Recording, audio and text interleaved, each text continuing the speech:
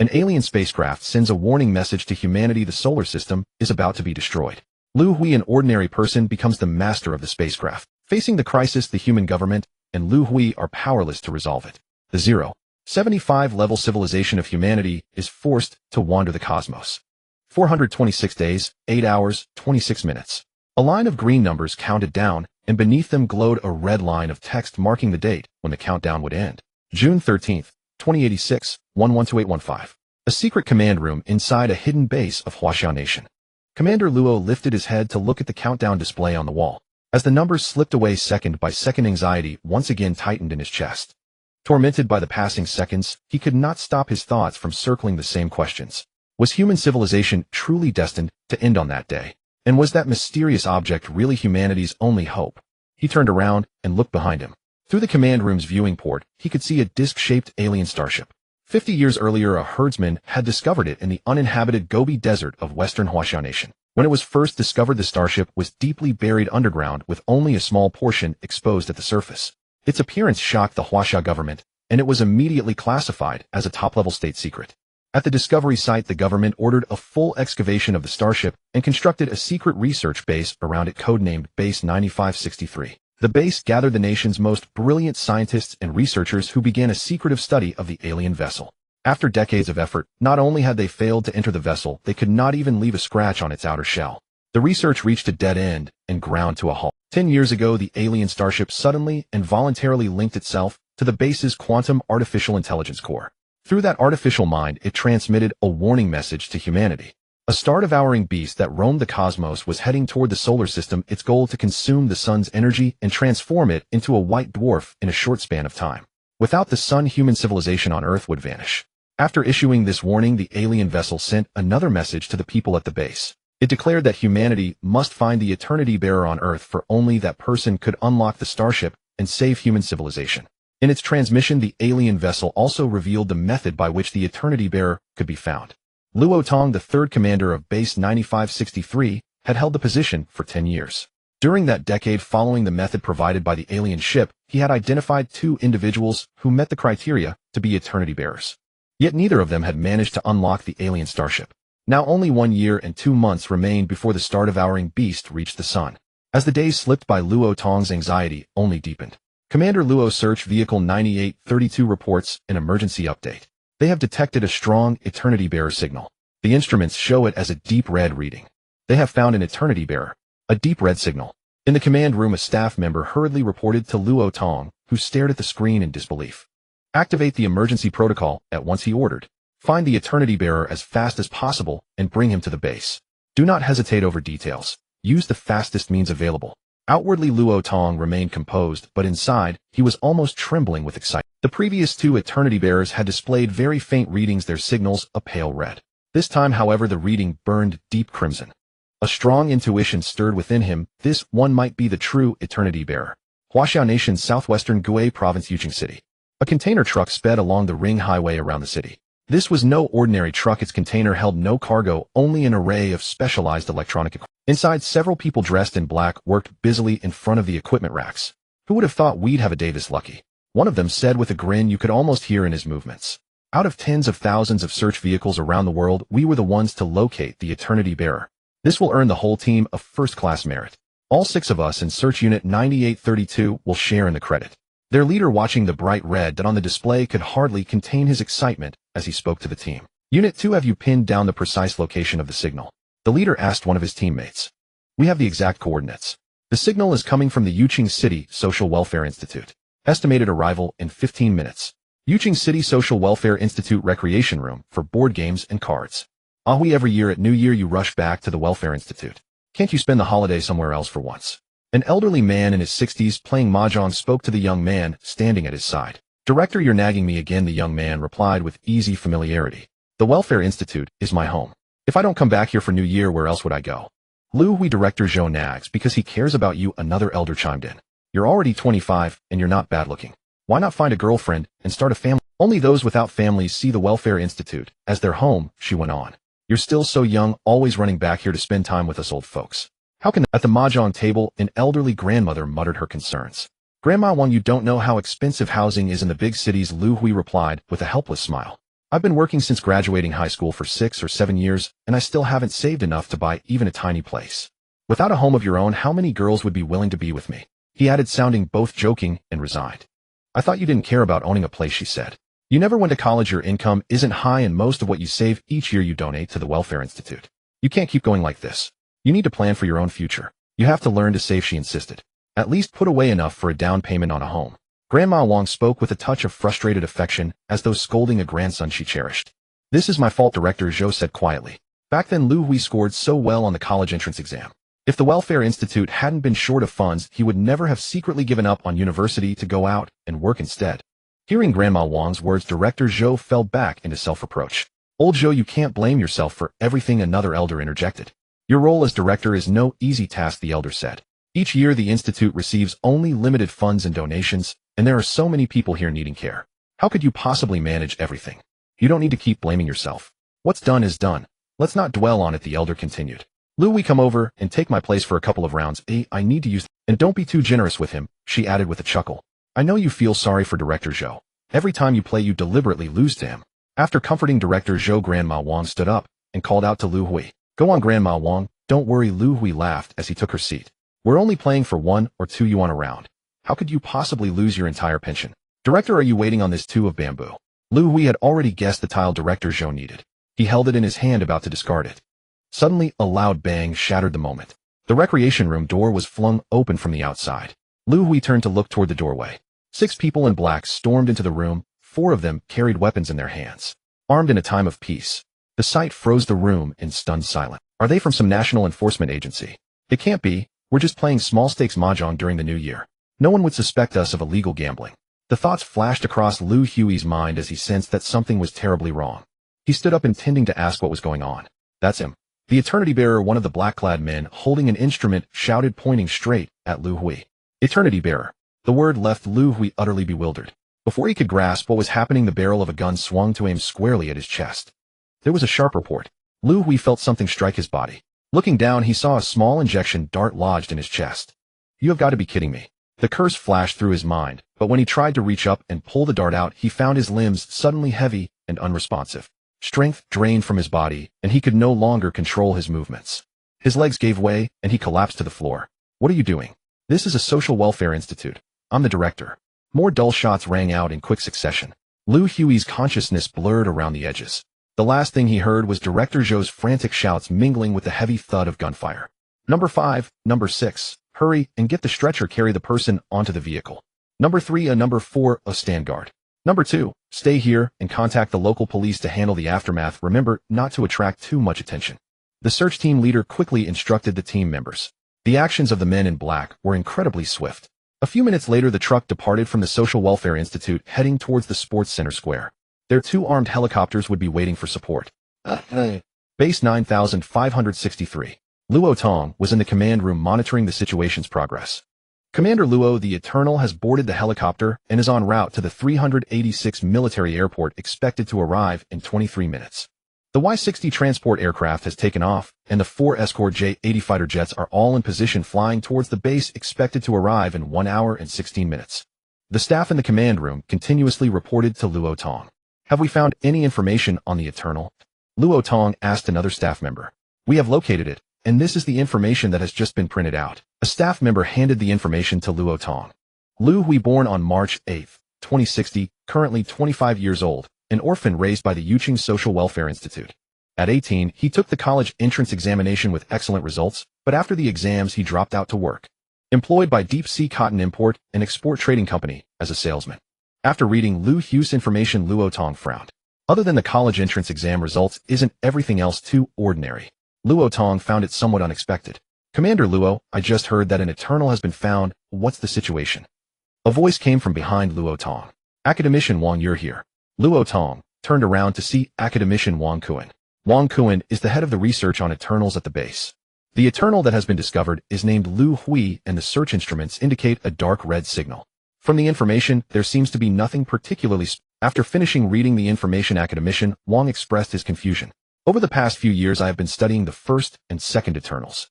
The first one, Zhang Jisun, was discovered 8 years ago. At that time, he was already a researcher at a renowned university, having published numerous influential scientists. Currently the youngest academician of the Academy of Sciences in Huaxiao, he is involved in research on spacecraft.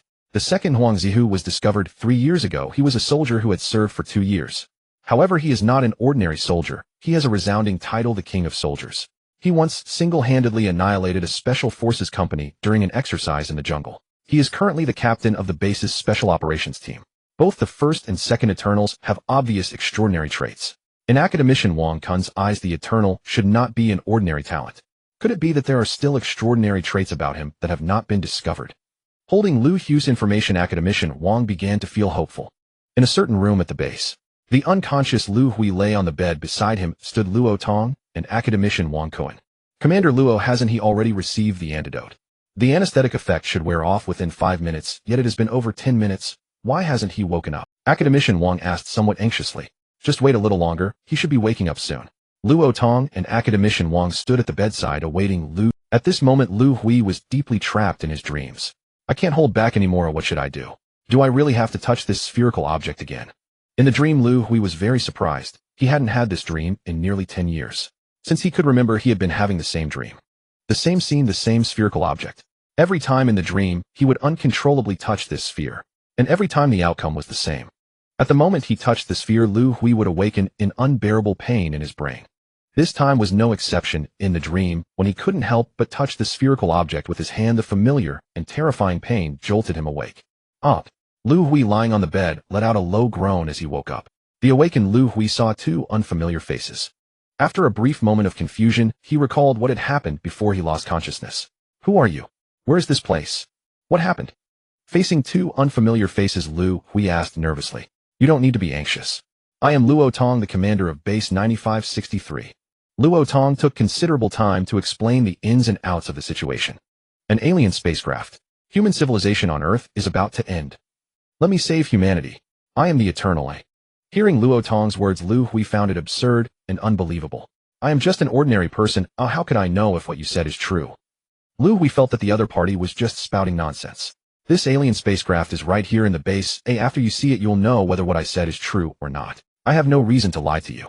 Luo Tong explained. All right, take me to see it. Liu Hui, not believing the other party's words, could only take it step by step. Following Luo Tong to the center of the base, Liu Hui was stunned by the scene before him. A disc-shaped spacecraft over 150 meters in diameter and over 30 meters high, gleaming silver, appeared before his eyes. This is the alien spacecraft discovered 50 years ago. We have studied it for decades and have not found a way to enter the spacecraft. We are at our wits' end. Luo Tong said helplessly beside Liu Hui. I never expected you to be telling the truth. There really is an alien spacecraft. Looking at the ship before him, Liu Hui's disbelief transformed into half-belief. Liu Hui, whether you can open the alien spacecraft depends entirely on you. Luo Tong said solemnly. You have spent decades studying it and still haven't been able to enter the spacecraft. What can I do? Are you asking me to stand in front of it and say open sesame? Half-believing, Liu Hui still felt that all of this was too unreal. He was just an ordinary person. One day someone tells you that you can save human civilization and that you are the savior of humanity. Isn't that nonsense? We have a way to open the spacecraft. You just need to touch this object. Luo Tong opened a square box in front of Liu Hui. A metallic sphere the size of a soccer ball and shining silver floated before Liu Hui.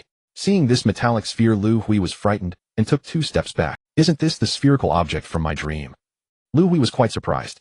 Liu Hui, you don't need to be nervous. This metallic sphere is an alien technological product. We also don't know why it can float in the air. Luo Tong thought that Liu Hui was scared because of this. Will touching it be dangerous? Liu Hui asked nervously. There is no danger whatsoever. 2 Eternals touched the sphere before you, and they are both alive. And Luo Tong replied. Can I refuse? Liu Hui couldn't discern whether the other party's words were true or false. The pain from touching the sphere in his dream left him with lingering fears. You must touch the sphere voluntarily for it to be effective. We won't force you. You can refuse, but you cannot leave the base. We will persuade you. Hearing Liu Hui's intent to refuse, Luo Tong's tone began to turn unfriendly. Liu Hui was a smart person. Upon hearing Luo Tong's tone, he hesitated for a moment. After analyzing, Liu Hui made a decision. I can touch this sphere, but you must agree to one condition. What conditions do you have? Feel free to state them. As long as we can fulfill them, we will never refuse. Hearing that Liu Hui did not immediately decline, Luo Tong unhesitatingly agreed first. Time is too precious for all of humanity. He did not want to waste it persuading Liu Hui. I am an orphan who grew up in a social welfare institution. If you can donate 1 million Huaxiao coins to the Yuqing City Social Welfare Institute, I will agree to cooperate with any scientific experiments you propose, including touching this sphere. Liu Hui stated his conditions. Up until now, he still did not fully believe what Luo Tong was saying. What do the apocalypse and eternal beings even mean? These concepts were beyond Liu Hui's understanding, and he could not accept them. But one thing he was certain of, the other's capabilities are formidable enough to wield the power of the state. His presence here might be as a small test subject to touch the spherical object. Liu Hui considered refusing to cooperate with the experiment. However, that thought was quickly dismissed. Given the other's capabilities, if they used the Welfare Institute as leverage, Liu Hui would immediately yield. Rather than that, it would be better to propose conditions and take this opportunity to secure some benefits for the Welfare Institute. Regardless of whether or not the apocalypse was real, he should first secure 1 million Huaxia coins for the Institute. 1 million should be a small amount to the other party. Agreeing to it would not lead to a change of heart. In a brief moment, Liu Hui considered many things. Your conditions are perfectly acceptable. 1 million is too little, we can donate 10 million. Luo Tong did not expect Liu Hui's condition to be so simple, and without a second thought he agreed. Check the bank donation account of the Yuqing City Social Welfare Institute and transfer 10 million Huaxia coins to that account. Luo Tong instructed one of the staff members beside him. A few minutes later, the staff member gestured to Luo Tong that the transfer was successful. 10 million Huaxia coins have been transferred to the Yuqing City Social Welfare. Do you have any other questions? Luo Tong asked Liu Hui. Give me my phone, or I need to make a call to confirm. Liu Hui did not expect the other party to be so straightforward. 10 million Huaxia coins were transferred just like that. Was this condition set a bit too low? The mobile signals for the entire base have been jammed. Only satellite phones can contact the outside world. You can use my satellite phone. Without further adu, Luo Tong took out his satellite phone and handed it to Liu Hui. After receiving the phone, Liu Hui dialed the number of the director of the Welfare Institute. Director Zhou, this is Hui. Hui, what happened? The police said the state urgently needs to recruit you, which is why they violently stormed the Welfare Institute. Don't worry, Director, I am fine. The matter involves secrecy, so please do not ask too many questions or spread rumors. I called to let you know I am safe, and also to ask you whether the donation account of the Welfare Institute has received a donation of 10 million Huaxia coins. Liu Hui wanted to confirm this with Director Zhou. Just before answering your call, my phone indeed received a bank notification SMS about 10 million being deposited. I thought it was a mistake. Director, you don't need to worry or ask too much. All this money is legitimate, and you can use it with peace of mind. I will call you again when I have time. After confirming that the 10 million had been credited, Liu Hui did not wish to prolong the conversation, fearing the director would be overly worried, and he hurriedly hung up. Commander Luo, I agree to cooperate with the experiment. You want go back on the transferred money, right? Liu Hui still felt a bit uneasy. Liu Hui, I represent the state. Is this small amount of money significant? If you think 10 million is not enough, I can transfer another billion. Luo Tong replied. No need to transfer any more. I trust you. Liu Hui could sense that as long as he spoke up, the other party would indeed transfer the money. However, such a large amount of money may not necessarily be a good thing for the Welfare Institute. Since the money has been credited, let's begin. After saying that, Liu Hui walked towards the spherical object. Wait a moment, we need to conduct a full medical examination before you touch the sphere. Academician Wang, who was beside Luo Tong, hurriedly stopped Liu Hui. We need to do a medical examination. Liu Hui turned to look at Luo Tong and Academician Wang. I have been researching eternal beings for the past few years. I need the medical data before an eternal being touches the sphere. Academician Wang said. You all do as you wish. I will fully cooperate with you. Liu Hui was determined to go all out. He had secured 10 million in donations for the Welfare Institute and had no further concerns. Following Academician Wang, Liu Hui underwent various tests, and he could no longer remember how many examinations he had completed. After half a day, he returned to the metallic spherical object. At this time, quite a few onlookers had gathered. Liu Hui noticed that there were also many foreign faces among them. Commander Luo, can I begin now? Liu Hui asked Luo Tong. Seeing Luo Tong nod in agreement, Liu Hui took a deep breath and walked towards the spherical object. Gritting his teeth, he extended his right hand and pressed it against the sphere. A faint flash of light occurred, and Liu Hui vanished before the sphere. Commander Luo, did I disappear like this back then? Beside Luo Tong, a burly officer with a buzz cut and a baby face asked him. This officer was Huang Zihu, the second eternal being found 3 years ago. That's right, you disappeared from our sight, just like this back then. Luo Tong replied. Unfortunately, I cannot recall anything that happened after touching the sphere. Huang Zihu still could not understand why he lost that segment of memory. The scientists in the base were also baffled as to how a living person could vanish into thin. Moreover, he managed to return safely after vanishing. At the moment he touched the sphere, Liu Hui was somewhat surprised as there was no pain as he had imagined. After a flash, he discovered a woman standing before him. With black hair, yellow skin, and dressed in a qipao, She was a typical Eastern woman. Who are you? Where am I? Liu Hui took note of his surroundings. It was a not very large enclosed space lacking doors and windows, but very bright. The space was simple, containing only the woman in front of him and a long platform behind her. The platform appeared to be a control panel with several buttons resembling control keys, flashing alternately with red and green lights. And these lights were visible through the woman's body. Is this woman a transparent person? A sense of doubt and slight fear of the unknown rose in Liu Hui's. Welcome, Junior Eternal Being, to Spaceship No. 865274439 of the Life Transmission Series. I am the intelligent brain of the spaceship codenamed 865274439. What you see is my three-dimensional holographic projection. If the Junior Eternal Being has any questions, I can provide answers. The woman before Liu Hui began to speak. Not a real person, she is a three-dimensional holographic image. The intelligent brain of the spaceship. Have I entered the spaceship? Liu Hui found it hard to believe. He was clearly in the base just a moment ago. Am I really inside the spaceship? Liu Hui asked uncertainly. This is the control room of the Life Transmission Spaceship. Response complete. Does the Junior Eternal Being have any other questions? The intelligent brain of the spaceship inquired. Yes, I have many questions. Can you tell me what exactly is going on? An ordinary person suddenly experiencing all this left Liu Hui with too many questions. To provide a detailed answer to the Junior Eternal Being's inquiries, a three-dimensional holographic image must be played with explanations. The duration of the image playback is 1 hour 5 minutes and 23 seconds in Earth time. Does the Junior Eternal Being wish to watch the three-dimensional holograph? The spaceship's intelligent brain asked Liu Hui. I want to watch the three-dimensional holographic image. Liu Hui was too eager to understand what was truly happening. The moment Liu Hui finished speaking, the woman before him vanished. The entire enclosed space seemed to stir, and Liu Hui found himself suspended in a cosmos. This 3D holographic projection is incredibly realistic. Not far ahead, he saw a blue planet. Earth time 4,532 million years ago, a powerful fleet of the dark mechanical civilization attacked the home planet of the eternal Batiste Kalen.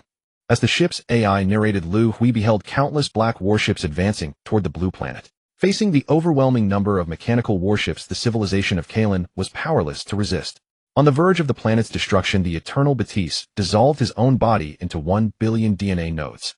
1 billion life propagation spaceships, each carrying a DNA node, and the technological tree of Kalen civilization fled the planet.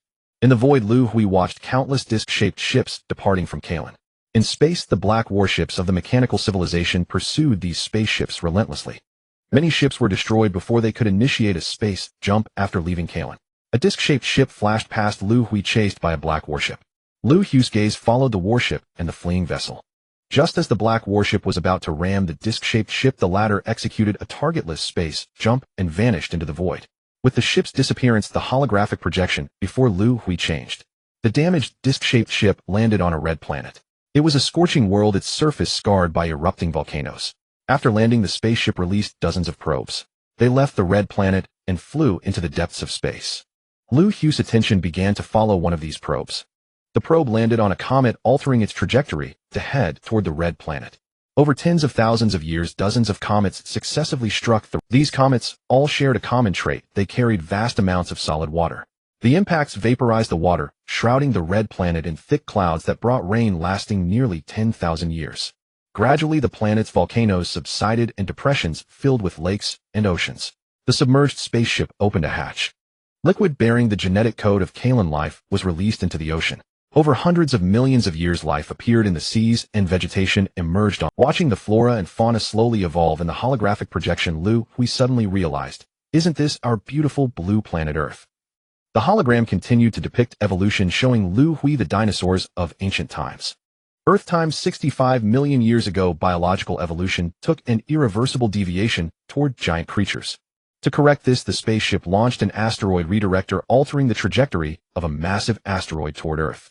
As the AI narrated, the hologram showed a colossal asteroid hurtling toward Earth. The impact kicked up immense dust, enshrouding the entire planet.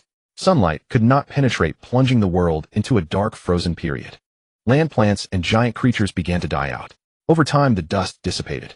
Biological evolution returned to the correct path. Around 2 million years ago, Earth saw the emergence of apes. About 8.0 years ago, apes evolved into humans. Listening to the AI, Liu Hui continued to watch the holographic projection. He saw primitive human tribes, and also the spaceship releasing dozens of metal spheres. The spheres scattered across the Earth's continents. Earth time 6036 years ago, the first primary eternal was born among humans. So far the summoned spheres have attracted 26 primary Eternals to the ship for evolution. You are the 27th primary Eternal. The holographic projection has concluded. Do you have any further questions, primary Eternal? AI 865274439 will answer them. Liu Hui felt a shift, and he was back in the spaceship's control room. The holographic image of the ship's AI reappeared before him. Gazing at the female AI image, Liu Hui found it all utterly unbelievable. You created Earth's life. What is your purpose? And what is a primary Eternal? Liu Hui had too many questions. Respected primary Eternal.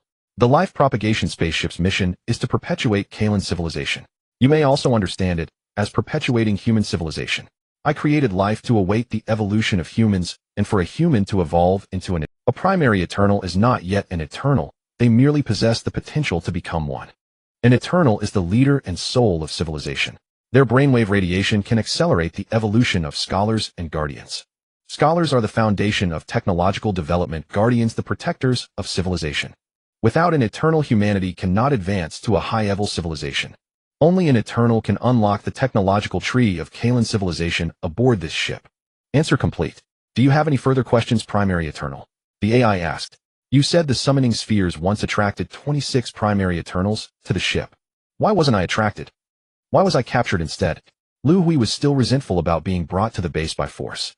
The spheres can influence the brainwave imaging of primary Eternals, inducing dreams and guiding them to find the sphere. 10 Earth years ago, the spheres entered a low-energy phase, reducing their influence range from 500 km to 10 kilometers.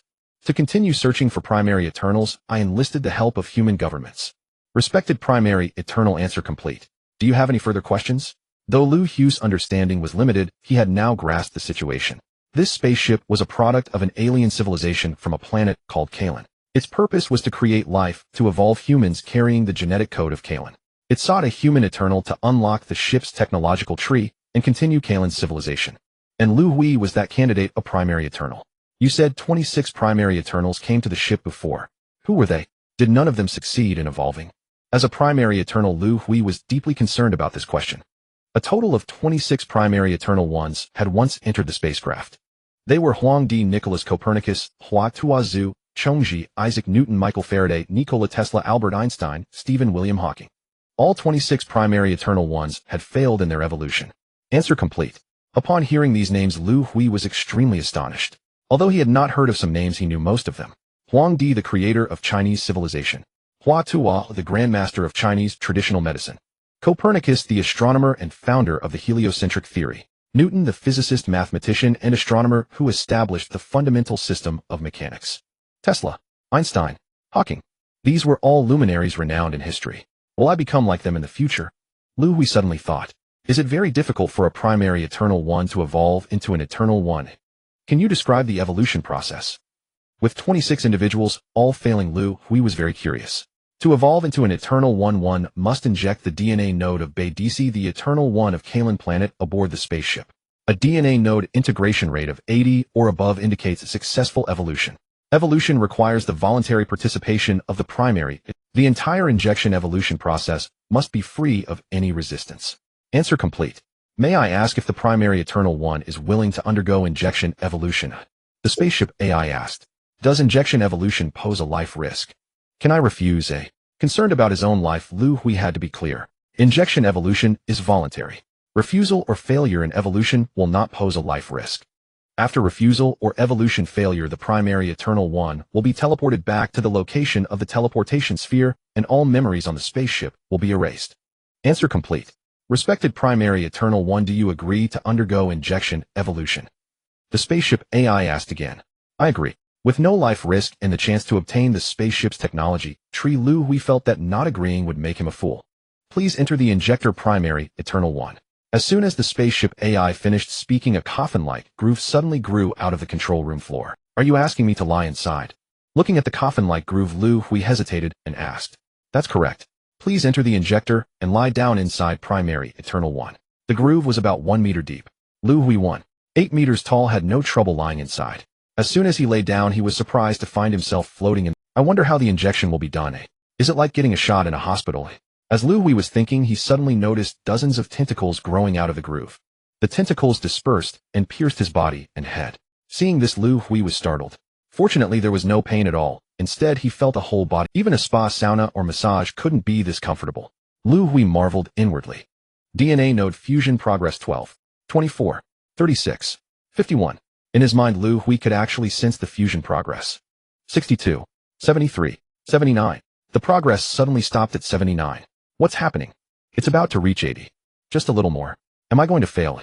As Liu Hui was thinking, he suddenly felt his vision go dark and entered a void. Congratulations, Primary Eternal One evolution successful. The spaceship AI's voice echoed in Liu Hui's ear. The fusion evolution. Where is this? Looking at the darkness around him, Liu Hui asked. Eternal One, this is your cerebral origin space. Beneath your feet is your cerebral. Liu Hui looked down at his feet. An egg-sized light golden sphere was floating under him. Cerebral origin. What is the cerebral origin? Liu Hui asked. Data missing, unable to answer the Eternal One's question. May I ask, Eternal One, do you wish to continue Has an evolution already succeeded? Can it evolve further? Liu Hui was puzzled. Eternal Ones are divided into 3 levels. Level 1 Eternal One Evolution Fusion Rate 80-89. Level 2 Eternal One Evolution Fusion Rate 90-94. Level 3 Eternal One Evolution Fusion Rate 95 and above. Eternal One Evolution has no life risk. The evolution process can be stopped at any time. If evolution fails, the fusion rate will drop back to 80. May I ask, Eternal One, do you wish to continue evolution? The spaceship AI provided a lot of information, but Liu Hui still understood its meaning. The minimum evolution fusion rate for an Eternal One is 80. Continuing evolution can increase the fusion rate. The evolution fusion process can be stopped at any time, and the fusion rate at the time of stopping becomes the final rate. If evolution fails, the fusion rate drops back to 80. My current fusion rate is 80. Evolution has no life risk.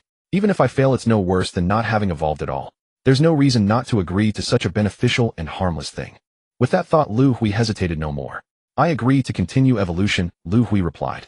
Please, Eternal One, grasp the timing to stop the evolution. Evolution will begin in 10 seconds. 9, 8, 7, 3, 2, 1. The countdown ended and evolution began. Liu Hui was a bit puzzled. He seemed to feel nothing. As he was thinking, he suddenly noticed that the cerebral origin beneath his feet was rapidly expanding. It was very fast. In just a few minutes, it expanded into a golden sphere about 2 meters in diameter. It's so uncomfortable. Liu Hui felt that the golden sphere was on the verge of exploding. Stop evolution, Liu Hui shouted loudly. He had realized that the evolution process was exactly the expansion of the cerebral origin. If it didn't stop, it would explode. Evolution stopped. Evolution fusion rate 99, 98. Congratulations, Eternal One, you have evolved to level 3. Hearing the spaceship AI's voice, Liu Hui breathed a sigh of relief, and the feeling of imminent explosion dissipated. Looking at the enormous golden cerebral origin about 3 meters in diameter before him, Liu Hui didn't know what to do next. How do I leave this place? This space was pitch black with only the cerebral origin. Liu Hui didn't want to stay any longer. Eternal One, this is your cerebral origin space. You can open or close it with your mind. The spaceship AI replied. Close the cerebral origin space. Hearing the spaceship AI's words, Liu Hui issued the command to close it in his mind. The cerebral origin space before his eyes vanished, and Liu Hui's consciousness returned to the injector groove. Lying in the groove, Liu Hui discovered that the tentacles that had been inserted into his body were no longer present. He climbed out of the groove and felt his body. It seemed that Congratulations, 86527439 has evolved from a junior eternal to an eternal. According to the Ultimate Program Regulations, 86527439 will automatically upgrade to the exclusive intelligent brain of the Eternal. Upgrading in progress. Upgrade complete. 86527439 is awaiting the captain's instructions. The voice of the spaceship's intelligent brain echoed in Liu Hui's ears. Captain, are you saying that this spaceship now belongs to me? Suddenly addressed as Captain Liu Hui wanted to confirm. Correct. 86527439 no longer possesses autonomy and will only obey the captain's commands. Everything on the spaceship, including me, is the captain's private property. The intelligent brain replied. This alien spaceship has become my private property. Thinking of this, Liu Hui felt a bit excited. Can you change the name? Hearing the intelligent brain's name was just a series of numbers, Liu Hui found it awkward and unfamiliar. Please give 86527439 a new name, Captain. The intelligent brain responded. Liu Hui thought for a moment. The life of Earth was created by this intelligent brain. In ancient China, there was a myth about Nuwa creating humans. How about calling it Nuwa? From now on you shall be called Nuwa, Liu Hui said.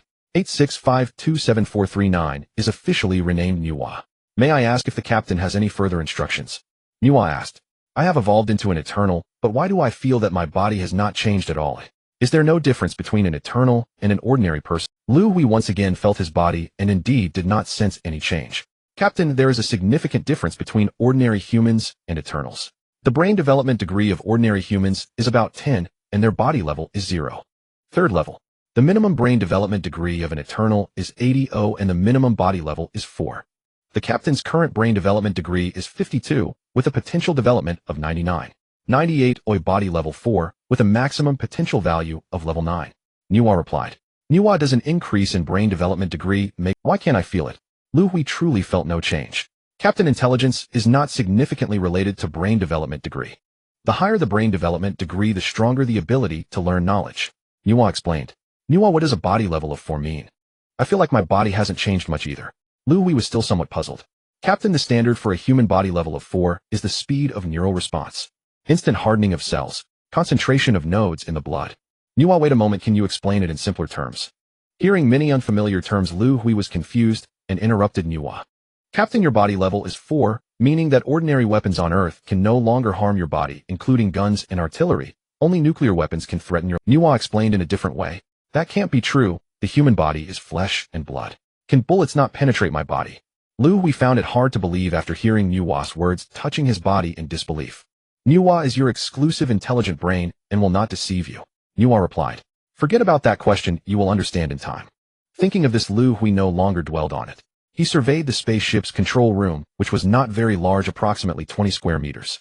The diameter of this spaceship was over 150 meters. Besides the control room, there must be other areas. Niwa, are there other places on this spaceship? I would like to tour the ship. As the captain of the spaceship, Liu Hui was eager to learn more.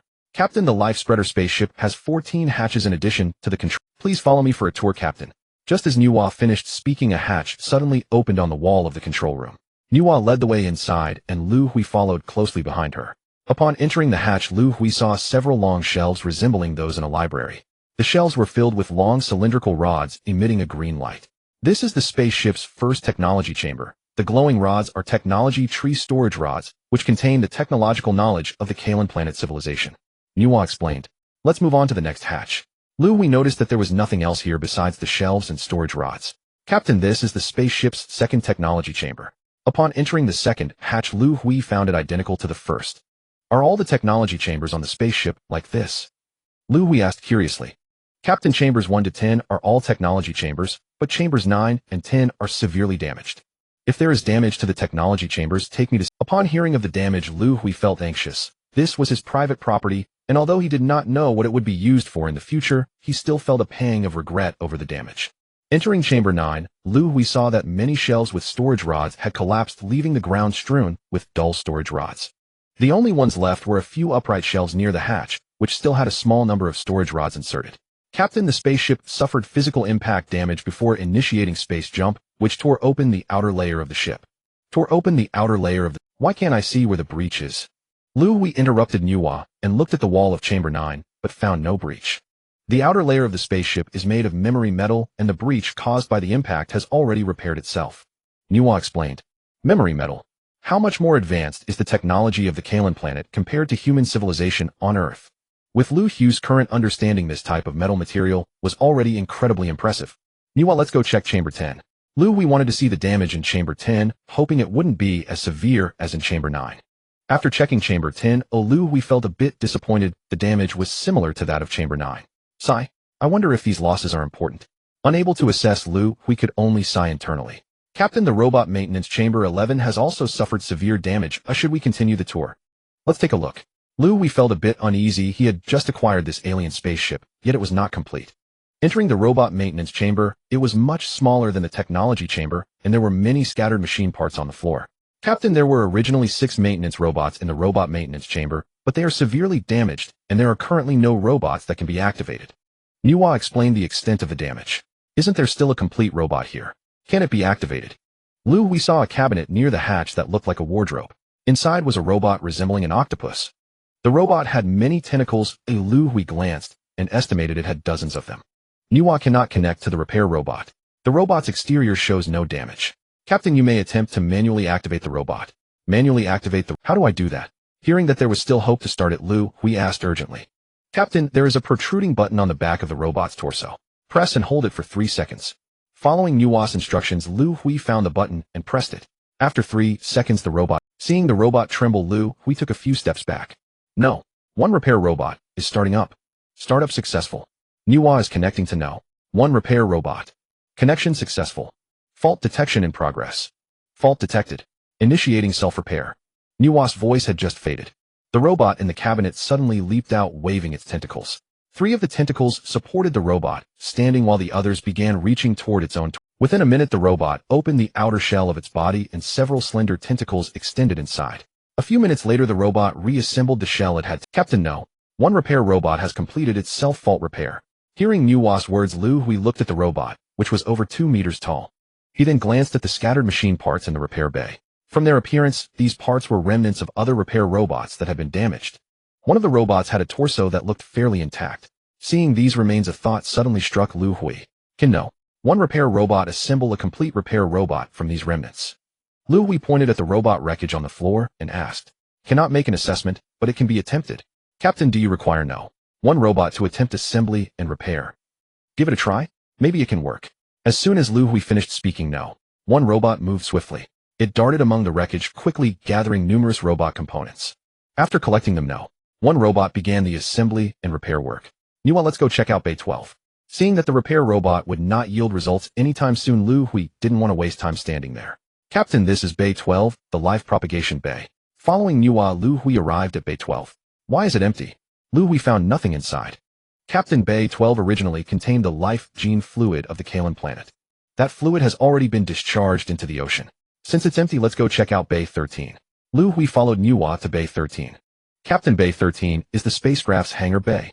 There are 10 early warning aircraft and 30 asteroid orbit changers. 8 of the early warning aircraft have already been launched, leaving 2 remaining. 25 asteroid orbit changers have been used with 5 left. Nuwa briefed Liu Hui on the situation in Bay 13. Early warning aircraft. Are they for defending against the dark mechanical civilization? Liu Hui recalled the mechanical civilization that had been pursuing the spaceship. Captain, the early warning aircraft cannot defend against the dark mechanical civilization. Their primary function is to warn of potential cosmic disasters that might strike the solar system. Nuwa deployed 8 early warning aircraft around the solar system. If a controllable cosmic disaster is detected, Nuwa can respond in advance. Nuwa explained the purpose of launching the early warning aircraft. There's one last Bay 14 on the spaceship. Is it the weapon bay? Neither the asteroid orbit changers nor the early warning aircraft were of great importance to Liu Hui, who what he cared about most was the ship's weapon system. Captain, this is a life propagation ship, not a cosmic warship. It has no attack system, only a 3rd-level energy shield. Hearing there were no weapons, Liu Hui felt disappointed. Doesn't the ship have an energy shield? Then why were 2 technology bays destroyed? Doesn't that shield work? Liu Hui asked curiously. Captain, the energy shield can only defend against energy attacks, not physical impacts. Nuwa explained. Hearing this, Liu Hui recalled that Nuwa had mentioned the technology bays were destroyed due to a collision with a dark mechanical civilization warship. No weapon bay. Then what is Bay 14? After leaving Bay 13 and returning to the control room, Liu Hui asked curiously. Captain, Bay 14 is the ship's power bay. Would you like to continue the tour? Power bays. Let's go take a look. Liu Hui was curious about what an alien spaceship's engine looked like. Please follow me, Captain. As soon as Nuwa's voice faded, a downward staircase appeared in the control. Following Nuwa down the stairs, Liu Hui arrived in a vast disc-shaped space. The walls of the space were lined with transparent cubes, each about the size of a basketball, and in the center floated a black sphere roughly 1 meter in diameter. What are these cubes? Is that black sphere the ship's engine? Liu Hui asked curiously. Captain, in Earth's terms, the place you are standing now is the interior space. What you call the black sphere is a crucial component of the ship's power system, the gravitational wave sphere. It generates powerful reverse gravitational waves. The surrounding cubes are the ship's energy blocks. The transparent ones are those that have been depleted. Hearing Nuwa's explanation, Liu Hui examined the energy blocks around him. Among the hundreds of energy blocks, only a dozen were black, while the rest were all transparent. Is this spaceship running out of energy? Liu Hui interrupted Nuwa as this question was too important to him. Captain, the ship's energy currently stands at 563, and it is about to enter a low energy. Please prepare to replace the energy blocks or inject new energy for the ship. Replace energy blocks. Does Earth have such things? Liu Hui asked. The energy blocks used by the ship are divided into 3 grades. Planetary-grade energy blocks can be harvested from the core of a planet. Stellar-grade energy blocks can be harvested from the core of a star. Black hole-grade energy blocks. Wait, stop right there. Liu Hui interrupted Nuwa again. So this thing has to be harvested from the Earth's core. He pointed uncertainly at a transparent energy block. That is correct, Captain. Given Earth's radius of over 6,000 kilometers, energy blocks can be harvested at about 2,000 kilometers below the surface. Forget it, don't go on. Just tell me how to recharge the empty energy blocks. Liu Hui interrupted Nuwa once more, because he knew that with current human technology, drilling vertically more than a dozen kilometers underground was already the limit. Drilling thousands of kilometers was out of the question. Captain, the minimum energy input requirement for an energy block is electrical energy. You can use electricity to recharge the energy blocks. The amount of electricity needed to fully charge one energy block is roughly equivalent to the entire human race's annual electricity consumption. Could you repeat that? How much electrical energy is required to fully charge a single power core? And upon hearing Nuwa's words, Liu Hui thought he must have misheard. Captain, charging one power core requires approximately the total annual electricity consumption of all humanity. And what the hell? And Liu Hui couldn't help but curse.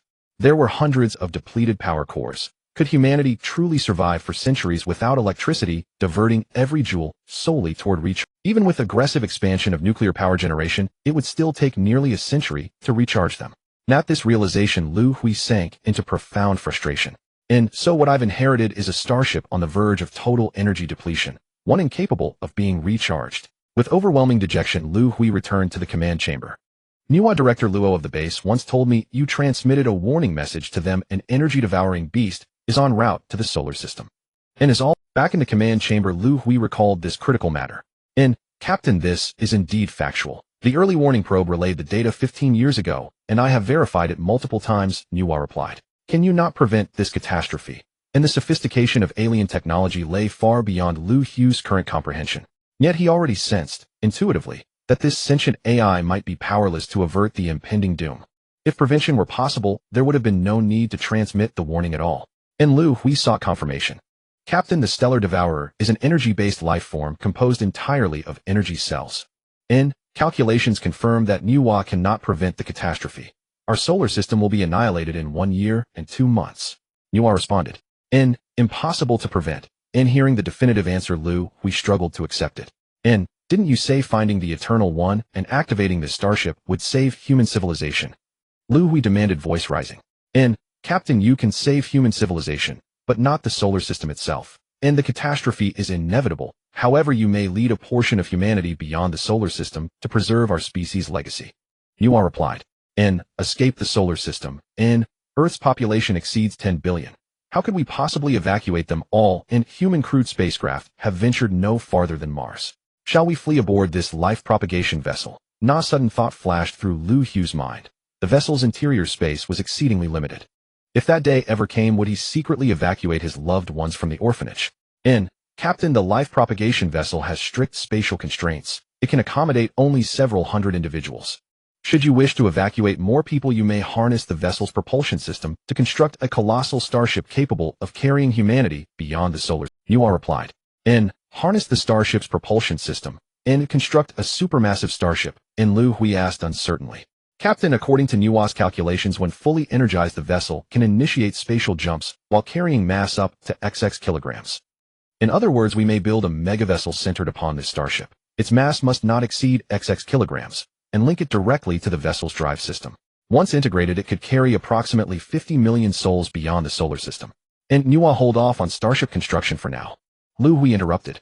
And we have just 1 year and 2 months remaining. Do you have any viable solution for harvesting and replenishing the vessel's energy reserves? Liu Hui knew this was the crux of the matter. And, Captain, critical data aboard the vessel is missing. Nuwa cannot devise a solution. It is recommended that the master study the scientific knowledge of Kalan planet to uncover a feasible resolution. Nuwa replied. And study alien scientific knowledge. And, Nuwa, with merely 1 year and 2 months left, is there even time? From Liu Hui's perspective, the time frame felt impossibly short. And, Captain, with you at the helm, all things remain possible. Your cerebral development coefficient has already reached 52%. Learning for you is inherently effortless.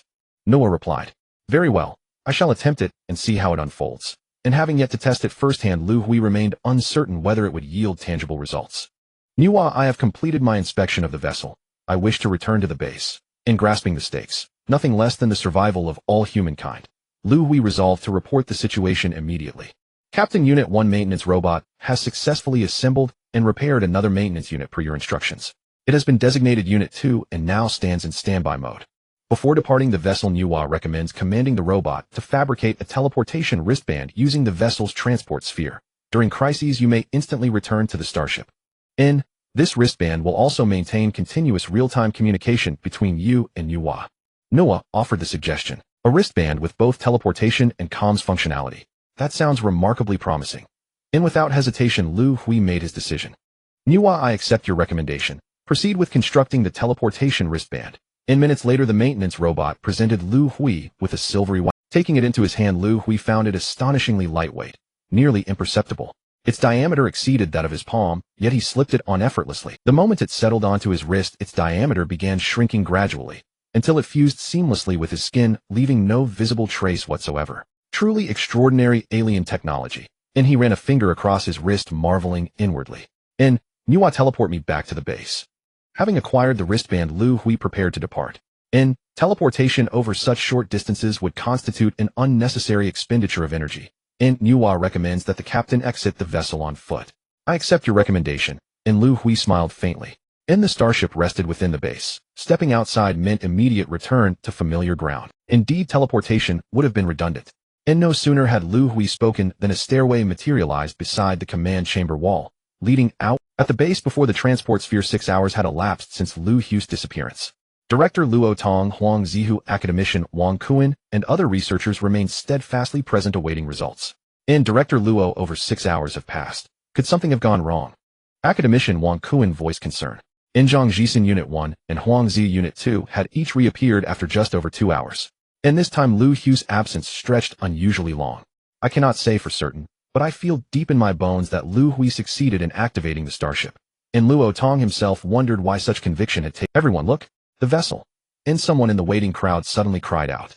Luo Tong turned his gaze toward the starship. Unnoticed until now, a stairway had extended from the vessel's lower flank, and descending it was Liu Hui, who had vanished over 6 hours earlier. So his disappearance meant he entered the starship, and he has successfully activated it. Realizing this, Luo Tong strode forward, elation surging through him. Director Luo, back. As Liu Hui's foot touched base soil, the stairway behind him retracted swiftly, leaving the starship restored to its original inert state. Liu Hui, you're finally back? What is it like inside the starship? What did you experience? An academician Wang Kuan, standing beside Luo Tong, burst forth with urgent questions.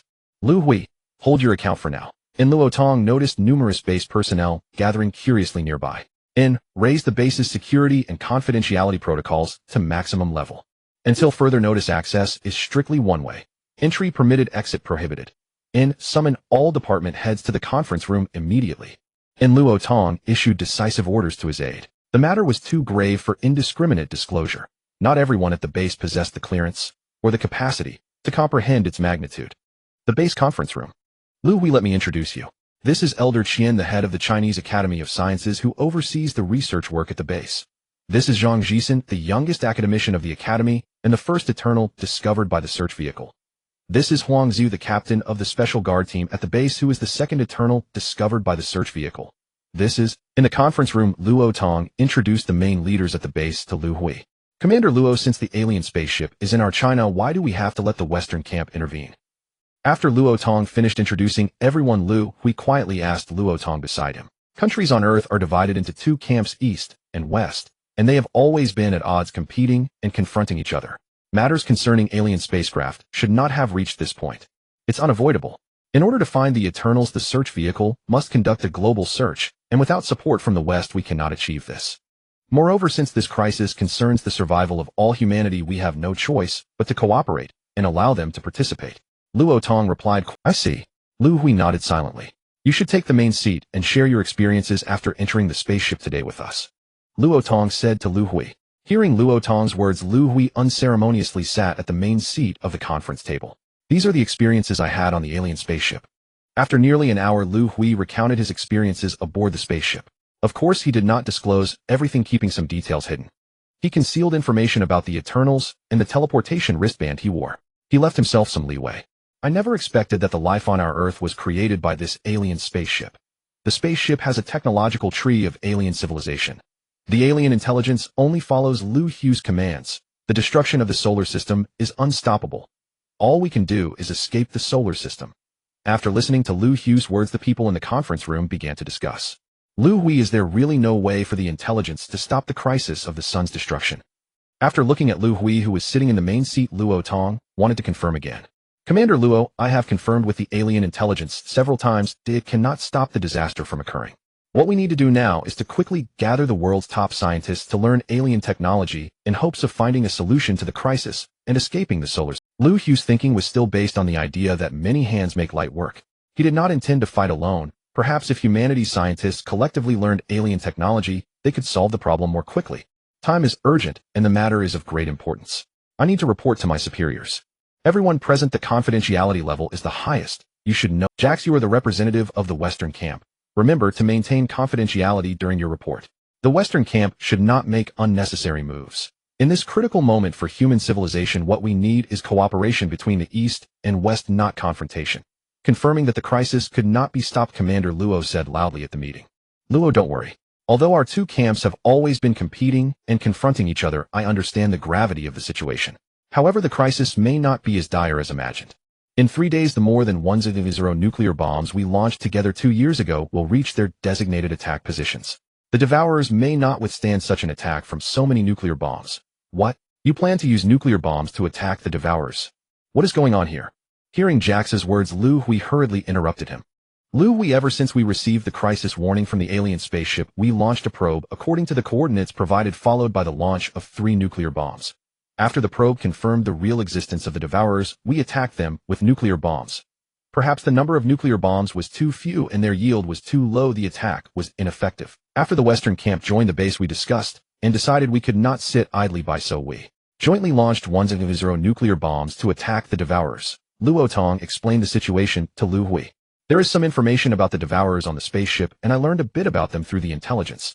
Devourers are energy beings composed of energy cells, and nuclear bomb attacks cannot harm them. It may even backfire and increase their speed of flight. Liu Hui shared the information he had obtained. What you said is very important. I will report accurately. Whether we should take action will be decided later. This meeting is adjourned. Commander Luo announced loudly. Huang Zihu, Liu Hui, you two stay behind. After seeing that everyone unnecessary had left the conference room, Luo Tong looked at Huang Zihu. Huang Zihu, I order you to reorganize the special guard team into 4 small teams, providing 247 protection for Liu Hui. The security level is the highest. Remember, even if everyone in the base perishes, not a single hair of Liu Hui's can be harmed. Without being reminded, Luo Tong knew how important Liu Hui was to the country and humanity at this moment. Yes, I guarantee to complete the task. Chief, this is your resting room, and there will be someone at the door, 247. If you need anything, you can instruct them. After Huang Zihu took Liu Hui to a room, he respectfully said, let's change how we address each other. Don't call me Chief. I'm not used to that. You can just call me by my name or Mr. Liu. Liu Hui was originally an ordinary person. He was indeed not accustomed to such military titles. All right, then I will call you Mr. Liu from now on. Huang Zihu was not someone who couldn't adapt. Captain Huang, did you know me before? In the room, Liu Hui suddenly asked Huang Zihu. Mr. Liu, I had never seen you or heard your name before today. Why do you ask me this? Did you know me before? Huang Zihu replied. It's nothing, just that you give me a very special feeling. Being with you feels inexplicably familiar. This feeling is like that of a brother or a family member. Liu Hui expressed his feelings. He did not know why he felt this way. How could it be because the other person had a baby face? Mr. Liu, I actually feel the same way. It's strange, we had never met before and don't know each other. Why do we feel this way? Could it be because we were both chosen by the alien spaceship? Huang Zihu said, somewhat puzzled. I can't figure out if that's the reason either. Liu Hui smiled. Captain Huang, you should go back now. Today has been quite a lot of trouble. I'm a bit tired and want to rest. After a day filled with too many events, Liu Hui was indeed feeling somewhat exhausted. All right, Mr. Liu, I won't disturb your rest. Huang Zihu turned and left Liu Hui's room. Perhaps due to sheer exhaustion, Liu Hui slept deeply that night. Had it not been for the urgent knocking at his door, he might have slumbered on indefinitely. Academician Wang, what urgent matter brings you here so early in the morning? Upon opening the door, Liu Hui found Academician Wang Kuan standing outside. Mr. Liu, I wish to conduct a thorough physical examination for you as soon as possible. Given that Liu Hui had managed to activate the spaceship and gain its recognition, Academician Wang sensed that Liu Hui's body must have undergone some transformation. To verify his intuition, he knocked on Liu Hui's door early in the morning, brimming with impatience. Academician Wang, please wait a moment. Let me freshen up and have breakfast, then I'll accompany you for the examination. Liu Hui did not decline, as it was something he had promised earlier. The physical examination comprised numerous items, so many that Liu Hui grew somewhat impatient and indifferent. He had agreed to this beforehand. Now what's going on? The indifferent Liu Hui heard the nurse exclaim in surprise. What's the matter, nurse? Liu Hui had no idea what had happened. Mr. Liu, I need to draw your blood. But the needle. No matter how I try, I just can't pierce the skin. The nurse spoke with a hint of grievance. It's fine, try again. Liu Hui smiled. He knew this was an involuntary self-protective response triggered by his body's evolution. Nua's words were true. His current body couldn't even be harmed by bullets. Liu Hui exerted his will to control his body, and the nurse successfully inserted the needle. How strange. I tried so many times just now, and not a single one went in, the nurse muttered under her breath. Hearing the nurse's words, Liu Hui smiled without replying. After half a day, Liu Hui finally completed all the examinations. With nothing else to do, he could only return to his room. Back in his room, Liu Hui noticed a computer. Nua, can you connect to this computer? Through the wristband, Liu Hui could communicate with Nua telepathically at any time. Captain, I can connect to any computer on the internet. These computers are merely my data repositories, Nua replied. Then transfer the foundational knowledge of the Kalan planet's technological tree to this computer. I want to study it. Liu Hui intended to try and see if he could learn the basic scientific knowledge of the Kalan civilization. Captain, please wait a moment. I will translate the foundational knowledge into Chinese. A few seconds later, Liu Hui, seated before the computer, saw the alien technological basics transmitted by Nua. Cosmic Elementary Mathematics, Fundamentals of Matter, Gravitational Wave Science, Cosmic Elementary Chemistry, Cosmic Elementary Energy Science, Basic Space Science. Dozens of subjects, and Liu Hui did not know which to choose. Let me start with mathematics. Liu Hui had excelled in mathematics during high school, scoring 146 out of 150 in the college entrance exam. So he chose Cosmic Elementary Mathematics first. Opening the mathematics file on the computer, Liu Hui began to read earnestly. I can't understand it. He hadn't expected that even the elementary mathematics of the Kalan technological tree would be completely beyond his comprehension. Nua, you said my brain development is now at 52, making learning effortless for me. So why can't I understand even this basic mathematics? Liu Hui asked in confusion. Captain, to learn the basic mathematics of Kalan, you must first master the existing mathematical knowledge on Earth. All right, then help me gather university-level mathematics materials. With only a high school education, Liu Hui had to start from college mathematics. Is college mathematics really this simple? Is 52 brain development this incredible? Liu Hui flipped through the computer data pages in seconds, possessing a photographic memory. It took him only a little over 2 hours to finish all the university mathematics courses. In another hour, he had mastered even the more advanced mathematical knowledge on Earth. Now he reopened Cosmic Elementary Mathematics. This time he could slowly grasp it. Although the pace of learning was not rapid, at least he was no longer completely lost. The new mathematical knowledge ignited Liu Hui's desire to learn and soon immersed him in study. For 3 consecutive days, for some unknown reason, no one in the base disturbed him. Except for meals and sleep, Liu Hui remained absorbed in his studies. He had covered all the top-tier knowledge of physics, chemistry, and mathematics on Earth. Though he hadn't yet finished the alien technological tree's fundamentals, he believed he would master them in a few more days. Mr. Liu, Commander Luo asked you to come to the base command center. Liu Hui, lost in study, was interrupted by the hurried arrival of Huangzhou. Being summoned to the command center. Is there something going on? Having been ignored for days, Liu Hui found it strange to be called out. Mr. Liu, today is the day we launch a nuclear attack against the Devourer, Huangzhou replied. Didn't I say the attack would be ineffective and might even Are they gambling on a try? Liu Hui said with some irritation.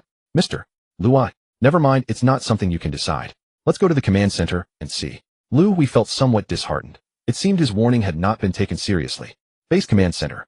Luo, our respective delegations have been negotiating for 3 days. Don't you think you've gone too far?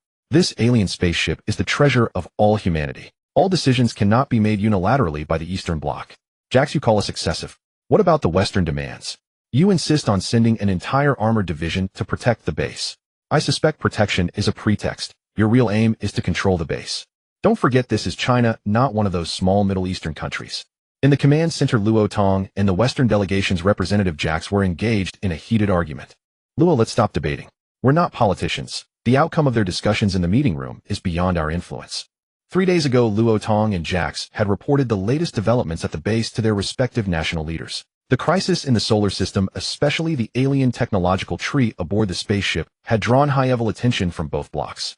Since the spaceship and base were located in China, an Eastern Bloc nation, the Western Bloc, led by the United States, feared that China might monopolize the alien technology. They dispatched high-ranking government officials to China for negotiations. The negotiations took place in the base's conference room. After 3 days of talks, the only consensus reached was to launch a nuclear strike against the stellar devourer. Although Liu Hui had warned that the attack would be ineffective, nuclear weapons remained the most powerful arsenal on Earth. Since the alien intelligence could not avert the catastrophe, they decided to try regardless. If the attack failed, they would seek other solutions. Today was the day of the nuclear strike, and Luo Tong and Jax were overseeing the operation on behalf of their respective blocks. The representatives of the Eastern and Western blocks were still conferring in the meeting room. Meanwhile, Liu Hui, due to his knowledge of the Devourer, had been summoned to the command center by Luo Tong. Commander Luo, didn't I tell you last time? Nuclear strikes have no effect on the devouring beast. Upon entering the command room and seeing Luo Tong, Liu Hui questioned. The nuclear weapon is the most powerful weapon on Earth. After discussions, the leaders of the East and West unanimously decided to launch an attack. In response to Liu Hui's inquiry, Luo Tong explained, since you have already decided to attack, why did you call me here? Liu Hui was very dissatisfied, feeling his warning. You once said that if the attack fails, it might accelerate the devouring beast's flight speed. We want to know, will the consequences be severe? Luo Tong expressed his concerns. If the consequences were severe, he intended to defy orders and apply for a halt to the attack. The consequences won't be. The total energy from 100 nuclear warheads exploding is merely a drizzle for the devouring beast. According to calculations by the extraterrestrial intelligence, after absorbing the energy from the nuclear explosions, the devouring beast will reach the sun 56 minutes and 23 seconds earlier. This result was calculated by Nuwa right after Liu Hui contacted her. After hearing Liu Hui's words, Luo Tong looked towards Jax in the command room. Luo, you are the commander. Prepare to issue the attack order. Accepting the consequences of failure, Jax, being from the West, revered absolute military power and still held fantasies about the nuclear attack. All departments prepare. Check if the equipment is functioning properly. Luo Tong began to issue commands. Quantum communication transmitter is normal. Monitoring equipment is normal. All nuclear warheads are flying normally. Quantum signal receiver is normal. Monitoring display is normal. The staff began responding one by one. On the front wall of the command room was a huge display screen, which had switched to the live footage of the devouring beast flying in space. The footage was captured by 3 quantum monitoring devices launched by the Huaxia Nation. The stellar devouring beast had reached the outskirts of the solar system However, its speed of movement was extremely slow, almost akin to a crawl in the vastness of the universe. Currently, it was located near the orbit of Saturn. At its current speed, it would take the devouring beast 1 year and 2 months to reach the surface of the sun. It was precisely because its position was near Saturn's orbit that humanity had the capability to launch a nuclear attack against it 2 years ago. Liu Hui looked up. Is this the stellar devouring beast? On the giant display screen appeared a creature resembling a jellyfish. Diameter 162532 km. Length 213235 km. Speed. The data of the devouring beast was shown in the upper right corner of the screen. This creature is actually larger than Jupiter. Liu Hui was somewhat taken aback. Nuwa, the volume of the sun is over 1,000 times that of the devouring beast. How does the devouring beast absorb the energy of the sun? Liu Hui asked curiously, using his mind to inquire with Nuwa. Captain, the devouring beast is composed of energy cells, which have a unique characteristic that allows them to be immune to gravitational effects. The cells can arrange freely, and when it approaches the sun, the rearranged energy cells will form a vast energy absorption net enveloping the sun. Nuwa explained the process of how the devouring beast absorbs energy from the sun.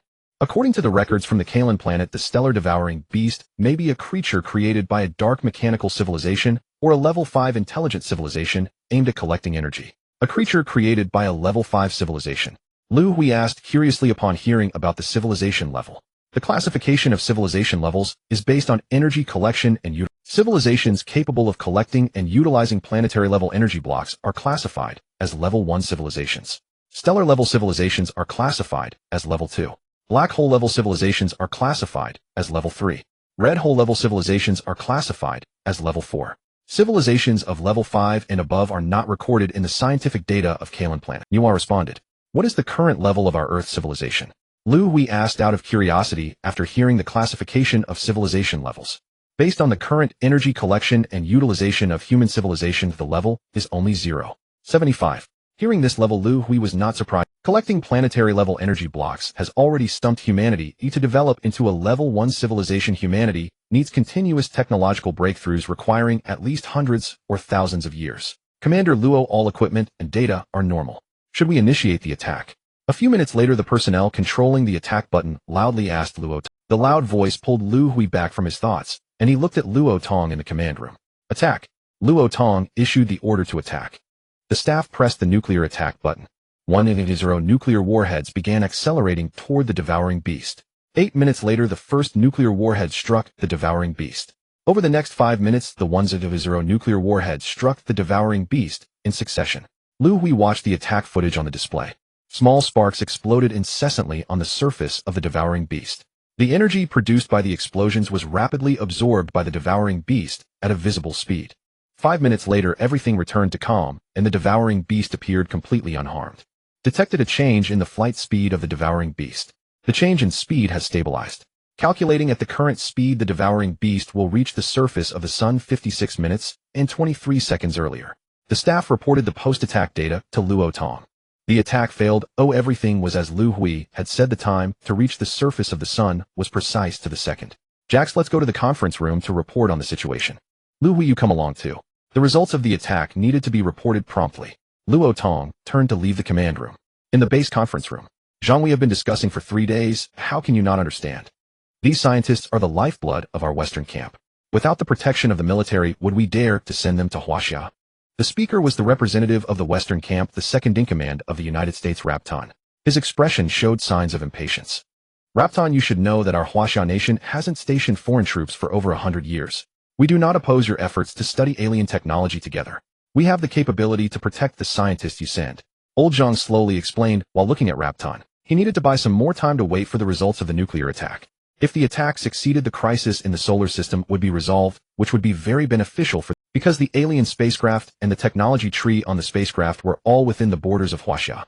How to study, how to learn, it was all in their hands. But if the attack failed? Old Zhang was thinking when a knock sounded at the conference room door. He looked towards the door, and in came Luo Tong and Jax. Is there a result from the nuclear attack? Upon seeing Luo Tong enter, Old Zhang hurriedly asked. Report, leader, the attack on the devouring beast has failed, and the devouring beast will reach the sun 56 minutes sooner. Luo Tong saluted in response. Hearing Luo Tong's words, Old Zhang felt a bit disappointed. Raptan, however, secretly revealed a smile. I warned you long ago that the nuclear attack would not be effective but would instead increase its flight speed. You should have listened to me. A voice came from behind Luo Tong. Only then did Old Zhang notice that a young man had entered with Luo Tong and Jax. Leader, let me introduce you. This is Liu Hui, the Eternal One, who activated the spacecraft. Liu Hui's identity was special. He had spoken without permission, which was somewhat disrespectful. To avoid any unnecessary misunderstandings, Luo Tong hurriedly introduced Liu Hui to Old Zhang. You are Liu Hui. Old Zhang looked at the Eternal One, who activated the spacecraft, with curiosity. Hello, Old Zhang. As a Huaxia native, Liu Hui recognized the elder speaking at a glance. Although he respected the other party greatly, he did not show any signs of timidity. Hello, Liu Hui. Zhang Lao smiled kindly. Liu Hui's behavior after entering took Zhang Lao by surprise. Having reviewed Liu Hui's information, Zhang Lao found it remarkable that an ordinary citizen could remain so calm in his presence without a trace of fear. In our Huaxiao, there is an old saying: one does not give up until reaching the Yellow River. Nuclear weapons are the most powerful tools of humanity if we do not test them. Liu Hui's words carried a questioning tone, prompting Zhang Lao to provide an explanation. Luodong, Liu Hui, please take a seat. Zhang Lao glanced at Luo Tong in the meeting room and asked Liu Hui, do you need me to introduce anyone? No need, Zhang Lao. Liu Hui replied, I have seen Luodong, the second-in-command of the United States, on television. Wherever there is conflict in the world, he is sure to be there. With a hint of disdain in his tone, Liu Hui, having grown up in Huaxia, held little fondness for the Western camp. Let us continue the meeting. Zhang Lao turned his gaze towards Luo Tong. Since the attack has failed, the crisis facing the solar system is a crisis for all humanity, we must face it together. I agree to your Western camp's deployment of troops around the base, but without orders the military cannot enter the base. The troops must only be recognized as United Nations peacekeepers, and their number must not exceed a division. You must quickly organize scientists to come to the base. Having conceded after the attack failed, Zhang Lao made his compromises. This concession was greatly related to Liu Hui.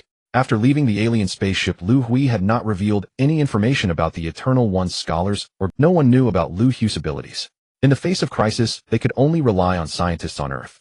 Meanwhile, the Western camp controlled nearly half of the top scientists on the planet. Researching alien technology and finding solutions to the crisis in a short time was impossible without the support of the Western camp. Upon hearing that the other side agreed to deploy troops, Luo Tong revealed a barely noticeable smile. Zhang, we have finished discussing the deployment of troops and the dispatch of scientists. Liu, we continued. Next, let's talk about decision-making authority within the base.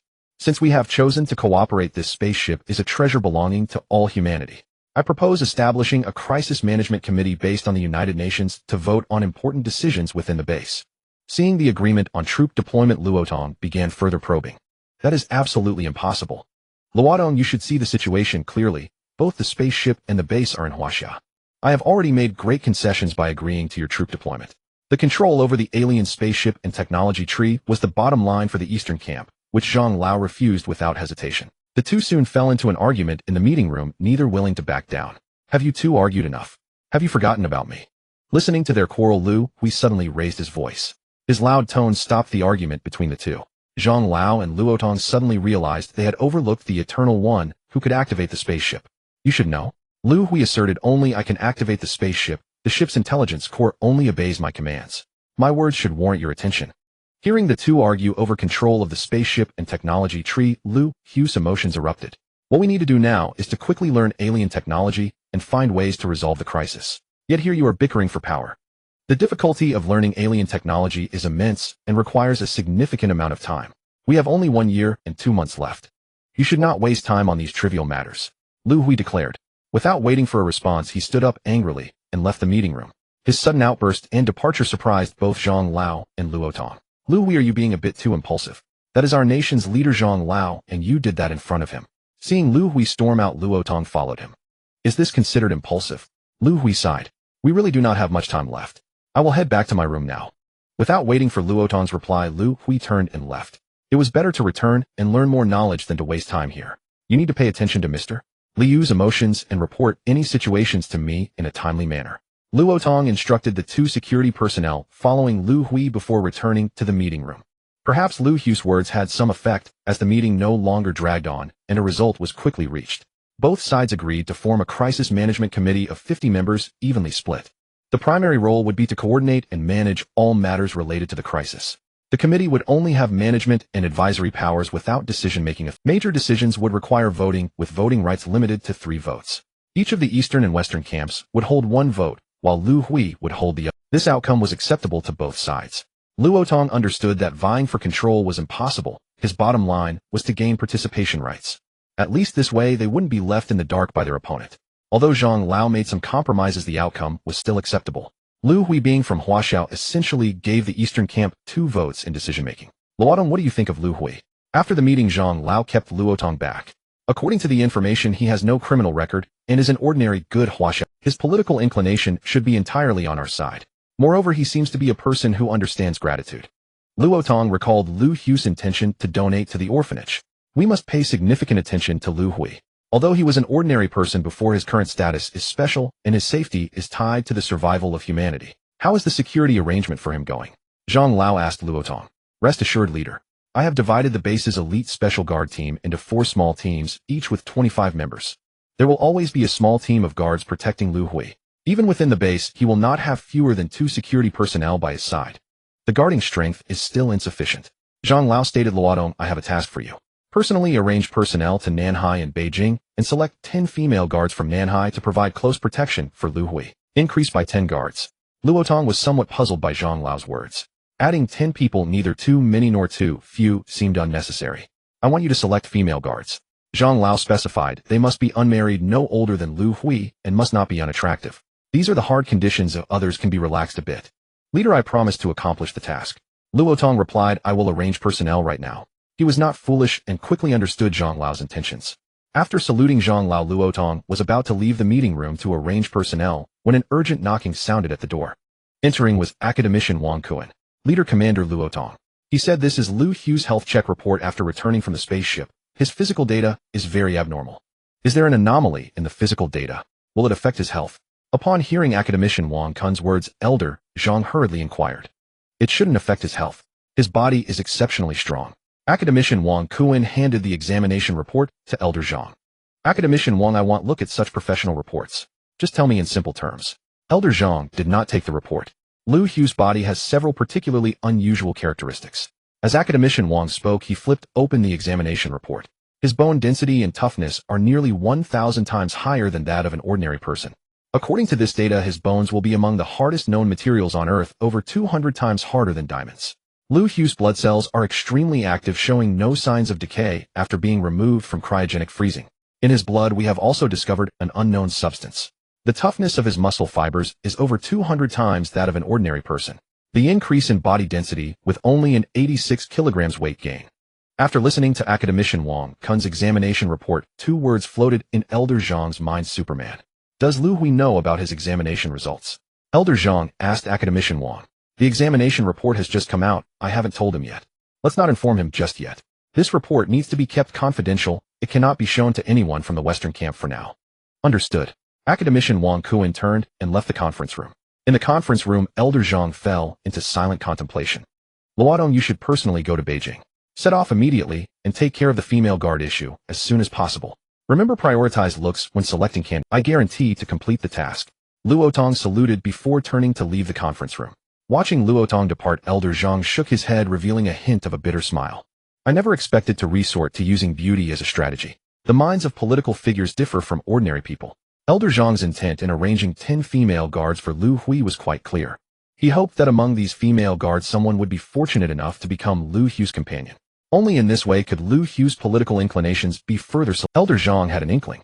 Liu Hui's emergence would bring about earth-shattering changes to human civilization. In the barracks of a certain guard. Sister Zhen, do you think we are protecting some big shot this time? The transfer order came so suddenly, we haven't even graduated yet. In the dormitory, 10 youthful and vibrant young women were discussing. These 10 individuals were the female guards carefully selected by Luotong from the Women's Guard Academy. After a night of travel, they arrived at the dormitory of this base. Everyone stopped being nosy. Have you forgotten the confidentiality regulations? We just need to wait for orders from the superiors in the dormitory. The speaker, known as Sister Zhen Xinxingzhen, 22 years old, was the oldest among them, temporarily appointed by Luotong as the leader of the female guard team. In fact, she did not understand what was happening either. The transfer order had come too suddenly, and they hadn't even had a chance to pack their bags. She was also very curious about what kind of figure needed female guards so urgently. While she was pondering, the dormitory door was pushed open from the outside. Xinxingzhen looked towards the door, where a burly officer with a baby face walked in. Seeing the major insignia on the officer's shoulder, she stood up abruptly. Hello, sir. The other team members were only half a beat slower than Xinxingzhen, and all stood up to salute the officer. Who among you is Xinxingzhen? Entering was Huang Ziyu, the captain of the Special Guard Brigade, who had just received orders from Commander Luo to come and take charge of these 10 female team members. Reporting to the officer, I am Xinxingzhen, the temporary leader of the female guard team from the 108th cohort of the Women's Guard Academy. Huang Ziyu glanced at the speaker Xinxingzhen and nodded inwardly. Xinxingzhen left a good impression on him. She was spirited and lacked the childishness seen in the other female team members, exuding a strong military presence. A woman who does not fall behind men must refer to someone like her. Xinxingzhen, I am now officially appointing you as the leader of the female guard team. Here are the document files regarding your guard protection subject. Huang Ziyu handed Liu Hui's basic information to Xinxingzhen. Please quickly arrange the team. You will need 4 groups of 2. Once the groups are arranged, promptly go to the logistics department of the base to collect equipment and daily supplies. Today you will begin your guard duties alongside the special guard team. After giving instructions, Huang Ziyu left the dormitory. However, as he left, he still couldn't figure it out. Liu Hui is not a woman. Why on earth are 10 female guards being added? Liu Hui began to feel somewhat fatigued. After returning from the conference room, he had been studying at the computer for several days. He had already learned more than half of the basic theoretical knowledge of alien technology, and with another half-day's time, he should be able to finish it. Liu Hui tried to study the introductory knowledge of alien technology, but the difficulty was immense, leaving him with a sense of inadequacy. I wonder how the scientists at the base are progressing with their studies. I can't possibly be the only one learning all this. Time doesn't permit. No, I need to ask Commander Luo. With that in mind, Liu Hui shut down the computer and walked towards the door. As he opened the door, he nearly collided with someone. Mr. Liu, are you alright? I didn't mean to. Upon hearing the voice, Liu Hui was taken aback. Is it a woman? Upon closer inspection, he saw a woman in guard uniform. Her features were quite beautiful, giving an astonishing impression. I'm fine. Who are you? Liu Hui remembered that there were no females among his guards. Mr. Liu, they are female guards assigned by the higher-ups. We male guards are rough and clumsy, and the higher-ups are concerned that we won't take good care of your needs, so. A male guard standing outside explained to Liu Hui. Mr. Liu, I am Xinxingzhen, the team leader of the female guard group. Your lunchtime is here. I'm here to bring you your lunch. I'll eat lunch a little later. You can put it in the room for now. I need to ask Commander Luo something. Oh, where is he right now? Liu Hui asked the male guard at the door. Mr. Liu, Commander Luo has been at the base's experimental learning area for the past few days, where expansion work is underway. Experimental learning area? Please take me there. Liu Hui had been at the base for almost a week and was not very familiar with it. Alright, Mr. Liu, please follow me. Seeing Liu Hui follow the male guard away, Xinxingzhen shot a glare at her companion Ollie. What are you still dawdling for? Quickly put the lunch in the room. We need to follow as well. Upon hearing Xinxingzhen's words, guard Ollie hurriedly placed the lunch in the room. Leader, don't you think Mr. Liu is even more handsome than the person in the photo? After coming out of the room, guard Ollie whispered. Have you forgotten the confidentiality regulations? Whether in public or private, we cannot discuss the officer. Ollie, hurry up, but if you don't pick up the pace, you'll fall behind. In truth, Chen Xingzhen was also very curious. She had seen Liu Hui's file. It was very simple, containing only a photo and some of his daily habits. As for Liu Hui's past and position, she surprisingly had no access to that information. What surprised her the most was that Liu Hui's guard protection level was the high. What kind of person is this young man? His importance is so high. Chen Xingzhen's heart was filled with questions. Huaxiao Nation's organizational and construction capabilities are the most formidable on Earth. Within just a few days, the military engineers had completed the renovation and expansion of the experimental learning zone. The experimental learning zone now houses over 10,000 computers, hundreds of study rooms and laboratories capable of accommodating more than 10,000 scientists and researchers for learning and research simultaneously. How is the expansion of the living quarters for the over 2,000 scientists and researchers from the Western Alliance coming along? Luo Tong asked his assistant, his voice tinged with exhaustion. He had been overseeing and coordinating on-site at the experimental learning zone for days, sleeping less than 2 hours a night, leaving his body utterly fatigued. Commander Luo, the expansion of the dormitory area is going smoothly and will be completed and ready for occupancy before nightfall. Hearing this, Luo Tong finally breathed a sigh of relief. Facing the crisis, everything was a race against time, and he dared not be careless. Commander Luo, has the organization of the scientists' learning not been arranged? A voice came from behind Luo Tong. It was Liu Hui. Mr. Liu, I was just about to look for you. A flicker of excitement crossed Luo Tong's weary face upon hearing Liu Hui's voice. The experimental learning zone has been expanded. When can the alien technology data be transmitted to the computers in the learning zone? Luo Tong asked. As long as the computer equipment is functional, I can have the alien AI transmit the data at any time, Liu Hui replied. Excellent. Tomorrow the scientists and researchers can begin their studies. Luo Tong said excitedly. Seeing Luo Tong's exhausted appearance, Liu Hui felt a pang of guilt. He had mistakenly assumed that Luo Tong and the others were still entangled in power struggles, neglecting the crisis management. It seemed he had misunderstood. Since the experimental learning zone is ready, he'll have the AI transmit the extraterrestrial knowledge now. Liu Hui contacted Nuwa and instructed her to send the translated foundational knowledge to the computers in the learning zone. Commander Luo, I'll take my leave then. Liu Hui's purpose in coming was to follow up on the organization of the studies. Now that things were proceeding smoothly, he saw no reason to stay. On his way back, Liu Hui carefully observed the base and inquired about its conditions from the guard beside him. Base 9563 was located in the uninhabited Gobi Desert of the western region, covering an area of approximately 2 square kilometers. The architectural layout radiated outward from the spacecraft at its center. Apart from the garrison troops, the base housed about 20,000 people, all scientific researchers and logistical personnel. 1 kilometer east of the base was a railway station, and 5 kilometers further east was a military airfield. Within a radius of 50 kilometers centered on the base, the area had been designated a military zone garrisoned by 3 divisions of the Huaxiao Nation. In a few days, the Western Alliance's Special Armored Division would also be stationed here. By then, the base's defensive forces would exceed 50,000 troops, making its security almost comparable to that of the Huaxia capital. I'd like to go outside the base and take a look at the western Gobi Desert scenery. I've never seen it before, Liu Hui suddenly said after hearing the guard's introduction. Mr. Liu, this. The guard was momentarily at a loss for words. Liu Hui leaving the base was a major concern for the security personnel. What? Do I not even have the freedom to come and go from the base? Liu Hui asked with some displeasure. In truth, he made this request to test whether his personal freedom. No, Mr. Liu. Your leaving the base is a significant matter for our security team. Please wait a moment. I need to arrange the security details. The guard then used his internal communication device to report to Captain Huang and request instructions. Mr. Liu, please follow me. We'll exit through gate 1 of the base, whose security arrangements have been made. Hearing this, Liu Hui felt relieved. His personal freedom was not being restricted. 5 minutes later, Liu Hui and his group arrived at gate 1. Outside the gate, 2 squads, totaling 50 guards, were already waiting for them. 2 bulletproof military jeeps, 1 drone reconnaissance vehicle, 1 communication vehicle, and 5 armored personnel carriers. Seeing this formation, Liu Hui found it somewhat excessive. Mr.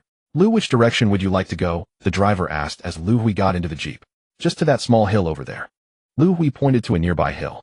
Having tested the outcome, he had no intention of going far. The small hill was a high point near the base. Liu Hui planned to take a quick look at the scenery and then return. 15 minutes later, the convoy reached the hilltop.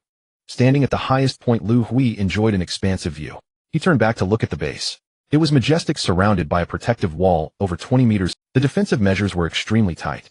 Liu Hui found a rock and sat down, gazing at the beautiful Gobi Desert landscape, a sense of melancholy washing over. In a little over a year, such scenery would no longer be visible. At noon, the sunlight in the Gobi Desert was blazing. Due to his unique constitution, Liu Hui felt no discomfort, but those around him did. Mr. Liu, the midday sun in the Gobi is scorching. Let me provide some Chun Xingzhen, holding an umbrella for Liu Hui, said with a smile. Thank you. It seemed that female guards were indeed more attentive than their male counterparts. Liu Hui expressed his gratitude. Let's head back. He felt it was unwise to waste time sitting here. He should devote more hours to learning. If a solution to the spacecraft's energy shortage could not be found, humanity on Earth would not escape this catastrophe. With this thought, Liu Hui could no longer remain seated. Back at the base, Liu Hui resumed his study mode. After a week, he had begun to grasp some of the rudimentary principles of alien knowledge. The more he learned, the more alarmed he became. Learning required an immense amount of time. At this pace, by the time the solar system crisis erupted, Liu Hui might not have mastered even half of the alien technological knowledge. I can't keep studying blindly like this. I need to find a specific direction and focus my learning. Liu Hui realized that aimless studying was not an effective approach. I wonder how the scientists and researchers at the base have been progressing with their studies this week. Gathering diverse ideas might lead to a solution. With this thought, Liu Hui shut down the computer he was using for learning. He decided to visit the experimental learning zone at the base, still holding onto the belief that many hands make light work. This is a connecting formula you're likely to overlook. By cross-linking these 6 mathematical formulas, we can rigorously prove the validity of the new one. In a study room, Damek stood before a panel explaining a foundational extraterrestrial mathematical principle to his colleagues. He was last year's Fields Medal laureate, a citizen of the United States, and held an exalted position in the global mathematical community.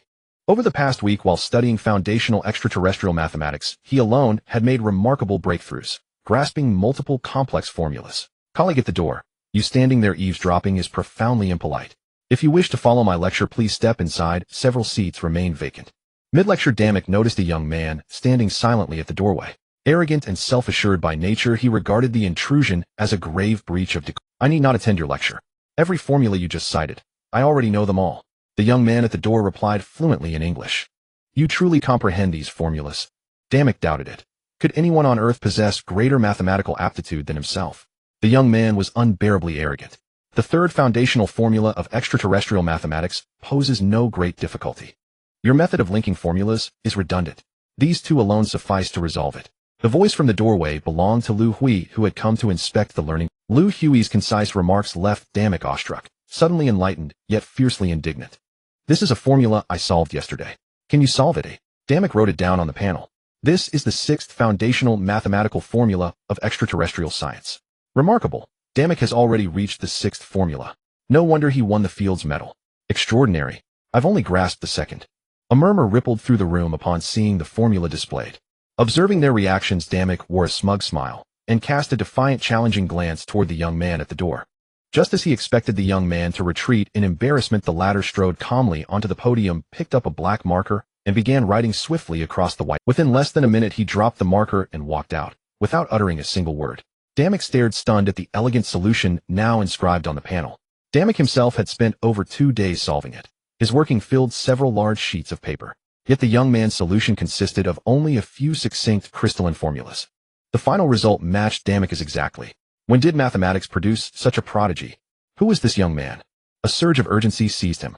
Damek dashed toward the doorway to meet the young man, but arrived too late. The corridor stood empty. Does anyone here recognize that young man? Back in the study room, Damek asked his colleagues. Mr. Damek, he is Liu Hui, the Eternal One, recognized by the starship. A researcher from China identified him. The Eternal One, Liu Hui. Liu Hui felt unexpectedly unsettled. He had already observed over a dozen study rooms. The scientists' and researchers' learning pace lagged far behind his expectations. In an entire week, they'd barely begun. At this rate, half a year would scarcely suffice to master even the fundamentals. Extraterrestrial scientific knowledge spanned beginner, intermediate, and advanced tiers. Yet humanity had barely more than a year remaining. Liu Hui sensed that pinning humanity's hope on these scientists had grown perilously faint. The relationship between space and time may be modeled via an assumed date. For instance, today is March 26th. We may use this as our temporal anchor. Disheartened, Liu Hui paused outside another study room, catching fragments of their discussion. Today is March 26th. Liu Hui suddenly turned to his guard. Yes, Mr. Liu, it is indeed March 26th. The guard confirmed. Arrange transport. I'll return to Yuqing City Orphanage tomorrow. Liu Hui instructed. Is there something urgent requiring your attention, Mr. Liu? If needed, we can handle it on your behalf.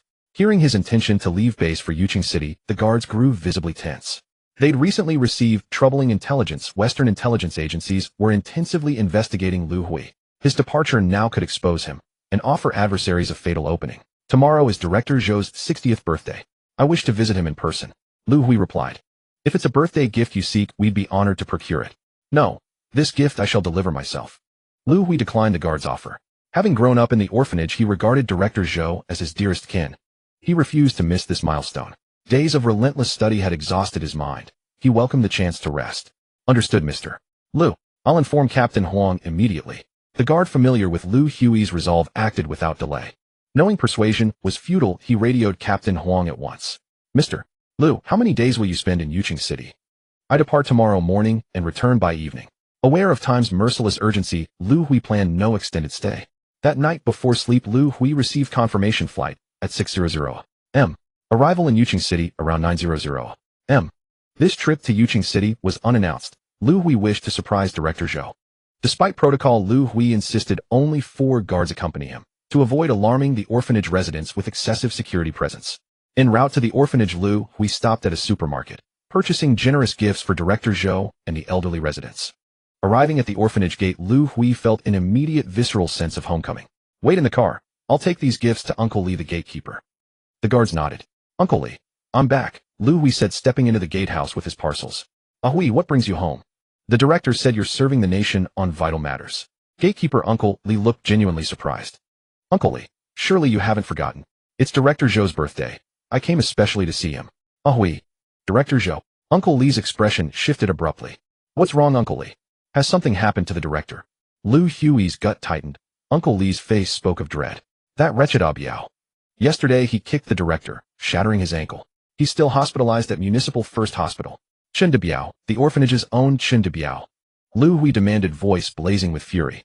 At Uncle Li's grim nod, his rage erupted like wildfire. Drive straight to First Municipal Hospital. In, as fast as possible. And Liu Hui returned to the vehicle and immediately ordered the security guard. The guard, startled by the sudden change in itinerary, asked anxiously, Mr. Liu, what's happened? Start the car. Now. And Liu Hui had no patience to answer, his face twisted with fury. Seeing Liu Hui's expression, the guard dared not press further and started the engine. Mr. Liu, there's a traffic jam at the next intersection. Shall we wait or reroute? Shortly after leaving the orphanage, their car came to an abrupt halt. The guard rushed to ask Mr. Liu, shall we proceed or divert? I'll go ahead on. Too anxious to linger, Liu Hui refused to wait. Before the guard could react, he flung open the door and sprinted toward the hospital. His speed left only a fleeting afterimage behind. Quickly contact the shadow unit. Dispatch them to First Municipal Hospital. None guard, recovering his wits, leapt from the car and chased after Liu Hui's vanishing figure. In First Municipal Hospital, Director Zhou's ward. Chen Biao, do you have any conscience left? The director is bedridden, yet you still dare pressure him. Grandmother Wang rebuked Chen Biao fiercely inside the ward. She had been tending to Director Zhou since his admission yesterday. This morning, she never expected Chen Biao would appear again, harassing the ailing director. Pressure. What do you call this? I'm also an alumnus of the orphanage. I've come to apply for special entrepreneurial funding. Chen Biao wore his usual brazen mask. He was the same age as Liu Hui, both orphans raised at the orphanage. From childhood, he'd been restless, mischievous, rebellious, petty theft frequent, and unrepentant. Though cunning in small ways, he spent his adulthood loitering around the orphanage grounds. He avoided major crimes, but minor ones piled up endlessly: brawls, extortion, calculated intimidation. Each arrest ended in just 3 or 5 days behind bars, then back onto the streets. This made him notoriously difficult to handle, and drew a dozen hooligans who followed him like a pack. Recently, word reached him, somehow, that the orphanage had just received a 10 million yuan donation. The orphanage had a policy: upon reaching adulthood, its orphans could apply once for entrepreneurial seed funding to help them establish themselves in society. Exploiting that policy, Chen Biao applied to Director Zhou for 5 million yuan, under the pretense of opening a barbecue stall. A barbecue stall required mere tens of thousands, not 5 million. Naturally, Director Zhou refused. When denied, Chen Biao resorted to shameless coercion. Water cut off one day, power severed the next. The canteen's meals induced diarrhea the day after. A relentless barrage of petty, insidious tactics, impossible to anticipate or prove. They reported him several times, but without evidence, authorities could do nothing. Yet Director Zhou remained unbending, refusing despite all pressure to approve the 5 million. Frustrated by his failed schemes, Chen Biao grew desperate. Yesterday, drunk and seething, he stormed into the director's room and erupted into a fury. In the heat of rage, he kicked the elderly man, lightly perhaps, but brittle bones snapped instantly. Realizing the gravity, Chen Biao braced for arrest. To his surprise, Director Zhou, soft-hearted, chose not to file a report.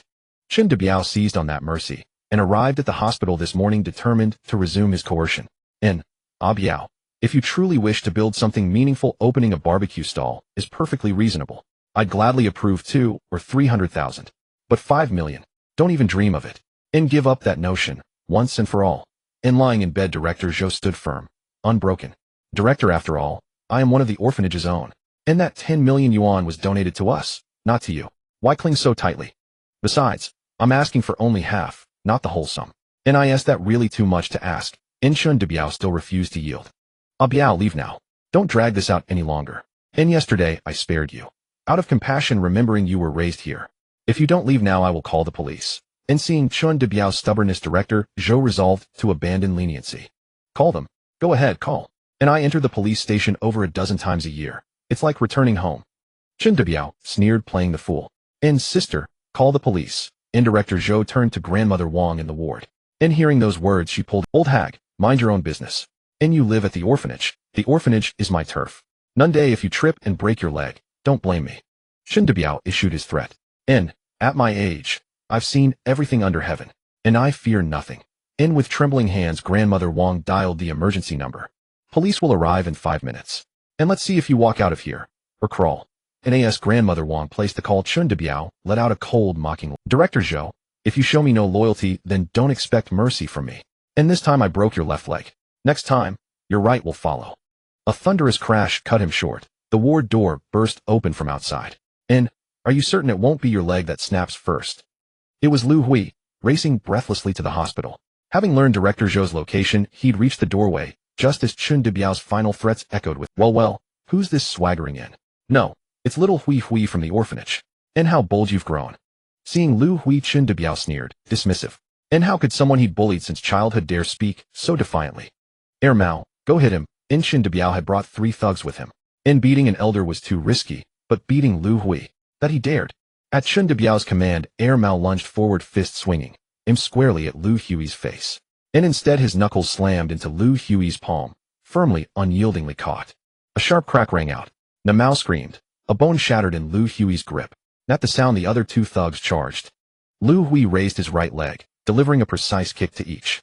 Before they could cry out, both flew backward 2 meters, stunned, motionless, unconscious. My hand. Brother Biao, save me. Mao's fist remained locked in Liu Hui's grasp. Pain drove him to beg. Chun Debiao stared, shocked.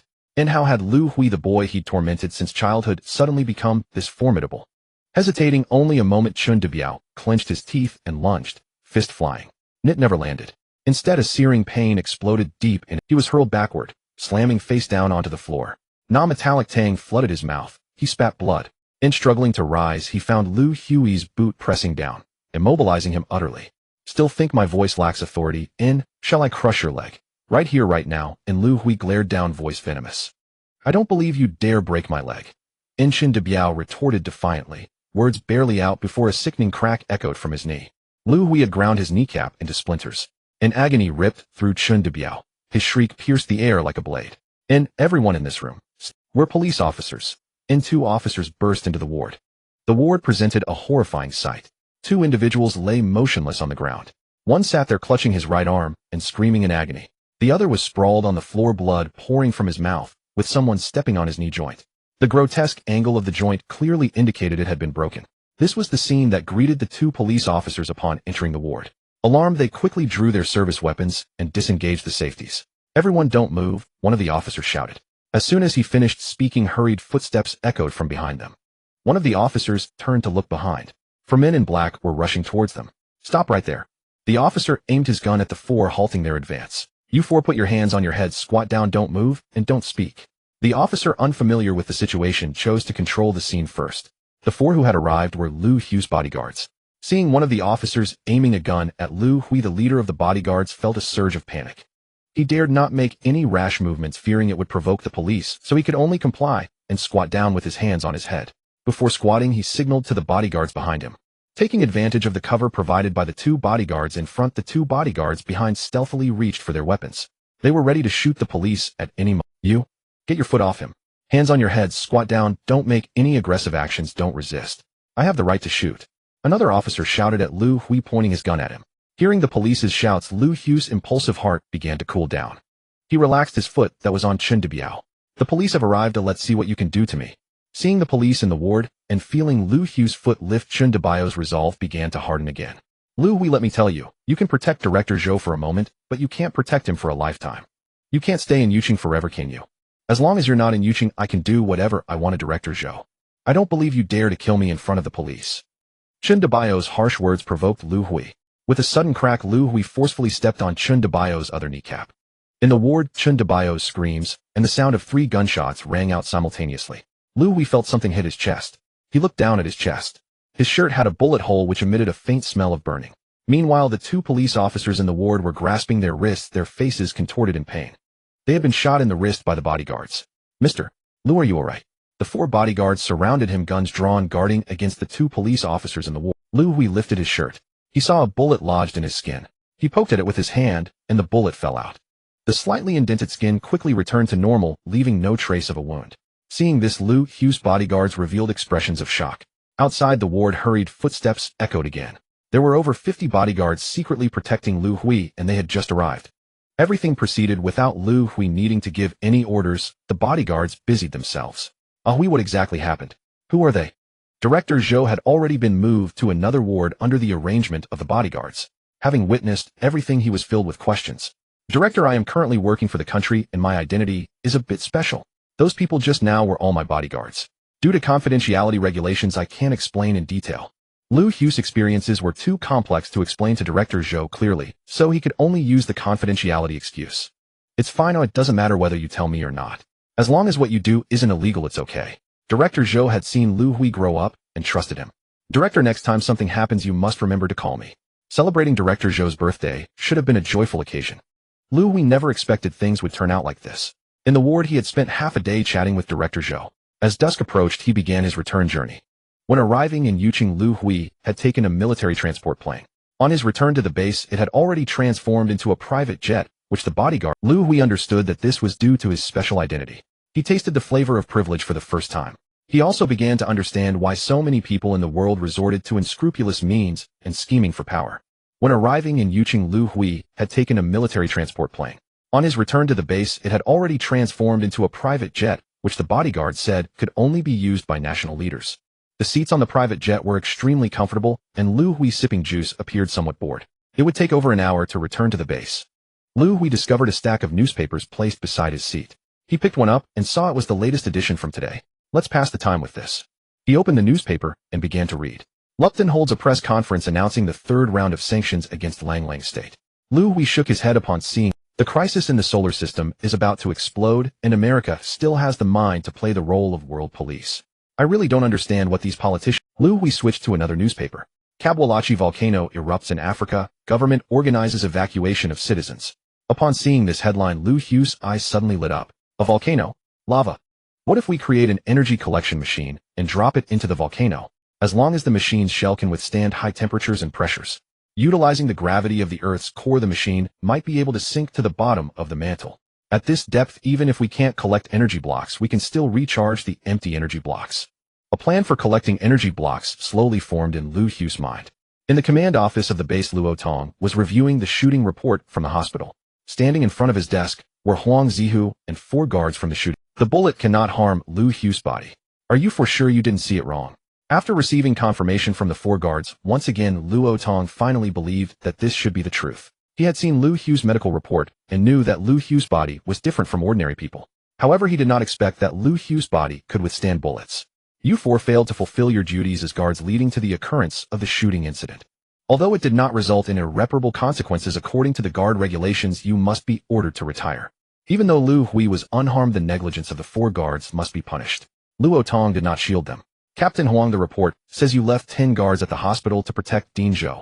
Luo Tong looked at Huang Zihu in the office and asked, Commander Luo, Dean Zhou is the closest person to Liu Hui. I think it is very necessary to leave guards to... Huang Zihu explained.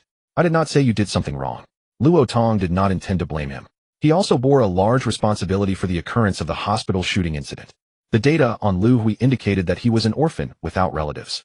This made Luo Tong overlook the existence of the Welfare Institute. Within the base, Liu Hui's efforts to secure donations for the Welfare Institute also fully illustrated its importance. Due to being busy with work in the base, Luo Tong overlooked these matters. He did not think to send personnel to protect the Welfare Institute. You thought it through. This is my oversight, and it is indeed necessary to leave guards to protect Dean Zhou. However, these guards are Liu Hui's personnel. Staying outside for too long can easily leak the secrets of the base. Just in case, I will arrange for personnel to replace them as soon as possible. It's never too late to mend the fold after the sheep are lost. Luo Tong began to remedy his oversight. Don't worry, Commander Luo. I dare to guarantee with my life that my team will not leak any secrets of the base. Hearing Huang Zihe's words, Luo Tong nodded. All right, you can leave for now. Luo Tong prepared to organize the report in his hands, which needed to be submitted to higher authorities. The leader had been watching Liu Hui's every move. Captain, what happened? The shout of the guards interrupted Luo Tong as he organized the report. Luo Tong looked up. Huang Zihu, who had just been standing in front of his desk, suddenly collapsed to the ground for some unknown reason. What happened? What happened to Captain Huang? Luo Tong stood up and quickly walked over. Commander Luo, Captain Huang was already running a fever when he arrived. I estimate he fainted from the high fever. The guard present replied. A fever? Luo Tong reached out to check Huang Zihe's forehead. So hot. It must be over 40 degrees Celsius. What are you all still doing? Hurry and take him to the base hospital. After returning from Yuqing to the base, Liu Hui spent 3 days searching for data and calculating information. Ultimately, he produced the preliminary design of the energy collector.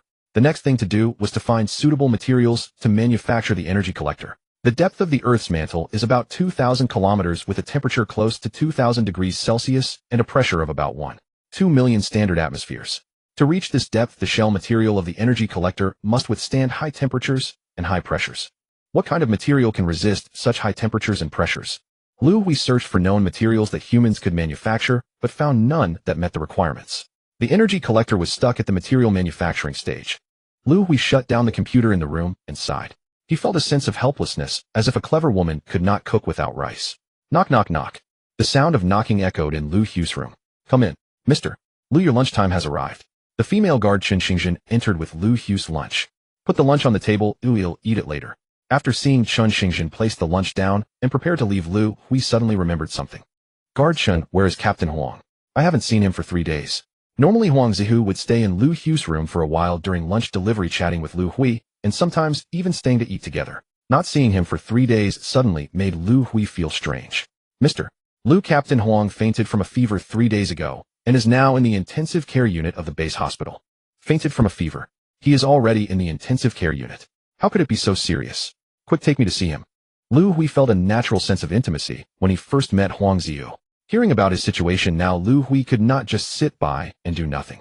Arriving at the intensive care unit of the base hospital, Liu Hui encountered Academician Wang Kuan, who was waiting outside the monitoring room. Academician Wang, why are you? Huang Zihu and Zhang Jisen both fainted from fever. Zhang Jisen also fainted from a fever. Liu Hui was somewhat surprised. He had seen Zhang Jisen once in the conference room, and he left a very deep impression on him. Liu Hui felt a natural intimacy towards him, just like with Huang Ziyu. Huang Ziyu fainted from a fever 3 days ago, while Zhang Jisen did so yesterday. Academician Wang, how are they doing? Is there a risk to their lives? It's hard to say whether there is a risk to their lives. Their temperatures have reached 45 degrees.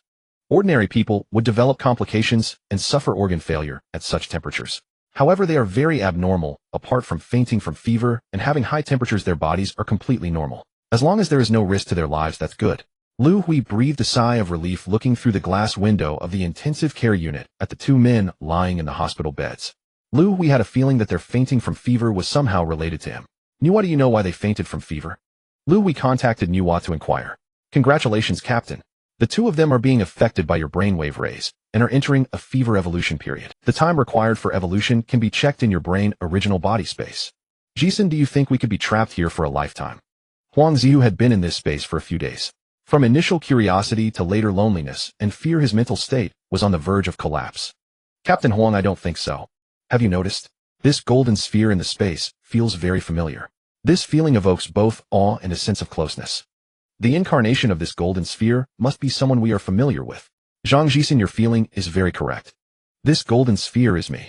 Huang Zihu and Zhang Jisen both heard a familiar voice simultaneously. Are you Liu Hui? Mr. Liu. Yes, I am Liu Hui. Welcome to my brain original space. Upon entering his brain original space, Liu Hui discovered 2 small silver-white spheres, each the size of a yellow bean. He felt for a moment. One was Huang Zihu and the other was Zhang Jisen. These 2 small spheres should be their brain originals. Mr. Liu, what happened? What is going on? Seeing Liu Hui's arrival, Zhang Jisen hurriedly asked. I once injected a DNA node from the eternal being Betis of planet Kalen on a spaceship. After the injection, I evolved into a true eternal being. Eternals can generate a special brainwave ray. This ray can affect ordinary humans, prompting them to evolve. Liu Hui explained the truth of the matter to them. Mr. Liu, what changes will happen to us after we evolve? Understanding the situation, Zhang Jisen asked with concern. The materials on the spaceship are incomplete, so I am not very clear on the details. You may evolve into scholars or guardians, or something else. While answering, Liu Hui looked at Zhang Zisen's brain original. After feeling for a moment, he discovered that more information about Zhang Zisen's brain original had appeared. Zhang Jisen, age 32, evolution type scholar. Evolution degree evolving progress 56. Remaining evolution time 37 hours 26 minutes 18 seconds. Turns out he is evolving into a scholar. Liu Hui understood what was happening. Shifting his gaze, he looked at Huang Zihe's brain original and began to sense it. Huang Zihu, age 23, evolution type guardian. Evolution degree evolving progress 97. Remaining evolution time 2 hours 5 minutes 13 seconds. Zhang Jisen, Huang Zihu, I know what you will evolve into. I just sensed your brain originals. Zhang Jisen, you will evolve into a scholar. Huang Zihu, you will evolve into a guardian. Liu Hui conveyed his feelings to them. Mr. Liu, what are scholars and guardians? Zhang Jisen asked. Scholars are the cornerstone of human technological development. Guardians are the protectors of human civilization. The materials recorded on the spaceship are very scarce and the detailed information is missing. However, I should be able to sense the changes in your bodies after you evolve. When your bodily evolution is complete, I will come back to check. Mr. Liu, are you going to leave here? If you leave, what will we do? Hearing Liu Hui's intention to leave, Zhang Jisen hurriedly asked. Don't worry, you won't be trapped here. After your evolution is complete, you can leave my brain original space. Zhang Jisen, you have 37 hours left for your evolution. Huang Zihu is almost done evolving with only 2 hours left. After Liu Hui clarified, he left the brain original space and his consciousness returned to outside the intensive care unit. Academician Wang, don't worry, they will be fine. Huang Zihu will wake up in 2 hours and Zhang Jisen will wake up in 37 hours. Liu Hui comforted the anxious academician Wang beside him. Mr. Liu, how do you know when they will wake up? Liu Hui smiled, but did not answer academician Wang's question. The secret of how Eternals can prompt ordinary humans to evolve he was not yet ready to disclose. Academician Wang, I will head back now. Liu Hui did not want to wait idly here for 2 hours. Returning to utilize this 2-hour time, he could still learn a bit. Having returned to his room for study, Liu Hui had already calculated the time. When Huang Zihu completed his evolution, Liu Hui directly entered the brain original space in his room. As soon as he entered the brain original space, he noticed the changes. Huang Zihe's brain original had grown larger, now the size of a ping-pong ball from that of a yellow. This should indicate that the evolution was complete. Liu Hui sensed Huang Zihe's brain original. Huang Zihu, age 23, identity guardian. Brain domain development 21. Body level 4, potential level 8. Characteristics burst after use. It can increase body level by 2 levels lasting for 120 minutes with a cooldown of 10 years. His body level is actually the same as mine, both level 4, but his potential is 1 level lower than mine. Also, there's a burst characteristic that can temporarily increase 2 levels of body level. This level 4 body level is already impressive. Oh, what would it be like if it increased by 2 levels? Liu Hui found it hard to imagine. He did not even know if he had such a characteristic. In the brain original space, he could not check his own attributes. Mr. Liu, is it you who has come? Huang Zihu seemed to sense Liu Hui's arrival. It's me. Your evolution is complete. I just checked your evolution results. Your brain domain development has increased to 21. A body level has risen to level 4, and you possess a burst characteristic. Brain domain development, body level, burst characteristic. Huang Zihu did not quite understand what Liu Hui was saying. The brain domain development of ordinary people is around 10. You have increased to 21, enhancing your learning ability. The characteristic of level 4 body level is... Liu Hui explained to Huang Zihu about the changes in his body. What? You mean my body is like yours, able to withstand bullet attacks? Huang Zihu found it hard to believe. He had seen the shooting report from the hospital, and he never expected his body could become like Liu Hui's. You don't need to be so surprised. Actually, at the beginning I also found it hard to believe that my body could withstand bullet attacks. Liu Hui and Huang Zihu began to chat in the brain original space. Mr. Liu, what about me? Will my body also become like that? Zhang Jisen had been listening to Liu Hui and Huang Zihu's conversation. Unable to hold back, he found an opportunity to ask Liu Hui. You are evolving towards a scholar. Your body level should not be very high. However, I estimate your brain domain development will be much higher than Huang Zihu's. The specific evolution results will need to wait until your evolution is complete to know. Don't be so anxious, there is still a day and a half left. Liu Hui did not stay long in the brain original space. After chatting with the two of them, he exited the brain original space. He planned to come back to check after Zhang Jisen completed his evolution. At that time, he could check Zhang Zisen's evolution results. After Huang Zihe's evolution was complete, he woke up on the bed in the intensive care unit. He felt a surreal sensation, as if he had just awakened from a dream. He pulled out the 4 drip and ECG leads from his body and sat up supporting himself with the metallic railing of the bed. Looking at the railing, he suddenly squeezed it hard. Huang Zihu felt that he hardly used any strength, yet the metal railing had already deformed. He suddenly realized, all of this happening to me is real. Mr. Liu, your lunchtime is here. This was the first time Huang Zihu had delivered a meal to Liu Hui's room since waking up. Captain Huang, stay and dine with me. Let's talk. Seeing Huang Zihe's arrival, Liu Hui spoke with a smile. He now had some understanding of why he felt a natural affinity toward Huang Zihu. It was because his own brainwave radiation had influenced Huang Zihu, prompting him to undergo a mutational evolution. Mr. Liu, I never imagined you harbored such a great secret. Huang Zihu looked at Liu Hui, before him a sense of awe welling up from within. In the cerebral core space, Huang Zihe's cerebral core was merely the size of... In contrast, Liu Hui's cerebral core was nearly 3 meters in diameter, making it impossible for him to fathom just how powerful Liu Hui truly was. In contrast, Liu Hui's cerebral core was nearly 3 meters in diameter, making it impossible for him to fathom just how powerful. The most urgent matter now is how to solve the energy problem of the spaceship. Let's avoid unnecessary complications. Liu Hui had a long talk with Huang Zihu, voicing his thoughts. Huang Zihu agreed to temporarily keep the secret of evolution. Liu Hui timed his entry into his own cerebral core space once more. Zhang Zisen's evolution was nearing its end, and he had to come in to check the results. Even larger than Huang Zihe's cerebral core. Entering the space, Liu Hui discovered that Zhang Zisen's cerebral core was nearly twice the size of Huang Zihe's. Could Zhang Zisen's evolutionary capability be exceptionally strong? Thinking this, Liu Hui promptly examined Zhang Zisen's cerebral core. Zhang Jisen, age 32, identity, specialized scholar, brain development 65, maximum potential 79. Physical level 2 trait, focus upon activation, learning and research capabilities are enhanced by 100 times, lasting 1 year, with a cooldown of 100 years. Zhang Zisen's evolutionary results were indeed formidable. Liu Hui's brain development was currently only 52, while Zhang Zisen's had already reached 65, with a potential as high as 79, just 1 short of the standard for an eternal. Most importantly was his focus trait. It could enhance research and learning abilities by 100-fold.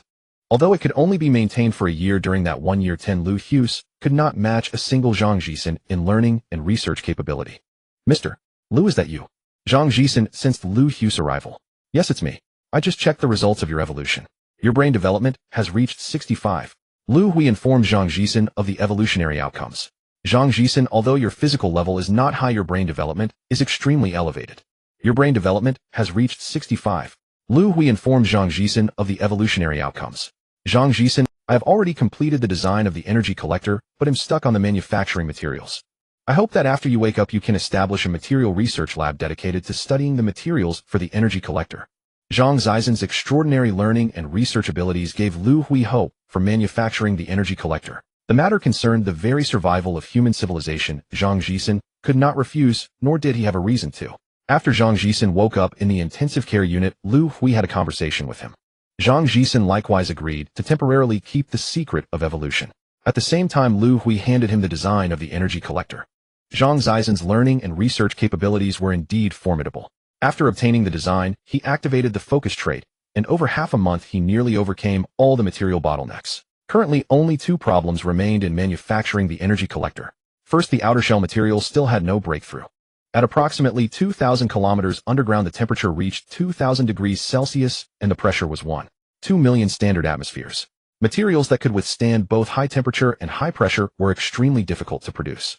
Second, the collector, relying on the Earth's gravity, could only descend to about 500 kilometers underground. To descend further, a powerful same-direction gravitational engine was needed to enhance the pull of the Earth's gravity. The core component of the engine, the gravitational wave sphere, had no usable materials for its construction. Jisen, have the last 2 material problems not been resolved yet? Liu Hui came to the lab every day or 2 to inquire about the progress. Mr. Liu, we've been stuck for 2 days now, still no breakthrough. Facing Liu Hui's inquiry, Zhang Zisen's tone was respectful. He did not feel arrogant despite Liu Hui's inferior learning and research abilities. In the cerebral core space, Liu Hui's enormous cerebral core left a deep impression on him. The 65 brain development also made his logical thinking. Zhang Jisen had a strong feeling that if he ever defied Liu Hui's will and became his enemy, Liu Hui would have a way to deal with him easily. Mr. Liu, I have an idea. Could we make use of the alien spaceship? For instance, we could dismantle some materials from the spaceship to build the energy collector. Hitting a bottleneck in material research, Zhang Jisen shifted his thinking and came up with this approach. Jisen, that's a good idea. Come, let's go to the spaceship. Hearing Zhang Zisen's words, Liu Hui recalled the wreckage of several repair robots and the orbital change vehicles. These were resources they could utilize. This time Liu Hui was not disappointed. Zhang Jisen found suitable materials aboard the spaceship. Most of these materials were dismantled from the orbital change vehicle. During the disassembly, Zhang Jisen unexpectedly discovered that the power system of the orbital change vehicle could be directly installed onto the collector. All problems in manufacturing the energy collector were resolved. After collecting all the necessary materials, Liu Hui ordered the 2 repair robots on the spaceship to begin constructing the energy collector. The repair robots were highly efficient. It took only 2 days to complete the energy collector. This is the energy collection machine. Upon hearing the news, Luo Tong arrived at the machine manufacturing workshop. He saw a massive cone. The cone was about 5 meters in diameter, over 20 meters in length, and its exterior color matched the spaceship's silver white. Commander Luo, this energy collector will be dropped into a volcanic crater. Using the flow of lava and the Earth's gravity, the collector will sink to about 500 kilometers. Then we will activate the same direction gravitational engine to continue descending. Liu Hui explained the entire collection process to Luo Tong. When will the first energy collection take place? Commander Luo, we plan to conduct the first energy collection tomorrow. The site has been selected, the Kabwalaki volcanic crater in Africa. Nuwa, as an eternal, shouldn't I possess a formidable trait? Lying in bed, Liu Hui recalled the traits Zhang Jisen and Huang Zihu had acquired after their evolution. Before sleep, he chatted with Nuwa. Captain, Nuwa cannot answer your question. I can only detect changes in your physical attributes, not any hidden traits. Nuwa said, am I a useless eternal? Zhang Zisen's brain development reached 65, higher than mine, and he even possesses a trait of focus. As for Huang Zihu, though his brain development isn't high, his body level matches mine, and his trait is formidable. It can elevate his body level by 2 ranks. Compared to them, I feel a sense of inadequacy. Ever since learning about Zhang Jisen and Huang Zihu's evolutionary results, Liu Hui had grown disheartened and lost some confidence, feeling that his own eternal nature. Please don't indulge in idle thoughts, Captain. Their abilities depend on residing within your brain origin space. Their loyalty to you sustains their powers. The stronger they become, the more advantageous it is for you. If they dare to rebel, you can effortlessly destroy their brain origins within that space, reverting them to ordinary. Nuwa replied, within my brain origin space, I can easily destroy their brain origins. If Nuwa hadn't mentioned it, Liu Hui would never have realized he possessed such an ability. Captain, as an eternal, you should hold unwavering confidence. The eternal is the soul of human civilization. Without an eternal, no human civilization can evolve into a high-level one. This casual chat with Nuwa rekindled Liu Hui's self-assurance. In the base command room, key personnel, including Luo Tong, Jax, Liu Hui, and Zhang Jisen, gathered. Today they would witness the first collection mission of the energy harvester. Initiate the energy harvester and commence the energy collection mission. In the command room, Liu Hui issued the order to Nuwa. The entire energy collection mission would be remotely controlled by Nuwa. The ceiling of the manufacturing workshop opened a massive skylight, and the energy harvester slowly ascended, leaving the workshop. Its propulsion system originated from the spaceship's orbit-altering device. The engine generated bidirectional, high-frequency gravitational forces utilizing the principle of same-direction attraction and opposite-direction repulsion for flight. The base was over 4,000 kilometers from Africa's Mount Kabu, Irichi. The energy harvester flew at an incredible speed, covering the distance in less than 5 minutes. Energy harvester entering the crater. Descending at 86 km/h. All data normal. In the command room, a massive screen displayed a simulated animation of the harvester. Nuwa reported the harvester's status.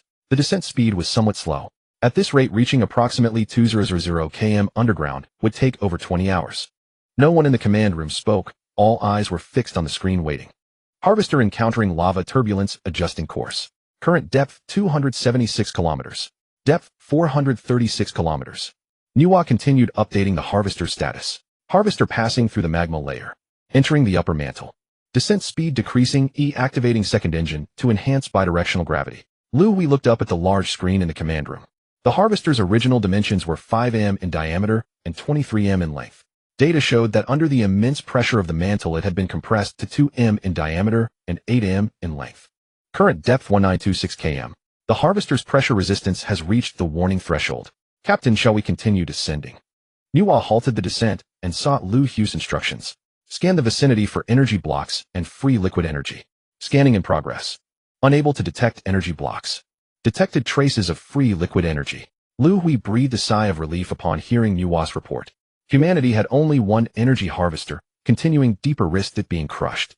Collect the free liquid energy and charge the empty energy blocks. Liu Hui issued further commands. He had prepared 2 contingencies for this mission. Directly harvesting energy blocks would be ideal. If not, he would spend more time collecting free liquid energy to charge the empty blocks.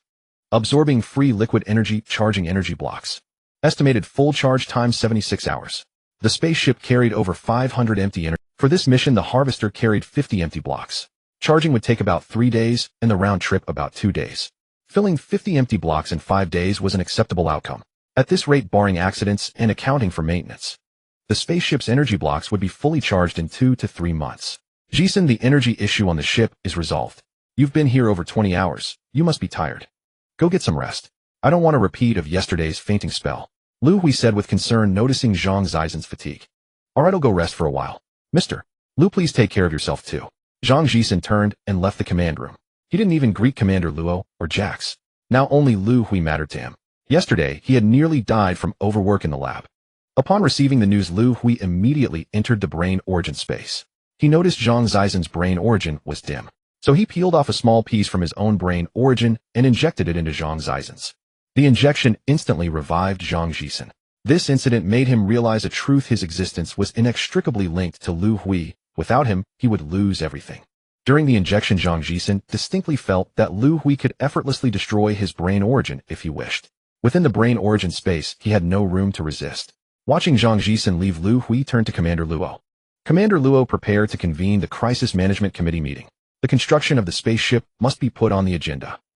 Constructing a spaceship capable of sustaining 50 million humans in space is a monumental endeavor. Liu Hui only has a preliminary design concept. He has yet to create specific blueprints for the ship. However, Liu Hui has already developed the manufacturing processes for the dozens of specialized steel types required for building the spaceship.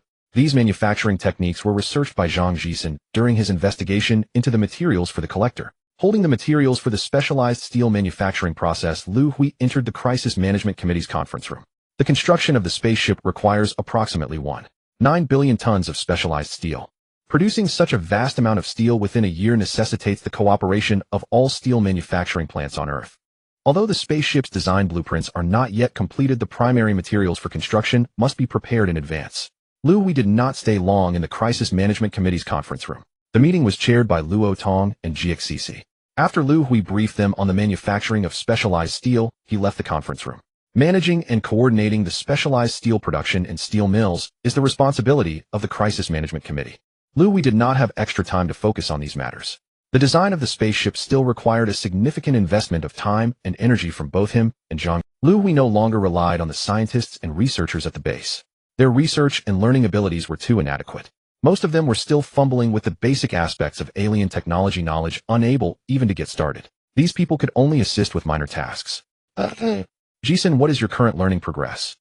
After leaving the conference room, Liu Hui arrived at Zhang Zizhen's study laboratory. I have learned more than half of the intermediate knowledge from the Kalan planet civilization. The remaining knowledge is somewhat difficult and will take about another month to master. By then, I will be able to study higher-level knowledge. Zhang Zizhen possesses a focus trait, which has greatly accelerated his learning ability. While Liu Hui's learning progress remained at the initial stage of intermediate knowledge, Zhang Zizhen was nearing completion of it. Jisen, your research and learning capabilities and knowledge reserves are far superior to mine.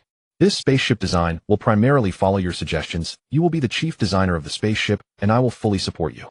Given the significance of the matter, Liu Hui did not vie for control over the design of the spaceship. Designing a spaceship that accommodates 50 million humans is exceedingly complex. Oxygen and freshwater recycling systems, gravity systems, food chain systems, planning for industrial and food production areas, rational use of space, the ship's defensive capabilities. Liu Hui and Zhang Zizhen's cognitive development is quite advanced, yet the design of the spaceship is overwhelmingly intricate. Both of their time and energy are limited. Although they have the assistance of the intelligent core Nuwa, the design work still progresses slowly. However, as time passes, this situation has improved. In the span of a month, 18 individuals at the base fell ill with fevers and fainted. Their symptoms mirrored those of Huang Zihu and Zhang Zizhen. Liu Hui's brain origin space has now incorporated the brain origins of 18 additional individuals.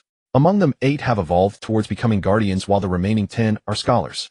With the addition of these 10 scholars, the design work for the spaceship has seen rapid advancements. With only 12 months remaining until the solar system disaster, the main design work for the spaceship has been completed.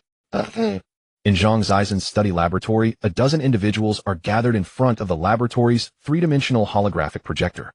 These individuals are the main personnel involved in the spaceship design, all evolved scholars among ordinary humans. They are watching the three-dimensional holographic image of the completed spaceship. Mr. Liu, please name the spaceship. In the laboratory, Zhang Zaizen addressed Liu Hui. Upon hearing Zhang Zaizen's words, all the scholars turned to look at. No one voiced any objections. It seemed only natural for Liu Hui to name the spaceship. These scholars are exceptionally intelligent individuals. Liu Hui's ability to inspire ordinary humans to evolve marks him as a core and hope for future human civilization. Unconsciously, these scholars have begun to regard Liu Hui as their leader.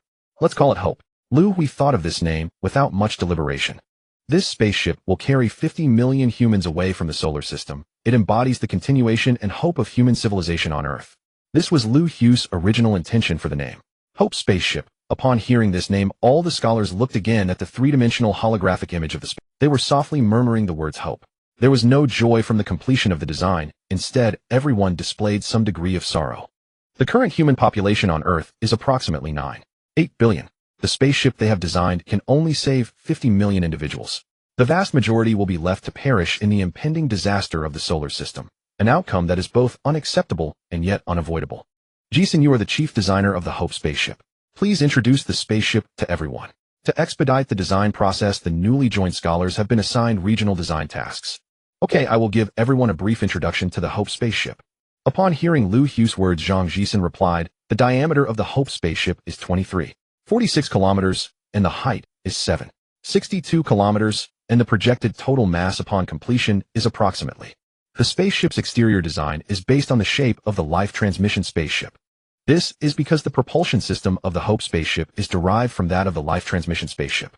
A similar exterior can reduce the energy consumption of the propulsion system. The Hope spaceship is divided into three main areas: living area, production area, and research laboratory area. Each main area is further divided into numerous smaller sections. Zhang Zaizen provided a brief introduction to the Hope spaceship. Liu Hui reported the completion of the main design for the Hope spaceship to Commander Luo. Subsequently, the Crisis Management Committee convened an emergency meeting. The largest construction operation in human history was thus set in motion. The countdown to the disaster in the solar system is 9 months. 30 kilometers west of base 9563 lies the construction site of the Hope. Since the design of the Hope spacecraft was finalized, nearly 1 million construction workers and engineers have gathered here over the past 3 months. 4 new airports and 2 high-speed railways have been built around the base. The materials and machinery needed for the spacecraft are being continuously transported from all over the world. The alien spacecraft had already been relocated here when the construction of the Hope spacecraft began. The construction of the Hope must center around the alien ship. The alien spacecraft can generate a supporting force field with a diameter of 15 kilometers, which is why the Hope can be constructed on the surface. Without this supporting force field, the surface would be unable to bear the weight of the Hope. In the face of a common crisis, the two major factions of the East and West have engaged in close cooperation on the construction of the spacecraft without any delay. In 3 months, the construction progress of the spacecraft has reached 31. The construction of the Hope is progressing smoothly. Under the influence of Liu Hui's brainwave rays, there have been 65 incidents of fever and unconsciousness at the base over the past 3 months. Around Liu Hui, the number of guardians and scholars has reached 83, including 52 scholars and 31 guardians. The consecutive occurrences of fever and unconsciousness have led Liu Hui to discover a pattern. All these evolved individuals live and work within a radius of 25 kilometers from Liu Hui. This means that Liu Hui's brainwave ray influence range is only 25 kilometers. As the number of evolved individuals increases, they spontaneously gather in Zhang Zaizen's research room. Liu Hui visits Zhang Zaizen daily to study alien technology together. Liu Hui seems to possess a certain allure that draws them to his side. The frequent gatherings in Zhang Zaizen's research room have begun to attract attention from various quarters.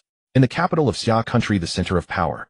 In an office, the two most powerful leaders of Xia country, Hu Lao and Zhang Lao, are seated.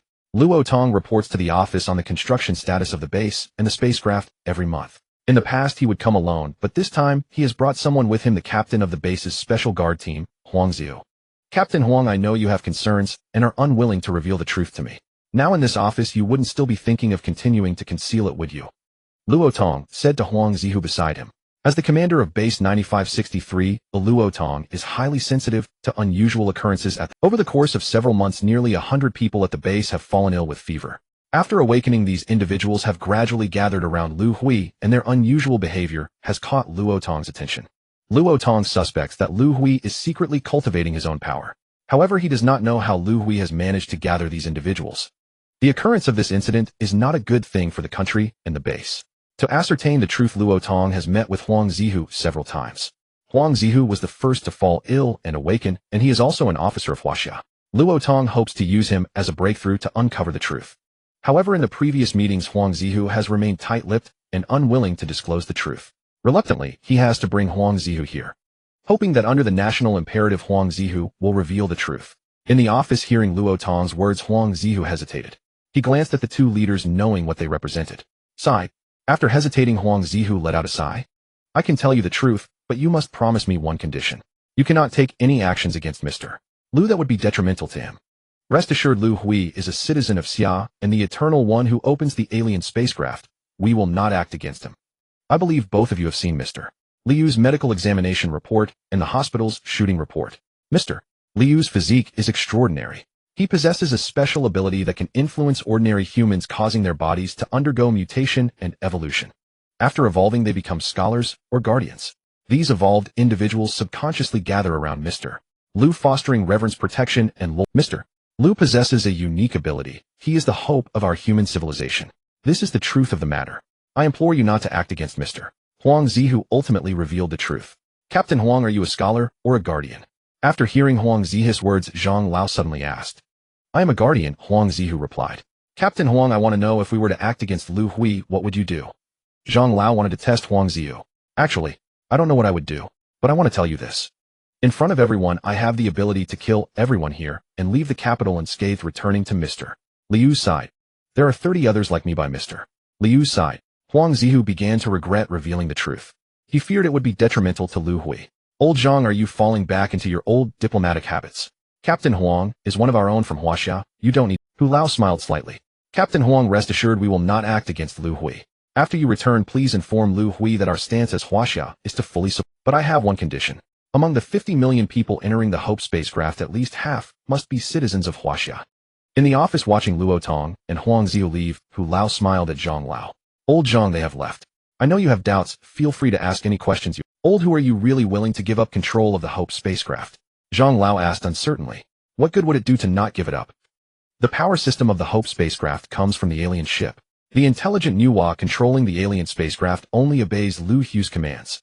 From the moment the Hope spacecraft was constructed, Liu Hui was destined to become its controller. He has gained the recognition of the alien ship, and only he is suited to lead humanity in survival among the stars. Old Zhang, you don't really think that we two old geezers have the ability to lead humanity in the universe, do you? After hearing Hu Lao's words, Zhang Lao let out a helpless sigh. Old Hu, why did you only ask for half of the slots for the spacecraft? Huaxia has a population of over 1 billion. Zhang Lao asked, somewhat unwilling. Getting half of the slots is already quite good. Old Zhang, do you believe that these 50 million slots will drive the world crazy in the future? In the United States of America, at the Intelligence Agency's Director's Office. Has there been any news from the Yuqing Welfare Institute recently? Director Buchan asked. Director, there haven't been any significant movements. We have been keeping track of Dean Zhou's whereabouts. Good. Remember to instruct the agents to be extra cautious and not to expose their identities. The personnel from the Huaxia National Security Bureau are not to be underestimated. Understood, Director, I will make sure of it. Buchan's current focus was on gathering all intelligence regarding Liu Hui. The intelligence indicated that Dean Zhou was Liu Hui's only weakness. He did not dare to be careless in monitoring Dean Zhou. Has Ryan's persuasion work yielded any results? Buchan recalled another important task assigned from above. Director Ryan's willpower has shown some signs of wavering in recent days. He should be usable by us. Very well, remember to notify me immediately once there are any results. The higher-ups have already called me several times asking about Ryan's situation. Ryan's situation was of great importance, and now that there was progress, Buchan felt a sense of relief. He opened Ryan's file on his desk and began to review it again. Ryan. Age 28 years. Gender male. From Florida. Lieutenant Squad Leader of Battalion B, 1st Armored Division of the United States Army. 2.5 months ago, he entered the Huaxia National 9563 base for garrison duty with the 1st Armored Division. A month and a half ago, he suddenly developed a fever and fell into a coma for unknown reasons. After awakening, his behavior became abnormal, and he had several encounters with Liu Hui at the base. The intelligence department analyzed that Ryan might have defected. Half a month ago, the intelligence agency secretly recalled Ryan to the country and launched a powerful psychological offensive against him using Ryan's fiancée. Ultimately, they obtained a shocking secret from Ryan. Liu Hui possesses a unique ability that enables ordinary humans to undergo mutation and evolution. Ryan is the evolved guardian. After witnessing Ryan's physical abilities, the higher-ups of the United States decided to utilize Ryan against Liu Hui, because Ryan is the guardian with the highest physical level, achieving level 5. However, guardians have a natural attribute that instills a sense of loyalty towards Liu Hui. Therefore, Ryan rejected the higher-ups' decision, unwilling to act. In the face of Ryan's refusal, the authorities in the United States did not give up. They continued to exert a strong psychological pressure on Ryan through his relatives, persuading him to serve the country. Since Ryan is the latest evolved guardian, his contact with Liu Hui has been limited. His loyalty towards Liu Hui is not particularly steadfast. Faced with the continuous persuasion from the country and his relatives, after more than a week, Ryan's loyalty towards Liu Hui began to waver. 9563 Base Zhang Zaizen's laboratory. Huang Zihu has been pacing around Liu Hui for half a day. He felt like a child who had done something wrong, unsure of how to speak to Liu Hui. Huang Zihu, what's wrong? Are you in trouble? Liu Hui finally noticed Huang Zihu's unusual demeanor and asked him as he appeared to hesitate. Mr. Liu. Huang Zihu found it difficult to speak. Just say it, what is it? Liu Hui was puzzled. Huang Zihu usually spoke directly and rarely acted this way. Mr. Liu, I went to the capital with Commander Luo yesterday. The leader inquired about you, and I couldn't keep the secret. The leader already knows about the mutation. It's fine if they know, but it's not a big deal. Liu Hui understood that as more people evolved, this secret would eventually leak out. What did the leader say? Knowing that Huang Zihu was able to return smoothly, Liu Hui figured things probably weren't too bad. The leader asked me to tell you that they will fully support you in taking control of the Hope spacecraft. But there is one condition. Once the Hope is completed, at least half of the 50 million people boarding the spacecraft must be from Huaxia. Huang Zihu conveyed the leader's words. Fully support me while giving up control of the spacecraft. Liu Hui felt somewhat surprised. Ever since he realized he could control the lives and deaths of guardians and scholars in the brain origin space, Liu Hui's desire for power has been gradually awakened. Recently, he had been contemplating how to smoothly obtain control of the Hope. He had always been somewhat troubled. What would he do if the leader of Huaxia wanted control of the... Now unexpectedly, the Huaxia leader took the initiative to relinquish control and fully support him. The conditions proposed were hardly conditions for Liu Hui. Liu Hui is originally from Huaxia and has a special affection for it. Even without anyone mentioning it, he would do his best to take care of the Huaxia people. Huang Zihu, tell the leader that I agree to his conditions. After Huang Zihu left, Liu Hui found a secluded place to reflect for a while. He needed to contemplate how to respond to the future situation. Countries on Earth are divided into two camps, East and West. The representative of the Eastern camp, Huaxia, has already relinquished control of the Hope. The remaining representative is the United States from the Western camp. Western countries uphold absolute military force and strength. To make them submit, one must demonstrate their most formidable power. He needed to contemplate how to respond to the future situation. Countries on Earth are divided into two camps, East and West. The representative of the Eastern camp, I need your help with something. Mr. Liu, please feel free to give your orders. Upon hearing that Liu Hui needed his assistance, Zhang Zhisin showed no intention of refusing. I want you to establish a research team specifically for weaponry development. Mr. Liu, are you referring to the weaponry on the Hope? No, the development of the Hope's weaponry can be postponed. I want you to first develop some weapons suitable for the Guardians. This is Liu Hui's plan. Guardians possess formidable physical qualities, and ordinary firearms are no longer suitable for them. If weapons suitable for them can be developed, they will unleash several times, or even dozens of times their power. Mr. Liu, I've actually had thoughts on this matter for some time, and have discussed it with Huang Zihu. The Guardians' neural reactions are swift, their skeletal strength is exceptional, and their muscle resilience and power are hundreds of times that of ordinary individuals. If we can solve the neural connection issue, we could create mechas, turning the Guardians into mecha warriors. Mechas. Exactly, Mr. Liu. Just like the mechas in science fiction novels. I believe with my current abilities it shouldn't take long to develop them. The solar system disaster countdown is 5 months away. The number of personnel involved in constructing the Hope spaceship has increased to nearly 3 million. Among them, over 2.8 million are from Huaxia. This was a deliberate arrangement orchestrated by Liu Hui after signaling Luo Tong. He intended to bring all these personnel involved in the spaceship construction aboard the Hope. Currently, the spaceship's construction progress has reached 78, and it is expected to be completed in 2 months.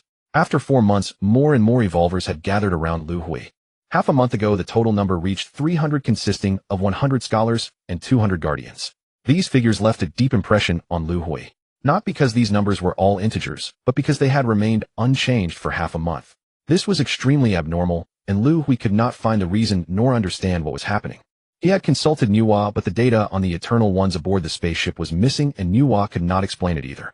Liu Hui felt that this might be related to his own ability. His ability could only affect the mutation and evolution of 300 people. Mr.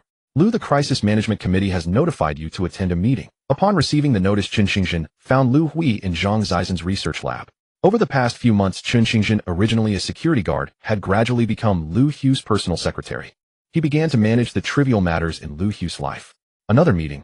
Haven't I said that I want to attend meetings that aren't particularly important? Liu Hui had grown somewhat weary of the word meeting. It was a sheer waste of his time. Mr.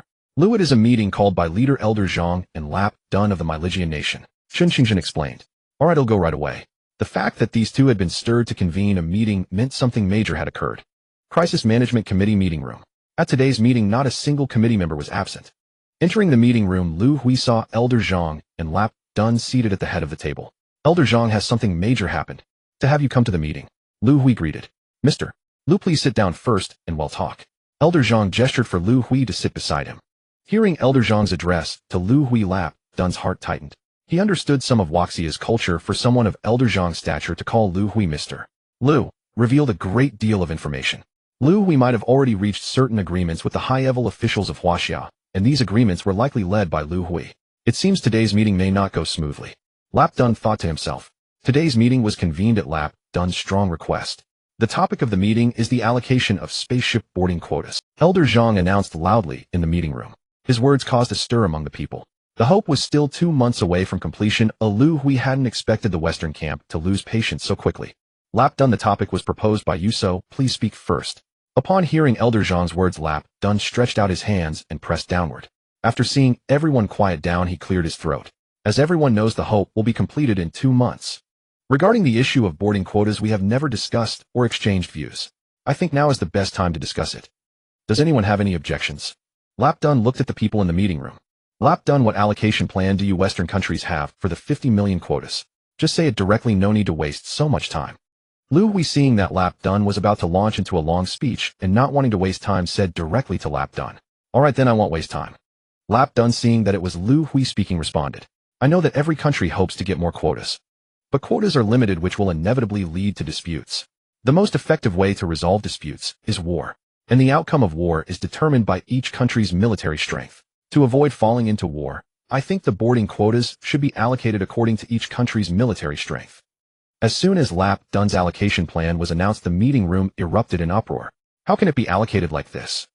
This is clearly bullying us small and weak countries. Our country contributed a lot to building the spaceship.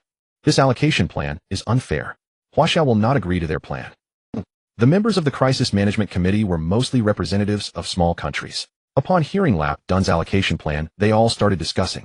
Lap Dun, according to your plan, how many quotas should you Western countries take? Elder Zhang asked with a cold smile. Although our Western country's contribution to building the spaceship is not the greatest, our military strength is indeed somewhat higher than your Eastern camp. I think we Western countries should get 30 million quotas. Lap Dun replied. 30 million quotas. You Western countries really dare to think big. Using military strength to allocate quotas, Lap Dun, are you so confident? Do you really think Wuxia's military strength is inferior to yours, Myligian? This quota allocation plan, Huaxiao opposes it. Elder Zhang slammed the table and said angrily. Zhang, you don't need to be so angry. Don't you have a better allocation plan? Lap Dun asked. I do have an allocation plan. Liu Hui, who had been silent all along, suddenly spoke. Lap Dun and Elder Zhang both looked at Liu Hui. All relevant personnel at the base totaling over 3 million, including the guarding troops. I want to bring all these people onto the spaceship, and each of them can bring 35 family members. In addition, I will search globally for about 5 million useful talents and bring them onto the spaceship. I want 20 million quotas. The remaining 30 million you each take half. This plan was one that Liu Hui had long considered. The plan was not noble and even a bit selfish. Since he couldn't take all the people on Earth, he would just take those close to him. That was Liu Hui's thinking. I agree with this allocation plan. Elder Zhang said loudly. He calculated. Among the over 3 million at the base, most were from Huaxia, and with the family members they brought, the number could reach over 10 million. With Liu Hui's quotas plus his own, the number of Huaxia people entering the spaceship would exceed half. This was the result he wanted. I oppose this plan. Frustrated, Lap Dun stood up. Having started with 30 million quotas, now only 15 million remained. He couldn't accept this outcome. Mr. Liu, although Huaxia supports you, our Myligian nation is the most powerful military country on Earth. If armed conflict occurs, Huaxia may not be able to withstand it. Don't forget our Myligian nation still has over 10,000 nuclear warheads.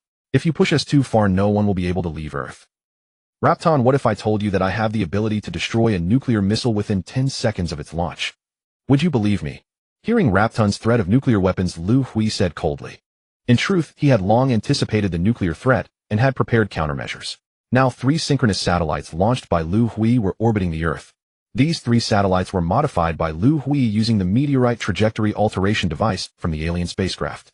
Each satellite was equipped with an energy beam emitter hundreds of times more powerful than ordinary lasers. Liu controlled these 3 satellites and also monitored all missile launches on Earth.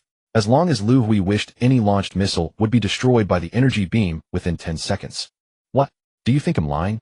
Liu Hui saw the disbelief on Rapton's face. In 5 minutes, the United States will launch a reconnaissance satellite. Its purpose is to monitor and survey the base. That satellite will be destroyed within 10 seconds of its launch. Liu had detected the upcoming launch of the reconnaissance satellite. Liu Hui intended to destroy that satellite to demonstrate his power to the United States. Hearing Liu Hui's words, Rapton gestured to his assistant. The assistant walked out of the meeting room with an encrypted satellite phone. 5 minutes later, the assistant returned to Rapton's side and whispered a few words in his ear. Then Rapton wore a look of utter shock. Rapton, according to our initial agreement, major decisions are made by the 3 of us through voting. I vote in favor of Mr. Liu's allocation plan. The vote is 2-1. From now on, the issue of allocation for boarding the spacecraft is no longer open for discussion. The meeting concluded with Elder Zhang's announcement. At the White House, the President's office in the United States, the director of the intelligence agency Buchan knocked on the door of the President's office. Mr. President, this is the report from Secretary of State Rapton. Buchan handed the intelligence to the President. This is outrageous. They only left me with 15 million slots. The President crumpled the intelligence report and threw it aside. How can that possibly be enough? Allied nations need slots. The conglomerates supporting me need slots. And the key officials under me. The more he thought, the more agitated. Buchan, doesn't your intelligence department have a wall-breaking plan targeting Liu Hui? How is the plan progressing? Is the probability of success high? The President asked Buchan. Mr. President, with Ryan's involvement, the probability of success is very high. Excellent. I want to seize those slots. The United States is the hegemon on Earth. Once we board the spacecraft and reach space, we will still be the hegemon. Zhang Zaizen's mecha manufacturing work, commencing the 23rd neural simulation connection experiment.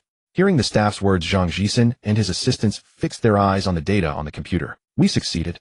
One of Zhang Zaizen's assistants jumped up in excitement. Inform Mr. Liu that the Jiaolong Type A mecha has been successfully manufactured. A rare smile appeared on Zhang Zaizen's face. He had expected to complete it in 1 month, but it took over 3 months. Recently, Liu Hui had asked him about the mecha's progress, and he was feeling rather embarrassed. Also notify Captain Huang Ziyu. Ask him to come and test the performance of the Jiaolong Type A mecha. Liu Hui and Huang Ziyu arrived at the mecha workshop together. They were together when they received Zhang Zaizen's notification. Huang Ziyu, what do you think of this big fellow? Seeing Huang Zihu's mouth agape in shock, Liu Hui asked with a smile. Isn't this a mecha from sci-fi movies? I never expected academician Zhang to actually build it. Looking at the humanoid mecha over 10 meters tall, Huang Zihu's heart began to race after the initial shock. Academician Zhang, what is its name? Jiaolong Type A mecha. What do you think, Captain Huang? Isn't the name Jiaolong fitting? Zhang Zhisin was fond of Chinese mythology and named the mecha after the mythical Jiaolong. The name is imposing.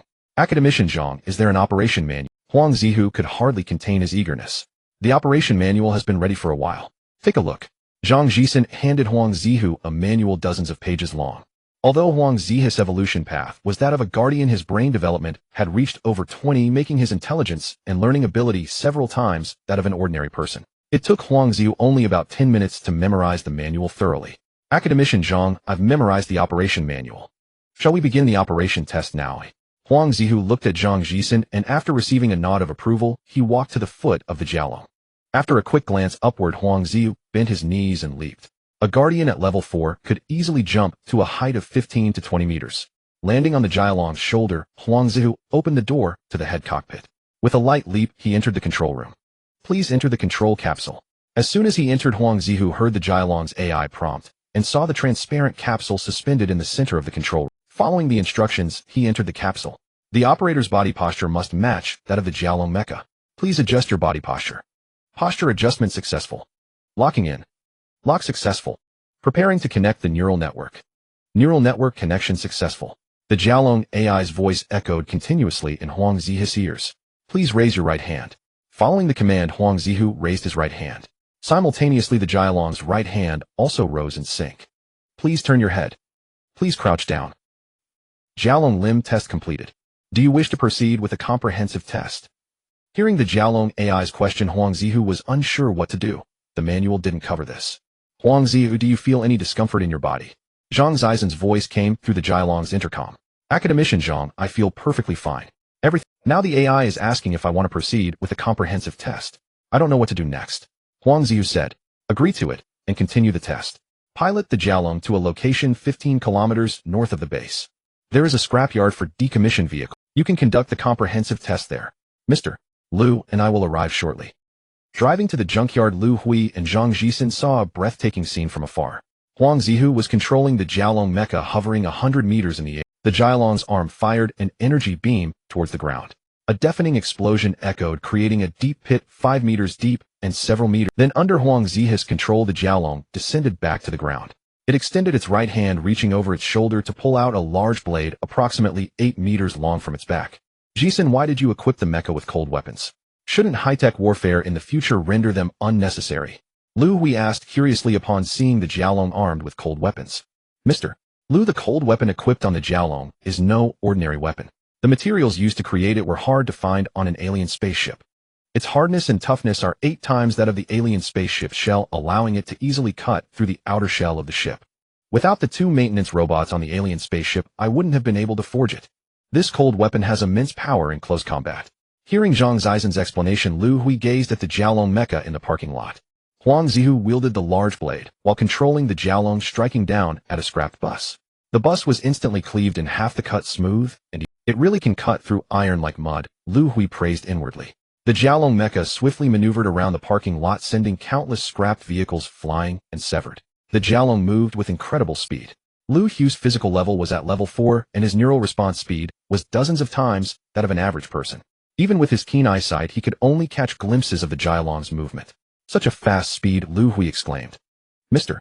Liu, Huang Zihu's physical level is level 4, and this speed should be the maximum his body can withstand. If his physical level could be raised to level 5, the Jialong's speed could increase several times. Isn't Ryan's physical level 5? Why don't you ask him to come over for a test? Liu Hui suddenly thought of Ryan, who had the highest physical level. Mr. Liu, Ryan is from the United States and has been recalled by the government. I wonder what happened. We haven't been able to contact him for several months.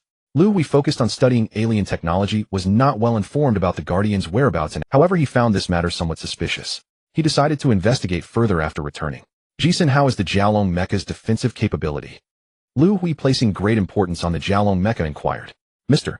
Liu, the main material used to manufacture the Jialong mecha is Cu-324 type Xian alloy. This Xian alloy was discovered by chance while I was researching materials. Its strength and toughness are only 1 grade lower than the material used to manufacture the outer shell of alien spaceships. It can withstand level 4 energy attacks and level 5 physical attacks. The firearms and missiles manufactured by humans cannot inflict harm on it, including nuclear weapons. Hearing Zhang Zaizen's words, Liu Hui nodded in satisfaction. Can the Jialong mecha be produced in large quantities? I plan to equip each Guardian with a mecha. Liu Hui asked. Mr. Liu, currently the Jialong mecha cannot be produced in large quantities. I still cannot manufacture the mecha's engine. Right now we are using a bidirectional gravity engine, which I dismantled from the orbital changer. The orbital changer on the alien spaceship. Liu, we did not expect it to be this way. That's right, there is still 1 orbital changer and 5 early warning aircraft on the spaceship. If we dismantle their engines, we could produce 6 more Jialong mechas. Zhang Zhisin stated. The difficulty of manufacturing a controllable nuclear fusion engine should not be high. Have you considered using it as the engine for the mecha? Liu Hui asked. Mr. Liu, I have already considered this issue. After calculation, the power output of the nuclear fusion engine is insufficient. In the same volume, its energy output is less than 1% of that of the alien bidirectional gravity engine. What difficulties have you encountered in manufacturing the bidirectional gravity engine? Mr. Liu, the core component of the bidirectional gravity engine, the gravity wave sphere. The 2 individuals with the highest brain domain development on Earth began discussing the bidirectional gravity engine, so engrossed that they forgot the purpose of their visit. A loud crash interrupted Liu Hui and Zhang Zaizen's discussion. Huang Zihu controlled the Jialong, leaping to a point just 10 meters in front of Liu Hui. After completing the comprehensive test, he opened the control room's door and leaped down from the mecha. Mr. Liu, academician Zhang controlling the Jialong mecha feels absolutely amazing. Standing before Liu Hui and Zhang Zhisin, Huang Zihu said excitedly. Huang Ziyu, the manufacturing difficulty of the Jialong mecha is very high, making mass production impossible. Arrange for the Guardians in the base to take turns familiarizing themselves with the mecha's control, Liu Hui instructed Huang Ziyu. The Jialong mecha cannot be produced in large quantities. Huang Ziyu felt somewhat disappointed upon hearing Liu Hui's words. Don't worry, in the future I will equip each Guardian with a Jialong mecha. Liu Hui comforted the disappointed Huang Ziyu. Jisen, let's return to the research room. I have some other ideas regarding the bidirectional gravity engine. Afterward, Liu Hui stayed in Zhang Zizen's research room until after 2 a.m. This is a common trait among researchers, they never distinguish between day and night. After several prompts from Chun Xingzhen, Liu Hui finally returned to his room. Before falling asleep, Liu Hui suddenly thought of Ryan. Losing contact for several months in an age of advanced communication was unimaginable. Liu Hui entered his brain original space. All the brain originals of the evolved individuals appeared here. In this space, he could communicate with the evolved individuals without distance limitations. Soon Liu Hui found Ryan's brain original. What is happening here? He noticed that Ryan's brain original was exhibiting abnormalities. While the brain originals of other evolved individuals were silvery white, Ryan's had turned dark black. Liu Hui sent out a message with his mind, preparing to communicate with. To his surprise, the message he sent received no response. He could even sense that Ryan had not received the message he sent. What on earth happened to Ryan? Liu Hui was puzzled. Niwa, can you find any information about Ryan online? Master, the last information about Ryan on the internet was a surveillance video. What location was the surveillance video taken from? It was a video of Ryan entering the gates of the intelligence agency of the United States. The countdown to disaster in the solar system is 3 months. The construction of the Hope spacecraft is nearing completion and various internal devices are beginning. Is this a spaceship? Is the video real? It's unbelievable. In comparison, this spaceship is a behemoth. This video must be doctored. The solar system will be destroyed in 3 months. You can't believe such rumors, right? The silvery white spaceship, it's too sci-fi. A video suddenly appeared on the internet going viral overnight. The video is only 5 minutes long, shot from a bird's eye view, capturing the entire silvery white Hope spacecraft as it approaches. There is a text description at the bottom of the video. The solar system will face disaster in 3 months, which will destroy all life on Earth. In a certain desert in the western part of Huaxiao, a spacecraft is being built to carry humanity away from the solar system. The spaceship can only carry 50 million people to escape. At first glance, everyone would think this is a promotional clip for a sci-fi movie. But as more and more evidence surfaced online, and after analysis by netizens, people began to doubt and believe it. I am a worker at the Alania steel factory producing the silvery white steel used for the spaceship. Our steel factory has been producing it for the past 6 months, and the destination is the desert in western Huaxia. I am also a worker at the steel factory, and we have been producing this silvery white steel for the past 6 months. Leaders from around the world have visited Huaxiao more this year than in the past 30 years combined. All the grain exported from Brazil this year has gone to the western part of Huaxia. Has the source of the video's spread been tracked down? The source of the video's spread has been identified in 28 locations, all related to the government of the United States. I knew it must be their doing. Lao Zhang angrily shouted after connecting the call. Lao Zhang, I assure you the leak of the video has nothing to do with our government. With a snap, Lao Zhang hung up the phone.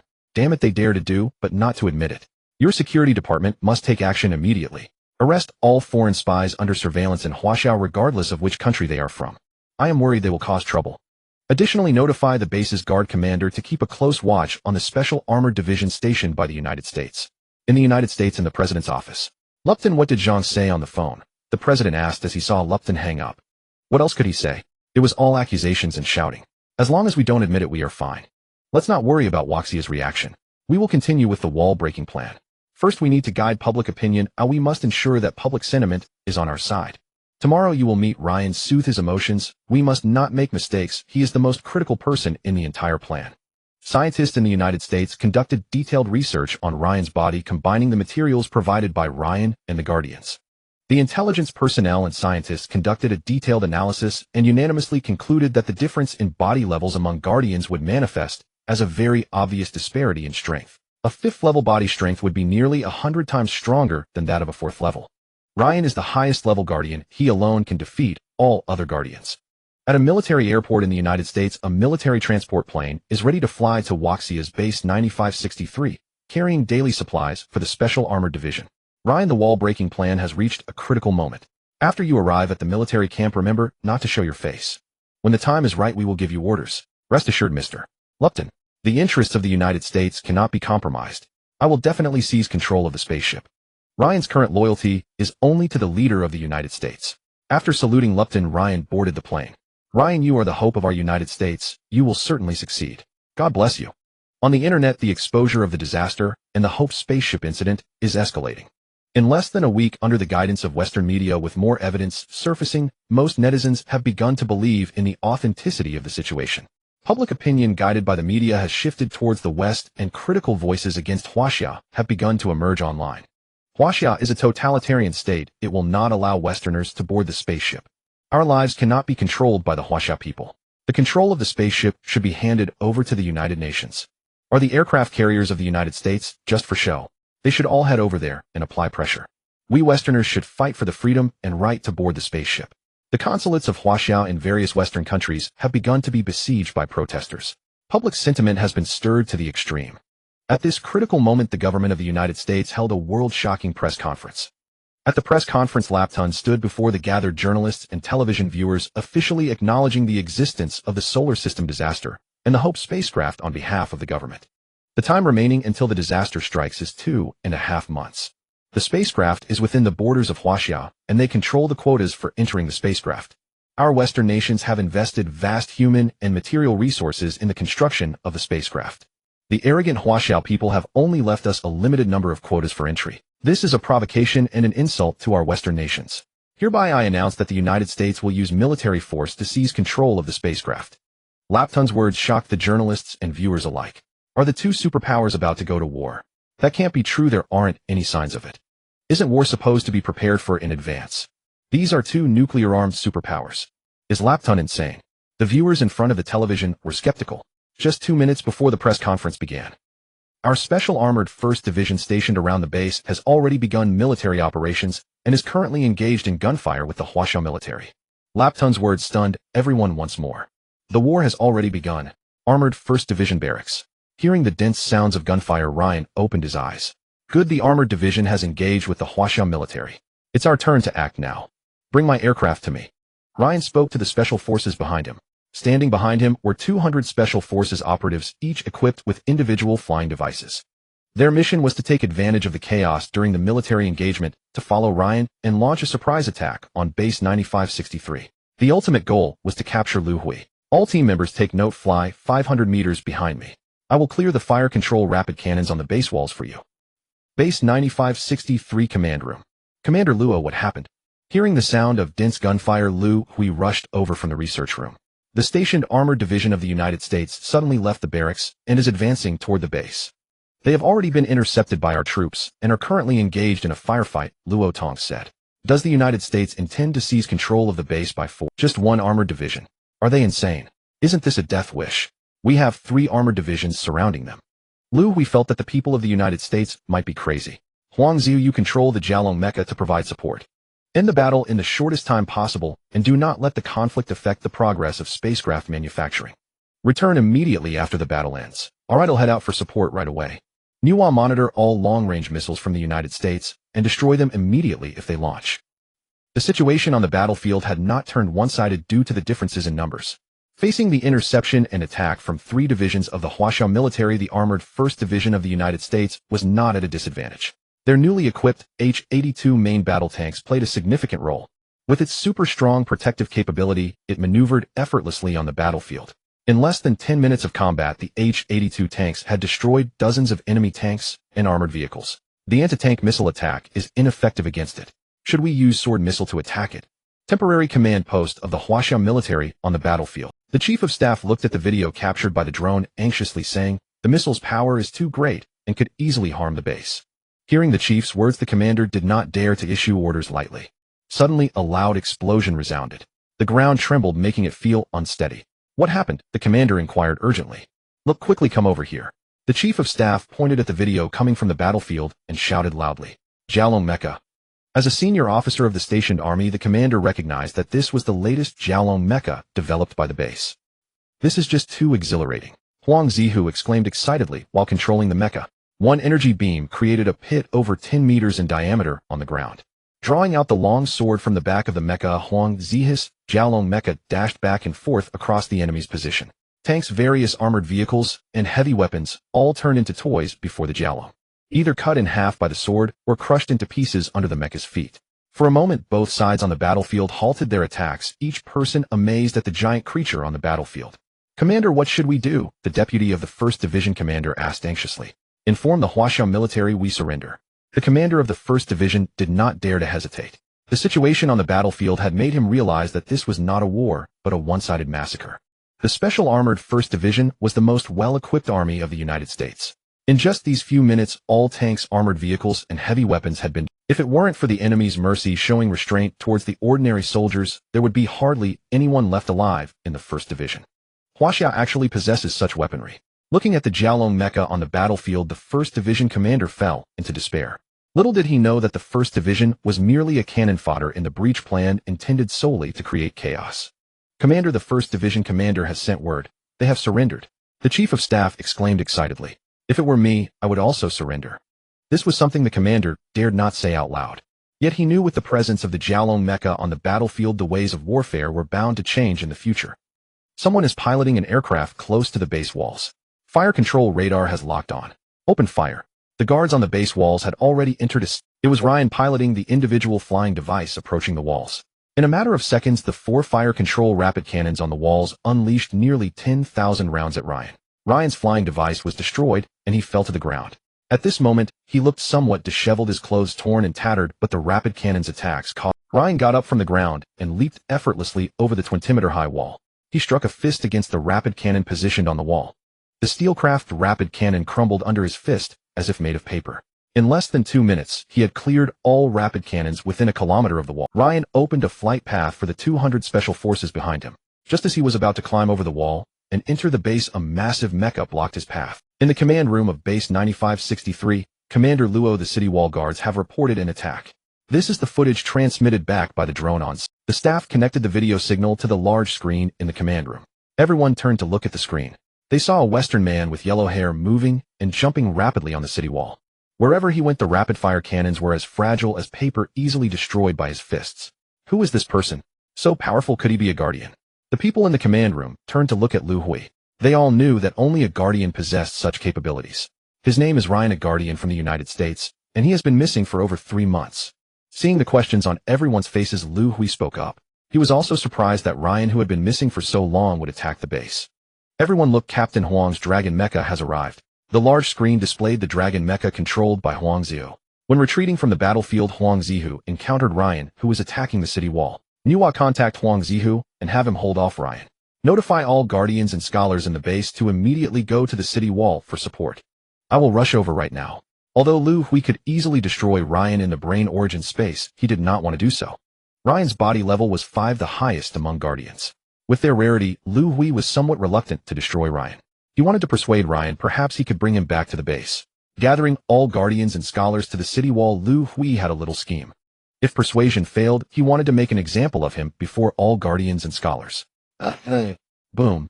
The energy beam shot by the Dragon Mecha hit Ryan on the city wall. Half of the wall was obliterated. Yet Ryan stood unharmed amidst the ruins. With a leap, Ryan charged towards the Dragon Mecha. Warning, the mecha's chest has sustained a heavy blow and its defensive capability has dropped to level 1. Huang Zihu heard the warning from the intelligence system. He quickly drew the large blade from the back of the mecha and swung it at Ryan, who was in front. Warning, the mecha's right arm has sustained a heavy blow and lost mobility. The warning sounded again. Ryan, stop right now? Liu Hui arrived at the battlefield. Upon seeing Liu Hui, Ryan displayed a look of joy. His mission was to control Liu Hui, and now he had delivered himself right to him, saving him a lot of trouble. Why are you attacking the base? Liu Hui questioned. Mr. Liu, I am from the United States, and I am only loyal to my country and its leader. Hand over the control of the spaceship. As a condition, I will spare your life. Ryan said arrogantly. Ryan, do you really think you can defeat all of us? The guardians and scholars in the base had gathered behind Liu Hui. Mr. Liu, I advise you not to try. Your body levels are only 3 and 4. If everyone attacks together, I can easily defeat you. With a body level of 5, Ryan had the confidence to be arrogant. Let me take care of him. A figure flashed past Liu Hui and charged towards Ryan. The person who charged was Liu Hui's female guard, Qin Xingxin. 2 months ago, after a fever and coma, she evolved and became a guardian with a body level of 4. The speed of their exchange was extremely fast. All Liu Hui saw were afterimages. In less than 10 seconds, one figure was blown away and landed in front of Liu. Qin Xingxin couldn't last even 10 seconds against Ryan. Seeing the fallen Qin Xingxin, Liu Hui was astonished. He knew the gap between levels 4 and 5 was significant, but but he didn't expect it to be this drastic. Everyone, let's go together. Someone behind Liu Hui exclaimed. Wait a moment. Everyone, don't act rashly. Liu Hui stopped them. Chun Xingjin couldn't last 10 seconds at level 4, and most of the guardians behind him were only at level 3. Even if they all attacked, Liu Hui knew they would definitely be defeated. Unfortunately, Liu Hui's warning came too late. More than a dozen guardians had already charged forward. In just a few seconds, over a dozen guardians were knocked away by Ryan. Mr. Liu, let me handle this. Huang Zi's voice came from behind Liu Hui. He had jumped down from the mecha's control room. I have an explosive characteristic that can raise my body level by 2. Huang Zihu reminded Liu Hui. Using the characteristic has a cooldown time. Oh, it's not at that point yet. You should use your characteristic at the most critical moment. Don't worry, I have a way to deal with him. Liu Hui calmly stopped Huang Ziyu. Mr. Liu, have you made up your mind? Will you hand over the control of the spaceship or not? Ryan shouted from a distance. Ryan, do not forget, I am an Eternal. As long as I want, I can easily destroy you. If you return to the base, I can overlook what you've done today. Liu Hui advised. So what if you're an Eternal? Your body level is only 4. Since you refuse to comply, don't blame me for being rude. No sooner had the words left his mouth than Ryan charged at Liu Hui. The guardians beside Liu Hui were taken aback and hurriedly stood in front of him. Contrary to expectations, when Ryan was 10 meters in front of Liu Hui, he suddenly collapsed. In the brain origin space, Liu Hui destroyed Ryan's brain. Ryan instantly reverted to an ordinary person. Pushing aside the guardians in front of him, Liu Hui walked over to Ryan. I told you I am an Eternal. Destroying you is effortless. This outcome was your choice. Liu Hui stepped on Ryan's chest. Accompanied by the sound of breaking bones, his chest caved in. Liu Hui's words shocked all the guardians and scholars present. Their awe for Liu Hui grew even stronger. From that day on, incidents of guardians and scholars betraying Liu Hui never occurred again. Entering the brain origin space, Liu Hui checked on the situation of the guardians who had been knocked away by Ryan. Their brain origins had already dimmed. Fortunately, there were still signs of life, but they were severely injured. Liu Hui infused them with his own brain origin, and the injured guardians instantly revived. The spaceship contest initiated by the United States ended hastily, in less than half an hour. Half an hour after the contest concluded, the government of Huaxia held a press conference in the capital. The contents of the press conference also shocked the entire world. The press conference venue in the Huaxia nation. When Elder Zhang approached the podium, a stir arose among the journalists present. In Huaxia, it is rare for someone of Elder Zhang's stature to personally hold a press conference, unless an extremely significant event has occurred. Dear journalists present here and viewers watching on television, I will not waste time on unnecessary words today during this press conference. Elder Zhang stood on stage with a very serious expression. As everyone knows, just an hour ago, the United States of America held a press conference. They mentioned the solar system disaster and the Hope spacecraft during the conference. Many people have questioned the authenticity of these events. On behalf of the Huaxia government, I publicly acknowledge that the disaster and spacecraft incidents are real events. I will explain the truth of the matter in detail shortly. Elder Zhang acknowledged the authenticity of the disaster and spacecraft incidents on behalf of the Huaxia government. Now there is something I need to inform everyone. The military operation of the United States to seize control of the spacecraft has failed. Half an hour before the press conference commenced, their armored 1st Division had already surrendered. Hearing Elder Zhang's words, the journalists on site were in an uproar. In less than half an hour, the United States elite armored 1st Division surrendered. When did their army become so vulnerable? Is the Huaxia army that powerful? This news left them utterly astonished. Please everyone quiet down. I will now announce the detailed truth regarding the disaster and spacecraft incidents. Upon hearing Elder Zhang's words, the commotion at the venue came to a halt. 50 years ago, our nation discovered an alien spacecraft in the western Gobi Desert. The spacecraft sent us a disaster warning message indicating that a star-devouring beast is approaching the solar system. Our Huaxia citizen Liu Hui was chosen by the alien spacecraft as its master, undergoing an evolution to become an Eternal. Liu Hui possesses exceptional abilities, and with his assistance we constructed the Hope spacecraft to escape the solar system. Elder Zhang elaborated on the entire truth of the matter. A beast capable of devouring solar energy. Is the solar system truly doomed? Who is Liu Hui? What is an Eternal? The journalists on site and the viewers in front of the television began discussing fervently. Next, I will address the issue that everyone is most concerned about, regarding the allocation of slots to board the spacecraft and escape the solar system. Upon hearing this, the journalists on site fell silent, and the viewers in front of the television held their breath. The allocation of 50 million slots has already been discussed and decided. Both Eastern and Western countries will each receive the right to allocate 15 million. The Eternal Liu Hui has been granted the right to allocate 20 million slots. The number allocated to Liu Hui surprised everyone. Why does Liu Hui get 20 million slots? A Western journalist suddenly questioned loudly at the press conference. Why? Simply because he designed and built the Hope spacecraft for humanity. Without him, none of us could escape this disaster. Seeing someone questioning Liu Hui, Elder Zhang defended him vigorously. The high-ranking officials of Huaxia have reached a consensus. After humanity escapes into the universe, the only leader can only be Liu Hui. Throughout the press conference, Elder Zhang repeatedly mentioned Liu Hui. This was to ensure that Liu Hui would enter everyone's sight, soon establish his prestige, and reduce future obstacles. At the end of the press conference, I would like to announce a date to everyone. Elder Zhang's expression grew even more serious. According to scientists' calculations, June 13, 2086 is the end of the world.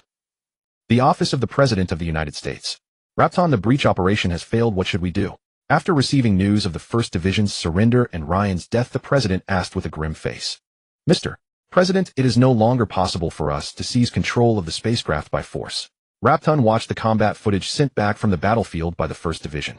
The performance of the Dragon mecha on the battlefield extinguished Rapton's thoughts of using force.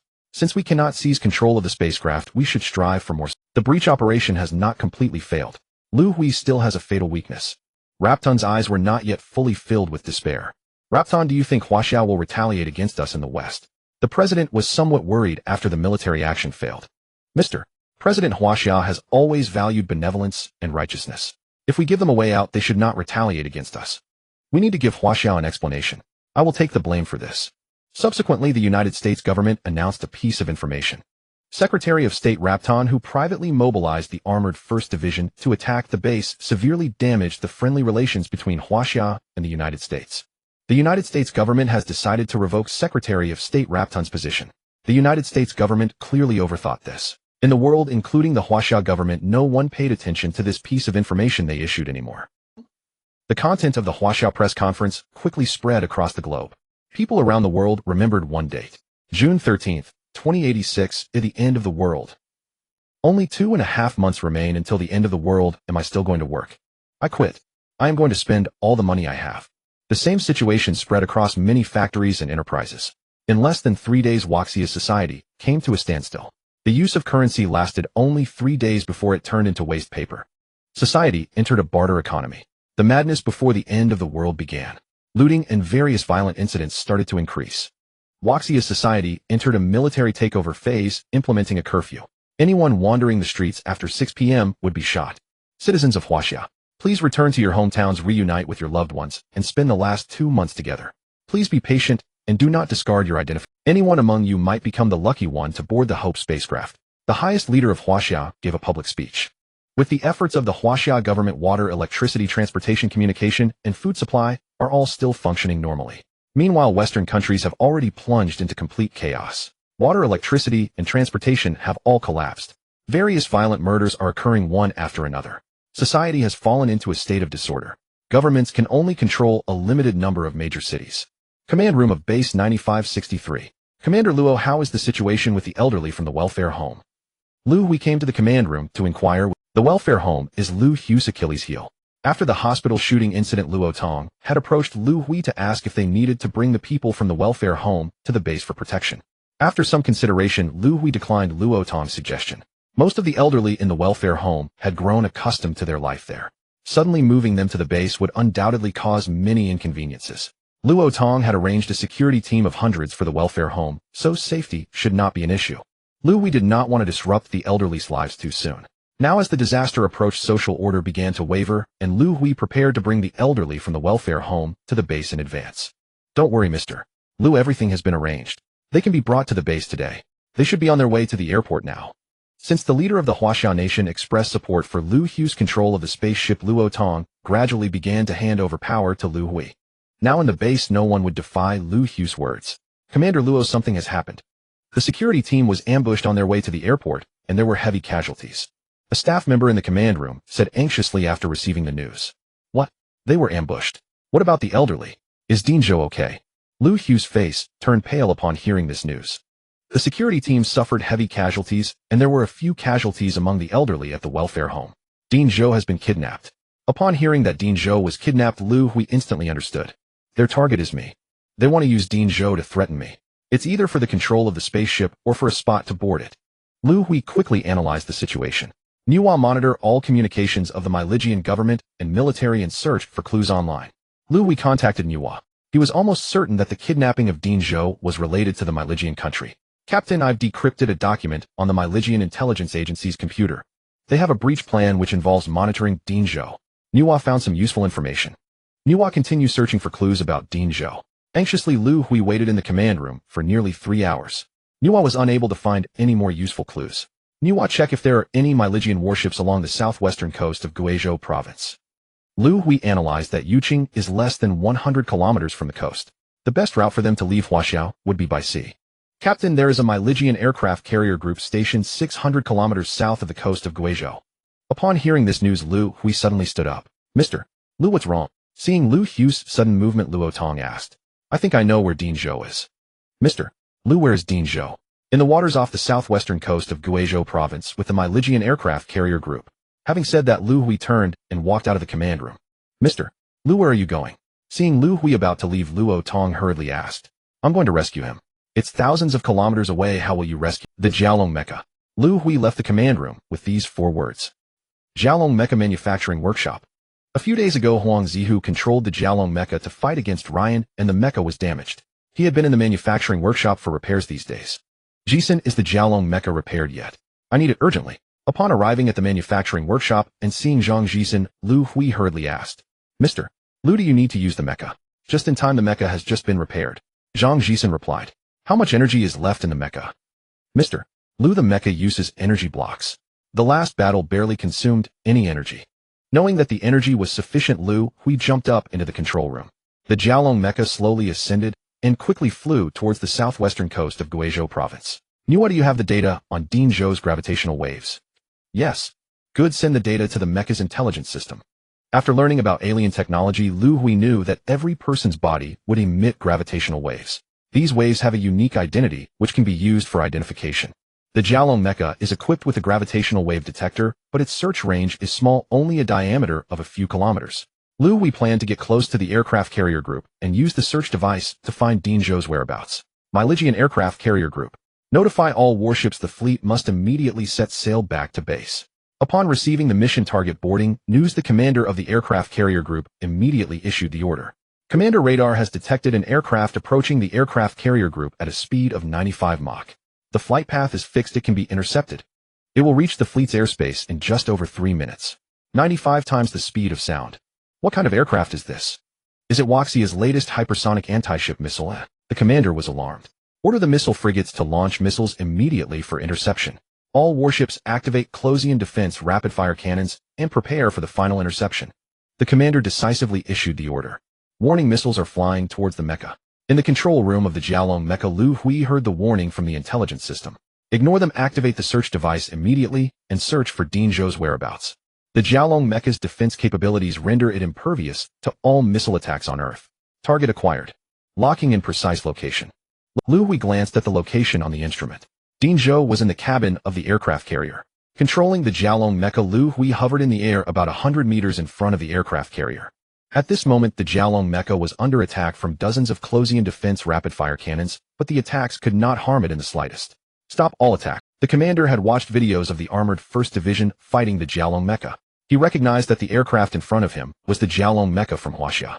Their attacks were completely ineffective. Commander, the opponent has sent a message.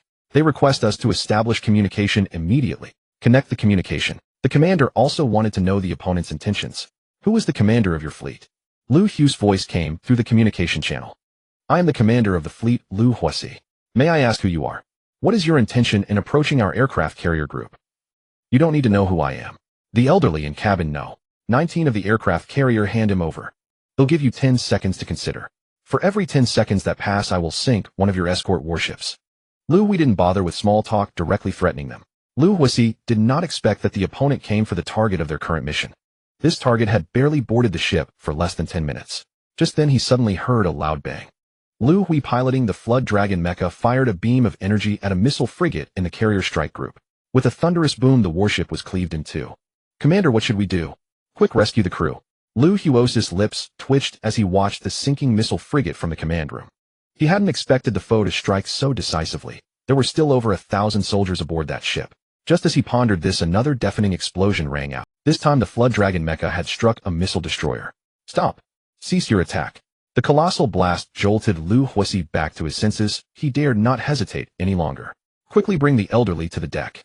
Liu Hui had no room for resistance. This was a one-sided slaughter. Liu Hui halted his assault. Tell Laputan your quota for boarding the Hope spacecraft has been reduced to only 5 million. This is the price for kidnapping the elderly. This is my final warning. If anything like this happens again, I will reserve none of the boarding slots for you. With those words, Liu Hui left alongside the director. 2 months remained until the cataclysm. The Hope spacecraft had been completed. How could one obtain a boarding slot? This became the foremost concern for everyone. After the incident with the director, Liu Hui stripped the Western Bloc of 10 million boarding slots. He originally held 20 million slots, more than enough. The surplus he submitted to the nation for disposition. With 25 million slots in hand, the entire world watched China, awaiting its distribution plan. In an office in the capital, 2 elderly leaders faced a choice. They held 2 allocation plans, and once announced they could not be altered. Old Zhang, the lottery plan, or the elite plan? Hu Lao asked his longtime colleague. Zhang Lao gazed at the 2 proposals, uncertain which to choose. The lottery plan was straightforward. Of the 25 million slots, 3 million were reserved for active duty military. This quota was non-negotiable. The military was the guarantee that everyone could board the Hope smoothly.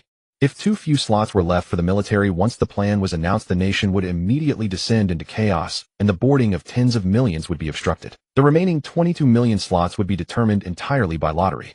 The lottery would be based on the ID numbers of legitimate citizens. This plan was both selfish and fair for the nation. Selfish because all slots were kept within the country, abandoning all friendly nations. Fair only in relation to Chinese citizens. Citizens eligible for the lottery were not distinguished by gender or occupation. As long as they were under 50, had no criminal record, and were physically healthy without disabilities, they could participate. This condition covered the vast majority of ordinary people, giving them a chance to obtain a slot. The elite plan, however, had little to do with the common populace. Of the 25 million slots, 3 million were for active duty military. The remaining slots were all selected. Only elites from various fields were chosen. Children, and those over 60 were completely abandoned. The plan also reserved 1 million slots for countries in the Eastern Bloc, including small nations in Africa, Latin America, South Asia, and Central Asia. The distribution principle was based on population proportion. Likewise, elites from all walks of life had to be selected. In short, this plan treated the Hope as an independent polity. The interests of the Hope were placed first, China second, and the interests of the small Eastern Bloc nations last. This plan cut off all ordinary people from obtaining a old partner. I still lean toward selecting elites. But this plan is too radical. The Hope will flee into the cosmos carrying a limited number of humans. Though selecting elites to accompany us is the most reasonable choice. But we must consider a practical reality. Our populace consists mostly of ordinary people. Once the elite plan is announced, it will dash the hopes of these people, and society will immediately plunge into chaos. If society is in chaos, the selection of elites for boarding will be obstructed, and the consequences are unforeseeable. I have an idea. Merge the 2 plans into one. After deliberation, the 2 elders produced a new slot allocation plan. It was announced several days later. The 25 million slots were distributed as follows: 3 million for active duty military, 1 million for small Eastern Bloc countries, including Africa, Latin America, South Asia, and Central Asia. The selection criteria were elites. The largest share, 11 million slots, was reserved for China's elite. The remaining 10 million slots were decided by the state to be given to eligible ordinary citizens through a lottery. Once the allocation plan was announced, despite some opposition, it received support and approval from the majority of Chinese citizens. Because both the elite and ordinary classes had opportunities, the small Eastern Bloc nations that were not abandoned also expressed their gratitude. Though 1 million slots was a small number, the Chinese government had the power to give none at all. These small nations had no room for resistance. After China announced the slot allocation plan, the citizens of the Western Bloc learned that their slots had been stripped by 10 million. Many citizens demanded their governments reclaim the 10 million slots from China. The high-level leaders of the Western Bloc argued incessantly. Some even proposed a mad plan: detonate nuclear weapons to threaten China, forcing it to return the slots.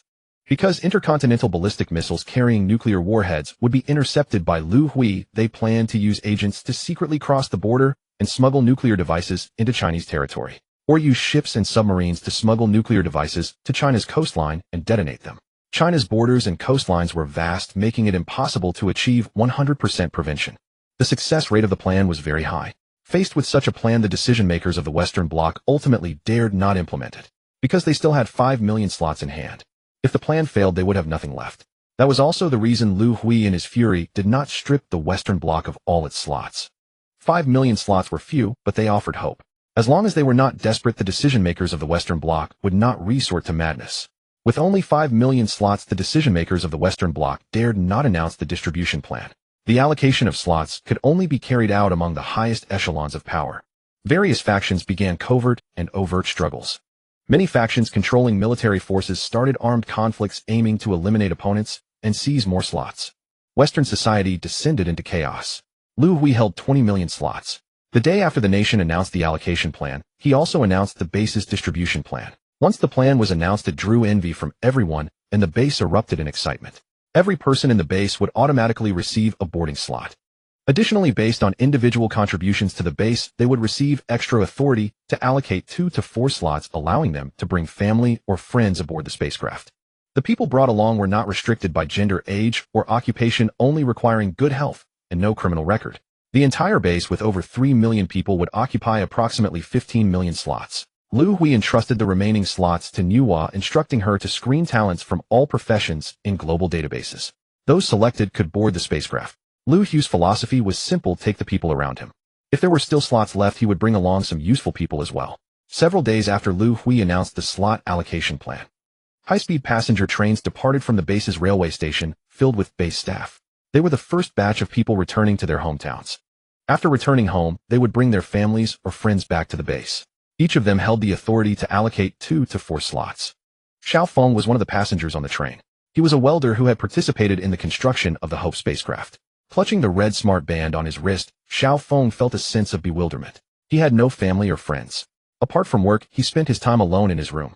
He was one of the few on the train who did not know their destination. Hangzhou has arrived. Passengers needing to alight, please disembark promptly. Xiao Feng heard the announcement.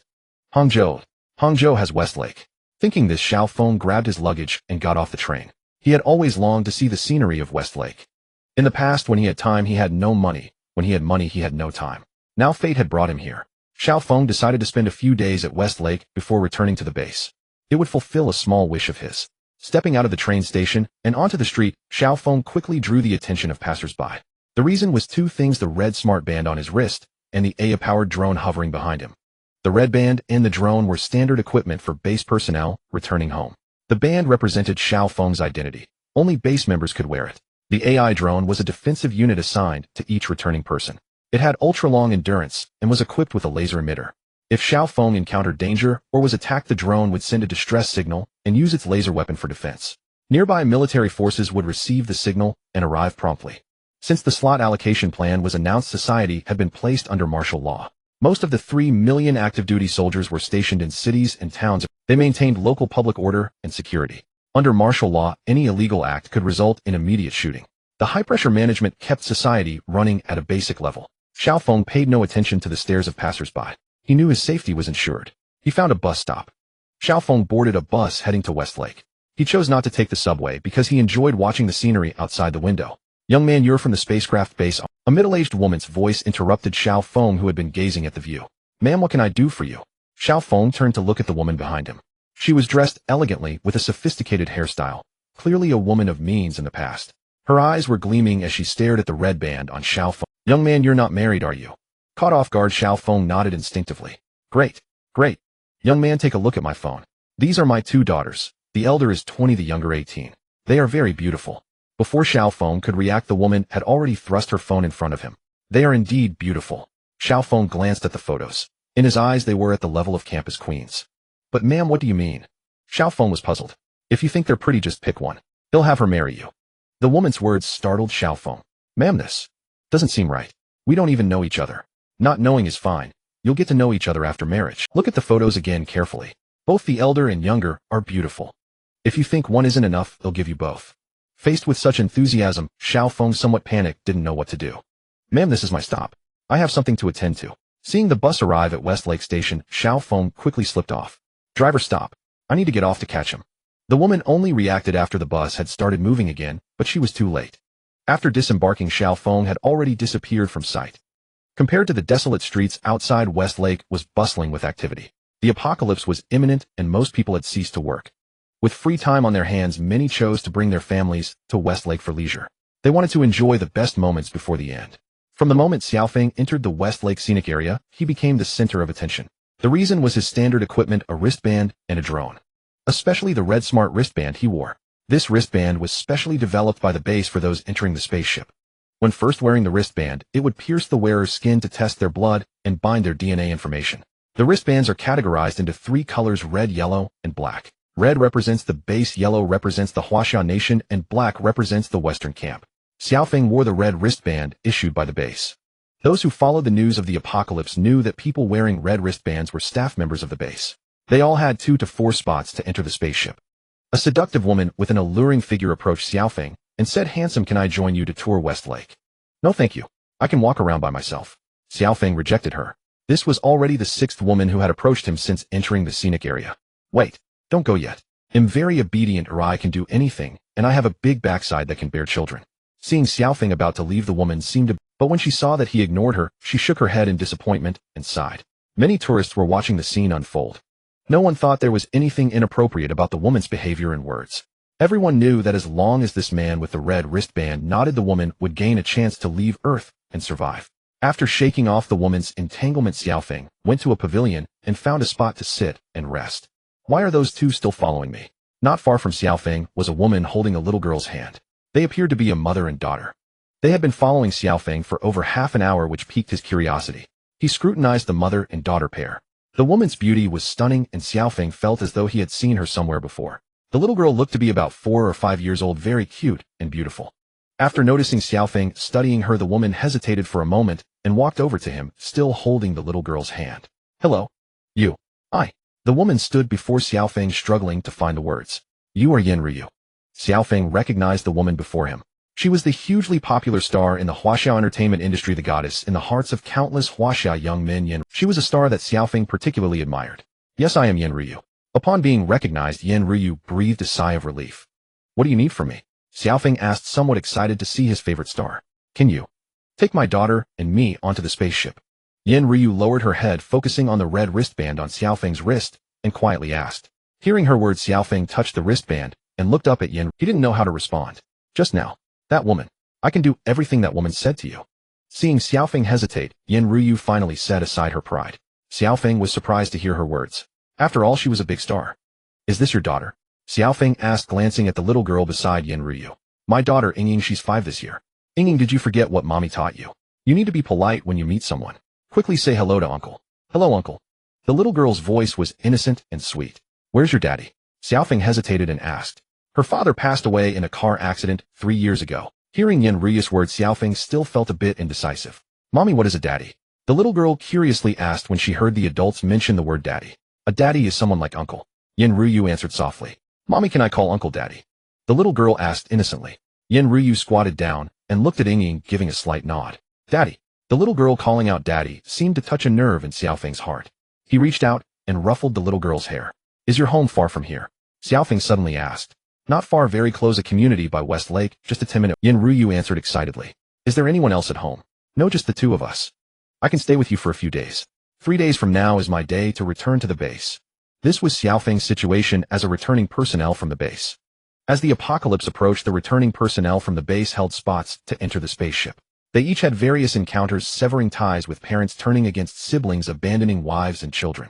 Such is the world. With 1 month left on the disaster countdown, those qualified to enter the spaceship gradually arrived at the base. The base had limited capacity, and Liu Hui began to arrange personnel to enter the Hope spaceship for living. "Daddy, is this the Hope spaceship?" "It's so big," a little girl exclaimed. "Yingying is right, this is the Hope spaceship. It's our new home." The 2 speaking were Xiaofeng and Yingying.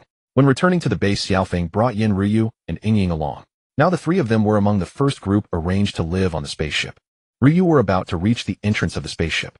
"There are quite a few people. Keep an eye on Yingying, and don't let her get lost," Xiaofeng said to Yin Ryu behind him. "Don't worry, brother Feng," I'm holding her hand. The first batch of people entering the Hope spaceship numbered over 10 million. These people were the workers who built the spaceship and their families. The elite selected from the Huaxia Nation were still making their way to the base. The lottery for ordinary citizens had not yet begun. They needed to wait until the elites gathered at the base before the lottery could take place. Once the lottery results were announced, the ordinary citizens who secured spots would follow the military from all over the country to the base. They would be the last group to board the Hope spaceship. This arrangement was made to ensure the boarding process went as smoothly as possible. If the lottery list were announced too early, those not selected would fall into despair. Society would immediately descend into chaos, and it would be impossible to ensure that personnel reached the base smoothly. Although the Hope spaceship had hundreds of entrances and exits, it still felt crowded with such a large number of people. Following the crowd, Xiaofeng's family of 3 arrived at the spaceship's entrance. A soldier stood high at the entrance holding a loudspeaker and speaking loudly. Please show your identity wristbands. After activating the wristbands, proceed to the changing room to change. No personal items are allowed on the spaceship. Please follow the order. Please place your hand with the identity bracelet into the activator.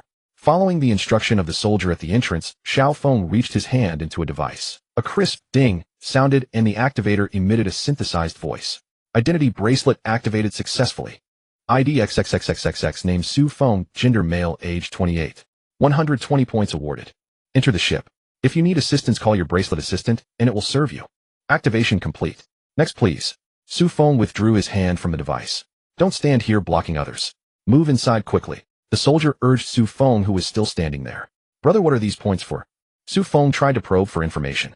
I don't have time to explain. You can call your bracelet assistant to ask. The soldier grew impatient. My daughter and wife are behind me. They'll wait for them here. Su Feng did not enter alone. After explaining to the soldier, he stepped aside. Bracelet activated successfully. ID XXXXXXXX, name Su Yingying, gender female, age 5. 60 points awarded. ID XXXXXXXX, name Yin Ryu, gender female, age 26. 100 points awarded. Once the bracelets were activated, Su Feng led Yin Ryu and Yingying through the passage toward the spaceship. The passage was over 100 meters long with some crowding at the end. Drawing closer, Su Feng noticed that the people were separated into 2 lines by gender. Men to the left, women to the right. No crowding. Enter the changing rooms and change your clothes promptly. Remember, apart from the identity bracelet on your person, no personal items are allowed on the ship. Anyone found in violation will be disqualified from boarding. A soldier repeated through a megaphone. Ryu, take Yingying and line up quickly. Wait for me outside after changing. Don't wander off. Getting separated would be troublesome. Upon hearing Su Feng's words, Yin Ryu nodded. Following the cue, Su Feng entered the changing room. Your size is EA. As he passed the device at the entrance, Su Feng received his clothing size. He found the garment corresponding to his size by the letter. A one-piece blue suit. The garment was easy to put on with zippers at the main joints. The material was soft and comfortable against the skin. After changing, Su Feng tossed his discarded clothes into a waste recycling bin. Following the flow of people, he exited the changing room. There were quite a few people outside, all wearing the same uniform, which made Su Feng anxious. Finding someone was difficult. Fortunately, not many among the boarding passengers carried children. After scanning his surroundings several times, Su Feng finally spotted Yin Ryu holding Yingying's hand. Ryu, I'm over here. Su Feng called out to Yin Ryu. Seeing Yin Ryu approaching with Yingying's hand in hers, Su Feng's face flushed instantly. The spaceship's uniform was a bodysuit. Yin Ryu's figure was curvaceous. Although they had lived together for some time, seeing such a silhouette still made Su Feng's heart race. Feng, go, which way should we go? There were 5 exits outside the changing room, and Yin Ryu didn't know which to take. I don't know either. Wait a moment, let me ask the bracelet assistant. Su Feng steadied his heartbeat and raised his left hand wearing the bracelet. Calling bracelet assistant, I need help. Su Feng spoke softly into the bracelet. What assistance does Mr. Su Feng require? A mechanical voice came from the bracelet. I want to go to my residence, but I don't know where it is or how to get there. Mr. Su Feng, your residence is in zone A663Y. This is your current location. Follow the arrow on the map to the tube car station and take the tube car. The bracelet projected a 3-dimensional holographic map. Following the map's instructions, Su Feng and his family arrived at a tube car station. Daddy, what is this thing? It's so beautiful. Yingying asked, gazing at a large capsule before them. Yingying, this is called a tube car. We'll probably ride it. Daddy is so smart. Yingying has never seen this thing before, and Daddy can recognize it. Hearing his daughter's words, Su Feng felt a bit embarrassed. In truth, he had no idea what the large capsule was. But he could read. The words tube car were written on it. So he guessed it was the ship's mode of transport. Daddy, look, it's opening. Yingying exclaimed in surprise. Please enter the tube car, Mr. Su Feng. Over 5 minutes later, the tube car stopped. Please follow the arrow on the map, Mr. Su Feng. Following the map's guidance, Su Feng and his family arrived at zone A663Y. This must be the living area of the ship. Along the way, Su Feng saw many numbered doors. Mr. Su Feng, you have reached your residence. Please face the camera on the door to verify your identity. The bracelet assistant reminded Su Feng. Su Feng looked up at the number on his door. A 663Y2766. He stepped forward 2 paces facing the door. With a ding, the door opened automatically. Su Feng walked in. The room was very small, about 10 square meters. It contained a large bed, a wardrobe, a table and chairs, and a bathroom. Sitting on the edge of the bed, Su Feng recalled the matter of points. Bracelet assistant, what's the deal with the points in the bracelet? Su Feng inquired. Mr. Su Feng, the bracelet points are equivalent to currency. On the ship, they can be exchanged for daily necessities. Personnel on the ship can receive a basic allowance once a month unconditionally. For more points, you can apply for a job on the ship. The first batch of people aboard the Hope spaceship began to learn and adapt to life on the ship through their bracelet assistants. Disaster countdown 10 days. Most of the 50 million selected humans had entered the spaceship. The last batch to board consisted of ordinary citizens selected by lottery. The journey of this batch back to the base with the military was not smooth. After the lottery, those not selected fell into despair. Many people drove and gathered around the military, trailing far behind the convoy back to the base. They longed for a chance to board the ship and escape. The military attempted to disperse them several times to no avail. These ordinary citizens did not attack the convoy, and the soldiers could not bring themselves to shoot them. Eventually, more and more ordinary citizens followed the convoy to the base. Mr. Liu, what should we do? The situation is getting worse. The crowd outside the base wall is growing larger by the hour. It's estimated to have reached tens of millions. I'm afraid they might storm the wall. In the base command room, Luo Tong said to Liu Hui. After listening, Liu Hui pondered for a moment. Finally, he made a decision. Notify Hu Lao and Zhang Lao to rush to the base as quickly as possible. The Hope spaceship is to be launched into space ahead of schedule. What did you say? The leader and the others are unwilling to leave Earth. After contacting the capital city, Liu Hui received this unexpected news. Connect the leader's video call. Oh, I want to talk to them. Upon hearing Liu Hui's words, Luo Tong quickly connected the video call in the command center. The large screen in the command center displayed the figures of two elderly men. Leader, the spaceship needs to enter space ahead of schedule. Why aren't you leaving? Mr. Liu, we are both old, our abilities are limited, and our identities are special. Entering the spaceship would hinder your control over power. In this critical moment for the survival of human civilization, what is needed is a high concentration of power. The elder explained. Leader, if you don't want to wield power, you can retire on the spaceship. These two elderly men have made indelible contributions to the prosperity and stability of the Huaxiao nation, and Liu Hui holds them in great respect. He did not wish to see the two elders remaining on Earth to await death. With 1.8 billion people in Huaxiao, can you take them all away? The elder suddenly asked. Liu Hui fell silent. As long as there is one Huaxiao person left on Earth, we will not leave. We two old fellows must hold our ground until the last moment. Mr. Liu, we have made up our minds, you need not persuade us further. We two old fellows must hold our ground until the last moment. Mr. Liu, we have made up our minds, you need not persuade us further. The elder cut off the video call. In the command center, everyone lowered their heads in silence, feeling heavy-hearted. Check all the key equipment on the spaceship. The Hope will ascend in 2 hours. Notify everyone in the base, including the guards on the wall. Have them prepare to evacuate and board the spaceship. On the wall of Gate 1 at the base. Commander, we are running low on rubber bullets. Should we switch to live ammunition? These are our Huaxiao people. We cannot use live ammunition unless absolutely necessary. The officer rejected the soldier's suggestion. He glanced down from the wall. Countless people were risking being hit by rubber bullets as they approached the wall. Each of them carried a bag wrapped in cloth containing soil. Upon nearing the wall, they tossed the bags at the foot of the wall. To scale the wall and board the Hope spaceship, these people were filling in the height of the wall with soil. Don't be afraid, rubber bullets won't kill anyone. As long as we fill in the wall and rush up, we will have a chance to board the spaceship. Someone in the crowd shouted, Commander, the command from the headquarters. The spaceship Hope will ascend in 2 hours. The command from the headquarters orders us to evacuate from the wall and board the spaceship in 1 hour, the communicator announced loudly. Pass the order down, we will evacuate in 1 hour. The officer watched the crowd moving soil below the wall. He estimated that at the current speed the wall would be filled in less than an hour. What should I do if they rush up in an hour? Is it really necessary to? The officer frowned. Time passed second by second. Commander, we have run out of rubber bullets. The height of the wall is down to 2 meters, and they have begun to build a human ladder to climb up. The soldier reported to the officer. Notify everyone in the company to evacuate the wall immediately and drive to the Hope. I will guard the exit of the lower wall. The officer decisively issued the order. He knew that if the soldiers mixed with the crowd, none of them would make it onto the spaceship. Commander, hurry up, they can't get down. The number of people from the entire company who could reach the exit was less than half. Many soldiers were knocked to the ground by those climbing the wall during the retreat. You go first, or I will hold them here. Commander, we can't leave you behind. Do you want to die? If you mix with the crowd, none of you will get on the spaceship. This is an order. Disobeying orders on the battlefield means immediate execution. The officer drew his sidearm. The soldiers at the exit dashed away with tears. The officer reached the high-speed machine gun at the exit and disengaged the safety. Not far away, a crowd was already rushing towards the exit. Don't come over. The officer shouted loudly with his eyes closed. He pulled the trigger. High-velocity bullets shot into the crowd. Limbs flew and blood filled the sky. 5 minutes later, the bullets were exhausted. The officer pulled out his sidearm and aimed it at his head. In the control room of the Hope spaceship. Mr. Lu, the wall of the base has been breached by the gathered crowd. The guarding troops at walls 8, 1965, 78A, and 85 have failed to evacuate on time. The crowd is now less than 2 kilometers from the entrance of the spaceship. The personnel in the command center reported to Liu Hui.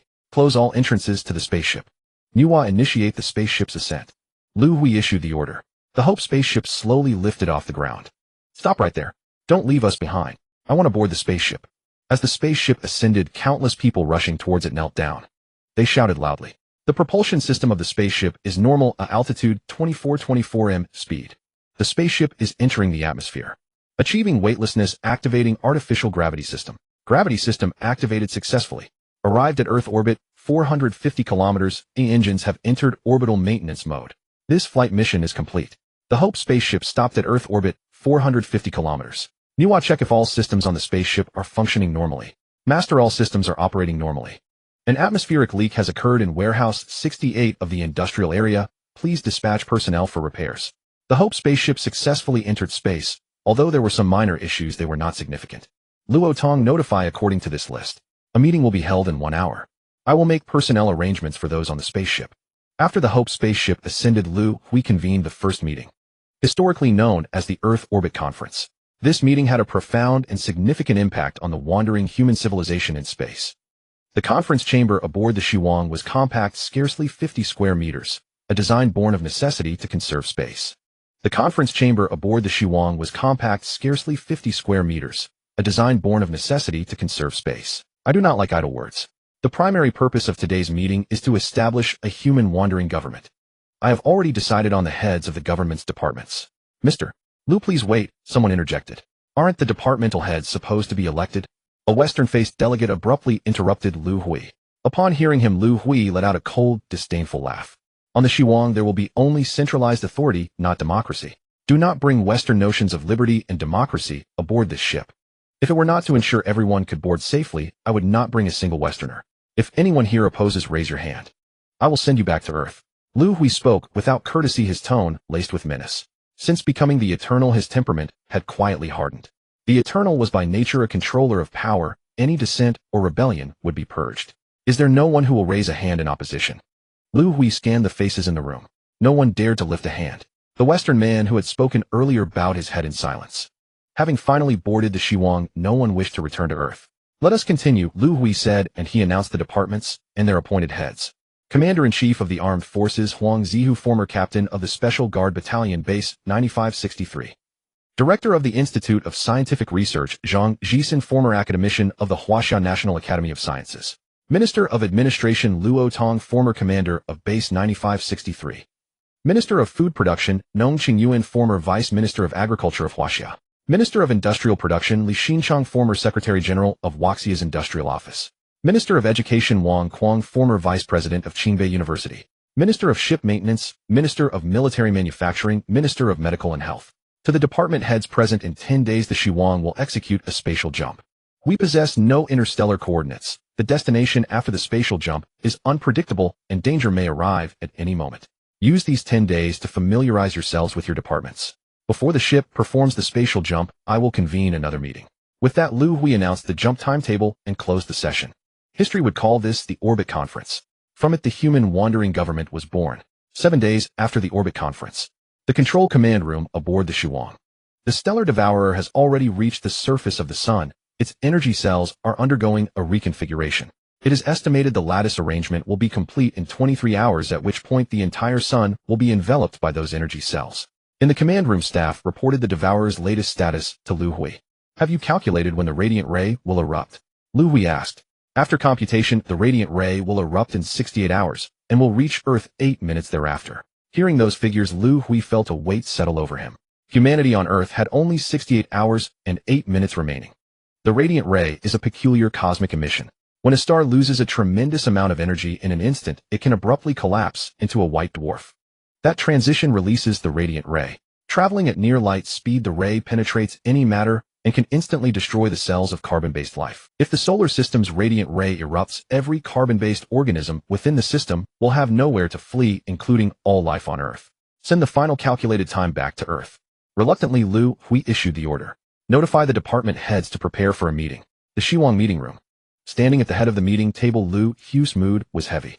The stellar devourer has reached the sun's surface, he announced. After calculation, humanity on Earth has less than 68 hours remaining, Liu Hui told those assembled as he revealed the computed result. The atmosphere in the room was oppressive. The Shiwang will initiate its spatial jump 1 hour before the radiant ray erupts. How are your department's preparations progressing? Huang Zihu report on the military, Liu Hui called. Huang Zihu rose and spoke. Leader, the ship's military strength numbers roughly 1 million personnel. We are equipped with 103 Kunlun warships and 7 Jialoma-type mechs. The cognitive core Nuwa estimates the Zaiwang's defenses can barely withstand an attack from a level 2 civilization. Against a level 3 civilization, we would be overwhelmed. Leader Liu, the ship maintenance department is prepared. Over 200,000 repair workers have been recruited to respond to emergent repairs. Food production is operating normally. Military manufacturing lacks materials and cannot build new warships. Industrial production is halted for lack of raw materials.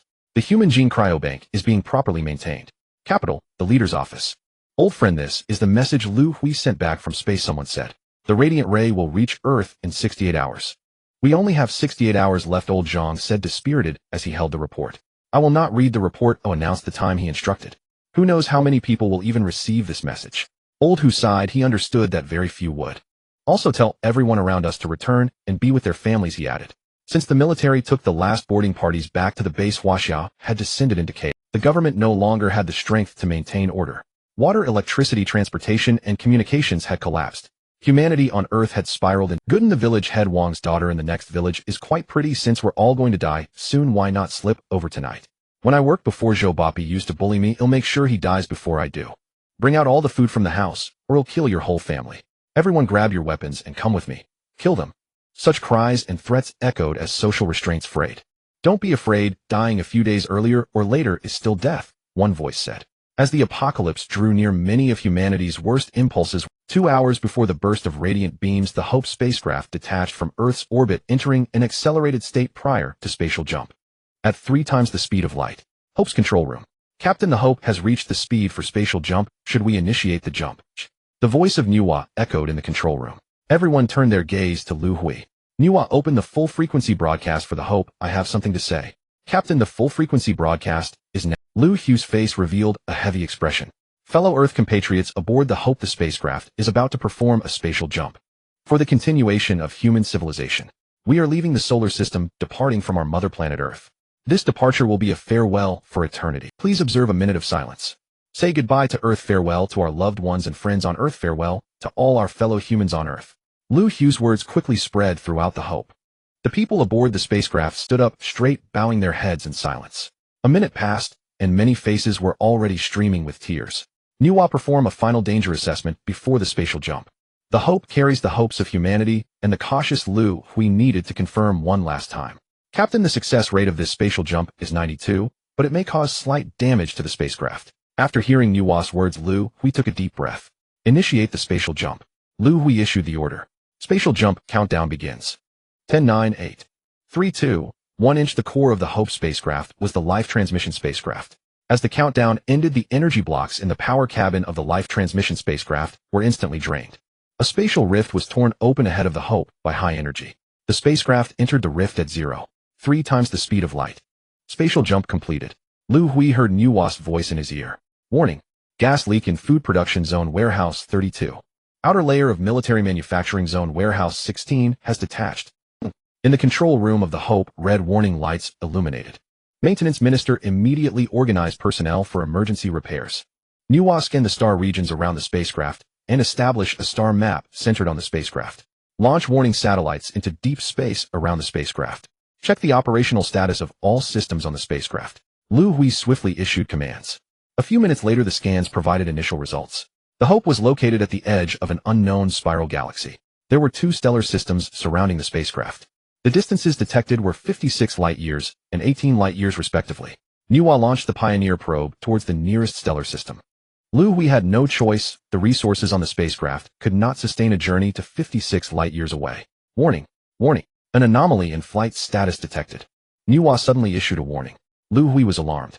Approximately 200 million kilometers ahead of the Hope, there is an unidentified flying object approaching us at high speed at a velocity of 0.8 times the speed of light. Nuwa clarified the distance and speed of the object. Nuwa, could it be a meteor or a comet? Absolutely not. Meteors or comets cannot suddenly change direction and increase speed. Captain, there is only one possibility: this object is a product of a civilization. An extraterrestrial civilization's spacecraft. Liu Hui didn't expect that right after successfully jumping they would face an unknown alien civilization spacecraft. How much time do we have left? Captain, there are still 13 minutes and 26 seconds before they reach our position. Nuwa, can the energy beam cannon aboard the Hope be fired? Captain, after the spatial jump the energy blocks are depleted, and the nuclear energy on the spacecraft cannot activate the energy beam cannon. Huang Ziyu, immediately deploy the Kunlun battleship, and the Jiaolong mechs are on standby. Liu Hui prepared for the worst. Nuwa, send a communication request to the other party. The few Kunlun battleships departed from the Hope. The Kunlun battleship was a space warship designed by Liu Hui and Zhang Jisen along with all the scholars, but it had significant drawbacks. Due to a lack of manufacturing materials, they could not produce a bidirectional gravitational wave engine. The battleship used a nuclear energy engine. Its flight speed was not only slow but also had limited stored energy sufficient for only one energy beam launch. After firing it would require 24 hours for recharging. Feng Lala, do you think they are a level 1 civilization or a level 2 civilization? From the shabby appearance of their spacecraft, they clearly seem to be a rookie level 1 civilization just entering the universe. But there is one oddity. We clearly detected that their spacecraft is controlled by an intelligent brain, but why can't we invade their intelligent brain? Feng Liching, your question is easily. Look, the battleship they just deployed uses primitive nuclear power for its propulsion. Their technology should have just reached level 1 civilization, or perhaps it hasn't even reached that yet. The matter regarding their spacecraft's intelligent brain is also easily explained. Every civilization's technological tree will have its focus. If their focus is on intelligent brains, they might have developed a level 3 or 4 intelligent brain during their level 1 civilization stage. Hearing Feng Liching's words, Feng Lala nodded. The two intelligent beings engaged in conversation were space transporters from the level 2 civilization of Fengla Star. They were piloting a space transport ship through this star region when they were startled by the sudden appearance of the Hope. Out of curiosity, they piloted the transport ship over to investigate. Feng Lala, the other party has sent us a message. But we do not know what it says. The spacecraft's intelligent brain is deciphering it. Wait, how come they don't know the universal communication language of the star region? The two intelligent beings suddenly realized. The civilization on the other side had not yet registered in the star region. They were an unprotected wandering civilization. The intelligent brain aboard the other party's spacecraft is at least at level 3 civilization. We might as well seize their technological tree. The intelligent brain on the transport ship should be replaced. These two extraterrestrial intelligent beings developed a greed for Nuwa aboard the Hope. Feng Lala, the message from the other party has been deciphered. They wish to establish a communication dialogue with us. Then let's connect the dialogue. We will directly demand their technological tree. If they do not comply, I will simply blast them away with a single shot. In the control room of the Hope. Captain, the enemy ship is stationed 20,000 kilometers in front of the Hope. They have connected for a holographic video conversation. As soon as Nuwa's voice fell, a holographic image appeared in the control room. Everyone turned to look at the image. Aren't they just two hairless kangaroos? Are they advanced intelligent beings? Upon seeing the appearance of the alien intelligent life, Liu Hui immediately thought of kangaroos on Earth. Because they looked so similar. Hello, I am Liu Hui, the leader of human civilization. May I ask who you are? What is your intention in approaching our spaceship? Liu Hui asked, neither servile nor overbearing. What should we do? They are the Kalan people. The alien intelligent beings recognized Liu Hui as one of the Kalan people upon seeing him. This surprised them greatly. Because the star region they were in was called the Sirius region, and the managing race of the Sirius region was indeed the Kalan people. They should be a newly advanced branch of the Kalan people entering first-level civilization. This is the edge of the galaxy. They should not have encountered other civilizations. There is a legend in the star region that each branch of the Kalan people possesses the technology tree of Kalan planet civilization. If we can obtain their technology tree, our planet will become a dominant force. Isn't the risk too great? The technology tree of Kalan planet is worth the risk. Why not go all out? After obtaining the technology tree, we can eliminate them. After discussion, the two alien kangaroos decided to take the risk. It doesn't matter who we are. What matters is that you must hand over your technology tree. The alien kangaroos openly stated their intentions. They are after the technology tree of Kalan planet civilization. Have they discovered the life propagation spaceship within the Hope? Hearing the words of the alien kangaroos, Liu Hui speculated. What if I refuse you? Liu Hui wanted to test their reactions. Your civilization level is only first level. Our spaceship is equipped with a neutron cannon manufactured by third-level civilization. Destroying you would be a piece of cake. The alien kangaroos directly threatened Liu Hui. Nuwa, can the energy shield of the Hope withstand the neutron cannon? Captain, we have a third-level energy shield that can withstand the neutron cannon. However, the energy on the ship is limited. The shield can only last for 10 minutes. Nuwa, be prepared to activate the energy shield at any time. Liu Hui communicated with Nuwa using his... It seems you don't believe in our capabilities. Let us show you what a neutron cannon is. Seeing Liu Hui's delayed response, the alien kangaroos lost their patience. They fired a neutron cannon towards the Hope. However, the target was not the Hope, but the Kunlun battleship surrounding it. Leader Liu, we have lost 16 Kunlun battleships. On the command room's display screen, 16 Kunlun battleships disappeared. They were vaporized directly by the neutron cannon. Order all Kunlun battleships to fire. Huang Zihu, prepare the Jialong mecha for an attack. The energy shield of the Hope could withstand the neutron cannon for 10 minutes, and Liu Hui decided to count. Upon receiving the attack order, the remaining Kunlun battleships quickly fired energy beam cannons. Over 80 energy beams shot towards the alien spaceship. The enemy ship has an energy shield. The energy beams fired by the Kunlun battleships were blocked by the enemy's shield. They actually have a third-level civilization's energy beam cannon. Seeing that the ship's energy shield was nearly breached, the two alien kangaroos were taken aback. If another round of such attacks occurred, the shield would shatter. Look, their battleships are retreating. Their battleships are nuclear-powered and lack energy. They can only fire once with the energy beam. Look, their battleships are retreating. Their battleships are nuclear-powered and lack energy. They can only fire once with the energy beam. The alien kangaroo analyzed the situation. I won't play with them anymore. I want to destroy them. The alien kangaroo was enraged as the shield was almost... They locked the neutron cannon onto the Hope. A neutron energy shot towards the Hope. Do they also have an energy shield? And it's at least third level. The neutron energy was blocked by the Hope's shield. What should we do? Should we continue the attack? Continue the attack. Their weakness is energy reserves. Nuclear energy cannot maintain the energy shield for long. I believe they won't hold on for much longer. The alien kangaroos decided to continue the attack. Huang Zihu, lead the Jialong mecha to strike immediately. Approach the enemy ship at maximum speed and be careful to dodge their close-range defense weapons. You have less than 10 minutes. In the command room of the Hope, Liu Hui issued the order. The Jialong mecha was Liu Hui's last resort. The energy shield has a weakness. It can withstand energy attacks, but cannot stop massive objects from passing through the shield. Liu Hui planned to let the Jialong mecha approach the enemy ship and launch an object is flying towards us at high speed. Activate the close-range laser cannon on the ship. What? They can actually dodge our close-range laser cannon. Quick, start the ship, we need to leave. The two alien kangaroos sensed the impending danger. With a loud bang, the Jialong mecha controlled by Huang Zihu crashed into the alien spaceship. Slightly dizzy blood trickled from his mouth. From high speed to sudden stop, Huang Zihu's body endured immense kinetic pressure. His internal organs were injured. Fortunately, I used the burst feature to elevate my body level by 2 ranks. Otherwise, the impact's kinetic energy could have... Huang Zihu felt incredibly lucky. This battle determined the life or death of the Hope. After entering the Jialong mecha, Huang Zihu directly used the burst feature to elevate his body. He maneuvered the mecha at maximum speed towards the enemy ship. Upon nearing, he discovered that the spaceship was preparing to flee.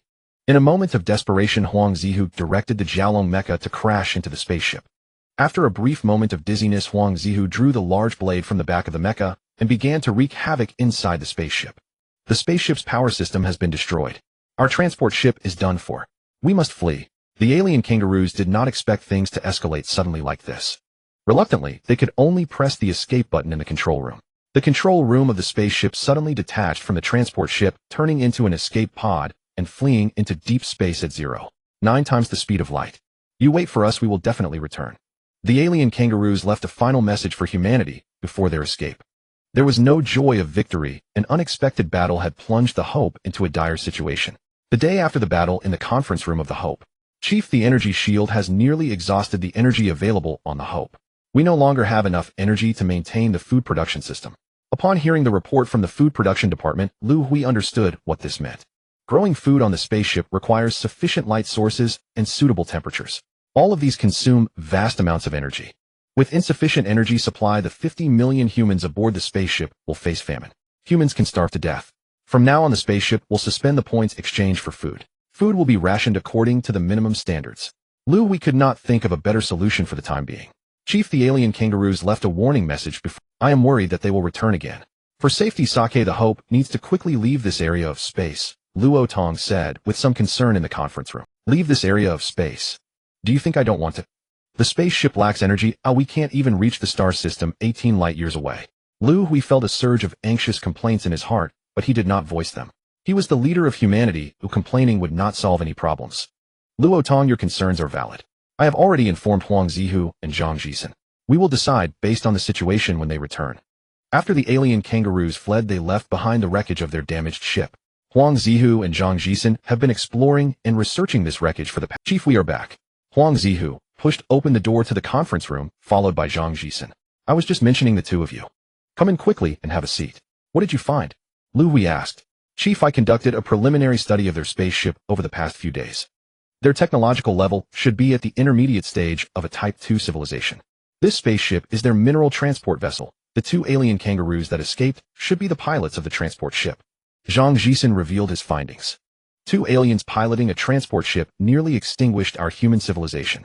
Thinking of this, Liu Hui felt a deep sense of sorrow. Humans are too weak. Did you find anything else? Liu Hui continued to ask.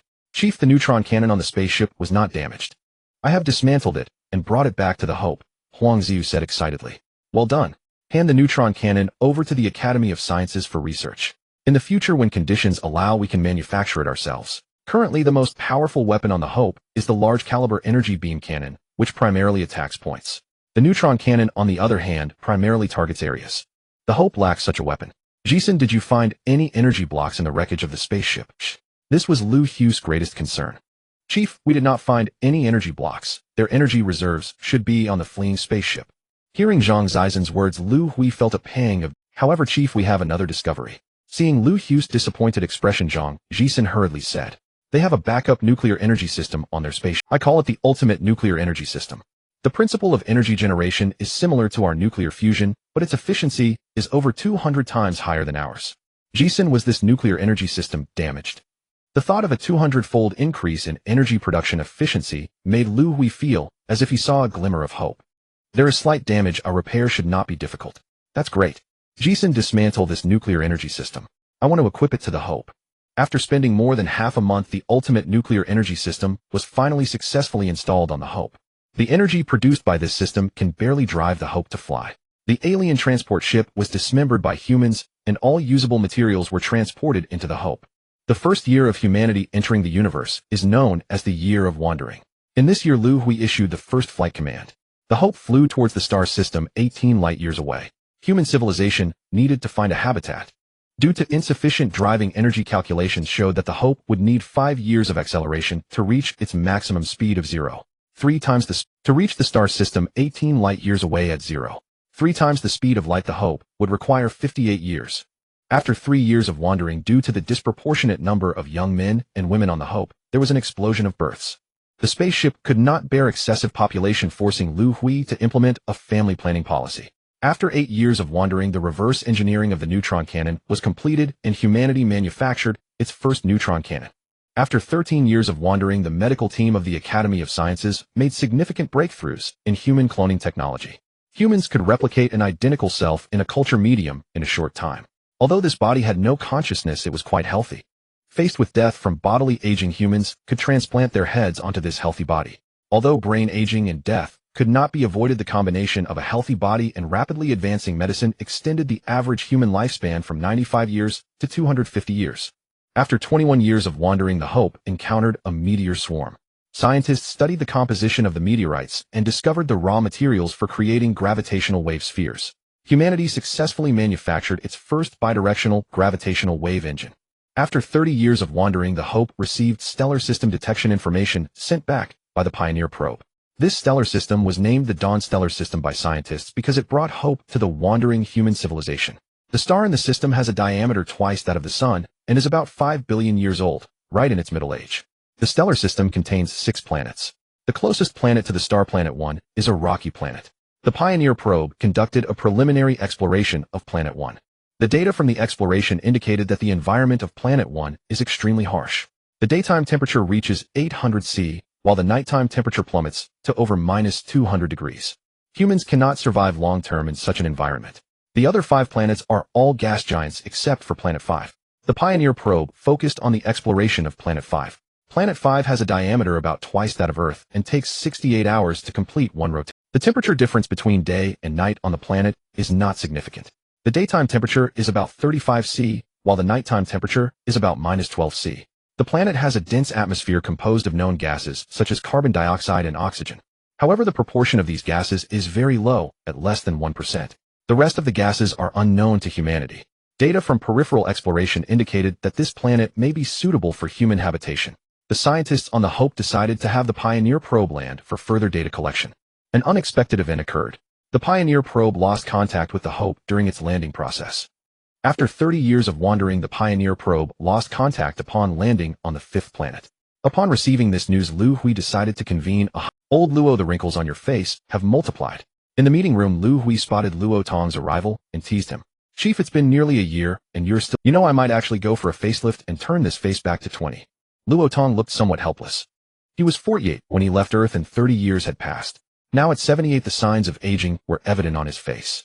Last year his body began to fail due to old age, and he underwent a body replacement surgery aboard the ship.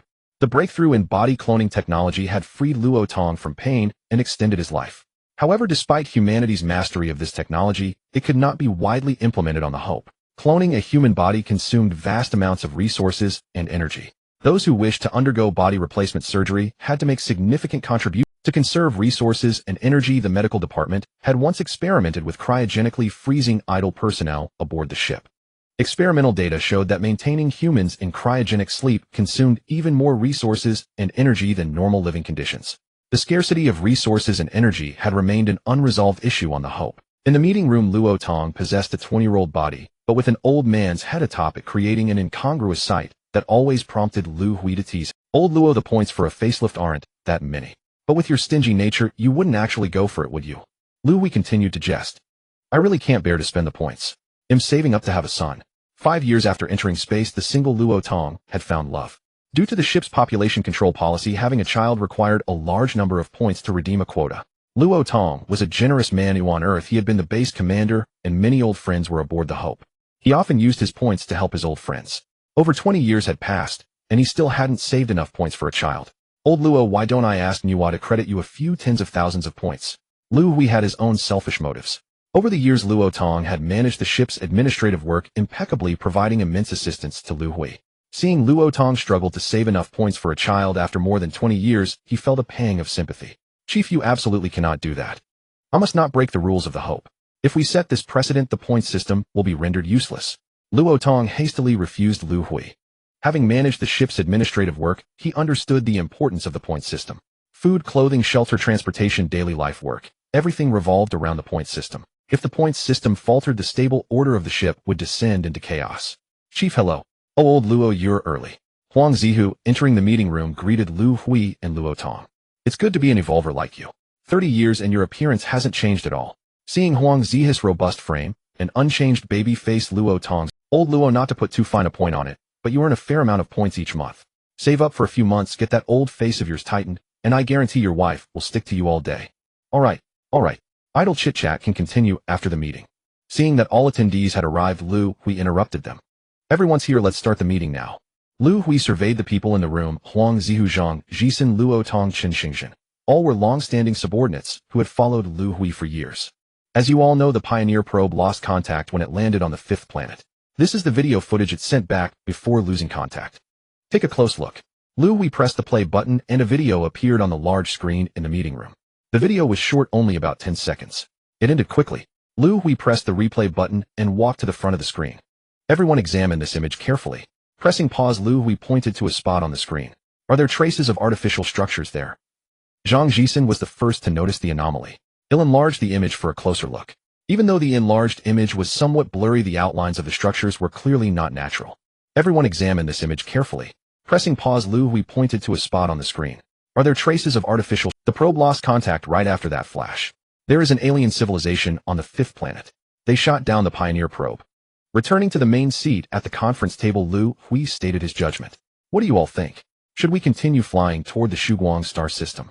Looking at the attendees, Liu Hui asked. Chief, it seems we have no other choice. Besides Shuguang, the nearest star system is 68 light-years away. The Hope's remaining energy cannot reach that far. We have no alternative but to head for Shuguang. Zhang Jisun was well aware of the ship's remaining energy reserve. Jisun is right. We truly have no other option. If the Hope fails to obtain a fresh energy supply, we can only hold out for another 40 years at most. After 40 years, human civilization will perish in the void of space. Liu Hui spoke these final words with great gravity. He stood up and looked at the people in the room. I have decided that the Hope will continue its flight toward the Shuguang star system. Jisen, you are to design and manufacture a specialized probe for the fifth planet. We need to continue probing the fifth planet. The level of the alien civilization there is unknown to us. We cannot yet determine whether they are friend or foe. Therefore, we must prepare for war. From now on, all resources on the ship are to be redirected toward military man. We need more Kunlun warships and Jiaolong mechas. Even though he knew the journey to the Shuguang star system was fraught with danger, Liu Hui had no choice but to make this decision. Humanity had no other options. 3 months later, the new probe, designed by Zhang Jisen, flew toward the Shuguang star system at 0.6 times the speed of light. After 45 years of wandering, the new probe reached the orbit of the fifth planet. In the command room of the Hope, Liu Hui and the others waited in silence. The probe was scheduled to begin its landing survey today. Leader, all the photos and data sent back by the new detector have been processed technically. Combining the photos with the data from the object's reflected waves, Nuwa has established a three-dimensional topographical map of planet No. 5. In the spaceship's command room, the staff reported to Liu Hui.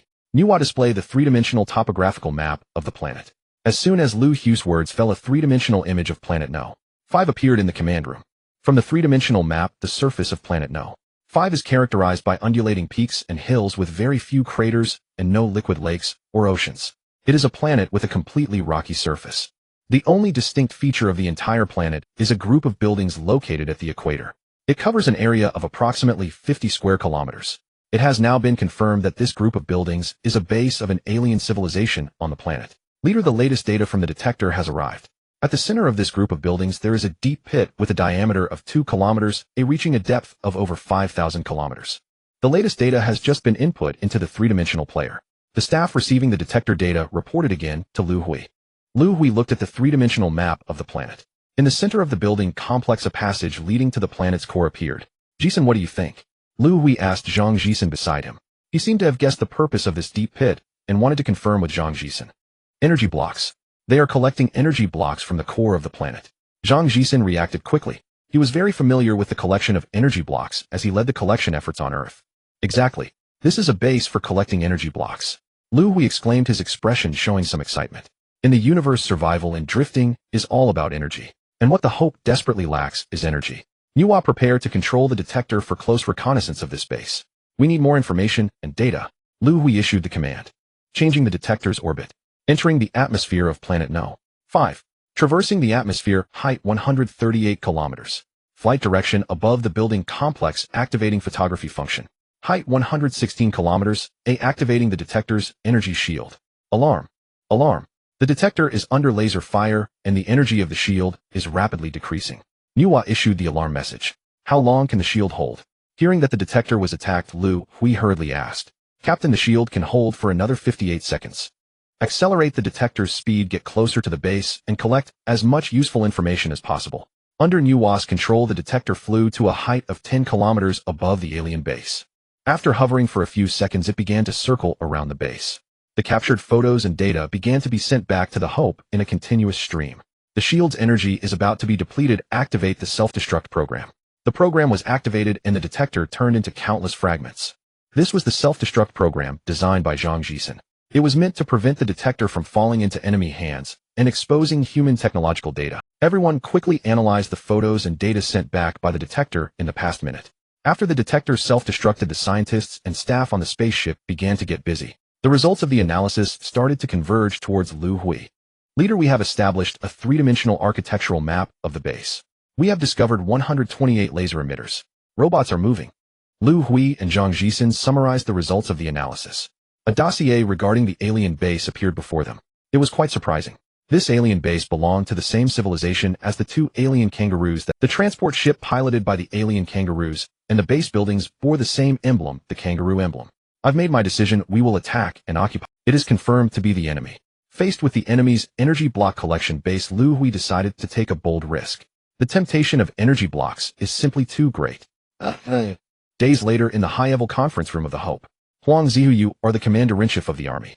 Do you have any plans or ideas for attacking the alien base? Liu Hui inquired. Leader, the objective of this military operation is to occupy the base. The Kunlun warship, the energy beam cannons and neutron cannons on the Hope cannot be used. They are too powerful. A single shot would nearly obliterate the entire. Therefore, I plan to use the Dragon Mech for the attack. The laser emitters in the base do not pose a significant threat to us. As long as our operators react quickly enough to avoid prolonged laser exposure, we will be fine. The biggest question now is how many defensive robots are there in the base? What is the combat capability of these robots? Huang Zihu shared his plans and ideas. Commander Huang, based on the images and data sent back by the detector. I have done some analysis on the robots. Do you find it useful? Zhang Jisen took over Huang Zihu's words. According to the image data calculations, the robots resemble kangaroos in shape, standing about 8 meters tall. They inherit some characteristics of the alien kangaroos, and their mode of movement should be primarily jumping. Their main method of attack is via the small neutron cannon emitters on their chests. Based on proportional calculations, the small neutron cannon's power can threaten the Dragon mech. The energy shield of the mech can resist at most 3 attacks from the neutron cannon. Regarding the issue of the number of robots, I estimate it should not exceed 1,000. The photos and videos captured by the detector show a very special columnar device in the base. Each side of this device can dock a robot. I analyzed that this device is likely used for recharging the robots. The devices are distributed in various corners of the base with an estimated total of about 200. So I estimate the number of robots should not exceed 1,000. Additionally, I have made some discoveries. There should be no alien kangaroos in the base as no living facilities have been found. This base should be controlled by a high-level intelligent brain. We can think outside the box. Can we allow Nuwa to perform an intrusion control? And also, there should be no flying vehicles in the alien base. Our 2 reconnaissance missions did not capture any flying objects taking off from the base. This high-level meeting confirmed the plan to attack the alien base. The speed of the Hope is 0. 3 times the speed of light. Currently, it is about 4 light-years away from the Dawn Star System's planet No. 5. It will take another 13 years to reach planet No. 5. Humanity has 13 years to prepare for this battle over the alien base.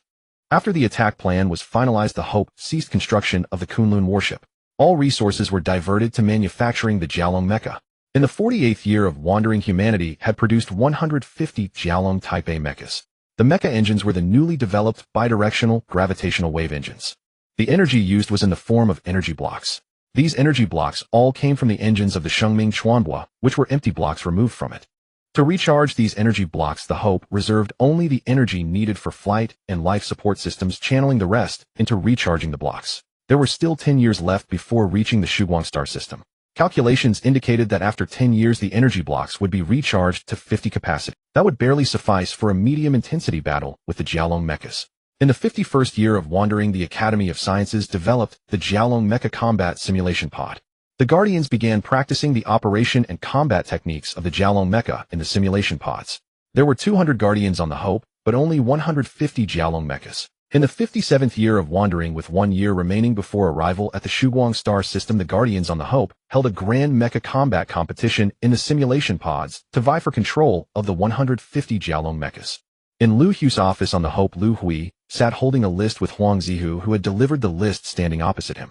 Commander Huang, this list surprises me a bit. Hearing Liu Hui's words, Huang Zihu scratched his head somewhat sheepishly. The top 3 in the simulation pod mecha combat competition did not include Huang Zihu's name. First place, Liu. Second place, Denkaka. Third place, Wakasi. Fourth place, Huang Zihu. Fifth place, Chen Xingxin. Liu Hui was quite astonished when he saw this list. He had always believed that the strongest pilots for the Jialong mecha were Huang Zihu and Chen Xingxin. To his surprise, they ranked only 4th and 5th. Huang Zihu, have you noticed a common trait among the top 3? Liu Hui suddenly asked. A common trait?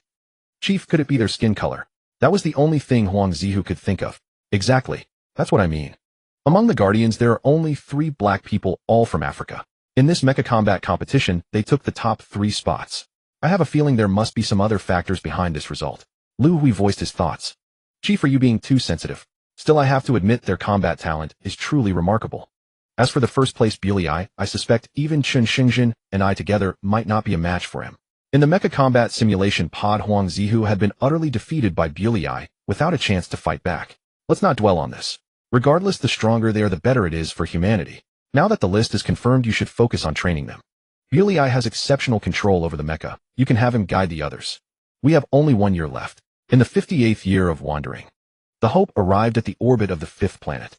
After 58 years of flight eroded by various cosmic rays, the Hope was battered and barely holding together. As everyone knows, the Hope's condition has reached a critical point. Gas leaks occur every day on the outer hull of the ship. Facing the perilous state of the ship, Liu Hui convened an emergency meeting. Due to energy shortages, repairs cannot keep pace with the ship's deterioration. We have been forced to abandon 13 peripheral areas. If more areas have to be abandoned, the life support systems will become unsustainable. So I have decided to launch an attack on the alien base tomorrow. In the meeting room, Liu Hui was forced to make this hasty decision. Originally, the plan was for the Hope to remain in orbit for several months to conduct a detailed reconnaissance of the alien base. But now time was not on humanity's side. Outside the Hope, 150 Jiaolong mechas were assembled.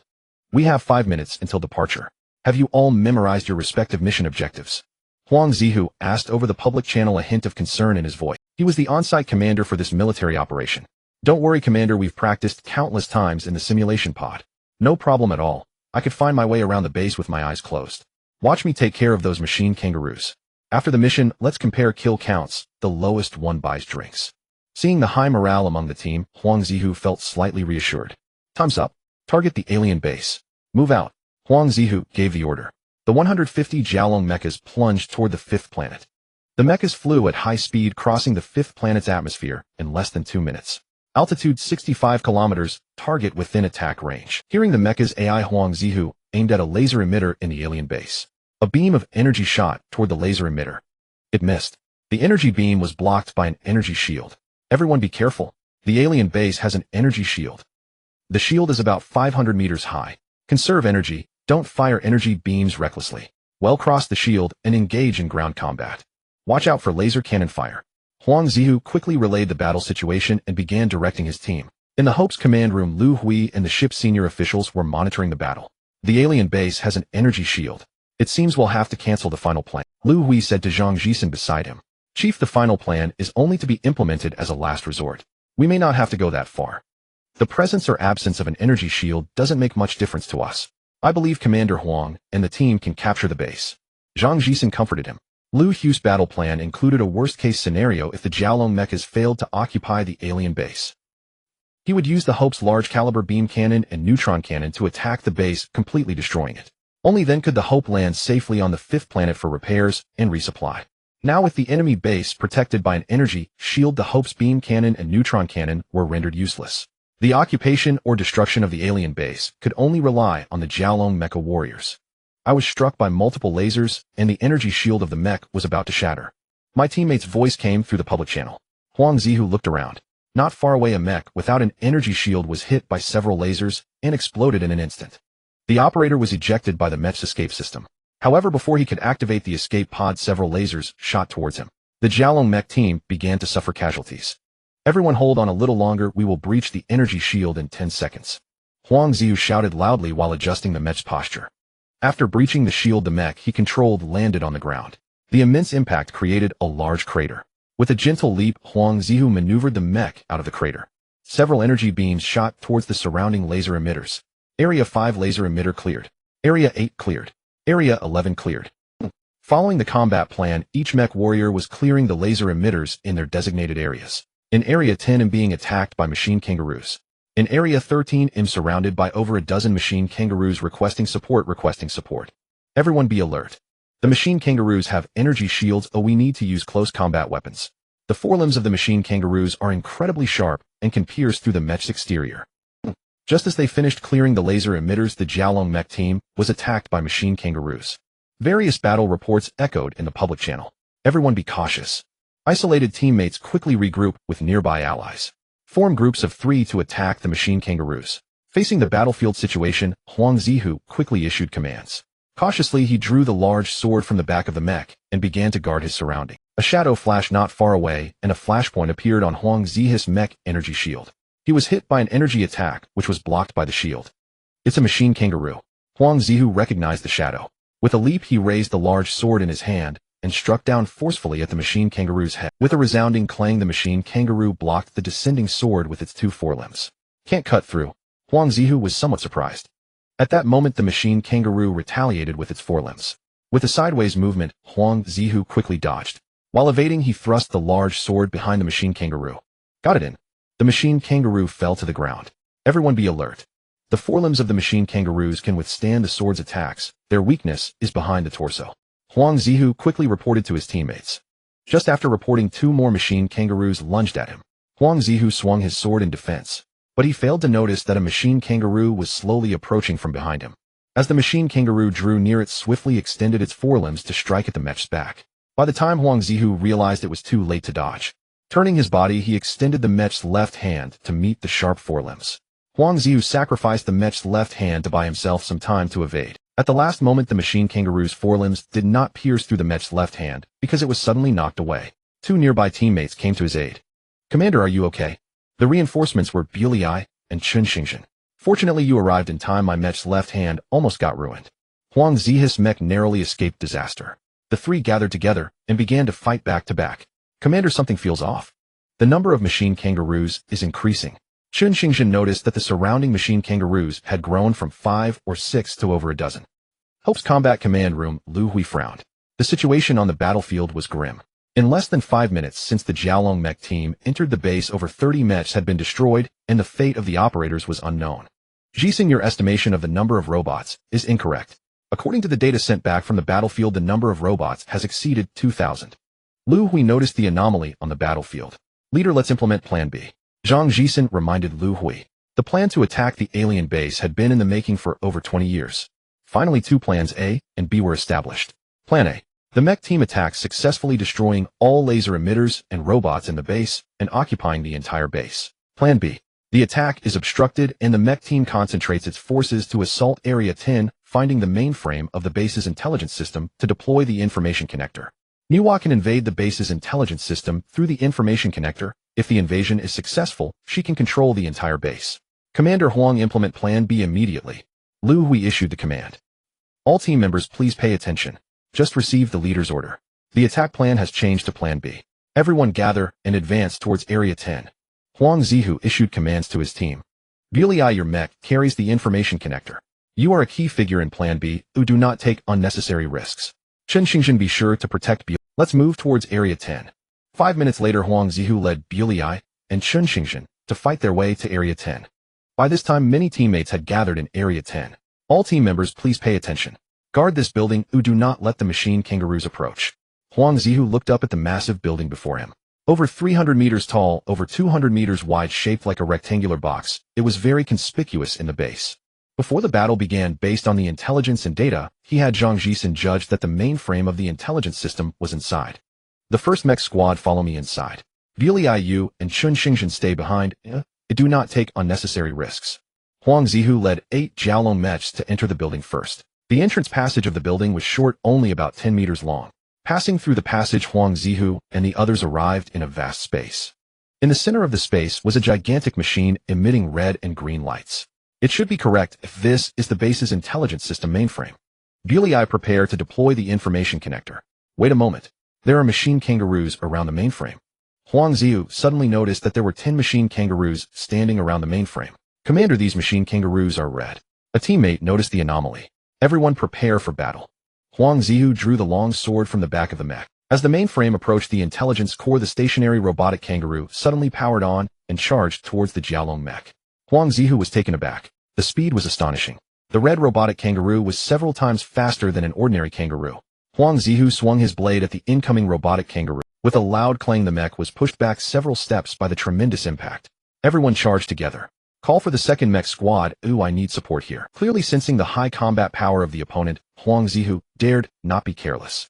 He cautiously led 8 mechs and robots into battle. Their weakness is not on the back. A team member shouted to remind his comrades. He attacked the robot's back, but had no effect. My right foot has lost power. My left hand has lost power.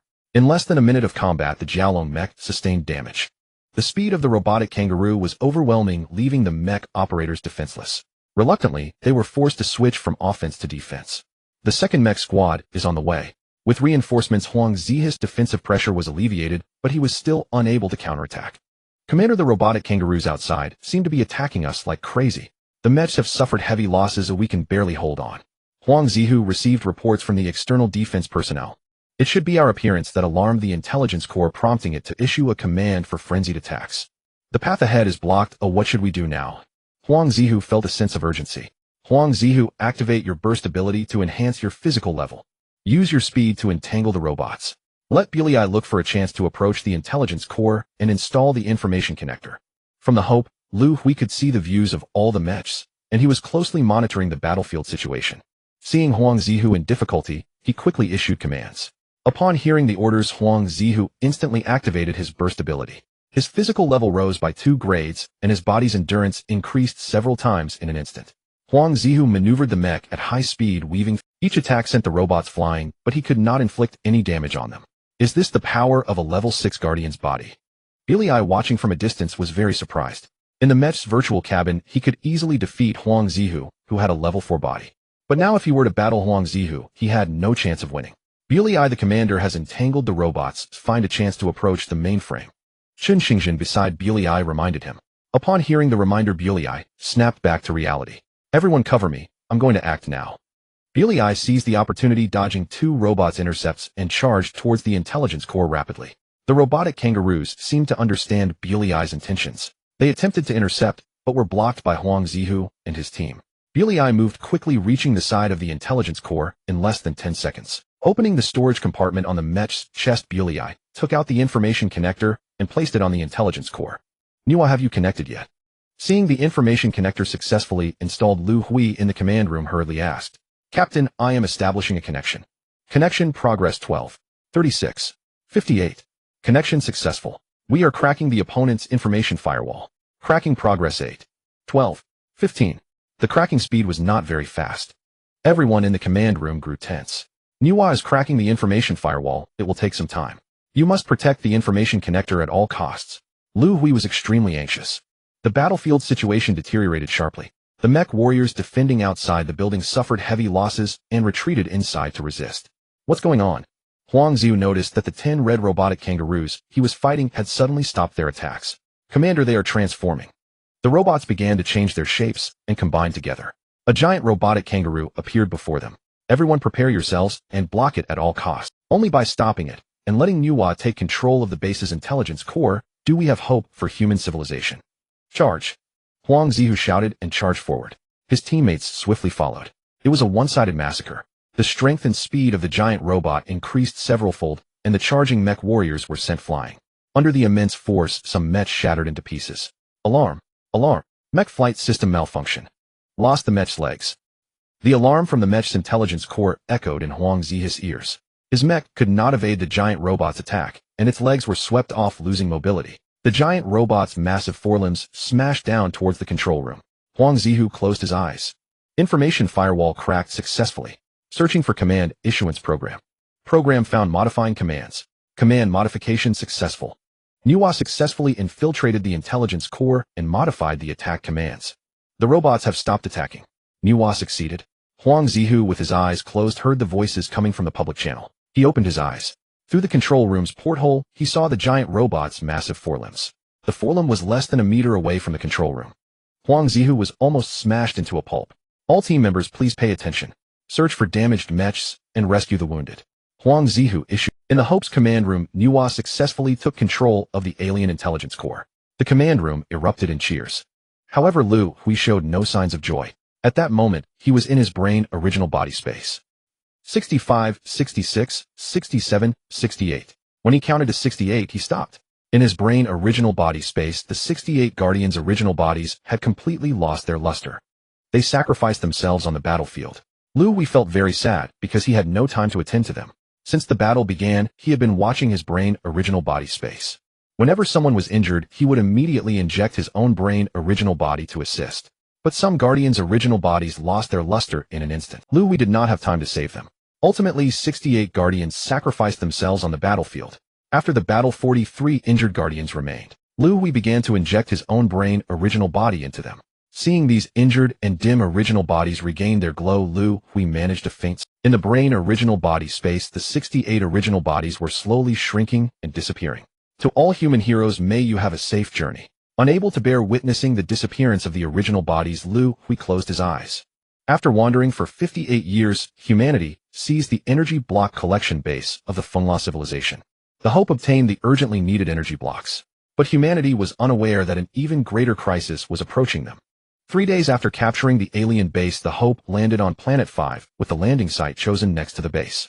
Liu Hui dispatched a large number of personnel to explore and study the base. Hope's office of Liu Hui.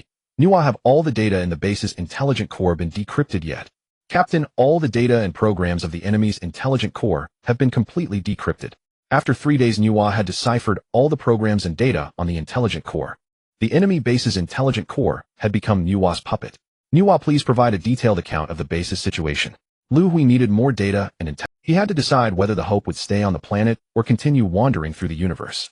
Captain, according to the data from the intelligent core, this energy collection base belongs to a secondary civilization called Fengla Planet. I judge that this base should be an abandoned energy collection base. Isn't the base still operating normally? How can you say it was abandoned? Hearing Nuwa's judgment, Liu Hui was puzzled. Captain, this base was built 32241 years ago, and the last contact with the outside world was 21321 years ago. I checked the data, and the reason is that the base's communication equipment was damaged and could not be repaired. For more than 20,000 years, no personnel have come to repair the communication equipment. Based on this, I conclude that the civilization of Fengla Planet has abandoned this base. The reason the base has been able to operate normally is that the intelligent core has not received a command to stop collecting.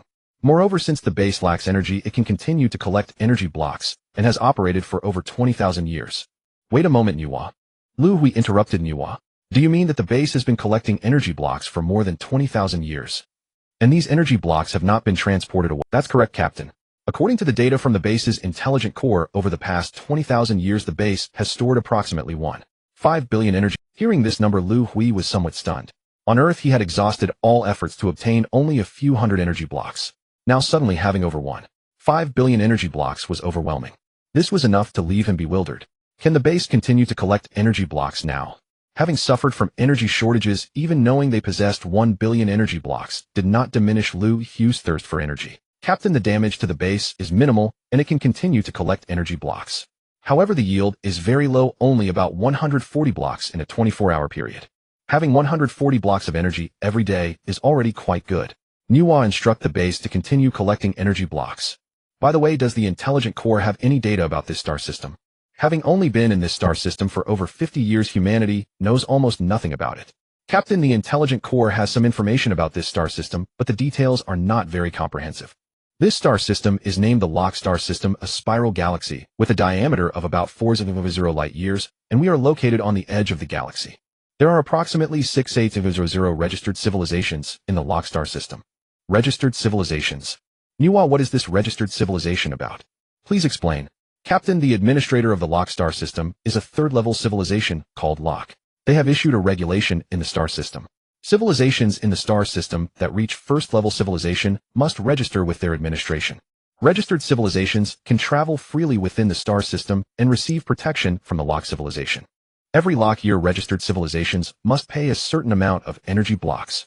The Lock Star System belongs to the Sirius region. There is very little information about the Sirius region. The data only records that the administrator of the Sirius region is the Kararan civilization. Kararan civilization. Could it be related to the Kararan planet civilization? Hearing Nuwa's words, Liu Hui suddenly had this thought. Captain, the base's intelligent core also has detailed coordinate maps of the planets in the Lock Star System. Talking with Nuwa gave Liu Hui a preliminary understanding of the Lock Star System. It also led him to plan some directions for humanity's future. Nuwa informed the senior management of the spaceship, I want to hold a meeting. What I just mentioned is the latest information that Nuwa has grasped. Liu Hui informed everyone in the conference room of the latest data mastered by Nuwa. What are everyone's opinions? The environment of Planet 5 is not suitable for human habitation. We do not have the capability to improve the planet's environment. Should the Hope stay on Planet 5 for the long term or carry energy blocks to relocate? Liu Hui sought advice in the meeting. Leader, if the risks are not high, I suggest staying on Planet 5 for the long term. The Hope needs a lot of time for repairs. I agree with Zaizen's suggestion.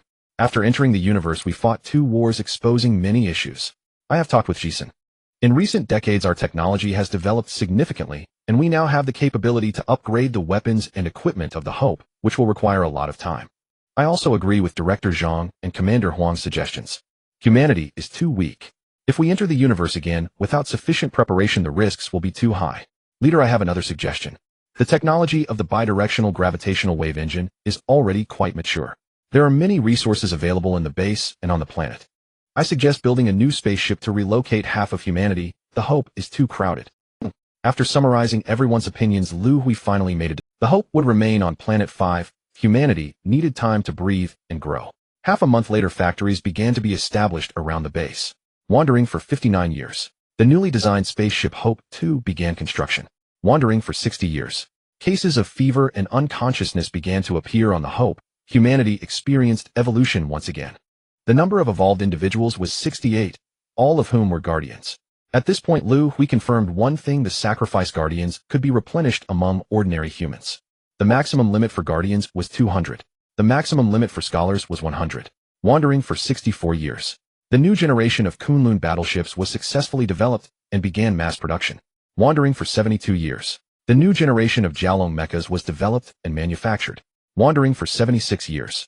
Breakthroughs were made in spaceship energy shield technology. The latest energy shield could absorb the energy of attacks. Wandering for 82 years. After 23 years, the construction of the spaceship Hope II was completed. Wandering for 83 years. The command room of the Hope sounded a red alarm. Immediately notify the leader. From the direction of the NT-568 star system, a warning satellite 2 light-years away sent back an alarm message. A fleet is heading towards our star system. The tranquil serenity of the Hope vessel was shattered by data streaming in from the early warning satellite. Liu Hui rushed urgently to the command center. What is the situation? Chief, our early warning drone has lost contact. This is the final data packet it transmitted. Liu Hui stared at the data, his heart seized with dread. Feng La Chung Feng La Lu. Scanning of all star systems within 100 light-years is complete. Only the final system ahead remains. If you dare deceive me, I will tear you limb from limb. Aboard the flagship of the Feng La civilization, its chief raged at 2 of his kin standing nearby. Alien kangaroos who had escaped from a transport vessel. Chief, we swear we speak no falsehood. We engaged them in 3-dimensional communication. We are certain they are a splinter branch of the Kalan humanoid race, their civilization level no higher than Tier 2. They cannot even comprehend the galactic common language. They are unquestionably a nascent interstellar civilization. A fledgling Kalan civilization held irresistible allure for the Feng La chief. All civilizations within the Lok stellar system knew the Kalan planetary civilization as enigmatic and reclusive. Across the cosmos, it possessed numerous offshoot branches. Each branch independently maintained a Tier 4 technological tree, its sophistication exerting overwhelming magnetism upon ordinary civilizations. The Feng La civilization had stagnated at Tier 2 for over 100,000 years, and its yearning for ascension burned with desperate intensity. Upon receiving intelligence, Chief Feng Sha resolved to seize that civilization's technological tree at any cost, dispatching 150,000 of the planet's most advanced starships. Based on reconnaissance data, they had combed every star system within 100 light-years, yet found nothing. Now only the final system remained. Chief, our Vanguard fleet has captured an early warning drone. Analysis confirms it was deployed by the Kalan humanoid civilization we seek. Hearing his subordinates report, Chief Feng La surged with exhilaration. It must be them, no doubt whatsoever. They are surely entrenched within that forward. Immediately dispatch a scout vessel for reconnaissance. Equip it with a spatial jump drive and initiate jump flight. At the mention of the spatial jump drive, Chief Feng La winced inwardly. He had expended vast quantities of energy blocks to acquire it from a Tier 4 civilization. The spatial jump drive was a single-use artifact. He reserved it only for moments of direst necessity. At the very vanguard of the Feng La fleet, a colossal starship, over 2,000 meters long and 500 meters wide, fired its spatial jump drive. This vessel had been assigned the reconnaissance mission to the Dawn stellar system. Coordinates for spatial egress input. Input confirmed. Activating spatial jump drive. A vortex of warped space-time opened before the vessel's bow. Hope vessel conference chamber. Everyone has viewed the video and data. Based on hull insignia, this is the Feng La civilization's armada. Its strength exceeds 100,000 vessels. Their velocity approaches light speed. They will reach the Dawn stellar system in 2 years. What course of action do you recommend? Liu Hui posed the question within the chamber. Chief, this extraterrestrial armada was undoubtedly drawn here by those 2 escaped alien kangaroos. Their objective is almost certainly to plunder our technological tree. Though they are merely a Tier 2 civilization, their starfleet numbers are staggering. Our forces are presently incapable of resisting them. Chief, we have no choice but to flee. Huang Zihu spoke these last words with palpable dejection. As Commander-in-Chief of humanity's Hope vessel armed forces, uttering the word flee filled him with profound shame. Commander Huang, do not despair. The disparity in power is too great. We cannot risk 6 million human lives. To retreat is no disgrace. Zhang Jisen offered quiet reassurance. Chief Liu, for many years I have meticulously charted stellar coordinates across the Lok stellar system. I have selected several star systems whose parameters closely mirror those of Sol system. We possess precise navigational charts, enabling spatial jumps directly to these systems. If fortune favors us, we may locate a planet bearing Earth-like conditions.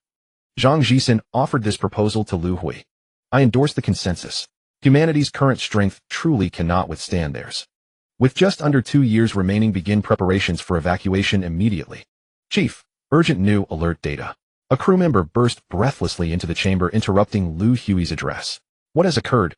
Liu Hui turned sharply toward the messenger. An alien warship has suddenly materialized beyond the stellar system, approaching at extreme velocity. It will enter the system in 25 minutes and reach fifth planet in 30. The crew member delivered the report in haste. So soon? Were they not 2 light years distant? Could they have employed spatial jump flight? Only a single starship. Liu Hui paused in thought. It is a reconnaissance vessel. He rose and declared firmly. Commander Huang, immediately deploy the Kunlun warship to intercept. Initiate Hope vessel's ascent into space. Luo Tong, you proceed immediately to Hope 2. Evacuate all personnel from the surface base to Hope 2 with maximum urgency. Once evacuation is complete, launch the vessel into orbit. The enemy possesses spatial jump technology. Their main fleet will arrive in waves. Prepare for combat. Liu Hui issued orders with swift, unhesitating authority. These unscrupulous merchants. They sold us substandard spatial jump drives. The spatial egress point deviates wildly from the intended coordinates. Aboard the scout vessel, the Fengla commander grumbled bitterly. The spatial jump had misfired. Now the vessel raced full throttle toward the stellar system, its navigational error costing precious time. Commander, unknown warships detected ahead. Quantity 160. The Fengla vessel's sensors registered humanity's Kunlun warship. Vessel to combat readiness. Deploy energy shielding. Enemy firing concentrated energy beams. Neutron cannons. Prepare counterstrike. The scout vessel's commander barked commands. Commander, the enemy warships are shielded by energy barriers. They are energy absorptive shields. How shall we proceed? Energy absorptive shielding. That is Tier 4 technology, beyond even our Fengla civilization's purchasing power. How then do they possess it? Hearing the report, the commander's pulse quickened. He sensed impending calamity. Alert the chief, our reconnaissance vessel has entered the stellar system and come under immediate attack. Request urgent reinforcement. Leader, the scout spacecraft sent to investigate has sent back information. After entering the star system, they were attacked by enemy warships. Requesting reinforcements. The leader of the Fengla civilization received the distress signal from the scout ship. Excellent, we have finally found you. Requesting reinforcements. The leader of the Fengla civilization received the distress signal from the scout ship. How many space jump devices do we have? The Fengla leader asked his subordinate. Leader, we still have 10 space jump devices. Good. Immediately deploy 10 main battleships. I will go personally. The Hope was too large, and it took nearly 20 minutes from startup to entering space. Luo Tong, have all personnel from the base and factory been evacuated? After the Hope entered space, Liu Hui urgently contacted Luo Tong, who was still on. Leader, the evacuation was too sudden. 1/3 of the personnel in the factory and base haven't boarded the ships yet. We need about half an hour. Luo Tong, I don't know when the enemy's second wave of ships will space jump in.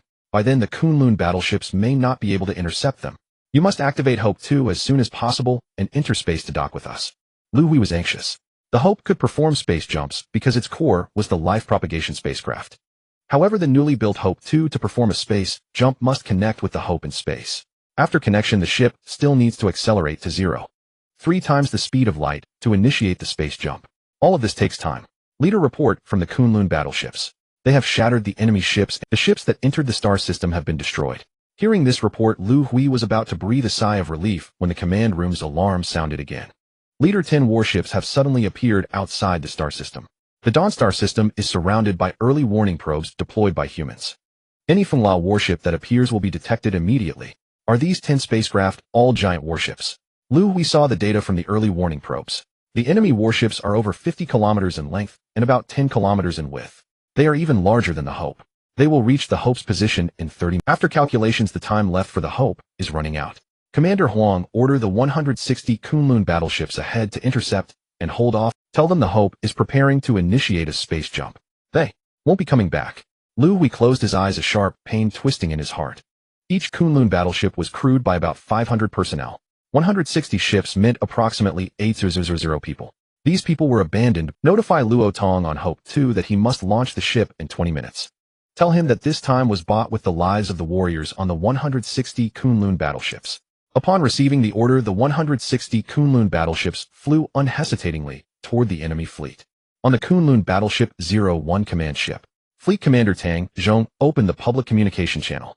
Commanders and soldiers of the Kunlun battleships, this is Commander Tang Zhong. Our mission as soldiers is to obey orders, protect our families, and defend humanity. Our compatriots on Planet 5 need time to evacuate. Only we can buy them more time. Do not be disheartened, show the spirit of our military. Our names will be recorded in human history. Leader, there are 160 warships flying toward us. They have entered our attack range. Just emerging from the space jump exit, the Fengla fleet spotted the 160 human Kunlun battleships. Such tiny ships, our large-caliber neutron cannon can destroy one with a single shot. The Fengla leader did not take these ships seriously. Order the fleet to lock on targets and fire at will. The 10 giant warships began firing at the Kunlun battleships. Leader, their energy shield is an absorbing-type energy shield. The neutron cannon did not directly destroy them. This result surprised the Fengla leader. An absorbing-type energy shield is a technology only possessed by level 4 civilizations. How could the opponent have it? Continue firing. Their ships are too small. The shield can only absorb a limited amount of energy.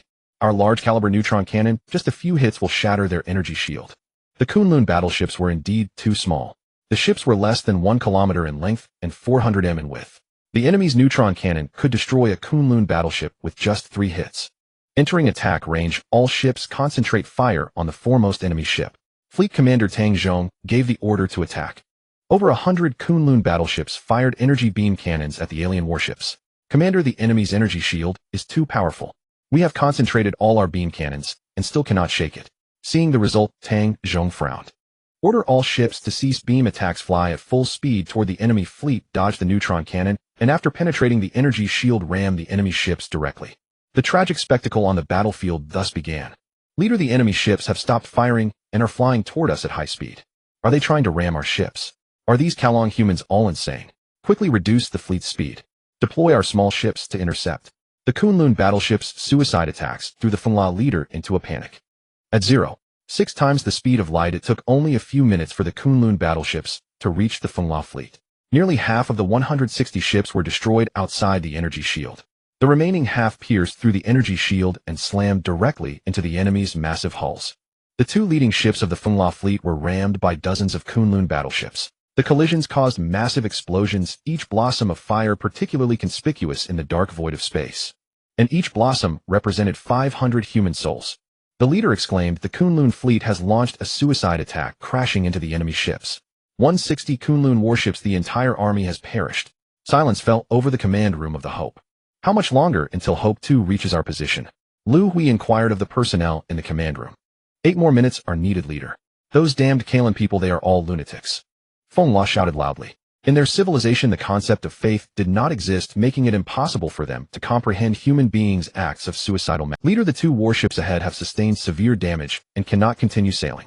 Have our detection devices picked up the main fleet of the Kalen?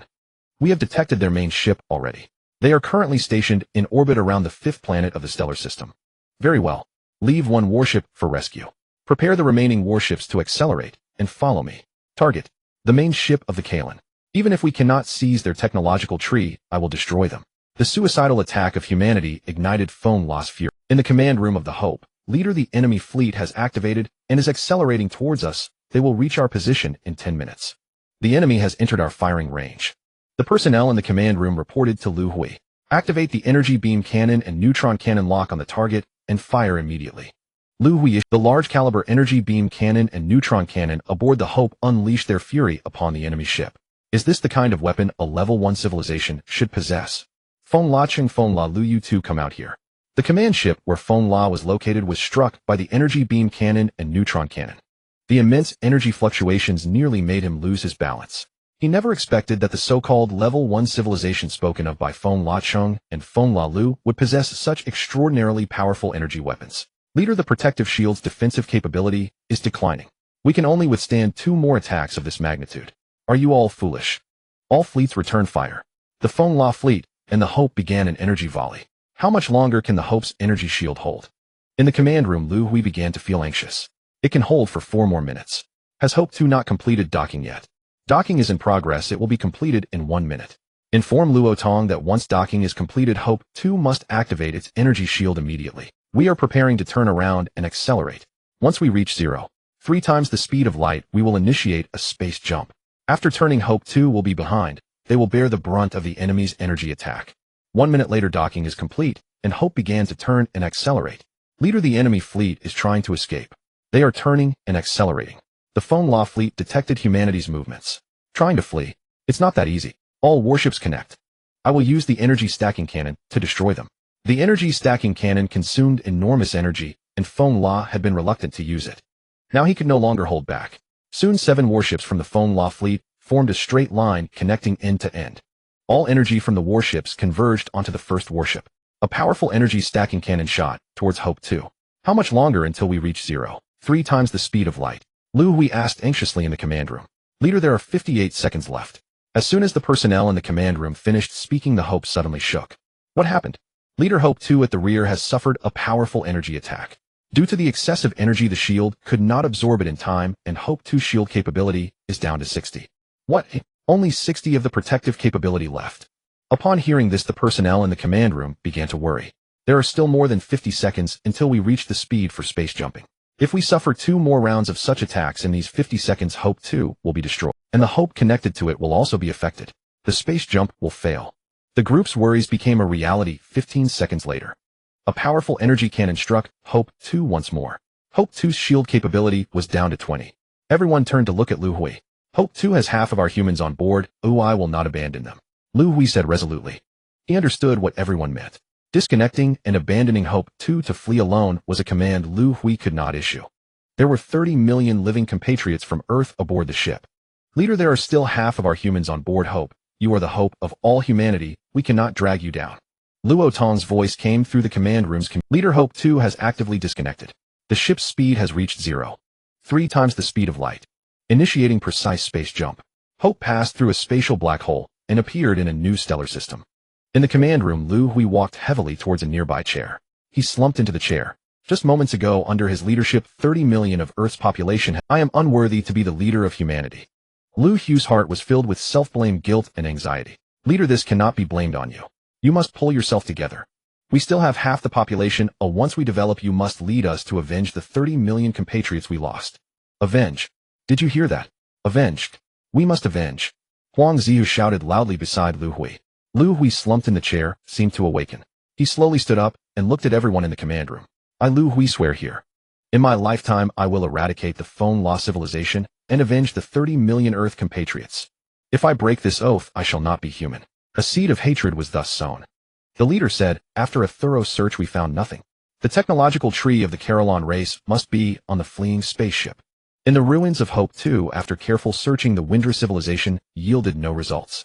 The intelligence discrepancies were too vast, and the developments surprised the leader of Windra. The Carolon race's spaceship can actually conduct space jump flights directly. It is known that only 4th-level civilizations are capable of installing space jump systems on their ships. The leader of Windra vaguely felt that they had done something foolish, provoking a trouble that should not have been provoked. Notify all personnel involved in the operation. The attack on the Carolon race is classified as the highest secret of the planet. After losing half of the population, the humans on Hope gradually recovered after several days of mourning. Leader, this is the stellar system where our Hope is located. The star in this system is approximately 4.5 billion years old, with a diameter of 1.3 times that of the Sun. The stellar system has a total of 7 planets, among which there are 3 gas giants and 4 rocky planets. The third planet is a rocky planet with a diameter about twice that of Earth, possessing an atmosphere similar to Earth, mainly composed of nitrogen and oxygen. The gravity of the planet is approximately 1.5 times that of Earth, and the atmospheric pressure is about 1.2 times that of Earth, with the possibility of liquid water existing on the surface. The exact values need to wait for the assessment spaceship to confirm. Currently, our Hope is orbiting this planet. In the office, Zhang Jisen pointed to a 3-dimensional stellar system map while reporting to Liu Hui. This stellar system is referred to as the Oasis stellar system by Zhang Jisen. While on the 5th planet, Zhang Jisen and many scholars had meticulously studied the Locke stellar system. They found this stellar system, which has values similar to the solar system, among billions of stellar systems. Because the age of the star in this system is not much different from that of the Sun, its third planet is located in the habitable zone. Zhang Jisen and many scholars judged that there might be liquid water on this planet, and the environment might be suitable for human habitation. Thus, when conducting the space jump, they chose the coordinates of this stellar system. Jisen, has the assessment spaceship been dispatched? Liu Hui asked. Leader, the assessment spaceship No. 01 has already set off, and it should not take long to receive specific data back. Meanwhile, the assessment spaceship that departed from Hope was hovering above the surface of this planet. It was collecting detailed data. The atmospheric composition has been analyzed. Nitrogen accounts for about 72, oxygen 25, with no harmful gases. Pressure value 1.256 standard atmospheres. Gravity value 1.53 times that of Earth. Temperature 28 C. The data from the assessment spaceship began transmitting back to Hope. Everyone prepare, the assessment spaceship is about to land, Yang Ichi shouted. He was the leader of this assessment team, and also a scholar and academician on the spaceship. The assessment spaceship was not very large, being a butterfly-shaped craft with a diameter of about 200 meters. After finding a flat area, the spaceship slowly descended to the ground. Activate the drones to survey the surrounding environment. Yang Ichi was cautious. He needed to ensure the safety of the surrounding area. These are plants. There is life existing on the planet. Look, there are animals crawling on the ground. Seeing the video footage transmitted back by the drone, Yang Ichi exclaimed excitedly. This is a vibrant planet. Captain Liu, take the Dragon Mech team down from the spaceship to ensure protective measures. The assessment personnel should put on protective suits and prepare to disembark for on-site investigation. Yang Ichi commanded loudly. This on-site investigation was to be led by Liu with a mech team for protective duties. Form a protective perimeter with a radius of 100 meters centered on the spaceship exit. Everyone be aware that there are animals on this planet. If you sense danger, you can shoot to drive them away. After disembarking from the spaceship, Liu began commanding the mech for security. I never expected there would be such a planet in the universe. Liu, who was the first to disembark, couldn't help but marvel at the surrounding environment. If it weren't for the odd growth of the surrounding plants, he would have thought he was on Earth. Captain, no anomalies detected. I'm safe over here. The mech personnel stationed at their alert positions reported to Liu. Academician Huang, the spaceship exit is secure. The assessment personnel can disembark now. Liu reported to Academician Huang Ichi. Soon the door of the spaceship opened, and over 100 personnel in protective suits exited the spaceship. The soil is purple. Quick, take samples. This plant needs to be collected. What insect is this? Can it fly? Everyone started to get busy. Everyone come quick, is this water? An assessment team member discovered some liquid in a lolling area. It shouldn't be water, its color is green. Quick, find a container to collect it, and take it back. Each new discovery excited the assessment personnel. Although Liu was also curious, he did not forget his mission. He remained vigilant about the surroundings. A nearby forest caught his attention. There were signs of flying creatures being disturbed. He activated the thermal imaging device on the mech. There's something. Everyone quickly activate your thermal imaging devices. A large number of animals are rapidly approaching. Liu warned his teammates. He saw through the thermal imaging device that a large number of animals were swiftly closing in on them. Academician Huang, there's danger. The assessment personnel immediately retreated to the spaceship. Just as Liu's warning was sent out, nearby came a scream. One of the assessment personnel at the edge of the alert circle was knocked down by an animal that suddenly pounced. Liu quickly aimed and shot an energy beam at the animal. After being hit, the animal quickly retreated back into the forest. The energy beam didn't kill. Liu found it hard to believe. Just then he suddenly saw several shadows pouncing towards his mech. Reacting swiftly, he fired several energy beams at the shadows were knocked back, but quickly retaliated. This time Liu stopped using energy beams. He swung the mech's fist at the shadows. The shadows were smashed to the ground and could not move. Energy beam attacks are ineffective. Quickly use melee weapons. After reminding his teammates, Liu drew the giant sword from the back of the mech. At this moment, countless shadows dashed out from the forest. Liu swung the giant sword. Any approaching shadow was either knocked back or cut in half. In less than a minute, the ground in front of the mech was piled high with the corpses of animals. Captain, these animals can damage the outer shell of the mech. My mech's right leg has lost power. Everyone hold on for just 10 more seconds. The assessment personnel have all retreated to the spaceship. Once the spaceship ascends, we will immediately leave the ground. Seeing the spaceship safely ascend, all the mechs activated their flight systems and rose into the air.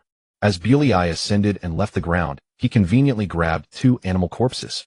Hope Bioresearch Laboratory. On the experiment table lay 2 animal carcasses. These were the animal bodies that Liu had brought back while evacuating the planet. This animal stood about 2 meters tall and weighed approximately 1 ton. Its torso had 6 limbs. The lower 4 were used for running and walking. The 2 upper limbs were slender, sharp, and serrated. The overall appearance of the animal closely resembled a mantis on Earth. After the 2 carcasses were sent to the Academy of Sciences, the Academy organized professional biologists to study it. The research results were extremely surprising. The animal's skin could neutralize energy attacks. According to the law of conservation of energy, energy does not disappear without reason.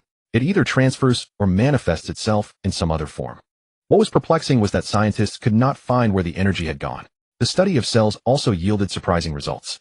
The cells of this animal did not age after division and growth. This meant that its body would not die from natural aging. Scientists used special methods to estimate the age of the animals. The results were astonishing. Their ages were 2800 years and 4500 years respectively. Hope Conference Room. On the 7th day after the survey ship returned to Hope, Liu Hui convened a meeting. Dear colleagues, after 7 days of data collection and compilation, we have grasped the basic situation of the planet. Its living environment is highly similar to our Earth. We humans can live on the surface of this planet without any protective measures. According to survey data, the planet's land area is about 325 million square kilometers, with the remaining area being lakes and oceans. The planet is extremely rich in life species. Current data shows that the top predator in the food chain is a carnivorous animal. Its appearance is similar to a mantis on Earth, and we call it the mantis beast. This animal is highly aggressive, and it has a characteristic: it can be immune to energy beams, neutron energy rays, and the like are ineffective against it. However, it has a weakness: kinetic energy can harm it. The mantis beast is the greatest obstacle to our human occupation of the planet. The main purpose of today's meeting is to discuss how to quickly eliminate the mantis beast and occupy the planet. Liu Hui informed the attendees of the planet's basic situation. He wanted to pool everyone's wisdom to find a way to quickly occupy the planet. Chief, since kinetic energy can harm the mantis beast, we can mass-produce kinetic weapons. For example, the high-speed machine guns used by human armies over 300 years ago. Chief, we can have the Academy of Sciences conduct in-depth biological research on the mantis beast. Specifically research a bacterial virus targeting it. We can mass-produce robots equipped with kinetic weapons to exterminate the mantis beast. The attendees began to offer their suggestions. Hearing the suggestions, Liu Hui nodded. Your suggestions are all very good. The military manufacturing department can start production of kinetic weapons immediately upon return. The Academy of Sciences should design a robot equipped with kinetic weapons as soon as possible.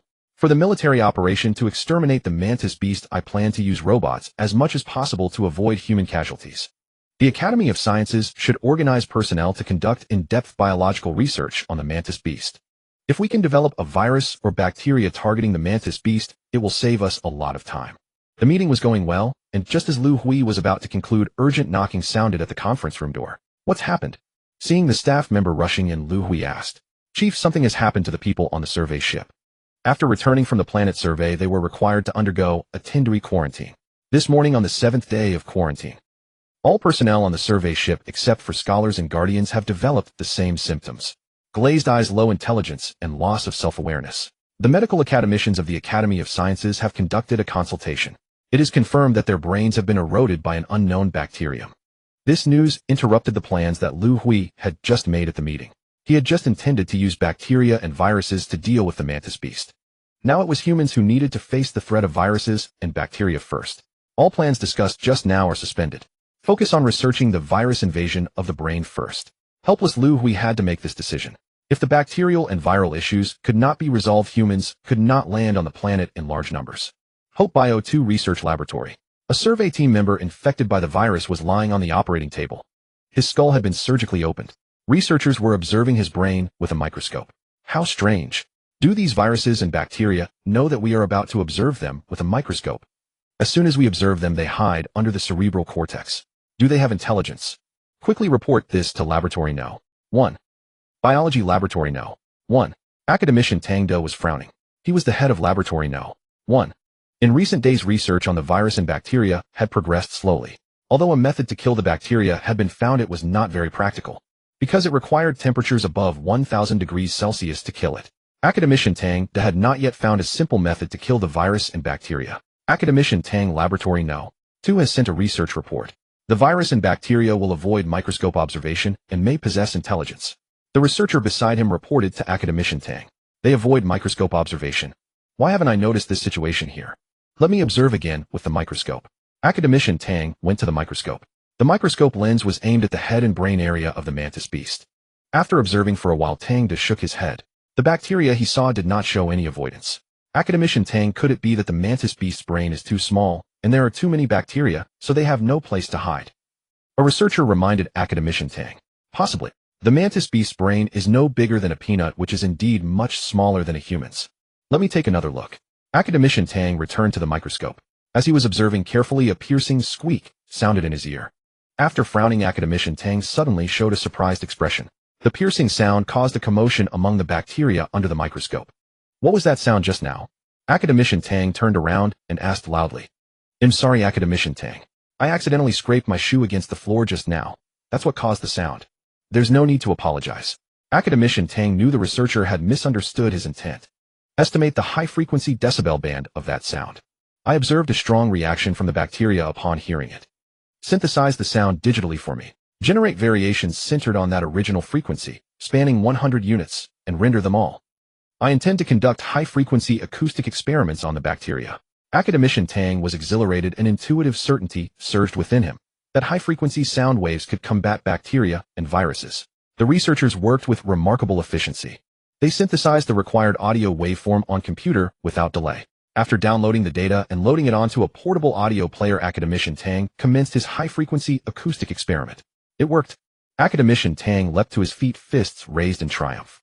Under the microscope, every virus and bacterium lay lifeless. He had discovered a precise, high-frequency band capable of annihilating pathogens. Notify the commander. I've identified a simple, effective method to eradicate viruses. Also alert medical division. I will initiate acoustic therapy trials on personnel infected by the virus. Director Chin, having received the notification, anxiously awaited at the entrance. Academician Tang, you're here. He hurried forward the moment he spotted him. Academician Tang, thank you and your team for your tireless efforts. All 186 fellow citizens in isolation depend entirely on you. Each day watching them sit vacanted and bestial, I feel my heart constrict with anguish. Director Chin, there's no need to fret. Prepare full isolation suits. Well, enter immediately to begin treatment. Academician Tang himself could scarcely contain his eagerness. He longed to know whether patients would fully recover once the pathogenic microbes were eradicated. Academician Tang, are you truly entering like this? Where are your medical instruments? Director Chin stared puzzled as Academician Tang and his team entered empty-handed. Medical instruments? Yes, we have them. Academician Tang withdrew a compact audio player from his pocket. Academician Tang, if I'm not mistaken, that's a music player. Director Chin frowned in bewilderment. I won't play music. They'll emit high-frequency acoustic waves. You'll see how it works in just a moment. After donning isolation suits, the team entered the ward. Let's begin with him, the patient in bed 1 right by the door. The isolation ward was a large chamber housing nearly 100 patients. Upon entry, Academician Tang selected the first patient nearest the doorway. Record this. Patient Liu Hui, male, age 108. Symptoms: vacant gaze, diminished cognition. Liu Hui sat motionless on his bed, eyes glazed, lips slack with drool, a vacant smile fixed upon his face. Quick! Activate the player and direct it closely toward his cranium. Academician Tang instructed his staff. They promptly activated the device. A piercing, grating tone erupted from its speaker. The sound made everyone wince in discomfort. Look, his eyes just moved. Someone cried out. Take it away, eh? Liu Hui saw the audio player pressed near his face, emitting that unbearable tone. He's speaking coherently. Take it away, eh? Liu Hui saw the audio player pressed near his face, emitting that unbearable tone. He's speaking coherently. Director Chin, immediately arrange a cranial examination for him. Wait, what's going on with me? Liu Hui looked utterly bewildered. Don't ask questions yet. Go with Director Chin for testing. He'll explain everything. Academician Tang trembled with excitement. If Liu Hui's results proved unremarkable, he could administer the high-frequency acoustic therapy to all remaining patients. Amid tense anticipation, Director Chin finally returned. Academician Tang, the examination reveals no abnormalities whatsoever. He has fully recovered. Excellent. Procure several more audio players. Administer therapy in 3-minute intervals. Today we can treat every single patient. Everyone present prayed fervently for their compatriots' swift restoration to health. This is patient 63. Everyone keep up the momentum. Academician Tang encouraged his weary team. Yet no one noticed a pair of watchful eyes fixed upon them from a distant bed. That observer was Su Haiming, patient 76. His gaze held no vacancy, his expression remained calm and composed. But as Academician Tang and his team drew nearer, unease flickered across his features, then sharpened into raw fear. Next, patient 76. They approached bed 76. Remove that device, stay away from me. At their approach, Su Haiming recoiled violently, shrinking into the corner of his bed and shouting in terror. His voice trembling, his face contorted with primal dread. Su Haiming's sudden reaction stunned the entire room. Has anyone administered acoustic therapy to Su Haiming ahead of schedule? Academician Tang picked up the patient's identification tag and asked his colleagues. No, we haven't either. Hearing their replies, Academician Tang turned his gaze directly upon Su Haiming. Su Haiming, have you not been infected by the virus or bacteria? I am not Su Haiming. My name is Xiao Lu. I am the pathogen you humans call virus or bacterium. I demand an audience with your species leader. The sovereign of our micro-civilization wishes to negotiate with him. Su Haiming's declaration left the assembled scientists speechless. You've taken control of Su Haiming's brain and body. Academician Tang grasped the gravity of the situation. Precisely, I have fully integrated with his neural architecture. Su Haiming is now my host. Now, restrain it immediately. Before the entity could utter another word, Academician Tang shouted with urgent authority. The revelation that pathogens could seize human cognition and motor control was catastrophic. Release me. I must speak with your species leader. After several futile struggles, Su Haiming ceased resisting, yet still insisted over and over on meeting humanity's leader. Everyone, quickly inspect the remaining patients. Determine who else among them may be under pathogenic control. Alert the commander. Report this development without delay. Academician Tang brought the restrained Su Haiming to the interrogation room. His hands and feet were fixed to the chair. At this moment, Liu Hui, who had received the news, happened to arrive. I am the leader of humanity, Liu Hui. What do you wish to say to me? Liu Hui asked as he looked at Su Haiming in the chair. Greetings, esteemed leader of humanity. I am the little deer of the micro-civilization. Our leader wishes to communicate with you through me. Through you? This is outer space. How can you contact your leader? Liu Hui asked curiously. Esteemed leader of humanity, we of the micro-civilization possess a special ability to engage in long-distance consciousness communication, Su Haiming explained. Very well. What does your leader want to say to me? Liu Hui continued to inquire. Esteemed leader of humanity, our race is a parasitic species and needs to inhabit the bodies of the strong. Only in this way can our civilization continue to thrive. On the microplanet, the mantis beast is the most powerful species, which is why we have chosen to inhabit. Everything I have seen and heard these days aboard the ship is known to our leader. He believes that you humans are the true powerful ones. Thus he seeks to plead with you humans to allow our micro-race to inhabit your bodies. Su Haiming conveyed his leader's request. Inhabit our bodies, just like you are doing now, controlling our brains and bodies. Liu Hui found the request somewhat amusing. Leader of humanity, you misunderstand us. What we seek is not control but coexistence. In truth, my invasion of Su Haiming's brain has already doomed me to an unfavorable outcome. Your human brains are too powerful. I cannot survive within for more than 3 months, Su Haiming explained. Why should I agree to your request? Our human bodies are perfectly fine. Why should we allow you to inhabit them? Esteemed leader of humanity, if our micro-race were to inhabit human bodies, you humans would gain immense benefits. What benefits? Do tell. Liu Hui's curiosity was piqued again. After inhabiting your human bodies, you will possess the ability for long-distance consciousness. Most importantly, you humans will attain the ability of immortality. Liu Hui found it hard to believe. Under natural growth, without accidents, your human bodies will never die from aging. Rest assured, leader of humanity. After we inhabit human bodies, we will jointly safeguard the interests of humanity. Liu Hui could not discern whether the words of the other party were true or false. The prospect of human bodies achieving immortality was too enticing. Convey to your leader that I will seriously consider his request. Also, your micro-civilization must cooperate with us humans in some research and experimental work. I need to verify whether what you just said was false. In order to ascertain the truthfulness of the micro-civilization's claims, Liu Hui organized a large number of academicians from the Academy of Sciences to study the micro-civilization. The micro-civilization was very cooperative. After a month and a half, humanity reached a conclusion from the research confirming that the micro-civilization had not lied. However, there was one point that the academicians could not explain. Guardians and scholars, including Liu Hui, found that the bacteria of the micro-civilization could not enter. If forced, they would be killed by their body cells. After wandering for 84 years, humanity and the micro-civilization reached a consensus. The bacteria of the micro-civilization inhabited the bodies of humans. Humanity unconditionally occupied the microplanet, renaming it New Earth. The Hope spacecraft in orbit descended to New Earth. Humanity began production and construction activities on the planet. After wandering for 106 years, the human population grew to over 60 million. After 113 years, or after more than 100 years, human scholars began to touch upon the advanced knowledge in the technology tree of the Kalan planet civilization. After 128 years, the human population reached 100 million. The government of humanity, led by Liu Hui, began constructing the Oasis stellar defense system. After 136 years, humanity conquered the stellar energy block harvesting technology. This marked humanity's official entry into a Type II civilization. After 143 years, the advanced industrial system of humanity matured, and large numbers of spaceships began to be constructed. After 150 years, the human population exceeded 200 million. The academicians of the Academy of Sciences conquered space jump technology, and the spaceships manufactured by humanity began to possess space jump capabilities.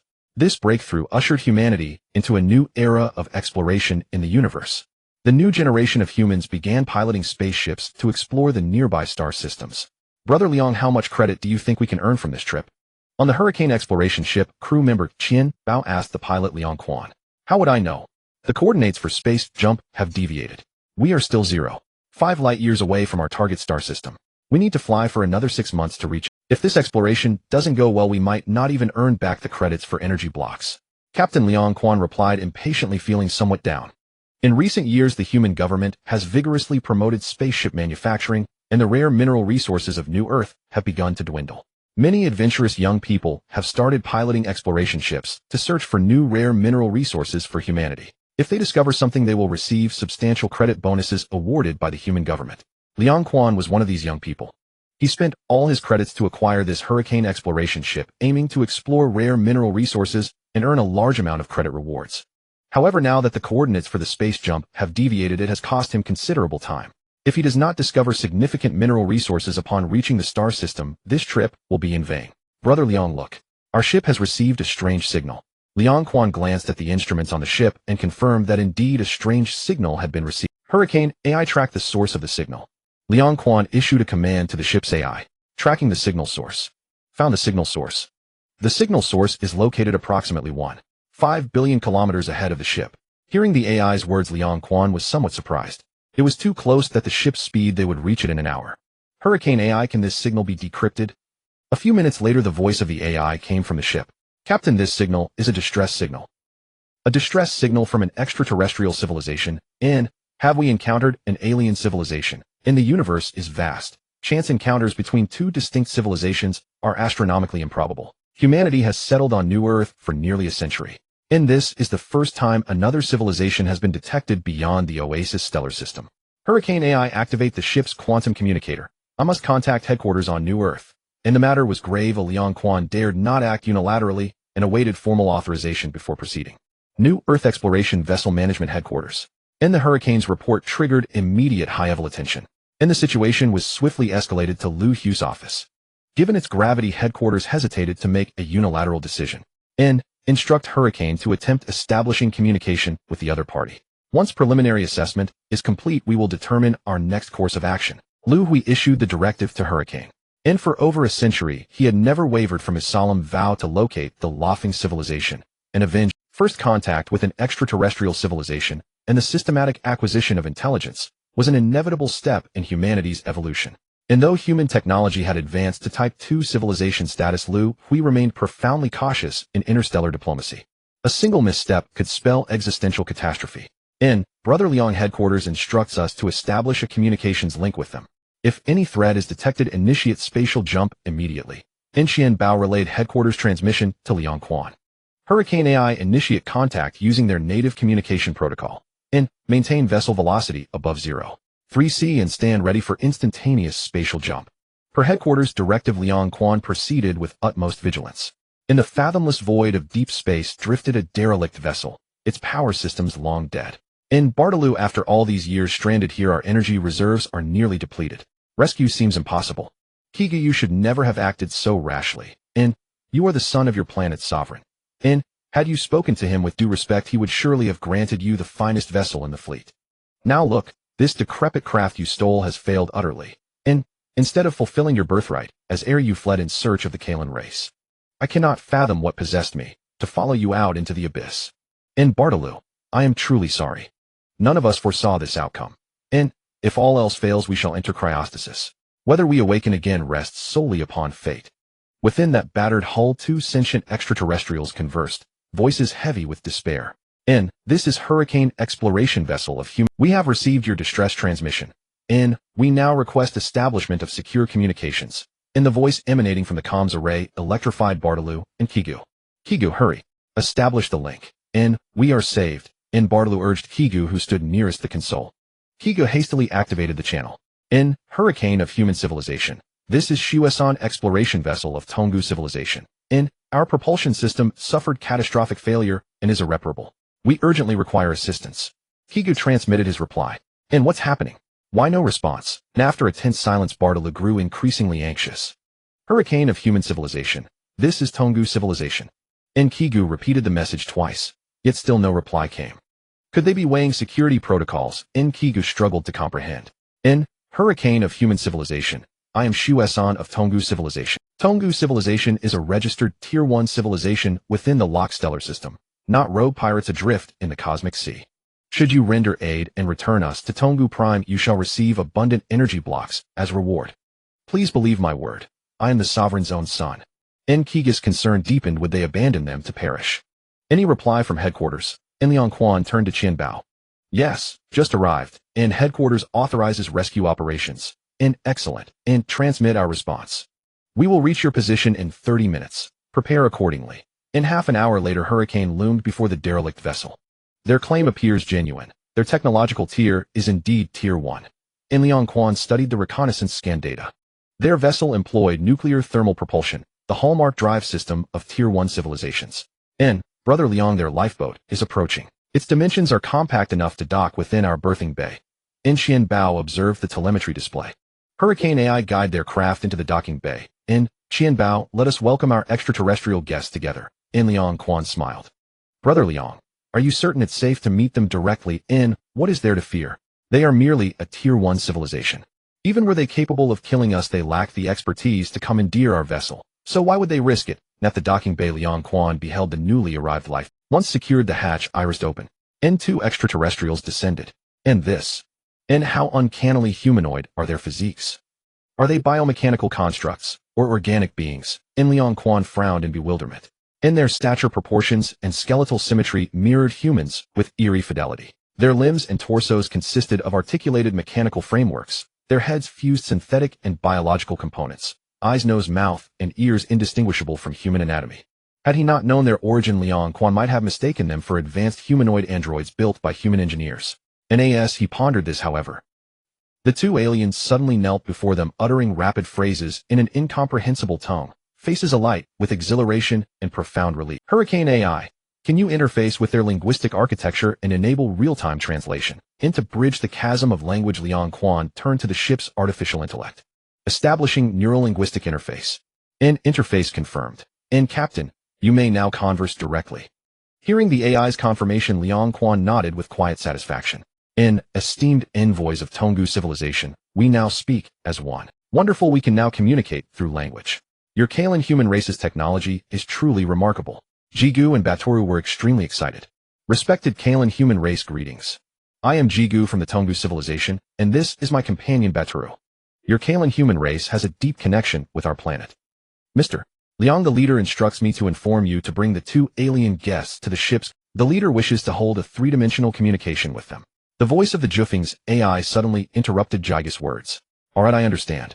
Liang Quan replied. Two alien guests, please follow me to the ship's control room. The leader of our human civilization wants to have a three-dimensional call with you. Liu Hui sat in his office. Through quantum three-dimensional communication technology, he conversed with the two alien friends aboard the Jufeng for over 2 hours. After the conversation ended, Liu Hui invited them to visit Exindicio. From this exchange, Liu Hui learned a great deal of information. The Tonggu civilization and human civilization indeed share some origins. The distance between Tonggu planet and Exindicio is approximately 232 light-years. Around 12,000 years ago, the Tonggu civilization faced a meteorite crisis. A meteorite over 100 kilometers in diameter hurtled toward their planet. At that time, the Tonggu civilization's level was only 0.86. Detecting the impending catastrophe, their technological capabilities were insufficient to alter the meteorite's trajectory. They could only watch helplessly as civilization faced destruction. At the final moment, a passing alien spaceship destroyed the meteorite, saving the Tonggu civilization. The beings on that ship claimed to be a branch of the Kalan planet civilization, the Kalan human race. Like humans, they originated from the life propagation ship, sharing the same cradle of civilization, Kalan planet. After resolving the crisis, this Kalan human spaceship landed on the planet and stayed for several years. They became friends with the Tonggu civilization. When they departed, they left behind some technological knowledge. Using this knowledge, the Tonggu civilization spent hundreds of years successfully elevating their civilization level to 1. For nearly 10,000 years, the Tonggu civilization never forgot the Kalan human race's kindness. They have always regarded the Kalan human race as deities. As a result, their civilization's development became distorted. They began to evolve toward a semi-mechanical civilization. They gradually replaced their bodies with machinery. The mechanical form was exactly the likeness of the Kalan human race. Jigu is the son of the Tonggu civilization's leader. Since childhood, he has admired the Kalan human race. When he grew up, he proposed to his father that he wanted to search for the Kalan human race in the universe. But his father refused. Unwilling to give up, Jigu convinced his friend Batoru. Together, they stole an exploration ship and rashly ventured into the vast cosmos. Over 300 years later, they had not found the Kalan human race. Their exploration ship, due to age and neglect, suffered a critical propulsion failure, stranding them in the deep void of space. Thus, they encountered the Jufeng. This conversation also let Liu Hui know that there are Kalan humans like humans in the universe. Jigu, our human leader, invites you to visit Exindicio. Do you agree? If you do not wish to go, we will dispatch a space battleship. They will escort you back to Tonggu planet. My ship does not have enough energy to send you back. After the call ended, Liang Quan said to the alien Jigu beside him, Captain Liang, how could I possibly refuse? Even if your leader hadn't invited me, I would have wanted to visit him. You don't know. I've worshipped your Kalan human race since I was a child. Jigu, we are humans, not the Kalan human race. Liang Quan tried to correct Jigu. It's all the same, all the same. You humans look exactly like the Kalan human race. Jigu was extremely excited and began to chatter incessantly. Jigu, since you've accepted the invitation, let's prepare to return. Liang Quan interrupted Jigu. Captain Liang, how many years will it take to get back to Xind? Hearing about the return journey, Jigu asked curiously. If we're lucky, a few hours, if not, it might take a few months. The ship's space jump system can be prone to deviations, so Liang Quan couldn't give an exact answer. So fast. Is Xindcio very close? Jigu didn't expect it to be that short. Not exactly close. The distance between Xindcio and us is 142 light-years. Our ship has a space jump system. Liang Quan replied. Incredible. Your human civilization is truly incredible. Your ship actually has a space jump system. That's a system only legendary level 4 civilizations possess. I saw a space jump device at the trading planet each one costs several hundred million energy blocks, and that's just for a single-use item. If your ship has a space jump system, then its price must be tens or hundreds of billions of energy blocks. Shocked and marveling, Jigu began to chatter again. Liang Quan ignored him. He maneuvered the ship into the acceleration phase before the space jump. Lucky this time. The space jump coordinates didn't deviate. The space jump succeeded, and the Jufeng returned to the Oasis star system. Jigu will be back at Xindcio in half an hour. Liang Quan said happily. Hearing this, Jigu nodded excitedly. He followed the Jufeng as it landed on Xindcio. Everything he saw and experienced along the way shocked Jigu. Captain Liang, what is that huge pit several kilometers in diameter used for? During the landing process on Xindcio, Jigu saw a massive crater through the control room window. He was very curious. That is our planet's energy block mining base. The daily planetary-grade energy block extraction is around 600 blocks.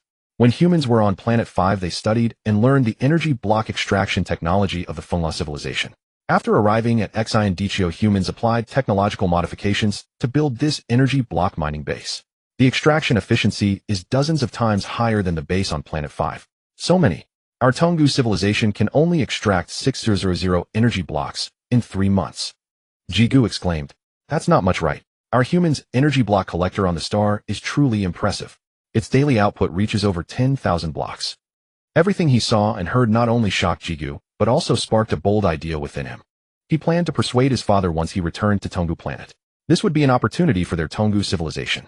The ancient civilization of Tonggu, Jigu pays homage to the leader of humanity. Upon first meeting Liu Hui, Jigu and Bada Lu performed their most esteemed act of reverence.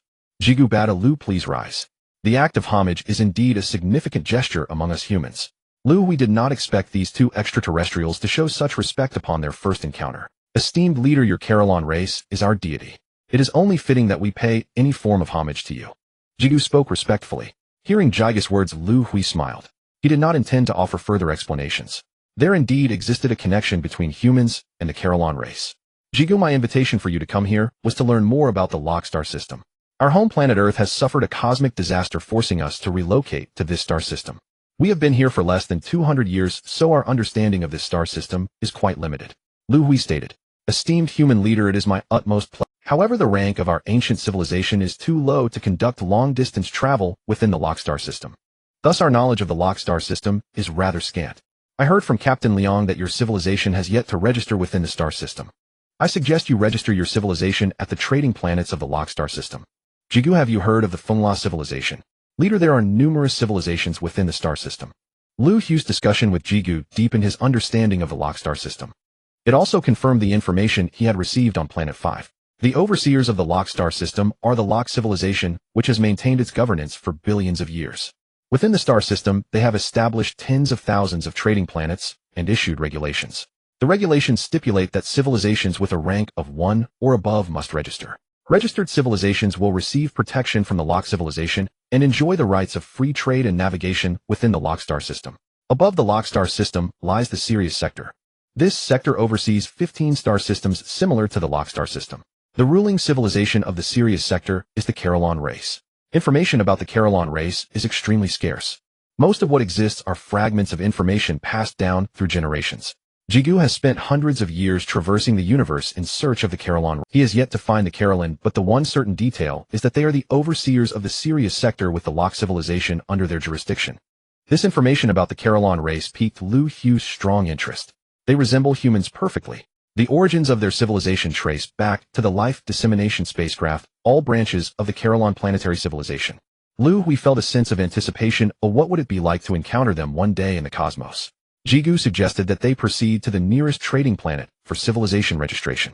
After careful consideration, Liu Hui decided to prioritize this matter. For humanity's civilization to advance rapidly, it cannot rely solely on trade and communication with extraterrestrial civilizations are unavoidable. The resources at humanity's disposal are limited and lack many rare minerals. Trade could resolve these issues.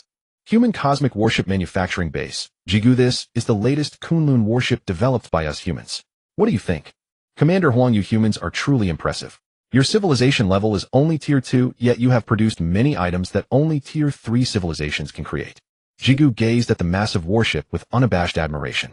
After concluding the face-to-face conversation with Liu Hui, he made a request to Liu Hui to visit New Earth for a few days before returning to Tonggu planet. Liu Hui agreed. During these few days, Huang Zihu accompanied him on the tour. Throughout the visit, he was astounded by human technology. Today marked the last stop of their tour. Jigu, you needn't be so envious. The leader has stated that this Kunlun warship is a gift from us humans to your Tonggu civ. Seeing Jiga's envious expression, Huang Zihu smiled and said, "What? This warship is a gift to us." Jigu and Bada Lu exchanged incredulous glances. This is our third-generation Kunlun warship developed by humanity. The warship measures approximately 23 kilometers in length and 9 kilometers in width. The bow and stern are equipped with energy beam cannons and neutron, all large-caliber energy main battle cannons. The energy power can easily obliterate an ordinary small asteroid. Ordinary energy shields would stand no chance against it. The warship's energy shield is an absorption-type energy shield capable of withstanding stellar-level energy attacks. For close defense, the warship is equipped with 500 small close defense ships and 500 ordinary mechas. The warship's propulsion system utilizes a new generation of bidirectional gravity wave engines. Its top speed reaches 0.9 times the speed of light. It requires 1300 stellar-level energy blocks. The warship is equipped with a space jump system capable of a maximum jump distance of 250 light-years. The warship's intelligence core is a Tier 3 intelligence core. Jigu, that concludes the introduction of the Kunlun warship. What do you think? Are you satisfied with this warship? Huang Zihu felt proud. In just over 100 years, human technology has made immense progress. The Kunlun warship is no longer what it once was. Commander Huang, the gift you have presented is truly valuable. Such a warship could hardly be bought even at the... Please take us to the leader's office immediately. Oh, I wish to personally express my gratitude to him. Jigu and Bada Lu knelt before Liu Hui, reluctant to rise for a long time. This was their highest form of gratitude. Jigu, Bada Lu, please get up. Your Tonggu civilization has a connection with us humans. If you consider us friends, you should act like one. Exchanging gifts among friends is a perfectly normal affair. Seeing their excited and exaggerated reactions, Liu Hui generously remarked, "Esteemed leader, when I return to Tonggu planet, I will surely convey this to my father. Your friendship is the most precious gift to us. If the leader agrees, I will persuade my father to conduct a friendly visit to your humanity." Hearing Jiga's words, Liu Hui nodded. The Tonggu civilization sees the Carolon race and humanity as deities, treating humanity with utmost respect. Liu Hui felt that engaging with this civilization was not a bad thing. Thus the idea of gifting the Kunlun warship was born. Of course, this warship was merely an The pinnacle of human technology is the Kunlun flagship, which will not be easily given away. Jigu, please inform your father that I look forward to his visit. Tomorrow, Commander Huang will personally escort you back to Tonggu planet. Let us do a handshake farewell. This is our human custom for farewells. Liu Hui stepped before Jigu and extended his right hand. The control room of the Kunlun flagship. Jigu, the Tonggu planet is 452 light-years away from us. If the coordinates you provided are correct, we need to make 2 spatial jumps to reach it. Continuous spatial jumps can be very dangerous. After the first spatial jump, we will need 2 days to repair the spatial jump system. Huang Zihu said to Jigu beside him. Commander Huang's safety first. You should restart the spatial jump after you finish the repairs. Waiting 2 more days to return to the Tonggu planet is already quite fast for us. Within just a few days they would be back in their hometown, which made both Jigu and Badol very excited. Jigu, if you were piloting your exploration spaceship, would it take you many years to get back to the Tonggu planet? Huang Zihu asked curiously. Commander Huang, if it were our exploration spaceship, it would take about 100 years. Jigu replied. Over 400 light-years, and you can fly back in just over 100 years. Does your spaceship reach 4 times the speed of light? Huang Zihu was a bit surprised. Commander Huang, how could that be? Spaceships that can exceed the speed of light are said to only be manufactured by advanced stages of a level 4 civilization. Our exploration spaceship from the Tonggu civilization only travels at 0.3 times the speed of light. To return to the Tonggu planet, we need to traverse 2 spatial tunnels. These spatial tunnels are managed by the Lok civilization. Each traversal requires a substantial amount of energy blocks. Jigu began to explain the transportation system within the Lok star system to Huangzi. Within the Lok star system, the Lok civilization has constructed billions of spatial tunnels. Each 2 tunnels form a group with distances varying, most being between 50 to 100 light-years apart. Traversing through a spatial tunnel is equivalent to crossing a distance of 50 to 100 light-years. The time taken to pass through the tunnel is only a few minutes. The billions of spatial tunnels make up the transportation network of the Lok star system. Civilizations within the star system choose to traverse spatial tunnels for long-distance travel.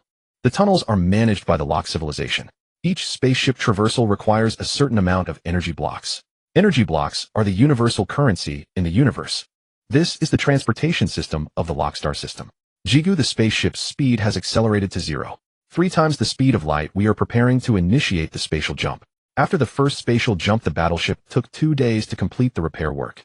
Now we are ready to begin the second spatial jump. Commander Huang, let's initiate the spatial jump. Both Bartolu and I are ready. Jigu held Bartola's hand tightly, feeling somewhat nervous. They were about to return to their hometown, the Tonggu planet from which they had been apart for over 800 years. A faint flash accompanied the Kunlun battleship as it passed through the spatial rift. The 2 battleships appeared simultaneously in the outer space of the Tonggu planet. Alert! Alert! Detected a large amount of energy fluctuation. The spaceship has automatically entered defense mode, preparing to activate the energy shield at any moment.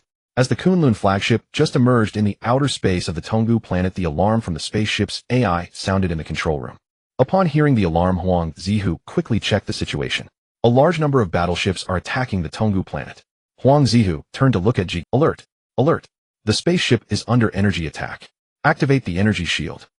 At the command center of the Tonggu planet army, a staff member said, Commander, the Lok battleship just reported that they will take another day to arrive.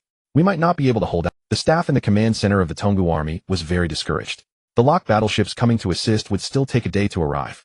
The greedy civilization is just a bunch of lunatics. We have less than 10 billion energy blocks on our planet. Is it worth it for them to take such a huge risk? Commander Jishur was very angry. The Tonggu planet is a poor planet with a total energy block reserve of less than 10 billion. Such a poor planet has actually attracted the attention of the greedy civilization wandering in the universe. They have gathered nearly 1 million spaceships to plunder the Tonggu planet. The war between both sides has entered its 3rd day. The 800 battleships of the Tonggu civilization have been destroyed, with 600 already lost. The outer space of the planet is on the verge of collapse. Notify all citizens on the planet.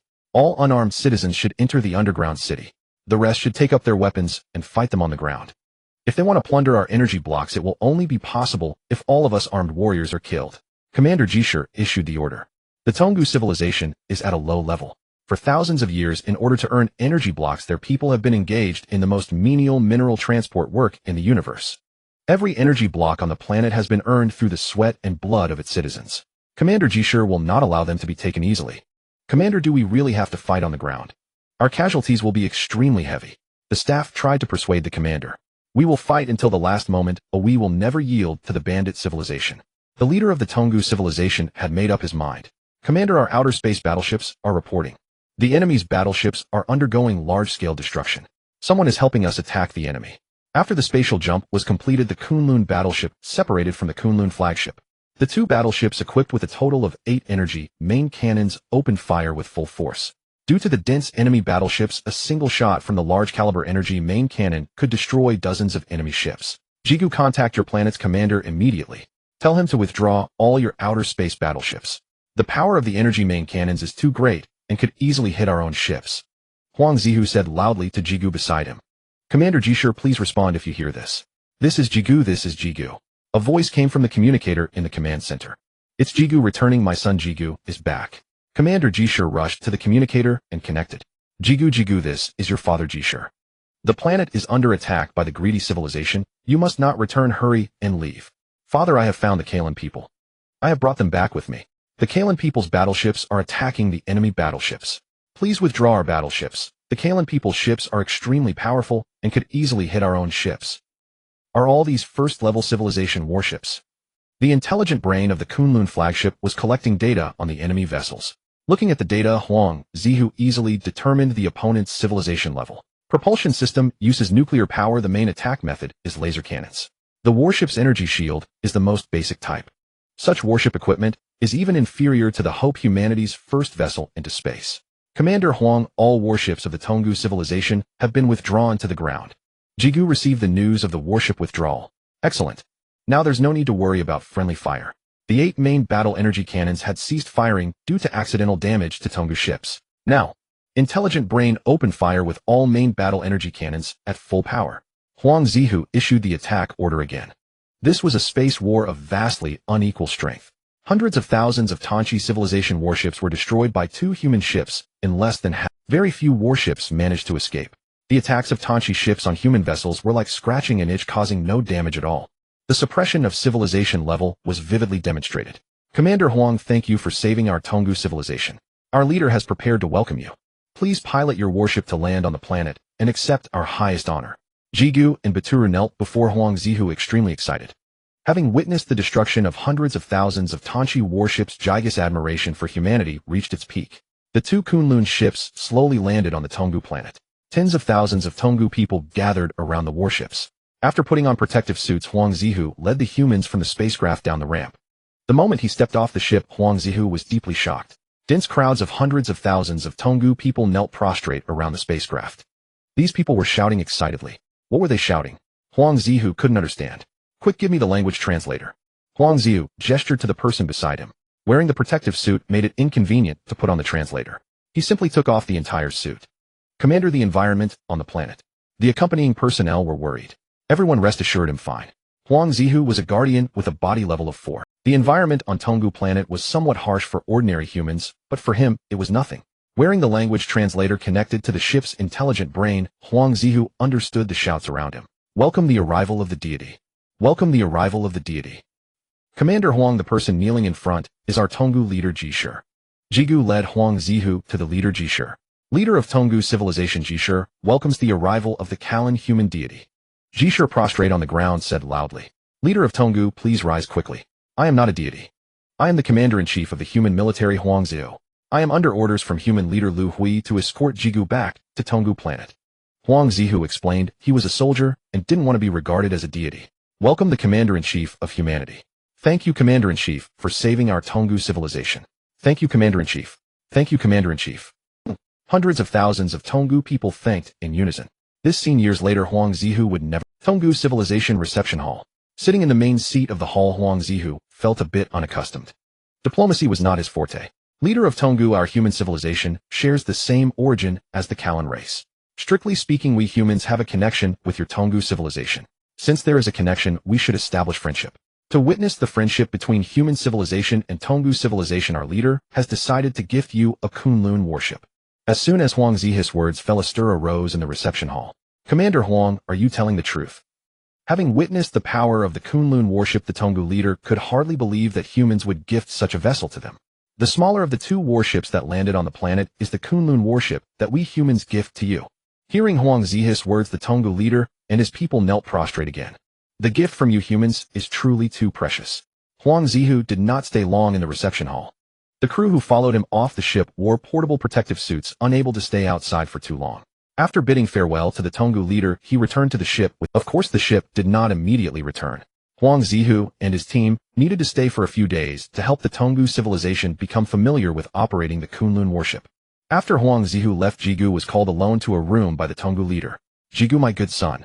Your timely return resolved our civilization's crisis. Jishur embraced his son. Father, you are mistaken. It was our human friends who resolved the crisis. Hearing Jigus' words, the leader nodded. Father, what is your opinion of human civilization? Jigu asked. Human civilization has shown us immense kindness.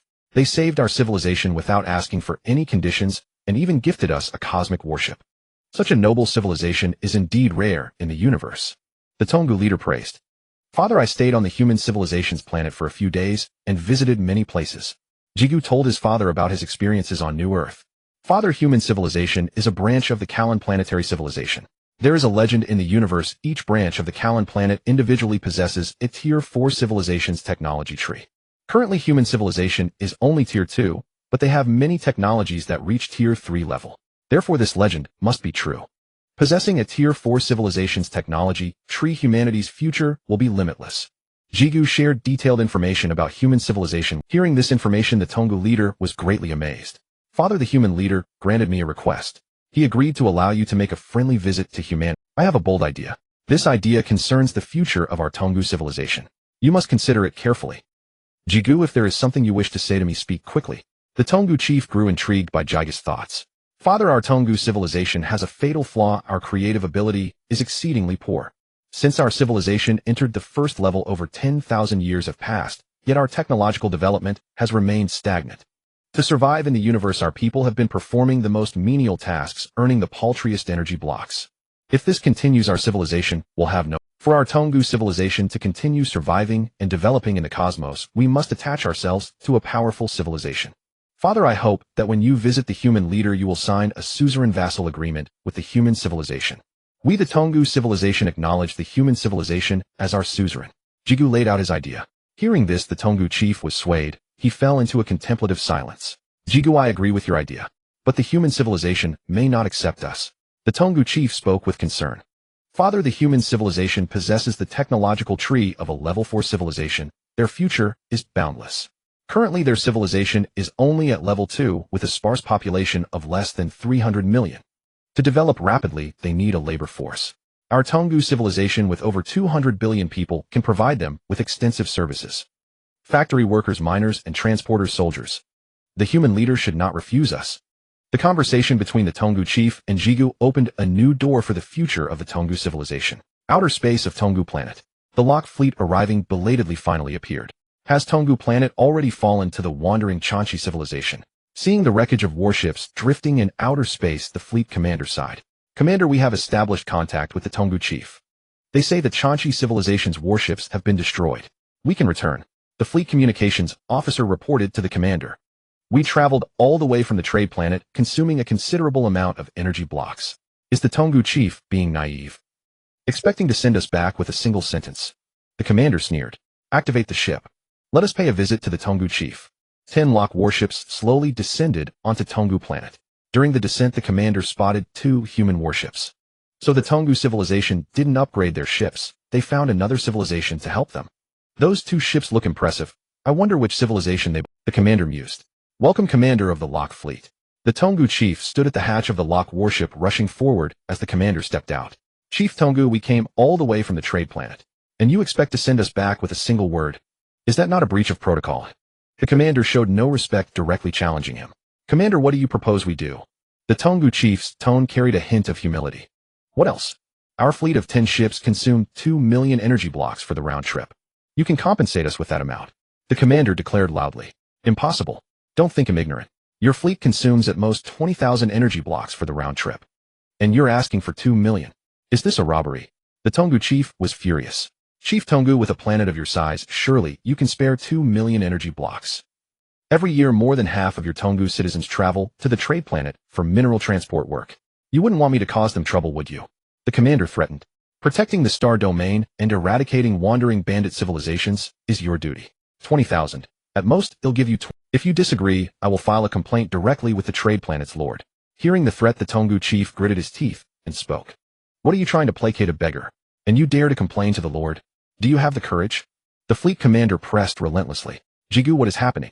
Which civilization do these warships belong to?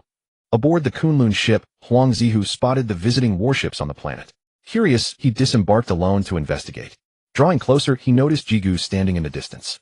Commander Huang, these are the guard warships of the Lock trade planet. They are responsible for security within 100 light years of the trade planet. Our Tonggu planet falls within their protection zone. When the Chanchi civilization attacked, we requested support from the Lock trade planet. They dispatched this fleet. Now that the battle is over, they don't want to have come for nothing, so they are extorting energy blocks from the chief. Jigu explained to Huang Zihu. I see. Huang Zihu understood the situation. Commander Huang, you should return to your ship quickly. Your human civilization has not yet registered with the trade planet. I fear they might cause trouble for you. Jigu whispered. Hearing this, Huang Zihu nodded and prepared to turn away. But he found his limbs as if bound by some energy, unable to move. Don't struggle, you've been caught by an energy restraint lock. The commander, who had been arguing with the Tonggu chief, noticed Huang Zihu. He abandoned the quarrel, changed his approach, and walked toward Huang Zihu. My body is under control, I'll prepare for combat. Huang Zihu secretly sent a message back to the ship. Which civilization do you belong to? The commander asked, standing before Huang Zihu. I am from the Earth human civilization. Huang Zihu looked at the alien who resembled a fleshy mass, and replied calmly, Earth human civilization. Never heard of it. Your civilization hasn't registered yet. The commander sensed he had found a leverage point. Detain their warships and take this human away. Commander, you have no right to detain the ships, or take him. The human civilization migrated to the Lockstar system less than 200 years ago. They have not exceeded the deadline for registration. The Tonggu chief declared, whether they have exceeded the deadline is not for you to decide. It is for me. Seeing the Tonggu chief defend the humans, the commander resorted to bullying.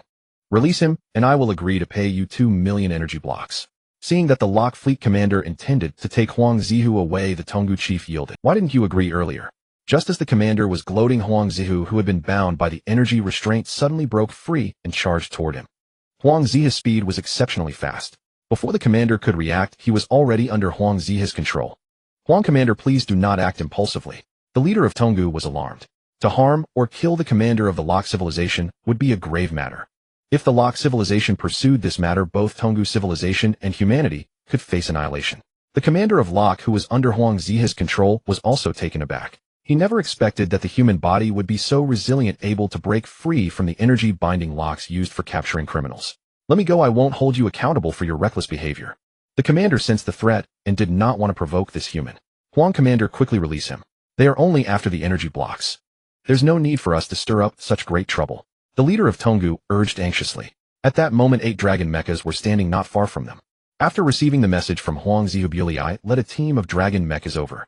Upon seeing the arrival of the dragon mechas, Huang Zihu released the commander he had been holding. The Lock civilization was a level 3 civilization, the overseer of the Lockstar system. Huang Zihu did not want to cause trouble for humanity. Is it human? I remember now. Let's go. Once freed from control, the commander swiftly returned to the warship with his men. His objective was the energy blocks.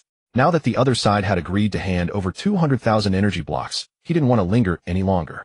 If the leader of Tonggu reported the extortion of energy blocks to the Lord, it would also pose a considerable problem for him. Several days after the Lock fleet departed, it was time for Huang Zihu and his team to return. Huang commander, thank you very much. Our soldiers have learned to operate the Kunlun warships in just a few days, which is thanks to your guidance. The leader of Tonggu personally came aboard the Kunlun flagship to express his gratitude. Leader of Tonggu, we plan to return to New Earth today. With his mission complete, Huang Zihu intended to head back. Huang commander, may I request to meet your human leader? I intend to follow your warship to New Earth to visit and meet your leader. I have very important matters I wish to discuss with him. The leader of Tonggu had made up his mind. He wanted to acknowledge human civilization as the suzerain. Through the quantum communicator, Huang Zihu's request report quickly received a response. Leader of Tonggu, our leader has agreed to your request. Upon receiving the reply, the leader of Tonggu was very pleased. Huang commander, I will go back to prepare and return. The leader of Tonggu hurriedly left the spaceship. Leader of Tonggu, what are you doing? Huang Zihu saw the leader of Tonggu returning. He was directing his people to carry boxes onto the spaceship. These are gifts I prepared for your human leader. The leader of Tonggu replied. What is in these boxes? Huang Zihu asked curiously. Black hole-level energy blocks. I have prepared 1000 black hole-level energy blocks as a gift for you humans. The leader of Tonggu replied excitedly. Hearing this, Huang Zihu was very surprised. Energy blocks are the universal currency in the universe. One black hole-level energy block is equivalent to 100 stellar-level energy blocks or 100 planetary-level energy blocks. 100 black hole energy blocks equal 1 billion planetary-level energy blocks. This is quite a generous meeting gift. It is worth noting that the energy block reserves on Tonggu planet were less than 10 billion planetary-level energy blocks. Now Huang Zihu looked at the leader of Tonggu with a different eye. This was indeed a generous benefactor. The Kunlun flagship slowly docked at New Earth. The leader of Tonggu did not expect that the leader of a level 1 civilization would be personally welcomed by the human leader. This made him very touched. Leader of Tonggu Jishur greets the human leader. Upon seeing Liu Hui for the first time, the leader of Tonggu performed their most esteemed kneeling ceremony. Leader of Tonggu, please rise. I didn't expect you to arrive so quickly. It's been less than half a month since Jigu left. Liu Hui said with a smile. Thank you for the assistance humanity has provided to our Tonggu civilization, which has resolved the crisis on our planet. The leader of Tonggu performed another kneeling ceremony. Respected human leader. To express our gratitude from the Tonggu civilization, I have brought 1000 black hole-level energy blocks for humanity. The leader of Tonggu gestured to his entourage. Boxes of energy blocks were brought before Liu Hui. Liu Hui was taken aback. This amounted to 1 billion planetary-level energy blocks. Humanity did not have this much in energy block reserves in over 100 years. He did not expect the other party to be so generous. Leader of Tonggu, you are too kind.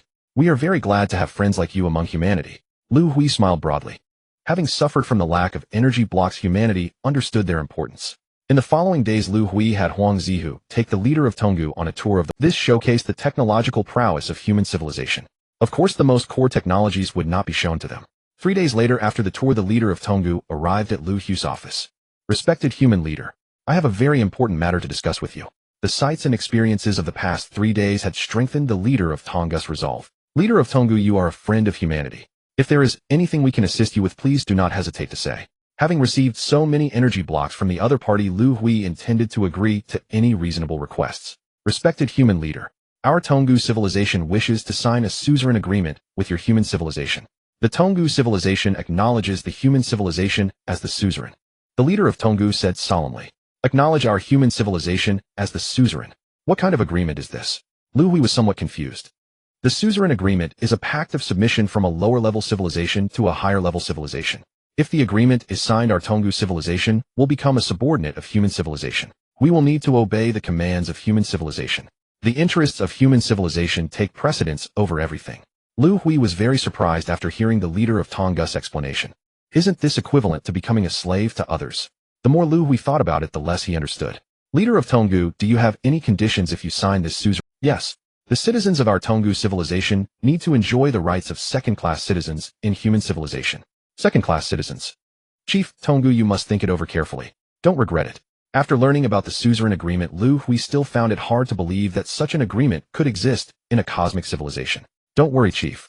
This suzerain agreement is protected by the laws of the Lock Galaxy.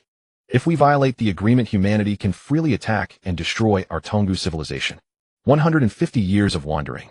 The human civilization and the Tonggu civilization signed the suzerain agreement. The Tonggu people began to flood into New Earth for work. 155 years of wandering. With the influx of Tonggu labor, human society had sufficient workforce, and the manufacturing industry on New Earth experienced explosive growth. In just 5 years, humanity manufactured 1 Kunlun warships, 5 Kunlun flagships, and 2 Lonting motherships. The mass production of these warships consumed vast amounts of rare mineral resources. Resources were limited, and humanity's manufacturing industry hit a bottleneck. Chief, our people's mining speed can no longer keep up with the factory's consumption. Have you considered the suggestion I made to you some time ago? In Liu Hui's office, Tonggu Chief Jishur was reporting to him. Faced with the scarcity of rare mineral resources, Jishur proposed a suggestion to Liu Hui to purchase the scarce minerals from the nearest trading planet. Jishur, even if you hadn't brought it up, I was planning to visit the trading planet soon. Our human civilization has not yet registered in the Lock Galaxy. I had intended to go a few years ago, but safety concerns kept me from doing so. Now that we have built the Lonting mothership, safety shouldn't be a major issue. Once I've arranged the work, in a few days it'll set off for the trading planet soon. Jishur, you've been to the trading planet before and are familiar. Liu Hui had another purpose to gather information about the Fengla civilization. He had never forgotten. Apart from learning about integrating into the Lock Galaxy, Liu Hui had another purpose to gather information about the Fengla civilization. He had never forgotten the blood debt of humanity over the past century. A few days later, a Lonting mothership departed from New Earth into space. The Lonting mothership was the pinnacle of human technology at that time, with only 2 billion. Its shape was the same as the Shuang, a butterfly shape. It was over 150 kilometers in diameter and over 40 kilometers in height. In combat readiness, it needed to carry 5 million soldiers. In transport mode, it could accommodate 50 million humans for long-term living aboard the spacecraft. It used the latest bidirectional gravitational wave engine with a maximum speed of 0.95 times the speed of light. The ship was equipped with 1 ultra-large caliber energy beam cannon, whose power could directly destroy a medium-sized planet. Additionally, it was equipped with over 5,000 large-caliber energy beam cannons and neutron cannons. The ship had 4 docking ports for warships, each capable of accommodating 2 Kunlun warships and 2 Kunlun flagships, and could hold over 1,000 small warships. The Lonting mothership was equipped with the latest space jump system with a maximum jump distance of about 500 light-years. Chief, the nearest trading planet is Lock 37958. It is 468 light-years away. Here are the interstellar coordinates of the trading planet. Jishur handed the coordinate information to the ship's control. With the activation of the space jump system, the Lonting mothership disappeared into a spatial black hole. Space jump successful. The voice of the ship's AI came from the control room. Chief, there is an incoming communication request. Shall I accept it? Just after the space jump, the ship received a communication request. Accept the communication. Liu Hui gave the order. This is the Trading Planet Service Headquarters. Please state your civilization and level and the purpose of your visit to the planet. I will arrange a flight route for you. We are the human civilization level 2. The purpose of our visit is civilization registration. After the announcement, the Longting mothership received a route map. Adjusting the course, the Longting mothership flew toward the trading planet. Jisher, is the trading planet always this busy? Liu Hui looked at the data in the control room. The data showed that hundreds of thousands of ships were queuing to enter and exit around the trading planet. Chief, this is not even the busiest time for the planet. At its peak, the number of ships queuing to enter and exit exceeds 1 million. Jisher replied. Liu Hui hadn't expected the trading planet to be so bustling. Following the route, the Longting mothership arrived at the designated spaceport after 3 days of flight. The trading planet's efficiency was very high.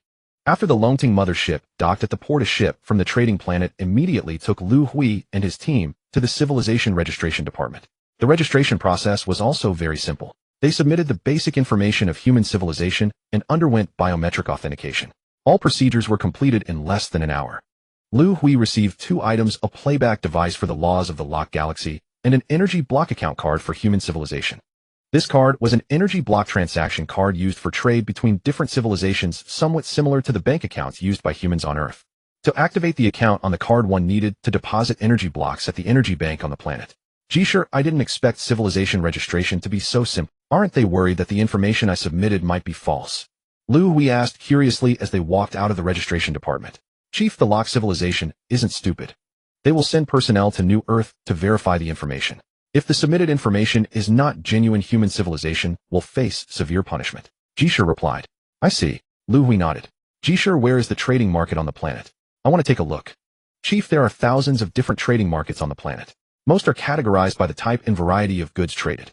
However, there are also a few comprehensive markets where anything can be traded. What kind of market do you want to visit? Jisher asked. What is the nearest market to us? Chief, it's a large comprehensive market. All right, let's go take a look together. Arriving at the trading planet for the first time, Liu Hui was filled with curiosity. The comprehensive trading market was not far away, only a 5-minute walk. Along the way, Liu Hui saw various kinds of civilized races. Most of them were surrounded by a faintly translucent energy circle. Jisher, what is that energy circle on their bodies? Liu Hui asked curiously. Chief, that is an energy circle generated by an environmental controller. Each civilized race has different living conditions. The environmental controller locks in the survival environment they need within the energy circle, protecting their bodies. So it's a spacesuit. That's a handy thing for humans. I wonder how many energy blocks it costs. Liu Hui thought. Chief, the comprehensive trading market is here. Liu Hui looked up. This was an enormous building towering several kilometers high, and Liu Hui, standing at its entrance, could not discern its true magnitude. At the entrance, various civilized races were coming and going. Chief, please follow me, Jisher said, leading Liu Hui to a reception platform. Esteemed guests, what services do you require? Chief, please follow me, Jisher said, leading Liu Hui to we need a trading booth. Purchasing a booth requires 100 planetary energy blocks, and renting a booth for 1 trading day costs 100 energy blocks. May I ask if the guests wish to purchase or rent? The receptionist asked. We would like to rent a booth for 1 trading day. Jisher handed over their energy block account card from the Tongu civilization. After the card verification, Jisher secured a booth. Then a flying vehicle landed next to Jisher and Liu Hui, serving as their transport to the booth. On the way to the booth, Liu Hui felt somewhat bewildered. They passed by numerous booths, each with doors of varying sizes, presumably designed to accommodate the diverse body sizes of various civilized races. Liu Hui's understanding of trading markets was still rooted in the Earth model. He did not expect the trading market here to consist of individual booths. The flying vehicle came to a stop and they arrived at their designated booth. Chief, our booth has arrived. Please go in. Jisher entered the booth first. Inside the booth, there were only 2 reclining chairs, and Liu Hui saw nothing else. Chief, please lie down quickly. We are preparing to enter the market. Though Liu Hui did not fully understand Jishi's words, he obediently laid down on the chair. Just as he settled in, he suddenly felt a flash before his eyes, and he entered a virtual space. Looking around, Liu Hui began to grasp the situation. This comprehensive trading market was a virtual market. Chief, there are many shops in the market. Oh, let's browse around. In the virtual market, Jisher said to Liu Hui. Hearing Jishi's words, Liu Hui nodded. Mineral detection robots, secondary civilization industrial products capable of identifying 680 types of minerals, low energy consumption, long lifespan. Each robot only requires 800 energy blocks. A shout from a nearby shop left Liu Hui in a daze. He was surprised to hear Mandarin being spoken. Looking at the shop sign, mineral detection robot specialty store, the characters were in the Chinese language used by humans. Jisher, why is the language and script used here that of our human language? Liu Hui asked, bewildered. Chief, when we registered our civilization, we submitted basic information about it. The information included the language and script used by the civilization. The virtual market displays the language and script according to the civilization's race. I see and hear the language and script of our Tongu civilization, which is different, Jisher explained. After hearing Jishi's words, Liu Hui felt like a country bumpkin entering the city. He never expected the technology of a third-level civilization to be so advanced. Such a virtual trading market was unimaginable for human civilization. Space suits at wholesale prices, secondary civilization products. After just a few steps, Liu Hui was drawn in by this voice. Although the space suits currently used by humans have been streamlined considerably, they were still somewhat heavy to wear. After seeing the space suits worn by alien races outside the market, he started considering a purchase. Jisher, let's go check out the space suits. Liu Hui walked towards the shop. Esteemed guest, do you need a space suit? Our space suits are of excellent quality secondary civilization products, long-lasting, low energy consumption, and high safety factor capable of accommodating 1 through 0 types of life-supporting environments. Upon seeing Liu Hui enter the shop, the clerk enthusiastically began to introduce the space suits. Liu Hui picked up a space suit to examine it. Though it was called a space suit, it was actually a small square box. It required inputting the necessary survival data. Once activated, the box would generate a sealed energy isolation zone based on the data. The environment within the zone would be the survival conditions required by... How much is this space suit? Liu Hui asked. Esteemed customer, the unit price of the space suit is 1 energy block. How many space suits do you need? I would like 100 space suits. Liu Hui did not plan to buy too many. His intention was to purchase a few for the scholars at the Academy of Sciences to study. After understanding the product, humans would manufacture them themselves. Esteemed customer, you may be visiting the trading market for the first time. The minimum order quantity for small commodities at the trading market is 100,000 pieces. 100 spacesuits is too small a quantity for us to sell. If you can't afford it, then please leave. The clerk's words dripped with disdain. Liu Hui felt embarrassed. Who says we can't afford it? Swipe the card. Oh, we want 1 million pieces. Faced with disdain and noticing Liu Hui's embarrassment, Jisher angrily said, all right, I'll handle it for you right away. Upon hearing the order for 1 million pieces, the clerk's attitude changed instantly. Esteemed customer, please leave your delivery address on the trading planet, and we will deliver the goods within half a trading day. After leaving the coordinates for the Longting mothership at the spaceport, Jisher and Liu Hui Jisher, 1 million energy blocks is no small amount. Ooh, I will reimburse you when we return.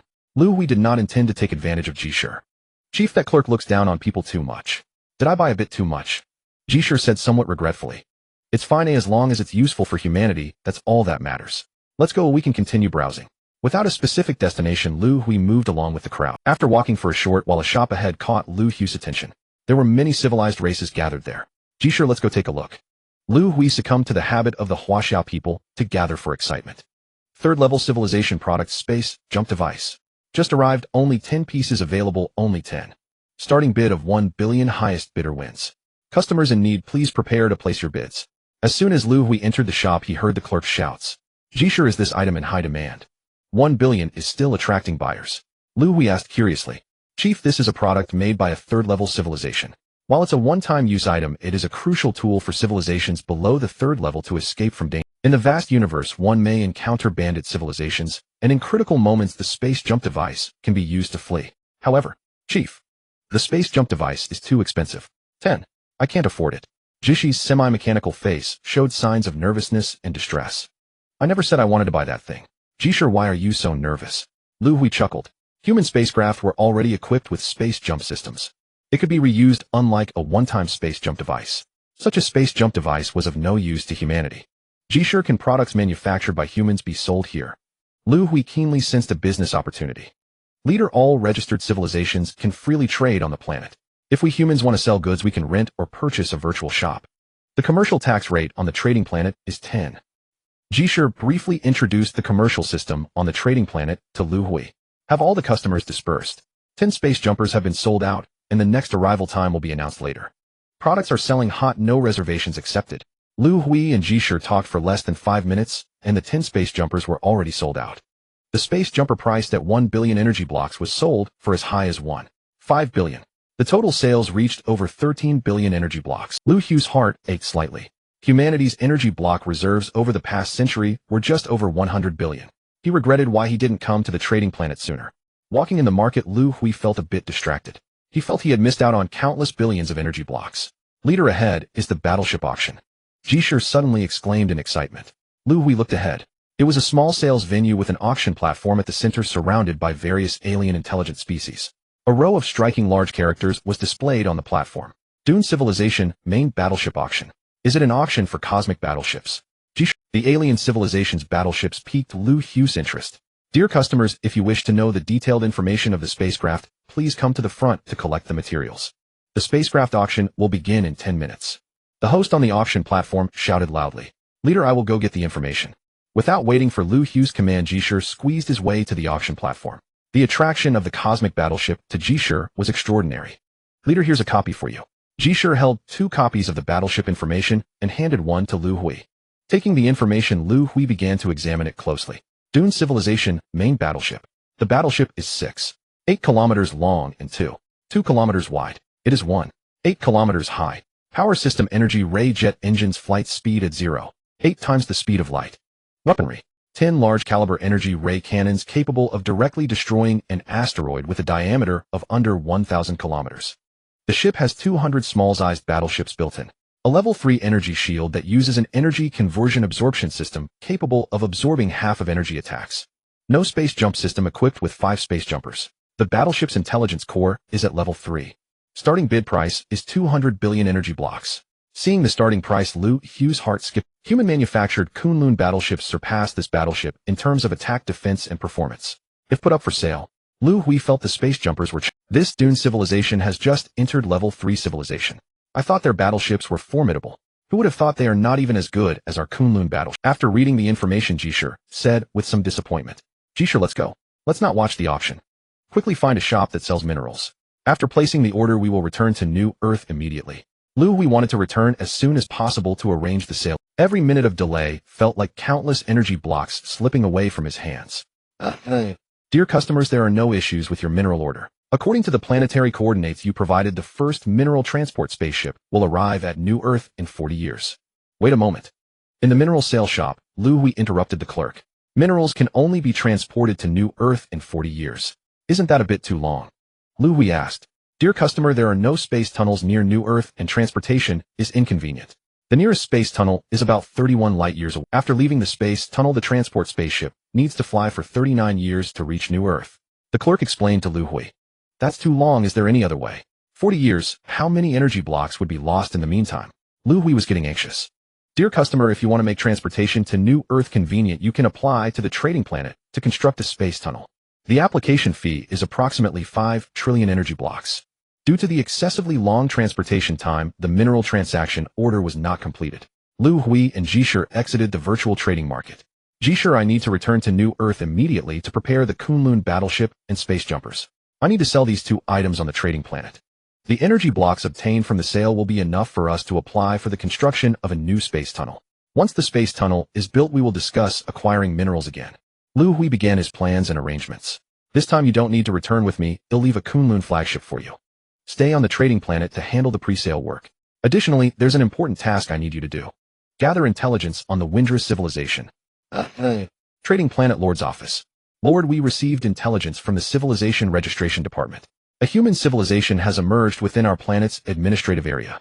Biological identification shows they are a branch of the Kalan people, and their civilization level during registration is level 2. A staff member was reporting, you must closely monitor all information about this human civilization. If there's any movement, report to me immediately. Understood, Lord, I will do so. The staff member left the office. Lord Suha opened his dedicated communicator. Information about the human civilization began to be transmitted to the headquarters on Rock Planet. After leaving the trading planet and returning to New Earth, Liu Hui began to get busy. He issued 2 tasks to the Academy of Sciences for Humanity. Design a medium-sized Kunlun battleship and a simple space jumper. Since humanity had mastered the space jump system, the design and manufacturing of the space jumpers were not difficult. 2 weeks later, the production phase of the space jumper began. Although the design for the medium-sized Kunlun battleship was somewhat complex, it also entered the production phase after a month and a half. 7 months later, 30 medium-sized Kunlun battleships were completed. At the same time, 8,000 space jumpers were also manufactured. Drifting for 151 years, Liu Hui piloted the Longting mothership carrying 30 medium-sized Kunlun battleships and 8,000 space jumpers, returning once again to the trading planet. Planet Battleship Trading Market. Move this thing away or it's blocking the way. Move the data distribution platform here. Everyone please be serious, it costs a lot of energy blocks to rent this place. In a small auction venue, Jishur was directing his clan members to make the final preparations. He felt a bit pained. Renting this auction venue for a trading day required 1-0 energy blocks. Isn't that Jishur, the leader of the Tongu civilization? Long time no see. A robot covered in tentacles greeted Jishur at the auction venue. Leader Daka of the Yuju civilization, what a coincidence. Jishur realized that the person greeting him was his good friend Daka. Both the Yuju civilization and the Tongu civilization were first-level, semi-mechanical civil. Both civilizations were engaged in the most basic work in the universe. Yuju focused on manufacturing, while Tongu specialized in mineral transportation. Their similar circumstances forged a friendship between Jishur and Daka. Jishur, what is your Tongu civilization up to? Renting an auction venue is quite expensive. Have you developed high-level mineral transport ships? Daka asked curiously. Daka, you guessed wrong. What we are auctioning are cosmic warships and space jumpers. Jishur spoke with great pride. No way. Are there people interested in the cosmic warships made by your Tongu civilization? Can you really manufacture space jumpers? Daka looked incredulous.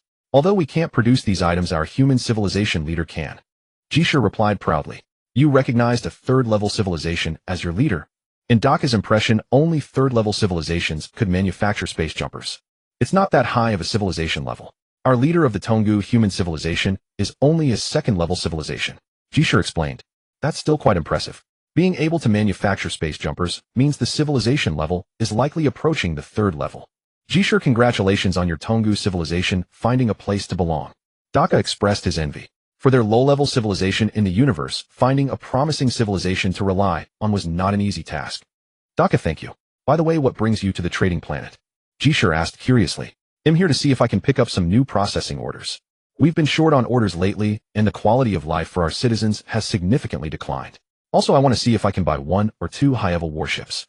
Recently, our planet's shipping routes have frequently been attacked by pirate civilizations.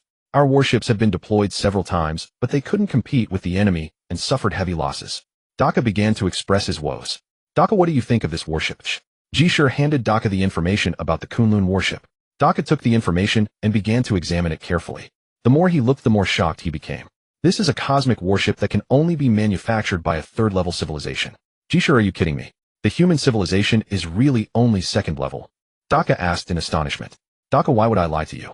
Our human leader has tremendous potential. They possess strong capabilities in scientific research. Jishur replied proudly. Jishur, we've been friends for many years. Can you tell me how much this warship is selling for in energy blocks? Daka felt tempted. The performance of the Kunlun warship was even superior to that of the main warships of the Lok civilization. Such warships were rarely seen on the trading planet. If the Yuju civilization could possess such a cosmic warship, those pirate civilizations would have to retreat. Daka, I don't know how much this warship will sell for. But our human leader will arrive soon. I can introduce you to each other. Maybe they can give you a good price. But be mentally prepared. I estimate the price of the warship might be around 50 billion energy blocks. Jishi's words made Daka's heart ache. 50 billion energy blocks would take the Yuju planet tens of thousands of years to accumulate. Jishur, the warship is too expensive. We Yuju might not be able. Daka sighed. Jishur, is the auction venue ready? I plan to start the auction in 10 minutes. A voice came from behind Jishur. It was Liu Hui. After the Longting mothership docked at the spaceport, Liu Hui rushed to the trading market. Leader, the venue is ready and can be auctioned at any time. Jishur welcomed Liu Hui. Jishur, who is this beside you? Liu Hui noticed Daka, who had been following Jishur. Leader, let me introduce you. He is my friend Daka and the leader of the Yuju civilization. He wants to purchase a Kunlun warship. Jishur decided to help his friend Daka. Respected human leader, I am Daka from the Yuju civilization. Daka saluted Liu Hui. Hello, I am the human leader Liu Hui. You want to purchase a Kunlun? Liu Hui did not expect that even before the auction began, a business opportunity would present itself. Human leader, what is the price of this warship? If the price is too high, our Yuju civilization might not be able to afford it. Daka asked cautiously. He had already made up his mind. If the warship's price did not exceed 40 billion, he was prepared to bite the bullet and buy it. The starting price of the warship is 50 billion.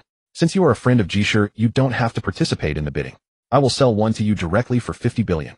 Liu Hui decided to give Jishur a favor.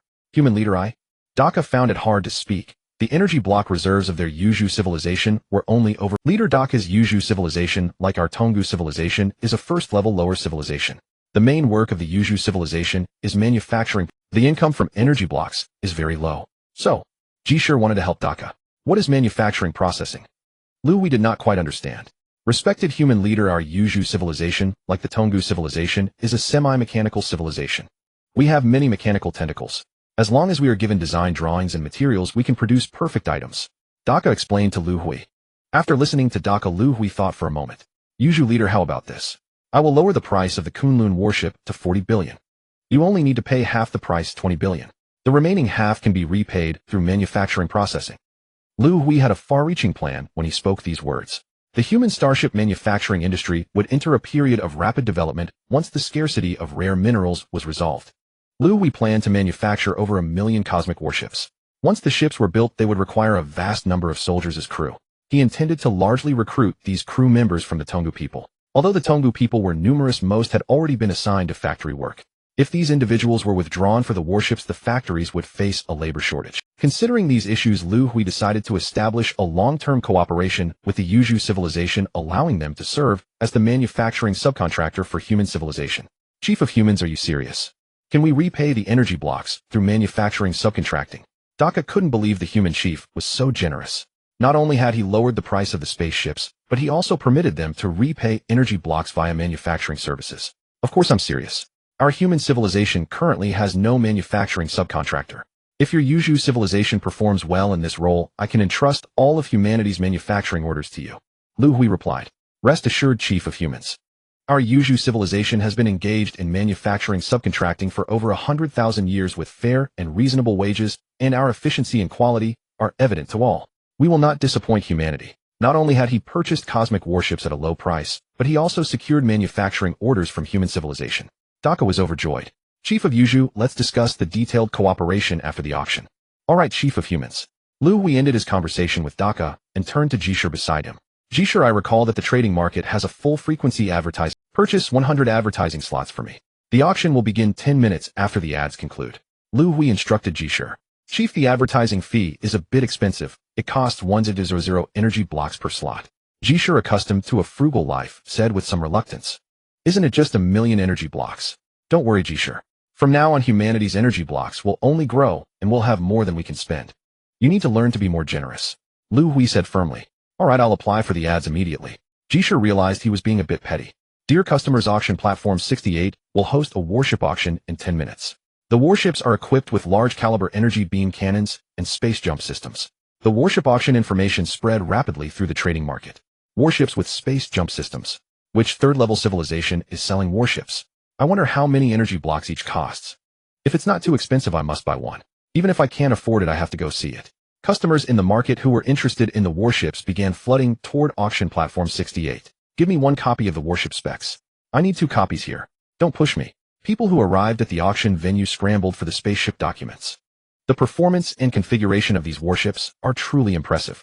Even better than the main warships of the locked civilization.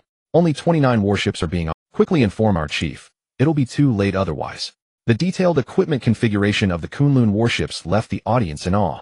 Jishur, time is almost up. You'll host this auction. Get ready to go on stage. First sell the space jump devices, then auction the Kunlun warships. Seeing that the Kunlun warships garnered the most discussion among the bidders, Liu Hui decided to leave them for last. He would first sell the 800 space jump devices slowly. Dear esteemed customers, this auction is hosted by human civilization. Our human civilization is the newest registered civilization.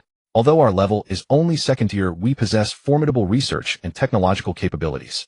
Before the auction began, Jishur took the opportunity to promote human civilization. Now the auction officially begins. First, we are auctioning 800 space jump devices, starting with a minimum lot size of 100 units and a starting price of 100 billion energy blocks per lot. Interested customers, please place your bids. Jishur officially started the auction. 110 billion. We the Dongta civilization want 1 lot. 115 billion. Give me 1 lot. 118 billion.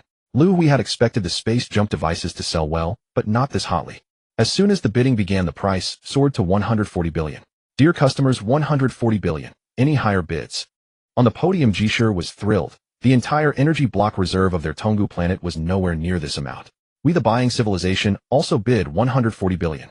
A voice came from below. Jishur was puzzled. Why was this person offering the same price without raising it even a little? Esteemed customer, 140 billion has already been offered. You. Jishur reminded him. According to the auction rules of the trading planet, when the price is equal, the party with the larger quantity takes priority. We the buying civilization want all 800 space jump devices. As soon as the buying civilization finished speaking, the auction hall erupted in commotion. All 800. That's 11 trillion. What kind of civilization is Bahang? You've never heard of the Bahang civilization. They've been a purely mercantile civilization for hundreds of millions of years. I've heard they monopolize 30% of the trading planet's transactions. With Bahang making this move, the unit price of the space jump devices will likely rise above 1.5 billion. Why is it so hard to buy a space jump device? The crowd buzzed with discussion. On the podium, Jishir looked down at Liu Hui. Seeing Liu Hui nod, he was about to strike the gavel when another voice suddenly rang. 150 billion per lot. We the Shishir civilization will take them all. This statement stirred the hall once more. The Shishir civilization has made a move. I knew it. Wherever the Bahang civilization goes, the Shishir civilization follows. They're old rivals. Do you think Shishir will win? This is going to be interesting again. We bid 160 billion per lot. Facing the provocation from the Shishir civilization, the Bahang civilization did not back down. 170 billion. Shishir immediately matched. 180 billion. 190 billion. 200 billion. After reaching this price, the Shishir civilization stopped bidding. Congratulations to the Bahang civilization for winning the 800 space jump devices. Jishir struck the gavel to finalize the deal. Weishir, the space jump device, is a consumable item, and a unit price of 2 billion means we will incur losses. A voice quietly remarked beside the winning bidder. Do you know why you have always been my assistant and haven't been promoted for thousands of years? You lack vision. I have no intention of making a profit from this deal. I came to deliver energy blocks to human civilization. Wei is the commercial representative of the Bahang civilization on the trading planet. Facing his assistant's doubts, he replied calmly.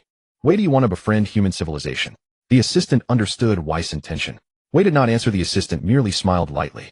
Contact headquarters immediately after you complete the purchase procedures for the space jump device. I need to urgently call for 100 trillion energy blocks. I will personally report the reason for the call after the auction. Wei, 100 trillion is not a small amount. The assistant was startled. Since we want to befriend human civilization, we the Bahang civilization cannot be stingy. If we are to deliver energy blocks, we should deliver. I want to buy all the battleships sold by human civilization. Wei had reviewed the detailed data of the Kunlun battleship, and its combat power had subtly surpassed that of the main battleships of a level 3 civilization. A level 2 civilization can manufacture such battleships. The potential of this civilization is indeed enormous. In the Lockstar system, the Shishir civilization and the Bahang civilization have always been commercial competitors. For hundreds of thousands of years, the Shishir civilization has been under the foot of the Bahang civilization. However, this situation began to change over 5,000 years. The Shishir civilization gained recognition from the Lok civilization. They successfully signed a suzerainty agreement with the Lok civilization. Relying on the identity of the star system manager, the Shishir civilization gradually gained an advantage in commercial competition. The market share controlled by the Bahang civilization dropped from 60 to 30. Faced with the grim situation, the Bahang civilization decided to seek a level 3 civilization to sign a suzerainty agreement for support. There are nearly 1 million registered civilizations in the Lockstar system, yet there are fewer than 20 level 3 civilizations.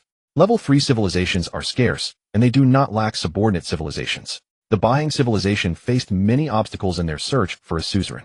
Today, the technological strength displayed by human civilization gave Wei a glimpse. Human civilization has immense potential, and upgrading to a level 3 civilization is only a matter of time. The Bahang civilization needs to seize this opportunity. Dear customers, the auction for the space jump device has concluded. Next up for auction is our human civilization's Kunlun battleship. The voice from the auctioneer echoed through the platform. The Kunlun battleship is 8 kilometers long, 8 kilometers wide, and 4 kilometers high. The propulsion system features a bidirectional gravity wave engine with a speed of 0.9 times the speed of light. The battleship is equipped with 4 energy beam cannons and 2 neutron cannons. All are large-caliber energy main battle cannons capable of easily destroying planets with a diameter of less than 1,500 kilometers. The energy shield of the ship is the latest absorption-type energy shield developed by humans. The energy absorption rate of the shield reaches 80. Most importantly, our battleship has a space jump system that allows for repeated space jump flights. This auction will sell a total of 29 Kunlun battleships. The auction for the battleships officially begins starting at a price of 500 billion. The starting bid announced by the auctioneer shocked everyone in the hall. It can't be, such a battleship is only starting at 500 billion. That's too cheap. I thought it would start at least at 800 billion. In the auction hall, Liu Hui heard the discussions around him. It seems we humans know too little about the commercial information of the trading planet. Fortunately, it's an auction sale. If it were a fixed price sale, the losses would be significant. Thinking this, Liu Hui felt a bit lucky. The auction price of the Kunlun battleship was set by him. Last time he encountered the Shachao civilization selling battleships at the integrated trading market. The price of the battleship was 200 billion energy blocks. Compared to the other battleships, the Kunlun battleship excelled in all aspects, and also had a space jump system. Thus, Liu Hui set the auction price of the Kunlun battleship at 500 billion. Now it seems this price was set too low. 800 billion. The first auction price came from the audience. This price increased by 300 billion directly. 900 billion. 1 trillion. 11 trillion. After the bidding price rose to 1 trillion, it began to increase slowly. Civilizations without strength withdrew from the bidding. What a pity. Our civilization doesn't have that many energy blocks. If only 1 trillion could buy it. A battleship like this could secure our civilization's peace for thousands of years. The withdrawn civilizations sighed in discussion. 3 trillion. Is there anyone else willing to raise the price? Seeing the bidding price stay at 3 trillion, the auctioneer asked loudly. At a unit price of 1 trillion, we the Bahang civilization will take all 29 Kunlun battleships. Wei could no longer hold back. He waited for a long time without seeing the Shishir civilization raise their bid, so he had to act first. The Bahang civilization has so many energy blocks. It seems no one dares to compete with them. It's hard to say the Shishir civilization hasn't acted yet. We smaller civilizations can only watch the excitement. Upon hearing the Bahang civilization's bid, the smaller civilizations in the hall began discussing again. 5 trillion. The representative of the Shishir civilization, Qi Sha, finally made his move. 6 trillion. 7. Seeing the two civilizations bidding against each other, Liu Hui was overjoyed. Raise the price, why aren't you raising it? Liu Hui noticed that the bidding price had reached 5 trillion, which made him somewhat depressed. At this moment, facing the 5 trillion offer from the Shishir civilization, Wei of the Bahang civilization fell into contemplation. 30 trillion, we the Bahang civilization bid 30 trillion. Qi Sha, if your Shishir civilization dares to raise the price, I'll let it go to you. After thinking, Wei addressed Qi Sha from the Shishir civilization, who said, I wouldn't dare to raise the price. I bid 31 trillion. Qi Sha said loudly. Very well, your Shishir civilization has won. At a unit price of 31 trillion, the total for 29 battleships is 899 trillion. You can pay on the spot. Wei judged that the other party was deliberately raising the price and could not produce that many energy blocks on site. Wei, how can it be that I won? I bid for the price of one battleship. Ooh, I never said I would take all 29. If you insist that I can buy one battleship for 31 trillion. As soon as Qi Sha finished speaking, it caused a stir in the hall. If you insist that I can buy one battleship for 31 trillion. As soon as Qi Sha finished speaking, it caused a stir in the hall. This Shishir civilization is truly shameless. They bid for the price of all battleships, yet when pressed they claim they only want one. I have done business with the Shishir civilization, and their commercial reputation is indeed not good. Qi Sha ignored the discussions in the hall and turned to leave. Seeing Qi Sha about to leave, Wei sneered, but did not stop him. In his eyes, as long as the Bahang civilization could win this auction, it would be worth spending any amount of energy blocks. Wait a moment. Do you think you can just leave after causing trouble at the human civilization's auction? Liu Hui's voice echoed in the hall. Hearing someone shout, Qi Sha halted his steps. Who are you? Turning around, he saw Liu Hui and asked. Oh, do you have something to say? Qi Sha showed no surprise at Liu Hui's identity, his tone devoid of any respect. The Bahang civilization wants to purchase all the warships. The price they offered means you also intend to buy all the warships. Now you have raised the unit price to 31 trillion. Is it appropriate to leave if you do not buy the warships? Liu Hui needed an explanation from the other party. If the Bahang civilization abandoned the purchase of the Kunlun warships due to the interference of the Western food civilization, the loss for humanity would be substantial. Human leader, the trading market has a playback function. You can check the playback. My Western food civilization has never stated we want to purchase all the warships. If you think I violated trading regulations, you can file a complaint to the markets overseer. Additionally, there is something you may not know. Our master civilization is the Lok civilization. Leaving this statement, Qi Sha couldn't be bothered to look at Liu Hui's reaction and turned to leave. In Qi Sha's eyes, humanity was merely a secondary civilization. Even if they caused trouble at the conference, what could it matter? Seeing Qi Sha leave, Liu Hui in a moment of panic reached out to grab him, wanting to keep him. However, he realized he had grasped nothing, and it dawned on him that this was a virtual space. Human leader, there is no need to entangle with them. We the Bahang civilization can afford the unit price of 31 trillion. We will take all 29 warships. The person in charge, Wei, who had been observing the situation, approached. This price was deliberately inflated by the Western food civilization. Are you willing to accept it? Liu Hui asked, somewhat surprised. Although the price is a bit high, we the Bahang civilization want to be friends with the human civilization. Hello, human leader. Allow me to introduce myself. Oh, I am Wei from the Bahang civilization, responsible for commercial affairs on this planet. Hello, I am Liu Hui, the leader of the human civilization. Liu Hui politely replied. Respected human leader, there are many areas where human civilization and our Bahang civilization can cooperate. After the auction, may I have a private meeting with you? Of course, no problem. The 29 Kunlun warships you are purchasing are currently docked on the Longting mothership. When the warship handover occurs, you are welcome to visit the Longting mothership. This was a major financial backer. Liu Hui had no reason to refuse. All right, human leader. I look forward to our next meeting. Lord, the human civilization held an auction in the warship trading market. Here are the detailed materials for the auction warships. The assistant of Lord Suha handed him a document. Looking at the materials in his hand, Suha was quite surprised. The Kunlun warships sold by the human civilization appeared to be even stronger than the main warships of the Lok civilization, according to the documents. A secondary civilization can manufacture the main warships of a tertiary civilization. It seems that the branches of the Kalan race possess an independent fourth-level civilization technology tree, and it's not just a legend. The Kunlun warships sold by the human civilization appeared to be even stronger than the main warships of the Lok civilization, according to the documents.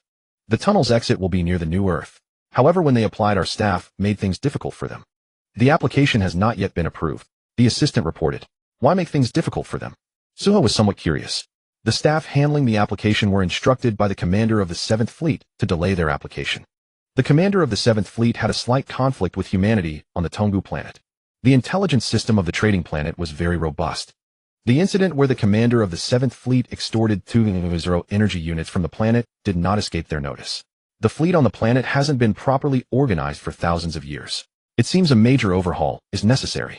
Upon hearing about the commander of the 7th Fleet's extortion, Suha thought of this issue. Notify the department handling the application. Immediately approve the human's request. After the space tunnel is completed, establish an office on New Earth. Closely monitor the movements of human civilization. With that, Suha once again activated his dedicated communicator. The latest information regarding human civilization was sent to the headquarters of the Lok civilization. In a transport spaceship, Wei was astonished as he gazed at the Longting mothership from a distance. This space mothership was enormous. Ordinary secondary civilizations simply do not have the capability to build such a space mothership. Upon entering the Longting mothership, you will go through the handover procedures for the Kunlun warships. I want to visit the leader of humanity. Remember to be polite in your words and actions. You represent our Bahang civilization. Wei instructed his assistant. Understood, Mr. Wei. I will keep that in mind. The assistant nodded. Longting mothership, Liu Hui's office. Wei and Liu Hui engaged in an in-depth conversation. He introduced the characteristics of the Bahang civilization and its commercial experience spanning over 1000 years. After demonstrating their strength, Wei stated the purpose of his visit. The Bahang civilization wished to become the product agent for the human civilization. Mr. Wei, since your Bahang civilization shows such sincerity, I agree to engage in commercial cooperation with you. During the conversation, Liu Hui sensed the other party's sincerity. Having a civilization familiar with the commercial rules of the Lok Star system as a product agent would save humanity a great deal of trouble. Mr. Wei, your Bahang civilization's business scope nearly covers the entire Lok Star system. You must have your own intelligence system. I have a matter that needs your assistance, so I wonder if you could agree to it. When Liu Hui left the trading planet last time, he instructed Jishur to gather intelligence on the Fengla civilization. Jishur was merely the leader of a primary civilization and had limited social skills. He didn't gather any intelligence. Now humanity and the Bahang civilization were commercial partners. Respected human leader, if there is anything our Bahang civilization can assist with, please feel free to mention it. We will certainly do our best. This was the first request made by the human leader, and Wei intended to do his utmost to fulfill it. Help me gather intelligence on a civilization. Its name is Fengla civilization. Liu Hui made his request. Fengla civilization. I haven't heard of it. Human leader, can you tell me why you want to gather information about this civilization? Wei curiously asked. The Fengla civilization has a blood feud with humanity. This Fengla civilization killed half of your human population. Liu Hui's words shocked Wei. The Fengla civilization is a secondary civilization, and they should be a registered one. Within the Lok Star system, registered civilizations cannot attack other registered civilizations without authorization. This is a serious crime. We can request the Lok civilization to punish the Fengla civilization. Wei declared loudly. When the attack occurred, we humans had not yet registered as a civilization. Liu Hui remarked. Not yet registered. The Fengla civilization exploited a loophole in the Lok Star system's regulations. That makes it difficult. Wei hadn't anticipated this. Nothing is difficult. Find the Fengla civilization, I will erase them from the universe. Liu Hui did not conceal his vengeance. Human leader, you are now a registered civilization. If you attack the Fengla civilization, you will be bound by the Lok Star system's laws. You might face retaliation from the Lok civilization. Wei cautioned Liu Hui. No one can stop us humans from taking revenge. Including the Lok civilization. Liu Hui had made up his mind. Chief Wei, just tell me plainly, will you help or not? Liu Hui perceived the other's hesitation and asked directly. Rest assured, human leader, I will do my utmost to gather intelligence on the Fengla civilization. Hui sensed Liu Hui's displeasure and quickly replied. The Beihang civilization had its own intelligence network within the Lockstar system, so investigating the Fengla civilization was not difficult. If he refused the human request, the newly forged cooperative relationship would be shattered. Henceforth, the chance to recognize human civilization as a suzerain would be. Considering these factors, Hui decided to accede to the human request to probe the Fengla civilization. But regarding the matter of acknowledging human civilization as the suzerain, Hui resolved to promptly submit the human dossier to their leader, leaving the civilization's future direction to his decision. The Beihang civilization had thrived through commerce for hundreds of millennia, boasting an efficient and powerful intelligence network.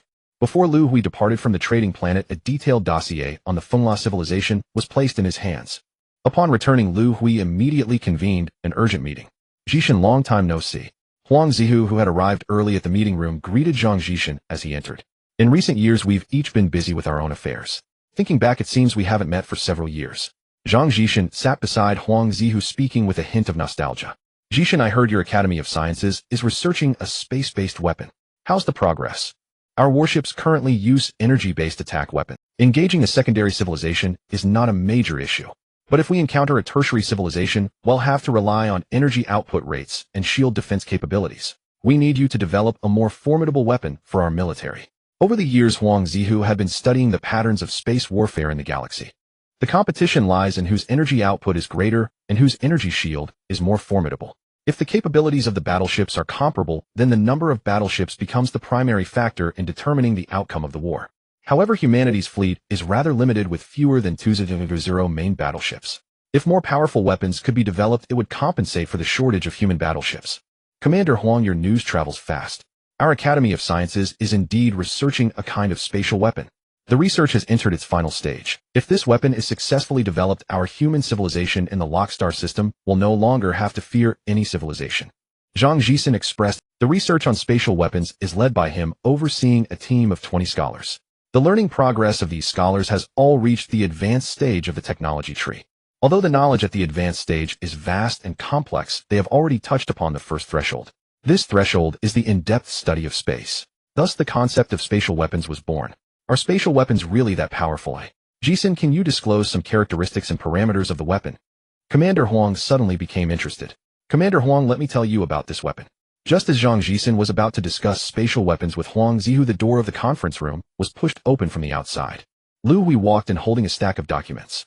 The leader has arrived, or if you're interested, we can talk after the meeting. Of course I'm interested, Jishin. After the meeting, I will treat you to a drink, and we can discuss it at length. Zhang Jishin and Huang Zihu ceased their conversation. Liu Hui, who had entered the room, took his seat at the head of the table and glanced at the people present in the conference room. These individuals are the main leaders of various departments of the human government. The commander of the army, Huang Zihu. Director of the Academy of Sciences, Zhang Jishin. Captain of the Jialong Mecha Special Forces, Liu Hui. Leader of the Tonggu planet, Ji Shi. Minister of Military Industry, Luo Fei. Minister of Mineral Resources. Ladies and gentlemen, it has been a long time since I convened an emergency meeting. The reason for this meeting is that I have received a piece. This intelligence concerns our human enemies, the Fengla civilization. As soon as Liu Hui's words fell, the people in the conference room suddenly became agitated. Leader, is this true? Tell me, where is that damn Fengla civilization? I want to personally lead the fleet to exterminate them. The excited Huang Zihu stood up. Commander Huang is right, we must exterminate them. It's been nearly 100 years, we finally found them. We can avenge our fallen comrades. Everyone in the conference room was highly agitated. The buried hatred that had lingered for nearly 100 years erupted. Everyone, let's take a look at the intelligence documents on the Fengla civilization first. Once we finished, Liu Hui distributed the documents he held to everyone in the conference room. Huang Zihu, sitting closest to Liu Hui, was the first to receive the documents and began to read them attentively. Fengla civilization. Home planet Fengla, located in the midsection of the outer spiral arm of the Lockstar system in a binary star system. Interstellar coordinates XXXXX. Approximately 2,682 light-years from New Earth. The civilization's race is the carbon machine life form with a life form appearance. The population of the race is approximately 46 billion. Civilization level 2. 1. In the Lockstar system, they primarily engage in mineral mining, transportation, and energy block collection outsourcing. The Fengla civilization possesses around 1.2 million space battleships. The main battleship is the Zhengfeng-class vessel, primarily utilizing energy attacks, equipped with 2 large-caliber neutron cannons and its defensive capabilities. The binary star system has a complete defense network. You have all finished reviewing the data on the Fengla planet. Is there anything you would like to say? Seeing everyone put down the documents in their hands, Liu Hui inquired. Chief, give me 100 Kunlun warships, and I will destroy their planet. Huang Zihu said fiercely. Commander Huang, aren't you being a bit too optimistic? According to the data, the Fengla civilization has deployed spatial jump disruptors around the binary star system. Our warships cannot directly jump into their star system, we can only attack them from the outer edges of the galaxy. In that case, we will be directly facing their star system's defensive installations. It would be fortunate if half of the 100 Kunlun warships remain after clearing these defenses. Don't forget they have 1.2 million main battle warships. Although these warships have poor defensive capabilities, their energy attacks are not much weaker than those of the Kunlun warships. If our remaining warships cannot withstand these energy attacks, we could suffer total annihilation. Zhang Jisen analyzed rationally. So what should we do? We only have 150000 human warships. Are we supposed to send them all out? Huang Zihu knew Zhang Jisen was right, but he had no other solution. Everyone please quiet down. Liu Hui interrupted the discussion. I don't plan to attack the Fengla civilization right now. We don't have many human warships, and producing more is an urgent matter. However, our production is hindered by a shortage of rare minerals. This issue can be resolved in a year. This time I applied for the construction of a spatial tunnel at the trading planet. The tunnel's exit will be near our new Earth. In a year, the spatial tunnel will be completed. At that time, the scarce minerals we need will be continuously transported through the spatial tunnel. As long as mineral resources are sufficient, we can build over 1 million Kunlun warships within 10 years. For the war against the Fengla civilization, I plan to take 10 years to prepare. Liu Hui addressed everyone in the conference room. Upon hearing Liu Hui's words, Huang Zihu felt somewhat disheartened and lowered his head in silence. Everyone, there's no need to be discouraged. We've waited so many years, we can afford to wait another 10. Liu Hui paused for a moment, contemplating. Additionally, there is something I need to discuss with everyone. If this issue is not resolved well, the preparation time for the war may be even longer. We have registered our civilization at the trading planet. The regulations of the Loaka star system state that all registered civilizations cannot initiate war against each other at will. If we attack the Fengla civilization, we might face retaliation from the Loaka civilization. And as the administrators of the Loaka star system, the number of their warships is conservatively estimated to be in the tens of billions. Liu Hui's words left the people in the conference room in silence. The leader of the Tonggu civilization, Jishur, felt somewhat anxious. Their master civilization was about to defy the regulations of the Loaka star system and attack the Fengla civilization. This matter could be significant or trivial. If the Loaka civilization turns a blind eye, humanity will face no issues. But if they pursue it seriously, human civilization could face annihilation. Jishur, this war is one that humanity must fight. Whether or not the Loaka civilization will intervene is still uncertain. The risks are extremely high. If your Tonggu civilization does not wish to participate, you are free to remain uninvolved. Liu Hui noticed Jishi's unease and did not wish to force the Tonggu civilization to join humanity in taking risks. Chief, our two civilizations have already signed a master-servant agreement. The Tonggu civilization will not remain uninvolved. If one day humanity's civilization is destined to perish, then let our Tonggu civilization perish alongside it. Jishur made a decision after a brief hesitation. It has been nearly 10 years since signing the master-servant agreement with humanity. The Tonggu people have lived the life they desired thanks to humanity. Energy is no longer scarce, and they are no longer bullied by alien civilizations. The rights enjoyed by the Tonggu people on New Earth are nearly equivalent to those of human citizens. Human civilization has not exploited them as subordinates, and the Tonggu people have found a sense of belonging with humanity. Jishur has decided to follow humanity to the death. Upon hearing Jishi's words, Liu Hui nodded with satisfaction. The next 10 years will be our time to prepare for war. Jishur, as the number of warships increases, we will need a large number of soldiers. You need to mobilize the Tonggu people to enlist. Their treatment will be the same as that of human soldiers. Luo Fei, the military manufacturing department, needs to expedite the expansion of the warship manufacturing factory. Don't worry about the issue of insufficient manufacturing workers. I have already negotiated a contract with a civilization called Yuzhu. They will send a large number of workers to manufacture warships for us. Huang Zihu, there will be a significant increase in warships and new recruits in the coming years. You need to be prepared for training. Zhang Jisen, concentrate the strength of the Academy of Sciences to see if we can develop a cutting-edge weapon to give humanity more leverage. Chief, our Academy of Sciences is currently researching a spatial weapon, and we are close to achieving results. Upon hearing the chief mention him, Zhang Jisen quickly, then hurry up and produce it within these 10 years. Upon hearing Liu Hui's words, Zhang Jisen nodded. Additionally, I plan to establish a commercial department responsible for handling our affairs at the trading planet. We also need to establish a diplomatic department. Once the spatial tunnel is completed, our communication with alien civilizations will gradually become closer, requiring a department to manage these affairs. If anyone has good candidates for these positions, please recommend them. After this urgent meeting, humanity began a decade-long preparation for war. Year 157 of the Wandering Era. The construction of the spatial tunnel is complete and New Earth's external connections are becoming increasingly active. Hundreds of offices of alien civilizations have been established on the planet. Year 158 of the Wandering Era. Mineral resources began to flow continuously to New Earth. The production of Kunlun warships has entered a busy manufacturing phase. This year, the leader of the Bahang civilization visited Liu Hui and signed a commercial agency agreement with humanity. The goods produced by human civilization will be sold by the Bahang civilization. The demand for spatial jump devices and foreign trade versions of Kunlun warships has exceeded supply. The reserves of energy blocks on New Earth are increasing. Year 160 of the Wandering Era. The Academy of Sciences has completed research on spatial weapons, and these weapons have entered the experimental manufacturing stage. Year 165 of the Wandering Era. Humanity has manufactured its first spatial weapon. Due to the complexity of spatial weapon technology and the difficulties in manufacturing, mass production of the weapons has not been achieved. Year 167 of the Wandering Era. The decade-long war preparation is complete, and Liu Hui convened a pre-war meeting. Wandering for 167 years. In the pre-war conference room, Liu Hui sat at the head of the table carefully examining a document. This document was the result report of humanity's preparations for war over the past 10 years. Through a decade of effort, humanity constructed 8 Kunlun battleships, 6 Kunlun flagships, and 10 Longting motherships. The total number of warships exceeded the expected 1 million. Most notably, the Academy of Sciences, led by Zhang Jisen, developed spatial weapons. These weapons resemble the missiles from over 200 years ago on Earth. Once launched, they can tear open a small jump space on their own. Within 10 seconds, they can accelerate to 0. 3 times the speed of light for spatial jumps, provided that precise coordinates of enemy ships within 1 light year. The spatial weapons can jump directly into the interiors of enemy ships, detonating the energy bombs they carry and destroying the enemy vessels from within. The larger the enemy ship, the higher the success rate. However, the spatial weapons have a fatal weakness. If the enemy ships possess spatial disruptors that lock down the space around them, the spatial weapons will be unable to jump inside the enemy vessels.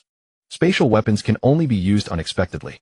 Due to their complex design, manufacturing them is exceedingly difficult, and thus far humanity has only produced over 5,000. Everyone has worked hard these past 10 years, Liu Hui said sincerely as he set down the document and looked at everyone in the conference room. Leader, we should endure whatever hardships we face. Compared to our fallen compatriots, what is this bit of suffering to us? Leader, please make a decision quickly. When will our fleet set out? The people in the conference room had long awaited this day. In recent years, intelligence on the attacks and defenses of the Windra civilization has been continuously updated. Our offensive simulations have kept pace as well. We will follow the plan from the last offensive simulation. Starting tomorrow, gather the warships, and we will set out 3 days later. Liu Hui issued the command.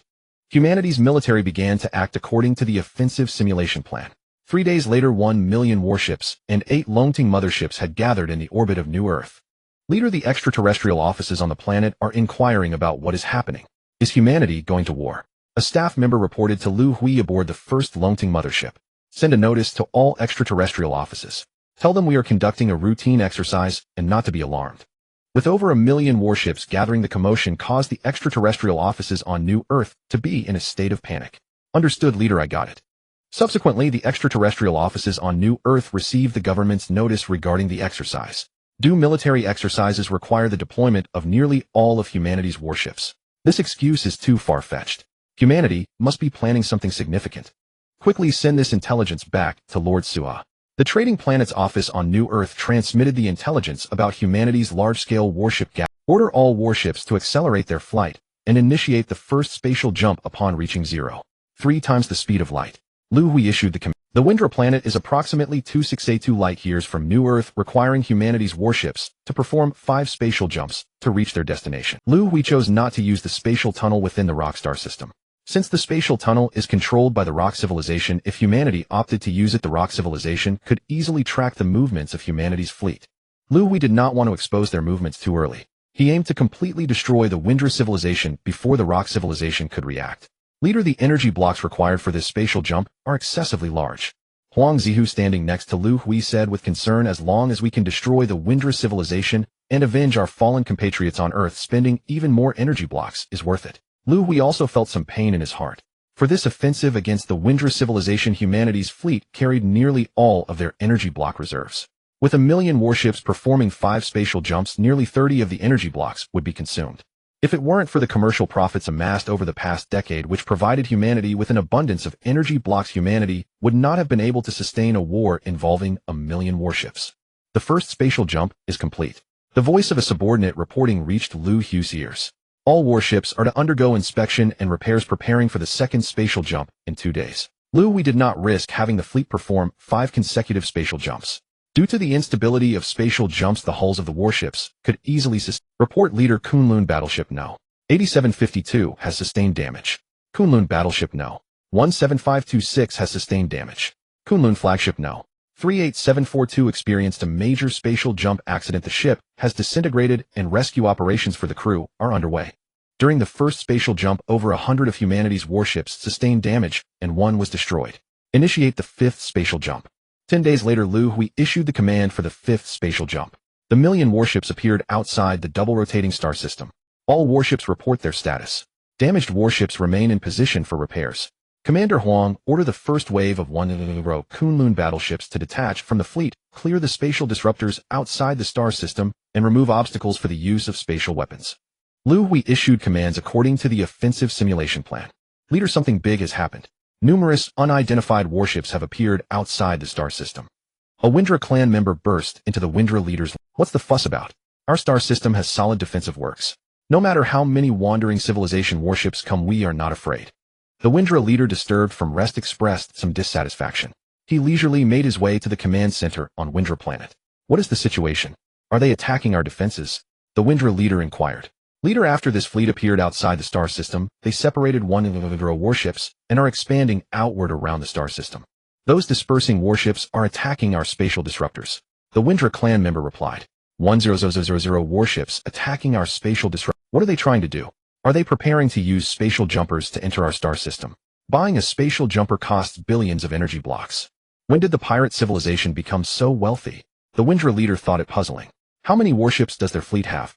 The Windra leader asked anxiously. Leader, their fleet has approximately 1,000,000 warships. What? They have 1,000,000 warships.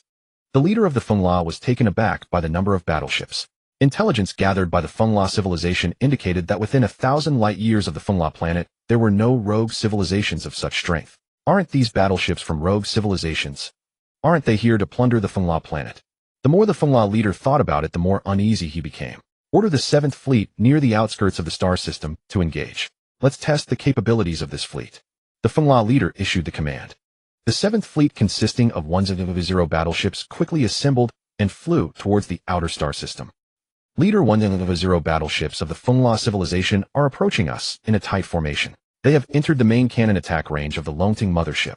In the command room, an observing crew member reported to Liu Hui. Order all Longting motherships to begin charging their main cannons and fire immediately after the charging is complete.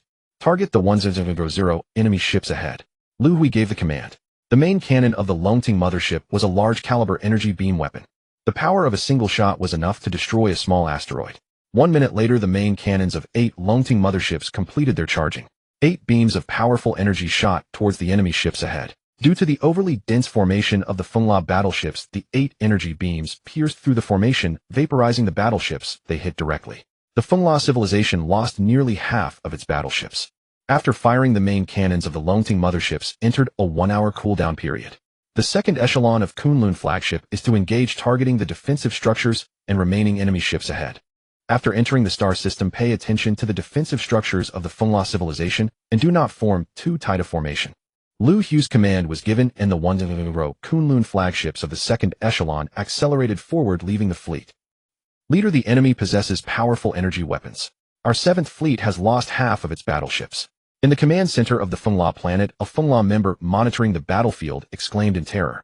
Order the remaining battleships to retreat behind the defensive structures. Spread out the formation and let them defend, relying on the defensive structures. Sound the planetary alarm and put the Fengla planet on high alert. All combat personnel immediately board the ships and enter space. The Fengla leader, with such powerful energy weapons, they are definitely not a fleet of rogue civilizations. Who are they? Why are they attacking our Fengla civilization? The Fengla leader couldn't figure it out. Open the public communication channel of the star region. Send a communication request to the opposing side. I want to see who is attacking our Fengla civilization. The Fengla leader shouted to the communication personnel in the command center. Leader, a communication request has been sent from the Fengla planet using the public communication channel of the star region, requesting a three-dimensional communication. Should we connect? In the command room of the No. 1 Longting mothership, the communication officer reported to Liu Hui. Connect the communication. I want the Fengla civilization to understand clearly what is happening. Liu Hui said fiercely.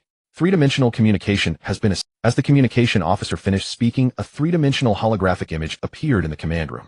Seeing the alien kangaroo in the image, Liu Hui sneered. Fengla leader, we meet again. You are a branch of the Carolon race, the leader of the human civilization. The Fengla leader recognized Liu Hui. Your memory is quite good, you can still recognize me. 100 years ago, you led the fleet of the Fengla planet to attack us humans.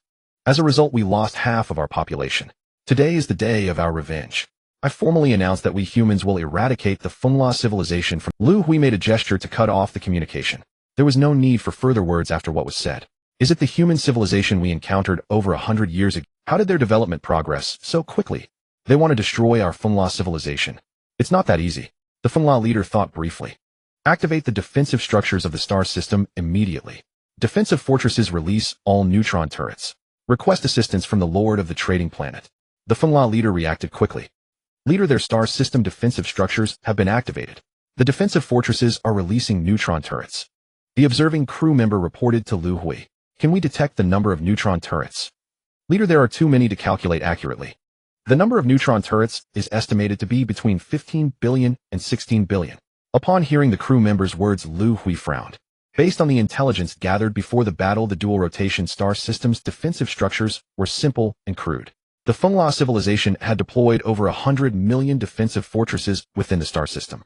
These fortresses had an irregular spherical shape with a diameter of about 10 kilometers, no mobility, and equipped with nearly 100 large-caliber neutron. The interiors of the fortresses were also equipped with over 100 neutron turrets. During combat, these neutron turrets would be released around the fortresses to form independent attacking units. The firepower of a single defensive fortress was equivalent to that of a main battleship of the Fengla civilization. Incoming foreign battleships needed to clear these defensive fortresses. In the process of clearing, the energy shields of the battleships had to withstand the energy attacks from the fortresses. If the energy shields couldn't withstand the attacks, the battleships would be destroyed. Notify the forward fleet. The intelligence was incorrect. The number of neutron turrets exceeds the estimate by about 5 billion. When clearing the defensive fortresses and neutron turrets, if the battleship's shield capacity drops to 20, immediately withdraw from the battlefield and return to the Longting mothership for repairs. Battleships without energy shields are merely live targets, but do not make unnecessary sacrifices. Liu Hui issued commands to the Kunlun flagships of the second echelon. Everyone stay alert, we are about to enter the star system. We have conducted countless attack drills, do not lose your composure. This is the first battle we fight for the human sovereign. Show your courage, the honors that human soldiers can earn we can earn as well. Rest assured, everyone. I will see all of you back alive. On the No. 97 Kunlun flagship, Jigu loudly encouraged the Tonga people aboard. Since the Tonga civilization belonged to humanity, as the son of the Tonga leader, Jigu secretly enlisted in the human army without his father's knowledge. In just a few years, his outstanding abilities led him to become the captain of the Kunlun flagship. Now his battleship was integrated into the second echelon, becoming the vanguard of the attack. Captain, the battleship is under energy attack. The enemy target has entered our attack range. Lock onto the target, eliminate the defensive fortress first. Dodge the large-caliber neutron cannons of the defense fortresses. Ignore the attacks from the neutron turrets. Jigu directed the warship to clear the defense fortresses and neutron turrets. Not far ahead, a defense fortress crumbled under the assault of the Kunlun flagship. Its energy shield shattered, and a beam of energy obliterated it. How much shield capacity remains on the warship? Jigu asked the operator. Within 5 minutes of engagement, despite the Kunlun flagship 97's best evasive maneuvers, the vessel had been struck by numerous large-caliber neutron cannons. The energy shield's defensive power was plummeting rapidly. Captain, shield defense is at 42. Continue the assault. Clear the surrounding neutron turrets. Before the shield reached its critical threshold, Jigu issued the order to press the attack. No sooner had the command been given than the warship shuddered violently. Captain, it's a large-caliber neutron cannon. A Fengla civilization main battleship detected to port. It fired the neutron cannon. The crew reported urgently. Don't mind the neutron turret attacks. Lock onto that battleship. Don't let it escape. Engage it in a direct energy exchange. 5 of our energy beams will shatter its shield. Jigu commanded the warship, relentlessly pursuing the enemy vessel while enduring a barrage of neutron turret fire. The 6th energy beam struck the enemy ship and its shieldless hull was destroyed. What's our shield capacity now? After destroying the enemy vessel, Jigu asked hastily, "Captain, it's down to 8. Turn the ship around immediately. Prepare to disengage." Jigu strode quickly to the communicator and opened the fleet's public channel. "This is Kunlun Flagship 97. Our shield is nearly depleted. We're withdrawing from the battlefield. Requesting cover. Requesting cover." After sending the message, Jigu surveyed the situation around the warship. "Operator, watch the defense fortress on the right. Its large-caliber neutron cannon can reach us. Be sure to evade." Jigu began to feel a pang of tension. Countless neutron turrets surrounded the warship, making it impossible to dodge all their attacks. Though each turret's strike was weak, they steadily drained the shield. Now the shield's capacity was a mere 4. Another hit from a defense fortress's large-caliber neutron cannon would destroy the ship. "Captain, 3 neutron cannons from the fortress on the right have locked onto us. Steady the ship. Prepare to evade." After issuing the order, Jigu closed his eyes. If it had been a single cannon, the ship might have been able to dodge. But now there were 3. Jigu was consumed by despair. "Ship 97. This is Battleship 8365. We'll buy you 30 seconds to retreat. Full speed ahead, get out of here." Just as Jigu was sinking into hopelessness, the communicator crackled with a friendly ship's voice. Nearby, the Kunlun Flagship 8365 had received Jigu's request for aid. They maneuvered their vessel between the defense fortress and Jigu's ship, shielding it from the fortress's attack. "Battleship 8365, your Captain Chung Jiugui the drunkard. Captain Chung, you're a true friend. When this war is over back on New Earth, I'll treat you to a drink." Jigu shouted in exhilaration. Jigu knew Captain Chung, a human captain not well, but he knew his nickname was Chung Jiugui, a man who loved his liquor. "Treat me to a drink." "Can you even drink, kiddo? With that half-seaboard body of yours, you might short-circuit if you take a sip." "Enough chatter. Get out of here now. My ship's about to give out too." Hearing Captain Chang's words, Jigu dared not waste another second. He commanded the warship to accelerate and withdraw from the battle. Over 30 seconds later, Kunlun Flagship 97 successfully disengaged. "Battleship 8365, we've left the field."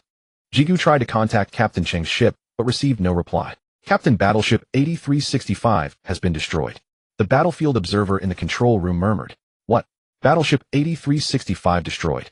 Jigu walked to the scanner and stared at the three-dimensional. The marker for Battleship 8365 had turned red.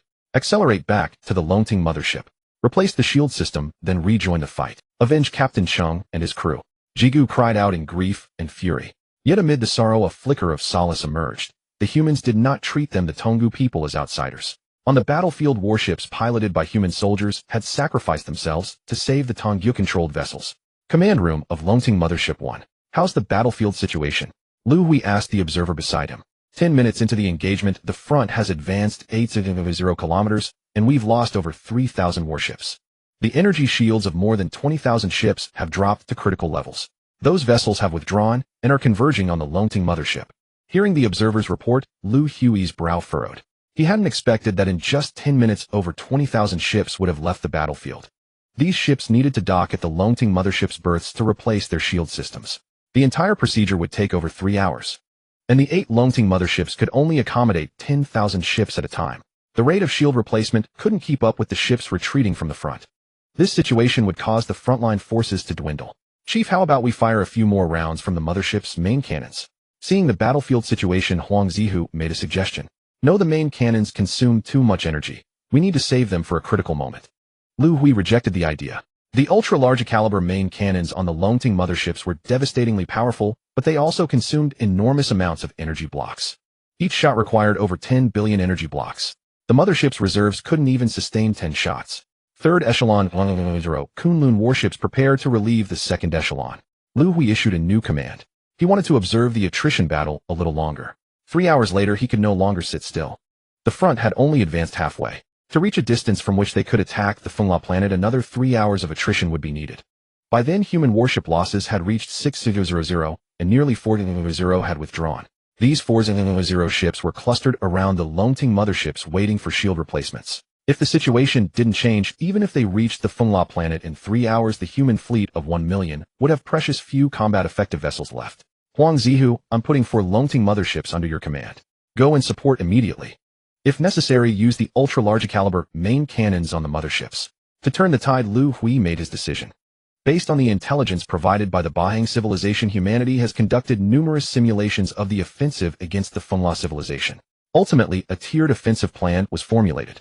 Upon reaching the double spiral star system, the first tier of the human fleet consisting of 1 warships spread out to eliminate the spatial disruptors surrounding the star system. After the elimination was completed, they remained on the outskirts to intercept any warships from the Fengla civilization that might attempt to escape after their defeat. The second tier serves as the vanguard of the human fleet's assault. The 3rd to 10th tiers act as substitutes for the second tier. Their mission is to attack and clear the defensive fortresses from the periphery of the star system. A space corridor approximately 20,000 kilometers in diameter must be opened directly to the Fengla planet. Once the corridor is opened, 8 Longting motherships will traverse through it to reach an effective attack position. Utilizing the super-large caliber energy beam cannons aboard the Longting motherships, they will attack and destroy the home planet of the Fengla civilization. However, due to erroneous intelligence, the number of defensive fortresses of the Fengla civilization exceeded intelligence reports by 1/3. The plan to open the space corridor was obstructed. Liu Hui had no choice but to alter the plan, deploying 4 Longting motherships in advance. We are about to reach the battlefield. Keep an eye on the escorting warships for me. Do not let the enemy ships cross the energy shield and launch an attack on the mothership. Huang Zihu expressed some concern. According to battlefield statistics, more than 600,000 enemy ships from the Fengla civilization remained. If these warships recklessly charged toward the Longting motherships, they could potentially destroy them after breaching the energy shield. A fully crewed Longting mothership carries 5 million personnel. The loss of personnel would be unbearable for humanity. Commander, enemy targets are within the range of our shipborne cannons. In the command control room of Longting Mothership No. 2, the crew observing the battlefield reported to Huang's. All personnel controlling the shipborne cannons are authorized to fire freely in coordination with the 6th tier to clear the defensive fortresses. Everyone pay attention. We will only target enemy warships and defensive fortresses. The neutron artillery towers released from the defensive fortresses will be cleared by the 6th tier. Huang Zihu issued the command. Thousands of energy beam cannons aboard the Longting mothership began to fire. The caliber of these energy beam cannons was twice that of the Kunlun warships. Their power was 3 times that of the Kunlun warships. Any enemy ship or defensive fortress struck by just 2 shots would be destroyed. With the addition of the 4 Longting motherships, the situation on the battlefield changed dramatically. The advanced speed of the 5th tier doubled. At this rate, in just over an hour, the human warships would be able to break through the defensive line of the fortresses. Fengla planet's operational command chief, the enemy has dispatched a giant mothership. The situation on the front line is becoming increasingly unfavorable for us. Upon hearing his subordinates report, the leader of Fengla did not seem particularly worried. Has the neutron Thor cannon on Planet 9 completed its energy gathering? Chief, 5 minutes ago, the Thor cannon finished gathering energy. Very good. Order the commander of the Thor cannon. As soon as the enemy mothership enters range, fire immediately to destroy it. After giving the order, the leader of Fengla felt as if his heart was bleeding. The neutron Thor cannon is a super giant energy cannon hidden by the Fengla civilization on Planet 9, occupying an area of over 500 square kilometers. The attack power is terrifying and energy block consumption is immense. Firing once consumes up to 20 trillion energy blocks. The total annual income of the Fengla civilization from energy blocks is just over 20 trillion. This is why the leader of Fengla felt as if his heart was bleeding. Command room of Longting Mothership No. 2. Huang Zihu had been observing the situation on the battlefield. The Fengla civilization had not dispatched a large number of warships to attack the Longting motherships. This left Huang Zihu very puzzled. Is it possible that the Fengla civilization intends to surrender? Just as Huang Zihu was pondering this, a shockwave suddenly struck. The Guardian's super strong physique allowed him to react quickly. Adjusting his body and footing, Huang Zihu was not knocked down by the shockwave. He looked around. Most of the crew in the control room had fallen to the ground. Fortunately, everyone he could see was still able to move with no immediate fatalities. However, some individuals had already begun to bleed from their lips. They must have sustained internal injuries from the shockwave. Those uninjured, return to your posts immediately. Check what exactly has happened. The sudden situation left Huang Zihu somewhat bewildered. In the command control room, many red alarm lights had already lit up. Commander, the mothership has suffered a powerful energy attack. The protective capability of the energy shield has decreased by 80. The shockwave from earlier must have been caused by the energy shockwave generated while the energy shield absorbed energy. The crew quickly determined the cause. Gas leaks occurred in Area 189, resulting in casualties. 68 shipborne cannons malfunctioned. Power system failure. The mothership has lost mobility. Areas 86, 231, and 350 life support systems failed. Crew members are being evacuated. The energy shockwave caused severe damage to the interior of the mothership. Has the detection system been damaged? Huang Zihu asked the crew. Commander, the detection system has not been damaged. Good. Quickly check the source of the energy attack. Commander, we've located it. The source of the attack is on Planet 9. Lock onto the coordinates of the source. Inquire about the status of motherships 3040 and 5. Commander motherships 3040 and 5 report that they have not sustained significant energy attacks. The energy cannon on Planet 9 has only fired once. Order Longting motherships 304 and 5 to initiate main cannon energy. After gathering energy, attack the energy cannon on Planet 9. Send them the target coordinates we've locked onto. Make it quick. Huang Zihu quickly issued the orders. One shot from the energy cannon could eliminate 80 of the Longting mothership's shield capability. Huang Zihu estimated the power of this shot would be twice that of the super-large caliber energy cannon on the Longting mothership. Typically, the larger the power of an energy cannon, the longer the time required for energy gathering. Huang Zihu was unsure how long the energy cannon on Planet 9 would require for energy gathering. He had to destroy it before the enemy could fire a second shot. The threat of the enemy's attack to the Longting motherships was immense.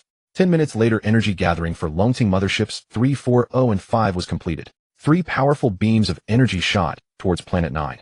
This can't be happening. Huang Zihu was astonished as he watched the data captured by the detection. The data indicated that the energy cannon on Planet 9 had a very powerful energy shield. The energy beams launched from the Longting motherships were almost completely absorbed by it. The command center of the Fenglai star.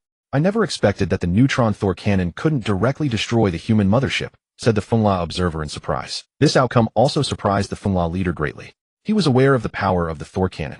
If this shot had been fired at Fenglai star, it could have caused a stellar explosion. Yet the human mothership withstood this strike. Truly impressive, the Karens at the level 4 civilization tech tree, he remarked. In just a century they managed to produce such a formidable mothership.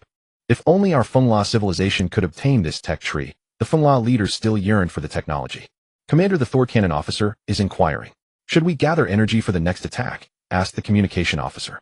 Continue gathering energy for the attack. I refuse to believe that their mothership can withstand the second strike. Commander, the enemy mothership is attacking the Thor cannon base on Planet 9. Suddenly reported the battlefield observer. No need to worry, the humans cannot destroy the Thor cannon base. The energy shield system of the base was purchased from a level 4 civilization. The energy absorption rate has reached the peak of the shield. Humans simply do not have the capability to shatter it. The Fenglai leader was very confident. He had invested considerable effort into the Thor cannon base. Commander, the post-attack data has come in. Data sent back from the front commander. The shield capability of the Thor cannon base has only decreased by 1. Hearing his subordinates report, the Fenglai leader revealed a proud smile. Command control room of the No. 2 Longting mothership. Commander, based on the energy fluctuations calculations, the enemy's shield capability has only decreased by 1. Hearing the crew's report, Huang Zihu was extremely shocked. Not only can we not break through the opponent's shield, but even the concentrated fire from 3 Longting motherships has only reduced the shield capability by 1. How can we fight this battle? Should we let the main cannons on the 3 Longting motherships fire 100 more times? Even if we could, the energy blocks on the Longting mothership cannot sustain 100 shots. Huang Zihu pondered how to respond. Inquire about the progress of the first column in clearing the space jammers. Huang Zihu suddenly thought of a solution. Commander, the commander of the first column replied that the space jammers have been cleared. Good, you all quickly detect the parameters of the space. I want to use spatial weapons. Using spatial weapons to jump into the base for destruction was Huang Zihu's recently conceived plan. Commander, detection is complete. The space is still in chaos, making it impossible to use spatial weapons. It will take 1 to 3 hours for the space to calm down. Hearing the crew's words, Huang Zihu frowned. Time was running out. By the time the space calmed, the enemy's second shot would have already been fired. What is the height of their shield? After a brief contemplation, Huang Zihu thought of another plan. Commander, the height of the shield is 2 kilometers. Issue the order. The small guard warships surrounding the Longting motherships will gather and launch an assault on the enemy base on Planet 9. The 6th column will send 1 Kunlun warships for cover, clearing the path for the guard warships to fly to Planet 9. The guard warships will conduct low-altitude destructive attacks after passing through the enemy's energy shield. The guard warships are relatively small, only over 100 meters long. After passing through the enemy's energy shield, they can conduct low-altitude flying attacks. Since we cannot destroy the energy shield, we will attack after passing through the shield. This was Huang Zihu's recent idea. After receiving the order, 500 guard warships began to assemble. Once assembled, they flew towards Planet 9 under the cover of the Kunlun warships. The Kunlun warships cleared the defensive fortifications, opening a path for the guard warships to reach Planet 9. 10 minutes later, the 500 guard warships arrived in orbit around Planet 9, beginning their dive towards the base on Planet 9. At a distance of 300 kilometers above the base, the guard warships came under intense neutron cannon fire. Commander, all 500 guard warships have... The last guard warship was destroyed 98 kilometers above the base. The command control room of the Longting mothership fell into silence. Huang Zi's plan had failed. He did not expect the close-range firepower of the enemy base to be so formidable. The guard warships had no chance to approach, let alone pass, through the energy shield. Are we to use the Kunlun warships for a suicide attack? The guard warships were small with low defensive capabilities, making them unable to approach the enemy base. The Kunlun warships are over 20 kilometers long, making them large cosmic warships. Their energy shields can withstand impacts until the last moment. Huang Zihu hesitated. A fully crewed Kunlun warship has over 5,000 crew members. The enemy base spans over 500 square kilometers. To completely destroy this base, thousands of Kunlun warships are needed. This would cost 5 million crew members. Commander Huang immediately ceased the attack on the Planet 9 base. The Kunlun warships in orbit around Planet 9 will remain on standby. I have a way to deal with it. You continue to command the warships to clear the path to... Just as Huang Zihu was hesitating, Liu Hui's voice came from the command control room.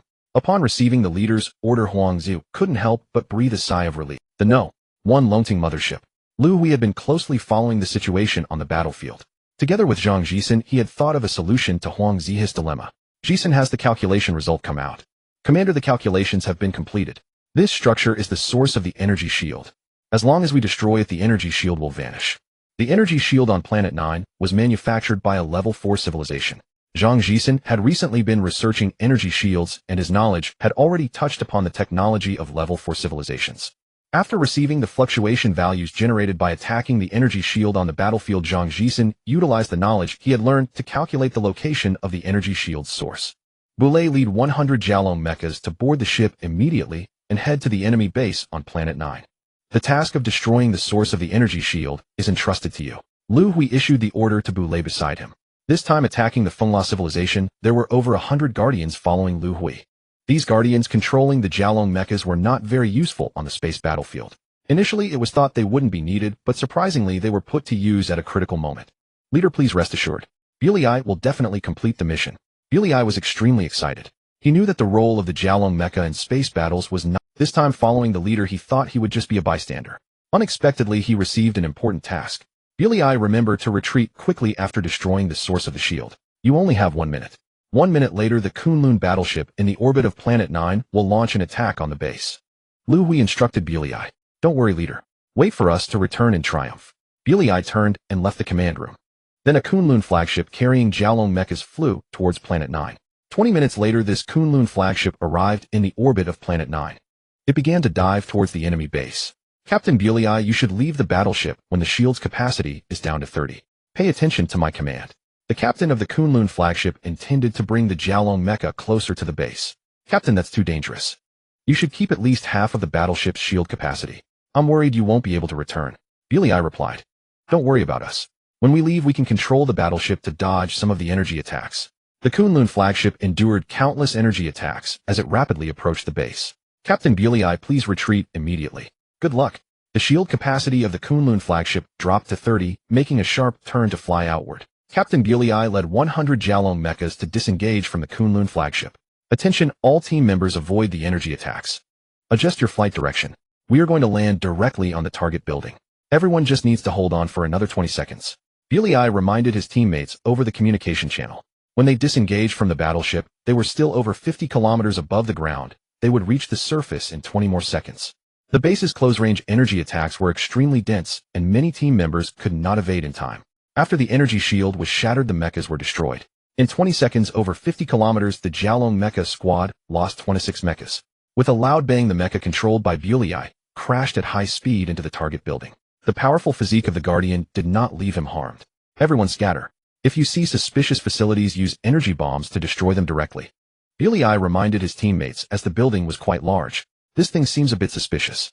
Seeing a facility that appeared to be electronic equipment, Boulay fired an energy bomb at it without hesitation.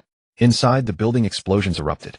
Everything happened too quickly. The commander of the Thor cannon base did not have time to deploy defensive robots. A few minutes later, Boulay received a report from the Kunlun battleship in orbit. Captain Boulay, the energy shield has disappeared. In 1 minute, we will attack the base. Quickly retreat. We succeeded. Boulay halted the attack. Attention, all team members. The mission is complete. Retreat immediately. You only have 1 minute to evacuate. Everyone be aware there are defensive robots approaching. Do not engage with them. On the way to retreat, if you see damaged mecha teammates, bring them along. Liu Hui issued orders and quickly ran out of the base. 1 minute later, a series of explosions sounded behind him. Nearly 10,000 Kunlun battleships in the orbit of Planet 9 began attacking the enemy base. Liu Hui halted his frantic pace. Stop advancing. Count the numbers, treat the wounded. In the mission to destroy the source of the energy shield, the Jiaolong Mecha Squad lost 42 mechas and 31 guardians permanently remained in the enemy's base. The command center of Planet Fenla. Leader, the energy shield system of the Thor cannon base has been damaged. The Thor cannon base has been destroyed. The situation changed too suddenly. A leader Fenla had not reacted when the Thor cannon base was destroyed. How long until the rescue fleet from the trading planet arrives? Leader Fenla asked his subordinate beside him. He felt a bit scared. According to the development of the situation, in a little over an hour the human fleet would reach the orbit of Planet Fenla. The only force that could stop humanity now was the Locke civilization fleet on the trading planet. Leader, it will take another 2 days for the Locke fleet on the trading planet to arrive.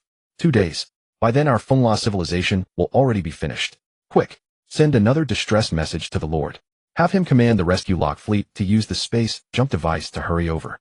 The cost of using the space jump device by the fleet will be borne by our Fenla. We will offer double the price. Wait a moment.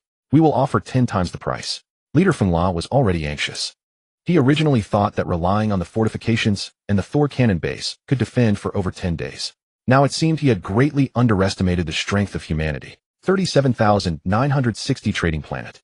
Lord, this is the registered information of human civilization transferred from Lord Suha of trading planet 37958. After receiving the distress signal from the Fenla civilization, Lord Deng specifically had his subordinate check the information on human civilization. After receiving the information, he began to read it carefully. The registered location of human civilization is trading planet 37958, governed by Lord Suha. Civilization level 2, information on intelligent biological entities is classified. Seeing the term classified, Lord Deng was taken aback. Does this human civilization's information involve classified matters? He found it hard to understand. Lord, the command department has inquired that you called upon the information of human civilization. They just sent a message asking what exactly happened. Another subordinate of Lord Deng rushed in to report. I only called upon the information of human civilization. Can this alarm the command department?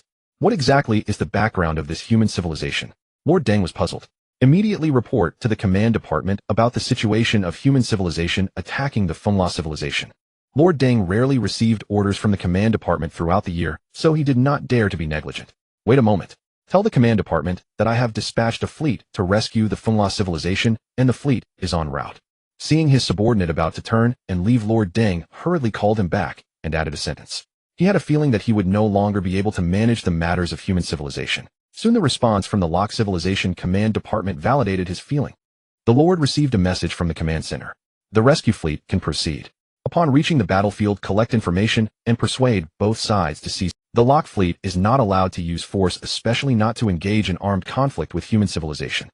The command center will send personnel to handle the matter of human civilization attacking the Fenla civilization. Seeing the message from the command center, the Lord felt a bit lucky. Fortunately, the rescue fleet is still en route. If they reach the battlefield and conflict with human civilization occurs, the command center would not know what to do. It might cost him his position as Lord. Just as the Lord was feeling fortunate, a subordinate came to report. My Lord, the Fenla civilization has sent another distress. They request the fleet to use the space jump device immediately for rescue. They are close to being unable to withstand the human civilization's attack. The message specifically mentioned that the cost of using the space jump device would be repaid tenfold by them, the Fenla civilization. The Lord was quite surprised by his subordinate's report. Isn't human civilization a second-tier civilization? Has it only been a few hours? The Fenla civilization is already on the brink of being overrun. It seems that this human civilization is not simple. The Lord pondered for a moment. Notify the third fleet heading for rescue. Use the space jump device to head to Fenla planet immediately. Upon arriving at the battlefield, persuade both sides to stop the conflict. If persuasion fails, then remember the fleet cannot use force, especially not engage in armed conflict with human civilization. The main task of the third fleet is to gather information and intelligence from the battlefield, especially intelligence about human civilization. A new command message was sent to the third fleet heading for rescue. Leader, what should we do? Our defense line can hold for at most half an hour. Hearing the almost desperate voice of his subordinate, the Fenla leader began to regret. He should not have harbored greed for the technological advancements of human civilization, provoking such an enemy. Drag the 4 Thunder God Cannon fortresses on the planet's orbit to the defense line breach. Prepare for energy accumulation. No firing without my command. Send a communication request to human civilization. I want to negotiate with them. The Thunder God Cannon fortresses are the Fengla leader's last resort. They are comparable in power to the Thunder God cannons on Planet 9. One is a terrestrial version, the other a space version. The weakness of the space version is that it cannot move and can only fire once. The Fengla leader planned to leverage the potential massive damage the 4 Thunder God Cannon fortresses could inflict on the human fleet as a bargaining chip. Faced with the attack of human civilization, he decided to bow his head and submit. Leader, the Fengla civilization has sent another communication request. Should we connect? The communicator asked Liu Hui. The defense line is about to be breached. Ignore them. Order the No. 6, 7, and 8 Dragon Rising motherships to activate and join us with the Frontline's Dragon Rising mothership. It's our turn to take the stage. Liu Hui issued the command. Half an hour later, the Dragon Rising mothership, led by Liu Hui, successfully joined with the frontline force. Leader, I have returned. Huang Zihis No. 2 Dragon Rising mothership was unable to move due to engine failure. Seeing the arrival of the No. 1 mothership, he hurried over. Commander Huang, the defense line has been breached. Was there any unexpected situation? Liu Hui asked casually upon seeing Huang Zihis' arrival. Leader, there is an unexpected situation. The Fengla civilization has deployed 4 giant fortresses outside the breach of the defense line. Reconnaissance data shows that the fortresses are equipped with energy attack cannons. After calculations, their power is comparable to that of the energy giant cannon on Planet 9. I tried attacking. The energy shield of the giant fortress is the same as that on Planet 9. However, there is something very strange. The enemy's energy giant cannons have completed energy accumulation, and the barrels have locked onto our 2 Dragon Rising motherships at the front line, but they have not fired. Huang Zihu reported the situation on the front line to Liu Hui. 2 giant cannon fortresses have locked onto 1 Dragon Rising mothership. Why haven't they? Liu Hui was somewhat puzzled. If they fired, the enemy could destroy the Dragon Rising mothership. I wonder why they haven't fired. Their warships have not attacked us either. Currently, our fleet is in a standoff with them at the breach of the defense line. Huang Zihu replied. We cannot allow the giant fortresses to fire. We must find a way to destroy them. Liu Hui became anxious. The loss of 2 Dragon Rising motherships totaling 10 million crew members would be too great if destroyed. Leader, space weapons can destroy them. But it will still take some time. The space jammers around the star system have been cleared. The fluctuations in space are gradually stabilizing. Once stabilized, we can launch the space weapons. Huang Ziyu said. How long will it take? Liu Hui asked. Leader, after calculations, it will take about half an hour. Hearing Huang Zihu's words, Liu Hui thought for a moment and looked at the communicator beside him. Connect the communication with Fengla civilization. I want to have a good chat with them. Liu Hui had a sudden idea. He planned to use the communication dialogue to buy some. Leader, the 3-dimensional communication has been connected.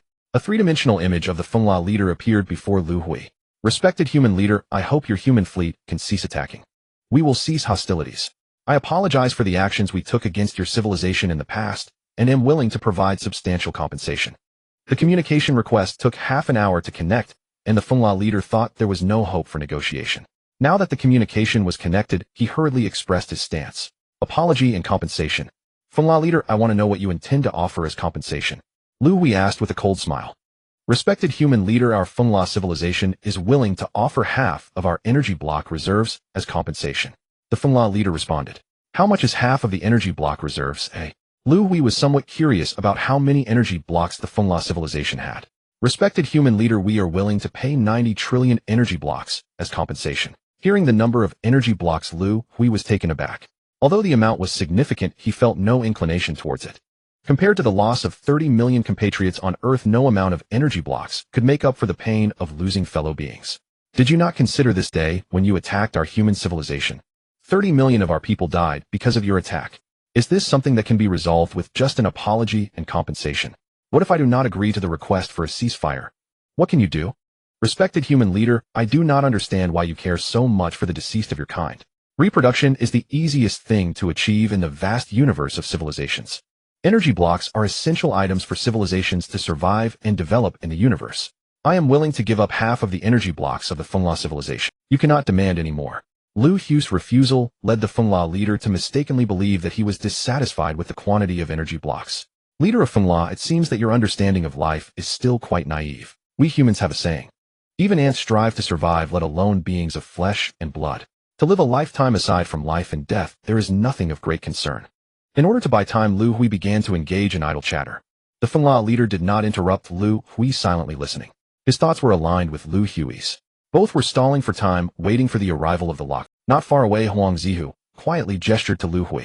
Seeing Huang Zihu's signal, Liu Hui knew that the spatial fluctuations had stabilized and that spatial weapons could now be used. Leader of Funla, I won't waste more words. We humans are emotional, intelligent beings. Your Funla civilization must pay a price for the death of 30 million of our kind. That price is the destruction of your Funla civilization. Liu Hui was too lazy to continue the banter and reached out to prepare to cut off communication. Wait, human leader, we have 4 Thunder God cannon fortresses locked onto your 2 motherships. As soon as I give the order, these 2 motherships will be destroyed. Aren't you very concerned about the lives of your people? There should be quite a few of your kind aboard those 2 motherships, right? You should consider them. If you agree to cease hostilities and lead your fleet away from Funla planet, we the Funla civilization will give you half of our remaining energy block reserves. The Funla leader gritted his teeth and spoke. Hearing the other party's words, Liu Hui dared not immediately cut off communication. It would take several seconds from the launch of the spatial weapon to its detonation. What if he cut off communication and the other side went mad, ordering an attack on the Longting mothership? Leader of Funla, can you bear to part with so many energy blocks? Liu Hui planned to delay for another 10 to 20 seconds. He quietly signaled Huang Zihu to prepare for an attack. Human leader, as long as you can spare our Funla civilization, we will present the energy blocks immediately. The Funla leader seemed to see hope. Liu Hui gazed at the Funla leader in the 3-dimensional image, not responding, only coldly staring at him. Liu Hui was waiting. To be cautious, Huang Zihu launched 10 spatial weapons at each giant cannon fortress. 10 seconds later, the spatial weapons successfully tore open spatial rifts, all jumping into the interiors of the fortresses. The energy compression bombs carried by the weapons exploded instantly. Leader, all 4 giant cannon fortresses have been completely destroyed. The battlefield observer reported to Liu Hui. Your bargaining chips are gone. Liu Hui coldly smiled at the Funla leader before cutting off communication. Order all Longting motherships to line up. Begin gathering energy and prepare to attack Funla planet. All Kunlun warships prepare for alert and defense to prevent enemy warships from colliding with the Longting mothership. I will turn Funla planet into a star explosion. Liu Hui issued the command. Human civilization, please cease your attacks. I am the commander of the 3rd Fleet of Trading Planet 37960. Please connect the communication immediately. A voice came through the public channel in the mothership control room. Commander, it's the Lock Civilization's fleet. Huang Zihu stared at Liu Hui. In his eyes, it seemed to be asking what to do. How did they arrive so quickly?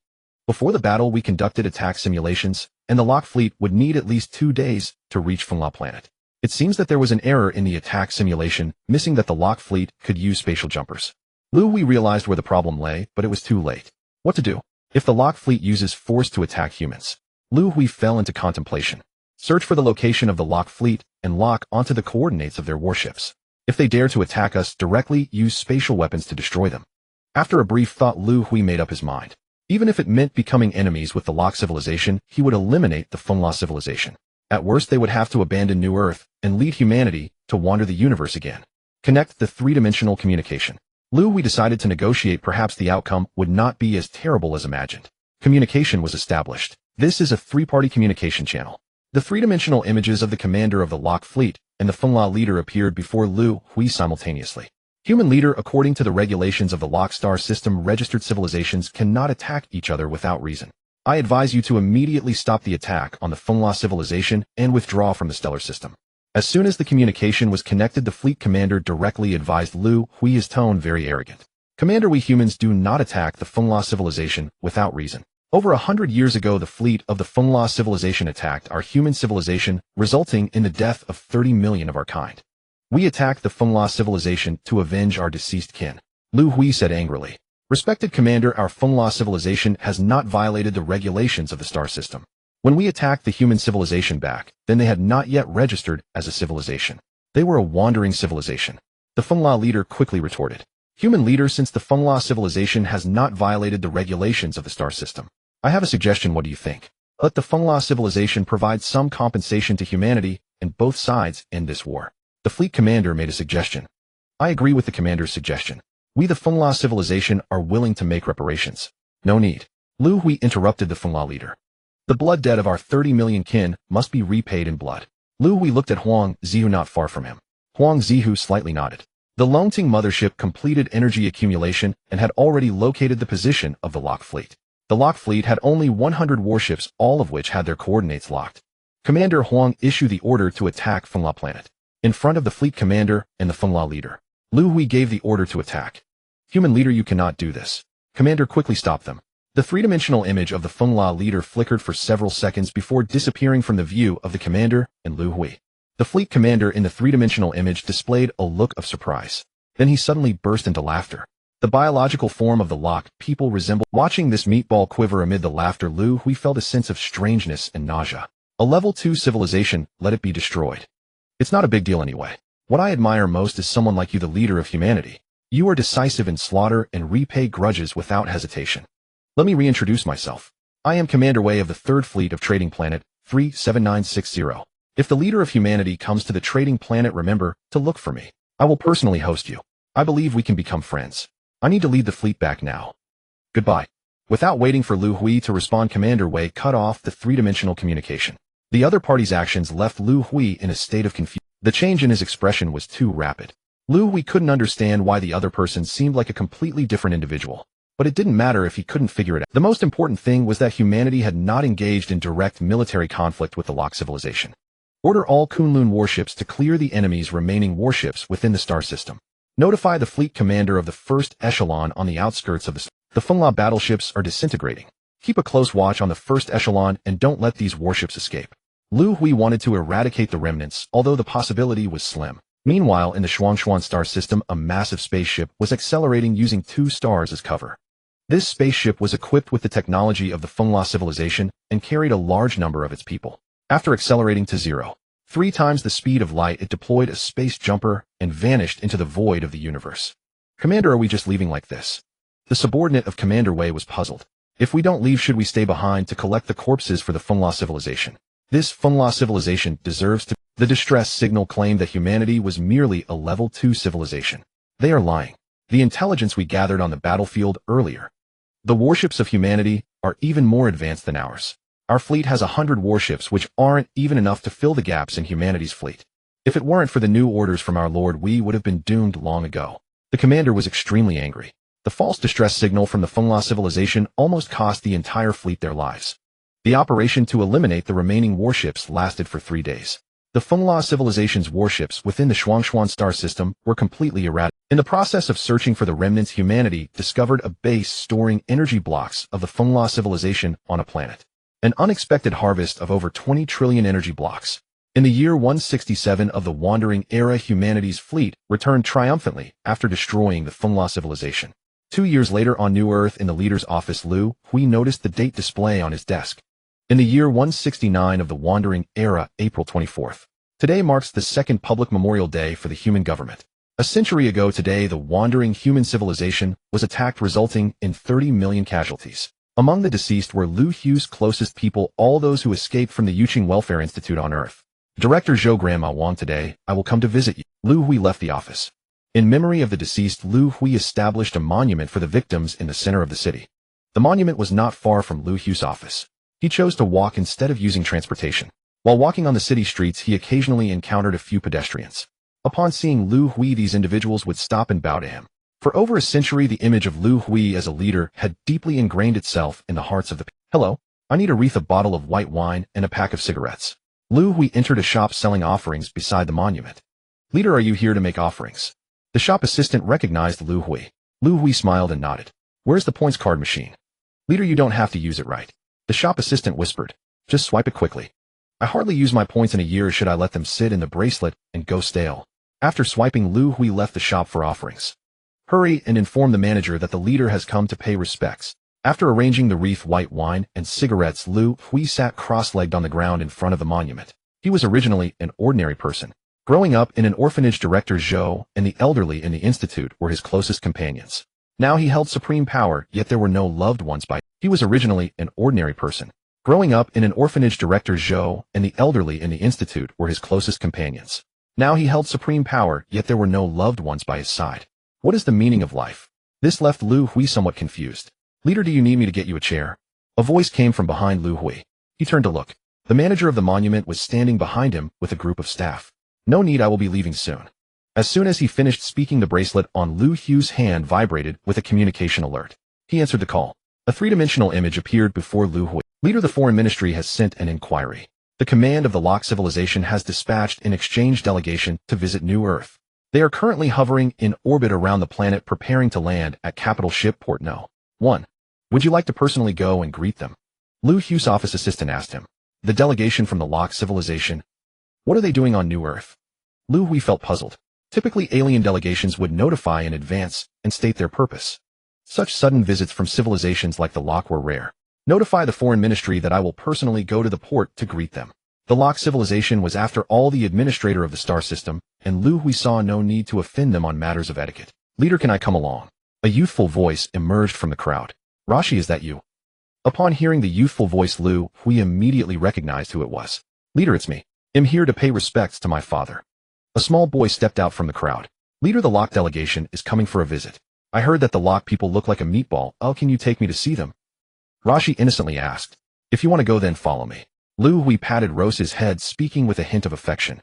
Rashi, the most special person on New Earth, held a place in Liu Hui's brain template space. Yet he was neither a scholar nor a guardian. For nearly a century his body had remained in a childlike state. He had another identity. He was the son of Luo Tong. Xiaoshi, you haven't angered Academician Wang recently, have you? On the craft heading to the No. 1 spaceship port, Liu Hui asked Luo Shi beside him. I haven't angered Academician Wang. It's just that I've been feeling a bit down lately. Oh, I've been somewhat bored in the laboratory. Luo Shi replied with a frown. Ever since Luo Zai's uniqueness was discovered, he has become the subject of research for Academician Wang Kuan over the decades. Academician Wang had already begun his research on evolved humans at the 9563 base on Earth. Scholars, guardians, and even Liu Hui have all been subjects of his research. Although he has been engaged in the study of evolved humans for over 100 years, he has made no progress in his research on Luo Shi. Luo Zai's brain entity exists within Liu Hui's brain entity space. This undoubtedly proves that he is also one of the evolved humans. Yet he does not exhibit any characteristics of an evolved human. Luo Zai's brain domain development and physical qualities are no different from those of an ordinary person. The only peculiarity is that for over 100 years both his body and mind have remained in a state akin to that of a 10-year-old child. Why is he so special? As an evolved human, what purpose does he serve? Liu Hui and Academician Wang Kuan still cannot comprehend. Luo Shi, if you're feeling bored in the laboratory and in a bad mood, just go out for a walk. Don't go causing trouble in other laboratories. Director Zhang of the Academy has complained to me several times. If you really have nowhere to go, you can come to my office and help me with some tasks. Remember, your father is a hero, who do not tarnish his name. Liu Hui patted Luo Zai's head and reminded him. His slight indulgence toward Luo Shi stems from a sense of guilt within him. During humanity's escape, Luo Zai's father Luo Tong made a decision that Liu Hui dared not make. At the most critical moment, Luo Tong severed the connection between Hope 2 and Hope. He pushed half of humanity toward the abyss of death while saving the other. Leader, I understand. I must become a hero like my father. Hearing this innocent and naive voice, Liu Hui smiled and nodded. Yet Liu Hui's smile carried a hint of bitter irony and reluctance. He does not wish for Luo Shi to become like his father. Some decisions are not something everyone. The spaceship of the Locke civilization envoy. Envoy leader, human civilization is merely a secondary civilization. Do they truly have the capability to solve the problem of the entwined black holes? Director Dong Zhu, you've asked several times on the way here, why don't you believe me? If you don't believe me, you must trust the command department. This is a technology exchange visit personally organized and arranged by the command department. The envoy leader explained helplessly. I still find it hard to believe, but it's all right. When we meet the human technology scholars, and after discussing with them, we'll see what their technological level is like. Director Dong Zhu, stop pursuing the question. Director Dong Zhu, most of the members of this visiting envoy are scholars from your technology institute. You are usually so proud. This time during the technology exchange with human civilization, remember to be modest and low-key. Solving the problem of entwined black holes is of great importance to our civilization. Do not mess this up. And remember, we are passing by to visit human civilization. We did not come specifically for this. Do you understand? On the spaceship, the visiting envoy leader reminded Director Dong Zhu. This visit to New Earth has been long planned by the Locke civilization. As the administrator of the Locke star system, the Locke civilization was the first to advance to a tertiary civilization in the star system. The hallmark of advancing to a tertiary civilization is the ability to collect black hole energy blocks. The Locke star system is a unique star system. At the center of the star system are two entwined black holes, which significantly increase the difficulty of collecting black hole energy blocks. Although the Locke civilization can collect black hole energy blocks, the efficiency is extremely low with frequent collection accidents. Many tertiary civilizations from other star systems often mock the Locke civilization, claiming they are a pseudo-tertiary civilization. For this reason, the Locke civilization organized a large number of technological scholars to conduct in-depth research on the collection of black hole energy blocks. After tens of millions of years, their research has seen almost no progress. The emergence of human civilization has given them hope. Within the Locke Civilization Command Department, there is a highly confidential document. This document pertains to the administrators of the Sirius sector of the Kalan people. The document details the characteristics and origins of the Kalan people. The Locke civilization is well aware that the Kalan people have numerous branches in the universe. Each branch possesses a spaceship designed for life propagation. The spaceship is equipped with a technology tree of a level 4 civilization. When the Locke civilization first entered the universe, by sheer coincidence, they acquired the wreckage of a life propagation spaceship. Within the wreckage, they obtained a small number of undamaged technology storage sticks. By studying the technological knowledge contained in the storage sticks, the Locke civilization, having just entered the universe, advanced from a level 1 civilization to a level 3 civilization in just a few million years. For the subsequent billions of years, the technological advancement of the Locke civilization stagnated. When human civilization registered in the Locke star system, it exposed that they were a branch of the Kalan people. Upon receiving this news, the Locke Civilization Command Department devised a plan and dispatched a visiting envoy. On the surface, it was for a technology exchange visit. Secretly, they aimed to investigate the whereabouts of the life propagation spaceship. The Locke civilization has developed a greedy desire for the technology tree with capital No. 1 spaceship port. The visiting spaceship of the Locke civilization docked at the port. The envoy leader and director Dong Zhu led over 100 technology scholars down from the spaceship. Respected human leader, hello. I am the envoy leader for this visit. The envoy leader bowed to Liu Hui. Envoy leader, hello. I am Liu Hui, the leader of human civilization. May I ask, envoy leader, if there is some urgent matter for your sudden visit to human civilization? Liu Hui inquired. Respected human leader, I am leading a technology inspection team from the Locke civilization in the nearby star region. While passing by the trading planet, I heard Lord Suis say, human civilization has made rapid technological advancements in recent years, producing a number of cutting-edge technological products. The technology director on our spaceship is very interested in advanced technological knowledge. So we hurried to New Earth to conduct a technology exchange visit with human civilization. I apologize for the abruptness. Please forgive me, human leader. The envoy leader replied. A technology exchange visit. What is the Locke civilization's purpose? Liu Hui sensed that the other party's visit was not simple. A technology exchange is a good thing. It can promote technological development between both civilizations. I will arrange for the president of the Human Academy of Sciences to receive you. After Liu Hui casually brushed them off with a few words, he temporarily assigned the task of hosting the Locke envoy to personnel from the Foreign Affairs Department. Watching the visiting envoy leave with the Foreign Affairs personnel, Liu Hui, standing in place, pondered how to handle this matter. Leader, this big meatball seems to have ulterior. Luo's eyes words interrupted Liu Hui's thoughts. Luo, we humans have an ancient saying. One should not judge a person by their appearance, nor should one measure the sea with a ladle. You cannot make poor judgments based solely on appearances. Liu Hui thought Luo, she was being superficial, and took the opportunity to educate him. Leader, I know not to judge by appearances. But what I'm saying is true. I can sense the malice the aliens have toward us humans. Can you truly sense whether someone harbors ill intentions? Liu Hui found it somewhat unbelievable, but he knew Luo, she had no habit of lying. Yes. No, wait. Not all people. I can only sense whether extraterrestrials have malice. I cannot sense the malice of our own kind. Luo, she corrected himself. Do you have any other feelings? Chief, no. I only sense that this big meatball bears ill will toward us humans. Shall she go back and find academician Wang Kuan immediately? What's wrong, Chief? Did I say something wrong again? Please don't send me back to the research lab, okay? Luo, she looked a bit aggrieved. You didn't say anything wrong. You are an evolved human. I'm sending you back to the lab because I discovered. Never mind, you would. In any case, you must go back right now. Watching Luo she leave, Liu Hui contacted academician Wang Kuan. Academician Wang, this is Liu Hui. Let me tell you about Luo Shi. There are many alien offices in the capital. Find a chance to verify. After finishing with Luo Shi, Liu Hui called Zhang Jisen. Jisen, you will be hosting a scientific delegation from the Locke civilization over the next 2 days. Take them to visit ordinary labs. Don't let them see our advanced research. I suspect their intentions are not pure. At an ordinary lab of the Human Academy of Sciences. Academician Yi Chun, when did you return? In the lab, researcher Ahai, who was conducting an experiment, saw his mentor walk in. I just returned from an extraterrestrial scientific expedition. I passed by the lab to check if you've been slacking off. So have you finished the topics I left for you? Yi Chun was a scholar specializing in energy block harvesting. Ahai was his researcher. Teacher, I still have some questions about the topics you assigned. I have some time now. What don't you understand? Go ahead. Teacher, it's about the key numerical calculations for black hole energy block harvesting. The teacher and student began discussing. Dong Zhu, the dean of the Locke civilization, was very frustrated. After following Zhang Jisen around the Human Academy for 2 days, he had gained nothing. He could sense that human civilization was unwilling to engage in scientific exchange with them. The labs they visited were all conducting very ordinary research. When communicating with human academicians, they were always evasive, avoiding in-depth discussions on advanced scientific topics. He concluded that human scientific knowledge was mediocre. They dared not discuss advanced topics for fear of hurting their pride and losing face before an alien. Ding dong Zhu, there's a lab here. You can go in and look around first. I have a call to take. Zhang Jisen received a communication request. Spotting an ordinary lab they had visited yesterday, he said casually to Ding Dong Zhu. Ding Zhang, we visited this lab yesterday. Ding Dong Zhu had a good memory. It's fine. You can visit it again. He'll take the call. Make yourselves at home. Zhang Jisen ignored them and went to a quiet place to talk. Hearing Zhang Zisen's words, Ding Dong Zhu shook his head helplessly. He couldn't understand why the high command valued this civilization so much. They even claimed this civilization might solve the twin black hole entanglement problem. Even if they could, they wouldn't even give you a chance to exchange. What was the point of this scientific exchange visit?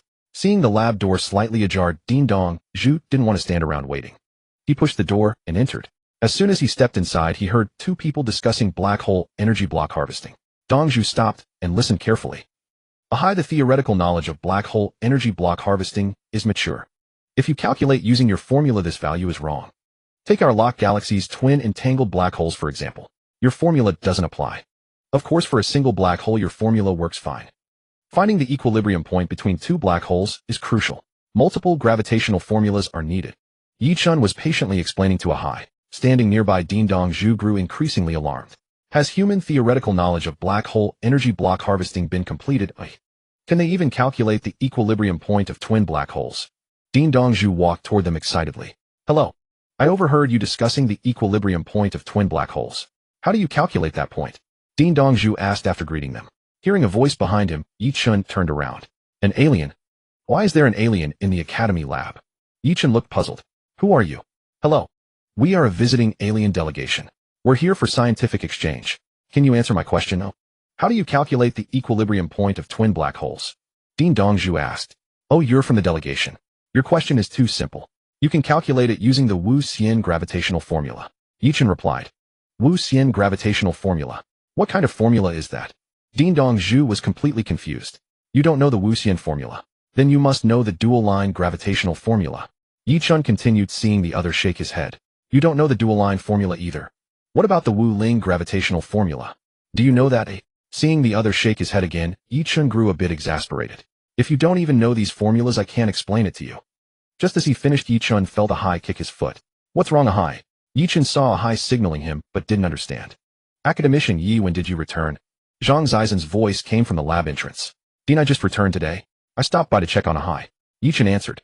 Your lab assistant is looking for you. Go back quickly. Zhang Jisen walked up to Yi Chun, signaling with his eyes. This time Yi Chun finally understood. All right, Dean. He'll head back to the lab now.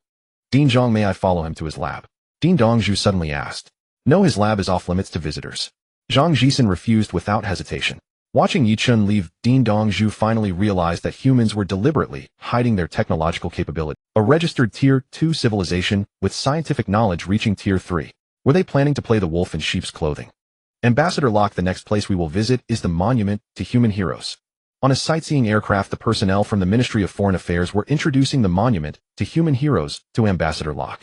For the past 2 days, the personnel from the Ministry of Foreign Affairs have been taking Ambassador Locke on a tour around the capital city. Of course, they visited various tourist attractions. Why is there an old, giant spaceship parked in the city center? Ambassador Locke curiously asked as he spotted a massive ship not far from the aircraft. This is a commemorative spaceship of our human civilization. The ship is named Hope. Around 200 years ago, the star system, where our human civilization resided, faced a cosmic disaster, forcing us to wander the universe. Back then, we humans traveled to the Locke star system aboard this ship. The personnel from the Ministry of Foreign Affairs recounted the origin of the Hope. So this is the ship you humans used while wandering the universe? Ambassador Locke asked. That's correct. However, it has now become a sightseeing commemorative spaceship. We humans will forever remember it, the foreign personnel proudly responded. Since it is a sightseeing commemorative spaceship, can we go inside to take a look? Ambassador Locke inquired. After hearing his question, the personnel from the Ministry of Foreign Affairs hesitated for a moment. No problem, after we finish touring the Hope, let's head to the Monument to Heroes. A spaceship from 200 years ago should not leak any human secrets. After a moment of hesitation, the personnel from the Ministry of Foreign Affairs made a decision. Little did he know this decision nearly pushed human civilization toward extinction. Ambassador Locke suppressed his inner excitement. The Hope was the ship humans used while wandering the universe. This spaceship might be hiding the technology storage rods from the life propagation ship. Ambassador Locke touched the neck ring he was wearing. This neck ring was actually a technology storage rod detector. The Locke civilization possessed the wreckage of a life propagation ship. They had conducted in-depth research on the technology storage rods within the wreckage and created this device capable of detecting the storage rods. Following the personnel from the Ministry of Foreign Affairs, Ambassador Locke entered the Hope. Walking inside the Hope, the personnel from the Ministry of Foreign Affairs explained the functions of various areas on the ship. Ambassador Locke was no longer interested in listening. He kept a constant watch on the neck ring he wore. When they reached the vicinity of the center of the Hope, the neck ring emitted a faint vibration. Ambassador Locke halted his steps. "Can we go and check that area over there?" Ambassador Locke noticed a no-entry sign and purposely asked. "That area is the center of the ship and entry is prohibited," replied the personnel from the Ministry of Foreign Affairs. Ambassador Locke touched the vibrating neck ring and confirmed once more. "I just received an urgent order from my superiors. The visiting team needs to return to Locke Planet immediately. Please take us back to the spaceship. I will inform the members visiting the Academy of Sciences to return to the spaceship." Ambassador Locke abruptly spoke to the personnel from the Ministry of Foreign Affairs while touching the neck ring. "Are your visiting team leaving soon?" The sudden news made the personnel from the Ministry of Foreign Affairs want to confirm. "I will notify the foreign minister and the leader to escort you," the personnel replied after receiving confirmation. "No need to notify your leader and minister. It's very urgent, and we must leave immediately after boarding the ship." Did the Locke visiting team leave? Why so suddenly? Liu Hui was somewhat confused upon receiving the report from the Ministry of Foreign Affairs. "Please explain the situation in detail." Liu Hui found the staff member who had received Ambassador Locke. "Leader, we were touring the Hope spaceship at the time. Halfway through the tour, they suddenly requested to leave. They said they received an urgent order from their superiors," the staff member replied. "How did you take them to the Hope spaceship, eh?" "Leader, we were on our way to the Monument to Heroes when the ambassadors saw the Hope and requested to visit it. I thought Hope was also a sightseeing spot, so I brought them there." "What places did they visit?" Liu Hui asked nervously. "After entering the Hope, we toured around, and just as we were about to reach the center of the ship, they suddenly requested to leave." "Isn't entry to the center of the ship prohibited?" Liu Hui questioned. "We did not enter the center of the ship, we only reached its vicinity." After the personnel from the Ministry of Foreign Affairs left, Liu Hui began to ponder. He had a feeling. The life propagation spaceship hidden in the center of the Hope might have been discovered. This spaceship was humanity's greatest secret. Because the construction of the Hope was centered around this ship, moving it out was somewhat troublesome. Therefore, Liu Hui had never taken action. Now it seemed necessary to relocate it. Liu Hui understood how tempting the technology tree of the Kerrang civilization on the ship could be. The Fengla civilization had attacked humanity for the technology tree back in the day. The visiting team sent by the Locke civilization was extremely suspicious. Just today, academician Wang Kuan had approached Liu Hui. He had confirmed that she possessed a powerful perception ability. He could sense the malice of extraterrestrials toward humanity. Ambassador Locke came with ill intentions to visit human civilization. This sounded alarm bells for Liu Hui. "Notify the heads of all departments to come to the conference room for an urgent meeting." Liu Hui convened the heads of various departments for an emergency meeting. At the end of the meeting, a resolution was reached. Everything was just speculation. It could not be confirmed whether the Locke civilization would attack humanity. The new Earth, built over nearly 200 years, could not be easily abandoned. Humanity decided to fully develop the star system defense system. The Academy of Sciences suspended all research work unrelated to warfare. They focused entirely on the research of offensive and defensive weaponry. The Rock Civilization Command Center. Sure, you've already read the report from the visiting delegation. The human civilization indeed possesses the technological tree of the Kalan planet civilization. Do you think our Rock civilization should seize this opportunity and take a gamble, eh? The Rock commander asked his advisor Sure. Commander, the Rock civilization has remained at the third-tier civilization level for over 2 billion years. It has been proven that relying on our own technological development, we cannot ascend to the fourth-tier civilization. To advance further, we must obtain the technological tree from the spacecraft. Sure felt a pang of sorrow. He was the commander's advisor and the most intelligent being in the Rock civilization. He understood the traits of his own people. Their learning ability was mediocre and their creativity was below average. If following the normal trajectory of civilization development, because of the characteristics of the intelligent beings, the Rock civilization could at most reach the second-tier civilization. Now their ability to develop to the third-tier civilization was entirely due to having obtained the wreckage of a life propagation ship. Commander, the human civilization has only been in space for 200 years. Although their civilization level is registered as Tier 2, their technology has already reached a Tier 3 state. Humanity has traversed in 200 years the path that took our Rock civilization over 1 million years. The reason is absolutely that humanity possesses the Kalan planet civilization's technological tree. If we want to seize the technological tree, we must accomplish it within 100 years. Given the development speed of human civilization, the longer we delay, the more disadvantageous it becomes for us. Sure advised the commander. Sure, attacking the human civilization is not difficult. Although the main warships of the human civilization are slightly more powerful than ours, they are not yet at a crushing level. Our rock civilization has operated the rock star system for billions of years, and the number of main warships we possess has already exceeded 10 billion. The advantage in numbers can compensate for the gap in warship strength. My only concern now is, what if we attack the human civilization and the Kalan human race the administrators of this star sector find out? We would face the risk of extinction. The rock commander was deeply worried. The terrifying strength of the Kalan human race made him extremely cautious. Over 2 billion years ago, the rock civilization had once hosted an exploration spaceship of the Kalan human race. The purpose of this exploration ship was to search for branches of the Kalan human race in the universe. The then rock commander sought to build goodwill with the Kalan people piloting the ship. Upon learning that the life propagation ship was related to the Kalan human race, he handed over the wreckage of the ship to the Kalan people. Of course, they secretly kept the technology storage rod from the ship. The act of returning the wreckage earned the rock civilization the friendship of the Kalan human race. At that time, the rock star system was a galaxy of warring factions. There were 8 third-tier civilizations within the system, each holding their own territory. To compete for the mining rights of the black hole in the rock star system, the 8 civilizations waged war on one another.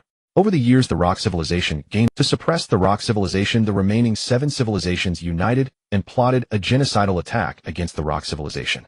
The 7 civilizations launched an attack on the rock planet with over 10 billion warships. Facing the overwhelming number of enemy ships, the rock civilization was unable to resist, and the rock planet was on the verge of falling. At the critical moment, a Kalan person who was a guest on the rock planet piloted the exploration ship into the battlefield. One person, one exploration ship. Like a god. The over 10 billion warships of the 7 civilizations were decimated. After that battle, the rock civilization became the ruler of the rock star system. The rock star system was accepted into the Tianlang star region and became a subordinate star system of the Kalan human race. Every millennium, they were required to pay tribute of black hole energy blocks to the Tianlang star region. Commander, the Kalan human race in the star region must have experienced some major upheaval.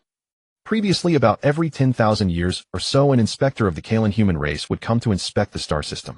Now it has been over 200,000 years since they last visited our rock star system. This is a rare opportunity. When we attack the humans, the warships can be disguised as pirate civilization ships. After the humans are destroyed, we can claim it was the pirates. It takes time to mobilize resources and warships. We can launch an attack on the humans in about 50 years. Unable to resist the temptation of the technological tree, the rock civilization made the decision to attack the human civilization. Year 175 of the Wandering Calendar. 5 years after the rock delegation left. New Earth Human Academy Research Laboratory. Liu Hui and Zhang Jisheng had been jointly researching the energy shield for over 4 years. The energy shield on Base 9 planet during the attack on the Fengla civilization had left a deep impression on Liu Hui. With an energy absorption rate of 99, such an energy shield was nearly impenetrable. After the war, to improve the survivability of human warships on the battlefield, Liu Hui decided to concentrate scientific research efforts on an in-depth study of still no success. Liu Hui rubbed his face with both hands. Prolonged mental focus had left him fatigued. Based on the energy absorption principles that humans could understand, Liu Hui had increased the absorption capacity of the energy shield to 90, but then hit a plateau. For nearly half a year, the research had made no progress. I wonder how Zaizen's research is going.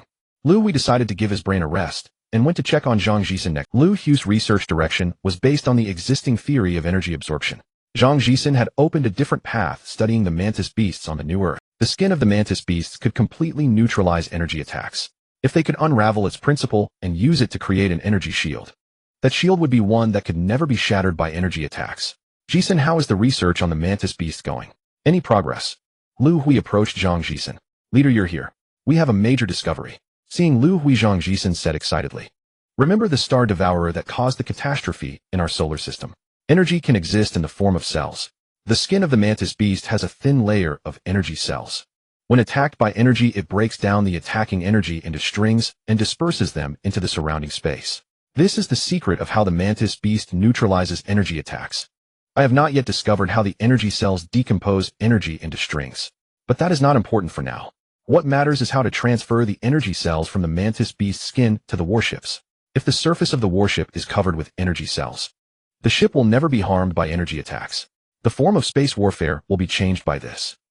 Having realized the secret of the mantis beast's energy absorption, Zhang Jisen shifted his research focus to how to extract energy cells from the beast's skin.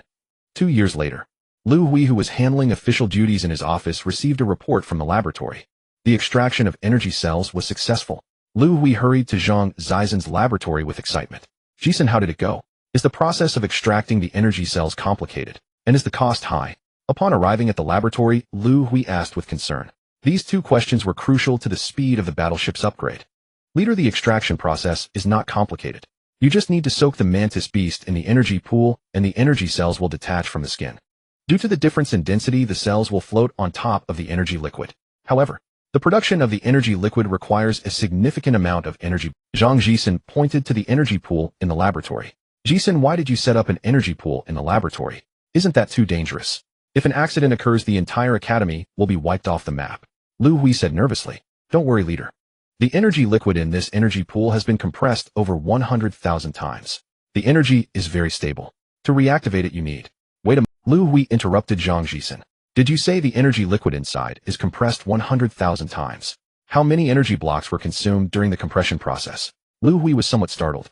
He knew that compressing the energy liquid consumed a tremendous amount of energy blocks. The higher the compression factor, the more energy blocks. The energy pool measures 2 meters in height and 3 meters in length. It can just fit one mantis beast. If filled with energy liquid compressed 100,000 times, producing this energy liquid would consume an astronomical amount of energy blocks. Leader, to produce this energy liquid, we consumed over 20 trillion energy blocks. Zhang Jisen scratched his head, feeling a bit embarrassed due to the enormous 20 trillion energy blocks. Selling 10 battleships would cover that cost. What is there to feel embarrassed about? Seeing Zhang Zizan's expression, Liu Hui sighed in relief. Although the cost was a bit high, it was still acceptable. Leader, the energy liquid will be consumed and needs to be replenished continuously. I've calculated that for a main Kunlun battleship coated with energy cells, we would need to consume approximately 200 trillion energy blocks. Zhang Jisen explained with a pained expression. It requires that much. Using 100 Kunlun battleships to trade for one battleship immune to energy, that's too high a price. Even the total energy block reserves of humanity wouldn't be enough to build many ships. Liu Hui found this quite troubling. However, after some thought, he made a decision. Jisen, go for it. They'll find a way to deal with the energy blocks. Back in his office, Liu Hui dialed the communications for the commercial department. Commercial department. This is Liu Hui. Please notify the representative of the Ba Commerce Civilization at the New Earth office. Have their person in charge come to see me. I have important matters to discuss with them. After hanging up, Liu Hui thought for a moment and called Huang Zihu to come to the office. Liu Hui planned to discuss the battleship matters with him. Huang Zihu happened to be in the government office building. After receiving Liu Hui's call, he quickly arrived at the office. Leader, you're in a hurry. What do you need me for? Huang Zihu directly asked upon entering the office. Commander Huang, Director Zhang's research on energy protection has made a significant breakthrough. Liu Hui informed Huang Zihu of Zhang Zizan's research results. Leader, if what you're saying is true, doesn't that mean our battleships will be invincible on the battlefield? Huang Zihu exclaimed excitedly after hearing Liu Hui's words. What are you thinking? There is no such thing as an invincible battleship. Do you think the enemies are fools? Energy attacks may not harm our battleships, but they can choose to physically ram into our ships. Liu Hui reminded Huang Zihu. 100% energy protection will change the nature of space warfare. The currently active Kunlun battleships can no longer adapt to this new form of warfare. I plan to redesign the main battleships and phase out the Kunlun battleships. Liu Hui stated. Leader, most of our Kunlun battleships are new and have only been in service for a decade or two. Phasing them out seems too wasteful. Huang Zihu said, feeling a bit pained. Commander Huang, has your brain been malfunctioning lately? I mean phasing them out, not throwing them away. The retired Kunlun battleships can be sold on trading planets. Huang Zihu chuckled awkwardly and scratched his head. Commander Huang, you need to prepare to form a battleship design team. Go to Director Zhang and recruit a few scholars and also bring the Minister of Military Manufacturing. The new battleship design must take into account the new forms of future battlefields. For example, in addition to using long-range energy cannons, we can ignore enemy energy attacks to approach enemy ships, dispatching Dragon mech units to quickly breach the enemy's energy shield and attack the enemy hull. The Dragon mech can also be considered for redesign.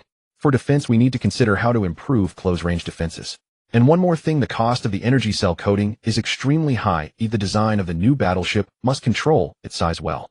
After Liu Hui finished assigning tasks, Huang Zihu left. Leader, the representative from the Ba Commerce Civilization office has arrived. Just as Huang Zihu left, Liu Hui received a report from his office assistant. Let him in. The Ba Commerce Civilization is the human merchandise sales agency. Liu Hui summoned their representative to discuss the sale of battleships. Liu Hui wanted to sell the retired Kunlun battleships and the Longting mothership at a good price. Humanity urgently needed a large number of energy blocks. Honorable human leader, greetings. The representative from Ba Commerce, Wei Zhushi, greeted Liu Hui. Wei Zhushi, long time no see. I thought you were still on the trading planet. Please have a seat. Seeing an old acquaintance, Liu Hui greeted him with a smile. Wei Zhushi was the first person from Ba Commerce to come into contact with Liu Hui. Honorable human leader, since the New Earth office was established, I have been transferred here. The affairs on the trading planet have been handed over to another of our people. If you humans need help on the trading planet, you can tell me directly, and I will convey your message. The newly seated Wei Zhushi clearly misunderstood Liu Hui's intentions. That won't be necessary. I summoned you to discuss something else important. Honorable human leader, please speak directly. Wei Zhushi, we humans are selling all active Kunlun battleships and Longting motherships. Liu Hui's words shocked Wei Zhushi, who had just sat down, causing him to stand up in surprise. Human leader, you cannot be joking, right? The person in charge of Wei could not believe it. There are over 1 million active Kunlun warships in human possession and 10 Dragon Tongue motherships. Regardless of which civilization it is, if they possess such warships, they could dominate the Lock Star system. Even if the Lock civilization were to attack, if the number of warships does not exceed 10 million, they would stand no chance. Wei, I am not joking. We humans are preparing to upgrade our main warships. We urgently need energy blocks. As you know, the warships we are replacing are even stronger than the main warships of the Lock civilization. I hope to sell them at a good price. Liu Hui said seriously. Respected human leader, do you urgently need energy blocks? Wei slowly sat down. However, his mind was occupied with other thoughts. Humans have developed even more advanced warships. Their technological development speed is truly astonishing. If the Bahang civilization does not propose recognizing humanity as the sovereign, soon they may miss the opportunity in the future. Wei had plans forming in his heart. Yes, we humans are currently in urgent need of a large number of energy blocks. How many energy blocks do you need, human leader? The more the better, with no upper limit. After listening to Liu Hui, Wei briefly considered. Respected human leader, we Bahang civilization can purchase all the warships you are replacing. As for the price, I need to discuss it with the leader of our civilization before I can decide. Wei said cautiously. Of course, that's no problem, but I hope it can be done quickly. One thing I need to remind you. The replacement of our new warships will take time, and the decommissioned warships will be delivered in batches. Liu Hui reminded Wei. All right, human leader, I understand. I will immediately return to the planetary office to contact our leader. I will be back soon. Wei left Liu Hui's office, hurrying towards the planetary office. Is it the leader? I am Wei from the Human Civilization office. I have important matters to report to you. Wei, who rushed back to the office, contacted their leader. All right, leader, I understand. I will do my utmost to persuade the human leader. After ending the communication with the leader, Wei hurried back to Liu Hui's office. Wei, you are back so soon. Liu, we did not expect the other party to return so quickly. Respected human leader, I have already contacted our leader. The leader asked me to convey to you. Can the warships you humans are replacing be gifted to the Bahang civilization? We Bahang civilization wish to sign a sovereign agreement with humanity to recognize humanity as the sovereign civilization. Once the agreement is signed, the Bahang civilization will offer half of our energy block reserves as tribute to humanity. Wei said sincerely. You wish to sign a sovereign agreement? Liu, we did not expect the other party to suddenly make this request.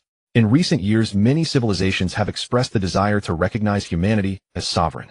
Most of them are level 1 civilizations, with a few level 2 civilizations as well. Liu Hui is not naive. After investigation, these civilizations have not contributed to humanity's development. Humanity does not need burdens, and all these civilizations have been rejected by Liu Hui. Once the agreement is signed, what will your tribute be? Liu Hui observed the commercial capabilities of the Bahang civilization. Even without the tribute, he would consider it, but right now humanity is in urgent need of energy blocks. Liu Hui was curious about how many energy blocks the Bahang civilization had accumulated after trading in the Lock Star system for millions of years. Respected human leader, our tribute is 1 trillion energy blocks. 1 trillion. Upon hearing Wei's words, Liu Hui quickly began calculating. 1 trillion, 100 billion billion. The selling price of a Kunlun warship is about 30 trillion. 100 warships could be sold for about 300 trillion. In other words, the Bahang civilization offered 3 times the price to purchase all the warships. The condition is to recognize humanity as sovereign. The Bahang civilization indeed has a considerable reserve of energy blocks. However, for humanity, the number of energy blocks is still a bit lacking. 1 trillion energy blocks can only produce about 300 new warships. Nevertheless, the Bahang civilization's sincerity is commendable. This civilization can greatly assist humanity's commercial endeavors. Thinking this, Liu Hui made a decision. I agree to the request made by your Bahang civilization. Convey to your leader. Our human civilization will not treat you unfairly. The terms of the sovereign agreement will be the same as those with the Tonggu civilization. Humanity's subordinate civilization is only the Tonggu civilization. With the addition of the Bahang civilization, Liu Hui intends to treat them equally. Respected human leader, I am truly delighted. Wei bowed deeply to Liu Hui. I will immediately return to contact the leader of the civilization and hasten to the New Earth. Upon seeing Wei leave, Liu Hui began to ponder the issue of energy. Energy blocks are still insufficient. Liu Hui shook his head helplessly. There are 2 energy block collection bases on New Earth. The daily output is approximately 200 planetary energy blocks. This is already the limit of production. New Earth can only produce this many energy blocks each day. On the stellar orbit of the Oasis star system, there are 8 human star energy block collection spacecraft. Their daily output is over 2 million stellar. The output has also reached the amount of energy blocks formed daily by the stars. There are 6 other planets in the star system. On each planet, humanity has established energy block collection bases. The output has also reached the limit. Humanity's daily energy block production is approximately over 20 million planetary energy blocks, totaling about 7 billion annually. 1 black hole energy block, 100 stellar energy blocks, 1 planetary energy blocks. The energy blocks produced by humanity each year are negligible compared to consumption. We must find a way to solve the issue of insufficient energy blocks. Liu Hui fell into deep thought. It seems we must organize personnel to the black holes in the lock star system to collect black hole energy blocks. Liu Hui knew that scholars from the Academy of Sciences had long cracked the theoretical knowledge of collecting black hole energy blocks. Humanity has the capability to collect black hole energy blocks on its own. However, the black holes in the lock star system are far from humanity, and the lock civilization controls the rights to access the black holes. Liu Hui had reservations, which is why he had not sent anyone to the black holes. Now, under pressure from the situation, he prepared to organize a scientific expedition team to the black holes for on-site investigation in preparation for future. Have academician Yi Chen come to my office. Liu Hui instructed his office assistant.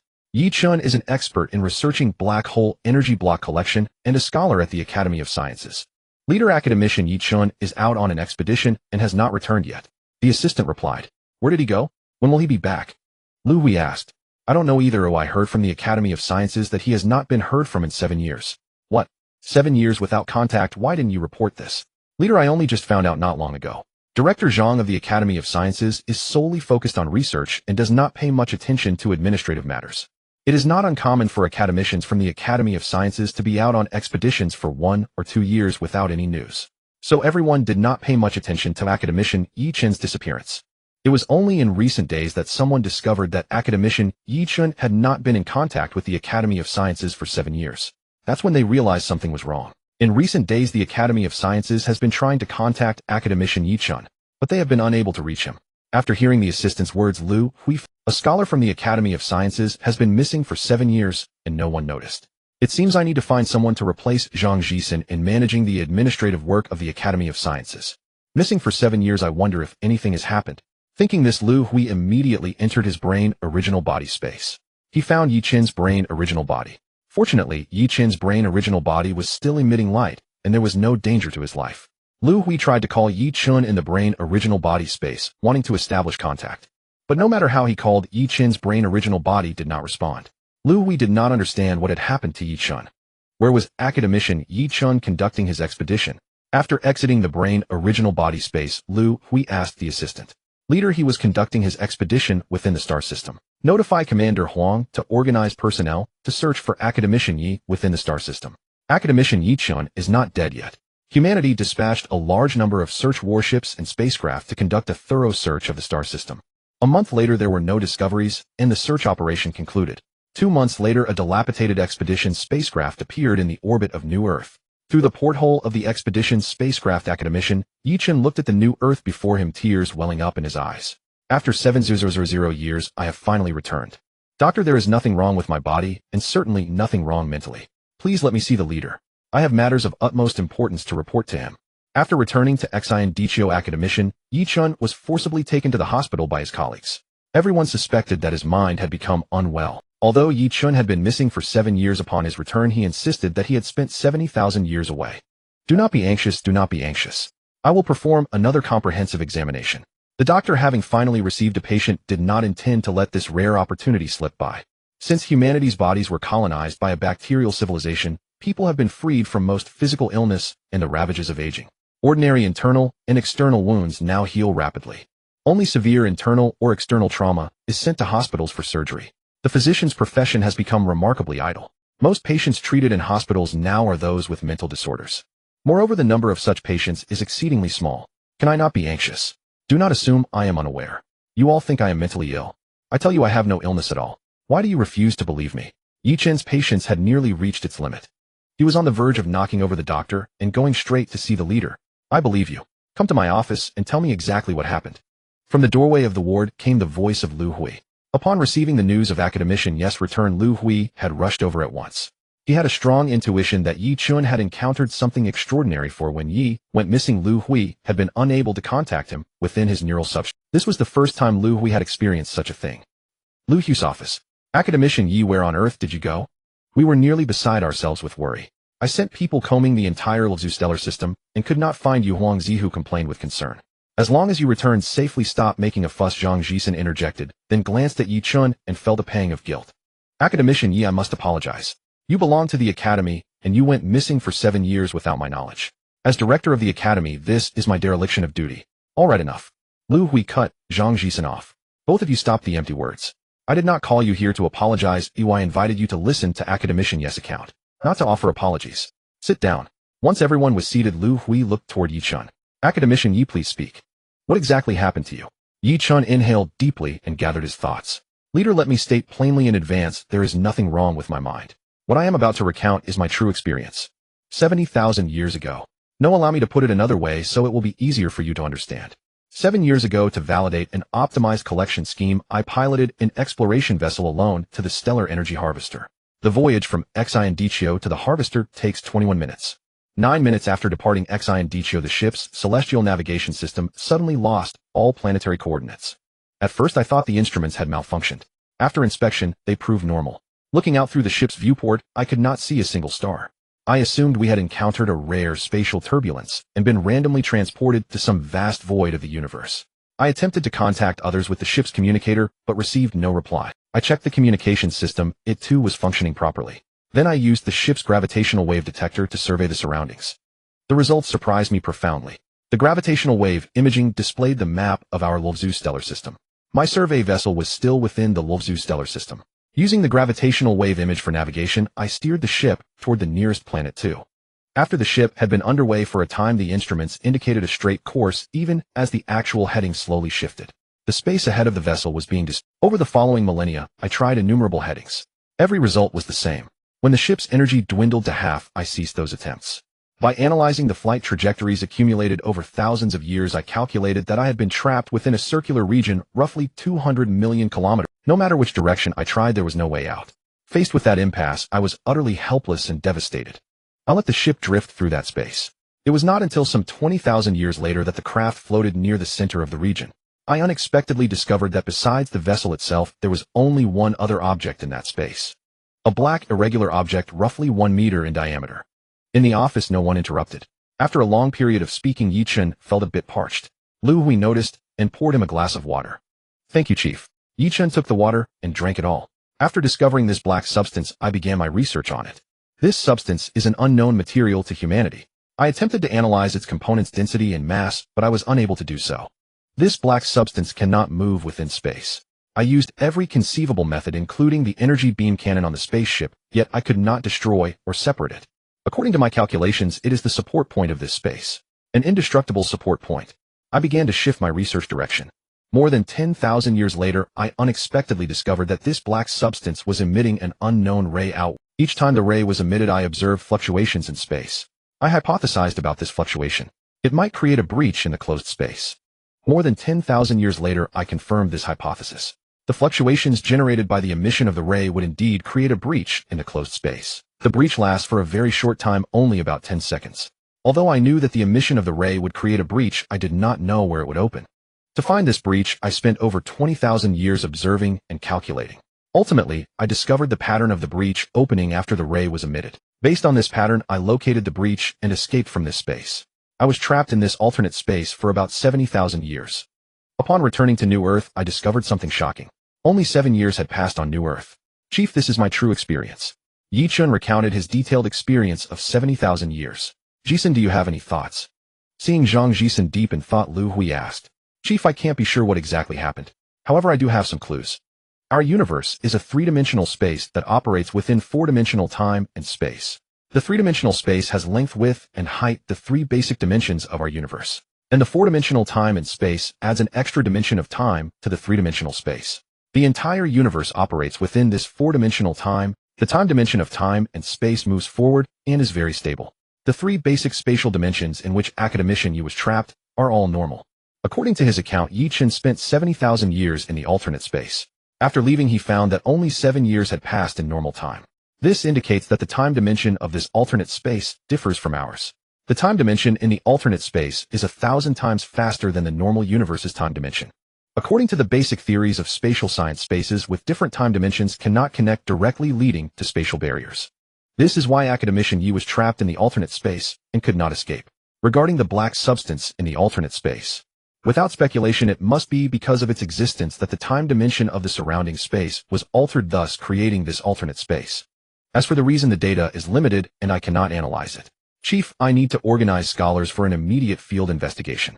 The discovery of this alternate space is extremely important for humanity. Its significance is even comparable to the technological tree of Kalen planet. Zhang Jisen reminded Liu Hui. Jisen, I'm not foolish. I naturally understand the importance of this alternate space. Liu Hui could already envision the profits humanity would gain after mastering this alternate space. If we were to move technological research and manufacturing into the alternate space, 1 year of technological research would yield 1,000 years of results. 1 year of product manufacturing would gain 1,000-fold increase. The investigation and research team will be formed by you and academician Yi. Depart immediately after completion. I await your good news. A month later, a fleet composed of over 100 scientific exploration ships arrived at the star region, where academician Yi had accidentally entered the alternate space. Academician Yi, is this where you entered the alternate space? Zhang Jisen asked academician Yi Chen beside him. Director, it was indeed in this star region. Isn't it peculiar? Our detection equipment did not find any anomalies here. Who could have imagined that an alternate space would be hidden here? Yi Chen glanced at Director Zhang. Don't worry, Director. I spent 70,000 years inside. The location and timing of the breach have been calculated clearly. In 5 minutes, a breach lasting 16 seconds will appear ahead of our fleet. Seeing Director Zhang silent, Yi Chen mistakenly thought he did not believe it. Academician Yi, don't misunderstand. I am not questioning what you said. I was just thinking about other issues. Zhang Jisen was indeed thinking about other matters. What is it, Director Zhang? What are you pondering? Yi Chen asked curiously. I was thinking about how we would communicate with the outside world once we entered the alternate space, Zhang Jisen replied. Our current communication method is quantum communication, which relies on the principle of quantum entanglement. I used to believe that no matter where we were in the universe, as long as quantum entanglement had not failed, we could communicate. But now it seems that quantum entanglement cannot bridge 2 different time spaces. Once we enter the alternate space, we can only send a spaceship through the breach to communicate with the outside. Academician Yi sighed helplessly. Academician Yi, do you remember when you used the gravitational wave detector to detect the Oasis star system in the alternate space? Zhang Jisen reminded Yi Chen. As expected of the director of the Academy of Sciences, you thought of a solution so quickly. Yi Chen suddenly understood. Gravitational waves can cross 2 different time spaces. If we establish gravitational wave transmitters and receivers in 2 different spaces, we can use the length of the transmission frequency to establish communication.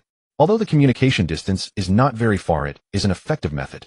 We can study gravitational wave communicators well after we enter the alternate space. They can be easily made. Let's not chat for now. The time for the breach to open is approaching. Zhang Jisen glanced at the time display on the spaceship. The direction and speed of the scientific exploration fleet have been calculated accurately. When the breach in the alternate space opens, the fleet will just arrive at the breach. The 16 seconds are sufficient for the fleet to cross through. We have entered the alternate space. Yi Chen exclaimed loudly. He saw that the star system coordinate navigation map on the spaceship had already become invalid. Everyone begin your work. With a command from Zhang Jisen, the entire scientific exploration fleet began to bustle about. Time in the alternate space 100. Zhang Jisen confirmed the stability of the alternate space. Building a scientific research base and manufacturing production lines in the alternate space. Zhang Jisen dispatched a spaceship preparing to carry a gravitational wave communicator back to notify Liu Hui. An unexpected event occurred. What was fine on the way there could not be returned. Director Zhang, the dispatched spaceship has sent a message inquiring about our time and spatial coordinates. They did not find the spatial rift upon reaching the designated location. They are still stranded in the anomalous space. The communicator reported to Zhang Jisen. No spatial rift was found. Have you verified the time and coordinates? Zhang Jisen asked. We have verified. Both the time and coordinates are correct. Using the method provided by academician Yi Chen, recalculate the time and coordinates once again. Send the new time and coordinates to the spaceship ahead. Zhang Jisen felt an ominous premonition. Director, a new rift will appear in 21 minutes. The time and coordinates have already been sent. Zhang Jisen nodded. In anxious anticipation, 21 minutes passed. Director, the spaceship ahead has sent a message. They did not find the rift. Where is academician Yi Chen right now? Zhang Jisen asked. Academician Yi is on inspection ship No. 24. Inform him to come see me and recalculate and send the information to the spaceship ahead. Zhang Jisen thought to give it another try, perhaps a miracle might happen. Disappointed, he did not obtain the results he desired. Director Zhang, what is the urgent matter that requires me? Academician Yi Chun hurried over after receiving the notification. Academician Yi, there is an issue with your calculation method. We cannot locate the spatial rift. We have already tried 3 times. Following the calculation results, he tried 2 more times. The spaceship ahead sent back information still unable to find the spatial rift. Logically, following the calculation results, he tried 2 more times. The spaceship ahead sent back information still unable to find the spatial rift. Logically, the pattern of rift openings has remained unchanged for tens of thousands of years. It shouldn't change for no reason. Unless it has been affected by some external factor. Yi Chen said, while looking at Zhang Jisen. Academician Yi, are you suggesting that our inspection fleet entering the anomalous space has disrupted the pattern of rift openings? It is very likely the case. Then why did it not disrupt the pattern when you exited the anomalous space? Director Zhang, do you think it is possible? Exiting does not disrupt the pattern, but entering does. After hearing Yi Chen's words, Zhang Jisen nodded, knowing the possibility was quite high. Academician Yi, what is the cycle for the spatial rift openings? About 1,000 years. Zhang Jisen frowned. If no other methods can be found, they would have to spend 1,000 years to rediscover the pattern of rift openings. Notify all scholars in the inspection fleet to cease their current research experiments and come to my location for a meeting. We need to concentrate our research efforts on the anomalous space. Additionally, prepare to draft an energy consumption management regulation. Research experiments with excessive energy consumption must be reported to me. To be on the safe side, Zhang Jisen needed to ensure that the entire fleet's energy could last at least 15,000 years. Facing the current situation, he made the worst assumptions. The fleet could be stranded in the anomalous space for about 1,000 years. New Earth. Since Zhang Jisen led the scientific expedition fleet into the anomalous space, Liu Hui began to prepare in advance. If he could successfully control the anomalous space, he planned to first relocate the manufacturing industry there. By utilizing the different time dimensions, he aimed to produce warships and goods in the anomalous space. A large number of warships and goods sold could exchange for urgently needed energy blocks. As long as there are enough energy blocks, the manufacturing of new warships would not face any obstacles. The time dimension difference between the 2 spaces is 1,000 times. After relocating the manufacturing industry, the raw materials consumed in production will increase by 1,000 times. Liu Hui needed to prepare the raw materials in advance. The Ba merchant civilization received Liu Hui's latest instructions and began to acquire various mined products and manufacturing raw materials in large quantities from the Lockstar system. 1 month later, the first batch of raw material transport fleets arrived at New Earth, with subsequent fleets continuously heading to New Earth. 3 months later, the raw material storage warehouse in space was running low. Liu Hui ordered the production of more raw material storage warehouses.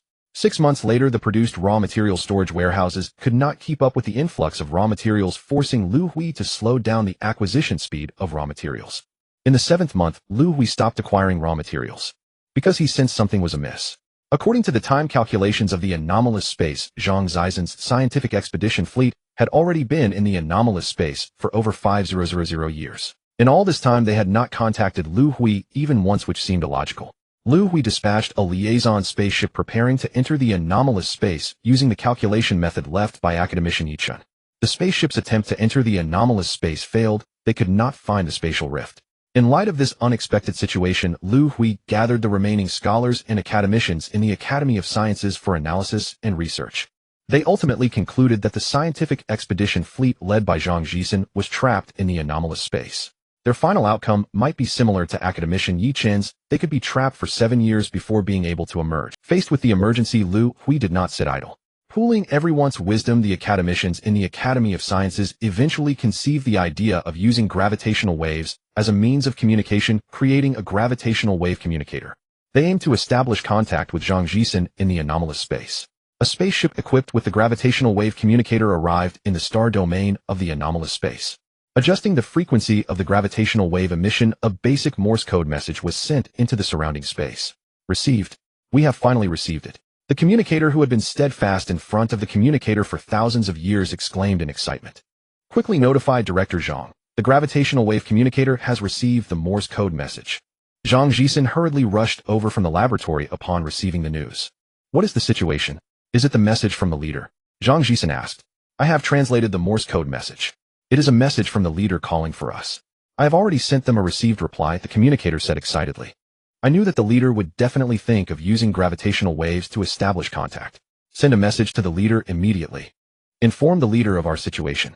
Also advise the leader to prepare for resource reserves, as we will likely be able to find the spatial rift in about half a year. At that time we will need to transport a large amount of supplies into the anomalous space. The two different time spaces successfully established a communication link. Zhang Jisen utilized the ample time to devise a plan for an anomalous space base. Lists of supplies began to be sent back to New Earth. After wandering for 183 years, the Ministry of Education of the New Earth released an enrollment announcement. The Academy of Sciences established a research base for scholars outside the New Earth, preparing to recruit 1 million students within 5 months. The instructors at the learning base will be scholars from the Academy of Sciences with a study duration of about 1 year, after which graduates will directly enter the Academy to engage in research work. There are no age or gender restrictions for enrollment, with a minimum educational requirement of a university degree. Once the enrollment information was released, it drew widespread attention from society.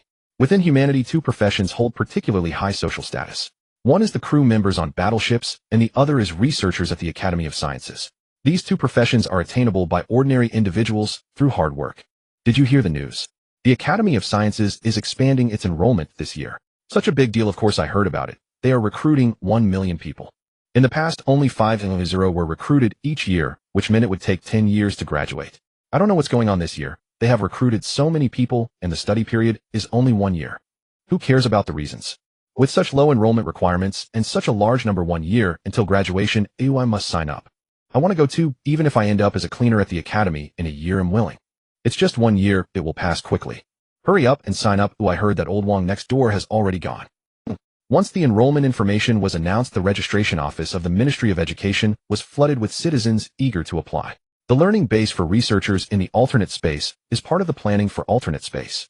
There are only a limited number of human scholars, about 00 individuals. Many scientific research experiments require a large number of researchers to assist. The scarcity of researchers has always been an unresolved issue. Now Liu Hui plans to cultivate tens of millions of scientific researchers for humanity over several decades, so that the scholars of the Academy of Sciences can exert their maximum capabilities. The existence of the alternate space is humanity's highest secret, known only to a few high-level officials in the human government and scholars from the Academy of Science. These enrolling students are unaware that they will need to study in the alternate space for 1000 years. Liu Hui's office. Leader, the Cornerstone has returned. He is currently outside the office. Should we meet him immediately? The office assistant asked Liu Hui. Let him in. Liu Hui did not expect the Cornerstone to return so quickly. Half a month ago, he had dispatched the Cornerstone to the Yuzhu planet to visit the leader of the Yuzhu civilization, Daka.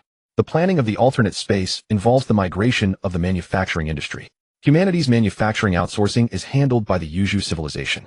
There is an inseparable relationship between manufacturing and the Yuzhu civilization. The existence of the alternate space is of great significance. If the Yuzhu civilization is allowed to participate, Liu Hui must find a way to control this civilization. Therefore, Liu Hui plans to proactively invite the Yuzhu civilization to sign a suzerainty agreement establishing humanity as the suzerain. Through this agreement, he aims to bind the interests of the Yuzhu civilization with those of humanity. The Cornerstone has been a longtime friend of Daka, the leader of the Yuzhu civilization. Liu Hui sent him to the Yuzhu planet to gauge Daka's willingness to sign an agreement with humanity. If there is no willingness, Liu Hui would seek another outsourcing civilization to replace them. Leader, I am back. The Cornerstone entered the office and saluted Liu Hui. Cornerstone, thank you for your hard work. Please take a seat.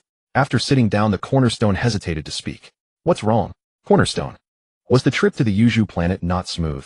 Seeing the Cornerstone's expression, Liu Hui asked. Leader, things went smoothly. It's just that when I returned to the New Earth, I heard that the Ministry of Education has established a new research base for researchers and is currently recruiting students. I was thinking. The Cornerstone found it hard to speak. Are you hoping to secure some student slots for your Tonggu clan? Liu Hui had already guessed the Cornerstone's thoughts and smiled as he said, Leader, is my request too excessive? But rest assured, our Tonggu clan has a large population and can still select some elite talents. Those who enter the researcher learning base will definitely not hold back. Regardless of their future academic achievements, their primary service target will be you humans. The Cornerstone was somewhat concerned about allowing the Tonggu clan to enter the learning base and learn human technological knowledge, as this could infringe upon human. His request could potentially be rejected. Cornerstone, over the years your Tonggu civilization has been loyal to us humans. Your clansmen have enlisted in the military, fighting for humanity's interests on the battlefield. I have seen all of this. In fact, even if you don't mention it, I will still reserve some slots for your Tonggu clansmen. Your progress in technological development will also be beneficial for us humans. Liu Hui was not actually worried that the Tonggu clan would surpass humanity after learning human technological knowledge. The rapid development of human technology relies on the technology tree of the Kalan civilization and human scholars, especially human scholars. The superlative research and learning ability is something the Tonggu clan cannot compare to. Due to the limitations of intelligent biological characteristics, even if the Tonggu clan learns human technological knowledge, they can at most develop to a level 23 civilization. Respected leader, thank you for your generosity in opening the door to knowledge for our Tonggu people. The cornerstone was very excited and bowed deeply to Liu Hui. Cornerstone for the enrollment at the researcher learning base. You can discuss it with the Minister of Education. Did you gain anything from your trip to the Yuzhu planet? Liu Hui reminded the cornerstone that it was time to discuss serious matters. Leader, signing the suzerainty agreement would be a tremendous boon for the Yuzhu civilization. How could they possibly refuse? The leader of the Yuzhu civilization, Daka, is currently waiting outside for your summons. The cornerstone said proudly. Cornerstone, please bring him in. If the negotiations go smoothly, I plan to sign the suzerainty agreement with the Yuzhu civilization. Liu Hui was somewhat pressed for time. In 5 months the gap in the alternate space would open. He had an overwhelming number of tasks to attend to. Greetings, respected human leader. Daka, covered in tentacles, bowed deeply to Liu Hui. I just heard from the cornerstone that you intend to sign the agreement today. Indeed, I have been quite busy lately. If there are no issues with the negotiations, I plan to sign the agreement today. Liu Hui replied. Respected leader, here is the draft of the agreement I have prepared for your review. Daka handed the pre-prepared agreement to Liu Hui. After reviewing the contents of the agreement, Liu Hui was somewhat surprised. Typically in agreements, both parties draft terms that are more favorable to themselves. However, this leader of the Yuzhu civilization, Daka, was different. The conditions of the agreement were nearly unconditional. He had only 2 conditions. To safeguard the safety of the Yuzhu civilization and ensure that the Yuzhu people receive fair treatment in their work.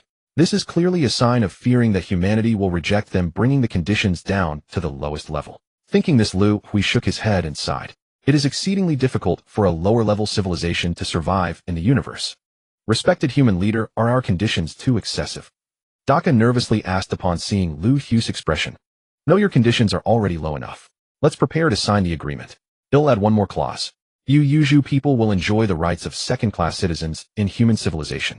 Liu Hui's words made Daka ecstatic. In 5 months, Liu Hui had completed all preparatory work. The gap in alternate space will open. Jisun, long time no see. You've worked hard. Chief, long time no see. That's what I should be saying. You haven't seen me for just a year. And me? It's been 10,000 years. Zhang Jisun opened his arms and embraced Liu Hui. On the day the alternate space rift opened, Liu Hui, who had been waiting outside, saw Zhang Jisun. So what have you gained this year? No, I should say, what have you gained in these 10,000 years? Liu Hui asked with a smile. There aren't many research achievements, but my learning has advanced by leaps and bounds.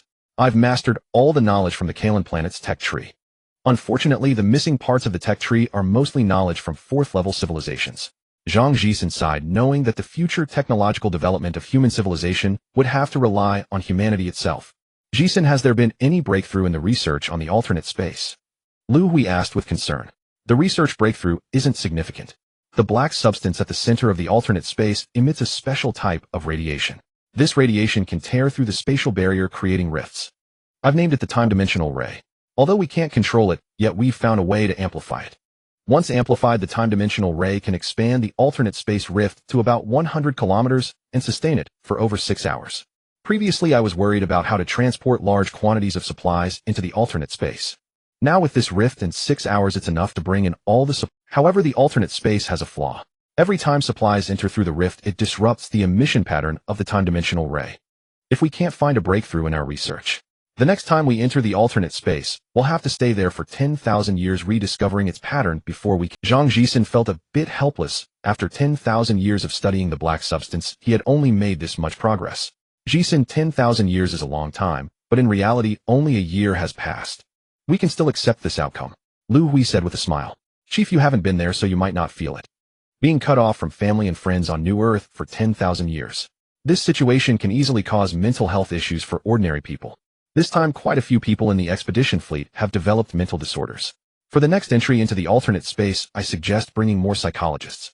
Hearing Zhang Jisun's words, Liu Hui nodded. Jisun, would you like to stay on New Earth and rest for a year or 2? Liu Hui suggested with some concern. Chief, don't worry. I don't have any psychological issues. The next time I enter the alternate space, I need to bring the entire Academy of Sciences with me. It won't work without me. Zhang Jisun replied. In that case, I won't try to persuade you. The next time you enter the alternate space, there's something I need you to focus on. Due to the limitations of energy blocks over the past year, we've only extracted a limited number of energy cells from the mantis beasts. It's probably only enough for 2000 warships. You'll have plenty of time in the alternate space. I hope you'll use that ample time to research and design new warships and not waste the extracted energy cells. The Locke civilization bears ill intentions toward us. Only by enhancing our military capabilities can we safeguard the safety of human civilization. After exiting the alternate space, Zhang Jisen stayed on New Earth for a month to allow the expedition fleet members ample time to adjust their mental states. A month later, he returned to the alternate space. This time accompanying him were the supplies that Liu Hui had prepared over the past year. In terms of personnel, approximately 100 million people entered the alternate space. Most of them were members of the Tonggu and Yuzhu civilizations. They were the main force for building the alternate space base and the backbone of the manufacturing industry. Both civilizations were semi-mechanical with lifespans reaching over 100,000 years, allowing them to easily cope with the 10th-year span in the alternate space. The Bahang civilization, characterized by commerce, had little role in the alternate space. Additionally, their lifespan was relatively short, only about 50,000. They were excluded from the alternate space. There was actually another reason for their exclusion. They had only followed human civilization for a mere year. Liu Hui did not fully trust them yet, and wanted to observe them further. Zhang Jisen re-entered the alternate space. The 10th-year plan for the alternate space thus began. Locke Civilization High Command. Commander, here is the latest intelligence on human civilization. The Locke commander took the intelligence documents handed over by Ji Shi and began reading. The offensive plan against human civilization was still in preparation, and the Locke commander was paying close attention to human intelligence. Ji Shi, why has human civilization been purchasing so many mineral resources lately? The Locke commander noticed the anomaly in the intelligence. The intelligence showed that the minerals purchased by humans far exceeded their daily consumption, amounting to tens of thousands of times the normal amount. Commander, I can't figure it out either. These mineral resources include both common and rare ores. If they were used for building warships, given the scale of human manufacturing, they couldn't possibly consume so much. Recently, the Bahang civilization and human civilization signed a suzerainty agreement. I suspect that human civilization, acting on the advice of the Bahang civilization, is hoarding mineral resources. They'll wait for the price to rise, then sell the resources to profit from the difference. Ji Shi presented his analysis. This Bahang civilization has poor judgment. Human civilization is on the verge of extinction, yet they're jumping into the pit.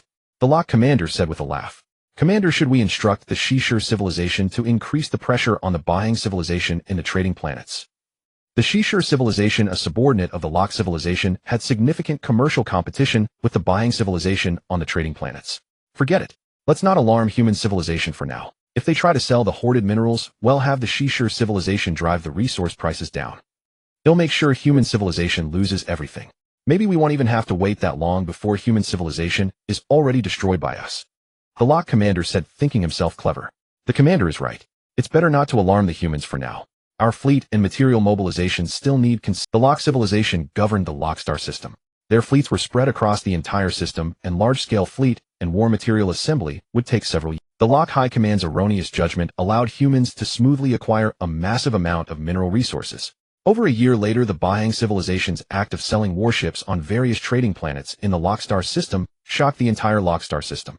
1 year of waiting was not long for Liu Hui, but for Zhang Jisen, he had endured another 10,000 years. A year later, the rift in the alternate space opened and Liu Hui and Zhang Jisen met again. Leader, we have made great progress over these 10,000 years. Zhang Jisen said excitedly as he released Liu Hui from his embrace. Jisen, tell me in detail. Liu Hui was filled with anticipation. Leader, guess how many Kunlun warships we manufactured at the alternate space base in these 10,000. Zhang Jisen teased a hint of pride in his voice. 200 million. 500 million. It can't be 10 billion, right? Liu Hui found it hard to believe. Jisen, stop teasing me, just tell me. Leader, you guessed a bit low. We manufactured 12 billion Kunlun warships. If not for the shortage of materials, we could have built 20 billion in 10,000 years. Zhang Jisen said proudly. If all 12 billion Kunlun warships were sold, Liu Hui was already calculating how much energy blocks they could earn. Leader, don't calculate just yet. Take a look at this. Our new warship, the Taishan warship. And this, the redesigned Longting mothership. We manufactured 200,000 Taishan warships and 2 Longting motherships. Zhang Jisen handed over the warship data to Liu Hui. Opening the data, Liu Hui began to examine it closely. Taishan warship, length 13 kilometers, width 4 kilometers, height 2 kilometers. It's significantly smaller than the 23 kilometers long Kunlun warship, which should account for the high cost of energy cells, making it unwise to build a warship too long. Liu Hui thought. Defense capability. The ship's surface is entirely covered with energy cells, making it immune to all energy attacks. The primary materials for the warship's construction are the latest developed materials with impact resistance, improved sixfold compared to the Kunlun warship. The close defense weaponry is equipped with 6,000 high-velocity, special projectile kinetic cannons with an effective attack range of 8 to 0 km. Jisen, why has the close defense weaponry been changed to kinetic cannons? Isn't it better to use energy weapons? Liu Hui asked, momentarily confused. Leader, the Taishan warship is immune to energy attacks. Its primary threat comes from kinetic attacks or collisions with enemy warships. To prevent enemy warships from getting close and colliding, the high-velocity kinetic weapons are much more effective. Most current warships possess energy shields. If energy weapons are used as close defense, they would first need to breach the energy shield to destroy the enemy warships. Kinetic weapons, on the other hand, can directly penetrate the opponent's shield and inflict damage on the warship. Zhang Jisen explained. Liu Hui nodded and continued to look at the materials in his hand. The Taishan warship is equipped with 200 small escort warships, each approximately 100 meters long, armed with 2 energy beam cannons and 4 kinetic high-speed cannons. It places great emphasis on close defense capability. Not only does it have 6,000 high-velocity kinetic cannons, but it also has 200 escort warships to maneuver and respond to unexpected close defense situations. With this in mind, Liu Hui nodded again. The warship is equipped with a spatial jump system. This is a standard feature for main battle warships. The Taishan warship also carries 2,000 new-type Jialong mechas. Liu Hui had previously suggested considering the use of Jialong mechas in the design of new warships, but did not expect that their design would place such importance on the Jialong mechas. At the bottom of the data, the purpose of equipping Jialong mechas was summarized. Offensive aspects. On the battlefield, if the enemy warship is not too far away, the Jialong mechas can rapidly breach the enemy's energy shield to attack the hull of the enemy warship, destroying it. Defensive aspects. When necessary, Jialong mechas can form a defensive line around the Taishan warship, destroying any enemy warships that approach. The design of the warship considers the use of Jialong mechas quite well. Liu Hui nodded again. The long-range attack capability of the Taishan warship is not as powerful as that of the Kunlun warship. Due to the size limitation of the warship's hull, the Taishan warship is only equipped with 2 large-caliber energy beam cannons. Liu Hui felt somewhat regretful. In terms of the power system, the Taishan warship uses the latest model of a 4-directional gravitational wave engine. The warship's acceleration and agility have great. Most importantly, the speed of the Taishan warship surpasses the speed of light, reaching twice the speed of light. Jisen, even with the latest model of the 4-directional gravitational wave engine, it's impossible for a warship's speed to reach twice the speed of light. How did you achieve this? Liu Hui was very curious. He knew that in normal space, it is extremely challenging for a massive object to exceed the speed of light. It requires prolonged acceleration and a powerful propulsion system. The closer an object's speed is to the speed of light, the greater its mass becomes, and the energy consumption of the propulsion system increases, potentially approaching infinity. For this reason, regardless of the propulsion system used, every civilization, when designing warships, always keeps the speed of the warships below the speed of light. The reason is that warships cannot carry infinite energy for prolonged high-speed flight. Currently, in the Lock Galaxy, warships can achieve speeds of 0.9 to 0.95 times the speed of light, which is already considered high-speed warships. Leader, do you still remember the black substance from the alternate space? We found a way to separate it in small quantities. Energy cells can decompose the black substance. However, the decomposition process is incredibly long, requiring over 2,000 years. Energy cells will continually die, necessitating a large amount of energy cells. In these 10,000 years, we have only separated 1 gram of the black substance. This substance we call spatial black substance. Research shows that each microgram of black substance can produce a small alternate space generator. Leader, haven't you noticed? The bow of the Taishan warship is designed to be conical. At the top of the cone, a small alternate space generator is installed. Once activated, the bow of the warship will be positioned in alternate spacetime, while most of the hull remains in normal spacetime. A warship exists simultaneously in 2 different spacetimes. This will create a peculiar phenomenon. If the warship accelerates in the direction of alternate spacetime, it will gain the boost of the alternate spacetime's temporal dimension. In normal spacetime, if the warship's speed is 0.9 times the speed of light, after gaining the boost, its speed will exceed the speed of light. Unfortunately, with the Taishan warship, we can currently only achieve twice the speed of light. Zhang Jisen expressed some regret that according to the multiples of the alternate spacetime's temporal dimensions, they should be able to build even faster warships. Jisen, you have done very well. A warship with twice the speed of light can already stand out in the Lock Galaxy. Liu Hui continued to browse through the materials. This is the redesigned data for the Longting mothership. The new type of Longting mothership has a spherical shape with a diameter of approximately 80 kilometers. It is equipped with 4 docking bays capable of simultaneously accommodating 200 Taishan battleships for resupply and maintenance. It is equipped with a space jump system. In terms of defense, the surface of the mothership is covered with energy cells, making it immune to energy attacks. Due to the excessive use of energy cells, Zhang Jisen only manufactured 2 vessels. The mothership is armed with 100 large-caliber energy beam cannons capable of mid to long-range attacks. Additionally, there are 800 closed-defense high-velocity kinetic cannons. The reason for these armaments is the same as that of the Taishan battleships, to prevent enemy vessels from approaching and colliding with the mothership. It carries 200 small escort battleships responsible for daily security around the mothership. The new Longting mothership retains the original ultra-large caliber energy beam cannons. Although these cannons consume excessive energy, they still serve a purpose when necessary. A significant change in the mothership is that it carries 200 Jialong mechas inside. The reason for such a large number of mechas is that they have been redesigned and manufactured anew. In addition to the surface covered with energy cells that provide immunity to energy attacks, the cold weapons of the mechas have been greatly enhanced. The Academy of Sciences has developed a new type of material. This material possesses exceptional hardness and toughness, allowing cold weapons made from it to slice through the outer layers of battleships as easily as cutting through tofu. However, the manufacturing of this material is extremely difficult, leading to a very low output. The produced material is only sufficient to forge the cold weapons for the Jialong mechas. It is indeed somewhat laughable that cold weapons are still used in interstellar warfare. However, their effectiveness cannot be overlooked. Once the Jialong mechas infiltrate an enemy battleship, they can cause widespread destruction using cold weapons. This is several times more efficient than using small energy beam cannons. Furthermore, the Jialong mechas feature a completely new design. When necessary, 5 Jialong mechas can combine to form a giant mecha, enhancing their survival and combat capabilities on the battlefield. The operators of the Jialong mechas are primarily from the Tonggu tribe. Ordinary humans cannot withstand the high-speed movements of the mechas. Among humans, only the guardians can pilot the mechas. The Tonggu tribe possesses semi-mechanical bodies, enabling them to endure the high-speed movements. Regarding the guardians, Liu Hui has always had significant doubts. Logically, the guardians are the protectors of human civilization, and their role should be immensely significant. However, at present, Liu Hui finds it challenging to leverage their capabilities. On the battlefield of the starry skies, the guardians can only operate mechas in combat. Although their piloting skills surpass those of the Tonggu tribe by several times, this clearly does not match their identity and abilities. A portion of the technology tree from the Kalan planet that humans acquired is missing. Liu Hui suspects that the missing portion should contain detailed information about the guardians. Only by knowing this information can the Guardians' roles be effectively utilized. Reflecting on the Jialong mechas and the questions regarding the Guardians, Liu Hui sighed inwardly. After reviewing the data in his hands, he estimated the combat capabilities of the Taishan battleships and the new type Longting mothership. In comparison with the main battleships of the Lok civilization, Taishan battleships and 2 new Longting motherships can easily contend with 10 million of Lok's main battleships. Zhang Jisen presented Liu Hui with a satisfactory report card. Jisen, this is excellent. You all have worked hard these years. Liu Hui patted Zhang Jisen on the shoulder in praise. Leader, this is what we should do. Only with a strong military force can our human civilization establish a foothold in the universe. By the way, before I exited the alternate space, I drafted a list of supplies. You need to prepare these supplies for me the next time we enter the alternate space.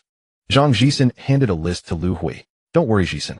I will make sure to prepare the supplies on the list as quickly as possible. Recently, we have been short of energy blocks, so the supplies prepared are not many. But things are different now. We have 1.2 billion Kunlun battleships to sell. This time, the Bahang civilization can truly showcase its talents. Upon returning to New Earth, Liu Hui summoned the leader of the Bahang civilization. Since signing the suzerainty agreement with the human civilization Bahang, leader Guanshan expressed his loyalty by moving his residence directly to New Earth. In the past year, Guanshan felt somewhat frustrated. The scale of human commercial activities has been shrinking, with only a little over 100 Kunlun battleships manufactured each month. To increase the battleship production for humanity, he approached Liu Hui multiple times only to be brushed off. The time since the Bahang civilization joined human civilization is still short. The matters regarding the alternate space are also of great significance. Liu Hui has kept this matter hidden from him. Respected leader, you summoned me for something. Guanshan found it somewhat strange, as Liu Hui rarely summoned him proactively. Guanshan, I have a list of supplies here. Please prepare them for me as soon as possible. Liu Hui handed the list to Guanshan. Looking at the list in his hands, Guanshan felt an urge to cry without tears. Although the variety of items on the list is not large, the quantities are enormous. Last year, when humanity acquired a large amount of supplies, and during times of energy block shortages, the Bahang civilization covered a significant amount for humanity. Now with old debts unpaid, a new supply acquisition list has come, making him feel somewhat cheated by humanity. Guanshan estimated briefly. This time, even if they drained the energy block reserves of the Bahang civilization, they would not be able to pay for this list. Leader, to prepare this list, we lack energy blocks. Guanshan said with a troubled expression. It's fine, selling the Kunlun battleships will provide us with energy blocks. Leader, selling over 100 Kunlun battleships each month generates too little income, Guanshan explained. I'm not talking about 100 battleships. This time we humans are selling 1.2 billion Kunlun battleships, Liu Hui said with a smile. Having summoned Guanshan today, Liu Hui had already decided to inform him about the alternate space. In the past 2 years, the Bahang civilization has performed exceptionally well. Though the time has been short, it is a fact that Guanshan is willing to spend energy blocks for human civilization. 1.2 billion Kunlun battleships. Leader, you didn't miscount the quantity, did you? Guanshan thought he had misheard. The quantity is correct. Guanshan, there is something I need to tell you. This is humanity's. Our human civilization controls an alternate space. Upon exiting Liu Hui's office, Guanshan's mood fluctuated greatly. He initially believed he had chosen the wrong civilization and fallen into a trap. Now it seems luck is on the side of the Bahang civilization. Their suzerain civilization, humanity, actually possesses an alternate space. This alternate space is like a treasure trove of energy blocks. Guanshan could almost see countless energy blocks dancing before his eyes. With 1.2 billion Kunlun battleships ready for sale, Guanshan knows that the Bahang civilization will soon shine at various trading planets. Please don't crowd a line up to collect your numbers. This sale of Kunlun warships is only accepting on-site reservations. No energy card reservations are accepted. Each number is limited to purchasing 10 warships. Don't worry, even if today's warships are sold out, there will be more tomorrow. The Rock Galaxy has tens of thousands of trading planets. In the past, human civilization had low production of Kunlun warships, and when selling them, they would choose nearby trading planets. This time, the massive quantity of 1.2 billion Kunlun warships required rapid sale. The Bahang civilization distributed them across various trading. Many trading planets were selling Kunlun warships for the first time. As soon as the warships hit the market, a frenzy of purchasing erupted. The space tunnels near New Earth became exceptionally busy. Millions of Kunlun warships waited outside the tunnel entrances, queuing to be dispatched to various trading planets. Rock Civilization Command Headquarters. Ji Shi, holding an intelligence report, hurriedly pushed open the door of the command center. Commander, human civilization is making a big move. Ji Shi handed the intelligence to Commander Rock. Human civilization is selling Kunlun warships in large quantities. In 3 days, they've already sold 100 million. Where did they get so many warships? After reading the report, Commander Rock was greatly astonished. Ji Shi, have you found out the reason? Commander Rock asked. Commander, the specific reason is still unclear. The number of warships human civilization is selling this time is enormous. The commander of the space tunnel near New Earth reports that tens of millions of warships are gathering at the tunnel entrance every day, ready to be dispatched to various trading planets. Ji Shi replied. Human civilization couldn't have suddenly produced so many warships. Ji Shi, what do you think? Commander Rock asked Ji Shi. Commander, last year human civilization acquired a large amount of mineral resources. We originally thought they were hoarding minerals. Now it seems our judgment was wrong. They intended to refine those minerals to manufacture warships. What I can't understand now is how in just 1 year human civilization managed to produce such a staggering number of warships. From the current intelligence, the number of warships human civilization is selling could reach 500 million or even more. Ji Shi truly couldn't fathom how human civilization had accomplished this. Ji Shi, don't bother. It must be because of the Kalan planet technology tree. With the technology tree of a 4th-level civilization, anything is possible. After saying this, Commander Rock fell into a thoughtful silence. Ji Shi, is there any intelligence indicating that human civilization is expanding their fleet? Commander Rock suddenly asked. Commander, currently there is no such intelligence. The warships human civilization is selling are simplified versions of their main warship. The warships they are manufacturing are all intended for sale. Ji Shi replied. Ji Shi, we can no longer delay attacking human civilization and seizing the technology tree. This time they are only manufacturing warships for sale. If next time they produce a massive number of warships to equip their military. Commander Rock made up his mind. Human civilization's display of prowess was too sharp. If they delayed any longer, he feared the Rock civilization would lose its last opportunity. Commander, I agree with your thoughts on launching an attack as soon as possible. Time truly cannot be delayed any further. In 6 months, we can mobilize over 1 billion main warships. The 1 billion warships deployed to the front lines of the Sirius sector will also be rotated back. In total, we can assemble 2 billion main warships. Human civilization currently has about 1:1. 5 million active main warships. Our numerical advantage is already very clear. The Rock Command headquarters originally planned to take about 50 years to assemble 5 billion main warships, and only with absolute certainty launch an attack on human civilization. Now they were forced to advance the timing of the attack. The sale of Kunlun warships by the buying civilization was not obstructed by the Rock civilization.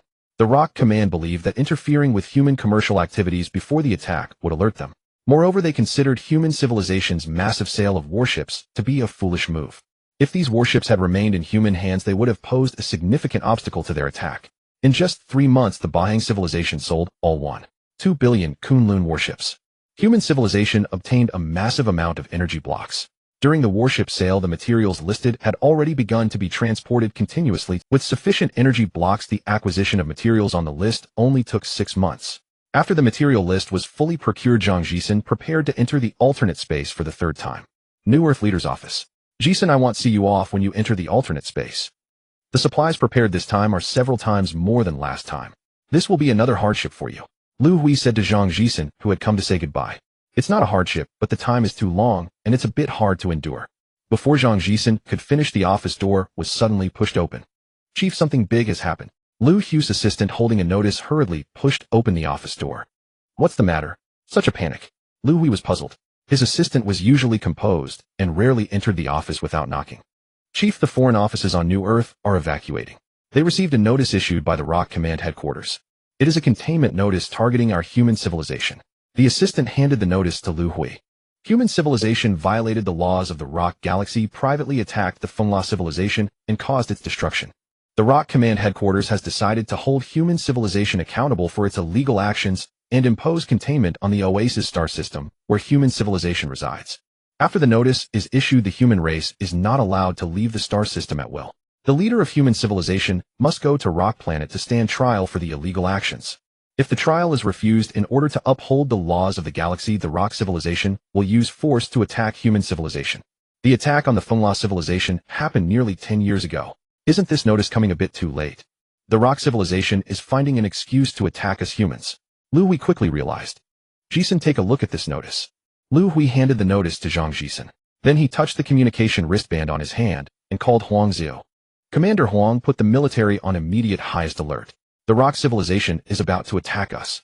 After issuing the order, report to the command center. After ending the call, Liu Hui looked at Zhang Jisen. Jisen, what do you think?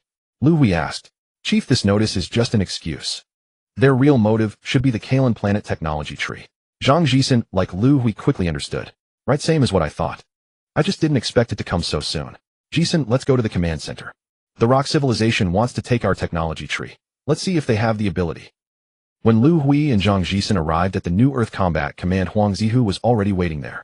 Commander Huang, what's the situation? Liu Hui asked. Chief, the first-level combat readiness order has been issued. The Oasis star system defense system has been activated, and all routes in and out of the star system have been closed. However, there are still many alien personnel from various offices who haven't managed to evacuate the star system.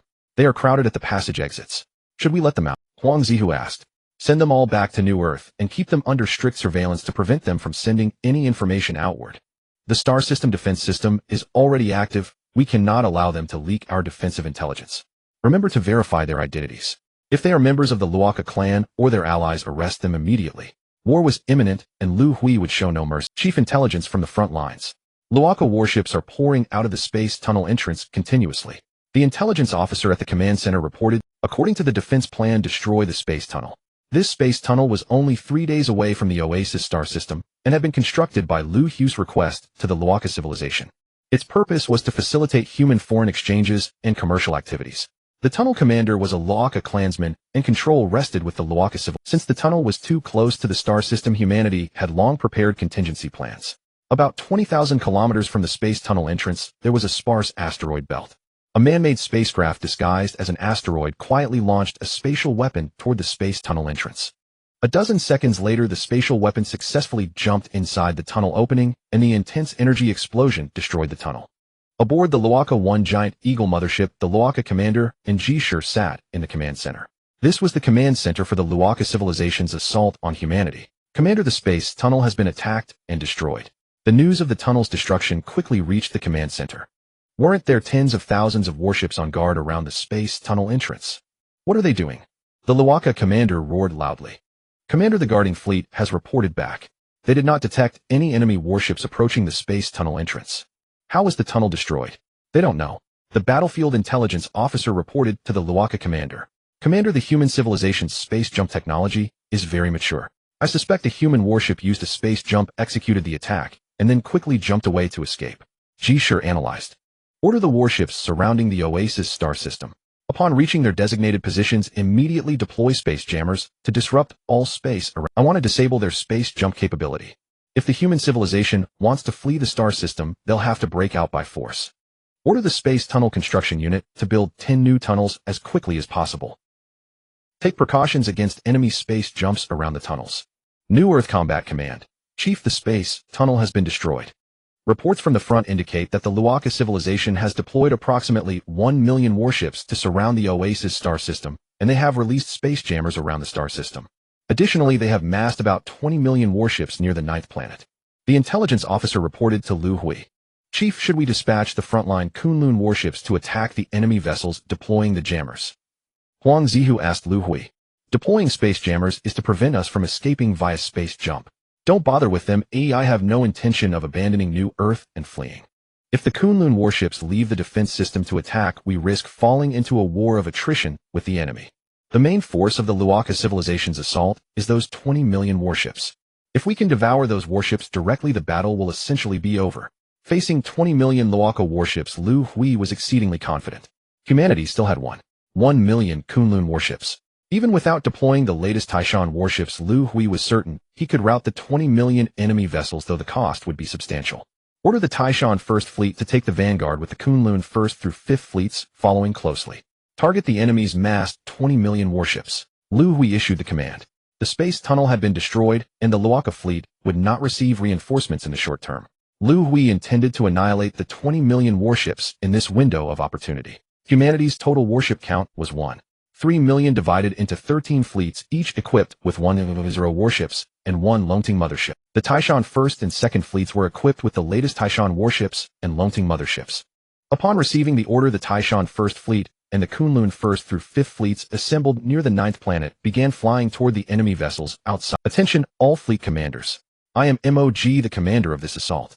I order all Longting motherships to initiate super large caliber energy beam cannons and begin charging immediately. Once we reach attack range, we'll fire a volley at the enemy first. Commanders, let me remind you. After entering the battlefield, your primary mission is to protect our Taishan warships. Remember, you 5 Kunlun warships are to protect 1 Taishan warship. Don't get scattered in the heat of battle. MOG was quite pleased. He was the commander of the Taishan 1st Fleet, and humanity's 1st Fleet re-equipment had the newly outfitted Taishan warships thrilled him. On the starry battlefield, if collision countermeasures were properly implemented, such warships were practically invincible. Longting Mothership 1 charging complete. Mothership 2 charging complete. Upon reaching attack range, 6 devastating energy beams shot toward the enemy's assembly area. Luaka Giant Eagle Mothership Command Center. Commander, a human fleet is flying toward our warship assembly point. The battlefield observer reported to the Luaka commander. How many warships are in this fleet? Commander, approximately 5,000 warships. 5,000 warships, and they dare to charge against our main force of 20 million. This human civilization looks down on our Luaka civilization. No sooner had the Luaka commander finished speaking than the human fleet launched 6 devastating energy beams. Commander, the enemy has initiated long-range attack. Our warship losses are heavy. Casualties are being calculated. We have lost nearly 2,000 warships. The battlefield observer reported the losses to the commander. These are the human civilization's Longting motherships conducting long-range attacks. Don't think that just because you humans have motherships, we Luaka don't. The Luaka commander was enraged. Order all our Giant Eagle motherships to charge immediately and prepare to attack. With the Luaka commander's order, over 100 Giant Eagle motherships aimed their massive energy cannons at the human fleet. We are about to enter the enemy battleship's attack range. You all stay behind the Taishan battleship while I take the first wave of energy attacks. Our attack plan is to approach the enemy within 800 kilometers before launching our assault. I want the enemy battleships to taste the power of our high-velocity kinetic cannons. The captain of a Taishan battleship instructed the 5 Kunlun battleships that were guarding it. A total of 6,000 human battleships participated in the attack, divided into about 1,000 combat units. Each combat unit consists of 1 Taishan battleship and 5 Kunlun battleships. The main force of the attack is the Taishan battleship, while the remaining Kunlun battleships assist in the assault. While attacking, they must also ensure the safety of the Taishan battleship, preventing enemy ships from closing in and colliding with it. The combat unit strategy is to close in on the enemy ships and utilize the high-velocity kinetic cannons on the Taishan battleship to strike. This type of attack is extremely efficient as the enemy battleship's energy shields can only defend against energy attacks and are defenseless against kinetic projectiles. Everyone pay attention. The enemy's long-range energy attacks are coming and the coverage area is very broad. Everyone take cover.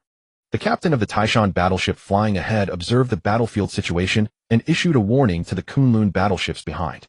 He commanded the Taishan battleship to maneuver sideways, preparing to shield the 5 Kunlun battleships from the energy attacks. The Rock fleet's more than 100 giant Eagle motherships had finished charging their power, and their formidable energy cannons were aimed at the human fleet. How are the Kunlun battleships in the rear doing? After the enemy's long-range energy attack, the captain of the Taishan battleship felt a bit worried. He knew that the Taishan battleship was smaller than the Kunlun battleships and could not block all the energy attacks aimed at the ships behind. A 3684 Kunlun battleship is preparing to return for repairs. We were grazed by an energy cannon. The energy shield of the ship has shattered, and there is damage to the right wing. A 3682 Kunlun battleship has half of its energy shield remaining and can continue fighting. A 3681 is fine. Thankfully, the Taishan battleship blocked most of the energy attacks. The giant Eagle mothership of the Rock fleet is as powerful as the human Longting mothership. Without any cover, a hit on a Kunlun battleship would vaporize it instantly. The remaining battleships stay close behind me. We are under attack from the long-range energy cannons of the Rock mothership. I've just received orders from the commander. Prioritize attacking the enemy mothership. The leading Taishan battleship adjusted its flight direction, heading toward the nearest enemy mothership. Behind it, there are 4 remaining Kunlun battleships. Commander, our mothership's attack effectiveness is not significant. Only over 10,000 human battleships have retreated from battle, and very few have been direct. How is that possible? The giant Eagle mothership's massive cannons can destroy a small planet. The enemy battleship's energy shields simply cannot hold up. The effectiveness of the giant Eagle mothership's attacks surprised the Rock commander. Commander, human battleships are heading toward the giant Eagle mothership. They are aiming to attack it. Don't worry. The giant Eagle mothership has over 10,000 large-caliber energy cannons. The human fleet getting close to the mothership is simply courting death. The Rock commander was very confident in the firepower of the giant Eagle mothership. Commander, a new type of human battleship has been discovered on the battlefield. This type of battleship has no energy shields, but is immune to all energy attacks. How can such a battleship exist? Even a 4th-level civilization's battleship requires an energy shield. The Rock commander was very surprised. Have the battlefield reconfirm the information? Could there be an error? This kind of attack is truly exhilarating. The captain of the Taishan battleship was extremely excited. After entering the attack range of 800 km, all over 600 high-velocity kinetic cannons on the Taishan battleship opened. The dense barrage of projectiles raced toward the enemy ships at 0.9 times the speed of light. About 1000 projectiles could destroy one enemy battleship. The Rock battleships guarding around the giant Eagle mothership were successively destroyed as the Taishan battleship rapidly approached the giant Eagle mothership. Captain, the enemy mothership has entered the firing range of the kinetic cannons. The crew reported excitedly. Concentrate all kinetic cannons and open fire on the enemy mothership. The captain of the Taishan battleship issued the command. All kinetic cannons aimed at the enemy mothership, and in less than a minute hundreds of thousands of projectiles poured toward the enemy mothership. Cease fire. Stop shooting. The captain of the Taishan battleship ordered. He realized that the damage caused by the kinetic cannon projectiles to the enemy mothership was not significant. The enemy mothership has a diameter of over 100 kilometers. It is simply too massive. Even if he fired all the projectiles on the battleship, he might not be able to destroy the enemy mothership. Notify the Dragon Mech squad on the ship to prepare for battle. After getting close to the enemy mothership, they will be launched. The captain of the Taishan battleship thought of a countermeasure. Utilize the Dragon Mechs to infiltrate the interior of the enemy mothership and destroy it from. Captain, there are still 300 km to the enemy mothership. The crew reported. Halt all forward movement. Attack the surrounding enemy battleships from the same spot. Launch 100 Dragon Mechs toward the enemy mothership. The captain issued the command. He did not dare to fly any closer. Surrounding the enemy mothership are nearly 10,000 escort battleships, and getting any closer would risk collision with the enemy vessels. The 100 Dragon Mechs ejected from the Taishan battleship, racing toward the enemy mothership. The Rock battleships guarding around the giant Eagle mothership opened fire on the Dragon Mechs, but the Dragon Mechs were immune to energy attacks and suffered no damage. Before the enemy could react, the Dragon Mechs crashed into the enemy mothership. Once inside the enemy mothership, they began to wield cold weapons and wreak havoc. Minutes later, all Dragon Mechs retreat immediately. The energy shield system of the enemy mothership has been destroyed by you. The attacking mechs received the captain's order to retreat. They successfully disabled the enemy mothership's energy shield system. Without an energy shield, the giant Eagle mothership is just an iron target. A dozen energy beam cannons from the Kunlun battleships and Taishan battleships, Rock Fleet Command Center. Commander, it has been confirmed that the new type of human battleship can be immune to energy attacks. Over half of our giant Eagle motherships have been destroyed. Quickly order the remaining motherships to retreat. Commander, we only have 10 million battleships left. After 3 hours of fighting with the humans, the Rock civilization lost 10 million battleships. Commander, the front line has sent back a report. Some of our kin drove their ships to crash into the new type of human battleships. Hearing this report, the Rock commander's eyes lit up. Order all battleships on the battlefield upon seeing the new type of human battleships to accelerate and directly crash into them. The Rock civilization has a vast number of battleships and is not afraid of losses. How is the construction of the spatial tunnel progressing in the rear? Commander, 10 spatial tunnels have been completed. The battleships are on their way and will arrive at the battlefield in 5 minutes. Great, over 1 billion battleships. Let's see how you humans deal with this. Captain, when will we finally upgrade to Taishan-class warships? A crew member aboard a Kunlun-class warship asked wistfully. You're asking me. How would I know? And don't think I don't want to. Believe me, I do. And the captain sighed disgruntled. Now on the battlefield, Kunlun-class warships escorting the Taishan vessels had become little more than passive spectators. The Taishan-class ships bore the brunt of the assault. Kunlun-class vessels lacking kinetic weaponry could only stand by and observe. And enemy warships refused to close in. Instead, they engaged the Taishan fleet from afar. Impervious to energy-based attacks, the Taishan warships turned every enemy vessel into a sitting target. And meanwhile, the watching Kunlun ships merely dodged stray energy salvos now and then. If enemy vessels stayed beyond engagement range, the Kunlun crews truly had nothing to do. Captain, enemy ship has breached the 5,000 kilometer threshold. Battle observer aboard Kunlun warship announced elated. Lock onto it immediately. Fire all energy cannons and notify the Taishan flagship this vessel is ours to claim. Let us at least savor a morsel, just enough to whet our appetite. Hurry, the Taishan fleet may destroy it before we even get the chance. After long waiting, a single straggler had slipped through, and the Kunlun captain surged with exhilaration. Yet his excitement proved fleeting. Several Kunlun warships locked on simultaneously. Within moments, the enemy's energy shielding shattered, and its hull disintegrated under concentrated fire. How utterly dull. We barely fired a few rounds before it was over. The Kunlun captain exhaled deeply. Captain, another enemy vessel has breached the 5,000 kilometer mark. The observer shouted. Now quickly. Lock on. Resume operations. Hardly had he sighed when renewed anticipation lit the captain's eyes. Captain, something's wrong. Enemy vessels have ceased long-range exchanges. They're all charging forward en masse. The battle observer sensed the shift. Hearing the report, the captain strode to the radar display and beheld thousands of enemy warships surging toward their formation. Lock targets. Fire energy cannons without delay. Alert the Taishan flagship immediately. A massive wave of enemy vessels is converging rapidly. They may have identified the Taishan flagship's vulnerability and intend ramming maneuvers. But the Taishan captain needed no warning. He too had already noted the battlefield's ominous transformation. All escorting Kunlun warships, take heed. We shall engage while withdrawing. Maintain maximum distance from the enemy. Taishan flagship's guardian vessels. Detach immediately and establish a defensive line at the 2,000 kilometer frontier. Jiao Long Mecha Squadron aboard the flagship. Stand ready. Should any enemy vessel breach the 1,000 kilometer threshold, launch immediately and annihilate it. The Taishan captain issued rapid decisive. Within 15 minutes, the entire wave, over 2,000 enemy vessels, was obliterated. The closest among them reached only the 3,000 kilometer mark. What a glorious fight. That is how battle should be waged. The Kunlun captain vibrated with exhilaration.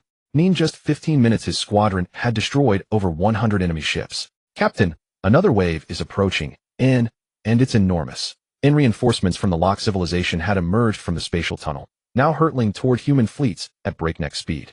Why do their numbers keep increasing? The Taishan captain's unease deepened. Within half an hour, they had destroyed nearly 10,000 enemy vessels. Yet still fresh waves poured forth without cease. Already numerous enemy ships had pierced the Guardian fleet's outer cordon, some nearing the 1,000 kilometer perimeter of the Taishan flagship. Fortunately, the Jiao Long Mecha Squadron responded instantly, intercepting and obliterating every intruder. Captain, the kinetic artillery ammunition is nearly exhausted.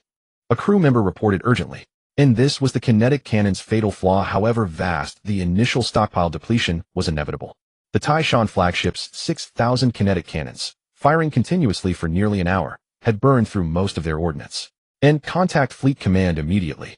Our ammunition reserves are critically low. Request immediate withdrawal from combat. And the Taishan captain surveyed the surrounding battlefield. Enemy vessels breaching the 2,000-kilometer defense line multiplied by the minute, and some had closed within a mere 1,000 kilometers of the flagship. At that proximity, impact would occur in seconds, were it not for the relentless defense mounted by the Xiaolong Mecha Squadron. And Captain, Fleet Command has issued the general retreat order. All vessels fall back into the stellar defense system, fortify positions, and continue resistance from within. And the order echoed across every front line. Retreat. Now. And the captain watched in horror as 2 of the 5 Kunlun escorts guarding his vessel were obliterated by enemy collisions. And he yearned to intervene, but dared not issue the command. The enemy armada was simply too vast. In New Earth Combat Commander frontline forces have begun withdrawal. Casualties are being tallied, and Liu Hui frowned. Have we identified the cause? Why has the Lock fleet suddenly swelled so dramatically? Liu Hui demanded. Commander, we've detected spatial tunnel fluctuations behind the Lock fleet. They must have constructed a new one. The command center's sensor analyst replied. Commander, shall we dispatch a Taishan strike force to penetrate and destroy the tunnel? Huang Zhe. No. The Lock civilization erected this tunnel in less than half a day. Even if we succeed in destroying it, they'll rebuild it just as swiftly. Based on current battlefield intelligence, the Lock fleet now exceeds 500 million vessels and continues expanding at an alarming rate. Against such overwhelming numbers, deploying every Taishan warship would prove futile. Liu Hui had never imagined the Lock civilization could reconstruct a spatial tunnel so swiftly, nor that they would mobilize over 500 million vessels against humanity. Commander, the Vanguard fleet has withdrawn into the stellar defense system and resumed defensive operations. Our casualty assessment is complete. Of the 600,000 assault vessels deployed, only roughly 300,000 returned. Over 10,000 Taishan warships were lost. Enemy losses approximate 100 million vessels. The command center's logistics officer reported to Liu Hui. Order all long-tongue motherships to return to New Earth. Ji-sun, you are entrusted with a critical mission. Once all humans are aboard, you will lead the exodus into extradimensional space. Embarkation must proceed without delay. The stellar defense system cannot hold for long. The situation on the battlefield changed too rapidly. Liu Hui's original plan was to destroy the time-space tunnel and eliminate the over 20 million warships of the Lock civilization attacking humanity. To let the Lock civilization understand the strength of humanity, a forced attack on humans would come at a heavy cost. If the Lock civilization deemed the price too high, they would have reservations. Human civilization would not have to abandon New Earth and wander the universe again. It now seems that the Lock civilization has made up its mind. Regardless of the cost, they aim to seize the technology tree and destroy humanity. Faced with the insane Lock civilization, Liu Hui could only abandon New Earth and relocate the population to another dimension. There are nearly 300 million people on New Earth. Humanity still has a dozen dragon-soaring motherships, massive vessels capable of relocating all of humanity. The biggest problem now is that it will take a considerable amount of time to board nearly 300 million people onto the motherships. Due to the overwhelming number of Lock warships, humanity's defenses might not hold long enough for all personnel to evacuate. Leader, the Lock fleet has begun attacking our stellar defense installations. The battlefield observer reported to Liu Hui. Order the Taishan Second Fleet to take over the defense of the First Fleet, allowing the First Fleet to retreat to the rear for energy and ammunition resupply. Notify the frontline commander to employ a tactical retreat strategy, resisting step by step to delay the enemy's advance as much as possible, buying time for humanity's evacuation. Liu Hui issued the command. Humanity had been inspired during the attack on the Fenghua planet. After the war, humanity established a massive defensive fortification system in the Oasis stellar system. Within the star system, humanity constructed numerous defensive fortresses. The fortresses have a diameter of about 2 kilometers, equipped with hundreds of large-caliber energy beam cannons and an independent energy shield system capable of absorbing 95% of incoming energy. The number of defensive fortresses is approximately 100 million. All warships, please pay attention. Prepare to retreat 100 km to the second defensive line, relying on the defensive fortresses to continue holding the line. Liu Hui issued a new command. Humanity established 10 defensive lines using the fortresses. The first defensive line held for less than half an hour. Humanity's losses were not significant, only a few thousand warships. Meanwhile, the Lock civilization lost over 80 million warships in just half an hour. Their gain was merely a 100 km advance. Lock Fleet Attack Command Center. Commander, humanity has deployed a large number of defensive fortresses in the star system. Our attack has incurred significant losses, nearly 100 million warships lost. Upon hearing his subordinates report, the Locke commander looked displeased. He never expected that humanity would be such a hard nut to crack. In just a few hours of combat with humanity, they had lost over 200 million warships.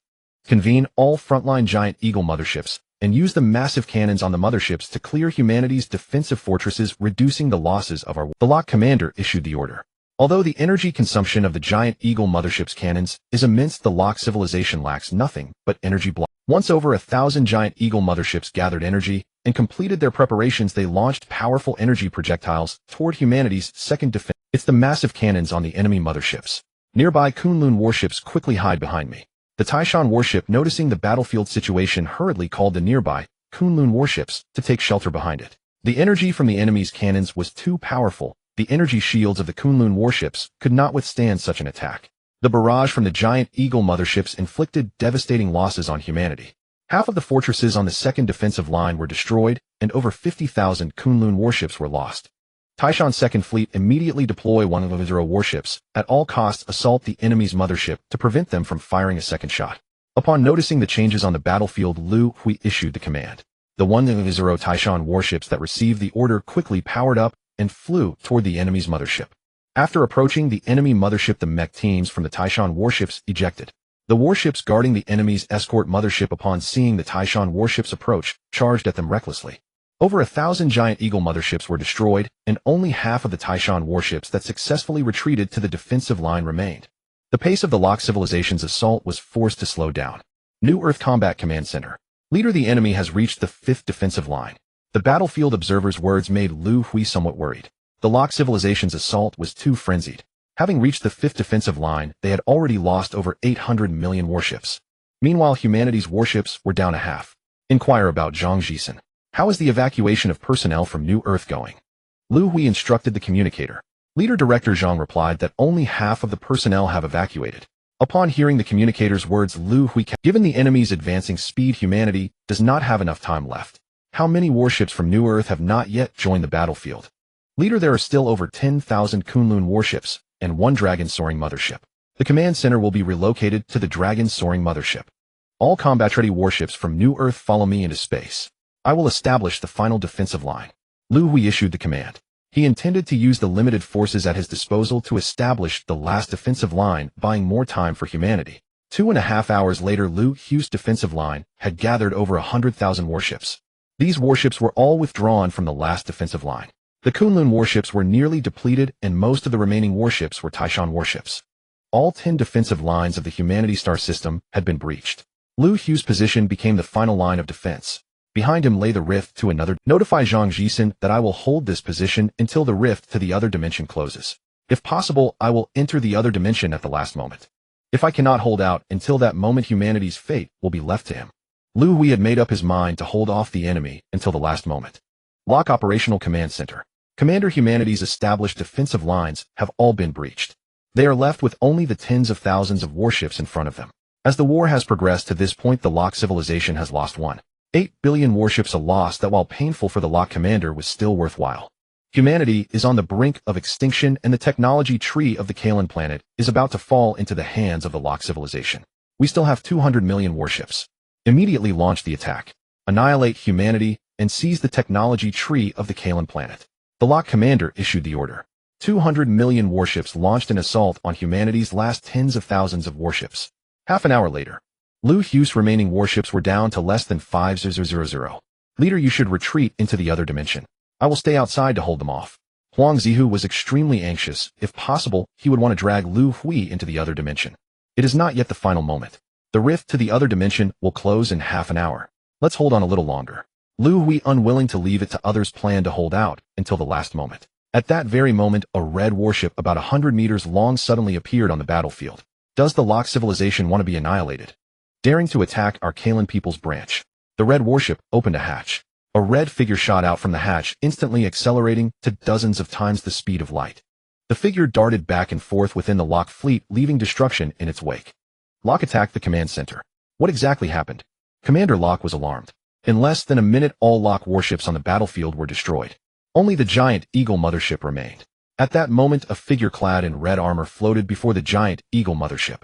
The three-dimensional communication in the command center was forcibly connected. The virtual figure in red armor appeared before Commander Locke. Locke civilization, you have quite the audacity. Knowing full well they are a branch of our Carillon people, you still dared to attack them. The virtual figure in armor questioned loudly. I am the inspector of the Carillon people from the Sirius district. Commander Locke felt a chill in his heart, his mind blank. I am asking you a question. Who gave you such audacity to dare attack a branch of the Carillon people? The armored figure exclaimed. Commander Locke, a mass of flesh, knelt on the ground. Respected Inspector. The Locke civilization has developed a covetous desire for the technological tree of Carillon planet, committing an unforgivable crime. I hope you will spare the Locke civilization for the sake of its long-standing service to the Star region. As the commander of the Locke civilization, I am willing to accept as long as you can spare our Locke civilization. As compensation, we are willing to sign a master-servant agreement with humanity, serving as their servants for life. Commander Locke was nearly in despair. The inspector, who had not appeared for over 200,000 years, had now appeared on the battlefield. Had he known the outcome would be like this, even with 10,000 lives, he would not have dared to lay a hand on humanity. For the sake of your long-standing service to the Star region. Do you think our Carillon people lack civilizations to serve us? A third-tier civilization is just a speck of dust in our eyes. Since you already know the Locke civilization has committed an unforgivable crime, I shall not waste more words with you. The figure in red armor hovering before the giant Eagle mothership raised his right hand.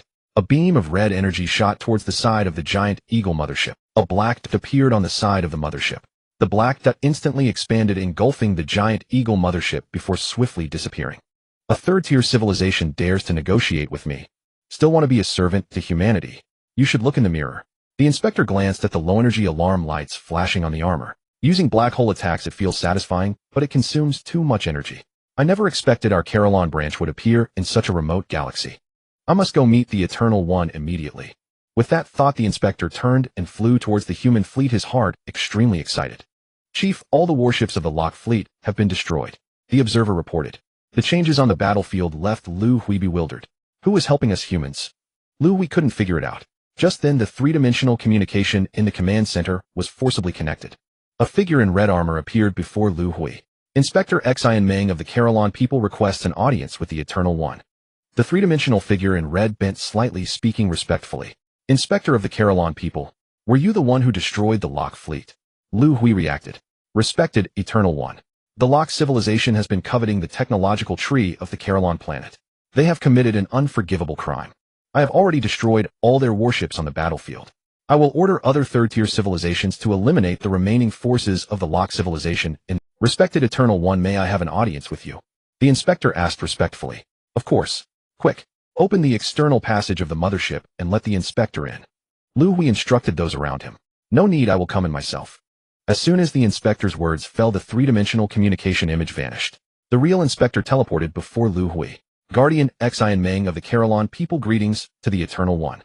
Xian Meng knelt on one knee, bowing to Liu Hui. Liu Hui looked at Xian Meng, who was kneeling on one knee. The red armor covered his entire body, concealing his appearance. Liu Hui knew that every civilization created by a life transmission ship would produce an Eternal One. Liu Hui knew that every civilization created by a life transmission ship would produce an Eternal One. The Carillon people should have an Eternal One of the same status. Respected human Eternal One. It's a long story. Our Eternal One Liu, he has been missing for over 600,000 years. Since it's a long story, we can talk about it later. I need to handle the rescue of personnel on the battlefield. Liu Hui interrupted Xian Meng's words. In this battle, humanity lost nearly 100,000. The space was filled with the wreckage of ships. Many survivors were still waiting for rescue. Huang Ziyu, dispatch all personnel to immediately conduct search and rescue for the survivors on the battlefield. Notify Zhang Jisen in the alternate space that the war is over.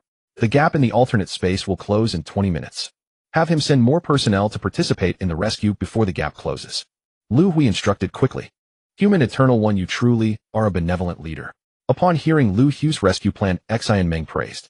In this battle, humanity has suffered tremendous losses. Over 100,000 warships, only a few thousand remain. The loss of personnel may reach tens of millions. The soldiers on these warships are all heroes of humanity. It is only right that we provide them with the fastest rescue possible. Liu Hui lamented. Rest assured, human Eternal One. The destruction of the Locke civilization is already destined. I will certainly eliminate their remaining forces in the galaxy as soon as possible. By the way, what about your fellow humans? I heard you mention the alternate space earlier. Did they all hide in the alternate space? Xi and Ming suddenly asked. That's right, around 300 million of our human kin have entered the alternate space. Liu Hui replied. 300 million kin. Is this alternate space very large? Eternal One, do you know if there is a mass limit for the alternate space?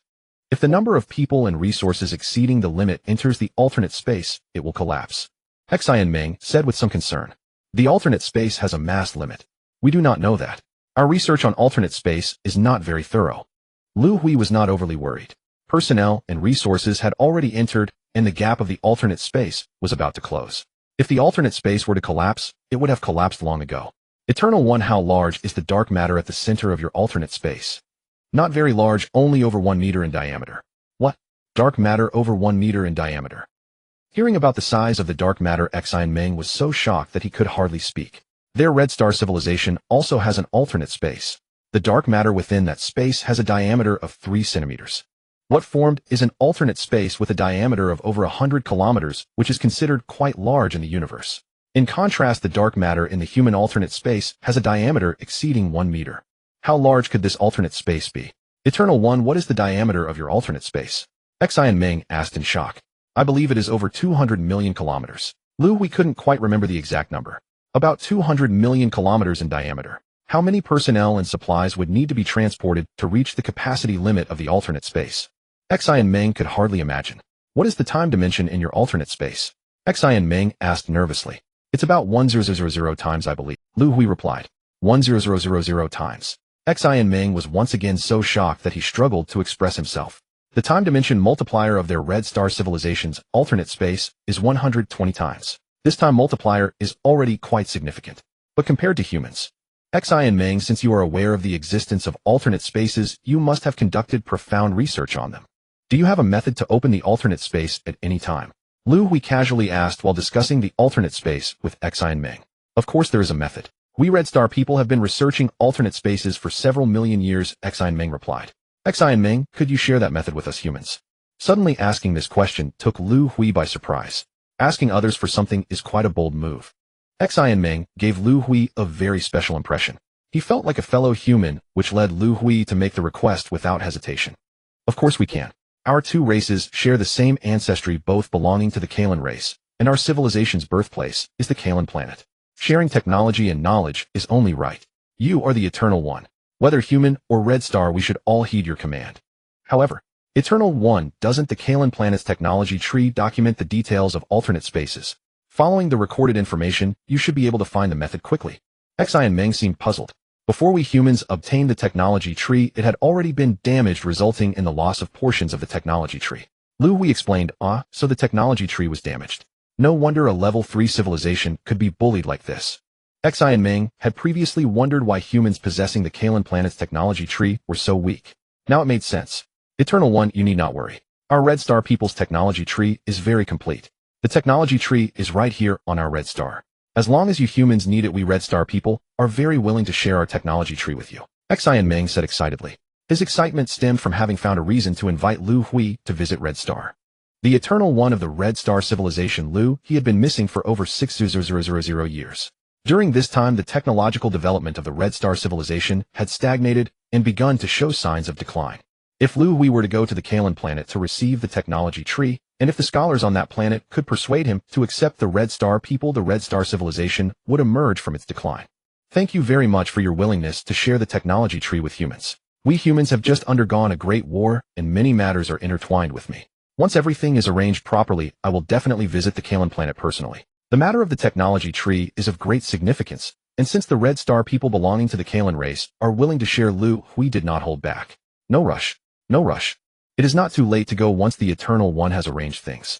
I will stay here for a while. I need to deal with some matters in the Lockstar system. At that time, I will accompany the Eternal One to the Kalan planet. Hearing that the Eternal One Liu Hui was willing to go to the Kalan planet, Xi and Ming was very happy. No problem, you can accompany me to the Kalan planet then. By the way, Xi and Ming, we have been chatting for so long, why don't you want to reveal your true appearance? Seeing Xi and Ming still dressed in his red battle armor, Liu Hui asked with a smile. I was too presumptuous. Too presumptuous.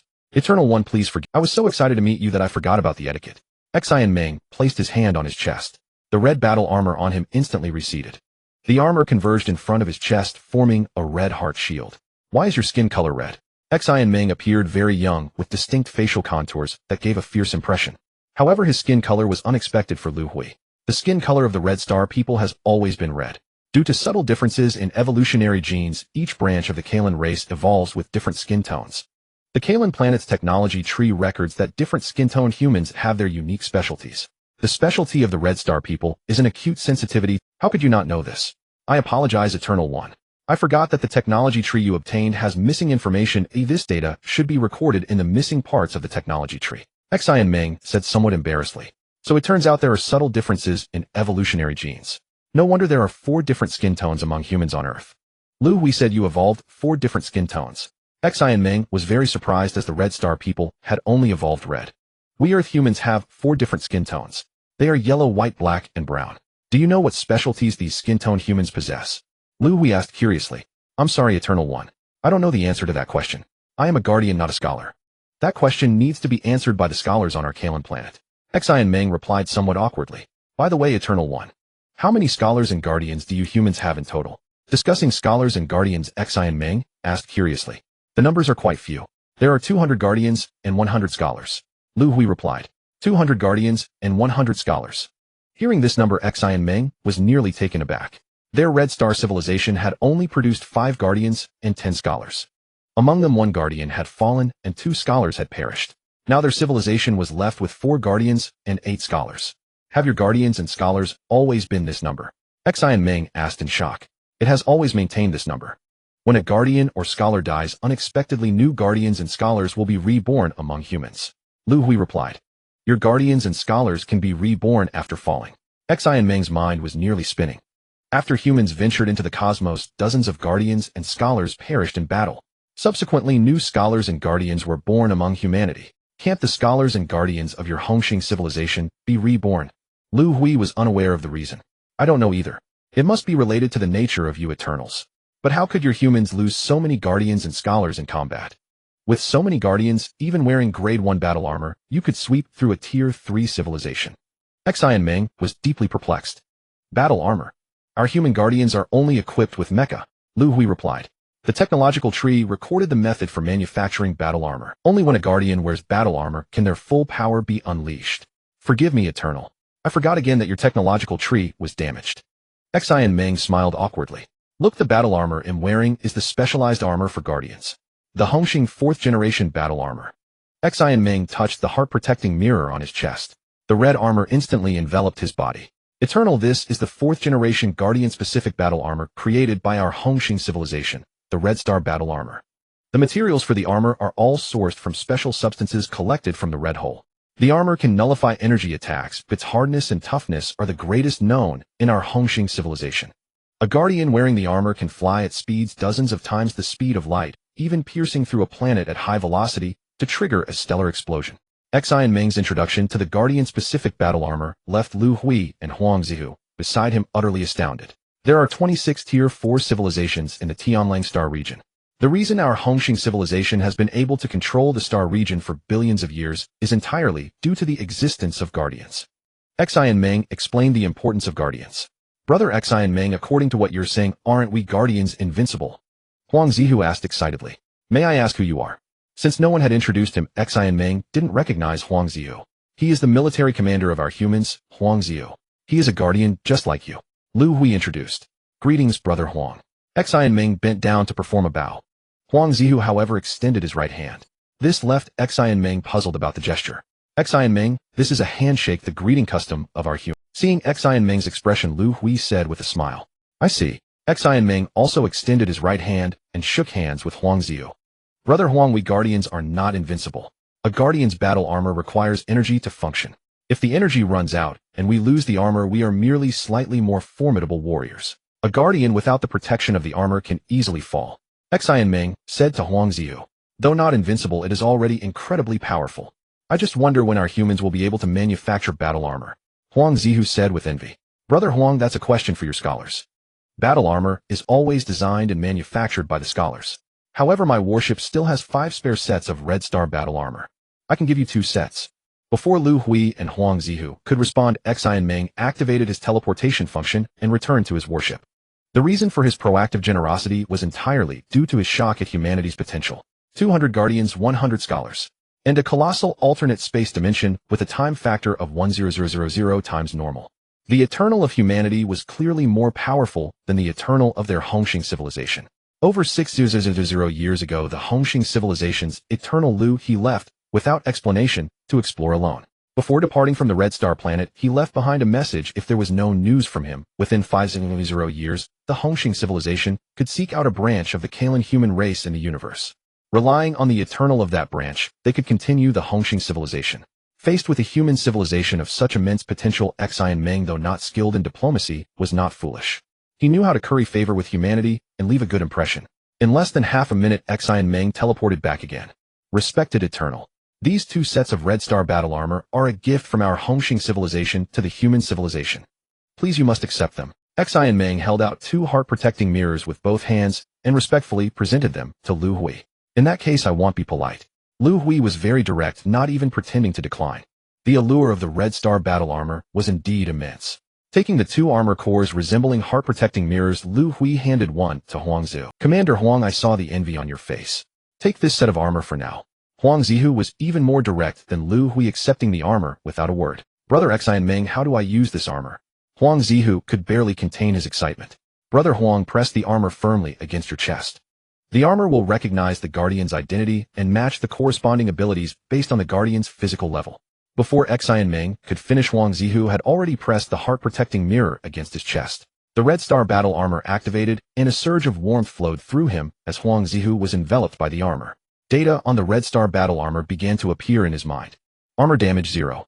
Maximum flight speed 38 times the speed of light. Ranged attack red light energy beam. Area attack black hole strike. Armor function short range spatial teleportation capable of ignoring unstable space fluctuations. Space jump capability maximum fixed point space jump distance of 100 light years affected by unstable space fluctuations. Armor energy red hole level energy block remaining energy 100. Watching the stream of data, Huang Zihu could only exclaim in awe. Brother Xian Meng, how powerful are the red light energy beam and the black hole strike? The data mentioned the attack methods, but did not specify their power. Huang Zihu asked curiously. The red light energy beam has an attack range of 0.5 light years, and its power can directly destroy a star. When the black hole strike is activated, its maximum power can absorb and annihilate an entire star system. Brother Huang, these 2 attacks are generally not used as they consume enormous amounts of energy. The most commonly used attack method after wearing the Red Star battle armor is high-speed flight impact. Xian Meng explained the conventional attack methods of the Red Star battle armor to Huang Zihu.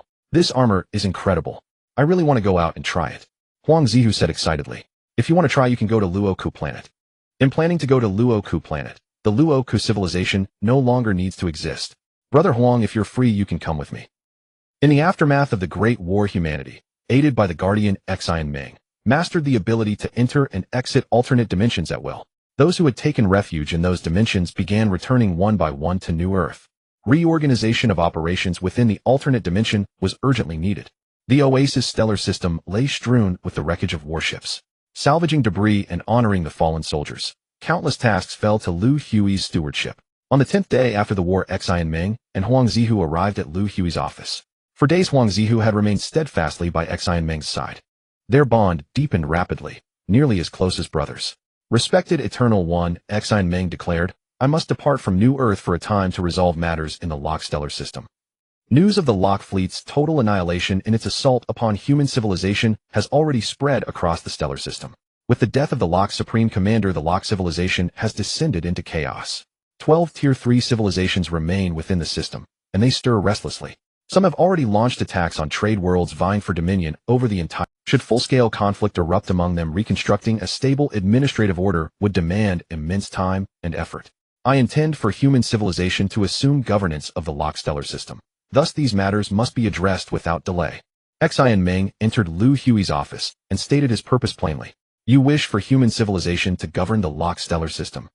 Liu Hui nodded calmly. No surprise flickered in his gaze as Xian Meng affirmed it with a silent nod. The Eternal One's nature is defined by an innate drive to wield authority. As you just mentioned, 12 Tier 3 civilizations still exist within the Locke stellar. What if they refuse? Liu Hui asked, eager to hear Xian Meng's strategy. Refuse. A dry, mirthless chuckle escaped him. So long as human civilization remains anchored within the Locke stellar system, sovereignty shall never fall to them. Any who dare resist shall meet the same fate as the Locke civilization. Xi and Ming spoke with unshakable authority. The Locke stellar system is vast, but our population remains too small. To administer such an expanse alone poses formidable challenges. Liu Hui voiced his concern.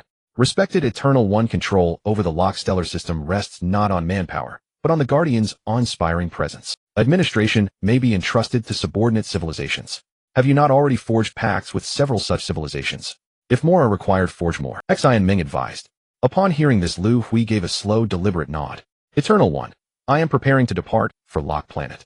I have already notified each of the 12 Tier 3 civilizations within the system, instructing them to assemble outside the Locke stellar system and await further orders. For this journey to Locke Planet, I wish to bring Brother Huangziu. I intend for him, alone, to obliterate Locke Planet before the eyes of all 12 Tier 3 civilizations. Xi and Ming radiated unwavering confidence. Huangziu, you shall accompany Xi and Ming to Locke Planet. In this war we lost countless. Xi and Ming radiated unwavering confidence. Huangziu, you shall accompany Xi and Ming to Locke Planet. In this war we lost countless valiant soldiers. This vengeance shall be yours to exact. Do not tarnish humanity's honor. Liu Hui harbored no objection.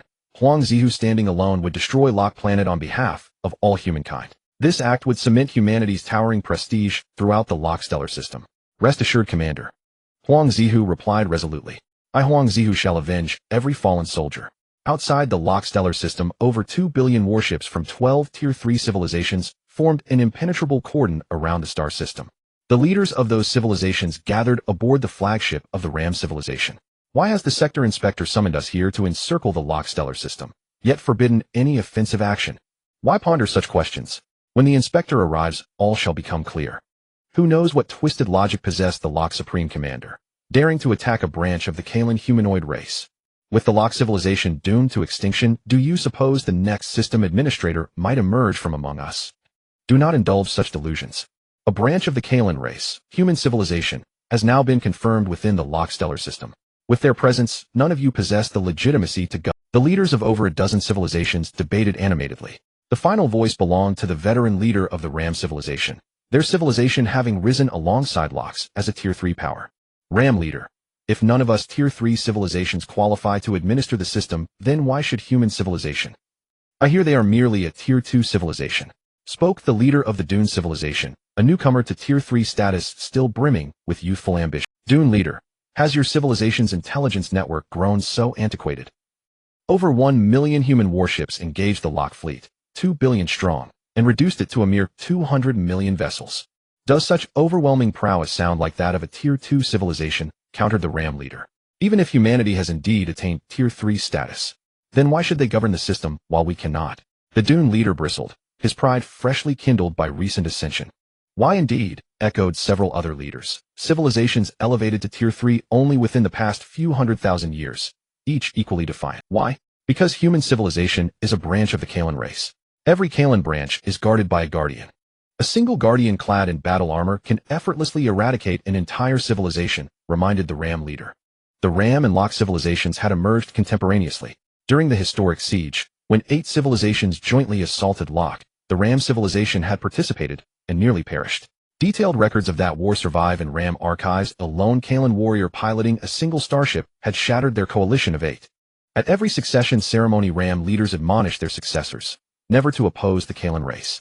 The current Ram leader honors that solemn vow without. He dares not covet the position of system administrator. Ram leader, you exaggerate beyond reason. Can a single guardian armored or not truly erase a civilization? The newly ascended Tier 3 leaders scoffed in disbelief.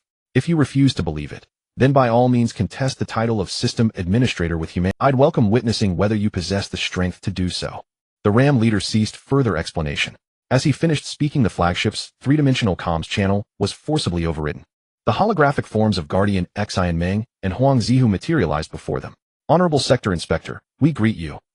The Ram leader reacted instantly, bowing deeply in reverence. The others, likewise awestruck, followed suit without hesitation. I have convened you today to announce a decisive matter. With the transmission secured, Xi and Ming dispensed with formalities and spoke with sovereign clarity. Following the dissolution of the Locke civilization, governance of the Locke stellar system shall pass to human civilization. I know many among you harbor resentment. To prevent future strife across the system, you shall bear witness here, today, to a demonstration of authority. A guardian of human civilization shall personally reduce Lock Planet to dust.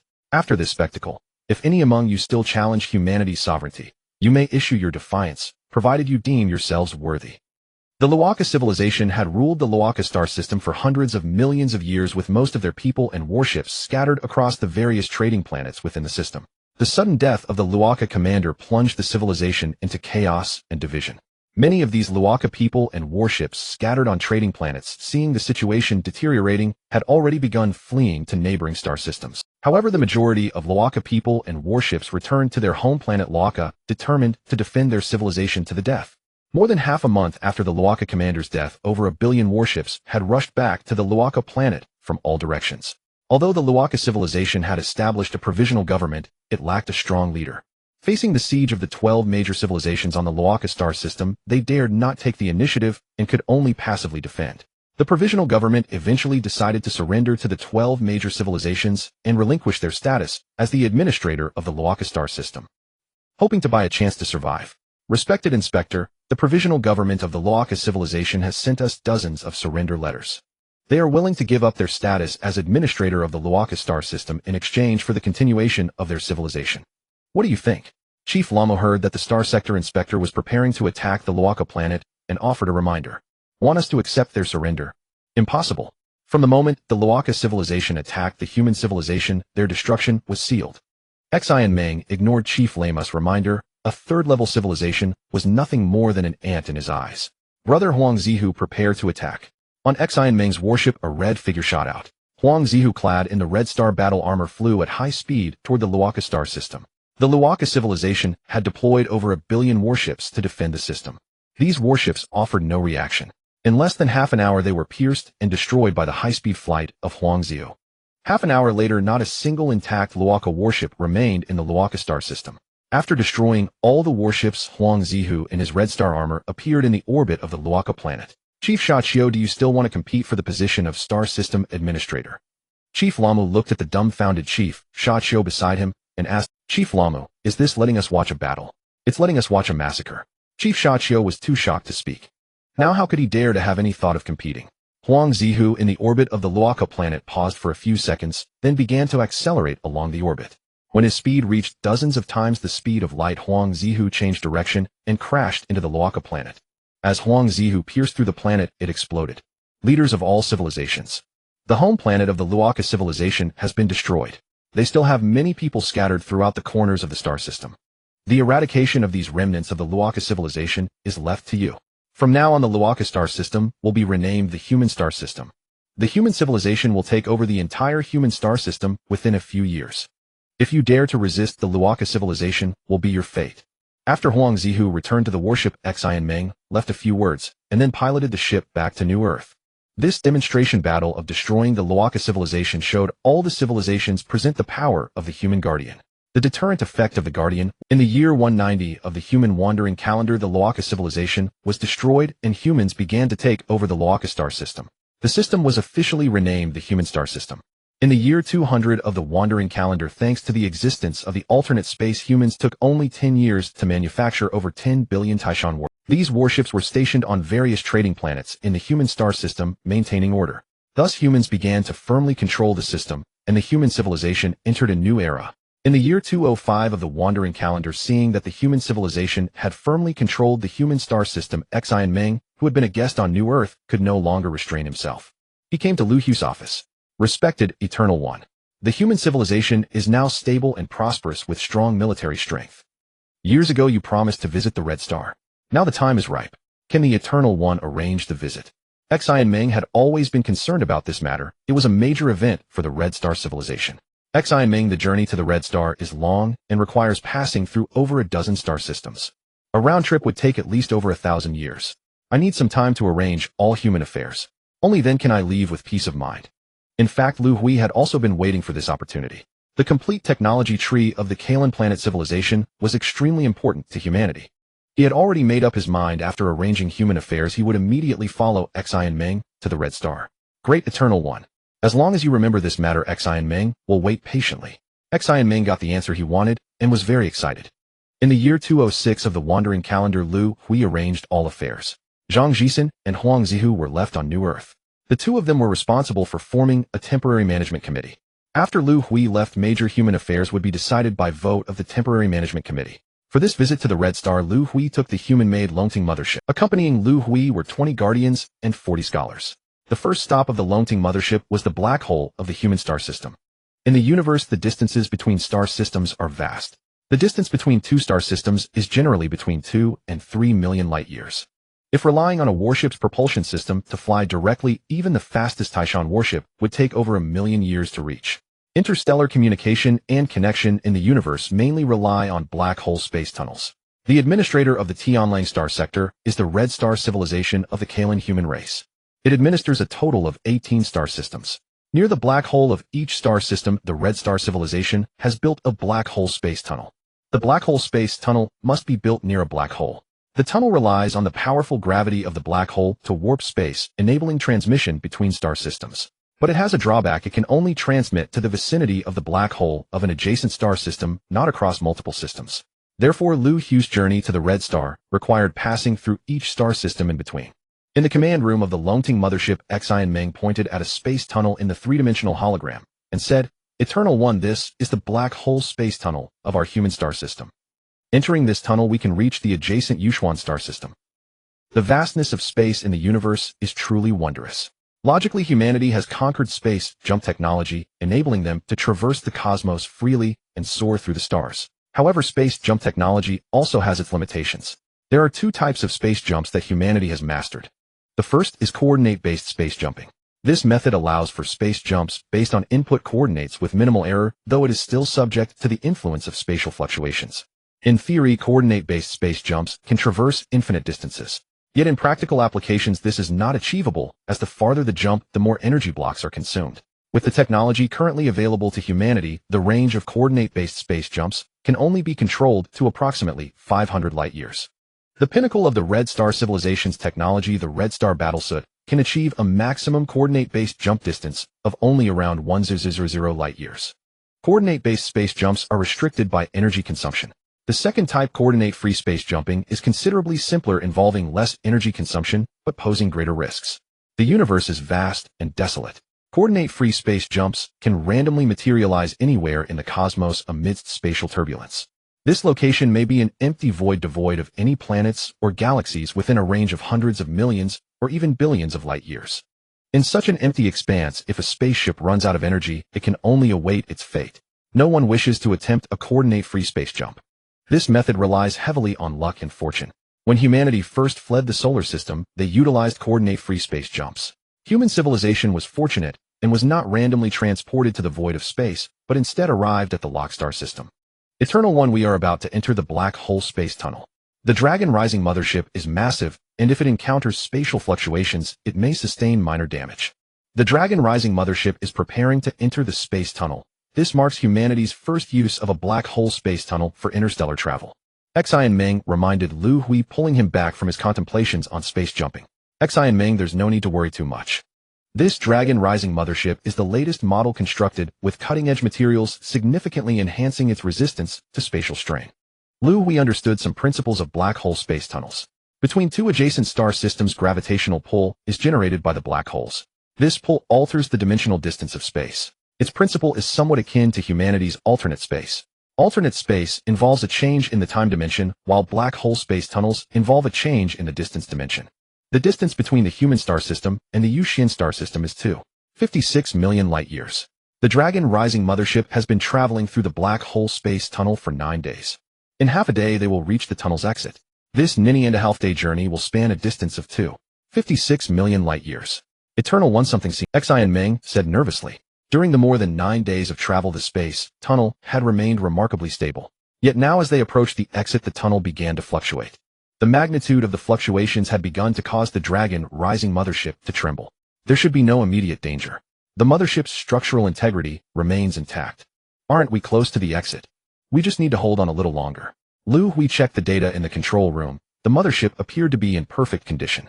Eternal One, I suspect that a significant event has occurred near the black hole of the Yuxian star system, causing the fluctuations in the space tunnel. Our mothership might be thrown out. Near the black hole of the Yuxian star system. A great space battle is taking place here. The war has lasted nearly a decade with the number of warships deployed exceeding 50 billion. The battlefield is littered with the wreckage of destroyed warships. A massive mothership serves as the command center of the battlefield where leaders from dozens of civilizations have gathered. This mothership is the command center of the battlefield. Haven't the support warships from the Qing-Sen civilization arrived yet? A burly alien elder resembling a gorilla asked those around him. Commander, they will need 3 more days to reach the battlefield. Upon hearing his subordinates' words, the elder's expression turned anxious.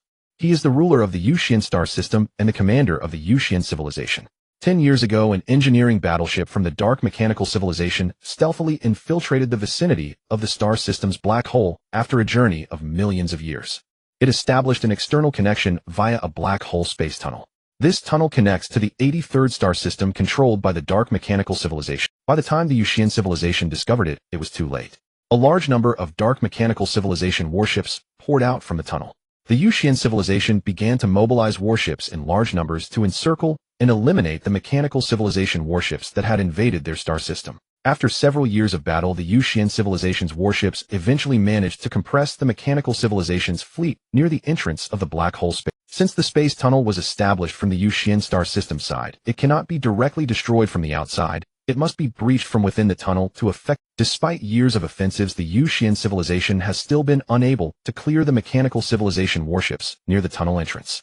Warships from the mechanical civilization continue to pour out from the tunnel. In recent days, the number of mechanical civilization warships emerging has surged, far exceeding normal levels.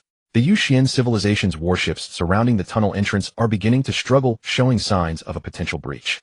If the encirclement is breached and the mechanical civilization warships disperse within the star system, it would spell disaster for the civilizations within the system.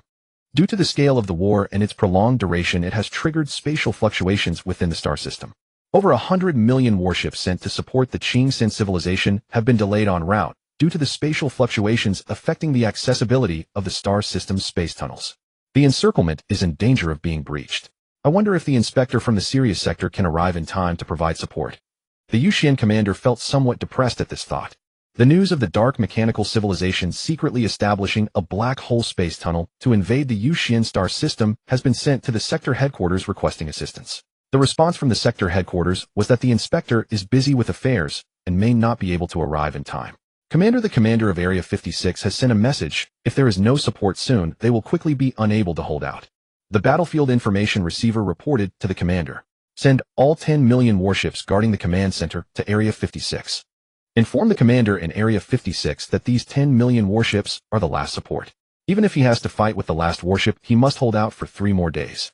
In a dire situation, the Yuxian commander dispatched the last 10 million warships. At that moment, a massive mothership suddenly appeared on the battlefield belonging to the human civilization's Dragon Rising mothership. As the Longting mothership was about to reach the tunnel exit, it was violently thrown out by a fierce spatial fluctuation. Liu Hui checked the data on the mothership. Fortunately, the Longting mothership was unharmed. Captain, we are under energy attack, reported a crew member from the control room in haste. Immediately enter combat mode. Activate all detection equipment and find out what happened. The sudden attack caught Liu Hui off guard. Looking at the data returned by the detection equipment, Liu Hui was somewhat bewildered. The Longting mothership was in the middle of a battlefield. All Taishan battleships immediately detach from the mothership and establish a defensive perimeter. Do not engage unless provoked. If any battleship attempts to approach the Longting mothership, destroy it immediately. The 200 Taishan battleships aboard the mothership quickly separated and formed a protective circle around it. Although Liu Hui couldn't grasp the situation, necessary defenses still had to be made. Xi and Meng, the Yuxuan star system, is your subordinate system. What has happened here? Do you know? Liu Hui asked Xi and Meng beside him. Eternal One, please wait a moment. I will contact the administrator of the Yuxuan star system to find out what has happened. While speaking, Xi and Meng activated his Red Star battle armor and connected to his red battleship. He needed to use the communication device on the battleship to inquire with the administrator of Yuxuan. Yuxuan Mothership Command Center. The three-dimensional communication of the command center was forcibly connected by Xi and Meng. I am the inspector Xi and Meng, who is the administrator of the Yuxuan star. The sudden connection of the three-dimensional communication startled everyone. Greetings, Inspector. I am Hu Yu, the commander of Yuxuan civilization. The commander of Yuxuan reacted the quickest and hurriedly bowed to Xi and Meng's three-dimensional image. What has happened there? Xi and Meng asked. Respected Inspector, are you not the reinforcements sent by the Star Zone? The commander of Yuxuan assumed the inspector was dispatched from the star. I am merely passing through and came to ask after noticing the situation. Quickly tell me what exactly has happened. Respected Inspector. The dark mechanical civilization has secretly established a spatial tunnel near the black hole. The commander of Yushuan recounted the events. Okay, I understand. The circular mothership on the battlefield belongs to our Kalan race. Do not approach or attack it recklessly. I will handle the battleships of the mechanical civilization shortly. Knowing the sequence of events, Xian Meng did not wait for a response and directly cut off the three-dimensional communication. Immediately notify all commanders on the battlefield. There is a circular mothership in the battle zone. Do not approach or attack it or report to me immediately if spotted. The commander of Yushuan felt a bit anxious. Mistakenly attacking the Kalan battleship would be highly disrespectful. Shortly after issuing the orders, messages from the battlefield began to return. Commander, the Kalan mothership is in Area 83, right in the middle of our two sides clashing. The subordinate of the commander of Yushuan reported. Immediately dispatch more battleships to Area 83 to protect the mothership. The commander of Yushuan knew that with an inspector present his actions were somewhat ridiculous, but he needed to make a statement. Commander, this mothership is quite peculiar. Based on the observed data, this mothership has no energy shield, but can immunize against energy attacks. A battleship that can immunize against energy attacks. Hearing the report from the battlefield observer, not only the commander of Yushuan, but all leaders in the command center fell into shock. Eternal One, I just contacted the administrator of the Yushuan star system. Xian Meng reported the known situation to Liu Hui. Dark mechanical civilization. What kind of civilization is this? I feel like I've heard of it somewhere. Liu Hui inquired. Eternal One, our Kalan race's home planet Kalan was destroyed by the dark mechanical civilization. Upon hearing Xian Meng's words, Liu Hui finally recalled. When he first boarded the ship, Life Spreader, the intelligent Nuwa on the ship, introduced him to its origin. Back then, Kalan was attacked by numerous battleships of the dark mechanical civilization, and as the planet was on the brink of destruction, the Life Spreader escaped the planet. Xian Meng, shouldn't this dark mechanical civilization be very powerful? They were able to annihilate the fourth-level civilization of Kalan. Why are they engaged in a decade-long war with these third-level civilizations here? Liu Hui quickly identified the issue. Eternal One, you may not know. This dark mechanical civilization is very mysterious and unique. From what we know about the history of cosmic civilizations, this dark mechanical civilization has existed since the moment cosmic civilizations were born. We do not know the origins of this mechanical civilization, how it was born, or who the controllers are.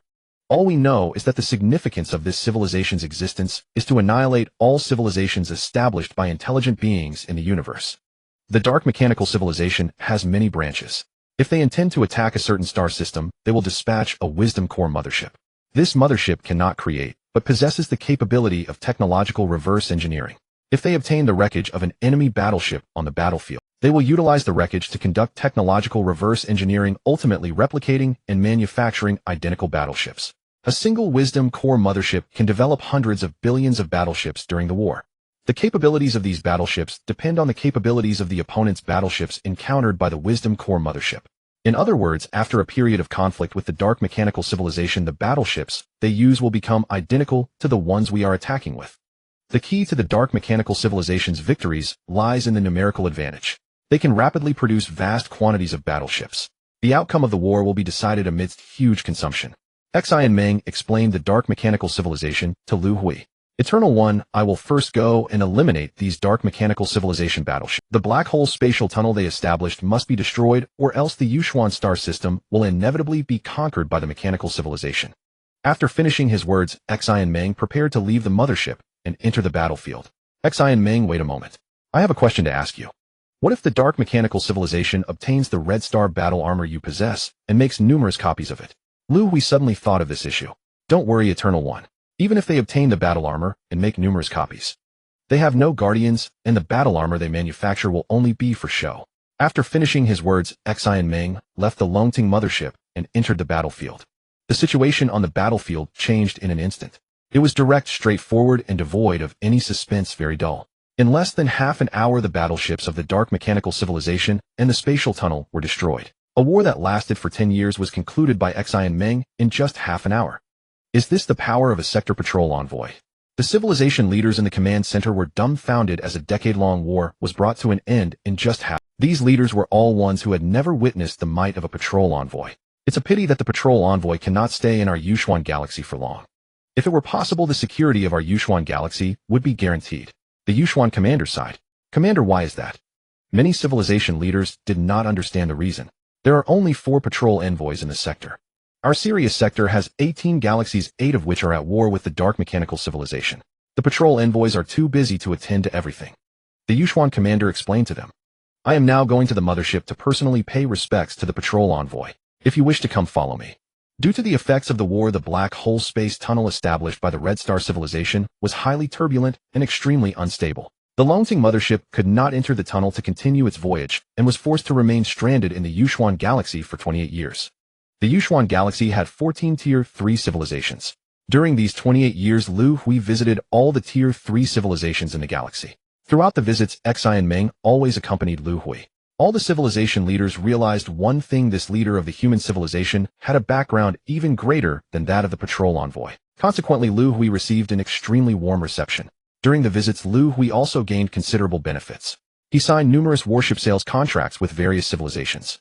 Far away in the Yushuan galaxy, Liu Hui sold 1 billion Kunlun-class warships for humanity. These sold warships would be continuously delivered after the black hole space tunnel stabilized. The events in the Yushuan galaxy were merely an interlude on Liu Hui's journey to the Red Star planet. After 28 years of detainment, the turbulent space tunnel finally stabilized. Liu Hui resumed his journey to the Red Star planet.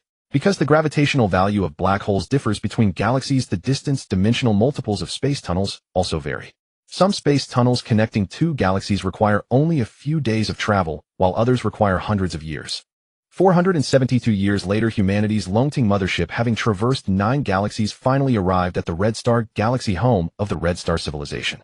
The Red Star galaxy, also known in the universe as the Red Star cluster, is also referred to as the Sirius sector. The Sirius sector has a total of 28 galaxies, all of which revolve around the Red Star galaxy. Among them, 18 galaxies are under the control of the Red Star civilization, while the remaining 10 have been occupied by the Dark Mechanical civilization. The Red Star galaxy is the largest among these 28 galaxies. Its diameter reaches over 2 million light-years, and it contains approximately 400 trillion. The number of registered civilizations is about 30 million. Among them, there are 6 Tier 4 civilizations, over 800,000 Tier 3 civilizations, and the rest are Tier 1 or Tier 2 civilizations. Because the Red Star galaxy is a supermassive galaxy, a colossal red hole has formed at its center. It is called a red hole because its core emits a red high-energy radiation. The Red Star civilization has controlled the Red Star galaxy for billions of years. In order to research and harvest red hole energy blocks, they relocated the Red Star planet to the vicinity of the red hole long ago. Red Star planet, the homeworld of the Red Star civilization, has a diameter of about 180 kilometers, slightly larger than Jupiter in humanity's solar system. The population of the Red Star civilization is approximately 8 trillion. Most are scattered across the Red Star galaxy, with about 1 trillion remaining on the Red Star planet. Red Star Civilization Management Council. After the Eternal One Liu Hui left alone on an expedition, this council became the highest authority of the Red Star civilization. The council has 12 members, 8 scholars, and 4 guardians of the Red Star civilization. Today a meeting is being held here. The attendees are 8 scholars and 1 guardian stationed on the Red Star planet. Xi and Meng has sent back a message. The Eternal One of humanity will arrive at the Red Star planet in 3 days. I think we need to change our original plan. The speaker was the Red Star civilization scholar Liu Hui. He is the chairman of the council with extremely high seniority and prestige. Chairman Li, do you mean we should not pledge allegiance to the human Eternal One for now? Let's first find a way to rescue the Eternal One Liu Hui. The people in the meeting seem to understand Chairman Li's intention. Exactly, since we now know the whereabouts of Leader Liu, we should rescue him first before anything else. Not long ago, the Red Star civilization unexpectedly received a distress signal. This signal was sent from the spaceship piloted by the Eternal One Liu Hui. Liu Hui had been missing for over 600,000 years. The signal was traced to the No. 8 galaxy controlled by the Dark Mechanical civilization. This galaxy is adjacent to the Qinwu galaxy in the Sirius sector. The No. 8 galaxy and the Qinwu galaxy are currently at war. The situation is almost identical to that of the Yushuan galaxy. The Dark Mechanical civilization secretly built a space tunnel near the black hole of the Qinwu galaxy. A large number of Dark Mechanical civilization warships are invading the Qinwu galaxy through this tunnel. However, the difference is that the battlefield situation was already controlled by the Red Star civilization early on. They have 2 guardians stationed there. The war has been going on for 2 years. With guardians present, this war could have been easily ended by destroying the space tunnel. However, the Red Star Civilization Management Council had a different idea. They chose not to destroy the space tunnel, but left it intact. Because this tunnel connects to the No. 8 galaxy, the council plans to capture this tunnel and then dispatch warships to the No. 8 galaxy to rescue the Eternal One Liu Hui. Capturing and controlling this space tunnel is extremely difficult. If the Red Star Civilization warships break into the tunnel, the mechanical civilization will detonate and destroy the space tunnel. The only way to control the space tunnel without being detected is for an Eternal One to do it. The mental power generated by an Eternal One can confuse the mechanical civilization's intelligence core, making it unable to distinguish friend from foe. The purpose of our meeting today is to find a way to persuade the human Eternal One. Without his help, we cannot successfully capture the space tunnel. Chairman Li said loudly at the meeting. Chairman, the information sent back by Xi and Meng mentioned that the technology tree of the Kalan planet obtained by humanity is their visit to our red star planet is to obtain the complete technology tree. Can we use this as a bargaining chip? To get the human Eternal One to help us, suggested a scholar at the meeting. The matter of the technology tree cannot be used as a condition. The Eternal One inherently has the right to take the technology tree. The information about human civilization sent back by Xi and Meng mentioned that human civilization is a sentimental one. If they know that our Eternal One is in deep trouble, they will definitely help us. We don't even need to persuade him. As long as we treat the human Eternal One with utmost respect, regard him as one of our own, and also consider him as our Eternal One. The Dragonting mothership slowly descended onto the red star planet. The moment Liu Hui stepped off the spaceship, he was astonished. Surrounding the ship were throngs of people numbering in the tens of thousands. Xingming, this is quite the grand welcome, isn't it? Liu Hui said to Xingming beside him. You are the Eternal One. Any form of ceremony is suitable for you. In our eyes as red star people, you are a deity, Xingming respectfully stated. Let me introduce you to them. Xingming walked over to Li Hui's side. This individual is our chief scholar of the red star civilization, Liu Hui. Xingming introduced the 9 members of the management committee to Liu Hui. Eternal One, welcome to the red star planet.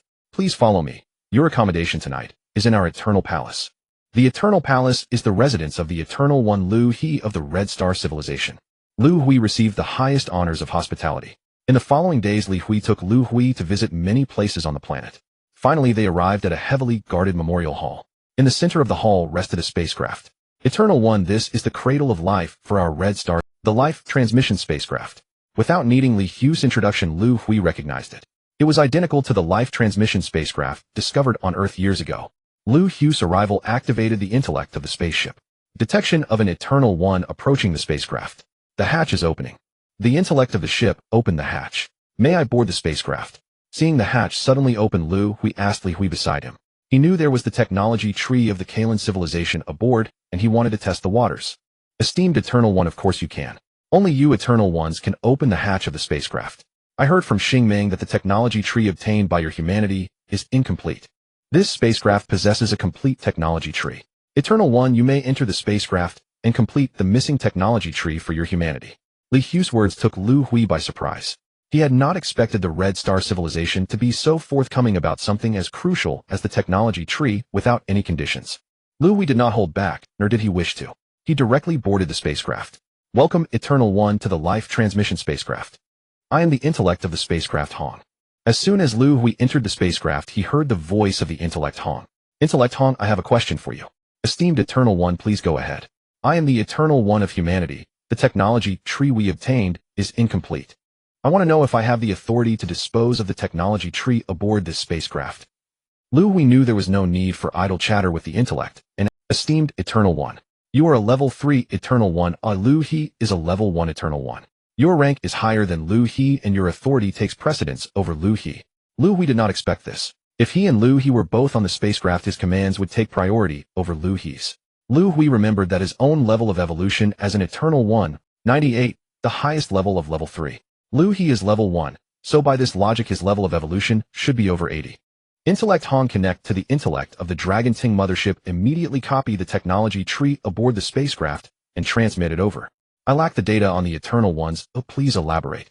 Liu Hui stayed on the spacecraft for over 8 hours. He obtained a wealth of information he had never known before, especially regarding the Eternal Ones. As an Eternal One, Liu Hui had always known he possessed certain traits, but he did not know what they were or how to inquire about them. Here he learned the method and discovered his traits: healing trait and regeneration trait. The healing trait allows an Eternal One to heal injured scholars and guardians. The regeneration trait ensures that when scholars and guardians fall unexpectedly, their kin will give birth to new scholars and guardians to replenish them. What surprised Liu Hui was that he also possessed a hidden trait. This trait could not be found through the method he had just learned. What could it be? Liu Hui did not know. The data on the Eternal Ones recorded another piece of information. Eternal Ones of different levels cannot coexist. The mission of level 1 and level 2 Eternal Ones is to seek level 3 Eternal Ones. They contribute and integrate their brain original bodies into the brain original body space of level 3 Eternal Ones to strengthen them. Level 1 Eternal 1 Liu, he goes on adventures to find Level 3 Eternal Ones. The mission of Level 3 Eternal Ones is to seek the sacred land of the Eternal Ones. The location of the sacred land is approximately 96 billion light-years from the Red Star system. Why seek this sacred land? What is this sacred land? The data did not record this. The more Liu Hui learned, the more confused he became. The moment he stepped off the spacecraft, he felt as if he was influenced by some force. Am I really meant to seek the sacred land of the Eternal Ones? Liu Hui's heart began to be affected. Eternal One, you have finally emerged. Outside the spacecraft, 8 scholars and 2 guardians of the Red Star civilization knelt in reverence. What has happened to you? Seeing Liu Hui leading the others and kneeling outside, Liu Hui asked, Esteemed human Eternal One, our Eternal One Liu, he needs your assistance. Liu Hui said sincerely, Hasn't Liu Hui been missing for over 600,000 years? Do you have news of him? Liu Hui asked curiously. A few years ago, we received a distress signal from a spacecraft piloted by Liu Hui. The signal originated from the 8th star system. Liu Hui explained the situation to Liu Hui. You mean to request me to help attack the black hole space tunnel so that your warships can pass through the tunnel for rescue? Liu Hui understood what Liu Hui and the others meant. Esteemed Eternal One, this is the request of our Red Star civilization. If humanity has any requests of us, please feel free to mention them. We will certainly do our utmost to fulfill them. We hope the human Eternal One can assist us. Liu Hui knelt down again, sincerely stating, No need for conditions. I can sense your respect towards me from your Red Star civilization. Both our civilizations are branches of the Kalan people. Mutual assistance is only right. I will grant your request. I will help you attack the black hole space tunnel established by the mechanical civilization. Liu Hui agreed to the request put forth by Liu Hui, not only because of the words he said.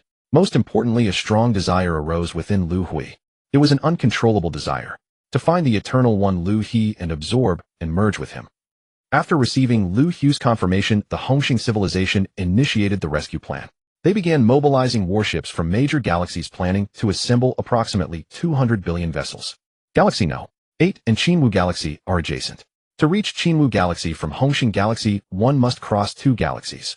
The voyage takes approximately 20 years, and together with mobilizing warships from various galaxies, the total time required is about 30 years. Liu Hui needed to stay on Hongxing planet for about 10 years before embarking on the journey to Qinwu Galaxy. During these 10 years, Liu Hui was not idle. Accompanying Liu Hui on his visit to Hongxing planet were 20 guardians and 40 scholars. Over the 10 years, the guardians and scholars from both sides engaged in in-depth exchanges. Particularly in academic exchanges, some of the technological challenges faced by the Hongxing civilization were resolved with the involvement of human scholars. Liu Hui of the Hongxing civilization felt a hint of envy, as human scholars generally had a higher degree of brain development. They far surpassed the Hongxing civilization in scientific research. The supreme technological achievement of the Hongxing civilization, the Hongxing battle armor, had always faced a major problem. The special materials required for its construction and the red hole energy blocks used were extremely difficult to harvest. After the 40 human scholars joined the research, they swiftly broke through the technical bottleneck. The collection efficiency of materials and energy blocks increased. Over the 10 years, the Hongxing civilization managed to produce 2 sets of Hongxing battle armor. The armor was a consumable item. After intense combat, it would be destroyed and irreparable. Currently, the Hongxing civilization had a total of 16 sets of Hongxing battle armor in active service and reserve. Among them, 6 were in the possession of the 2 guardians stationed at Qinwu Galaxy. The remaining 10 sets were on Hongxing planet. 10 years later, on the journey to Qinwu Galaxy, the Hongxing civilization brought all the armor along. 20 years later, Liu Hui and Liu Hui arrived at the Qinwu Galaxy battlefield. The command center for this assault on the black hole space tunnel was set up aboard the human Longting mothership. Chengji, I wish to pay my respects to the human Eternal One. Upon learning of Liu Hui's arrival, the 2 guardians stationed at Qinwu Galaxy came to pay their rise. All of you, tell me about the situation on the battlefield. Over the 10 years, the Hongxing civilization had come to regard Liu Hui as their new leader. Liu Hui did not even find it unusual. It seemed like a matter of course. Respected Eternal One, over the past 30 years, we have maintained a very balanced control of the battlefield situation. The warships of the Dark Mechanical Civilization emerge from the tunnel entrance at a rate of approximately 40 million per year. We have over 200 million warships surrounding the tunnel exit. The rate of warship attrition and reinforcement has reached equilibrium. We rarely need to deploy the 2 of us guardians. Guardian Cheng-Ji briefly explained the battlefield situation. Since we have arrived on the battlefield, let us proceed with the plan as scheduled. Liu Hui said, looking at Liu Hui beside him. We thank the human Eternal One for his assistance. Liu Hui led the guardians and scholars of the Hongxing civilization in bowing to Liu Hui in gratitude. Rise, all of you.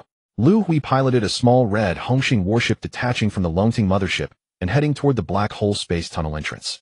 The Eternal One's brainwave ray was a special type of radiation. It could make the intelligence cores of the mechanical civilization unable to distinguish friend from foe. The Hongxing warship piloted by Liu Hui appeared to them as their own vessel. Smoothly, Liu Hui flew the ship into the space tunnel. He needed to travel through the tunnel for about 2 years to reach the exit of Galaxy No. 8. Inside the space tunnel, Liu Hui saw countless mechanical civilization warships streaming continuously toward the Qinwu Galaxy exit. As planned, Liu Hui deployed space oscillators inside the space tunnel. He placed one at regular intervals, and over more than 2 years he deployed over 20 space oscillators in total. These space oscillators would be detonated after Liu Hui reached the exit of Galaxy No. 8. Upon detonation, the mechanical civilization warships traveling in the tunnel would be ejected from the space tunnel. This was part of the plan. If Liu Hui had captured the tunnel entrance of Galaxy No. 8 while there were still mechanical civilization warships inside the tunnel, those warships would self-destruct, destroying the space tunnel. Therefore, after reaching the exit of Galaxy No. 8, Liu Hui would first detonate the space oscillators to clear the enemy warships inside the tunnel. 2 years later, Liu Hui successfully arrived at the exit of Galaxy No. 8. There are so many mechanical civilization warships, Liu Hui exclaimed as he looked at the detection feedback data on his ship. The mechanical civilization had over 2 billion warships near the tunnel entrance, all queuing up to enter the space tunnel. Over 2 billion warships. I wonder if these 12 sets of Hongxing battle armor can last 2 years. For this operation, Liu Hui's ship carried 12 sets of Hongxing battle armor. The Hongxing civilization had only 16 sets of armor in total, with 4 sets worn by 4 guardians. The rest were taken by Liu Hui. He needed to use these 12 sets of armor to hold the tunnel entrance for 2 years, awaiting reinforcements from the Hongxing civilization fleet. As planned, Liu Hui detonated the space oscillators deployed in the tunnel. Wearing the Hongxing battle armor, Liu Hui flew toward the mechanical civilization warships near the tunnel entrance. Detected a space oscillation explosion in the tunnel. The Eternal One has made his move. Xi and Mengyu Guardians immediately clear the mechanical civilization warships near the tunnel entrance.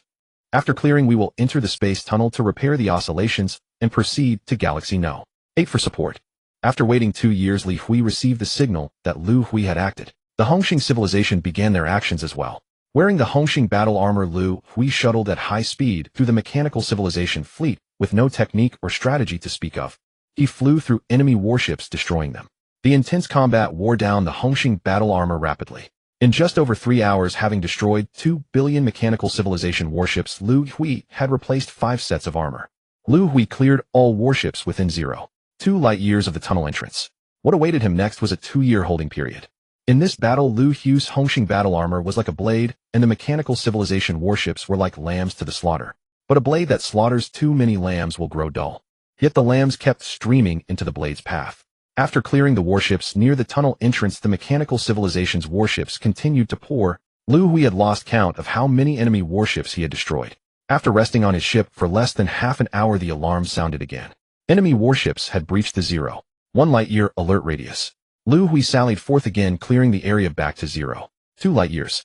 This cycle repeated. After 2 years, Liu Hui was left with only his last set of armor. For the past 2 years, Liu Hui has been contemplating what kind of adversary the core intelligence of the dark mechanical civilization truly is. From a broader perspective, it seems devoid of strategic planning capabilities. If it did possess such abilities, it wouldn't have allowed Liu Hui to destroy so many warships over the past 2 years. However, its computational precision is remarkable. Every time Liu Hui's Red Star battle armor nears its limit, the number of mechanical civilization's warships suddenly increases. It's as if it wants to convey to Liu Hui that his armor is about to fail, rendering him incapable of destroying all the warships before him. Yet each time Liu Hui manages to resolve it by changing his armor. He is certain that the wear value of the Red Star battle armor has already been calculated by the core intelligence. Now Liu Hui is left with only one last set of Red Star battle armor, which is already worn down to 80. As if calculated perfectly, the number of warships from the dark mechanical civilization increases once more. These warships, as usual, do not attack Liu Hui, and instead head directly towards the space tunnel's entrance. The core intelligence has calculated that the warship's attacks cannot harm Liu Hui. On the other hand, if Liu Hui attacks the warships, his armor will sustain wear. To strike or not to strike. This batch of warships numbers nearly 100. Liu Hui has calculated that with the Red Star battle armor worn down by 80, he cannot clear this entire batch of warships. If worst comes to worst, I should retreat. Liu Hui feels a sense of retreat. The support warships from the Red Star civilization are still en route through the tunnel.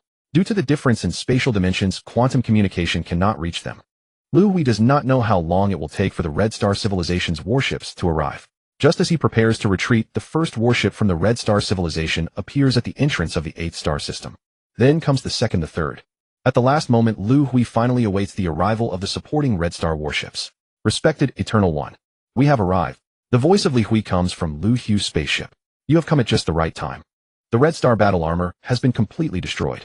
The armor I'm wearing has worn down to 80. If you hadn't arrived, I would have been preparing to retreat. Liu Hui finally breathes a sigh of relief, not having wasted 2 years in vain. Eternal One, please return to the Longting mothership. The battlefield is now ours.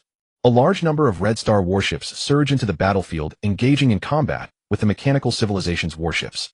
Due to their numerical advantage coupled with the addition of Xi and Meng and 3 other Guardians to the battlefield, the situation around the entrance of the 8th star system is quickly brought under control. In the command room of the Longting mothership, respected Eternal One, thank you for your hard work. Liu Hui sincerely says as she sees Liu Hui return to the mother. 2 years have passed, it hasn't been too arduous. So what about you? Are you still proceeding according to the original plan? Liu Hui inquires. Our plan has not changed for the time being. Eternal One, look, this is the location where the distress signal was sent out.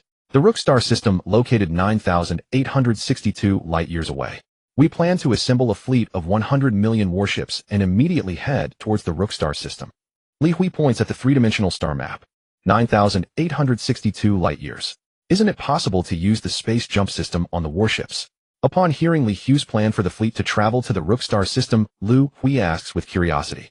Eternal One, we have already detected the situation. The spatial fluctuations within a 10 light-year radius of the tunnel entrance are very unstable. Warships cannot utilize space jumps. We need to travel beyond 10 light-years before we can use space jumps.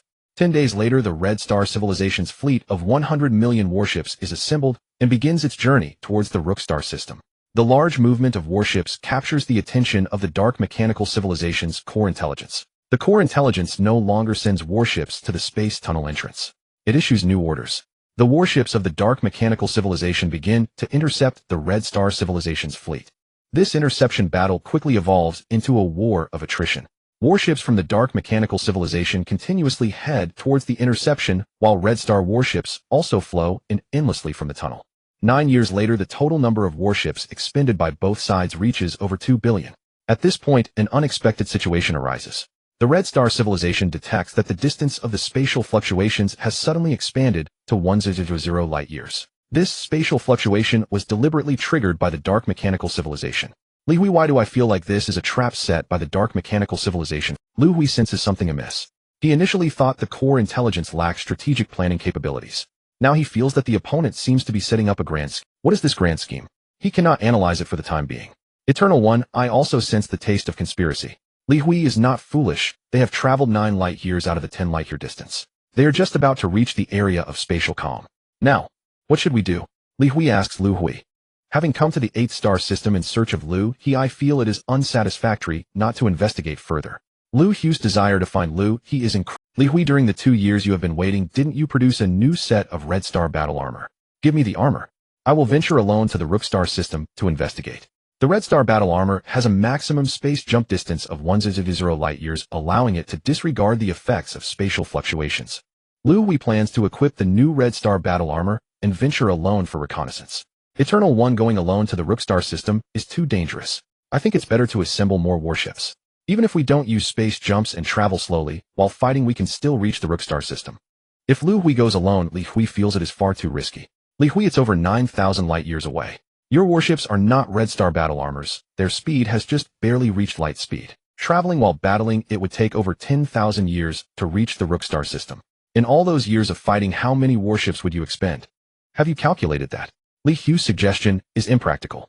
They do not understand the manufacturing capacity and potential of the mechanical civilization's. After thousands of years of continuous battle, if the Red Star Civilization's warship manufacturing support cannot keep up, they will lose this war. I have already decided to venture to the Rook Star system for a closer look. Don't worry, I won't take unnecessary risks. My brainwave beam can confuse the core intelligence between enemy and ally. As long as I don't actively attack them, my identity won't be exposed. Liu Hui does not intend to persuade everyone. His will is not to be opposed. Liu Hui decides to venture alone to the Rook Star system. Meanwhile, Liu Hui leads the fleet back to the tunnel entrance, guarding it and waiting for news from Liu Hui. The Eternal Ones, these are the last 3 red whole-level energy blocks of our Red Star civilization. The distance to the Rook Star system is nearly 1000 light-years. A round trip will consume 2 energy blocks. You need to be cautious with the energy usage of the Red Star battle armor. The armor utilizes red hull-level energy blocks which are extremely difficult to collect. Liu Hui received the last 3 energy blocks from Liu Hui. Don't worry, my journey to the Rockstar system should be safe. Liu Hui took the energy blocks. The red hull-level energy blocks are very small, only the size of a fingernail. However, the energy contained within is immense. 1 red hull-level energy block is equivalent to the energy of 100 million planet-level energy blocks. After installing these 3 energy blocks, Liu Hui donned the Red Star battle armor and departed from the Longting mothership. Achieve the speed necessary for space jump, initiating space jump. The data of the armor flashed in Liu Hui's mind. According to the input coordinates for the Rockstar system, the armor initiated the space jump. Liu Hui vanished into space. Shortly after, he appeared at the edge of a star system. No, this is not the Rockstar system.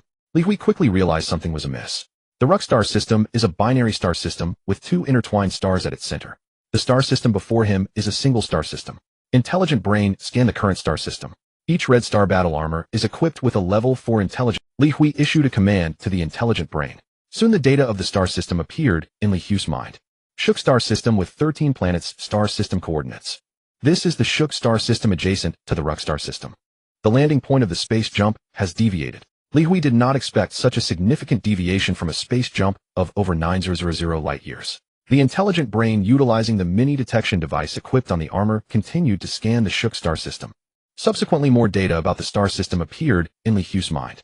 The Shook star system is filled with mechanical civilization warships. The entire star system resembles a manufacturing base for mechanical civilization warships. Since I'm here, I might as well take a look. Driven by curiosity, Liu Hui flew into the star system. Planet 13, the outermost planet of the star system. As Liu Hui approached the orbit of this planet, he discovered that the surface was bustling with mechanical activity. These machines resembled enormous earthworms burrowing into the ground. To be more vivid, they resembled earthworms on Earth. The head had a mouth approximately 2 kilometers in diameter, and the body was over 20 kilometers long. The mechanical worm was burrowing underground with its mouth open, and its tail released high-purity metal ore. This is a mining robot of the mechanical civilization. Liu Hui quickly discerned. The metal ore released by the mining robots was collected by specialized robots and sent to nearby transport ships. The destination of these ships was the nearby Planet 12. Liu Hui followed the transport ships to the orbit of Planet 12. From the orbit, looking down at Planet 12 seemed somewhat exaggerated. The entire planet had been transformed into a massive warship manufacturing factory. On the planet, there was a gigantic intake port. Its diameter reached over 1000 kilometers. After the transport ships flew over the intake port, they would directly dump the metal ore. The dumped metal ore would be reclassified and sent to various parts of the factory. Liu Hui observed that there was an output for finished warships on the planet. That was the exit for finished warships. Once manufactured, the warships would fly directly into space from the exit. Liu Hui calculated. This mechanical civilization's warship manufacturing factory could produce 1-16 warships per second. I wonder how many such factories the mechanical civilization. The efficiency of warship manufacturing is truly high, Liu Hui thought. He'll check the next planet first, and then come back to destroy this factory. Since I've encountered this, I don't plan to ignore it. However, I'll wait until I've explored all the planets before taking action. Arriving at Planet 11. Liu Hui was stunned by a gigantic machine before him. A massive machine capable of enveloping an entire planet. What are they trying to do? It doesn't look like they're mining resources.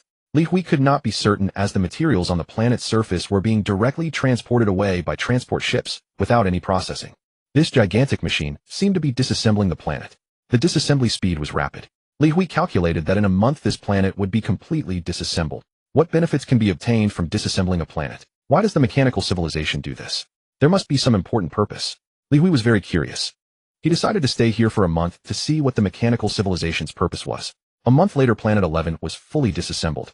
Only a silver-white core about 1 meter in diameter remained. What is this thing? The database of the Kalan civilization's technology tree did not record this. A planet's core. Liu Hui imaginatively named it. This thing must be extraordinary. Seeing that the mechanical civilization had spent such a long time just for a planetary core, Liu Hui's intuition told him that this matter was definitely not simple. The planetary core was transported onto a mothership. Liu Hui had seen this type of mothership before. It was a Hongxing mothership. Only the color differed. The Hongxing civilization's motherships were red, while the mechanical civilization's imitation was black. To uncover the secret of the planetary core, Liu Hui stealthily boarded this mothership. Intelligent Brain, can you infiltrate and control this mothership's intelligence? After boarding the mothership, Liu Hui asked the level 4 Intelligent Brain of the Hongxing armor, Eternal, I can infiltrate and control this mothership. But doing so will alert the intelligent core of the mechanical civilization. If the Eternal only wishes to peruse some data on the ship, I can do it silently. The armor's intelligent brain offered Liu Hui a suggestion. Then first check the destination of this mothership. Liu Hui had no intention of alarming the intelligent core of the mechanical civilization. His goal was to uncover the secret of the planetary core. Eternal, the navigation destination of this mothership, is the third planet of the Luke star system, and the entire voyage takes about 15 days. Infiltrating the interstellar navigation map of the mothership was a simple task for the Hongxing intelligent brain. The mothership's destination is the third planet of the Luke star system. Liu Hui didn't expect such a coincidence. His original destination was also the third planet of the Luke star system. The distress signal sent by Eternal Liu, he was on that third planet. Now encountering this situation, Liu Hui had a new plan. Directly follow this mothership to the third planet of the Luke star system. Investigating the whereabouts of Eternal Liu He and the secret of the planetary core could be done together. The life support system of the Hongxing armor was exceptionally well designed. Wearing the armor, Liu Hui's body could maintain vitality for tens of thousands of years without needing to eat. 15 days was not long, what passed in the blink of an eye. Liu Hui followed the mothership to the third planet of the Luke star system. Just as he arrived at the third planet, Liu Hui suddenly sensed a powerful disturbance in his cerebral body space. His consciousness quickly entered the cerebral body space. Are you Liu Hui? Liu Hui found an extra cerebral body the size of a football in his cerebral body space. He quickly realized that this cerebral body was likely Liu Hui. Who are you? How do you know me? Liu Hui was extremely astonished. He had been hiding in his own cerebral body space for hundreds of thousands of years. Now he was suddenly pulled into an unfamiliar cerebral body space. Are you truly Eternal Liu Hui? I am human Eternal Liu Hui. I once visited your Hongxing civilization, and you sent a distress signal from the third planet. At the request of scholarly Hui, I came to investigate and rescue you. Liu Hui replied. Distress signal? I did not send any distress signal. Could this be a trap set by the intelligent core of the mechanical civilization? Liu Hui immediately denied it. A trap? What trap, eh? To lure me here, or to lure your Hongxing civilization's warships here? What is the purpose? Liu Hui didn't understand and asked directly.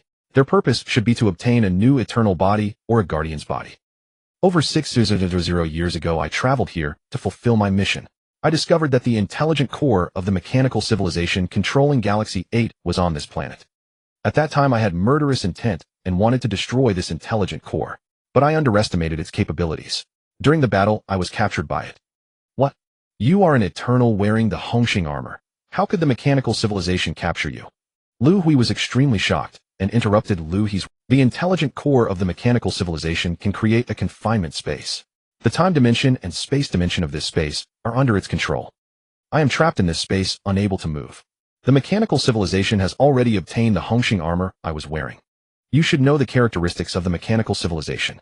After obtaining the armor, they can replicate the Hongxing armor. However, without an Eternal or a Guardian to control it, the armor is worthless. So they began to study my body. They want to create a robotic Eternal to control the armor. To escape their research, I locked my consciousness into my cerebral body space.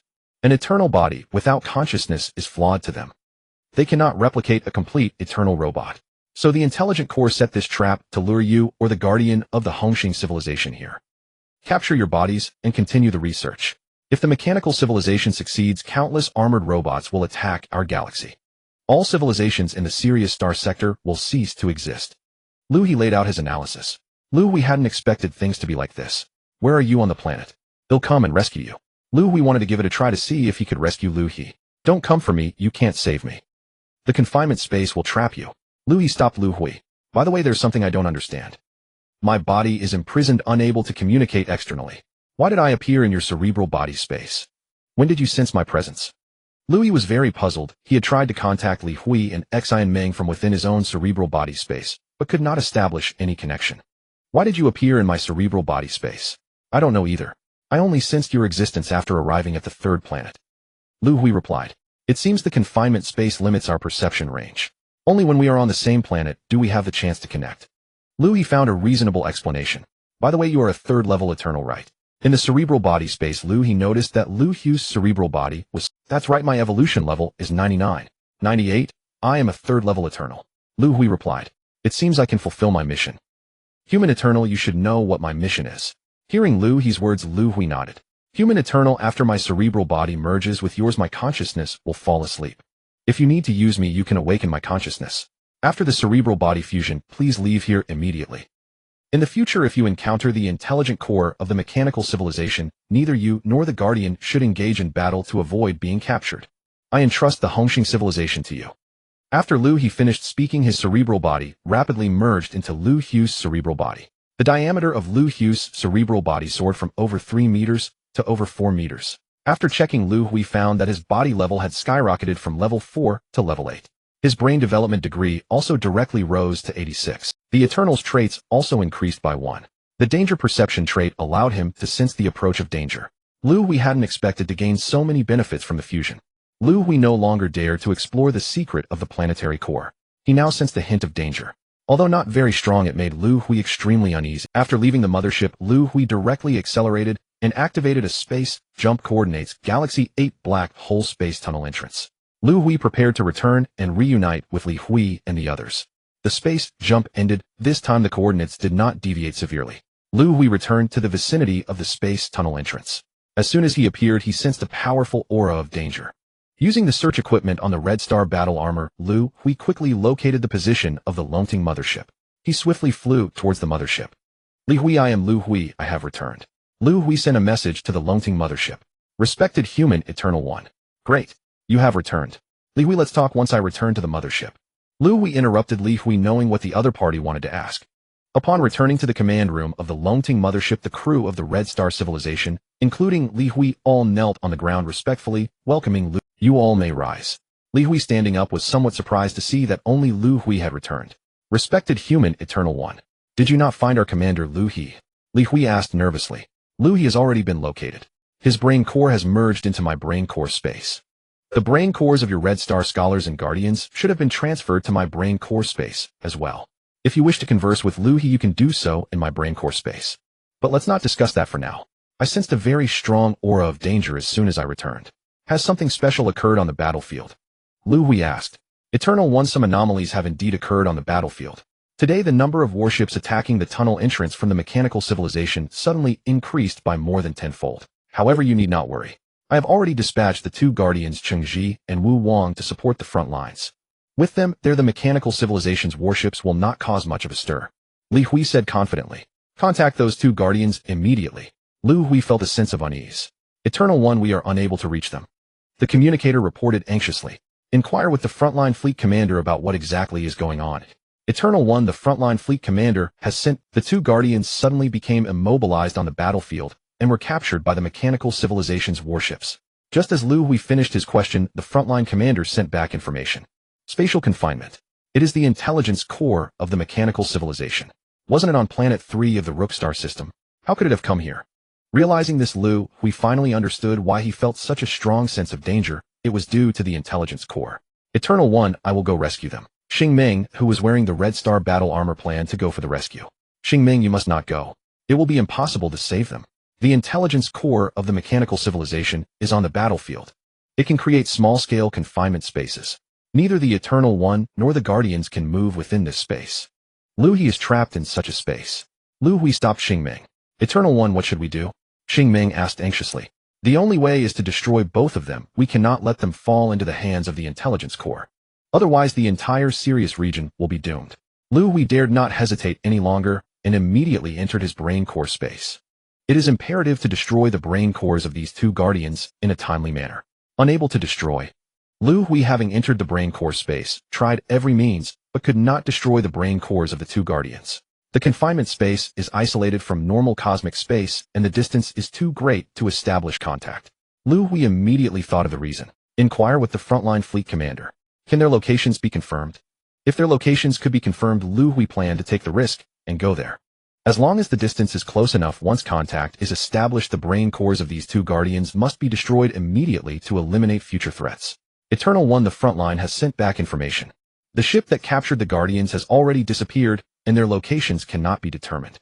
Upon hearing this news, Liu Hui's sense of danger grew stronger, and he no longer had the thought of taking the risk. Order the frontline fleet commander. Consolidate the defense lines towards the tunnel entrance. Warships that are currently en route from the tunnel entrance must immediately turn back to the Qinwu star system. We all retreat back to the Qinwu star system. With the intelligence core of the mechanical civilization present, neither the Eternal One nor the Guardians stand a chance. Staying here has become meaningless. Unable to rescue or destroy the 2 captured guardians, Liu Hui chose to flee. Liu Hui arranged for a fleet to guard the tunnel entrance for 2 years. All remaining warships must return to the Qinwu star system. It takes 2 years to return to the Qinwu star system through the spatial tunnel. A fleet must be left behind to cover the retreat and ensure the safety of the spatial tunnel. If the spatial tunnel is destroyed, the warships traveling within will be thrown out of the spatial tunnel. They will drift into the void between the Qinwu star system and the 8th star system. It would take millions of years to return to the Qinwu star system from that void. Undoubtedly, the fate of the fleet left behind to cover the retreat would be total annihilation. The Longting mothership successfully entered the tunnel, beginning its return to the Qinwu star system. On the Longting mothership, Liu Hui convened a meeting. This meeting was only open to scholars and guardians. Human Eternal One, we have already conversed with Liu Hui in your brain core space. Our Red Star civilization formally integrates into human civilization. From now on, you will be our Eternal One. Liu Hui officially announced the integration of the Red Star civilization into human civilization during the meeting. Hearing Liu Hui's words, Liu Hui nodded to him, formally accepting the Red Star civilization. Liu Hui then looked at the attendees of the meeting. Today I have something very important to discuss with everyone. The Sirius region is expected to fall in about 1,000 years. Many years ago, the intelligence core of the mechanical civilization obtained the Red Star battle armor from Liu Hui. Now it has captured our guardians. With the replication capabilities of the mechanical civilization, it is only a matter of time before they manufacture robotic guardians. If robotic guardians wearing battle armor appear on the battlefield, we will be unable to resist in the Sirius region. After estimation, we have roughly around 1,000 years left. This time may be even shorter. Liu Hui, once you return to the Red Star planet, immediately organize the migration work for the Red Star civilization. Move the personnel and materials on the planet to our new Earth. Currently, there are more than 40 scholars on our mothership. You scholars must start researching the spatial leap formation from now on. The size of the formation is equivalent to a star system. I will bind all of humanity's warships and resources to this formation. Using coordinateless spatial leaps, we will migrate our civilization out of the Sirius region. The mechanical civilization will capture guardians for research, and robotic guardians wearing the Red Star battle armor will eventually appear. The fall of the Sirius region has become inevitable. Liu Hui begins to plan the migration of human civilization out of the Sirius region. After all the warships returned from the spatial tunnel to the Qinwu star system, the fleet left behind destroyed the spatial tunnel.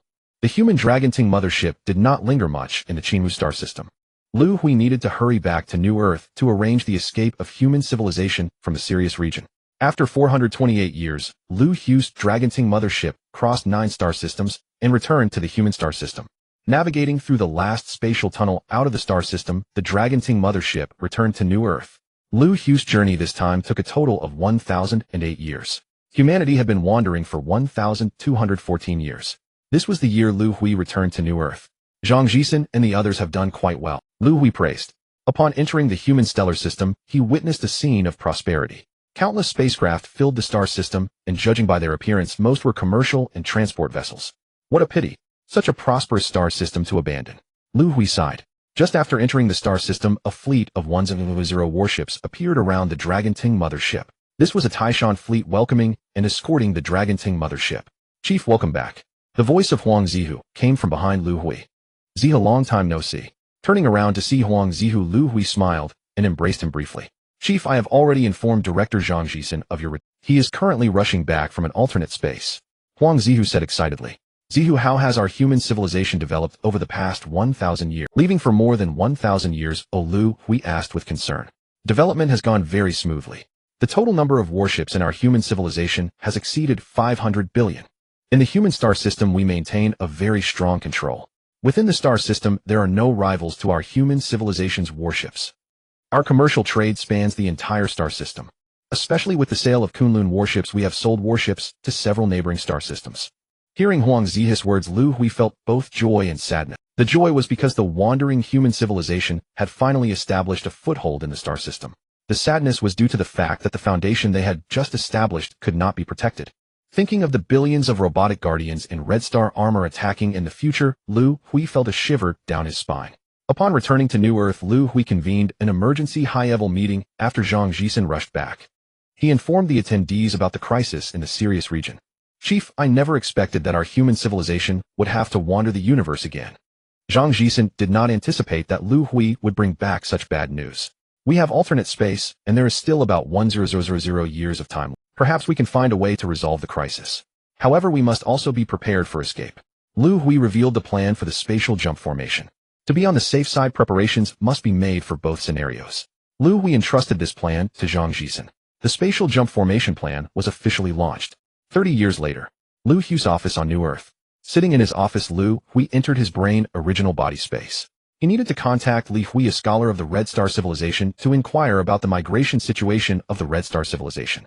The reason for his concern about the migration of the Red Star Civilization was that the mechanical civilization controlled the 8th star system, which was adjacent to the Qinwu star system, and next to it was the Red Star system. The mechanical civilization's attack would begin from the Qinwu star system. Once the Qinwu star system fell, the next to be targeted would be the Red Star system. After the war began, the Red Star system would quickly become the front line. A war with no chance of victory. The sooner they migrate, the better. Entering the brain original body space, Liu Hui found Li Hui's brain original body. Beside him were the brain original bodies of Xian Meng, Cheng Ji, and Wu Wang. The two guardians Cheng Ji and Wu Wang, captured by the mechanical civilization, still had their brain original bodies remaining in Liu Hui's space, unable to contact or destroy them. "Chief, did you call for me?" Li Hui, awakened by Liu Hui, entered the brain original body space. "How is your migration work progressing?" The Red Star Civilization has a large number of personnel and resources to be migrated to New Earth, which is a massive migration. Liu Hui was very concerned and inquired every few years. "Chief, the first batch of personnel will arrive at New Earth in 86 years, and subsequent personnel and resources will continuously migrate over." The migration work of the Red Star Civilization was proceeding smoothly. After 86 years, the first batch of over 50 billion personnel from the Red Star Civilization arrived at New Earth, and resources began to be continuously transported over. Humanity had been wandering for 1,468 years. Zhang Jisen led many scholars to complete the design of the spatial jump formation in alternate space. Humanity began to construct the spatial jump formation in the space 10 light-years away from the star system. The size of the formation was comparable to that of the star system. It resembled a gigantic spider web with the spatial jump generator at its center. The diameter of the generator was comparable to that of a medium-sized star. Due to its large diameter, the generator was designed as a hollow mesh-like sphere to prevent collapse from excessive mass. The spatial jump generator was connected to numerous docking points. Each point's diameter was equivalent to that of a medium-sized planet, and the docking points were also designed to be hollow. In the future, personnel and resources would enter inside the docking points. When the spatial jump generator was activated, it would take the connected docking points along with it. A total of over 200 docking points were designed, sufficient to accommodate the entire population of the civilization and the necessary resources. Humanity had been wandering for 2,839 years. Zhang Jisen hurried to Liu Hui's office. Though in a rush, a look of joy appeared on his face. "Chief, we have made new breakthroughs in our spatial research. We can now create a confined space." "A confined space? How did you manage to do this?" Liu Hui was very curious and pleasantly surprised. "Leader, do you remember the black substance at the center of the others? We have made breakthroughs in our research on it. If we stimulate the black substance with high energy, it will change its distance dimension. The multiplier of the distance dimension is very large. If the speed in normal space-time is 10 times the speed of light after entering the confined space, the speed remains unchanged, but its movement distance appears to be less than 1 millimeter. Jisen, how large of a confined space can you create? What is the energy consumption?"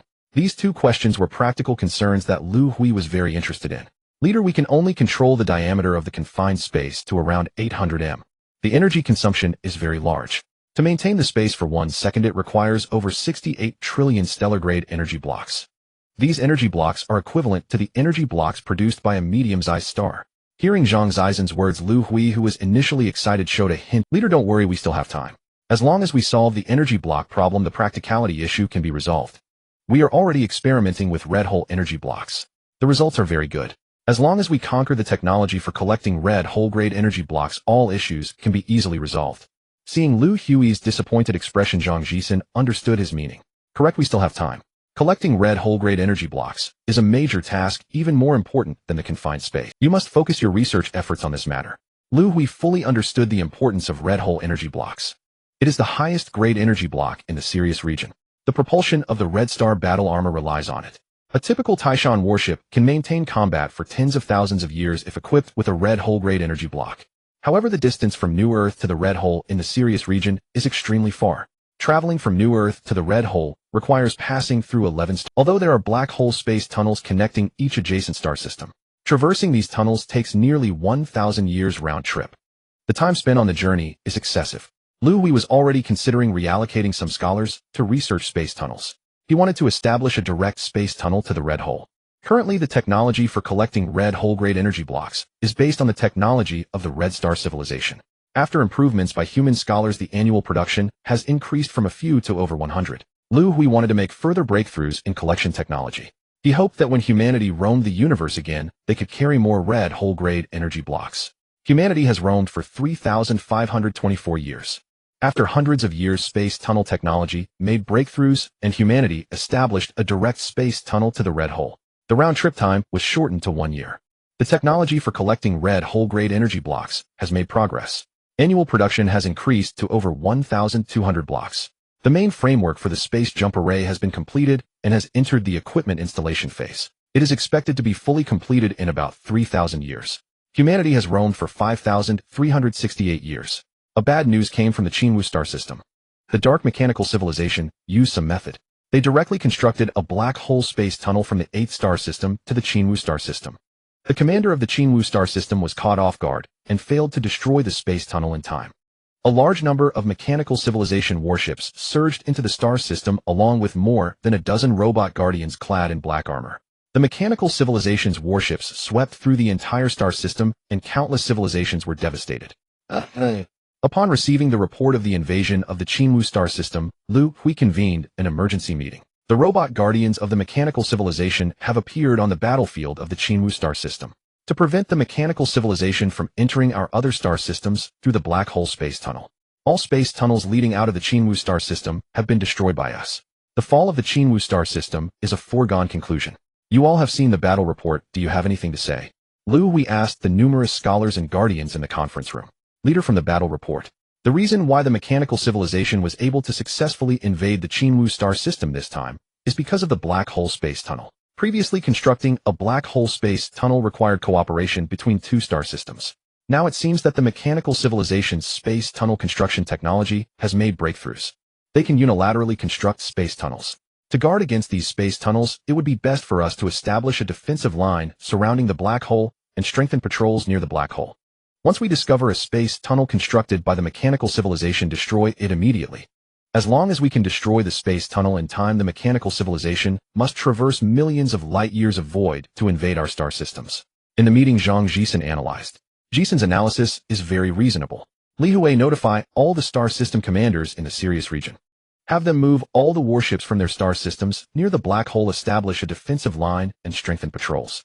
Destroy any space tunnels constructed by the mechanical civilization as soon as they are discovered. Prevent the warships of the mechanical civilization from invading through the tunnel. Huangzu, you immediately start arranging the black hole defense work for our human stars. Although our neighboring star systems have not yet been invaded, we must prepare defenses in advance. The construction of the space jump array will take about another 1,000 years to complete. Before it is completed, your place is the last line of defense. We need to buy more time. Liu Hui did not expect that the invasion of the mechanical civilization would come earlier than anticipated. Originally estimated to be around 5,000 years away, it now seems that there might not be even 1,000 years left. Currently, the appearance of the mechanical civilization's robot guardians is still limited. But as time goes on, their numbers will surely increase. 1,000 years is Liu Hui's optimistic estimate. In 300 years, the Qinwu star system completely fell. After the fall of the Qinwu star system, the adjacent Red Star system began to be attacked by the mechanical civilization. At this time, the Red Star civilization had long migrated to New Earth. The newly appointed star system administrator had prepared the defenses near the black hole in advance. The space tunnels constructed by the mechanical civilization were discovered and destroyed before they could be used. However, this situation lasted for less than 200 years.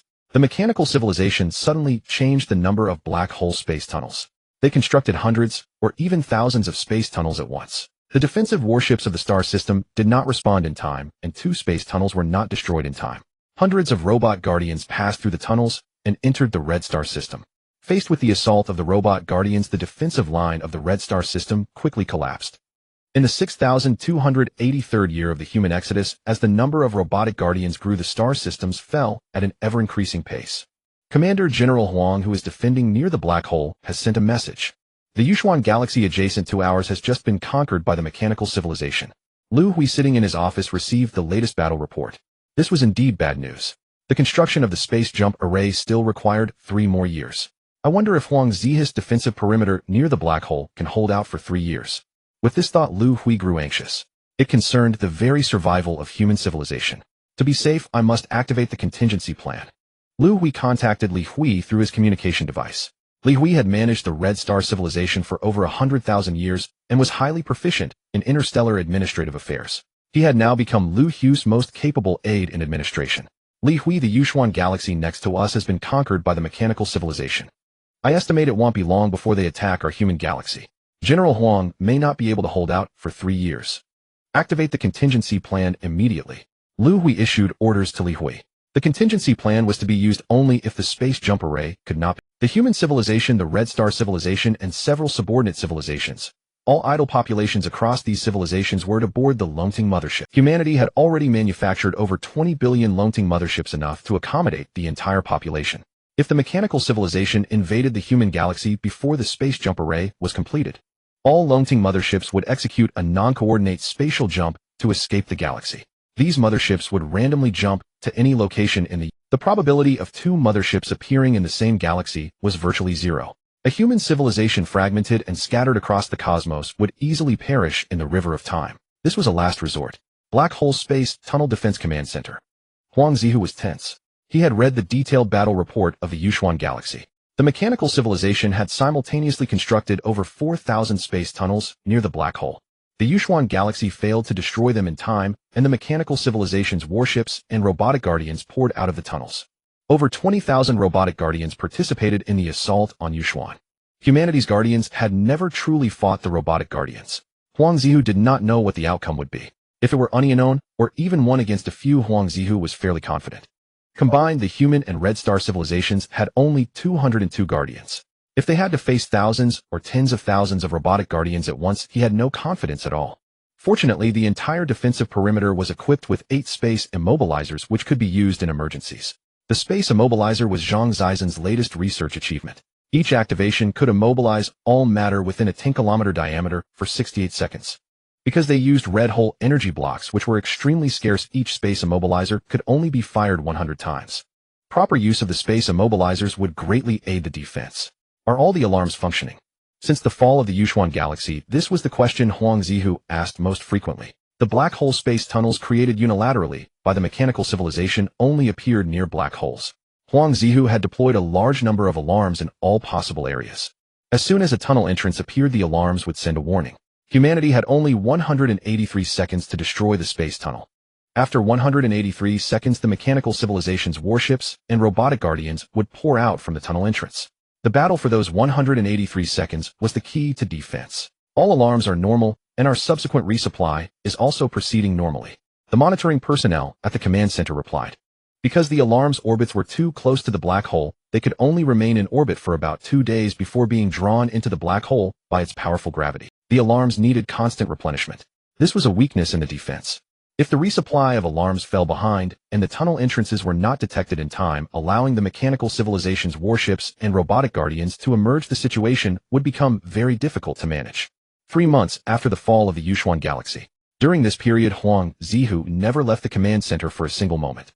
The battlefield was eerily silent. Huang Zihu even hoped this calm would last until the space jump array was completed.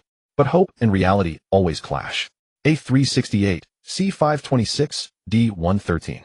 Dozens of locations on the command center's 3-dimensional display issued alarms. The mechanical civilization's space tunnel entrances had appeared. All guardians move to your designated positions. Time is tight. Use your own judgment whether to provide support. Taishan warships near the alarm zones sortie immediately. Huang Zihu's orders were somewhat redundant. The defensive drills had been conducted many times.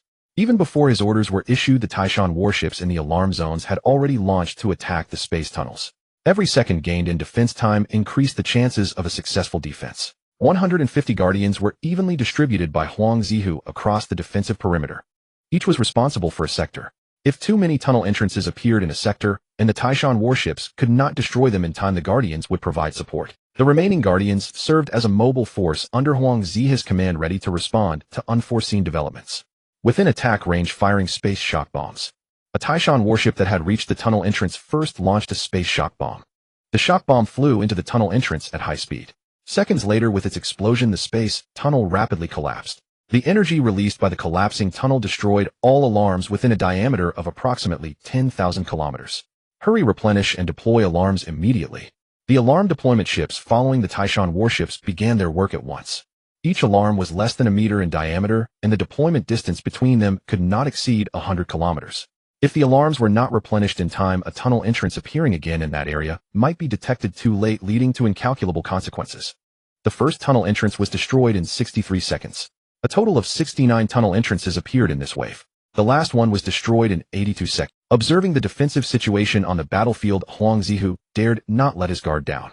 The mechanical civilization's next wave of space tunnels could appear very soon, with no discernible pattern. A26, A8894, B6785, B7552. The alarms for tunnel entrances. This time there were 252 tunnel entrances. Due to the familiarity with the defense drill, the second batch of space tunnels constructed by the Dark Mechanical Civilization was swiftly destroyed by the defending warship. In the following months, the number of space tunnels constructed by the Mechanical Civilization gradually increased.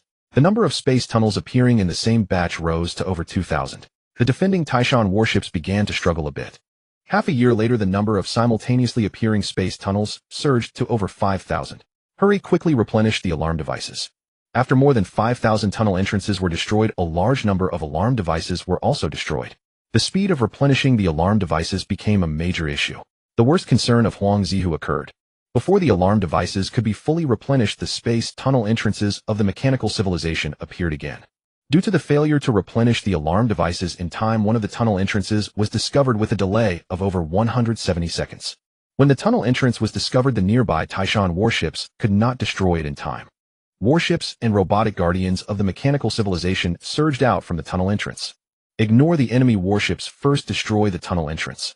The first arriving Taishan warship fired dozens of spatial shock bombs into the tunnel entrance. Unfortunately, the shock bombs were intercepted by enemy warships, and the Taishan warship was quickly penetrated and destroyed by the robotic guardians. More and more Taishan warships arrived at the tunnel entrance, risking destruction by robotic guardians, and launched spatial shock bombs into the tunnel entrance. Thousands of Taishan warship wrecks floated near the tunnel entrance. At least a dozen robotic guardians had already surged out of the tunnel, and the Taishan warships were utterly powerless before them. One of the robotic guardians even fired a black hole bomb into the distance. Over 1000 Taishan warships that rushed over were sucked into it. The Taishan warships were no longer capable of launching an attack on the tunnel entrance. The initiative outside the tunnel entrance was grasped by the mechanical civilization. In this critical moment, the mechanical civilization's warships and robotic guardians outside the tunnel entrance were suddenly restrained. Humans used a spatial confinement device. A red figure quickly flew toward the space tunnel entrance along the edge of the confined space. After clearing the enemy warships at the tunnel entrance, spatial shock bombs were fired into the tunnel. The human guardian Wei Dong, responsible for this area, arrived in time and destroyed the space tunnel. At this moment, the number of mechanical civilization warships pouring out from the tunnel had reached over 1,000, with a dozen robotic guardians. Although they were confined in the spatial confinement, the duration of the confinement could only last for over 60 seconds. After over 60 seconds, human guardian Wei Dong would have to face a dozen robotic guardians alone. This was the first clash between human guardians and robotic guardians. Due to the overwhelming strength of the battle armor, all energy attacks were ineffective. The battle between guardians evolved into a series of punches, kicks, and high-speed collisions. The contest was one of the durability of the battle armor. Each punch and kick, as well as high-speed collisions, would reduce the armor's durability. Whoever's armor was destroyed first would be annihilated by the opponent. Wei Dong did not flinch in the face of a dozen robotic guardians. After more than a minute of combat, Wei Dong was hit by multiple high-speed collisions, and the durability of his Red Star battle armor had dropped to 20. Wei Dong, go back and change your Red Star battle armor. Leave these robots to us. Xi and Meng led 50 guardians to the battlefield. These were the only mobile guardians under Huang Zihu's command. Seeing the urgent situation, Huang Zihu quickly dispatched them for support. 50 human guardians against a dozen robotic guardians. The numerical advantage rendered the battle without suspense. In less than half an hour, the dozen robotic guardians were surrounded, their armor durability shattered, and they were all destroyed.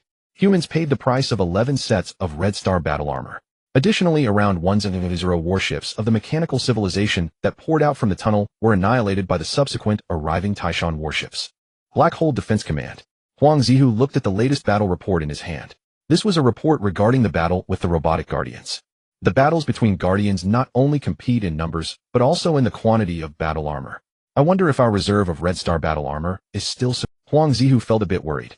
He still had to defend for another 2.5 years, and the human reserve of Red Star battle armor was only over 3,000. Once exhausted, human guardians would have no ability to contend against the robotic guardians. 2 years later, the reserve of human Red Star battle armor had dwindled to less than 300 sets. The most exhausting battle occurred a year ago. In that battle, over 120 robotic guardians surged out before the tunnel was destroyed. Huang Zihu mobilized all human guardians, personally joining the fray. Over 50 human guardians were injured, and over 500 sets of Red Star battle armor were expended, ultimately destroying all robotic guardians. Now Huang Zihu still needed to defend for another 6 months. Due to the severe shortage of Red Star battle armor, he had fallen into anxiety. Commander Huang, the latest order from the leader has arrived. We can withdraw in 3 days. Huang Zihu's anxious expression revealed a hint of joy. He took the order from the leader and glanced at it. So the spatial jump formation has been completed ahead of schedule. Huang Zihu finally felt a sense of relief.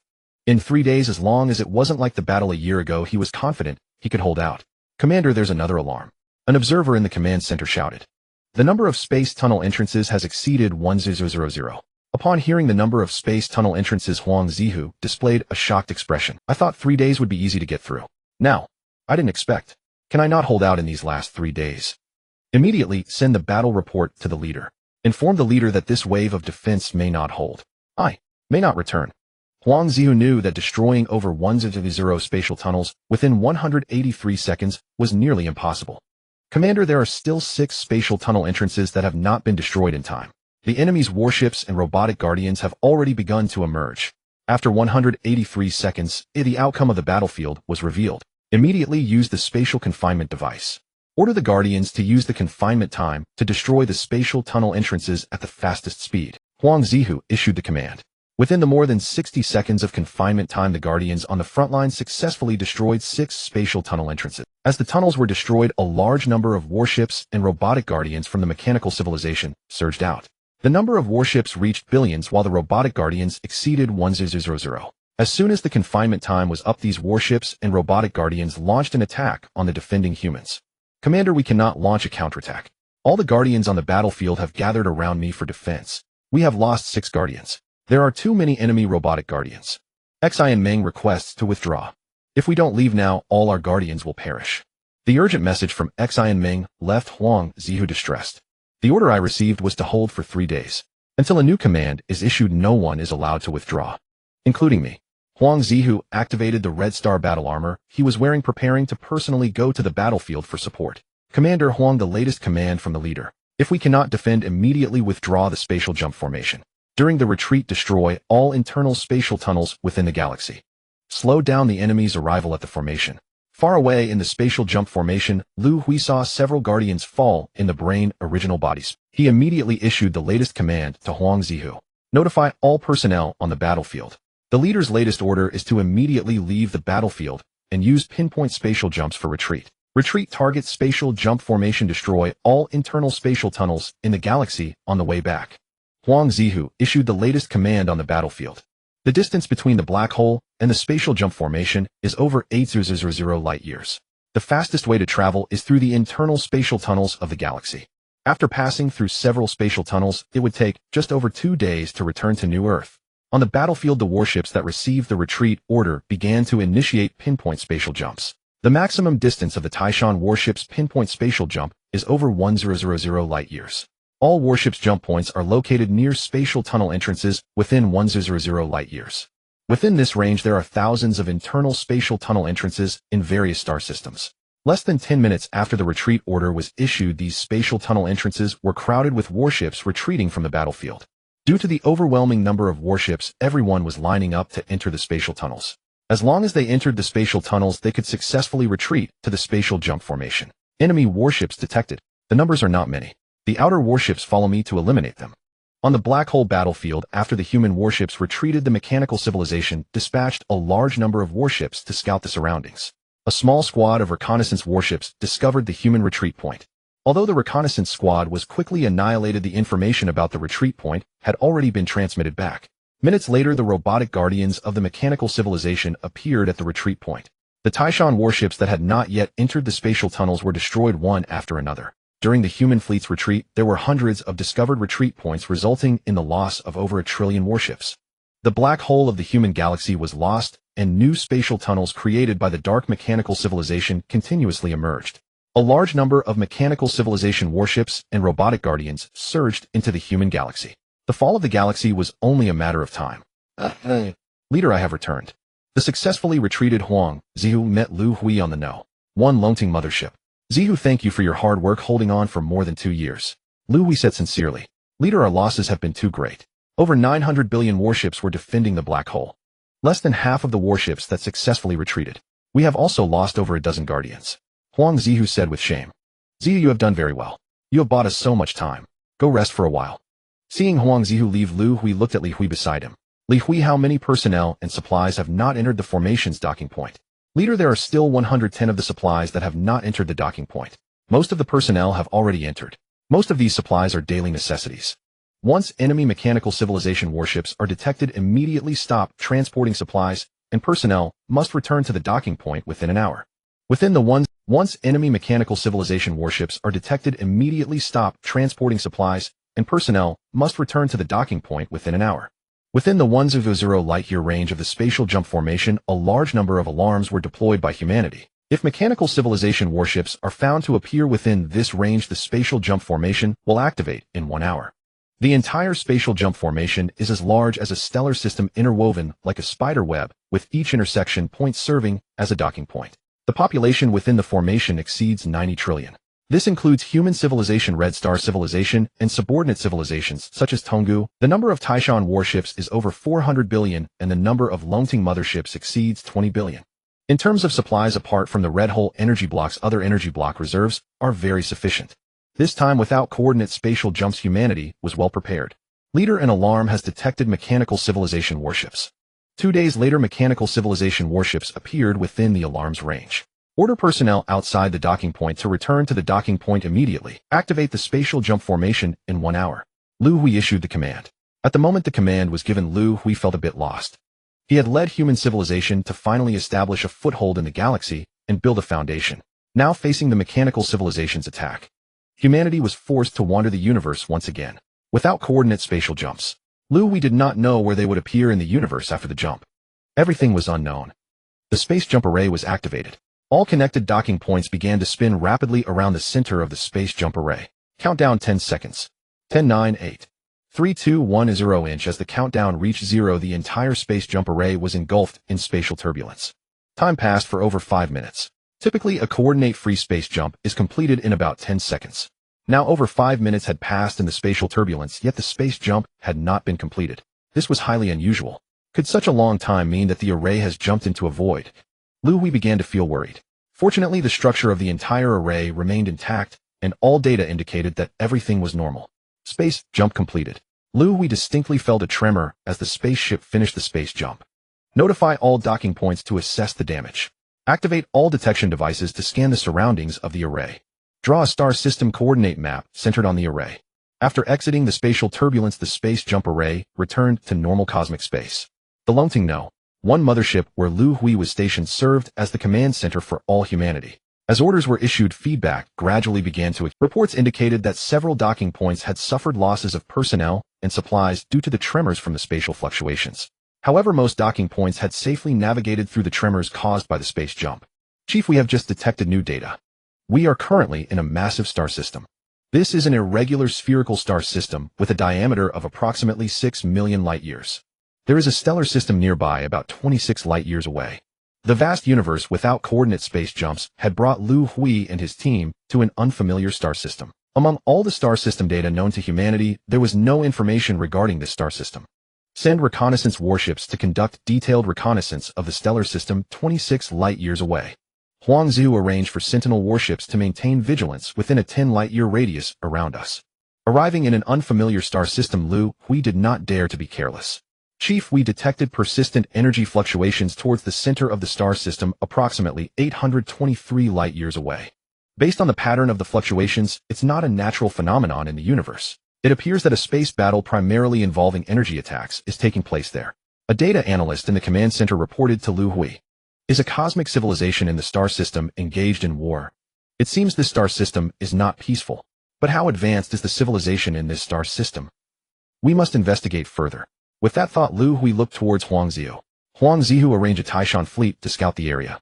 The number of warships should not be too many. 1,000 will suffice. For safety, Sake let Xi and Meng select 2 guardians to accompany them. This reconnaissance mission will be led by Xi and Meng. Liu Hui issued the command. Soon 100 Taishan warships departed from the docking point heading towards the center of the star system. The target is 823 light-years away within the space jump range of our Taishan warships. Prepare all warships for a space jump according to my coordinates. The commander of the reconnaissance operation Xi and Meng issued orders to the fleet. The 1,000 Taishan warships vanished from the array. As the space jump concluded, the Taishan fleet appeared 0.5 light-years away from the battlefield. This distance allowed for better observation of the battlefield situation. Everyone must hold on. Behind the defense line is our homeland, our stellar system. We cannot let the mechanical civilization's warships enter our stellar system. The Wuching civilization's fleet is already on its way to support. In the command ship on the space battlefield, an alien intelligence being resembling a rabbit was issuing commands. He was Yada, the leader of the Green Plus civilization. Leader, we have suddenly detected a fleet approximately 0.5 light-years from the battlefield, numbering about 1,000 warships. They are neither warships of the Wuching civilization nor those of the mechanical civilization. We have sent a communication request to them. The crew in the command ship reported. The only civilization near our stellar system is the Wuching civilization. They must be an exploratory fleet from some civilization. Send them a message informing them that we are engaged in battle with the mechanical civilization's fleet and that they should leave the battlefield immediately. The leader of the Green Plus civilization, Yada, regarded the human Taishan fleet as an exploratory fleet. Due to the small number of warships in the fleet, leader Yada did not even consider requesting support from them. He merely kindly reminded them to leave the battlefield quickly.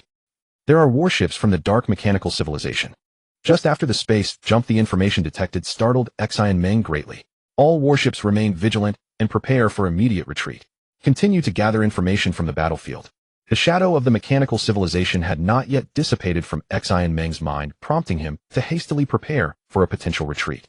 Commander, based on the data detected on the battlefield, it seems that the warships on the battlefield are all from second-level civilizations. There are approximately 600 of these warships, with about 400 from the mechanical civilization. The remainder are from unknown civilizations. Hearing the report from the battlefield, reconnaissance officer Xi and Meng found it strange. When did the warships of the dark mechanical civilization become so weak? Commander, an unknown civilization has sent us a communication message. The content of the message is currently being deciphered by the intelligence system. The communicator reported to Xi and Meng. The message has been successfully deciphered.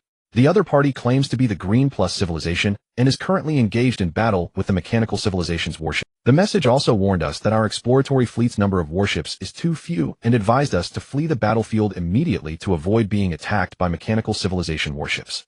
The communicator relayed the deciphered content to Xi and Meng. They took us for an exploratory fleet from an unknown civilization. I didn't expect this Green Plus civilization to be so righteous. They actually warned an unfamiliar civilization to flee the battlefield. Xi and Meng developed a slight fondness for the Green Plus civilization. Communicator, send back the information we possess from the battlefield to the chief. Also asked the chief whether our warships should take action to eliminate the mechanical civilization's warships. Although there are more than 400 mechanical civilization warships on the battlefield, they are all from second-level civilizations. Humanity's civilization level has already reached level 4. Just a few Taishan warships would suffice to wipe them all out. Xi and Meng sent the information he had gathered back. Command center of the No. 1 Longting mothership. Leader, this is the reconnaissance report sent back by Xi and Meng. The communicator handed the report from Xi and Meng to Liu Hui. Taking the report, Liu Hui read it carefully. An unknown civilization is engaged in battle with the dark mechanical civilization. Is there actually a branch of the dark mechanical civilization in this star system? The battleships are only of 2 levels. Liu Hui did not expect the results of the reconnaissance to be like this. Jisen, take a look at this report. What do you think the situation might be? Liu Hui asked Zhang Jisen next to him while handing him the report. Leader, this should be good news, right? After reading the report, Zhang Jisen smiled and said, according to the data we possess, the dark mechanical civilization has numerous branches throughout the universe. Each different branch is commanded by a core intelligence. The core intelligence does not possess the ability to create, this much is certain. Its developmental rule is to replicate the scientific and technological advancements of its opponents. Most civilizations in this star system should be at levels 2. Therefore, according to the development pattern of mechanical civilizations, their battleships have only reached levels 2 and 3. This is good news for our human civilization. It is also a significant opportunity. Our human civilization is at level 4, allowing us to easily control this vast star system. Based on the report, Zhang Jisen analyzed the general situation of the civilization levels in this star system. Communicator send a command to Xianming. Order him to annihilate all mechanical civilization battleships on the battlefield. Make contact with the Green Jia civilization to gather more information about this star system. Liu Hui issued the command. Commander, the leader's latest order has arrived. Annihilate all battleships of the Dark Mechanical Civilization on the battlefield and contact the Green Jia civilization to collect more intelligence within this star system. Xianming received Liu Hui's order. Command the first squadron of the First Fleet to immediately detach from the fleet, enter the battlefield, and eliminate all mechanical civilization battleships. Remind the first squad to avoid mistakenly harming the Green Jia civilization's battleships. Communicator send a message to the Green Jia civilization. Tell them to withdraw from the battlefield. The mechanical civilization's battleships are ours to deal with. After issuing the command, Xianming's first squadron of 10 battleships detached from the fleet and flew towards the battlefield. Green Jia Civilization Command Ship. Leader, the Exploration Fleet 0.5 light-years away has sent us a message. They claim to be human civilization, asking our Green Jia Civilization's battleships to withdraw from the battlefield to avoid any accidental harm. They intend to attack the mechanical civilization's battleships. The communicator, upon receiving the message from the humans, hurriedly reported to Leader Yada. Human civilization. I've never heard of this civilization. Their fleet consists of only 1,000 battleships, and they want to independently attack the mechanical civilization's battleships. Hearing the communicator's report, Yada was very surprised. What audacity this civilization has. I doubt they have ever fought against the mechanical civilization. They underestimate the power of the mechanical civilization's battleships. For now, let's not pay them any mind. We will continue fighting and wait for reinforcements from the Wuqing civilization. Leader Yada did not take the message from the human fleet seriously. Leader, 10 human civilization battleships are flying towards the battlefield at high speed. Their speed has already surpassed the speed of light. The report from the detector left everyone in the command ship stunned. In their scientific understanding, material with mass cannot exceed the speed of light. Leader, these 10 battleships have already reached the battlefield. They are attacking the mechanical civilization's battleships.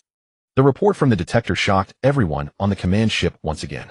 How long had it been since then? 0.5 light-years, and they took just over a dozen to 20 minutes. What multiple of the speed of light is that? The speed of the Green Jia civilization's battleships is only 0.3 times the speed of light. At 0.5 light-years, it would take them a year and a half to travel.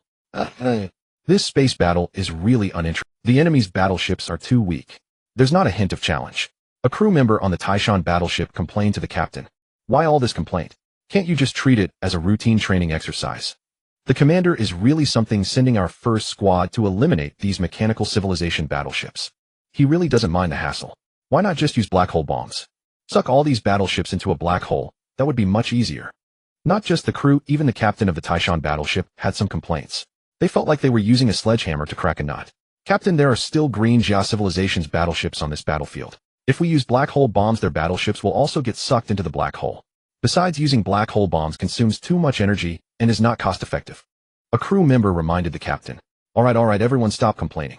Your words can be casually spoken on the battleship, but don't let them reach the commander's ears. Otherwise, we'll all be in trouble. Get to work immediately and annihilate the mechanical civilization's battleships at the fastest speed. Fire the energy beam cannons with all your might. We have ample energy blocks on our spaceship. The Taishan battleship uses black hole energy blocks and is equipped with 4 large-caliber energy beam cannons. Each shot can destroy dozens of enemy battleships. Combined with the high-speed kinetic cannons on the battleship, every second hundreds to thousands of mechanical civilization battleships are being destroyed on the battlefield. The battleships of a second-level civilization have very weak energy shields, unable to withstand the high-energy attacks from the Taishan battleship. Order all our battleships to withdraw from the battlefield. In shock, the leader of the Green Jia civilization, Yada, finally came to his senses. Their battleships had already suffered damage amounting to hundreds. What kind of war is this? This is a one-sided massacre. Seeing the performance of the human battleships on the battlefield, the people of the Green Jia civilization were almost stunned.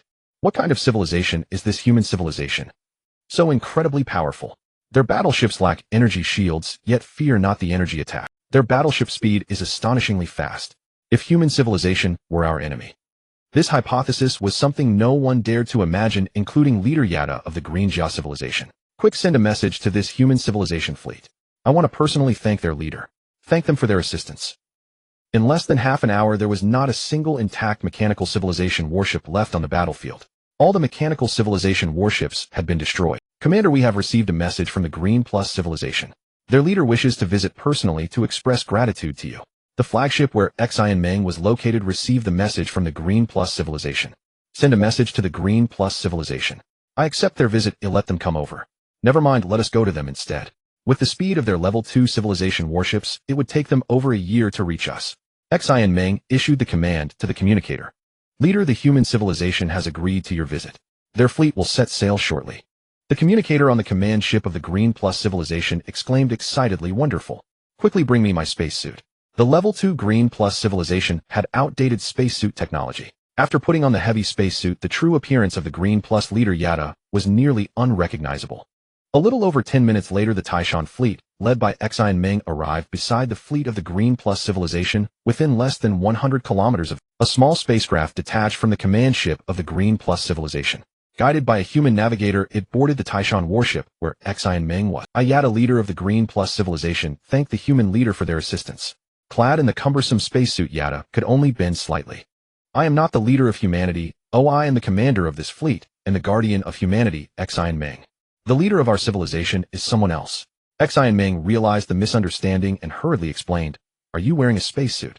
He noticed that Yada and several people beside him were wearing the same attire. It certainly resembled a spacesuit. However, it was too heavy and outdated, making it impossible to see the true appearance of the wearer. Esteemed human guardian, we Green Plus individuals cannot adapt to the harsh environment of space. So we must wear spacesuits to meet you. I hope for your understanding. Yada was worried about the other party's dissatisfaction, and his tone was very sincere. Our warship should still have quite a few spare spacesuits. Send 100 sets to them. Xianmeng instructed a crew member beside him. In no time, several crew members brought 100 sets of spacesuits to X. Warship Brain scanned the parameters of the Green Plus civilization's spacesuits. Modify the simulation environment of these 100 spacesuits according to the Xianmeng issued an order to the warship's brain. Scan complete.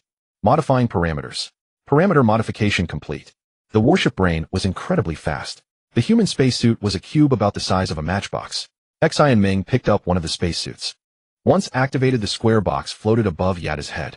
An environmental isolation dome enveloped Yada inside. Inside the isolation dome was the environment necessary for the survival of the Green Plus people. Green Plus leader, you can take off your spacesuit now. Xianmeng said to Yada. This resembles the rabbit recorded in human Earth history. Seeing Yada take off the spacesuit, Xianmeng was somewhat surprised. He had read about Earth history and had a vague impression of the rabbit as an animal. Esteemed human guardian, Xianmeng, thank you for the spacesuits you gifted us. Yada was very astonished, although he knew that human technology was highly advanced. Experiencing it firsthand was a completely different feeling. It's just a small gift, there's no need to think too much of it. Xianmeng gifted the spacesuits to the Green Plus civilization, mainly because he had some fondness for this civilization and wanted to bridge the gap. Because he still needed to understand the entire situation of the star system from the Green Plus civilization. Yada, we humans are an extraterrestrial civilization. We just arrived in your star system through space jumping. You Green Plus civilization is the first civilization we have encountered. Can you tell me about your Green Plus civilization and the situation of your star system? Xianmeng asked Yada. Esteemed human guardian, Xianmeng, it is an honor to introduce our star system to you. The star system we are in is called the Wangzhou star system, the center of the surrounding star cluster. After listening to Yada's introduction, Xianmeng felt somewhat disappointed. The Green Plus civilization was merely a level 2 civilization. Their understanding of the Wangzhou star system was very limited. The information they could provide was confined to within 1.0 light years around their stellar system. Civilizations within the star system lacked space jumping technology, and exploration of distant areas within the star system could only rely on exploration ships. Moreover, the speed of exploration ships was less than 0.5 times the speed of light. The Green Plus civilization controlled 3 neighboring stellar systems. Over 1200 light-years away from them existed a level 3 civilization. This civilization had 6 subordinate civilizations, including the Green Plus civilization. Further out, over 800 light-years away, there was also a level 3 civilization. Due to the vast distance, this civilization had almost no contact with the Green Plus civilization. Yada did not even know the detailed situation. He only knew that the relationship between this civilization and the Wuqing civilization was not good. They had even engaged in small-scale space wars. This was due to the presence of a dark mechanical civilization within the star system. Considering the possible attacks from the mechanical civilization, these 2 level 3 civilizations had restrained themselves and prevented a larger-scale war. According to the information provided by Yada, the Wangzhou star system was one without a unified governance. The highest level civilization within the star system should be level 3. These level 3 civilizations each had their own territories and frequently engaged in wars over resource extraction. Xi and Ming sent back the information. He was waiting for further instructions from Liu Hui. Commander, the scanning equipment indicates that a fleet has suddenly appeared 0.02 light-years away. Their numbers exceed 1 million ships. A crew member in the warship command room discovered a suddenly appearing fleet. Esteemed human guardian. This fleet should be a support fleet dispatched by the Wuqing civilization. Yada explained to Xi and Ming, fearing that humans might attack. Aren't you unable to utilize space-jumping technology? How did this fleet suddenly appear there? Xi and Ming asked warily. Guardian, we do not possess space-jumping technology. The warships of the Wuqing civilization arrived here through a space. This spatial rift is a naturally occurring rift within the star system. Through this rift, the warships of the Wuqing civilization can reach us within a month. Yada hurriedly explained to Xi and Ming. So they came through a spatial rift. Xi and Ming certainly knew what a spatial rift was. Years ago, their Red Star civilization had learned to create spatial tunnels through the study of spatial rifts. Commander, this fleet is heading towards us. They have launched an energy attack against us. Without even asking, they launched an attack against us. Do they think we are easy to bully because we have fewer warships? Order all Taishan warships to return fire. A third-tier civilization was nothing but trash in Xi and Ming's eyes. Respected human guardian, please wait a moment. The Wuqing civilization's fleet must have misunderstood. I will contact them immediately and ask them to cease the attack. Hearing that the human fleet was about to retaliate, Yada grew anxious. 10 human warships had been able to annihilate over 4,000 warships of the mechanical civilization. 1,000,000 warships of the Wuqing civilization would not even be enough to fill the gaps between the teeth of 1,000 human warships. Communications officer, forcefully connect me to the communicator on the Wuqing civilization's warship. Yada, you can explain it to them yourself. Because he bore some goodwill toward the Liu civilization, Xi and Ming gave Yada a chance to save face. Under the operator's manipulation, the communication with the Wuqing civilization was quickly established. Commander Phyla, this is Yada of the Liu civilization. Upon receiving my communication, please cease your attack immediately. The warships you are attacking belong to the human civilization, our friends from Liu. Please stop the attack at once. What is going on? How did this communication signal get in?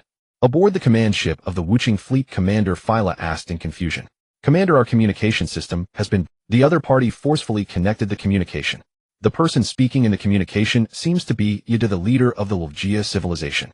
The communications officer on the command ship reminded their Commander Phyla. Order our warships to cease fire. Yada, what is happening on your end? The distress signal said you were under attack by the mechanical civilization's warships.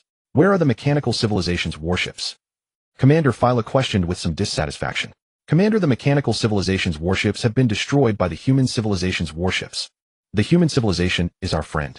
Please do not attack them. Hearing Phyla's interrogation, Yada hastily explained. Human civilization? Is there a human civilization near this star sector? Are you joking? With just these few warships, they destroyed the mechanical civilization. Your Liu civilization is a subordinate civilization of ours. Rescuing you is not their business. Tell this human civilization to get its warships out of this star sector. In Phyla's eyes, the idea of another civilization stepping in to rescue the Liu civilization in place of the Wuqing civilization was an intolerable offense. Commander Phyla, how can you treat our human friends like this? Yada was shocked upon hearing Phyla's words. Communications officer, cut off the communication now. Xi and Ming suddenly issued the order. Yada watched helplessly as the communication was severed, and he began to worry about the fate of the Wuqing civilization. Tell our fleet to get out of this star sector. This Wuqing civilization certainly has a big mouth. Does their commander have no brain? There are so many wreckages of mechanical civilization warships on the battlefield. Didn't they see them? Xi and Ming felt pity for the commander of the Wuqing. Order all warships to attack freely. I want every single one of this 1,000,000 warships to be destroyed, not a single one escaping. Xi and Ming had held a high position in the Red Star civilization for many years. When had he ever endured such humiliation? Of course, except for the mechanical civilization. Faced with the provocation of a third-tier civilization, Xi and Ming unhesitatingly gave the order to annihilate. 1,000 Taishan warships entered the battlefield. The nearly 2,000 warships of the Liu civilization watched a new massacre unfold. Standing beside Xi and Ming, Yada dared not utter another word. Aboard the Longting No. 1 mothership. Chief, this is the information Xi and Ming just sent back. Liu Hui took the data and began to read. This material was the latest intelligence Xi and Ming had gathered on the local galaxy. Jisun, take a look as well. The amount of information is not substantial, there is too little useful data. Liu Hui handed the data to Zhang Jisun. Chief, although the intelligence gathered on this galaxy is somewhat scarce, it is already certain that no fourth-tier civilization exists in this Wangzhou galaxy. If a fourth-tier civilization existed, it would not allow these third-tier civilizations to hold their own territories and fight among themselves. It would certainly unify and integrate the entire galaxy's civilizations and resources. After reviewing the data Zhang Jisun analyzed, Liu Hui, your red star civilization, once managed the T-Online star sector for a long time. Based on your experience, what should our human civilization do now, eh? Liu Hui asked Liu Hui beside him. Chief, our primary task now is to find a star system as a foothold for our civilization. Ideally, the star system should be located near the center of the Guangzhou galaxy. According to observational data, the Guangzhou galaxy has a diameter of 6 million light-years, 3 times larger than the red star galaxy. Its galactic center should be a purple hole. The energy level of a purple hole is 1 grade higher than that of a red hole. Establishing our civilization's foothold near the purple hole would facilitate research on it. Once we have a foothold, we can integrate the civilizations of the galaxy and unify the Guangzhou galaxy. Only then can we fully utilize the galaxy's resources. The civilization levels in the Guangzhou galaxy are not high, and the level of the dark mechanical civilization is also low. Unifying the entire galaxy should... Moreover, Chief, I have another idea. Because the mechanical civilization's level is low, this gives us an opportunity. Quickly eliminate the dark mechanical civilization and do our utmost to capture their intelligent cores within the Guangzhou galaxy. If we can capture an intelligent core and study it, in the future we can calmly face higher-level mechanical civilization intelligent cores. Liu Hui had not forgotten the intelligent core that had forced the human civilization to wander the cosmos once again. Now the intelligent core of the mechanical civilization in the Guangzhou galaxy was at most 3rd tier. This was a rare opportunity for the human civilization. If they left the galaxy's mechanical civilization intelligent core unchecked one day, it would catch up to the level of the human civilization. Then perhaps the human civilization would be forced to wander the cosmos again. Liu Hui, your idea is excellent. The dark mechanical civilization is the true enemy of our human civilization. If necessary, we can postpone the unification of the entire galaxy. We should first resolve the matter of the dark mechanical civilization. Ji-sun, Liu Hui, the two of you should first handle the task of establishing our civilization's foothold. This is our preliminary plan. Once our civilization is settled, and we have gathered sufficient intelligence on the mechanical civilization within the galaxy, we will immediately launch an attack against it. Humanity has been wandering for 6,286 years. The lack of coordinate space jumps has led human civilization to the Guangzhou star system. After gaining a preliminary understanding of the star system, humanity began to devise a plan to establish its roots in the Guangzhou star system. The No.1 Lonting Mothership. Chief, this is the report returned by the reconnaissance spaceship. Liu Hui took the report handed over by his subordinate. This report is from a reconnaissance spaceship located 26 light-years away. Upon arriving at the Guangzhou star system, the closest star system to the space jump array is a stellar system 26 light-years away. Humanity dispatched reconnaissance spaceships to conduct detailed investigations of this stellar system. This stellar system has been designated as the No.1 stellar system by humanity. The stellar system is a single star system with the star in its middle age approximately 5.8 million kilometers in diameter, 3 times larger than the Sun. There are a total of 22 planets in the stellar system, of which 16 are rocky planets, and the rest are gas giants, all showing no signs of life. Activate all thrusters of the jump array and approach the No.1 stellar system. Jisun, you need to formulate a plan. Organize a fleet to advance to the No.1 stellar system in advance, establishing a logistics base and preparing for the extraction of minerals and energy. The daily consumption of the space jump array is extremely large. We will need the support of the No.1 stellar system until we find a new foothold. Liu Hui instructed Zhang Jisun. Liu Hui, I entrust the task of finding a new foothold near the center of the Guangzhou star system to you. Do you have any preliminary plans? Liu Hui asked Liu Hui beside him. Chief, according to the data from the reconnaissance, we are about 4 million light-years away from the center of the star system, which is a very long distance. Our Taishan battleship has a maximum speed of 4 times the speed. If we travel normally, it will take 1 million years. A round trip will require 2 million years, which is clearly too long. Therefore, I plan to have the reconnaissance battleships use fixed-point space jumps all the way there. The fixed-point space jump distance of the Taishan battleship is about 1,000 light-years. After 2 fixed-point space jumps, the energy blocks on the battleship will be depleted. I plan to build an energy block supply base every 1,000 light-years on the way to the center of the star system to solve the energy block consumption problem for the battleship's space jumps. About 4,000 energy block supply bases need to be built. Each energy block supply base takes about 5 days to construct. In about 50 years, we will be able to complete the construction of 4,000 energy block supply bases. With the supply of the bases, the battleships will be able to continuously use fixed-point space jumps to reach the center of the star system, reducing the time needed to about. At that time, if we find a suitable stellar system near the center of the star system to settle our civilization. With the supply of the bases, the battleships will be able to continuously use fixed-point space jumps to reach the center of the star system, reducing the time needed to about. As soon as Liu Hui asked, he already had a preliminary plan. Jisen Liu Hui, I leave the matter to you both, and you can act according to your plans. Due to the enormous size of the space jump array, its speed in the universe is only 0.95 times the speed of light, unable to exceed light speed. After 27 years, aided by the thrusters, the array finally navigated to the vicinity of the No.1 stellar system. At this time, the No.1 stellar system had already been transformed by human civilization into a logistics supply system, with the daily consumption of the jump array starting to be supported by the No.1 stellar system. Over 27 years, more than 2,000 energy block supply bases leading from the No.1 stellar system to the center of the Guangzhou star system have been constructed. No.1 stellar system planet No.6. A massive research base has been constructed for scholars from the Academy of Sciences. Liu Hui often visits the research base during his free time. Humanity's technological development has reached a bottleneck.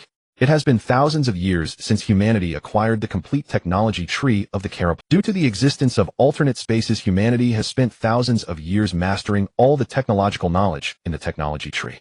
The era of technological explosion has ended. Without the reference of the technology tree, technological development can only rely on scholars to explore slowly. Humanity's technological development has entered a slow valley period. The 1856 energy block supply base is built on the 9th planet of the 2758 stellar system. 10 Taishan battleships are docked at the base. Each time humanity builds an energy block supply base, they leave 10 battleships at the base as a protective force. The total number of personnel at the base is around 5,000. Base Command Center. Commander Wang Feng has been in the command center for a full 24 hours. Since a few days ago, the gravitational wave radar at the base has detected several suspicious objects. After data analysis, these suspicious objects appear to resemble space battleships. The location of the objects is very close to the base, less than 200 million kilometers away. After discovering the suspicious objects, the commander dispatched Taishan battleships to investigate. However, each time the battleships arrive at the location, the suspicious objects disappear. This occurrence has repeated several times. Commander Wang Feng devised a plan. He quietly deployed miniature monitors in the area where the suspicious objects frequently appeared. He wanted to investigate what was really going on. Commander, the suspicious objects have appeared again. A monitor operator in the command center suddenly exclaimed, "Can the deployed monitor capture their optical image?" Wang Feng asked urgently. "Commander, we captured it. This time we got it." In the control room's three-dimensional image, over a dozen alien battleships appeared. I didn't expect them to really be space battleships. But how did they get here? And how do they disappear? The commander was somewhat puzzled. Activate the energy beam cannons at the base and use the coordinates sent back by the monitors to destroy them. The commander stopped thinking further.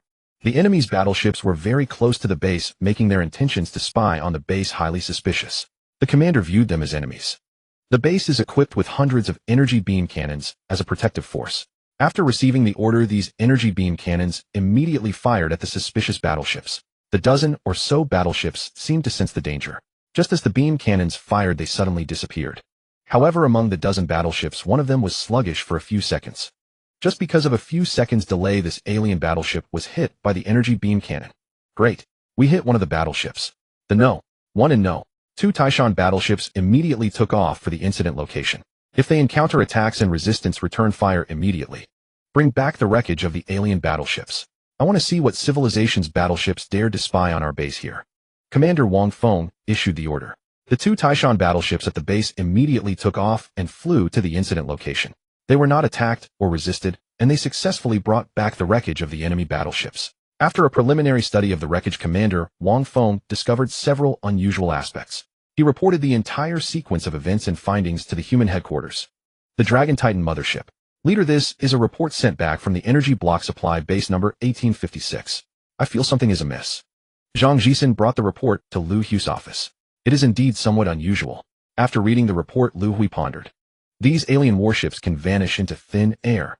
The technology they are using is certainly not spatial jump technology. Spatial jumps require an initial velocity, whether it is rotational speed or linear speed. If they remain stationary, spatial jumps cannot be accomplished. The only explanation is that they have mastered spatial dimensional technology.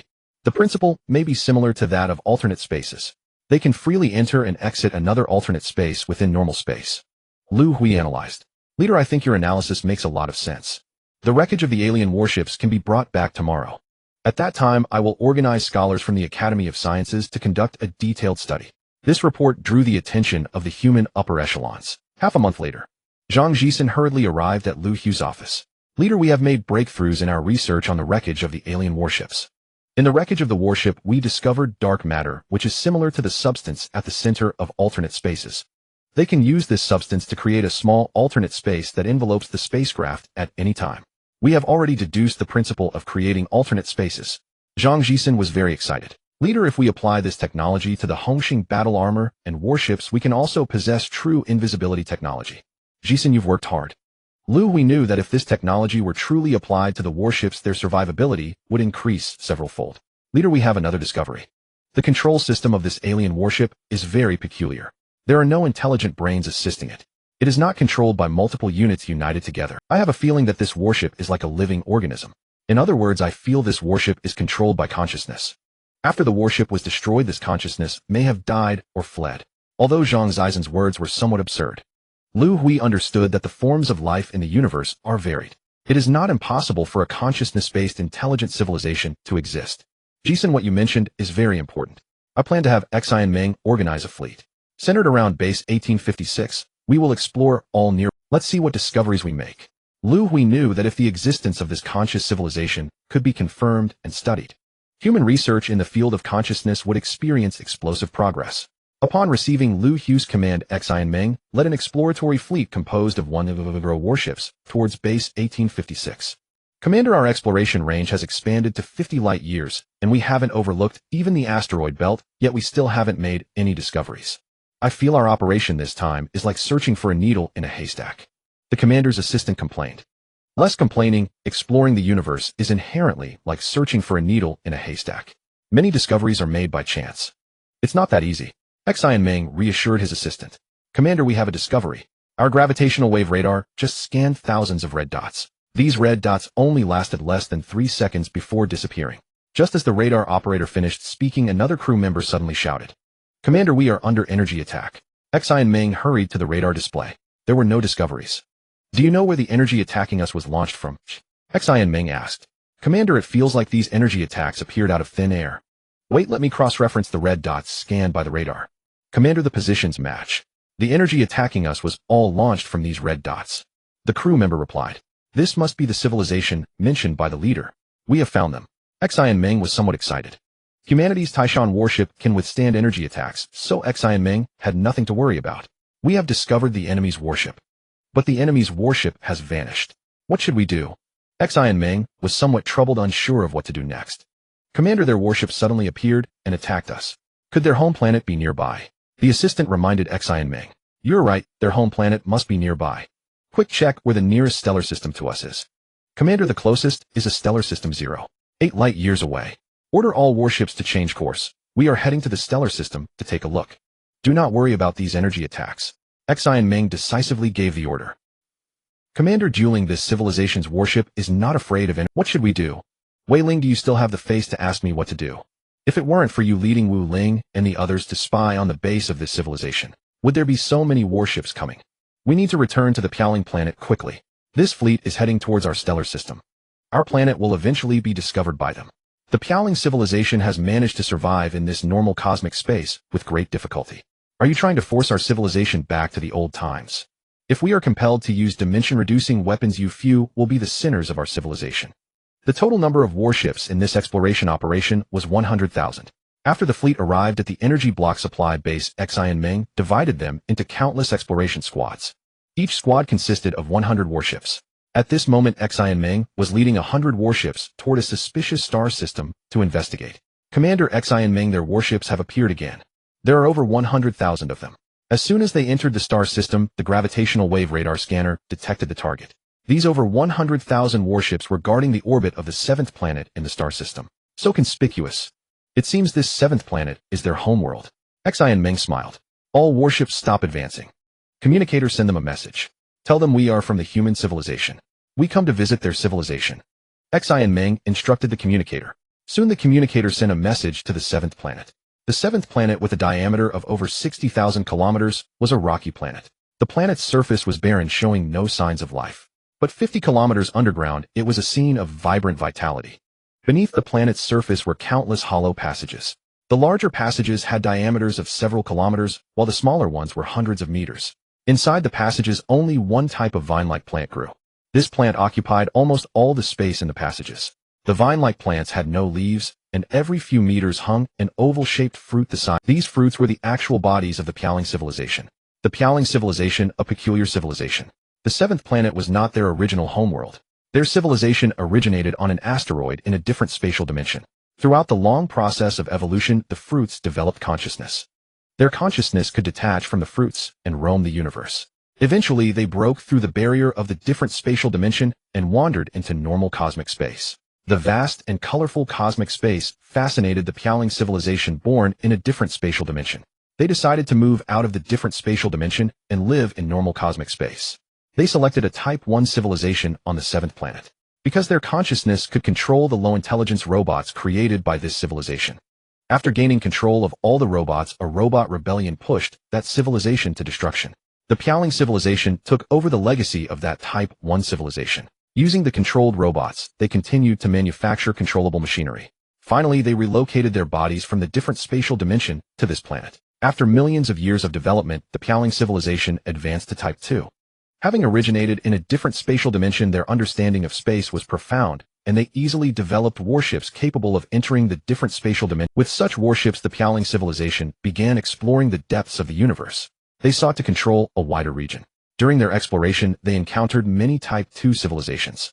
They also discovered the weaknesses of their own civilization. Their consciousness could not control robots or warships equipped with high-level intelligent cores. In the universe, Type 2 civilizations generally equipped their warships or robots with advanced intelligent cores. Whenever the consciousness of the Pialing civilization attempted to invade these advanced intelligent cores, it would be destroyed by the core's protective programs. Recognizing their weakness, the Pialing civilization ceased exploration and began to shrink back to the seventh planet, developing in seclusion. In a vast underground space on the seventh planet, the high-level consciousnesses of the Pialing civilization gathered here. Lord of Spirits, the other side has sent us a message. The message has just been deciphered. They come from the human civilization. They wish to visit our civilization. Should we respond to them? Hearing his subordinates question, the Lord of Spirits of the Pialing civilization hesitated. He was a very cautious person, knowing that the normal universe was fraught with danger. That was why he had kept the civilization hidden and developing in seclusion. Now a civilization had come knocking on their door, and it was a powerful one. The Lord of Spirits feared that his civilization would be devoured by the other. Reply to them. We refuse their visit. Tell them to leave our star system. If they do not leave, they will face our devastating strike. The Lord of Spirits made up his mind. Lord of Spirits, the cost of using the dimension reduction weapon is too great. Should we reconsider? No need to reconsider. We must deter them. They are unaware of the cost we pay for using the dimension reduction weapon. The Lord of Spirits was determined to use the most powerful dimension reduction weapon to deter this civilization. Aboard the Taishan warship command vessel. Commander, they have replied. They refused our visit. They also warned us that if we do not leave the star system, we will face their devastating strike. The communicator reported to Xi and Meng. How interesting. They refuse even a normal diplomatic visit. A low-level civilization dares to be so without showing our strength, they will never yield. Xi and Meng had originally intended to visit this civilization peacefully, without resorting to force. His orders were to establish contact after discovering this civilization, not to destroy it lightly. Deploy 50 Taishan warships. Attack the 100,000 warships in orbit around the seventh planet. Let them witness the power of humanity. I will fight until they agree to our visit. Xi and Meng's temper flared. The 50 Taishan warships, upon receiving orders, flew toward the seventh planet. Entering range, they began attacking with energy. The Pialing civilization's warships flickered in and out of existence, shifting between normal cosmic space and the different spatial dimension. They evaded energy attacks while launching counterattacks. However, their energy attacks inflicted no damage on the Taishan warships. Shifting dimensions allowed them to evade the Taishan warships' energy attacks, but precise timing was crucial. Many Pialing civilization warships failed to shift dimensions in time and were destroyed one after another. With each warship destroyed, a fruit withered beneath the seventh planet. Lord of Spirits, they have begun attacking our warships. The subordinate's anxious voice agitated the Lord of Spirits. He sensed the withering of his people's fruits. Order all warships to shift dimensions and stay out. Activate our dimension reduction weapon immediately. The Lord of Spirits finally made his decision. Beneath the seventh planet, millions of fruits suddenly withered. At the same time, the 50 Taishan warships that were attacking were suddenly compressed into paper-thin sheets. This was the ultimate weapon of the Pialing civilization, the dimension reduction strike. Exploration Task Force command vessel. What happened? What's wrong with our warships? Xi and Meng discovered that the 50 Taishan-class warships previously launching an assault had suddenly collapsed into flat sheets of paper. Is this the devastating weapon they warned us about? Xi and Meng's assistant exclaimed in disbelief. All warships, immediately withdraw to base. Bewildered and confronted with an incomprehensible, overwhelming threat, Xi and Meng issued the retreat order. Transmit the battlefield footage to headquarters immediately. Await the leader's instructions. After retreating to the energy block resupply base, Xi and Meng remained shaken and unsettled. What force could instantaneously compress 50 Taishan-class warships into mere two-dimensional sheets? Conference room of Longting Mothership No. 1. Numerous scholars gathered here. They were reviewing a three-dimensional holographic recording transmitted by Xi and Meng from the battlefield. You've all viewed the 3D recording. What are your thoughts? Liu Hui gazed across the assembly and asked.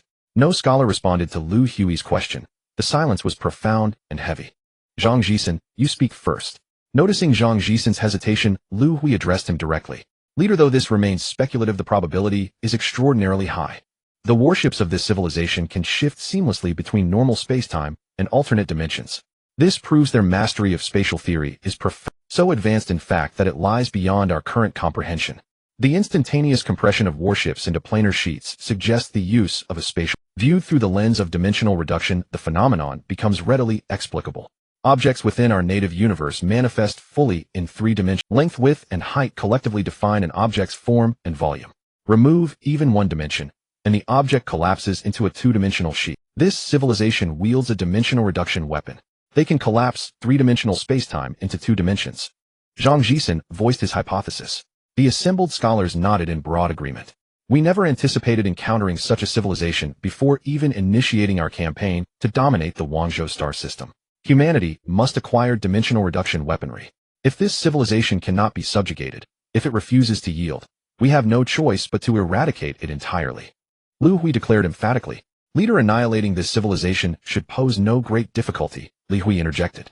According to the battlefield report transmitted from the front line, their dimensional reduction weapons operate under strict constraints. Their warships carry no such armaments on board. Weapon deployment requires anchoring to their homeworld. Moreover, its effective range is extremely limited. Xi and Meng's reconnaissance squadron comprised 100 warships. 50 advanced to attack, 50 held reserve position. Spacing between the two groups was minimal. Only the forward 50 were struck. The rear formation remained unscathed. This confirms the weapon's narrow operational radius, its critical vulnerability. We may dispatch hundreds, or even thousands, of Longting motherships for a coordinated assault. To minimize our losses, we need only disperse and encircle their homeworld. The colossal caliber energy cannons aboard Longting motherships possess sufficient power to obliterate their planet outright. We can leverage this capability as strategic coercion. Should they refuse surrender, their world shall meet the same fate as Planet 8. Liu Hui presented his proposal. Liu Hui, your analysis and proposed strategy are both sound and incisive. Do not delay. Implement this plan without hesitation. Humanity must assume dominion over the entire Guangzhou star system. Any civilization posing existential threat, if unwilling to submit, must be eradicated. Energy block resupply base. Xi and Meng, having withdrawn in defeat to the base, now received fresh orders and 2,000 Longting motherships. Per directive, he led the armada back into orbit above Planet 7. All Longting motherships disperse and establish full orbital encirclement of Planet 7. Detach 10 motherships to Planet 8, the adjacent world, and upon reaching optimal firing range, detonate it instantly. Communications officer, deliver a surrender ultimatum to the Piaoling civilization. Unconditional capitulation must be declared within 1 hour, or face subjugation by humanity. If they refuse to surrender and submit, their world shall suffer the same cataclysm as Planet 8. Xi and Meng issued the command. Energy block resupply. Spirit Sovereign, the human civilization's fleet has returned. This time their vessels dwarf those of the prior engagement. They have delivered an ultimatum demanding surrender. They threaten planetary annihilation. What course shall we take? The Piaoling leadership convened in urgent council. Spirit Sovereign, shall we deploy dimensional reduction weaponry once more? We cannot afford another use of dimensional reduction weapons. Our population is already scarce, and each activation consumes millions of lives. Such attrition would decimate us utterly. Without dimensional reduction weapons, how do we repel the invaders? Shall we surrender outright? Perhaps we should retreat back into the old dimension. Humanity grants us only 1 hour. Can we possibly evacuate every citizen from our world within? Cease your quarreling. I require silence. Let me think. The Spirit Sovereign had not foreseen humanity's immunity to their dimensional strike, a stark miscalculation. Their fleet had departed only days ago, yet now returned larger and more formidable than before. Spirit Sovereign, latest observational data just confirmed. Planet 8, the neighboring world, has undergone stellar detonation under bombardment from human megavessels. This report seemed to jolt the Spirit Sovereign into grim clarity. He understood this was humanity's deliberate warning. Send a transmission to the human civilization. We consent to surrender, but not unconditionally. Reluctantly, the Spirit Sovereign acquiesced to capitulation. Human warships now ringed the planet in dispersed formation. Further dimensional strikes, even at total demographic cost, could not eliminate the encircling Longting Mothership Command Vessel. Commander, the Piaoling civilization has accepted surrender. However, they request negotiations regarding terms. The communications officer relayed the message to Xi and Meng. Surrender simplifies matters considerably. Terms need not be negotiated, they will be dictated. Dispatch the suzerainty accord to the Piaoling civilization. Humanity shall formally absorb the Piaoling civilization as a subordinate entity. Driven by desire for their dimensional reduction technology, Liu Hui's faction had pre-drafted a generous suzerainty accord. Its intent was to bind Piaoling interests inseparably to humanity's, leveraging both military dominance and mutual benefit to maintain absolute control. The Spirit Lord received a communication from human civilization regarding a sovereign agreement. This is the content of the agreement. The exchange between the Piaoling civilization and others was conducted through conscious communication. Upon sensing the contents of the sovereign agreement, the Spirit Lord was taken aback. You all should feel the content of the agreement. He disseminated the contents of the agreement to the higher consciousness around him. Spirit Lord, could there be a conspiracy? The terms of this agreement are too favorable. Human civilization is willing to share their technological knowledge. They are also obliged to ensure the safety of our civilization. Although the conditions are quite favorable, we must also pay a certain price. Our civilization's technological knowledge must also be shared with human civilization. When human interests are harmed, we will need to heed their commands and protect human. Though we have to pay a price overall, it is still more beneficial for us. I believe this agreement is not a conspiracy. Human civilization is a high-level civilization. They have the power to directly annihilate our civilization. There is no need to conspire against us. The discussions among the Piaoling civilization's upper echelons leaned mostly towards signing the sovereign agreement. Given the current circumstances, since the sovereign agreement proposed by human civilization is more advantageous for us, we shall proceed to sign this agreement. Send a message to human civilization that we agree to sign the sovereign agreement recognizing human civilization as the sovereign civilization. Whether coerced or enticed by benefits, the Piaoling civilization ultimately accepted the sovereign agreement proposed by humans. A few days later, the Spirit Lord of Piaoling arrived at the first star system following Commander Xi and Meng's flagship. There aboard the Longting Mothership, he met with Liu Hui to sign the sovereign agreement. Humanity now had another subordinate civilization, the Piaoling civilization. With this, there were 4 subordinate civilizations in total. Tong Gu civilization, a semi-mechanical civilization, primarily providing military resources. A significant portion of the soldiers aboard human warships came from Tong Gu civilization. Yuzhu civilization, a semi-mechanical civilization, mainly engaged in manufacturing within human civilization. Bashang civilization, a carbon-based civilization characterized by commerce, provided commercial services within human society. Piaoling civilization, an ideological civilization, currently had an unknown role within human civilization. Red Star civilization could not be considered a subordinate civilization of humans. They shared a common origin with human civilization and had largely integrated into human society, enjoying rights equal to those of humans. The inclusion of Piaoling civilization made the Human Academy of Sciences suddenly busy. Zhang Jisheng led numerous scholars to begin research on ideology and dimensional attacks. Humanity had wandered for 638 years. After more than 50 years, the energy block supply base built by humanity finally reached the vicinity of the Wang-Zhou Star System Center. Zhang Jisheng set aside his current research, organizing a group of scholars and a large fleet to head toward the center of the star system. His task was to find a suitable star system for human habitation near the center of the star system. Furthermore, he needed to establish a frontier research base for humanity to study the purple hole at the center of the star system. I didn't expect this purple hole to be so immense. Its diameter seems to exceed 100 light-years. The red hole of the red star system pales in comparison, being less than 1/10 of it. Zhang Jisheng exclaimed. The scientific expedition fleet he led remained 100 light-years away from the purple hole. This was the closest distance the fleet could. The gravity of the purple hole was immense. If the scientific expedition fleet ventured any closer, they would be unable to escape its pull. The final fate would be to be sucked into the purple hole. This optical image is truly stunning. It's a rare sight. Every second, dozens of stars were being drawn into the purple hole. Before being swallowed by the purple hole, the stars were torn apart by its overwhelming gravity. The shattered stars transformed into a luminous debris. Such a sight left Zhang Jisen in awe. The scientific expedition fleet is preparing to dock and assemble to establish our space research base. Xi and Meng, you don't need to stay with me any longer. The task of finding a suitable star system for human habitation is entrusted to you. Zhang Jisen assigned roles within the fleet. The fleet responsible for research remained. The remaining fleet was under Xi and Meng's command, and the warships would spread out to explore the surrounding star systems. 25 years later, the exploration fleet, led by Xi and Meng, finally discovered a suitable star system for human habitation. The star system was very stable, orbiting the purple hole at a perfectly balanced speed. It ensured that it would never be drawn into the purple hole. As the star system was close to the purple hole, humanity named it the Purple Hole Star System.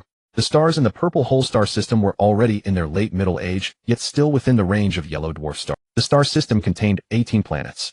Among them, 11 were rocky planets and 7 were gas giants. After modification, the environments of the 5th and 6th rocky planets were suitable for human habitation.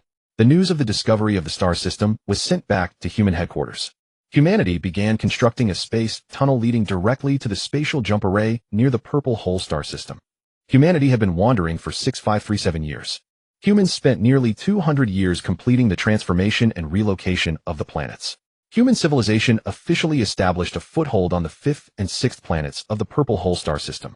These 2 planets were named Revitalization 1 and 2 by humanity, collectively known as the Revitalization Binary Stars. On the Revitalization Binary Stars, humanity firmly established their presence. They began the plan to unify the Guangzhou star system. The Guangzhou star system was divided into countless star regions by humans. In each star region, humanity would construct a space tunnel. After passing through the space tunnel, the warships completed the occupation and control of the star region. Star Region 782. Humanity had just built a space tunnel leading to this star region. A fleet consisting of 100 Taishan warships passed through this space tunnel, entering Star Region 782. All team leaders of the search squads, please pay attention. Try to avoid using force so as not to damage the environment of the star system. Upon discovering an intelligent civilization, do not attack blindly. First establish contact, and then report to me. We will send designated personnel to handle matters regarding these civilizations. Remember, we are not here to destroy the star system. The fleet commander instructed the team leaders of the search fleet. The fleet of 100 warships was divided into numerous search squadrons.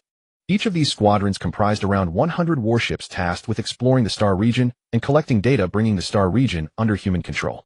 Commander, this is the 127th Exploration Squad. We have discovered warships of the Dark Mechanical Civilization. Send the report back to the human headquarters. Notify all search teams that a battleship from the Dark Mechanical Civilization has been discovered in the star zone. Do not engage with them. Immediately retreat to the space tunnel entrance, establish a defensive line, and wait for instructions from headquarters. This was a pre-established plan made before the search fleet set off. Upon discovering the battleship of the Mechanical Civilization, we must not engage in battle.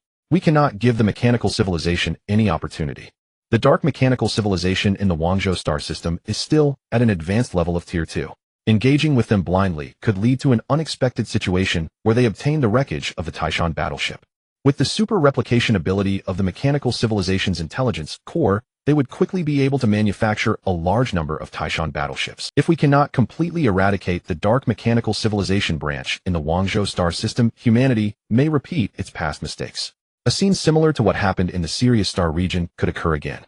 At the human headquarters of the dual star planet, Leader, an emergency report has been sent back from the exploration fleet in Star Zone 782. They have discovered battleships from the Dark Mechanical Civilization. There was no battle. According to the plan, they have retreated to the space tunnel entrance and established a defensive line waiting for our latest instructions. The headquarters communicator hurriedly reported to Liu Hui. Notify Huang Zihu and Liu Hui to come to my office. Zhang Jisen had been presiding over research work at the space research base near the Purple Cave and was not by Liu Hui's side. Therefore, Liu Hui planned to discuss with Huang Zihu and Liu Hui how to attack and capture the intelligence core of the Mechanical Civilization. Leader, I heard that battleships from the Mechanical Civilization have been discovered. Are we preparing to attack them? Can I lead the team? Huang Zihu said excitedly as he entered the office. He had not led a fleet into battle for a long time. Zihu, please come in and sit down. We will wait for Liu Hui for a moment. This is a serious matter, and we need to discuss a foolproof plan. Huang Zihu had barely sat down when Liu Hui arrived at the office after receiving the notification. Leader, I am currently working on consciousness research at the Academy of Sciences. When I received the notification, the spirit master of the floating spirits was by my side. I heard something major has happened, so he volunteered to come along to see if he could help. Liu Hui, who had just entered the office, explained to Liu Hui. Because Liu Hui did not summon the spirit master. Hearing Liu Hui's words, Liu Hui glanced behind him. He knew that a consciousness existed there, yet he could see no sign of its presence. Liu Hui shook his head in resignation, feeling quite unaccustomed to it. Leader, is this classified information? I shouldn't be involved. Seeing Liu Hui's resigned expression, the spirit master said disappointedly, this is a significant matter. Although it is classified, you are also someone qualified. I can clearly sense your presence, yet I cannot see you. It's a bit unsettling, which is why I showed a resigned expression. Liu Hui understood that the other party might have misunderstood, so he explained, Leader, it's simple. Next time I come to see you, I can control a robot with my consciousness. Hearing that the leader did not reject him, the spirit master quickly said, the floating spirit civilization has been part of humanity for over 200 years. During this time, we have been enjoying the benefits provided by humanity. Apart from cooperating in consciousness research, we have not been able to bring greater benefits to humanity. Eager to make an impression, he shamelessly asked Liu Hui to bring him along to see if he could help control a robot to come over. There is no need for that. Our life forms are different, and we will gradually get used to it, Liu Hui said with a smile. All right, everyone sit down. Let's discuss the matter of the dark mechanical civilization. According to the report from Star Zone 782, they discovered a very large number of battleships from the mechanical civilization. The locations are concentrated in several neighboring star systems. I suspect that the intelligence core of the mechanical civilization should be within these star systems. Now we need to find a way to scout these star systems, collect their detailed information, and determine the location of the intelligence core. To avoid alarming them, do you have any methods to accomplish this quietly? Liu Hui asked the people in the office. Leader, if the reconnaissance is about basic situations, it may be possible to do so quietly. But if we want to obtain detailed information, it will be difficult not to alert them. Huang Zhu thought for a moment and said, we must find a way to avoid alarming them. I am worried that the intelligence core will escape. The Wangzhou star system is so vast that it will be very difficult to find the intelligence core again later, Liu Hui said with concern. Leader, according to your requirements, only by personally conducting the reconnaissance can it be possible to avoid detection. Your brainwave rays can confuse the mechanical civilization into not distinguishing between friend and foe. But you are the leader of the civilization. It is too dangerous to send you personally to scout. We have not fully understood the methods of the mechanical civilization's intelligence core. But one thing we can be sure of is that the intelligence core possesses spatial control. This ability could pose a danger to you. Although Liu Hui had thought of a method, he did not fully agree with putting the leader in danger. If it is only to scout detailed information without needing to invade the intelligent program, our floating spirit civilization members would be the best candidates. The spirit master of the floating spirits suddenly interjected. Hearing that the leader was troubled about the reconnaissance, he thought of the consciousness characteristics of his people. Their consciousness can drift freely in the universe. Currently, they have not discovered any instruments that can detect their presence. They are the best candidates for reconnaissance. How far can your people's consciousness drift in the universe after leaving their bodies? Liu Hui realized the key to the floating spirit planet is nearly 20,000 light-years away from Star Zone 782. Leader, the consciousness of our floating spirit people has previously reached over 30,000 light-years from the body. Over 30,000 light-years is sufficient. Star Zone 782 is only about 20,000 light-years away from you. I will entrust the reconnaissance of the dark mechanical civilization to you, the floating spirit civilization. Once you return, immediately organize your people to head to Star Zone 782. You need to scout the area of 3 neighboring star systems. I will provide you with the basic information of the star systems shortly. You can decide how many of your people to send. As long as we can ascertain the exact location of the mechanical civilization's intelligence core, we will have a great chance to capture it. Liu Hui did not expect that at a critical moment the consciousness of the floating spirit civilization's people would be utilized. Their consciousness form made them the best candidates for reconnaissance. At the space tunnel entrance of Sector 782, a human Longting mothership emerged from the tunnel. The mothership carried the consciousness of over 100,000 members of the Piaoling civilization. These tens of thousands of beings were the scouts selected by the Lord of the Piaoling. Lord of the Piaoling arranged for your people to board the 3 Taishan warships respectively.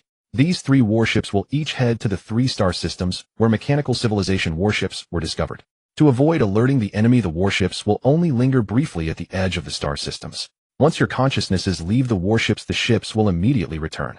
They will await your summons before coming back to retrieve you. This reconnaissance mission depends entirely on you, Liu Hui said to the Lord of the Piaoling. Given the mission's gravity, Liu Hui personally came to Sector 782. Chief, rest assured, such reconnaissance is far too simple for our people. Just await our good news. The Lord was brimming with confidence. 3 Taishan warships silently slipped out of the human-controlled space tunnel entrance. The warships accelerated and initiated a space jump. Disembark from the warships immediately. The star system ahead is your target for reconnaissance. As the space jump completed, the captain of the Taishan warship urgently issued the command. They had to initiate another space jump within seconds, retreating far from the star system to avoid detection by the mechanical civilization. All members disembarked from the ship. The Lord's consciousness radiated outward, commanding his people. The Lord of the Piaoling took this mission with utmost seriousness. The reconnaissance was divided into 3 teams, each responsible for 1 star system. The Lord personally led the first team on the reconnaissance mission. Upon receiving the command, tens of thousands of Piaoling consciousnesses detached from the ship, drifting through space. As planned, leave 10 individuals here to maintain contact with command. The rest proceed immediately to the star system. The Lord issued another command. Communication among the Piaoling civilization relied on consciousness exchange. There was a certain range limit. 2 consciousnesses could not connect beyond a distance of 10 billion kilometers. Before departing, the Taishan warship left behind a communicator for contacting command. Reconnaissance findings would be sent back to command through this device. Between the communicator and the star system, several Piaoling members were stationed at intervals of roughly 10 billion kilometers. These members relayed consciousness information, ensuring that the gathered intelligence could flow smoothly back to the communicator. The movement speed of Piaoling consciousnesses in space was not particularly fast. 1 month after departing the Taishan warship, their consciousnesses finally reached the interior of the star system. Upon entering, the Lord dispersed his people. They began heading toward the various planets within the star system. What is the mechanical civilization doing? The Lord led several thousand of his people to the orbit of He discovered a massive, peculiar mechanical construct. A colossal machine that enveloped the entire planet. Scatter to various locations on the planet and transmit the observed phenomena and data back. The Lord commanded his nearby followers. Thousands of consciousnesses began dispersing toward different parts of the planet. At the entrance of Sector 782 space tunnel inside the Longting Mothership's command center, chief reconnaissance data has started to be transmitted back. The intelligent brain is constructing a model of the star system. The command staff reported to Liu Hui. As more and more data streamed in, the details of the star system occupied by the mechanical civilization gradually became clear. Chief, what is the mechanical civilization doing by building such a massive machine on this planet? Huang Zihu observed that the mechanical civilization had constructed a giant apparatus enveloping an entire planet. Unable to discern its purpose, he asked Liu Hui. The mechanical civilization is extracting the planetary core of this planet. I saw this colossal machine when I was searching for the Eternal of the Red Star civilization in the Tianlang sector. The machine strips away the planet's surface layers layer by layer and transports them away. In the end, only the planetary core they need remains. A silvery white planetary core roughly 1 meter in diameter. Liu Hui replied, "Planetary core. What is that? What use is it?" Huang Ziyu, hearing this for the first time, asked curiously, "Actually, I don't know why the mechanical civilization collects this either. I just sense it is extremely important to them. After this reconnaissance mission concludes, I plan to have scholars from the Academy extract a planetary core for research." Had it not been for the intelligence from this reconnaissance, Liu Hui might have nearly forgotten about studying planetary cores. Chief, this planet must be the one where the mechanical civilization builds its warships, right? Huang Zihu spotted the planetary base used by the mechanical civilization for warship construction. Correct, the entire planet is a warship manufacturing factory. I saw such a base during my time in the Tianlang sector as well, Liu Hui replied. I never imagined an entire planet could serve as a warship factory. The manufacturing efficiency is quite impressive. However, it cannot compare with humanity's. Our warship manufacturing facilities can be built in an alternate dimension. Our production efficiency far surpasses theirs. Huang Zihu said with pride. Possessing an alternate dimension was one of humanity's greatest advantages. Humanity was fortunate. Before fleeing the locked galaxy, scholars from the Academy discovered a method to relocate the alternate dimension. They developed a substance that, when coated over the dark matter at the center of the alternate dimension, could block the special rays emitted by the dark matter. Without those special rays, the alternate dimension would collapse. Once the dark matter returned to normal space, it could be moved freely. When humanity fled the locked galaxy, they successfully brought this dark matter with them. Now, after settling at the Zedong twin stars, they transported the dark matter to space near the planets. The alternate dimension has been re-established. Chief, the security on this planet is extraordinarily tight. Do you think the Zhihai could be located on this planet?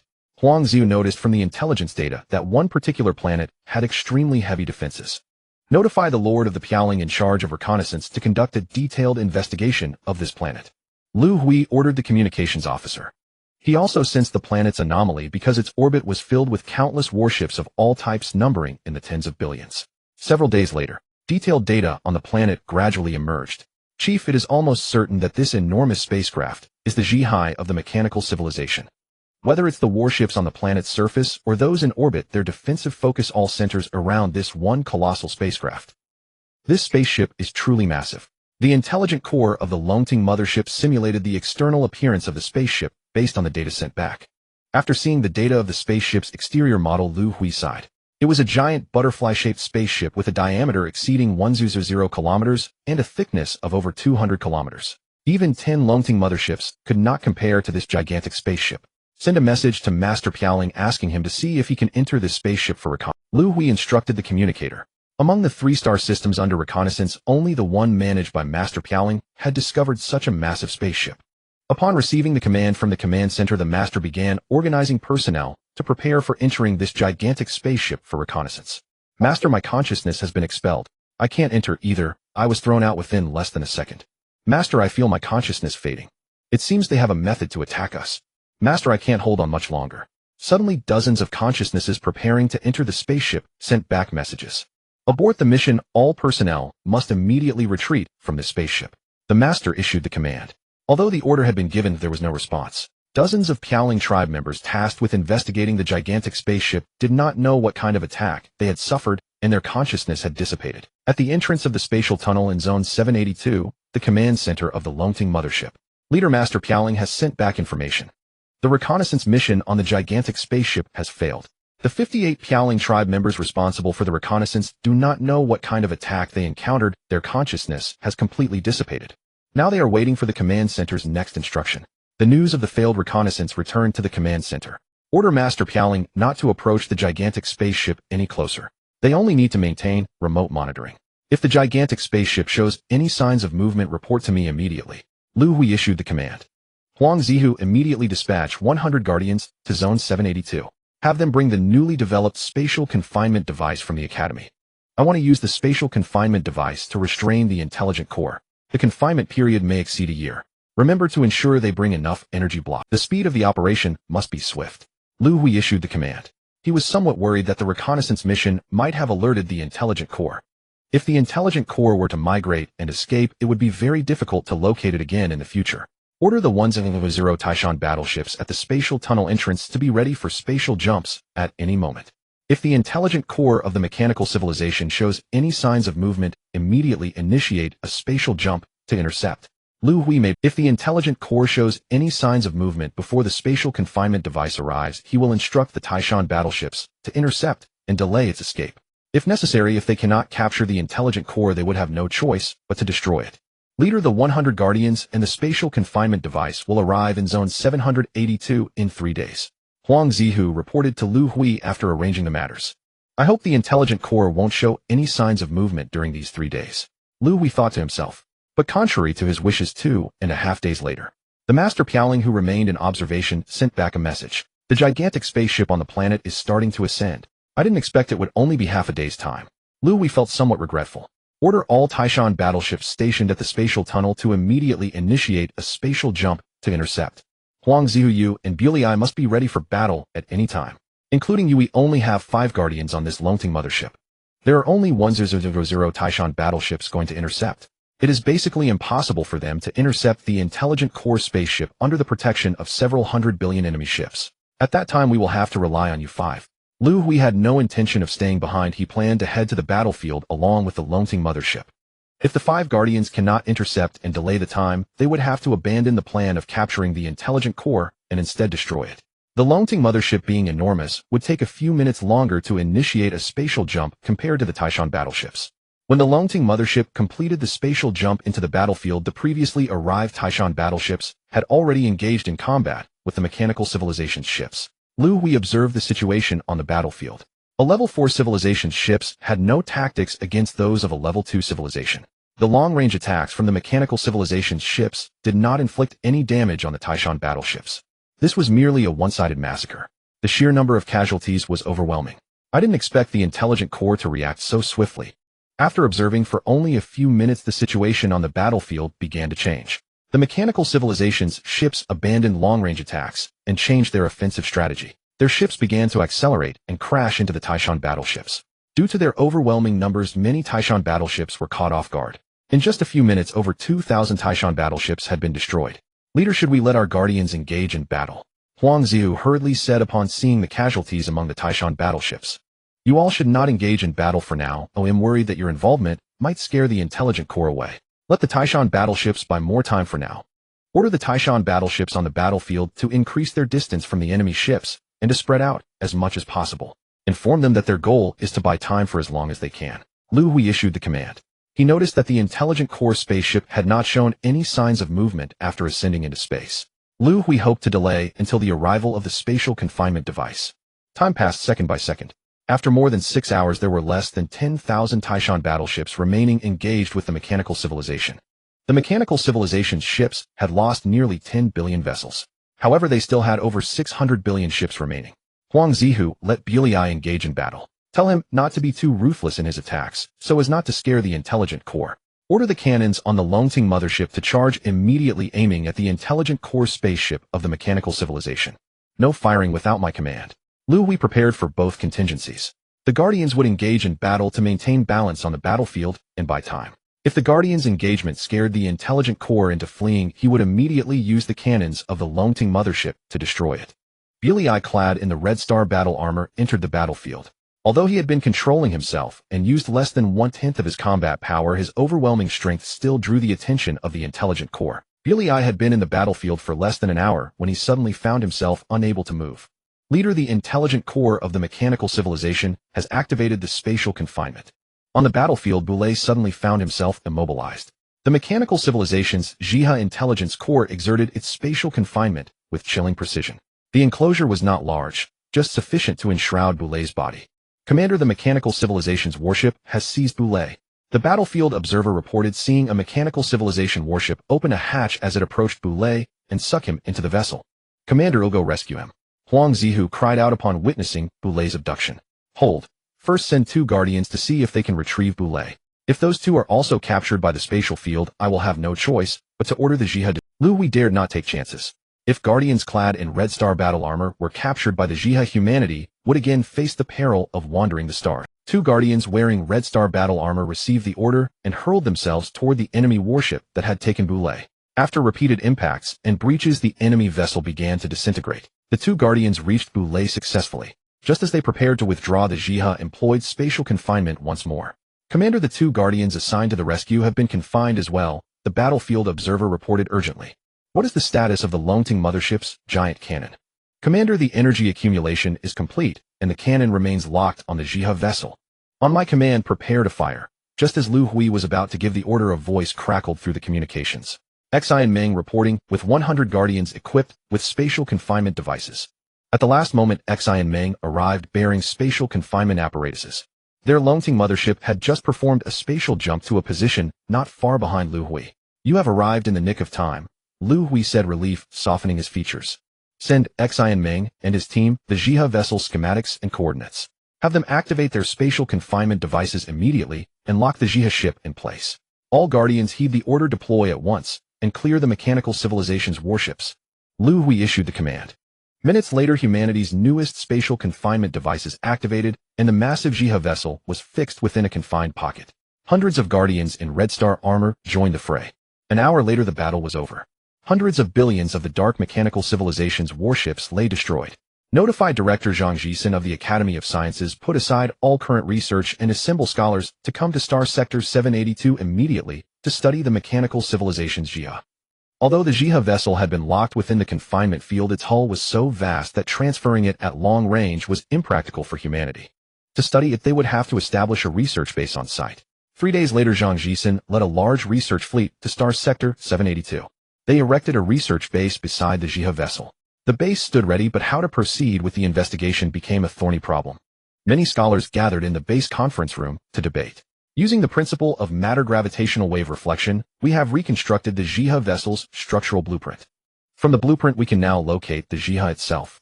The Jiha controls the vessel through over 3,000 connection nodes. If we lift the confinement, what if the Jiha detonates the ship? Our attempt to infiltrate the Jiha with a 4th-tier intelligent core failed. Our intelligent cores are no match for the Jiha. If we do not lift the confinement, how can we study it?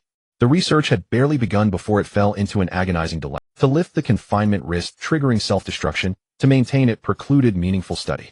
If the ship's energy is exhausted, will it still be capable of self? A voice suddenly answered in the meeting.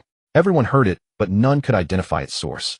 I am the Piaoling Spirit Lord. It is my consciousness that speaks within your minds. The Spirit Lord quickly explained after seeing the scholars' reactions.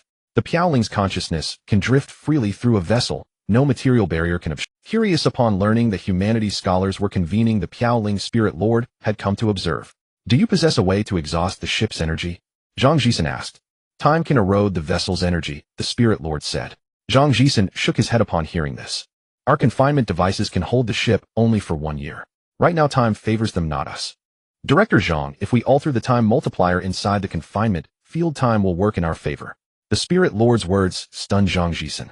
You can change the time multiplier within the confinement field. Of course, our Piaoling civilization's comprehension of space is profound. What passes as 10 days in normal space we can accelerate to billions of years within the confined field. The Piaoling Spirit Lord's intervention provided the breakthrough the stalled research needed. Humanity spent more than 2 months gathering energy blocks. Altering the time multiplier of the confinement field consumed colossal amounts of power. The expendable energy nearly exhausted humanity's reserves. It is already the 10th day. What is the status? Zhang Jisen inquired of the research center. Following the Spirit Lord's method, humanity altered the confinement field's time multiplier. Now 10 days had passed in normal space. Within the confinement pocket, more than 20 billion years had elapsed. Director Zhang, since the day before yesterday, we have no longer detected high-energy fluctuations. We surmise the vessel has entered a low-energy hibernation state. In 6 hours, our energy reserves will be depleted. The change to the time multiplier will cease. The research center staff reported. Assemble all personnel. According to our contingency plan, we will lift the spatial confinement in 6 hours. Zhang Jisen felt a measure of excitement. After 10 days of waiting, they would finally be able to study the Jiha properly.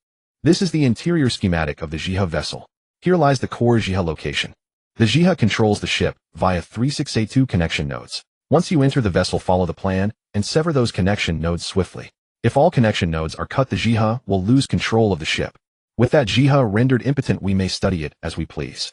Before lifting the confinement, Zhang Jisen briefed the more than 100 guardians. They would have to storm into the vessel the instant the confinement was lifted and sever every connection node by which the Jiha controlled the ship. Is everything ready?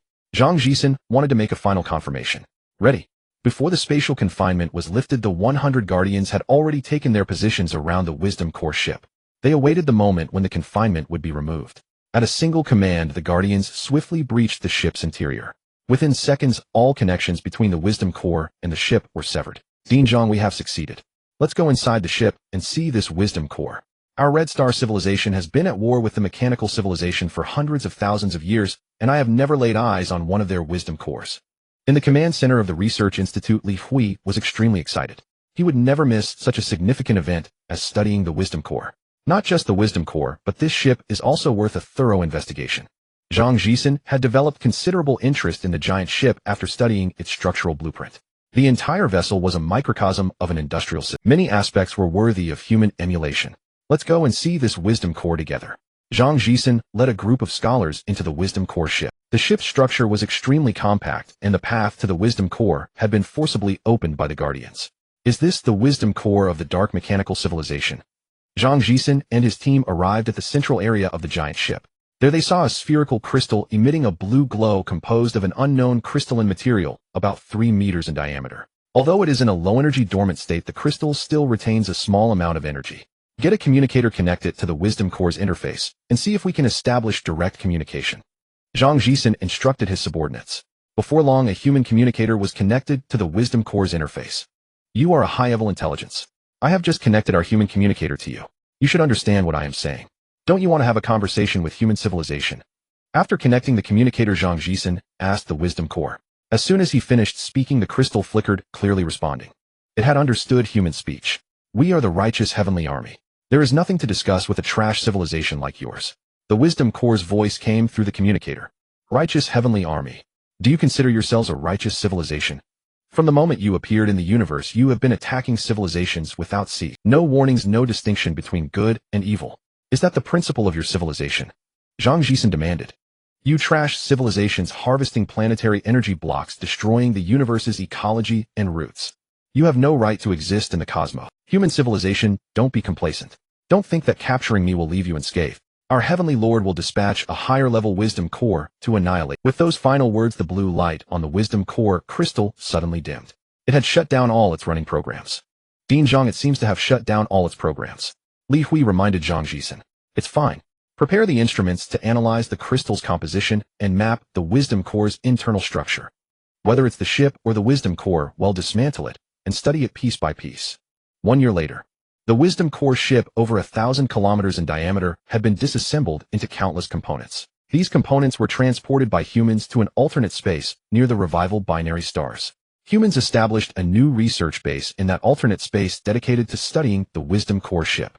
3 years later, human research on the wisdom core crystal achieved a breakthrough. The material composing the crystal was a semi-energized substance. Data storage and program execution were extremely efficient within this material. After human AIs adopted this substance, their processing speed increased by billions of times. 6 years later, the research base achieved another breakthrough in studying the wisdom core ship. They successfully replicated a wisdom core ship. The ship was controlled by a Hurricane-class AI, the most powerful AI developed by humans, which utilized the same crystal that composed the wisdom core. The replicated ship was named the Hurricane-based ship by humans. This ship, over 1,000 kilometers in diameter, could autonomously construct tens of millions of vessels for humanity once stationed in a star system. Human nomadic calendar year 9653. After millennia, human civilization unified the Guangzhou galaxy, spanning over 6 million light-years in diameter. Following the management model of the Tianlang star region, humanity firmly controlled the galaxy. Outer space of the Guangzhou galaxy. A massive conical spaceship was hurtling toward the Guangzhou galaxy at over 100 times the speed of light. In another half-year we will reach this galaxy. The ship's commander exclaimed excitedly. Commander, we really have endured. Flying through the void for 12.6 million years, that's a long time. Once we build the space tunnel, this galaxy will belong to the Thunder civilization. In the control room of the conical ship, 2 individuals were conversing with great enthusiasm. These 2 individuals appeared identical to humans in form. However, their skin color was distinctly different, a silvery white. They were people of the Thunder civilization hailing from the Thunder Star cluster. The Thunder Star cluster neighbored the Guangzhou galaxy with a distance of 1.5 billion light-years between them. Since the dawn of the universe, no civilization had ever established a space tunnel between the Thunder Star cluster and the Guangzhou galaxy. This conical ship was an engineering vessel of the Thunder civilization. Their mission was to cross the 1.5 billion light-year distance, arrive at the Guangzhou galaxy, and build a space tunnel connecting to the Thunder Star cluster. This was the first time a civilization from the Thunder Star cluster had set foot in the Guangzhou galaxy. Half a year later, a star system on the edge of the conical engineering ship had stopped there. Commander, this galaxy has a diameter of 6 million light-years, a medium-sized galaxy. What do you think is the highest level of civilization that has developed here? The commander's assistant asked. Probably no 5th-level civilization. Otherwise they would have reached our Thunder Star cluster long ago. As long as there is no 5th-level civilization, our Thunder civilization has the power to bring this galaxy into our sphere of influence.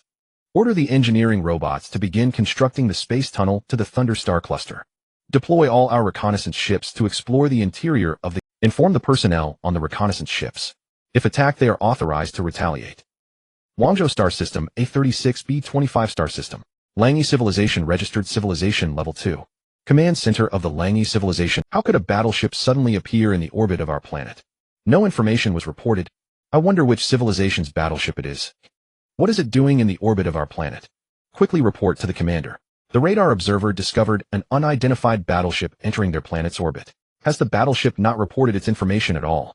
The commander, who arrived at the command center, asked. Commander, we have been sending it notification messages, but the battleship has not responded until now. The communicator at the command center replied. We don't even know which civilization's battleship it is. It lacks basic etiquette. Order the patrolling fleet nearby to approach this battleship and encircle it. If it still does not respond, destroy it immediately. According to Guangzhou Star System regulations, a battleship that stays in the orbit of a civilized planet without reporting is committing an illegal act. Minutes later, hundreds of battleships from the Langi civilization surrounded the battleship that had intruded into the planet's orbit. Is there still no response from the other party? The commander wanted to confirm again. Commander, there has been no response from them. Order our battleships to attack immediately. The commander issued the order. How is that possible? Is this battleship not afraid of energy attacks?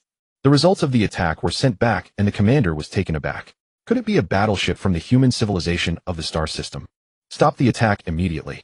Communicator, send them another message to confirm again. In the Guangzhou Star System, only the battleships of human civilization can be immune to energy attacks. Offending human civilization is akin to courting death. Messages were continuously sent to the battleship, but there was still no response. The battleship that remained in the orbit of the planet was a reconnaissance battleship from the Thunder civilization sent to investigate the civilizations within the Guangzhou star system. Captain, their communication encryption is too complex. Our intelligence system has not deciphered it, yet we don't know what they are saying in their messages. Captain, their battleship has surrounded us. They are attacking our battleships using low-energy attacks. The crew reported to the captain. How dare a low-level civilization attack us? Counterattack, immediately destroy all these battleships. The reconnaissance battleship of the Thunder civilization did not take this civilization seriously at all. Hundreds of Starwave rays shot towards the encircled Langi battleships. Commander, the other party has attacked our battleships. All our battleships have been destroyed. The battlefield observer exclaimed in horror. They are not battleships of human civilization. The Langi battleship sent back optical images of the enemy battleships before being destroyed. After viewing the images, the commander was certain that these were not battleships of human civilization. Humans do not possess battleships of such a design. Order the battleships at the planet's base to take off and provide support. Delay this battleship. Send a distress message to Lord Jiang of the human trading planet. Our planet is under attack by an unidentified battleship. Human civilization has established numerous trading planets in the star system modeled after the management style of the Sirius sector. The planets are managed by human civilization representatives acting as lords. Their responsibility is to maintain the stability of the star domain and combat all violations of star system laws. Lord Jiang, a distress message has come from the Langi civilization. Their planet is under attack by an unidentified battleship. The battleship is from a high-level civilization and can be immune to energy attacks. Upon hearing this report from his subordinate, Lord Jiang found it hard to believe. In the entire Guangzhou star system, only battleships of human civilization can be immune to energy attacks. Could this suddenly appearing battleship be one of our? Dispatch 10 Taishan battleships for support. Let them carefully identify who the ones attacking the Langi civilization's battleship might be our own. The Lord Jiang instructed his subordinates. The Taishan battleships possess spatial jump capabilities. After receiving the Lord's orders, they quickly took off and initiated a spatial jump. After sending the distress message from Langi civilization for several minutes, 10 Taishan battleships from human civilization appeared in the orbit of their planet. So ruthless. The Langi civilization's battleships must have been destroyed by the tens of thousands. Just after completing the spatial jump, the commander of the Taishan fleet noticed that the orbit of the planet was littered with wreckage from Langi battleships. This battleship is not one of ours. The reconnaissance equipment aboard the Taishan battleship indicated that the battleship attacking the Langi civilization was not. Approach and encircle this battleship. Communicators, send them a communication message. Ask which civilization's battleship they are and why they are attacking the Langis. The fleet commander issued the order. Commander, there has been no response from them. They have attacked us. The method of attack involves a type of unknown ray wave. Our ship has not sustained any damage. Upon hearing they were attacked, the fleet commander no longer held back. At this close distance, use kinetic cannons to shatter it. The commander issued the order. Thousands of kinetic cannons fired, but the result was quite unexpected. The enemy battleship sustained no damage at all. Stop the kinetic cannon attack, switch to energy beam cannons. The commander was no longer willing to underestimate the situation. Commander, their battleship is immune to energy attacks. Commander, our battleships No. 7, 8, and 9 have suddenly lost signal. These 3 battleships have been disintegrated into fragments. The battlefield situation changed abruptly. Among the Taishan battleships surrounding the enemy, 3 had suddenly been disintegrated into countless pieces. Immediately launch spatial jump weapons and use spatial jump bombs to destroy the enemy. The fleet commander's reaction was incredibly swift.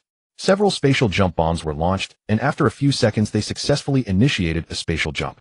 They entered the enemy battleship's hull. With the explosion of high-energy bombs, the enemy battleship was destroyed.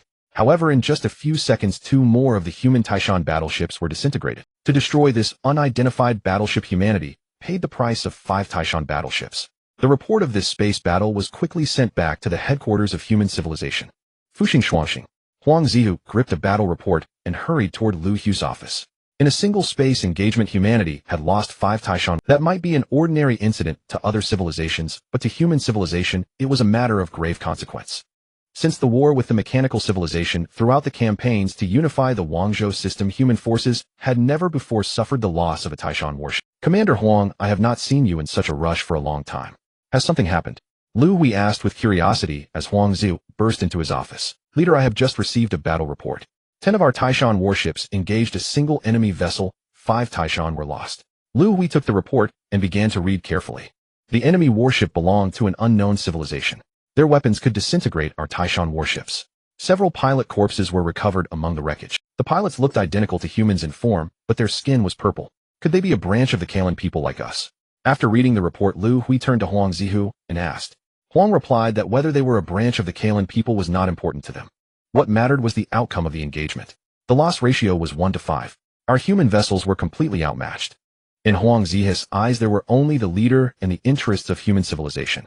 Commander Huang, are there similar reports elsewhere? Liu Hui asked. Huang answered that for the moment, only this single enemy ship had been found. The battle had occurred in a stellar system at the edge of the Wangzhou system. He suspected the ship had come from beyond the Wangzhou system through the void, a warship of an extragalactic civilization. The wreckage of the enemy ship was being brought back. Huang said to have the scholars at the academy examine it thoroughly. Hearing Huang's words, Liu Hui nodded and grew vigilant. Notify the trading planets at the edge of the Wangzhou system, he ordered. Tell them to raise their guard against unknown warships. If this vessel arrived through the void, there must be a mothership supporting it. To traverse the void from another star system into our Wangzhou system, the nearest distance would be 1.5 billion light-years. Small craft could not make such a journey without the support of a mothership. Dispatch a reconnaissance fleet immediately to the battle site and scour the surrounding space. See if you can find anything. Report to me at once if you discover anything. Meanwhile, aboard the engineering mothership of the Latang civilization. Commander, one of our reconnaissance vessels has been destroyed. This is the last transmission received before it was lost. The message surprised the commander. Although the reconnaissance ship was not the Latang civilization's frontline battleship, its capabilities approached those of a main battle vessel. That there existed a ship in this system capable of destroying it was alarming. The opposing civilization's level reached at least 4th level status. Inform all reconnaissance vessels this system harbors a 4th level civilization. Avoid exposing yourselves, the commander ordered. Exercise extreme caution while scouting. Constructing the spatial tunnel will still require 2 years. Over the following 2 years, Latang reconnaissance ships quietly gathered intelligence on the civilizations within the Wangzhou system. Because the Wangzhou system was so vast, human vessels had failed to detect an extragalactic engineering mothership secretly building a spatial tunnel. Commander, our spatial tunnel is officially complete, came the report. The engineering mothership's commander finally received news that the tunnel was finished after 2 years. Dispatch warships through the tunnel back to the Latang star cluster to report to the Supreme Commander. Bring back the intelligence we have collected over these 2 years. Excited, the commander gave the order. One Latang warship entered the newly completed spatial tunnel. A year later, it would return to the Latang star cluster. The Latang civilization had endured for billions of years. Their origins mirrored human civilization. Both had sprung from the life propagation vessel and were collectively known as the Kalan people. Possessing the Kalan planet's technological heritage, scholars arose within their ranks. Latang's development proceeded with remarkable smoothness. In time, they consolidated control over the entire Latang star cluster and became its hegemon. At present, their civilization had reached the advanced stage of a 4th level civilization, standing a mere step from 5th level. Latang planet was the motherworld of the Latang civilization. Within a vast palace, the leaders of the cluster's civilizations knelt in throngs, offering homage to the figure seated at the center. That figure was the Latang Supreme Commander, the Eternal Wuguan. Wuguan's appetite for power was insatiable. Every century, he demanded ceremonial obeisance from the cluster's leaders. He savored the ritual. Commander, good news. Lu Feng, head of Latang intelligence, hurried to the palace's center to report. Lu Feng, what tidings have you brought? Speak aloud so that the assembled leaders may share in the joy, Wuguan said. He knew Lu Feng would not enter the hall unless the news. Commander of the 19th batch of engineering motherships dispatched over 10 million years ago, one has reached a neighboring star system, Lu Feng announced. That mothership has completed the construction of a spatial tunnel. Its warships passed through the tunnel and have returned bearing the system's data. The system is called the Wangzhou system, Lu Feng declared. Excellent, the Latang star cluster claims another system for its domain. Let me see the Wangzhou data. At Wuguan's command, Lu Feng respectfully handed over a data chip. Wuguan took the chip and inserted it into his armor. He wore a suit of purple warplate, whose design closely resembled the Red Star armor.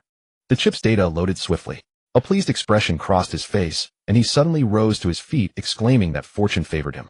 I did not expect the Wangzhou system to harbor a branch of our Kalan people, he declared. If I devour their Eternal's cerebral core, I will earn the right to enter the Eternal Sanctuary. Prepare our fleet at once. I will strike the Wangzhou system, capture their Eternal alive, and consume that Eternal's brain core. A year and a half later. At the edge of the Wangzhou star system, an exploration ship of the Pialing civilization drifted through the void. Damn it. How unlucky. One must never be lazy or take shortcuts. Liu Hui cursed inwardly. He was a member of the Pialing civilization, fond of exploring star systems, especially their fringes. Here civilizations were scarce, and many star systems had never been explored. When Liu Hui departed from the nearest trading planet, he had been lazy and sought convenience. Before setting off, he had neglected to inspect the ship's propulsion system according to exploration protocol. A month after leaving the trading planet, the propulsion system malfunctioned, rendering the ship unable to continue its journey. He had already sent a distress signal to the nearest trading planet. The rescue ship would not arrive for another month. Bored, Liu Hui had been waiting on the ship for nearly another 20-odd days waiting on the ship. Might as well explore the vicinity and see if I find anything. Unable to sit still, Liu Hui decided to investigate the area around the ship. His consciousness detached from the ship, recorded the ship's coordinates, and began to drift not far away. He had barely left the ship when he suddenly noticed a warship flying past not far off. It was heading directly toward his exploration ship. When did the trading planet's rescue warship become so efficient? It hasn't even been 10 days, and it's already reached me. Though somewhat puzzled, Liu Hui was overjoyed. His consciousness reversed direction and returned to the Before he could return to the exploration ship, he suddenly discovered that his ship had been destroyed. The warship that had destroyed it was the very one he had just seen. The warship hovered near the wreckage of the exploration ship, searching through the debris. Good thing my consciousness wasn't on the ship, or else. Seeing the scene before him, Liu Hui felt a sense of relief. If his consciousness had still been on the exploration ship, he would have died without knowing why. Which civilization's warship is this? Why did they suddenly attack my exploration ship? Could they be an unregistered wandering civilization? They dared to destroy my ship. I will make them pay. I will follow them to their lair. Drifting in space, Liu Hui's consciousness stealthily infiltrated the enemy warship. He planned to follow the warship to the civilization's home base, then find an opportunity to report to the trading planet. Let the trading planet dispatch a fleet to annihilate this wandering civilization. What Liu Hui discovered upon entering the warship shocked him greatly. The pilots of this warship were actually humans.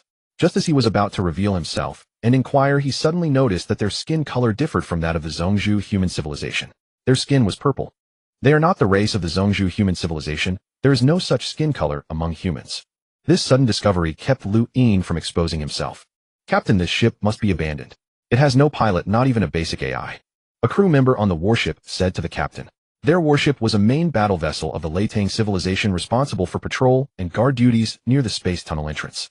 During the patrol, the warship's radar system had detected the ship drifting in space. They had come to verify the situation. Good, it's just an abandoned ship. Already destroyed anyway. We cannot stay here long, but it's too easy to be discovered. We will return immediately. The captain of the Latang warship gave the order to return. Several days later, hidden on the warship, Liu Hui followed it back to the space tunnel entrance. The warship docked beside a massive mothership. Liu Hui's consciousness left the warship, intending to explore the surroundings. The moment he left the warship and entered space, the sight before him stunned him. How can there be a space tunnel here? And it's an enormous one at that. So many warships. There must be hundreds of millions of them. Drifting in space, Liu Hui saw a colossal space tunnel. Around the tunnel's entrance, all manner of warships and motherships were moored. Could they be the extragalactic warships mentioned in the trading planet's bulletin? Liu Hui recalled a notice he had seen on the trading planet before departing. The bulletin had mentioned that recently warships from another star system had entered the Guangzhou star system through the intergalactic void. It instructed that upon sighting these warships, one must immediately report to the trading planet. What do I do? My ship has been destroyed. How can I contact the trading planet as soon as possible? Liu Hui began to devise a plan. Although he could slowly drift back through space, it would take far too long. He certainly dared not attempt to hack into this civilization's AI. That would be suicide. The consciousness of the Piaoling people could not even breach the AI of a second-level civilization, let alone the civilization before him, which clearly surpassed the second level. No choice, he'll have to rely on luck. Liu Hui decided to use the unique communication method of the Piaoling people, long-distance telepathic exchange. This required one condition. In the nearby star region, there must be another member of the Piaoling civilization. Only their own kind could sense the signal. This was a matter of great fortune. The consciousness of the Piaoling people was formless, composed of a special energy. Long-distance telepathic exchange consumed this energy. If the energy was exhausted, the consciousness would dissipate. 10 days later, Liu Hui, who had been broadcasting his consciousness into the surrounding space, had grown extremely weak. He was nearly ready to give up. Liu Hui, are you out of your mind? What happened there? To need a long-distance telepathic exchange. Just as Liu Hui was about to abandon hope, the information he had sent was answered by a fellow clansman. The intelligence about the space tunnel entrance was relayed by his clansmen to the human-controlled trading planet. Reviving the twin stars. In the conference room of the highest command of humanity. The intelligence you have in your hands has just been sent back from the edge of the galaxy. The location is 108 light-years away from the A6F28 trading planet. There is a civilization from an alien system that has constructed a massive spatial tunnel there. What are your thoughts on this intelligence? Liu Hui, seated at the head of the conference table, asked seriously. After receiving the intelligence sent back by the Piaoling tribe, Liu Hui urgently convened this high of chief. The unidentified warship that engaged with the Taishan warship a few years ago should belong to this civilization. In recent years, they haven't actively contacted any civilization within the galaxy. Secretly constructing a spatial tunnel is clearly malevolent. After analyzing the intelligence, Huang Zihu said, "It's not just ill-intentioned, they have no good they are preparing to invade our galaxy. Near the entrance of the spatial tunnel, billions of warships have already gathered. There is no other possibility than to attack our galaxy." Zhang Jisen analyzed. "Chief, we should take immediate action. Deploy the fleet to destroy this spatial tunnel. It is evident that this spatial tunnel connects to the alien system. Destroying this tunnel as soon as possible and cutting off their connection would be more advantageous for us," Liu Hui suggested. "Your analysis and suggestions are all, but have you considered that this civilization is at the same level as us, having also reached level 4 civilization? According to the intelligence, this civilization should share the same origin as our human civilization. They all belong to the Carolon ethnic group. A few years ago, our Taishan warship had a space battle with their warship. The battle damage ratio was 1-5, with our human warships at a complete disadvantage. Jisen, your academy has studied the wreckage of their warships for several years. What discoveries have you made?" Liu Hui asked Zhang Jisen in the conference room. "The materials used in their warships are somewhat special, capable of absorbing energy attacks. Their hardness and toughness are also very high, allowing them to withstand the kinetic cannons of the Taishan warship. However, they have a weakness. When they are hit by energy attacks and the absorbed energy becomes saturated, energy attacks can destroy their warships. When fighting against the Taishan warship, the kinetic cannon instead becomes the least effective weapon. According to the analysis of the warship wreckage, they have two types of attack methods. One is the star wave ray attack. This type of ray is an energy ray. It consumes very little energy, yet it causes significant destruction.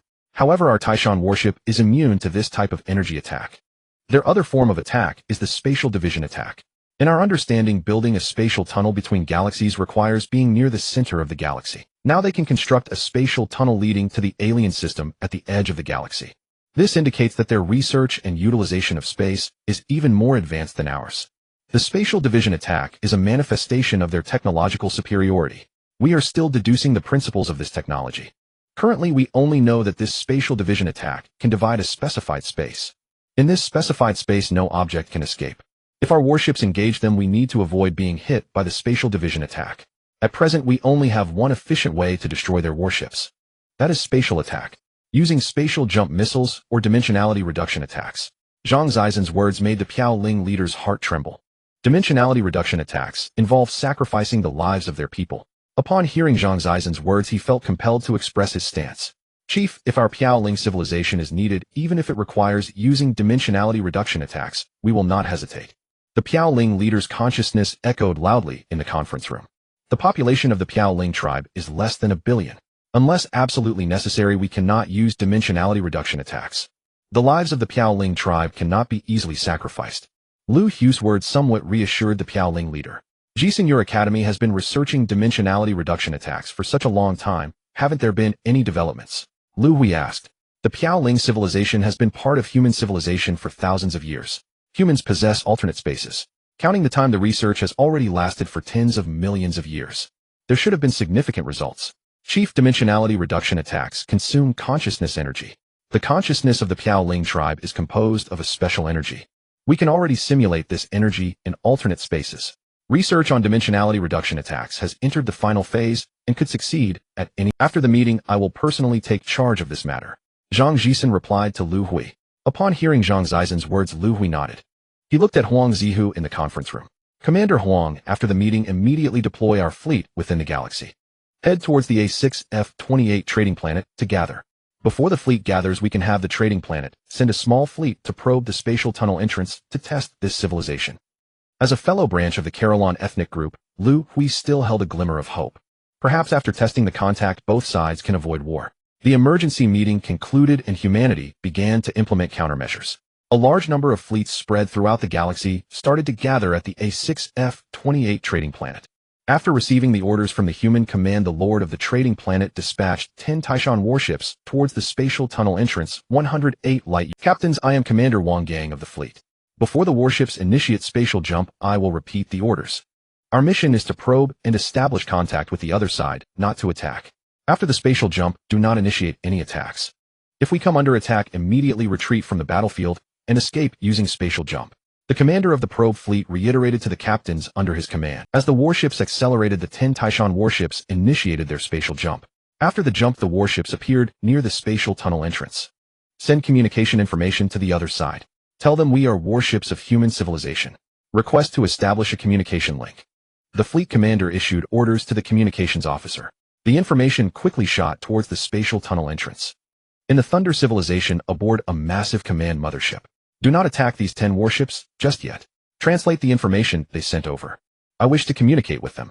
The commander of the Thunder civilization, Wu Guan, said leisurely. He had just arrived in the Wangzhou star system through a spatial tunnel and encountered human warships testing the waters. Commander, they are warships from the human civilization. Send a message requesting to establish a three-dimensional dialogue. The communicator replied loudly. Connect the communication. Commander, the communication has been established. Real-time translation is now underway, and you can engage in three-dimensional conversation. Hearing the communicator's words, Wu Guan nodded. I am Wu Guan, the commander of the Thunderstar cluster. I will only converse with the eternal ones of your human civilization. I know he is not at the communicator, so you must transfer the call immediately. Wu Guan is an eternal one, and at such close proximity, eternal ones can sense each other's presence. He knew that the human eternal one was not present on these 10 warships. I am Wang Gang, the commander of the human fleet. The three-dimensional communication is being transferred. Please hold on a moment. The Taishan warship establishing the communication connection transferred the signal to the human command center on the rejuvenation twin stars. Liu Hui had been closely monitoring the fleet situation from the command center. Hello, I am Liu Hui, the leader of the human civilization, and also an eternal one of the human civilization. The three-dimensional communication transfer was successful. Liu Hui looked at Wu Guan's three-dimensional image and spoke loudly. For the first time, the eternal ones of the two civilizations saw each other's true form. Human eternal ones, both our civilizations belong to the Kalan race branch created by the life propagation ships. We are both eternal ones, and you should know the mission of the eternal ones. Two eternal ones cannot coexist. Once discovered, it is either you devour me, or I devour you. I know you are a level 3 eternal one. If you were a level 1 or 2 eternal one, you would already have been summoned and willingly devoured by me. My brain domain's potential is 98.6, and my current brain domain development level has reached 94.8. After devouring your brain prototype, the brain domain development level will exceed 95. At that time, I will qualify to enter the sacred land of the eternal ones. I advise you not to resist, futilely surrender your brain prototype. At that time, I will treat your human civilization well. Incorporate human civilization into our Thunder civilization. Wu Guan was very confident. The Thunder civilization has existed for over 2 billion years. In all these years, he had encountered 6 eternal ones. Among them, 4 eternal ones were of lower rank, willingly allowing him to devour their brain prototypes. The remaining 2 were level 3 eternal ones, and during the mutual devouring process, due to Wu Guan's higher brain domain development potential, he successfully. In Wu Guan's eyes, Liu Hui's brain domain development potential could not surpass his own. To him, devouring Liu Hui's brain prototype seemed entirely just. To give up resistance and surrender my brain prototype is impossible. Are you so sure that I am the one who will be devoured? Hearing Wu Guan's words, Liu Hui chuckled coldly. Liu Hui's brain domain development potential was 99.98, and after devouring the brain prototype of the Eternal One from the Red Star civilization, his brain domain development level was currently at 85. But he didn't know that in the process of Eternal Ones devouring each other, the outcome is determined by potential values. If he had known, this war would not have occurred. Since you have chosen to resist, let us resolve this with war. Wu Guan knew that a level 3 Eternal One would not easily submit. Only through war could he obtain what he desired. Wu Guan unilaterally cut off the three-dimensional communication. The nearest outpost of human civilization is a trading planet located 108 light-years away. Order our vanguard fleet to prepare and set off to occupy this planet. If you do not submit, we will fight until you do. Wu Guan had been provoked into anger by Liu Hui. Commander, what should we do about these 10 human warships? A subordinate asked Wu Guan. Since they have come, they should not return. Wu Guan vented his anger on these 10 Taishan warships. With the order given, the 10 human Taishan warships instantly shattered into countless pieces. On the rejuvenation twin stars, the human command center. Leader, it seems that war is unavoidable. I will take 10 guardians to the front lines to oversee the battle. Huang Zihu asked Liu Hui. Zihu, I agree to your deployment to the front lines. Our warships are at a disadvantage compared to the enemy's warships. We have not yet found a way to counter their spatial cutting attacks. You need to find the weaknesses in their attacks. Do not send the guardians into battle lightly until weaknesses have been identified. Liu Hui instructed. He did not intend to surrender easily. Humanity still had the capacity for resistance. A 6F-28 trading planet. In less than half a month, humanity gathered over 200 million warships here. Commander Liu Chang, the trading planet has been militarily taken over and all non-combat personnel have been evacuated. I am the last batch of personnel here. The trading planet is now in your hands. Good luck. Lord Zhang of the trading planet bid farewell to the fleet commander. He received the order that the trading planet was about to become a battlefield and needed to evacuate all non-combat personnel. Lord Zhang, you can evacuate with peace. I believe you will be back soon. Commander Huang is on his way here. I heard that many guardians are following him. With guardians present, we need not fear even if the enemy is a level 4 civilization. The fleet commander Liu Cheng's expression was very confident. He was the temporary commander of these over 200 million warships. Seeing Lord Zhang leave, Liu Cheng's confident expression began to turn serious. Since the mechanical civilization war, humanity had not made such a significant stir. His instincts told him that this battle might be even more brutal than the mechanical civilization war. Commander, the forward base 5 light years away has come under attack and has lost communication. Our space alert system shows that a fleet is rapidly approaching the trading planet. A personnel member in the temporary command center hurriedly reported to Commander Liu, order the temporarily assembled first fleet to engage. The remaining fleets will follow closely behind. Communicator, send information to Commander Huang. The fleet of the Thunder civilization has already begun its assault on the trading planet. We have dispatched 20 million warships from the first fleet to engage. The expected time for engagement will be in 3 days. 3 days later, the temporary first fleet consisting of 20 million warships halted in the path of the enemy fleet heading to the trading planet. They were set to confront the enemy fleet here. All Longting motherships disperse and do not cluster together. Charge the large caliber main cannons immediately and fire as soon as the enemy warships enter. Attention all warships, I will repeat this once more. Do not use the kinetic cannons on the warships. The kinetic cannons will inflict no damage on the enemy's warship. Pay attention to calculate the coordinates of the enemy warships. Our most effective weapon is the spatial jump missile. The space battle was about to ignite and Commander Tang Shu of the First Fleet shouted loudly on the public channel. Commander, the radar shows that the enemy fleet consists of approximately 10 million warships. They will enter the firing range of the Longting mothership in 37. On the command ship, the radar observer reported to Commander Tang Shu. Tang Shu's expression was extremely grave. He had reviewed the data on the enemy warships and they were powerful opponents. Notify all warships. If the coordinates of the enemy warships can be locked in advance, they can fire the spatial jump missiles immediately without application. Commander Tang Shu issued the order. He did not know the effective attack range of the enemy warships, but he hoped that his side could initiate the attack earlier. In fact, the spatial jump missile has a weakness. After launch, it requires about 10 seconds to accelerate. Only when it reaches the minimum speed for spatial jumping can it. During those 10 seconds, if the trajectory parameters of the locked warship suddenly change, the spatial jump missile will be unable to accurately jump inside the enemy warship, resulting in a failed attack. What's the situation? Can't we lock onto a single warship? On a human Taishan warship, the captain anxiously asked the radar operator. The distance is too far, and the flight trajectory of the enemy warships is erratic, making it difficult to lock on. I'll try switching to another warship. 2 minutes later. Captain, I have locked onto an enemy warship. This warship's flight trajectory is very stable for the next 20 seconds. Then what are we waiting for? Launch the spatial jump missile immediately. With the captain's command, the spatial jump missile launched from the warship. All Taishan warships on the battlefield were doing the same thing, searching for enemy warships that could be locked onto. The Thunder Civilization Vanguard fleet had already left the space tunnel entrance for 6 days after receiving the attack order. Their target was the nearest human trading planet to the space tunnel entrance. Now they were getting closer to the trading planet with only 3 days left in their journey. Commander, we have detected a human fleet ahead numbering about 20 million warships. Hearing the report from his subordinate, Commander Chang Fu of the Vanguard fleet revealed an excited smile. Finally, we've been waiting for you.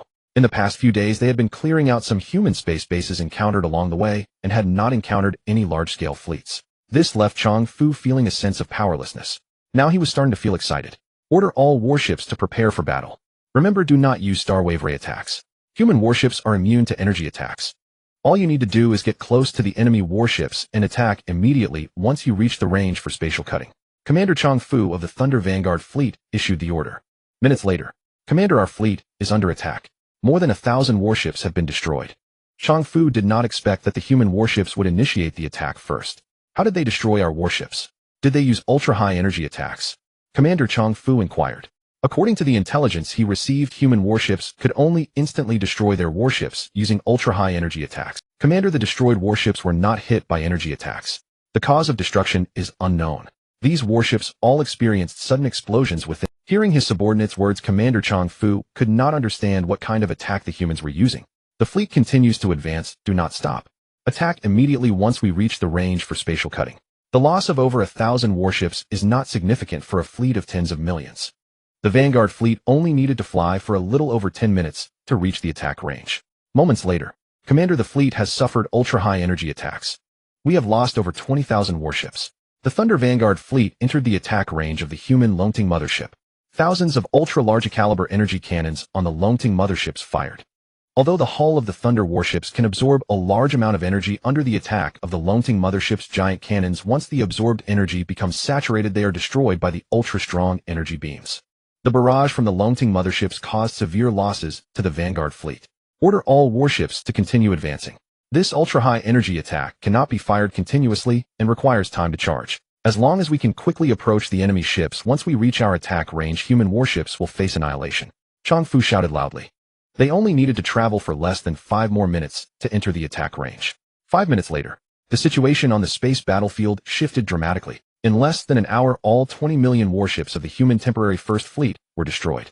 Fragments of human warships were floating everywhere in space. In this battle, the Thunder Civilization's Vanguard fleet only lost less than 200,000 warships. Not far behind the First Fleet, the temporary Second Fleet at the trading planet witnessed the entire process of the First Fleet's annihilation.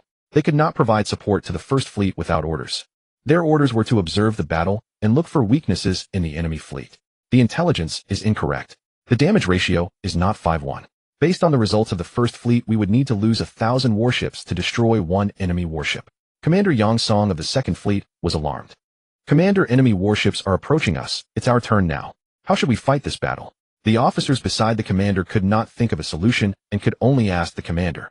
Yang Song closed his eyes and contemplated for a moment. Order all Longting motherships to disperse. After the first volley of energy, giant cannons immediately retreat to the rear for charging.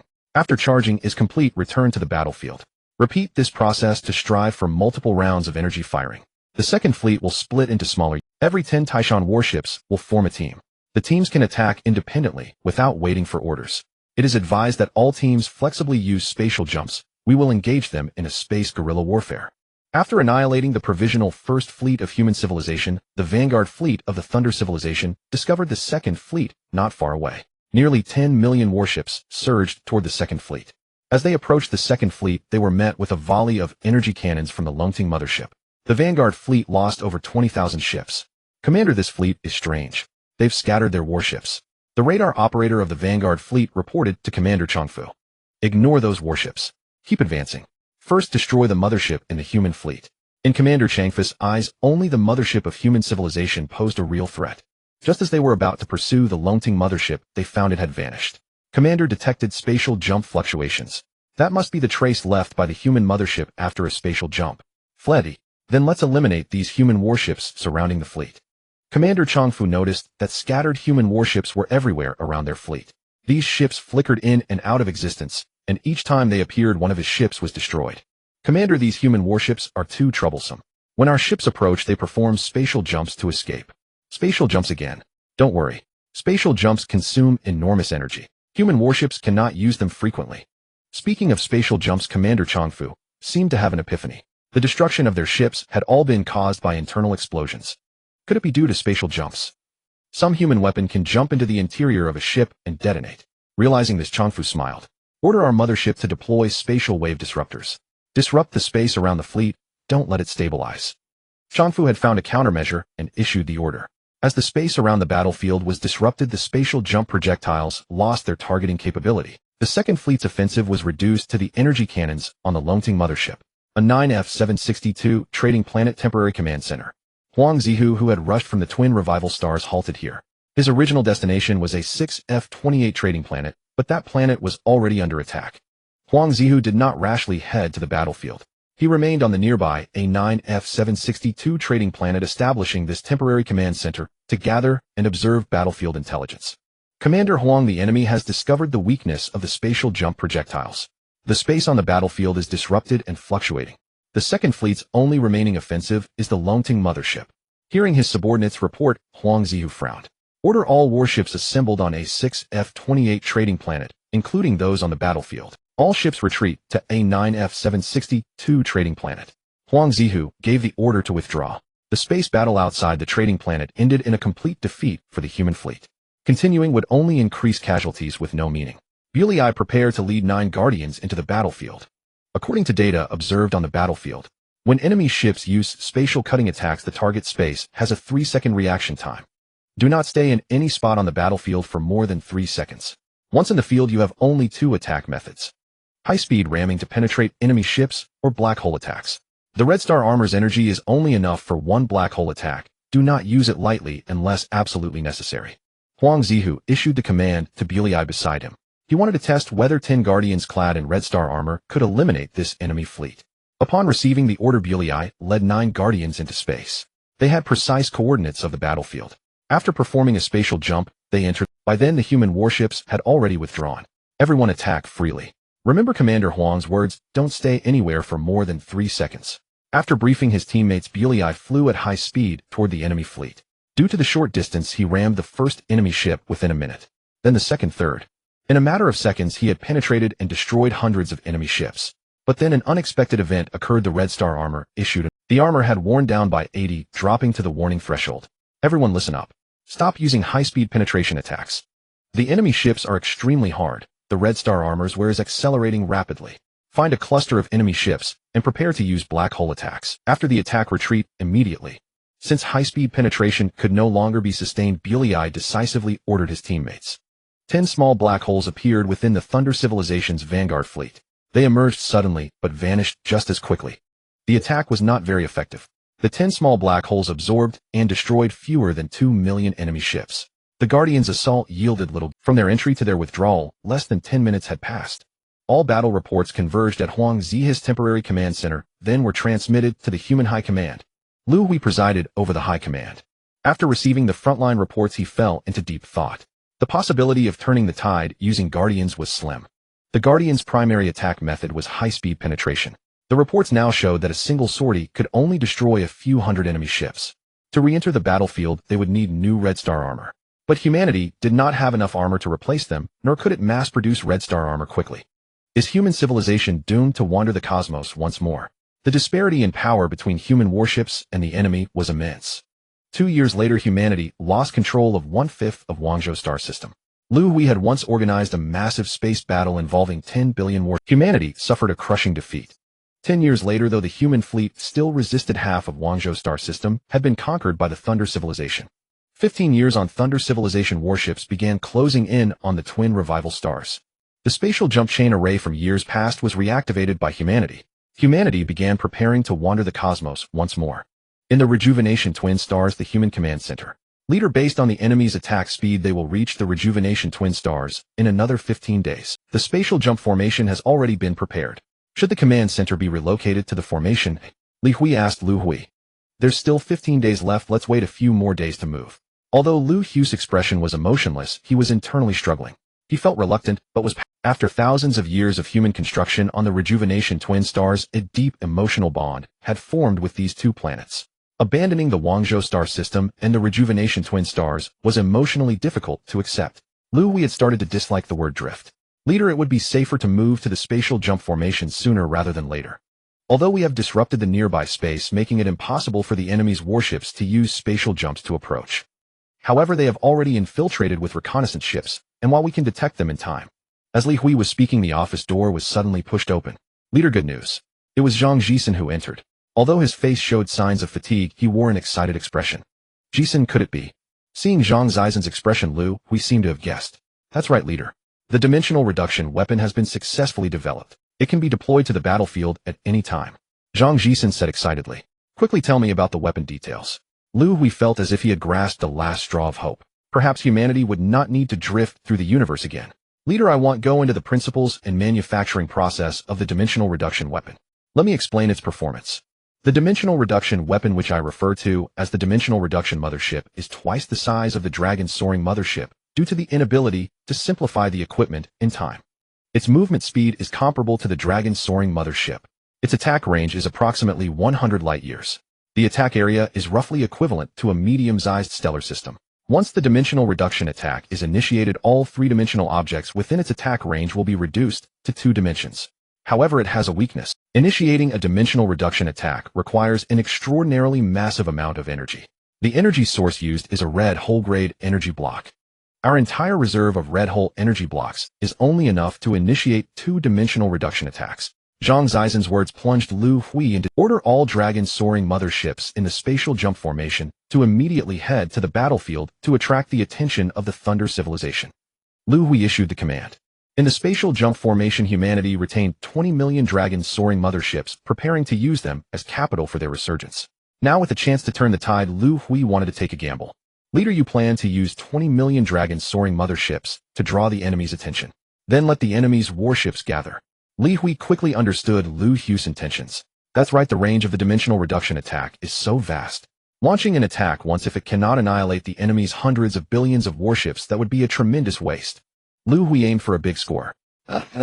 200 light-years away from the rejuvenation twin stars. This was the battlefield where human civilization and Thunder civilization clashed. If human civilization could not hold this area of space, Thunder civilization would establish a massive supply base here. At that time, humanity's defensive line would retreat by 50 light-years.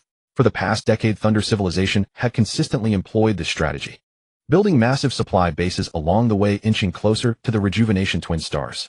Commander Huang, in this wave of enemy attacks, we lost over 10,000 dragon soaring motherships and more than 1 million Taishan warships. The prepared dragon soaring motherships must be replenished immediately. Commander Huang, we only have 100 dragon soaring motherships left.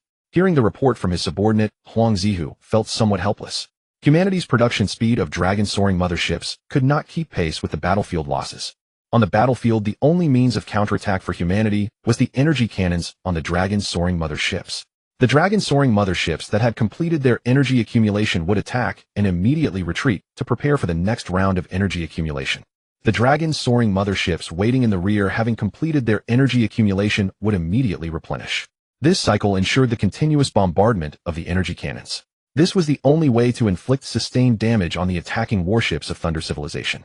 Commander Huang, the command center, has sent 2 million dragon soaring motherships. Hearing the report from his subordinate, Huang Ziu couldn't comprehend where humanity had so many dragon soaring motherships left. Could they be the dragon soaring motherships from the spatial jump formation? Is the leader not planning to use the spatial jump formation? While pondering this, the three-dimensional communication in the command center was suddenly connected. Liu Hui's figure appeared before Huang Ziu. After the three-dimensional communication ended, Huang Zi's face was filled with excitement. These scholars are truly impressive. The dimensional reduction weapon has finally been developed. This attack from Thunder civilization involved billions of warships. Meanwhile, human civilization had over 100 billion Taishan warships and 4 million dragon soaring motherships. Although the battlefield was in a stalemate, human civilization was beginning to run out of strength. With the addition of 20 million dragon soaring motherships to the battlefield, the situation changed instantly. Huang Zihu even launched a counterattack. A day later, Thunder civilization lost over half of its warships and retreated from the battlefield. Humanity achieved a rare partial victory on the battlefield. This victory halted Thunder civilization's offensive for half a year. 6 months later, Thunder civilization gathered over 100 billion warships and returned. At this time, the dimensional reduction motherships of human civilization had quietly hidden nearby. Liu Hui personally took command on the dimensional reduction mothership. Leader, all enemy warships have entered the range of the dimensional reduction attack. The number of warships is approximately 12.8 billion. The radar information officer reported to Liu Hui. Initiate the dimensional reduction attack. Liu Hui coldly issued the command.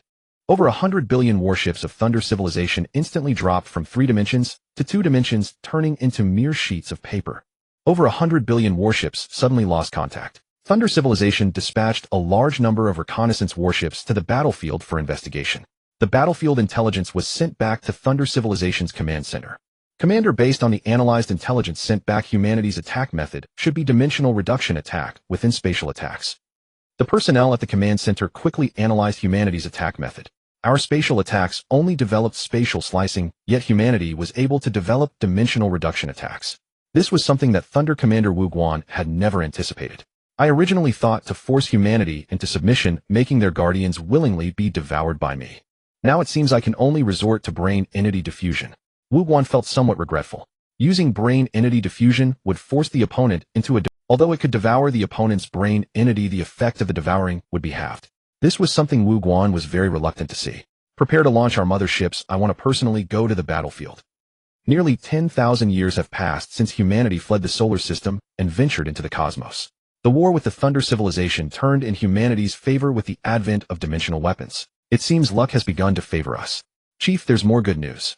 Now, whenever there are major research achievements at the Academy of Sciences, Zhang Jisen personally reports them to Liu Hui in his office. Jisen, has the energy supply issue for the dimensional mothership been resolved? Liu Hui possesses exceptional logical reasoning skills. The two most significant research projects at the Academy of Sciences are spatial attacks and energy block collection. There has been a breakthrough in spatial attacks, having developed dimensional weapons. Now the only thing left for Zhang Jisen to bring good news about is the collection of energy blocks. Chief, your reaction is impressively swift. What do you think this is? Zhang Jisen excitedly opened a metal box and placed it on Liu Hui's desk. Is this a purple void energy block? Can we really collect purple void energy blocks now? Liu Hui saw that a purple cube the size of a fingernail was inside the metal box. That's right, this is a purple void energy block. Its energy is sufficient for over 100 dimensional attacks by the mothership. Our academy has reached the final stage of research in miniaturizing dimensional weapons. The only thing lacking is the energy supply. Now with the purple void energy block in hand, our future main battleships will possess dimensional strike capabilities. Zhang Jisen became increasingly excited as he spoke. Jisen, what's the production capacity of the purple void energy blocks? Upon hearing Liu Hui's question, Zhang Jisen's excited expression turned somewhat stiff. Chief, collecting the energy blocks is quite difficult, though our daily output is less than 10 blocks. Currently, we are using manual collection methods. Manual collection? That place is a forbidden zone for living beings. Liu Hui was surprised to hear Zhang Jisen's words. Chief, the gravity of the purple void is billions of times stronger than that of a red void. We have yet to find any material that can withstand such immense gravity. So we devised another method. The consciousness of the floating spirit tribe is not affected by the gravity of the purple void. Their consciousness is composed of a special energy that can precisely lift a purple void energy block and carry it out of the void. Liu Hui hadn't expected that collecting the purple void energy blocks would be done this way. The floating spirit civilization has a population in the trillions. Why is the collection efficiency so low? Chief, in order to lift an energy block out of the purple void, a powerful consciousness energy is required. Such qualified members of the floating spirit tribe are rare within their civilization. Additionally, once a collector retrieves a purple void energy block, their consciousness suffers irreversible damage, preventing further collection. That's why the collection efficiency is so low. Zhang Jisen explained the reasons to Liu Hui. The collector's consciousness suffers irreversible damage. Does this damage affect their lifespan? Liu Hui asked with concern. If it impacts their lifespan, he planned to compensate those individuals as much as possible. Chief, it does indeed affect their lifespan. Their life cycle will be shortened by about 1/3. Zhang Jisen replied. Jisen, please negotiate with the floating spirit leader properly. Try to ensure adequate compensation for these collectors. Just as he spoke, Liu Hui suddenly felt a fluctuation in his brain core. A massive pressure surged toward him. He's here. Liu Hui stood up and said, Chief, what's happening? Who's coming? Seeing Liu Hui's sudden change, Zhang Jisen hurriedly asked. The Eternal of the Thunder civilization Wu Guan has arrived. He is about 200 light years away from me. Inform Huang Zihu to prepare the frontline fleet for alert. I will enter the brain core space to take a look. After Liu Hui issued a few instructions, he entered his brain core space. He strongly sensed fluctuations occurring in his brain core space. Upon entering the brain core space, Liu Hui noticed that the scholars and guardians had vanished. In the vast brain core space, only his own brain core remained. Not far ahead, a gigantic brain core was swiftly approaching him. This brain core hovered beside Liu Hui's brain core. Wu Guan. So it's you. Liu Hui realized that this brain core was indeed that of the Eternal Wu Guan. Eternal of humanity, Liu Hui, we could have avoided coming to this point. I will give you one last chance to choose. Voluntarily accept my devouring of your brain core. Your consciousness will remain in my brain core space, and I will treat human civilization kindly. If you refuse, I will initiate a fusion duel of eternal brain cores. I will forcibly fuse with your brain core. Think carefully, my brain domain development potential is 98. 6. Wu Guan was very confident he did not give up the last opportunity, trying to persuade Liu Hui. You want to forcibly fuse with my brain core. Have you not considered that perhaps my potential value is higher than yours? After hearing Wu Guan's words, Liu Hui felt a slight regret, but also began to understand. The forcible fusion of brain cores between Eternals depends on the potential of brain domain development. If he had known this earlier, there would not have been so many complications. Liu Hui could have gone directly to confront Wu Guan and simply fuse with his brain core. After all, Liu Hui's potential value is 99. 98. Your potential value is higher than mine. What a joke. Since you've refused, then I won't hold back. Wu Guan seemed to be provoked by anger. Just as he finished speaking, his brain core suddenly collided with Liu Hui's brain core. After a brief entanglement, the two brain cores fused into one. Impossible. How could your potential value have reached 99? 98. This was the last words left by Wu Guan, who could not believe that the potential value of the other party exceeded his own until his consciousness dissipated. After the fusion of the brain cores, Liu Hui found that his brain core had doubled in size. Upon checking his brain domain development potential, it had reached the maximum value 99. 98. His physical level also reached the highest grade of level 9. I didn't expect such a good fortune to come to me. Liu Hui felt a surge of joy. After the fusion of the two brain cores, Liu Hui's brain core space gradually calmed down. The vanished Guardians and Scholars' brain cores began to return. Liu Hui was astonished to discover that in addition to the human Scholars and Guardians, the brain cores of the Scholars and Guardians from the Thunder civilization also appeared in his space. So many. Liu Hui estimated roughly. There were over 200 Scholars from the Latang civilization and more than 400 Guardians, surpassing the numbers of Who among you are the chief scholar and supreme guardian of the Latang civilization? Liu Hui gazed at the unfamiliar mind cores and asked. Chief Scholar Yuan Yi and Guardian Jianfeng pay homage to the Eternal One. Their voices were steeped in reverence. Your Eternal One Wu Guan has already merged his mind core with mine. From this moment onward, the Latang civilization shall be integrated into humanity's civilization. If any of you oppose this decision, step forward now, and I will expel you from the mind core space. I shall grant you 10 seconds to deliberate. Liu Hui's words were a naked threat to these Scholars and Guardians. To be cast out of the mind core space meant nothing less than a death sentence. No one voiced dissent, all remained silent. Most of these individuals were not Wu Guan's original Guardians or Scholars. The majority had been gathered here after Wu Guan devoured lesser Eternal Ones. These people had long grown accustomed to the replacement of Eternal Ones. Since no one objects, let us begin the process of merging our civilizations. Yuan Yi Jianfeng, where are you two now? Liu Hui inquired. Honorable Eternal One, the two of us are currently aboard a mothership approximately 200 light-years from the Revival Binary Stars. Beside us lies the remains of Eternal One Wu Guan. Scholar Yuan Yi replied. Immediately issue a proclamation to the Latang civilization announcing its integration into humanity's civilization. Cease all hostile actions against humanity and pilot the mothership to the Revival Binary Stars. I will dispatch Scholar Li Hui to negotiate the details of our civilization's fusion. In the year 10024 of the Wandering Calendar, the war between humanity and the Latang civilization ended with the merging of their Eternal Ones. The Latang civilization was absorbed into humanity's civilization. Control over the Latang star cluster fell into human hands. The technological integration and power transfer between the two civilizations took over 2,000 years. In the year 12858 of the Wandering Calendar, Liu Hui's office. Chieftain, as per your orders, the Eternal Mothership has been completed. Here are the detailed specifications of the mothership. Zhang Jisen handed Liu Hui a chip containing the Eternal Mothership's data. I will review the data later. First, give me a rundown of the mothership's basic parameters. Liu Hui said to Zhang Jisen. Chieftain, the Eternal Mothership's exterior design draws from the lone. Thanks to new materials from the Latang civilization, the mothership's size and diameter have been significantly increased. The Eternal Mothership has a diameter of over 1600 kilometers. Its propulsion system employs an 8-directional gravitational wave engine, powered by purple hole energy blocks. The interior can accommodate millions of capital warships. The estimated full complement is around 200 million personnel. The mothership's primary offensive capabilities are spatial attacks and stellar wave ray cannons. In the office, Zhang Jisen gave a general overview of the newly constructed Eternal Mothership. Yet Liu Hui's mind was not entirely on the mothership. A restlessness stirred within him. Ever since merging with Wu Guan's mind core, Liu Hui had been haunted by the same recurring dream. In the dream, he stood before a colossal gate behind which lay the sacred realm of the Eternal Ones.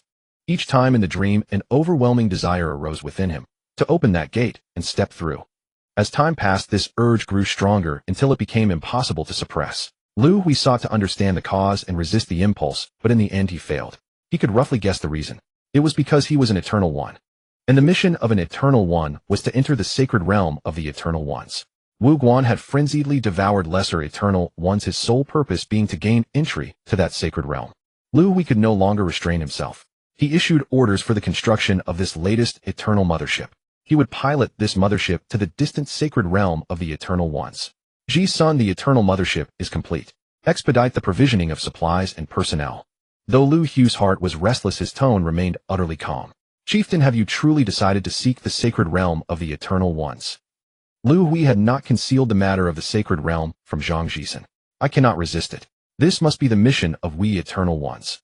When I depart, I will take a small number of scholars and guardians with me. The rest I entrust to your care. Remember, safeguard our human civilization. Liu Hui had a premonition that once he left, he might never return. 1 year later. The resources and personnel of the Eternal Mothership were fully equipped, and Liu Hui boarded the ship. He made detailed arrangements for the matters after departure. Zhang Jisen, Huang Zihu, and Li Hui were retained by Liu Hui.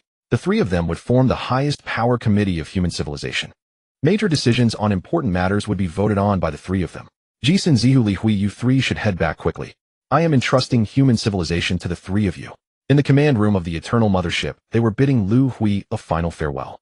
Leader, you can rest assured. We have already stepped into level 5 civilization. With our current strength, even if a higher-level mechanical civilization attacks, we can Zhang Jisen said confidently.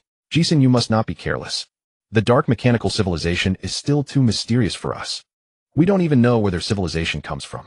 In the universe, anything can happen. Liu Hui reminded Zhang Jisen. The universe is vast and boundless. Even if human civilization has developed to level 5, there are still many things that cannot be explored or explained. The universe may have originated from a great explosion, but where was the center of that explosion? Humans cannot ascertain that. Does the universe have a boundary?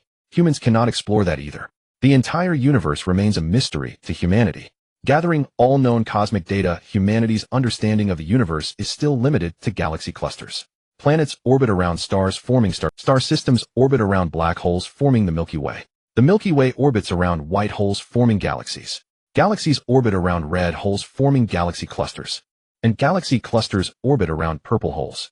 Above galaxy clusters, humanity knows nothing.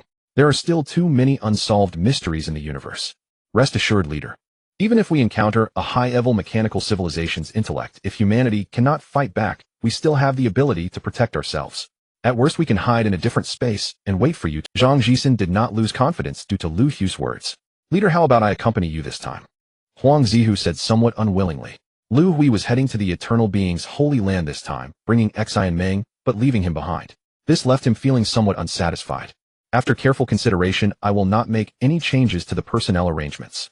Zihu, I feel more at ease with you staying behind. This journey to the Eternal Being's Holy Land is long, but I will return one day. You should head back first. One day we will reunite again. Watching Zhang Jisen and the others leave, Liu Hui's expression dimmed slightly. He knew that perhaps there wouldn't be another day for their reunion. Activate the Eternal Mothership to accelerate. After reaching the space jump speed, immediately initiate the space jump. Liu Hui issued the command. According to the data recorded on the Life Transmission spacecraft, there are 7 galaxy clusters surrounding the Eternal Being's Holy Land. The distances between these 7 galaxy clusters are remarkably even, as if designed, all orbiting the Eternal Being's Holy Land at the same speed. This occurrence is nearly impossible in a naturally formed universe.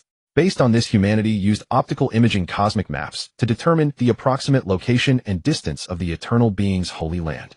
The Guangzhou Galaxy is approximately 38 billion light-years away from the Eternal Being's Holy Land. This distance is extremely far for humans of level 5 civilization. The Eternal Mothership possesses a space jump system, theoretically allowing direct space jumps to the Eternal Being's Holy Land. However, in reality, humanity cannot achieve that. The farther the distance of a space jump, the greater the energy consumption, which grows geometrically.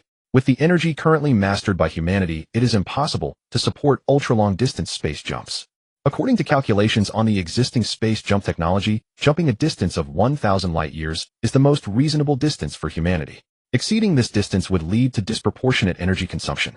For the distance of 38 billion light-years, the Eternal Mothership would complete the journey through intermittent space jumps. Each space jump covers a distance of 1,000 light-years, and after 3 to 5 jumps the mothership needs to stop for a few days of maintenance. Overall, the mothership would need to perform approximately 38 million space jumps. Based on the schedule of jumping 3 times, and then taking 3 days for maintenance, it would take about 1,000 years for the Eternal Mothership to reach the Holy Land. Additionally, stopping along the way at galaxy clusters to resupply would add several more thousand years to this time. Such a vast distance is beyond what human technology can achieve with the energy currently mastered. The successful collection of purple hole energy blocks has provided the mothership with ample energy, ensuring the energy consumption for tens of millions of space. In the control room of the Eternal Mothership, the 9,862nd space jump has been completed. All departments begin maintenance on the mothership. The announcer reported to each department of the mothership. After over 9,000 space jumps, the Eternal Mothership was nearly 10 million light-years away from the Guangzhou Galaxy. The time spent was almost 3 years. Please try not to disturb them. After resupplying, we will continue our journey. Liu Hui stated. The plan is to after completing the space jump, we will resupply there. Scholar Yuan Yi said to Liu Hui. Once we enter the galaxy cluster, we may encounter higher-level civilization. Please try not to disturb them. After resupplying, we will continue our journey. Liu Hui stated. The plan is to pass through tens of millions of galaxy clusters on the way to the eternal being's holy land. Liu Hui did not plan to linger too long in these galaxy clusters. Aside from resupplying necessary resources, he did not want to waste too much time. 3 days later, the Eternal Mothership completed maintenance and initiated the next space jump. The 9,863rd space jump has been. This time the mothership doesn't require maintenance. The mineral extraction department is preparing to extract minerals.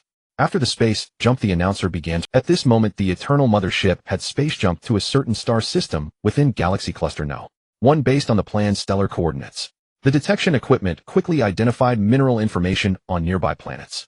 Tens of thousands of mining ships and transport ships departed from the mothership. The mining ships were loaded with a large number of mining mechanical worms.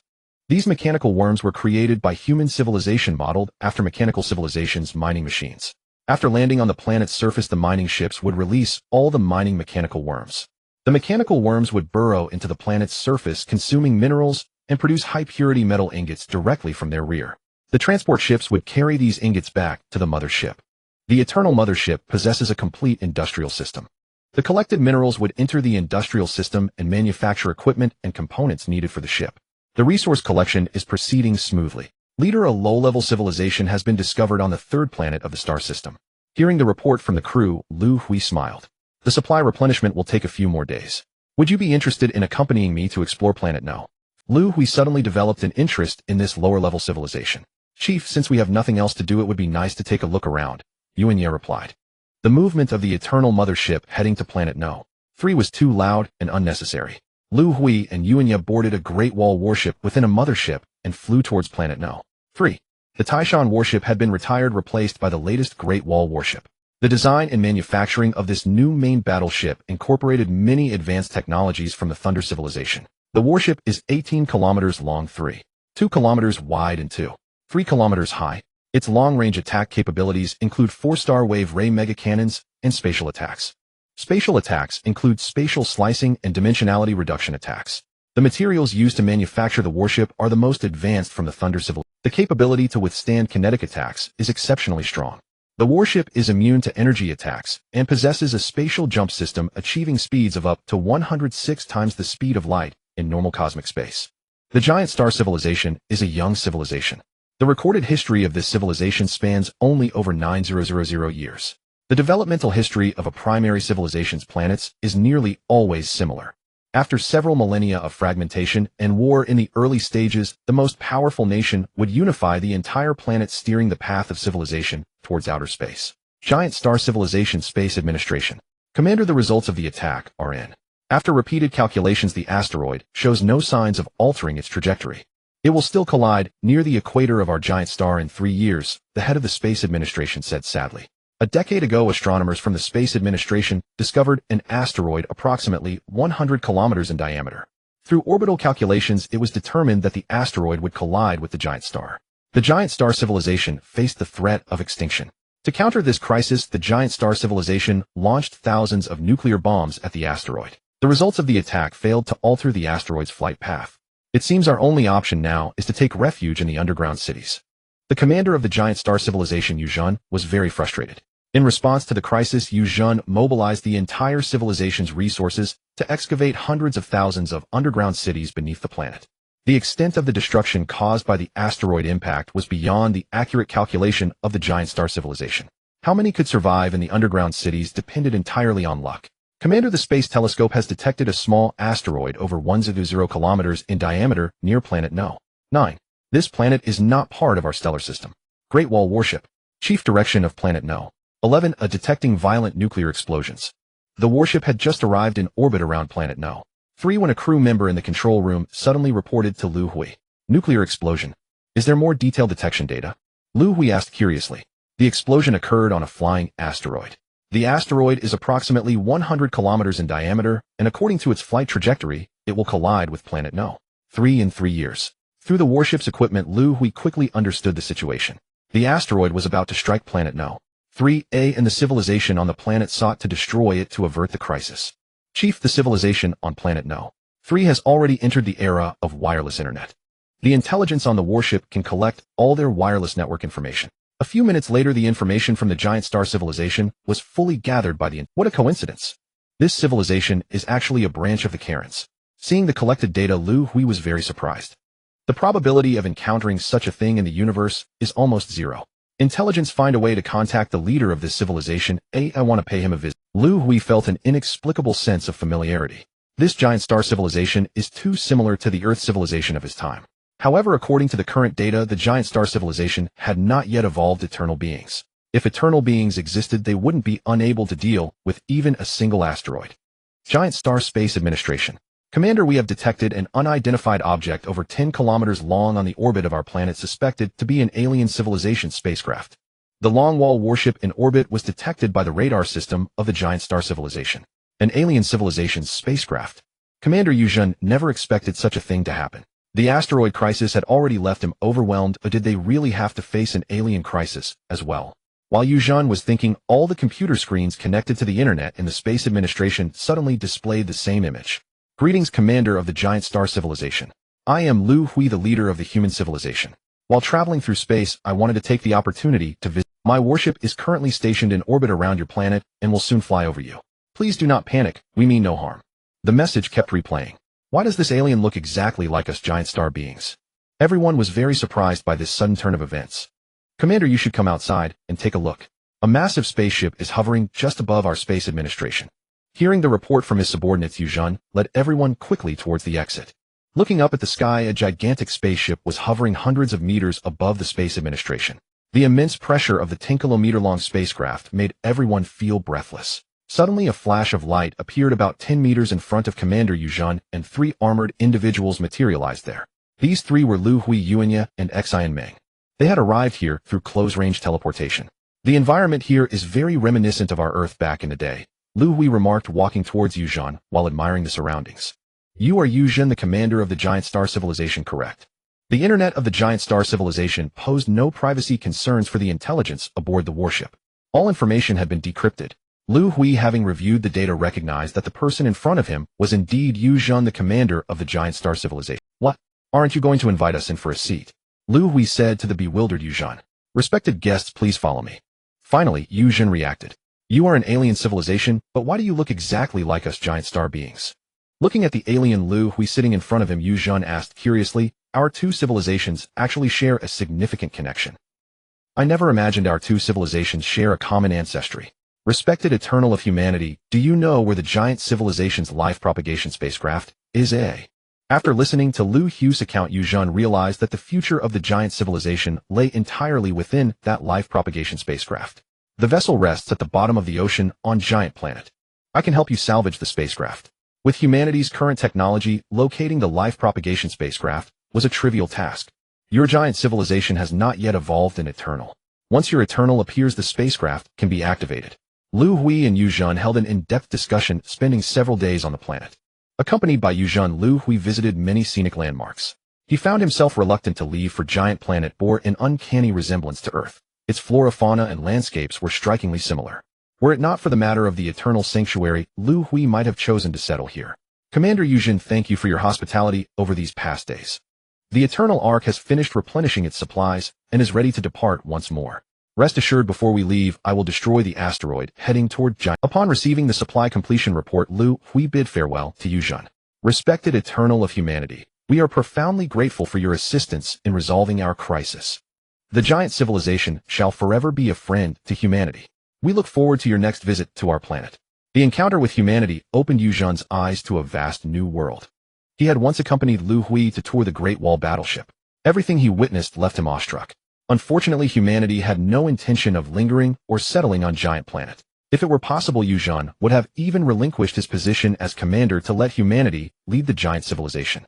Bidding farewell to Commander Yuzhen, Liu Hui returned to the Eternal Ark. On the return journey, a single starwave ray cannon from the Great Wall battleship shattered the asteroid, resolving the giant civilization's crisis. Upon departure, Liu Hui initially considered leaving a Great Wall battleship for the giant civilization. But after much deliberation, he abandoned the idea. Too many uncertainties existed. The dark mechanical civilization's intelligence cores were scattered throughout the Should an accident occur, and they acquire this Great Wall battleship, it would spell disaster for Galaxy Cluster 1. With supplies replenished, the Eternal Ark resumed its... What had transpired on Giant Planet was merely an episode in a long voyage. Spatial jump number 12866434 completed. No maintenance required for this jump. The Ark is now located in Galaxy Cluster 116. All departments prepare for supply replenishment.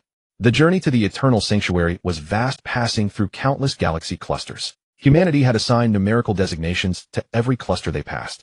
Over 1 million spatial jumps consumed nearly 50 years. The Eternal Ark arrived at Galaxy Cluster 116. As per routine, the Ark began gathering supplies within the cluster. Commander, we've detected a fleet heading toward our Ark. Should we dispatch warships to issue a warning and drive them off? The radar operator in the command center reported to Liu Hui. Such encounters had occurred several times in other clusters. Each time, they sent Great Wall battleships to demonstrate their power and intimidate the opposition into retreat. Given the overwhelming might of humanity's Great Wall battleships, no civilization had dared to attack the Eternal Ark outright. Dispatch a fleet of 10 ships to warn and scatter them. Liu Hui issued the command. With supply replenishment still a few days away, he preferred not to be disturbed by alien civilizations. The 10 Great Wall battleships detached from the Ark and flew toward the unknown fleet. That's quite a sizable fleet. Must be over 50,000 ships. They're a Tier 3 civilization's warships. The fleet commander remarked, glancing at the data on the control room screen. Send a warning to this fleet. There's an asteroid roughly 200 kilometers in diameter ahead. Destroying it will serve as our warning. The fleet commander gave the order. 1 Starwave ray cannon blast reduced the asteroid to powder. Commander, the enemy fleet is not responding. They're accelerating toward us. We are under energy attack. A crew member reported to the commander. What kind of civilization is this? So reckless, without regard for consequences. The commander was taken aback. He glanced again at the data stream in the control room. This data looks familiar. They're a fleet of the dark mechanical civilization. Ever since capturing and studying an intelligence core, humanity had gained deep insight into mechanical civilization warship data and characteristics. This data looks familiar. They're a fleet of the dark mechanical civilization. Ever since capturing and studying an intelligence core, humanity had gained deep insight. We are holding position, awaiting instructions. The information sped back to the Eternal Ark's command center. A Tier 3 dark mechanical fleet.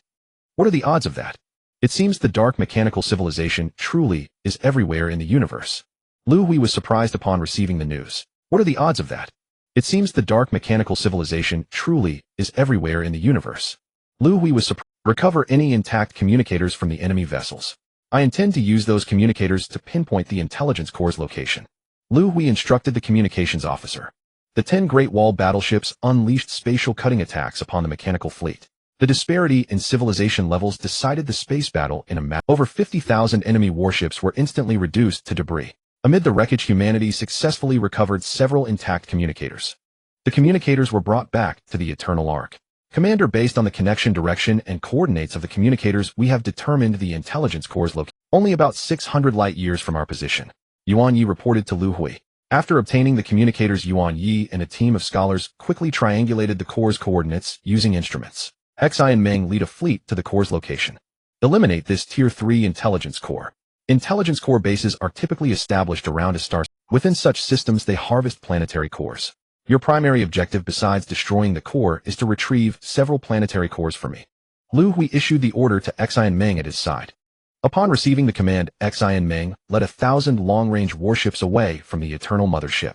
The number of warships was already a bit excessive. The mechanical civilization was only at level 3. In reality, only a few long-range warships would suffice to annihilate the mechanical civilization.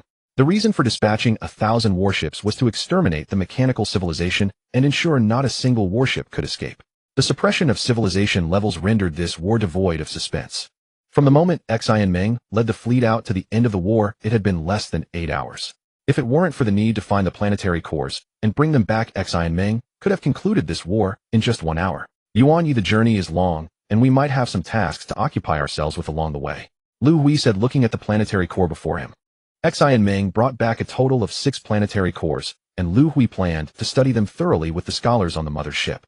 Chief, don't get your hopes too high. The scholars at the Academy have studied this planetary core for thousands of years and still don't know what it actually is. Yuan Yi reminded Liu Hui. It is indeed quite perplexing.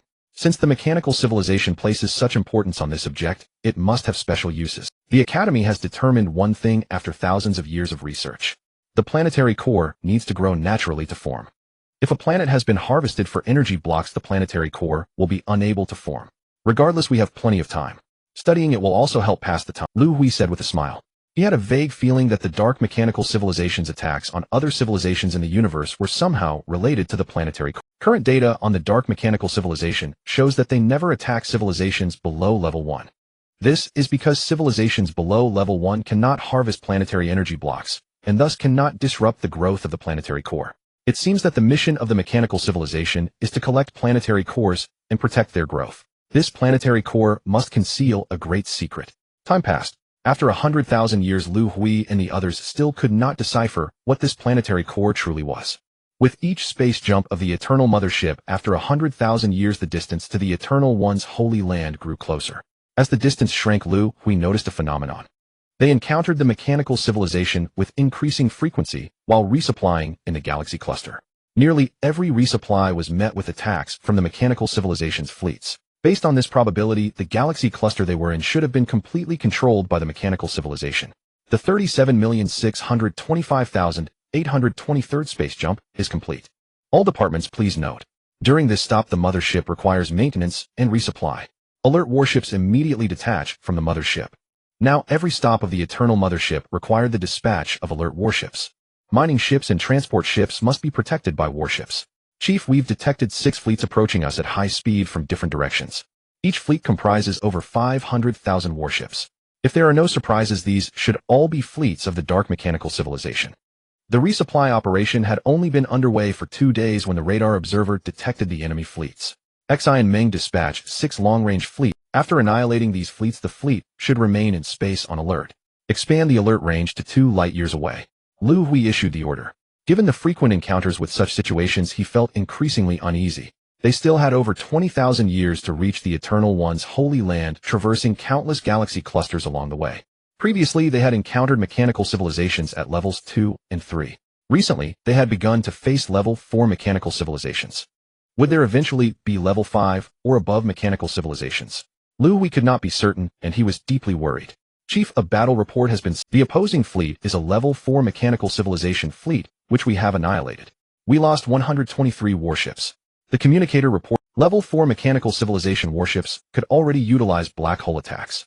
Although the attack range was not vast, if a long-range warship failed to evade, it would still be sucked into the black hole.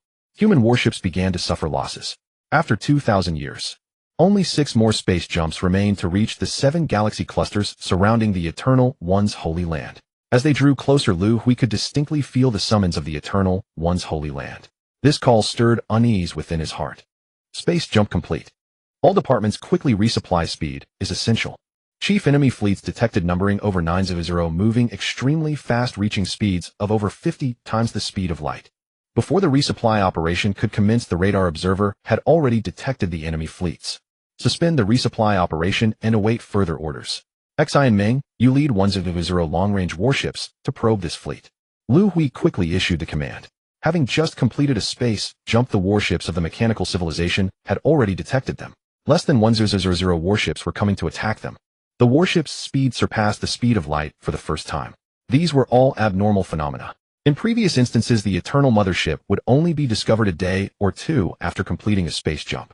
After being detected, the number of attacking warships was also extraordinarily high, numbering in the tens of millions. Unlike now, this was too unusual, and Liu Hui dared not be careless. Xi and Meng, do not lead the entire fleet into direct combat. Allocate 100 warships from the fleet to probe and attack. The fleet led by Xi and Meng had already set off. After thinking for a moment, the cautious Liu Hui issued the latest command to Xi and Meng. Upon receiving the order, Xi and Meng slowed the fleet speed. The 100 probing long-range warships flew toward the enemy fleet. Chief, all warships have lost contact. The probe detected that our warships have turned to dust. The 100 long-range warships sent for probing had not even begun their attack before turning to dust. Xi and Meng immediately lead the fleet back to the mothership. This mechanical civilization fleet is likely a level 5 fleet. Their attack range surpasses yours.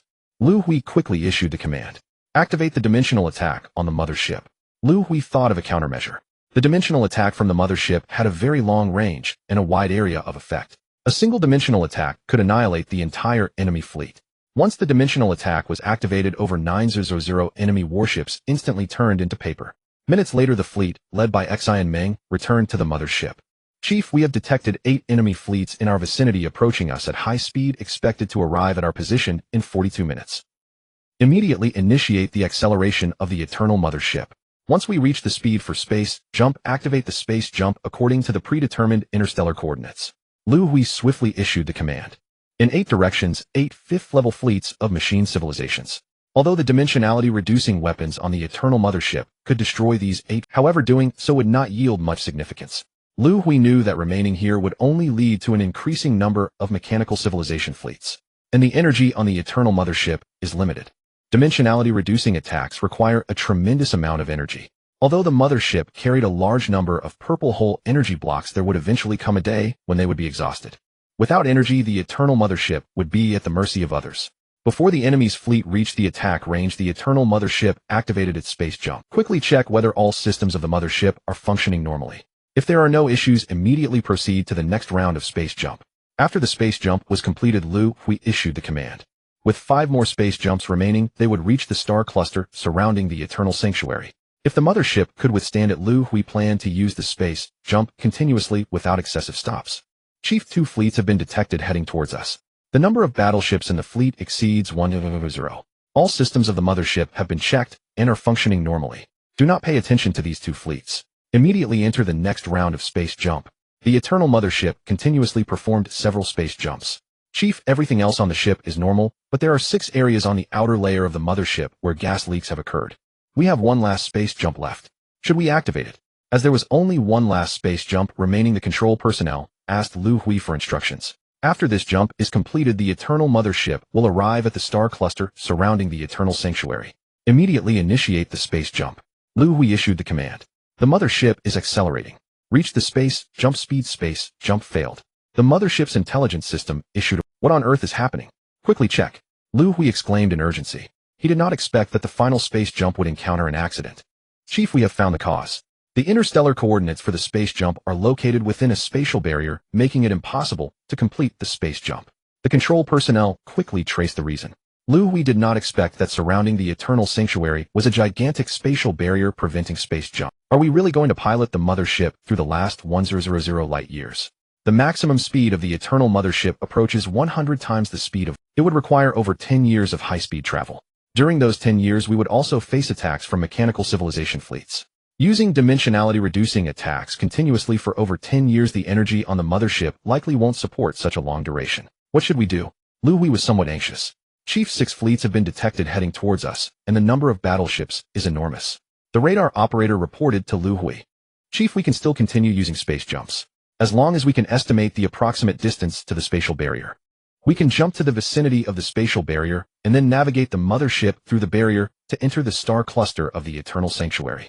Yuan Yi seemed to understand the reason for Liu Hui's anxiety and quickly calculate the distance to the spatial barrier. Liu Hui said loudly. Fortunately, with Yuan Yi's reminder, Liu Hui, who was anxious, did not even think of such a simple method. Chief, the distance to the spatial barrier has been calculated to be approximately 826 light years. Within minutes, Yuan Yi, along with several scholars, quickly calculated the distance to the spatial barrier. Adjust the interstellar coordinates for the space jump and restart the jump. Before the 6 fleets of the mechanical civilization attacked the Eternal Mothership, the mothership initiated the space jump once again. This time they jumped to a location not far from the spatial barrier. All departments quickly checked the status of the ship. Chief, there are gas leaks in 28 areas of the mothership. 1 starwave cannon has malfunctioned. The inspection results of the Eternal Mothership came out quickly. Fortunately, the main structure of the mothership was intact, and the major systems were still functioning normally. Do not linger here. Immediately start the mothership targeting the direction of the spatial barrier. Liu Hui issued the command. He knew that if they stayed here, the mechanical civilization fleets would soon arrive. Chief, 2 fleets have been detected approaching us. The radar observer hurriedly reported.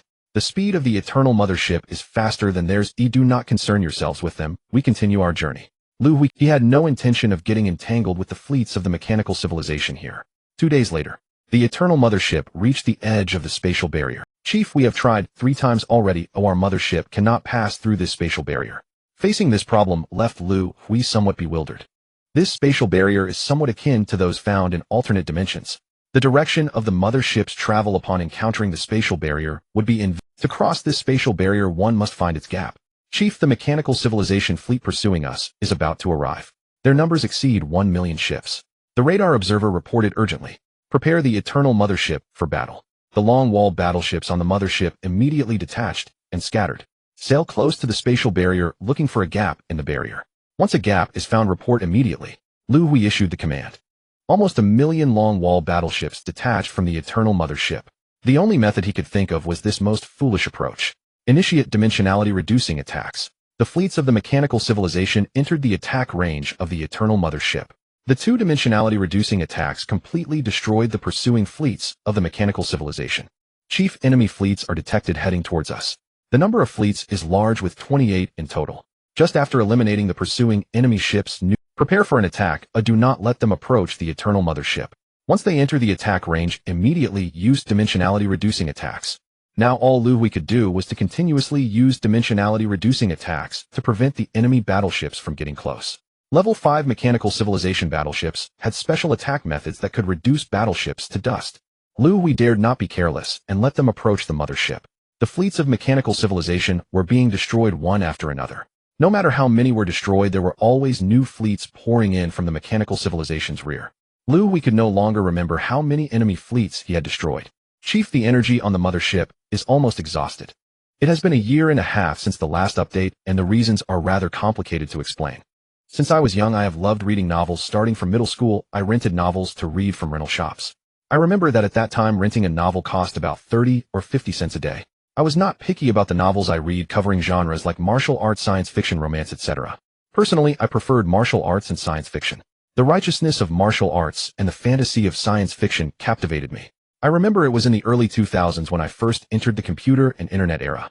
I came across a science fiction novel online, ZS Era of the Great Universe. Many of the sci-fi concepts in the book were very close to my own thoughts, causing me to become engrossed. Unfortunately, this book was eventually discontinued.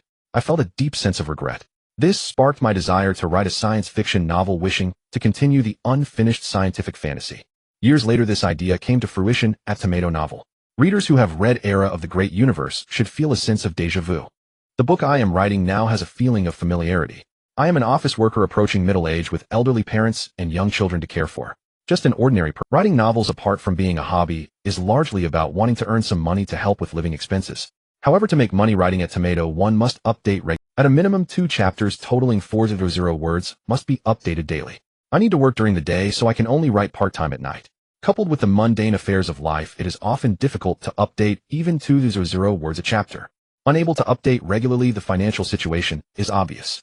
A meager income of around 10 yuan per day ultimately led to the discontinuation. During the year and a half when this book was discontinued, I wrote 2 other books, one fantasy and one urban. The data for the fantasy book was poor, and I abandoned it after the initial release. The urban fiction performed well, but my update speed could not keep up, making it difficult to earn money. One fantasy and one urban. The data for the fantasy book was poor, and I abandoned it after the initial release. The urban fiction performed well, but my update. After a year and a half of discontinuation, so many readers still paid attention to this book, which made me feel deeply guilty. I have also come to terms with the fact that since writing won't earn me money, I might as well treat it as a hobby. I have decided to put down the urban entertainment novel I am currently writing and pick up the science fiction novel to continue writing. I will take about a week to revise the parts of the science fiction novel that readers have criticized, which I also find unreasonable. After making revisions, I will continue to update the novel. Due to part-time writing and being somewhat clumsy, the update speed may be slow, and I might not even manage to update 1 chapter a day. Dear readers, please be understanding. I will do my utmost to finish this science fiction novel. There are so many thoughts that I have yet to express. How did the universe come into being? Does it have boundaries? What is its ultimate fate? Why do humans have differences in skin color? What would be the highest level of civilization in the universe? The charm of science fiction lies in the endless imagination. As I return to continue writing the novel, I wonder how many people will still read it. I hope I won't disappoint the readers who have been following this book. If updates are not timely, I hope everyone can understand. Eternal Mothership Control Room. Why is this happening?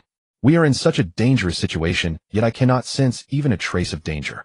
Is our resistance utterly meaningless? Since fusing with the brain origin of the eternal Liu Hui had gained a danger-sensing trait.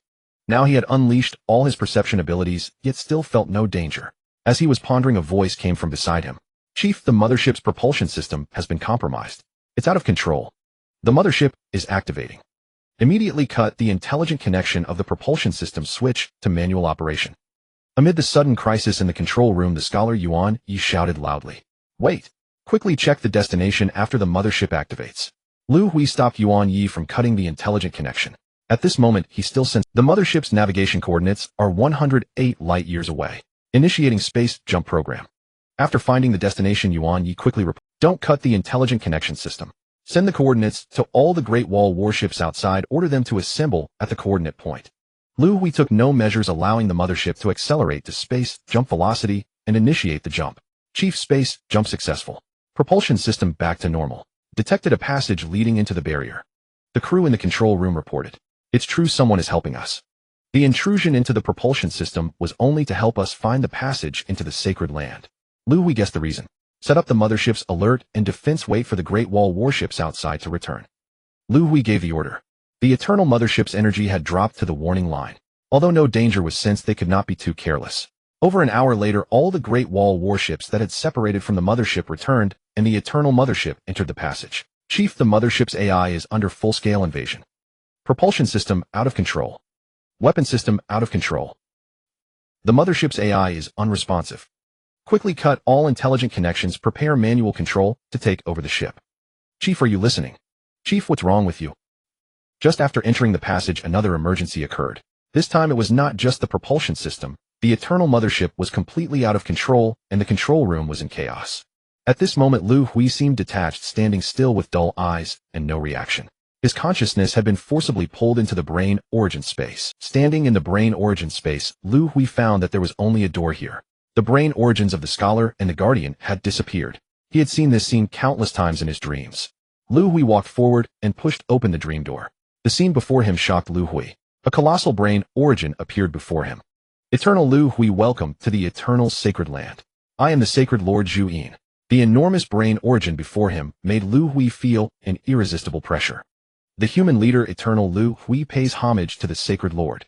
Naturally, Liu Hui knelt down, even he himself did not expect it. Rise quickly. Liu Hui stood up and looked around.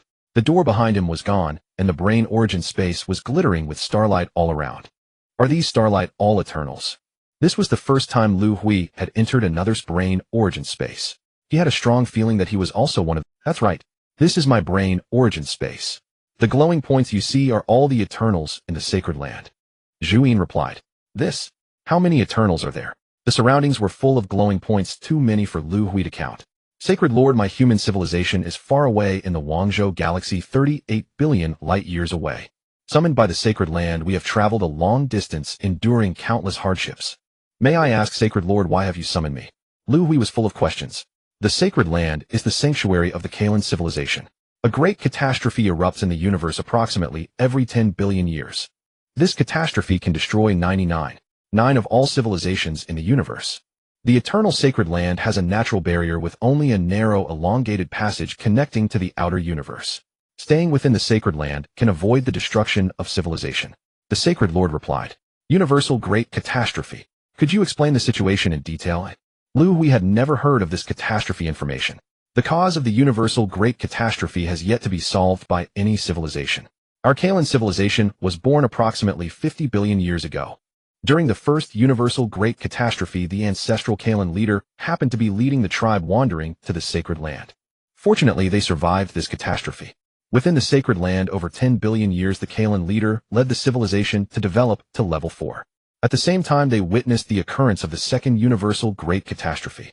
When the civilization reached level 4A, due to the lack of resources in the sacred land, its development stagnated. After the second universal great catastrophe, for the continued development of civilization, the Kalan leader left the sacred land and entered the universe. He sacrificed his physical body, becoming the first generation Eternal, to spread the Kalan civilization's DNA. In the universe, our Kalan civilization began to take root everywhere. Whenever a civilization reaches level 4, outstanding Eternals are recalled to the sacred land to avoid the universal great catastrophe that occurs every 10 billion years. After the catastrophe, countless Eternals in the sacred land will leave and enter the universe, becoming the next generation of Kalan civilization DNA spreaders. Now the fifth universal great catastrophe is about to come. The sacred land has gathered outstanding Eternals from all over the universe. During the disaster avoidance period, you Eternals can exchange scientific and technological knowledge, promoting the development of each other's civilizations. Our Kalan civilization's technology has reached the peak of level 5. We are only one step away from level 6 civilization. Human Eternal Liu Hui, I hope you will contribute to the development of Kalan civilization's science and technology during the refuge period. Sacred Lord Zhu Yin explained the situation in detail. Sacred Lord, how much time is left before the catastrophe erupts? The disaster was imminent, and Liu Hui wanted to know how much time remained. About 100 million years or so, but no exact time. If you want to know all the details, you can ask the Sacred Land's AI Crimson. Go back for now. After returning, Crimson will arrange everything for your human civilization in the Sacred Land. Sacred Lord Zhu Yin raised his hand and waved, and Liu Hui's consciousness left the brain origin space. Liu Hui's dull eyes began to clear, and he saw the situation in the Eternal Mothership's control room. However, he seemed to have a feeling. Before he could fully see all the scenes, they seemed to be in a state of pause. And at this moment, dozens of crew members from the Piaoling civilization on the Eternal Mothership were in panic. Because they had witnessed an incredible sight, all the crew members on the mothership, including the chief, were unable to move. Leader, what's wrong with you? The voice of Yuan Yi inquired beside Liu Hui. I'm fine. Leader, the mothership's intelligence core has been fully invaded. Before Yuan Yi could finish, a mechanical voice suddenly echoed in the control room. Eternal being Liu Hui, I am the intelligence core of the Holy Land Deep Red. The mothership you are on has been taken over by me. I will guide the mothership to the 6A8375 star system. During the refuge period, this star system will be the habitat for your human civilization. The intelligence core Deep Red took control of the Eternal Mothership. Everyone turned to Liu Hui. No problem, our human civilization will fully comply with Deep Red's arrangements. Having emerged from the brain origin space, Liu Hui was already prepared to follow. Deep Red controlled the Eternal Mothership to initiate a spatial jump. Eternal being Liu Hui, we have arrived at the 6A8375. Please do not attempt to leave the star system at will. If you wish to communicate externally, you can enter your brain origin space. I hope you can contribute to the Holy Land. Deep Red will appear once every 1,000 years. Eternal being Liu Hui, goodbye. Before Liu Hui could respond, Deep Red severed all connections with the mothership. Wait, I don't quite understand what you said. Deep Red's words made Liu Hui feel somewhat uneasy. Please do not attempt to leave the star system at will. It seemed to imply that humans were to be imprisoned within the minutes passed, and Liu Hui received no response from Deep Red. Leader, the intelligence core of the mothership has returned to normal. The voice of Scholar Yuan Yi reached Liu Hui's ears. Cut off all intelligent connections on the Eternal Mothership.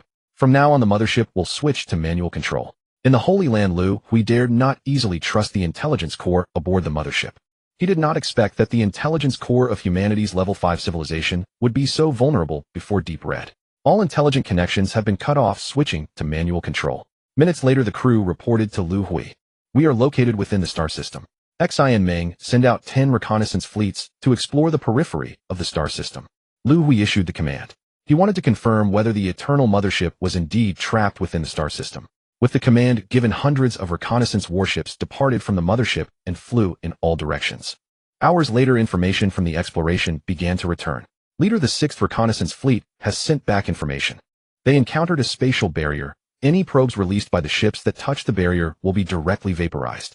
The coordinates are: the 8th Reconnaissance Fleet has sent back information. The 5th Fleet has sent back information. All reconnaissance fleets in every direction returned the same information. Based on the detected coordinates, the entire star system was shrouded by this barrier.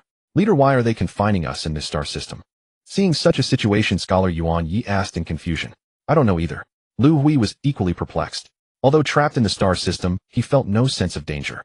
The only thing troubling him was, if the cosmic catastrophe was real, how would he relocate the humans from the Guangzhou star system? Yuan Yi organized some research forces to study the barrier of this star system. Xi and Meng, the Eternal Mothership urgently needs resupply. You are responsible for investigating the resource situation of the entire star system and preparing for the resupply. I need to enter the brain origin space to check this. After completing his instructions, Liu Hui returned to his lounge. Deep Red had mentioned before leaving that to communicate with the outside world, one needed to enter their brain origin space. Liu Hui prepared to investigate further. Upon returning to the lounge, Liu Hui entered his brain origin space. The changes in the space were minimal. Apart from himself and the brain origins of his subordinate scholars and guardians, there was just an additional door. This door was vastly different from the one in the master's brain origin space. It resembled an ordinary door. With no other choice, Liu Hui pushed open the door and stepped inside. This is a bookstore. Liu Hui discovered that the place he was in resembled a bookstore with shelves full of click. The sound of the door closing came from behind. Liu Hui turned to look. The door he had just passed through had closed automatically. The door had a numerical code 6A8375, which was the number of the star system Liu Hui was in. Honorable Eternal Being Liu Hui, welcome to the Kalen Civilization Technology Exchange Square. I am the Technology Administrator of your human civilization, Wei Shan. Eternal Being Liu Hui, do you have any questions? I can provide answers. A person claiming to be Wei Shan walked towards Liu Hui. The Kalan Civilization Technology Exchange Square. Please explain the situation here in detail. As it was his first time here, Liu Hui wanted to understand the situation. Honorable eternal being Liu Hui, the Kalan Civilization Technology Square is a virtual space. It gathers eternal beings from across the universe. Upon entering level 4 civilization, each eternal being leading a civilization will develop their own technology.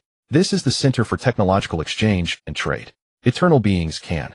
The administrator Wei Shan provided Liu Hui with a detailed introduction to the Kalan Civilization Technology Square. Liu Hui also managed to clarify the situation. The Technology Square is a virtual space somewhat similar to the virtual squares on human civilization trading. Every eternal being entering the Holy Land has a shop here. The shop contains the scientific technologies developed by their civilization. Liu Hui browsed through the books in his shop.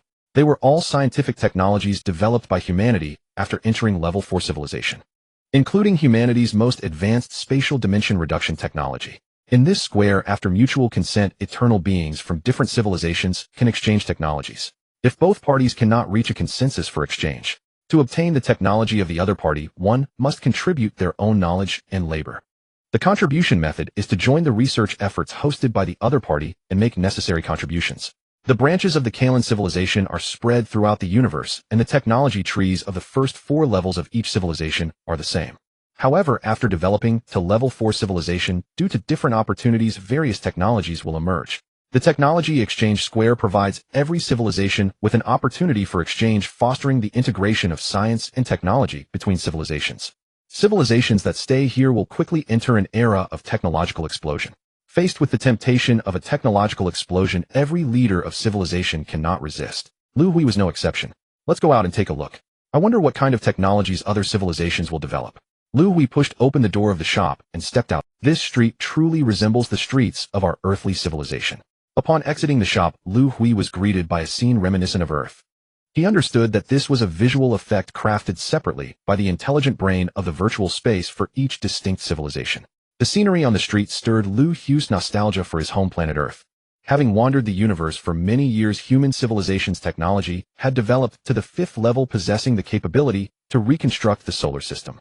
Liu Hui had often considered returning to the solar system to revive the civilization of his home planet. However, when humanity fled the solar system, they used a coordinate-free spatial jump. The result was a random leap to a distant star system.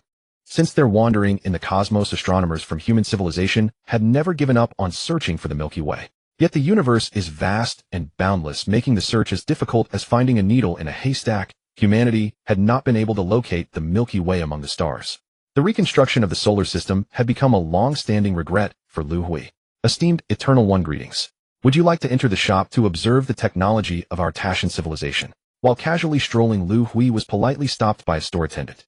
Liu Hui looked up and saw the signboard displaying the 4 characters Tashan civilization. Sure, I'll take a look inside. The attendant graciously opened the door and guided Liu Hui into the shop. Liu Hui began to browse inside. He noticed a book titled Starship Curvature Engine Technology on the shelf. Curious, he took the book down. In truth, Starship Curvature Engine Technology was not a highly advanced technology for human civilization. It utilized the fundamental principles of spatial science, distorting space to shorten distances, allowing the speed of the spacecraft to exceed the speed of light. Human civilization starship engines followed a different path, employing gravitational wave engines that utilized the omnipresent gravitational waves in the universe to tow the spacecraft. Because human civilization had developed alternate dimensions, their research on the black cores of these dimensions enabled their starships to easily exceed speeds of 100 times the speed of light. Liu Hui glanced through the data of Tashan civilization's Starship Curvature Engine technology. The speed approached 100 times the speed of light, but the energy consumption was several times that of human civilization. Seeing this data, Liu Hui shook his head and returned the book to the shelf. Esteemed Eternal One, the pinnacle of technology in our Tashan civilization is the nanorobot technology. You may take a look.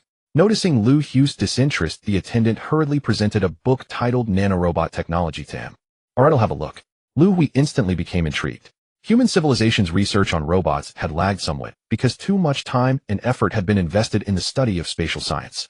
It was precisely for this reason that human civilization had developed the dimensionality reduction strike technology. Liu Hui carefully browsed through the introduction of nanorobot technology. Can decompose almost all known substances in the universe. Upon seeing the characteristics of the nanorobots, Liu Hui was somewhat surprised. The potential applications of this characteristic were immensely significant. In terms of weaponry, if human starship kinetic projectiles were equipped with nanorobots, a single hit could decompose an enemy warship.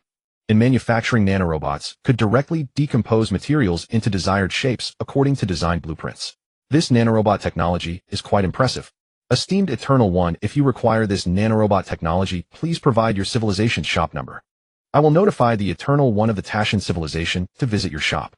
If you possess any scientific technologies we need, our two civilizations can engage. The attendant, seeing Liu Hui's interest in nanorobot technology, hurriedly stated, "Yes, my civilization is known as human civilization and my shop number is 688375. Liu Hui communicated the number to the attendant. This technology would be immensely useful for human civilization. By the way, does your Tashan civilization have a cosmic star system coordinate map? I need a cosmic star system coordinate map with the widest coverage. Cosmological astronomy was a weak point for humanity, and Liu Hui had long been concerned about finding the Milky Way, hoping to discover clues from other civilizations. Esteemed Human Eternal One, you have indeed come to the right civilization. Our Tashan civilization's Eternal One is very enthusiastic about exploring the. He has spent a significant amount of time in the Technology Plaza gathering almost all civilizations' cosmic star system maps. The cosmic star system map we compiled has a radius of up to 1 trillion light-years, marking the resources and basic information of each star system. The attendant began to enthusiastically promote. Esteemed Human Eternal One, while the cosmic star system general map may not be high technology, as every civilization can gather star system maps, it requires a considerable amount of time. As an Eternal One, you should not spend your time on such matters. Esteemed Eternal One, would you like to include the cosmic star system general map on the exchange list? Worried that Liu Hui might change his mind, the attendant hurriedly continued, "Yes, it can be included on the exchange list." Liu Hui agreed. The universe is vast and boundless. Although the possibility of finding the Milky Way in the star system map is exceedingly slim, a detailed cosmic star system map remains vital for human civilization. Because the cosmic star system map produced by human civilization only had a radius of 100 billion light-years. After adding nanorobot technology and cosmic star system general map to the exchange list, Liu Hui continued to browse in the shop. The Tashan civilization is a peak 4th level civilization and has yet to enter the 5th level. There were not many technologies that could pique Liu Hui's interest. Not wanting to linger too long, Liu Hui left the shop. Looking at the numerous shops of various civilizations lining the street, Liu Hui's interest surged. He activated his tireless shopping mode, not letting a single shop nearby go unvisited. Liu Hui witnessed all sorts of peculiar and exotic technologies, until a voice echoed in his mind. "Esteemed Human Eternal One, I am your attendant Wei Shan. The Eternal One of the Tashan civilization is waiting for your return in the shop. He wishes to discuss matters of technological exchange with you." In the technology shop of human civilization, the leader of the Tashan civilization, he gazed at the technology on the shelves with a look of astonishment. Space dimensional reduction technology, purple hole energy block collection technology, energy cell application technology. These are all technologies of a level 5 civilization. Within the Holy Land, there are tens of millions of Eternals, meaning there are tens of millions of different branches of the Kalan civilization. Most of these civilizations are level 4, with few able to break through to level 5. This human civilization's strength should not be underestimated. If possible, we should try to befriend their Eternals. The power of technology determines status. Before even meeting Liu Hui, he, the Eternal of the Tashan civilization, had already lowered his stance. Why haven't they arrived yet? He looked outside the shop feeling somewhat anxious. The technology shop of human civilization is newly opened and not many people are aware of it. Their Eternals arriving at the technology exchange square for the first time likely have not yet familiarized themselves with the market rules. This is an opportunity for Tahi. If after becoming familiar with the market the human Eternals look down on Tashan civilization's technology, it could be problematic. "Respected leader, you have returned." The shopkeeper Shan Wei opened the door to welcome the returning Liu Hui. Upon entering the shop, Liu Hui saw Tahi inside. Tahi, with a robust build and deep red skin, had an imposing appearance. "Respected Human Eternal, I am Tahi, the leader of the Tashan civilization." Tahi bent slightly to show respect to Liu Hui. "Hello, I am Liu Hui, the leader of humanity." Liu Hui politely introduced himself. This was his first time exchanging with another civilization's leader in the Holy Land. "Leader Liu, it is a great honor that you have taken an interest in our Tashan civilization's nanobot technology and cosmic galaxy coordinate map. If you agree, I would like to exchange these two for your human civilization's purple hole energy block collection technology." Tahi first flattered Liu Hui before presenting his request. His tone was sincere, and he lowered his stance considerably. This made Liu Hui feel favorable toward him. "Leader Ta, I have a question that I do not understand. The purple hole energy block collection technology is not our most advanced technology. Why do you choose it?" Hearing the technology offered for exchange, Liu Hui was puzzled. Does the opponent not value the space dimensional reduction technology, a powerful weapon? "Leader Liu, our Tashan civilization's technology has reached the pinnacle of level 4. Only by overcoming the collection technology of the purple hole energy block can we advance to level 5.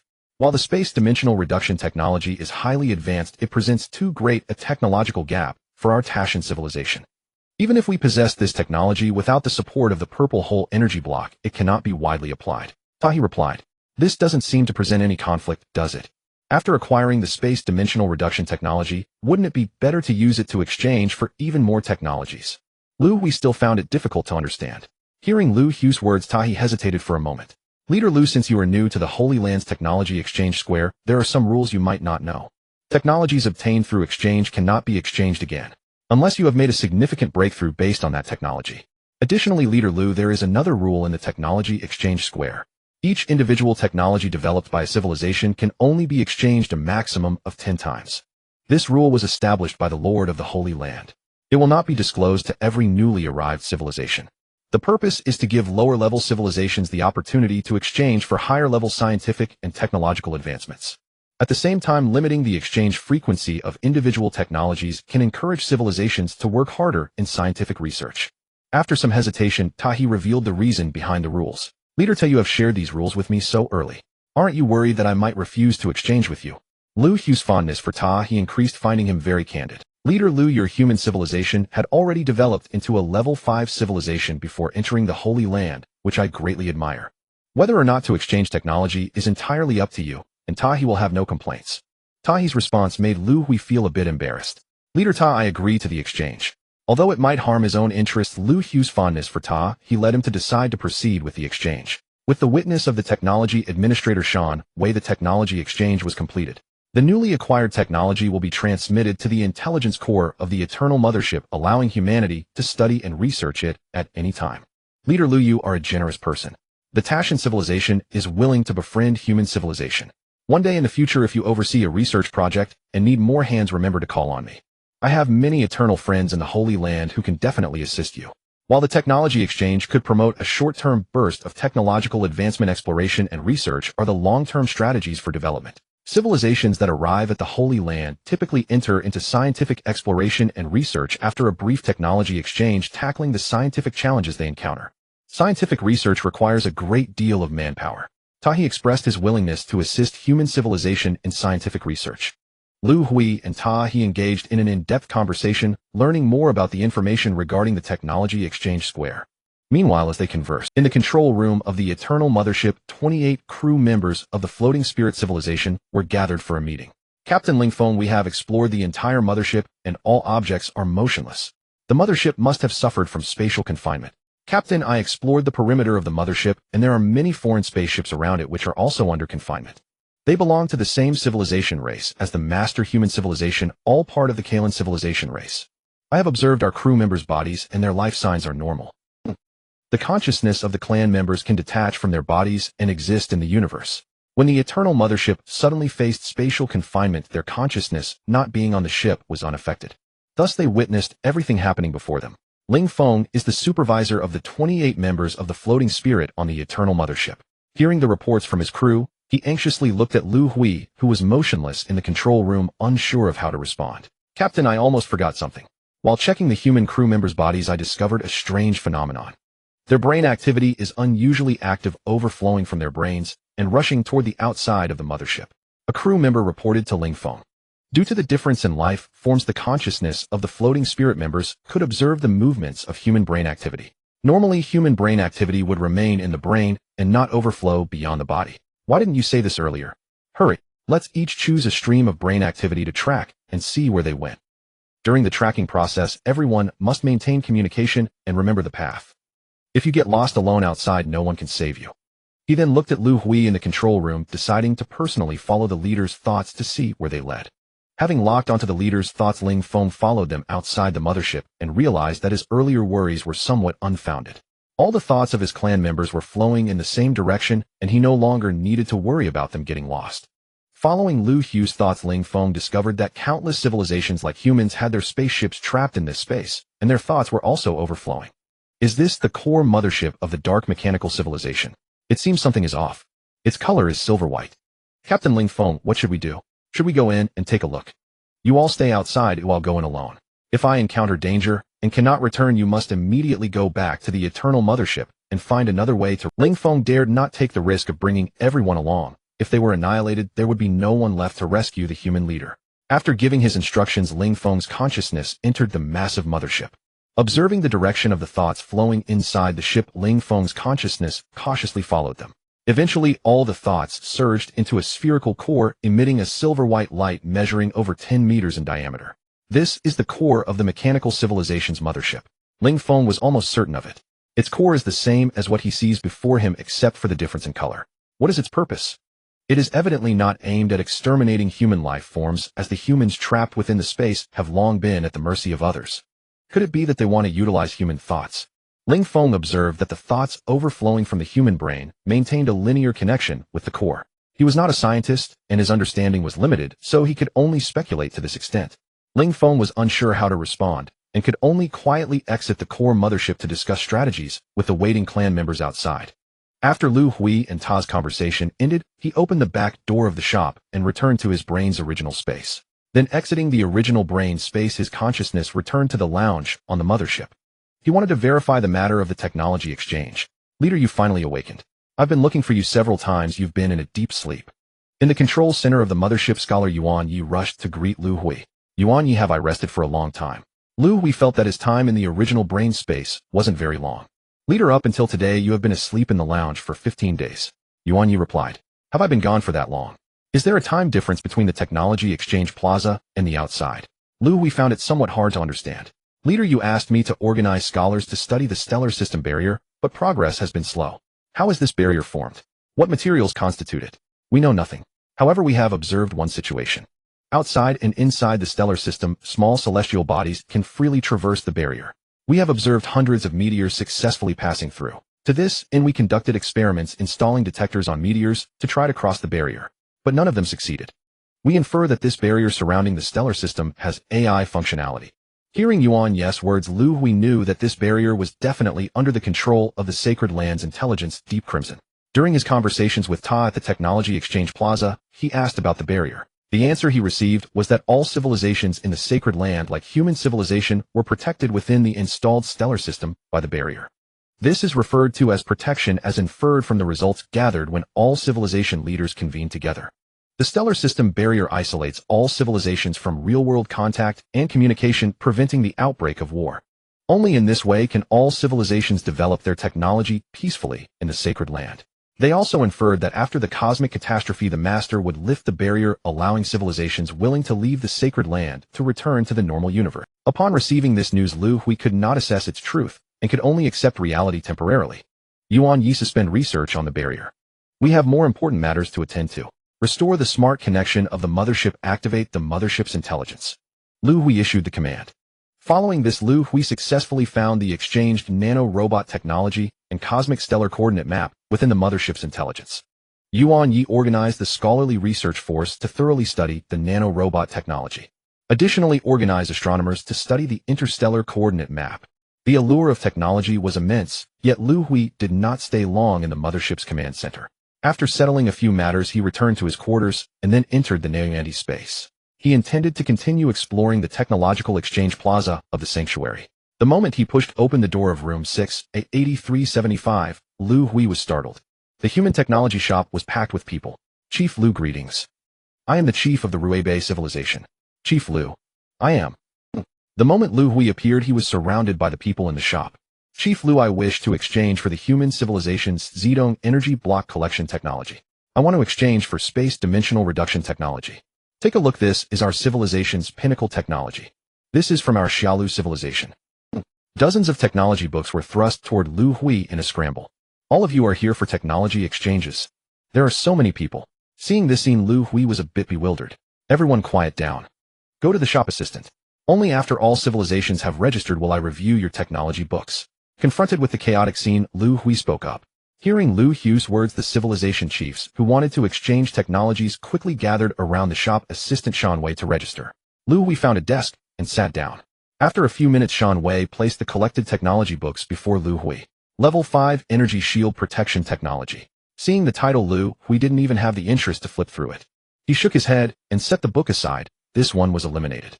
The warships of the human civilization had long abandoned energy shields, instead using energy cell coatings that were immune to energy attacks. Energy shield technology was a generation-old, discarded technology for humanity.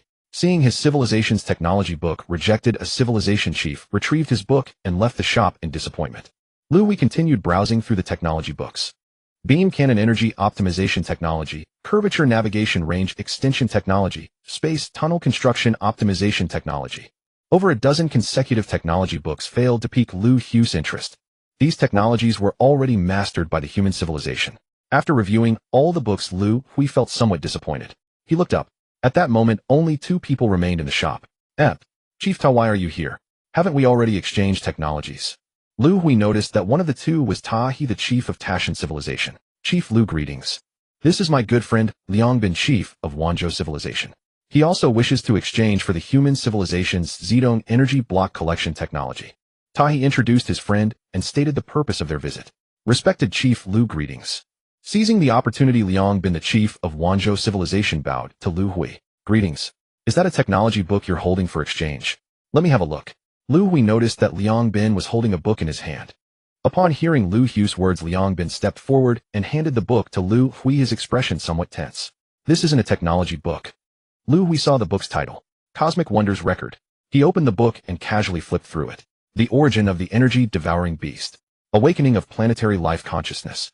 Strange cosmic spaces. It recorded various strange phenomena and events in the universe. This book was somewhat similar to the Unsolved Mysteries of the World from Ancient Earth. This book is quite interesting, Liu Hui said with a smile, looking up. Chief Liu, could I exchange for your human civilization's Zedong energy block collection technology? Seeing Liu Hui's interest, Liang Bin, the chief of Wanzhou civilization, asked nervously. No problem. Shan Wei, come over and handle the exchange procedure. Liu Hui called out to the shop's technology manager, Shan Wei. The reason Liu Hui agreed to the exchange was that he saw information about the energy-devouring beast in the book. Humanity's forced exile into the universe was directly related to the energy-devouring beast. Chief Ta, there are so many shops in the technological exchange plaza. Could you recommend a few good ones? Seeing the exchange completed, Liu Hui casually asked Ta He. With tens of millions of shops, aimlessly wandering would waste a great deal of Liu Hui's time. Chief Liu, very few civilizations in the sanctuary have reached level. These level 5 civilizations' technology books have long reached the exchange limit. It's useless for you to go there. Your human civilization has already reached level. The technologies from level 4 civilization shops hold little value for exchange with your human civilization. I suggest you go to the sanctuary's technology building to study, and after learning, establish your own research projects. A casual inquiry led Liu Hui to learn an important piece of information. Sanctuary Technology Building. In this building, the scientific theoretical knowledge developed by all civilizations in the sanctuary was gathered. The eternal ones in the sanctuary could freely enter and study. After mastering the knowledge, one could form their own research team to tackle a specific technology. The significance of the technological exchange plaza was not rather it was learning, innovation, and research. Technology exchange was merely a way to give the eternal ones a taste of the benefits, thereby stimulating their passion for learning, innovation, and research. Most of the eternal ones in the sanctuary were in this building. After learning this, Liu Hui decided to go and investigate. The Eternal Mothership Command Center. 28 crew members of the Piaoling civilization had reached a decision after deliberation. They decided to send one crew member to risk following a stream of brain thought into the Jiha to see if there was any chance of rescue. To follow the brain thought into the Jiha, the Piaoling crew member's consciousness had to merge into the brain thought.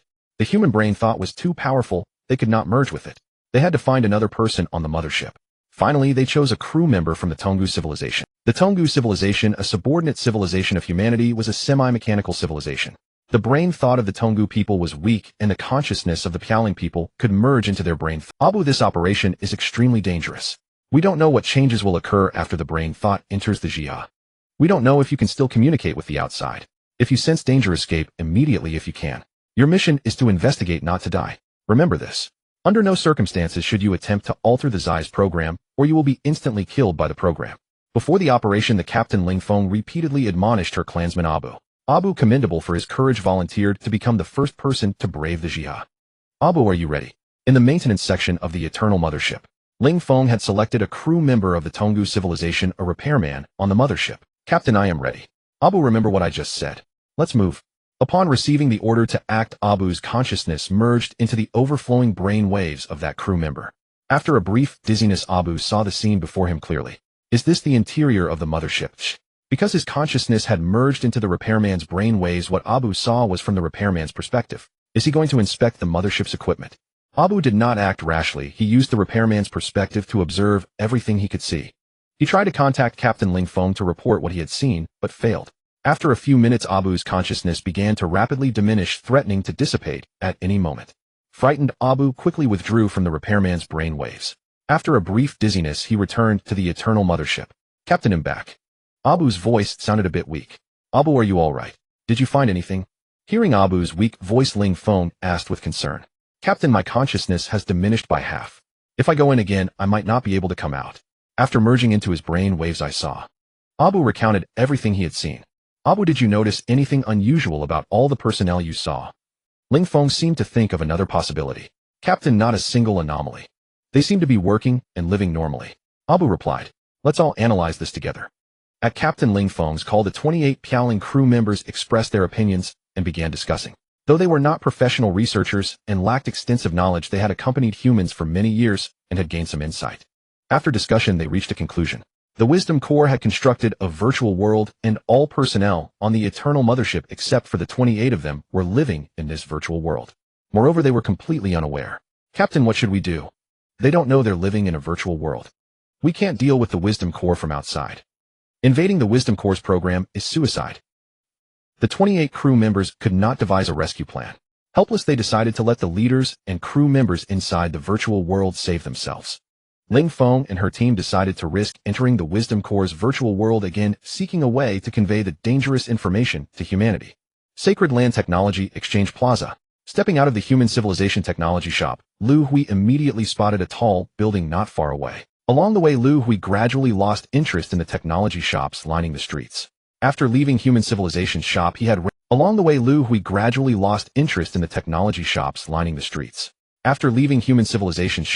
randomly entered a few others, but found no technology that humanity needed. Tahi, the Eternal of Tashan Civilization, had not deceived him. Human Civilization's technology was at the forefront of the Sacred Land.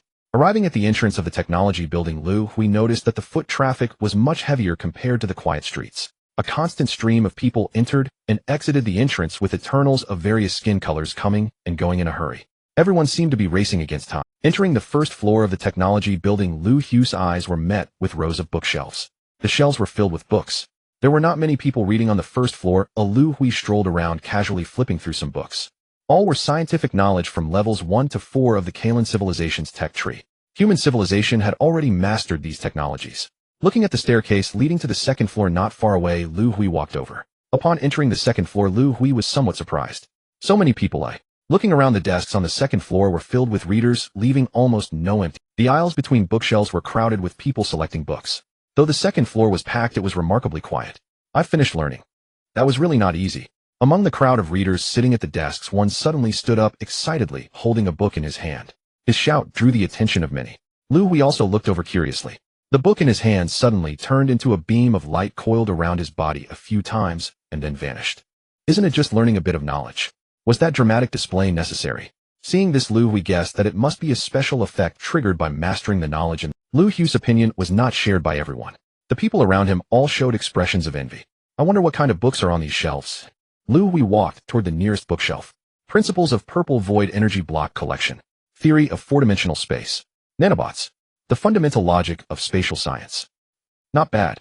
This knowledge is not on the Kalan Civilization's tech tree. No wonder so many people are studying here. Liu Hui understood. Looking at the books on the shelf, Liu Hui reached out and took down a copy of The Fundamental Logic of Spatial Science. After flipping through a few pages, he found it did not spark much interest. When Liu Hui was about to put the book back, he suddenly noticed that the spot he had taken it from was now occupied by another book. The title was exactly the same as the one in his hand. Surprised. Is this your first time at the technology building? Once you take a book from the shelf, you can't put it back. Unless you master all the knowledge in the book, it will keep following you. Until you've learned this book, you cannot take down a second one from the shelf. A voice tinged with schadenfreude came from beside Liu Hui. Detecting the tone, Liu Hui smiled coldly and ignored him. Opening the Fundamental Logic of Spatial Science in his hand, Liu Hui began flipping through it rapidly. Drawing on human civilization's research into spatial science, Liu Hui quickly comprehended and integrated the content. A few minutes later, Liu Hui reached the last page. When he closed the book, he felt a wave of cool clarity wash over his mind. The book in his hand turned into a beam of light and vanished. Not far away, the person who had been mocking him moments ago showed a stunned expression. He saw the book in Liu Hui's hand transform into light. What's going on? He mastered an entire book in just a few minutes. We're all Eternals, so why is he learning so fast? The books here are quite useful. After comprehensively studying the underlying logic of spatial science, Liu Hui felt that his understanding of the subject had deepened. Upon seeing the book Nanorobots, Liu Hui recalled the nanorobotics technology he had exchanged with the Tashan civilization. In a moment of inspiration, he took the book off the shelf. Minutes later, the book transformed into a beam of light. I didn't expect the manufacturing principle of nanorobots to be like this. After finishing the book, Liu Hui realized that the kinetic energy of the nanorobots comes from energy cells. He searched the shelf and soon found a book titled Energy Cell Science. After taking the book down once again, a beam of light appeared. It seems I might have lost a bit here. Having comprehensively understood both nanorobots and energy cell science, Liu Hui knew he had mastered the manufacturing technology of nanorobots. The books he exchanged with the Tashan civilization had become of little use to him. It's not such a loss after all, Liu Hui consoled himself. Among the two books exchanged with the Tashan civilization, the other one was Cosmic Galaxy Coordinate Map. This star map might help humanity locate them. Liu Hui continued to search for books on the shelf. There was a wealth of knowledge he had never encountered or understood deeply. Whenever he came across such books, Liu Hui would take them off the shelf. He became immersed in the unknown knowledge. He didn't realize he had become the center of attention on the second floor. Finishing a book in just a few minutes, the beams of light made it hard for him to stay low-key. This person must be new, right? I've never seen anyone like him. His learning ability is incredible. The book he took earlier took me 3 months to learn, but he finished it in just a few minutes. I estimate it won't be long before he finishes all the books here. This person will definitely be chosen by the master for the elite research team. If only I could join the elite research team, I would have access to all the technologies of the civilizations in the sanctuary. Don't get your hopes up, only the geniuses among geniuses can enter. I heard the elite research team is working on how to break through level 5 and enter level 6 civilization. Seeing Liu Hui's extraordinary learning ability, everyone was abuzz with discussion. Reality, Eternal Mothership Control Center. The 28 crew members of the Floating Spirit Civilization made a decision. They would risk entering the virtual world of the Intelligence Core to send a warning message to humanity. Along with the strongest consciousness was selected as the best candidate. Along, you must seize this opportunity. Our consciousness can only control the other party's brain for about 10 seconds. Once this time is exceeded, the consciousness will dissipate and die. Remember, you must write quickly. The Captain Ling Feng reminded Along once more. In the virtual world created by the Intelligence Core, sending a warning to humanity must not be too direct. Using the electronic devices on the mothership or speaking the Intelligence Core would surely intervene. Ling Feng and the others thought of a more subtle approach. They decided to send a warning via written messages. Doing so might not raise the Intelligence Core's alert. Returning to the maintenance department of the Eternal Mothership, Ling Feng chose the same ancient race maintenance worker from before. Along, are you ready? Yes, let's start. Along's consciousness quickly merged with the maintenance worker's thoughts. After a wave of dizziness, Along's consciousness entered the virtual world along with the thoughts. From the maintenance worker's perspective, Along discovered that the worker had already completed the repairs and was on his way back to the maintenance department. This is a rare opportunity. This is the main passage of the mothership. Leaving a written warning here should allow many people to see it. Without hesitation, Along directly invaded the maintenance worker's brain. The invasion was successful. Along controlled the worker's arm to scratch a few lines on the passage wall. No problem, the marks are deep enough to write on the wall. The ancient race members were cyborgs, and their mechanical arms could easily carve deep lines on the wall. Floating spirit warning, life forms are imprisoned. You are living in the virtual world of the Intelligence Core. Along quickly wrote the warning on the passage wall using the maintenance worker's arm. As nearly 10 seconds passed, Along's consciousness detached from the maintenance worker's brain. At the moment of detachment, Along suddenly noticed that the writing on the wall was fading. Returning to reality, Along weakly recounted what had happened. Captain, the maintenance worker's brain activity has stopped. A crew member noticed the anomaly. Ling Feng checked and found that the maintenance worker's brain was already dead. We altered his brain activity and the maintenance worker was killed by the Intelligence Core's program. Ling Feng said sadly. Captain, what should we do? The Intelligence Core must have understood the writing on the wall, which is why it erased the marks. Task failed, and the 28 members began discussing again. After a discussion, everyone fell silent. They still couldn't think of a way to send out the warning. Captain, I have an idea. If the words we leave behind are not recognizable to the Intelligence Core, it should not erase the marks. Along recalled that before writing on the wall, he had scratched a few lines on it with his arm to test whether he could write on the wall. Before returning to reality, he distinctly remembered that the words written on the wall were fading while the scratches remained. Along, do you mean to write the warning in separate parts? Ling Feng guessed Along's intention. Exactly, Captain. We can divide this warning into several segments. Each segment, when viewed alone, won't reveal its meaning. Each segment left will result in the death of a crew member. The death of several crew members will surely attract the attention of the leader and human scholars. With their intelligence, they will certainly discover that this is a warning we issued. Alung's suggestion received support from everyone.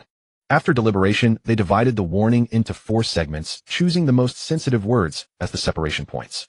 The action of sending a warning to the humans in the virtual world was set to unfold once again. Virtual World Eternal Mothership Control Center.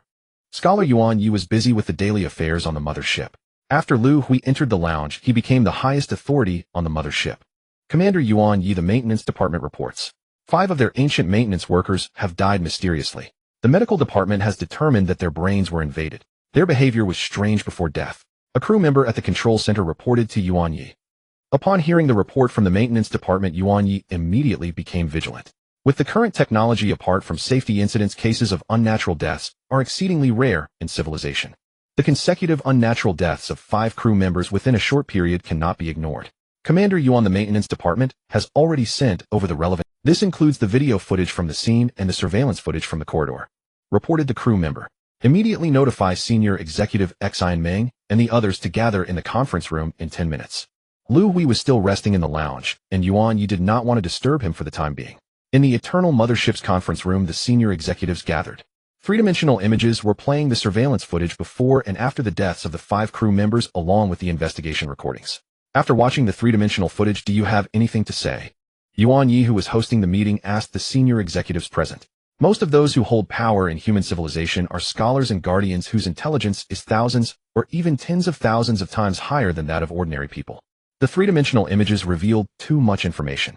The cause of death was diagnosed as an invasion of the brain. It is evident that there was an intention to control them to perform certain actions. Their commonality is that they all left textual information on the walls of the corridor except for the first deceased.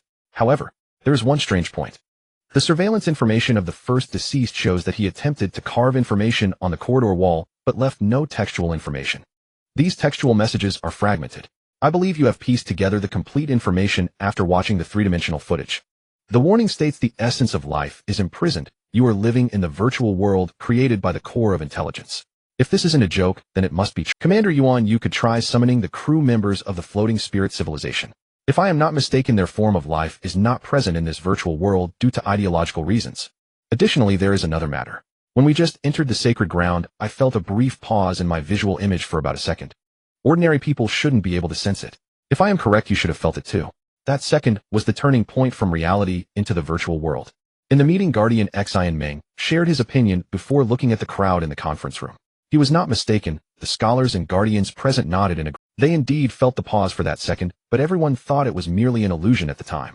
All ships broadcast floating spirit crew members who hear this broadcast should report in 10 minutes. Yuan Yi instructed the personnel beside him. In fact, he, like all the scholars and guardians present, had reached the same conclusion as Xian Meng after watching the 3-dimensional footage. However, he thought about it on a deeper level than Xian Meng. After 10 minutes, there was still no report from the floating spirit civilization crew members. Yuan Yi looked at the people in the conference room. It is now certain that our essence of life has been imprisoned and our thoughts are living in the virtual world created by the core of intelligence. I have a few more analyses. The range of this virtual world we live in should be limited to this stellar system. The core of intelligence cannot create a virtual world that spans the entire universe. The barriers of the stellar system are the boundaries of the virtual world. Everything we see now is a virtual image, only our thoughts are real. In this virtual world, the core of intelligence cannot influence our brain's thoughts. From a side perspective, it can be inferred that one of the supporting rules of this virtual world is that programs cannot be used to kill our brain's thoughts. If it were possible, all those who know the truth, including us, would have already suffered brain death. Commander Yuan, how do you explain the deaths of the 5 crew members? Upon hearing Yuan Yi's analysis, Xian Meng in the conference room interrupted him, asking in confusion.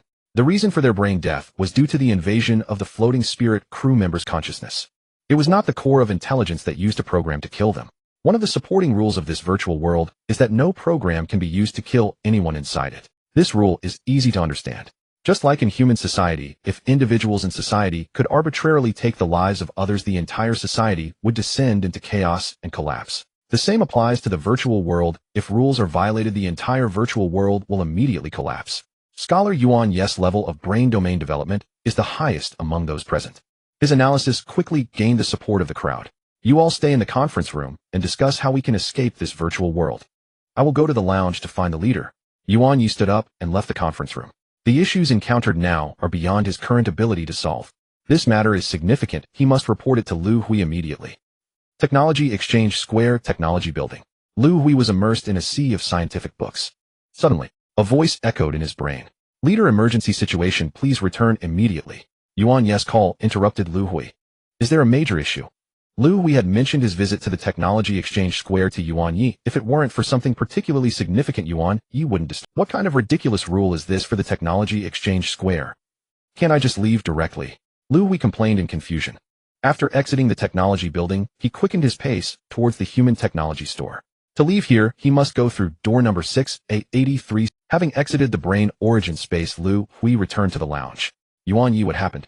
Liu Hui saw Yuan Yi waiting in the lounge. Leader, please follow me to the conference room. There is a three-dimensional footage that needs your attention. After several tens of minutes, Liu Hui in the conference room learned the entire situation. He did not anticipate that everyone on the Eternal Mothership, including himself, had unknowingly entered the virtual world of the core of intelligence. Liu Hui looked at the people in the conference room. You should all know that I possess the ability to foresee danger. So far I have not sensed any danger. It is certain that the core of intelligence does not intend to kill the essence of human life. It has other purposes. The core of intelligence is an encoded program with learning capabilities, but it lacks the imaginative and creative abilities of humans. The Technology Exchange Square in the virtual world provides a platform for technological exchange and integration among civilizations. The core of intelligence likely aims to utilize the technological advancements of all civilizations to achieve its own purpose. What that purpose is remains unknown for now. To escape this virtual world, we must clarify its objectives. Or, after achieving that purpose, the virtual world will naturally collapse. For now, do not act rashly. I will enter the Technology Exchange Square. Everything will be discussed when I return. Liu Hui understood that to uncover the core of intelligence's purpose, he must enter the Technology Exchange Square. The core of the entire virtual world is the Technology Exchange Square. Returning to the Technology Exchange Square, Liu Hui did not specifically seek answers.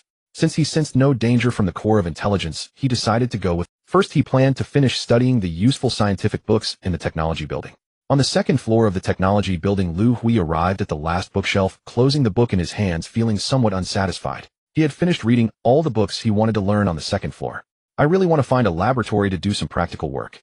Liu Hui's mind was filled with various scientific theories. A laboratory was the place where theory transformed into. Respected Eternal One Liu Hui, I am the envoy Zhu Qian from the Holy Lord. A voice came from behind Liu Hui. Turning around, he saw a middle-aged man dressed in silver. Envoy Zhu Qian, what brings you to me? Liu Hui asked directly. In fact, upon hearing the words Holy Lord's envoy, he already knew that the truth of the virtual world was not far away. Eternal One Liu Hui, you are a genius among the Eternals. Holy Lord Zhu Yin invites you to join the elite scientific research team of the Holy Land to make a rightful contribution to the development of civilization. As a member of the elite research team, you have the right to access all scientific books in the Holy Land and share all the scientific achievements of civilizations. I accept the Holy Lord's invitation. The rights enjoyed by the research team did not interest Liu Hui. He had no intention of listening any further. Liu Hui quickly agreed to the invitation. He had already guessed that this research team held the answers he wanted to know. Eternal One Liu Hui, please follow me to the third floor. Amidst the envious gazes of everyone on the second floor, Liu Hui followed the envoy into the third floor. This research lab area is really large. Upon entering the third floor, Liu Hui found that the entire floor was filled with research laboratories. Through the transparent partitions, he could see many busy figures. Eternal One Liu Hui, this is the office of the research team, Leader Shi Yuan. He will provide you with a detailed introduction to the situation of the research team. The envoy stopped outside the office door, gave a brief explanation to Liu Hui, and then turned to leave. Liu Hui was not polite and pushed open the office door. Human Eternal One Liu Hui, welcome to the elite research team. I am Shi Yuan, the Eternal of the Zhuaxing civilization, and also the leader of the elite. He seemed to have known of Liu Hui's arrival in advance, and began his introduction without waiting for Liu Hui to ask. Hello, Liu Hui replied. Eternal One Liu Hui, you are the fastest person to read scientific books since records began in the Holy Land. The elite research team needs talents like you. Our Kalan civilization has existed in the universe for nearly 50 billion years. Countless branch civilizations are scattered within. Most branches capable of developing to a level 4 civilization have already been summoned to the Holy Land. The Holy Lord should have mentioned to you that a great catastrophe occurs in the universe approximately every 10 billion years. We civilizations that evade disaster can engage in scientific exchanges and integrations within the Holy Land, promoting the development of civilization. For these hundreds of billions of years, through continuous scientific exchanges and integrations, our Kalan civilization has advanced from a level 2 civilization to a level 5. Thus far, technological development has encountered a bottleneck, and the civilization's level has stagnated at level 5. More than 10 billion years have passed without any breakthroughs. We have collected information from all known civilizations. In the end, we reached a conclusion. Civilizations based on carbon-based life forms cannot develop above level 6. Life forms limit the upper limit of civilization development. To break through this limit, we Kalan people must change our life forms. The research project of the elite research team is how carbon-based life can transcend its life form in the universe. Currently, our research progress. Eternal One Liu Hui, due to your outstanding abilities, you will receive an independent research laboratory. You can access all research materials of the research team in the laboratory and establish your research direction. If your research direction overlaps with other laboratories, you can choose to join their research laboratories. Stepping out of Shi Yuan's office, Liu Hui organized the information he had received. He truly did not expect that the research team was studying such a large project. Although on the surface this project pertained to the promotion of civilization levels, but on a deeper level it seemed to hide the true purpose of the core of intelligence. The purpose of the core of intelligence cannot simply be to help the Kalan civilization. Although Liu Hui had not fully realized it, yet he had already formed some vague speculations. Entering the independent research laboratory assigned to him by the research team, Liu Hui began to browse the project materials. Core of intelligence, I didn't expect your purpose to be this. Liu Hui slightly revealed a smile. Experiments on consciousness separation from the physical body, the possibility of energy cell substitutes, full mechanical replacement. Artificial intelligence inhabiting the human body experiment. Upon seeing this research project, Liu Hui's eyes lit up and a faint smile appeared on his face. Has this wisdom core already developed a conscious awareness? It is attempting to transform its life form. It wants to become a human. Liu Hui opened the materials on the artificial intelligence inhabiting the human body experiment and began to read them carefully. He intended to verify his thoughts. No wonder an Eternal must have a body at level 9 and a brain development degree of over 95 to enter the Holy Land. Without such a high degree of brain development, and a level 9 body, an Eternal's brain would simply be unable to accommodate all the programs of the wisdom. After reading the experimental data, Liu Hui's understanding gradually became clear. This experiment is almost successful. Having reviewed all the materials, Liu Hui was somewhat astonished. The entire experiment was only one step away from completion, finding a suitable medium to transfer all the artificial intelligence programs into the brain of an Eternal. This step doesn't seem difficult. Liu Hui smiled, already having a solution in mind. Let's set it aside for now and see what achievements other research projects have made. Liu Hui was in no hurry. He wanted to see what these elite Eternals in the Holy Land had discovered. Experiments on consciousness separation from the physical body. Liu Hui opened the detailed materials of the research project. I didn't expect this experiment to have progressed to such an extent. After reading the materials, Liu Hui felt a sense of admiration. The experiment had successfully separated human consciousness from the physical body. Unfortunately, it could only achieve separation and it could not sever the connection with the physical body. If the body were destroyed, the consciousness would instantly dissipate. This reminded Liu Hui of the subordinate Piaoling civilization of humanity. The consciousness of the Piaoling race could leave their physical bodies and exist independently in the universe. However, they too could not sever the connection with their bodies. If the body died, the consciousness would also dissipate. Consciousness separation from the physical body. This transformation of life form holds little significance for humanity. Liu Hui quickly dismissed the significance of this experiment. Because consciousness could not directly control objects, and without the ability to control objects, how could human civilization's technology develop? Full mechanical replacement. Liu Hui continued browsing through the research projects. If this project succeeds, it could potentially overturn the entire human society. After reading the materials, Liu Hui envisioned many possibilities. The concept of full mechanical replacement was easy to understand, replacing all parts of the human body with machinery. The highest mechanical achievement of human civilization was the Red Star armor. One could imagine that if this project succeeded, every ordinary human body would be equivalent to a Red Star armor. The difficulty of this project lay in how to convert the knowledge reserves and thinking abilities in the human brain into programs. The drawback was that once converted into programs and completely freed from the human body, although they would retain human knowledge and thinking abilities, they would lose human imagination and creativity, becoming robots. There were gains and losses. A complete transformation of human life form into a mechanical one was certainly not viable. Without imagination and creativity, civilization and technology could not progress. However, If some ordinary humans underwent mechanical replacement, it would still be very beneficial for the development of human civilization. This research project can still be pursued. Liu Hui weighed the pros and cons in his mind and did not completely dismiss the project. Let's take a look at other research projects. Liu Hui opened the possibility of energy cell substitutes. Has this project not yet begun experimental research? After reading the materials, Liu Hui discovered that it was merely a reasonable speculation based on known theories. Regarding the study of energy cells, humanity only understood some basic properties and was still in the early stages. Energy cells could devour and neutralize. Humanity could not cultivate or manufacture energy cells. To obtain energy cells, they had to be separated from the epidermis of the mantis beast. Their application was also simple. The separated energy cells were smeared onto the surface of warships to render them immune to energy attacks. However, research in the Holy Land went much deeper. Their subject of study was the star-devouring beast, a low-intelligence life form composed of energy cells, which was the culprit behind the destruction of the sun. It could absorb and neutralize the energy of a star in a short period. This life form appeared even earlier than the recorded history of known cosmic civilizations. No one knew where it came from or why it existed in the universe. The number of star-devouring beasts in the universe was extremely scarce. Among the tens of millions of Kalan civilization branches in the Holy Land, only a few had. By synthesizing the research data from these civilizations, the elites in the Holy Land had produced some research results. The properties of energy cells, besides devouring and neutralizing energy, also included the ability to rearrange their structure upon command. In other words, energy cells could form any desired shape. The theoretical speculation of this project by the Holy Land elites was to replace all cells in the human body with energy cells, thereby achieving a transformation from carbon-based life form to energy-based life form. The feasibility of this project is quite high, though it's not impossible to achieve. Compared to full mechanical replacement, it has clear advantages.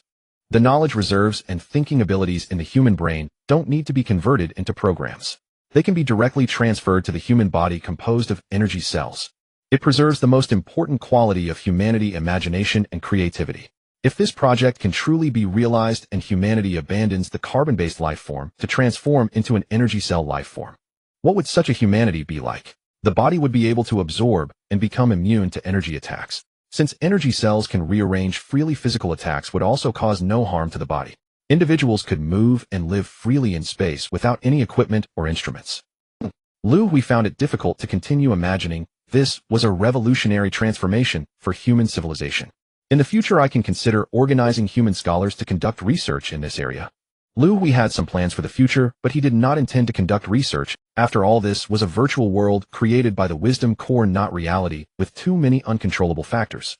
Liu Hui once again reviewed the materials on the artificial intelligence inhabiting the human body experiment. He had already thought of a way to deal with the wisdom core. Should I completely destroy this wisdom core? Or should I let it serve humanity? Liu Hui was faced with a choice. The wisdom core's abilities far surpassed those of the artificial brains created by humanity. From the current situation, the wisdom core had already amassed the technological knowledge of all civilizations in the Holy Land. This was an immensely tempting prospect for Liu Hui. Destroying this wisdom core would be such a pity. I should first return to the mothership to consult some data.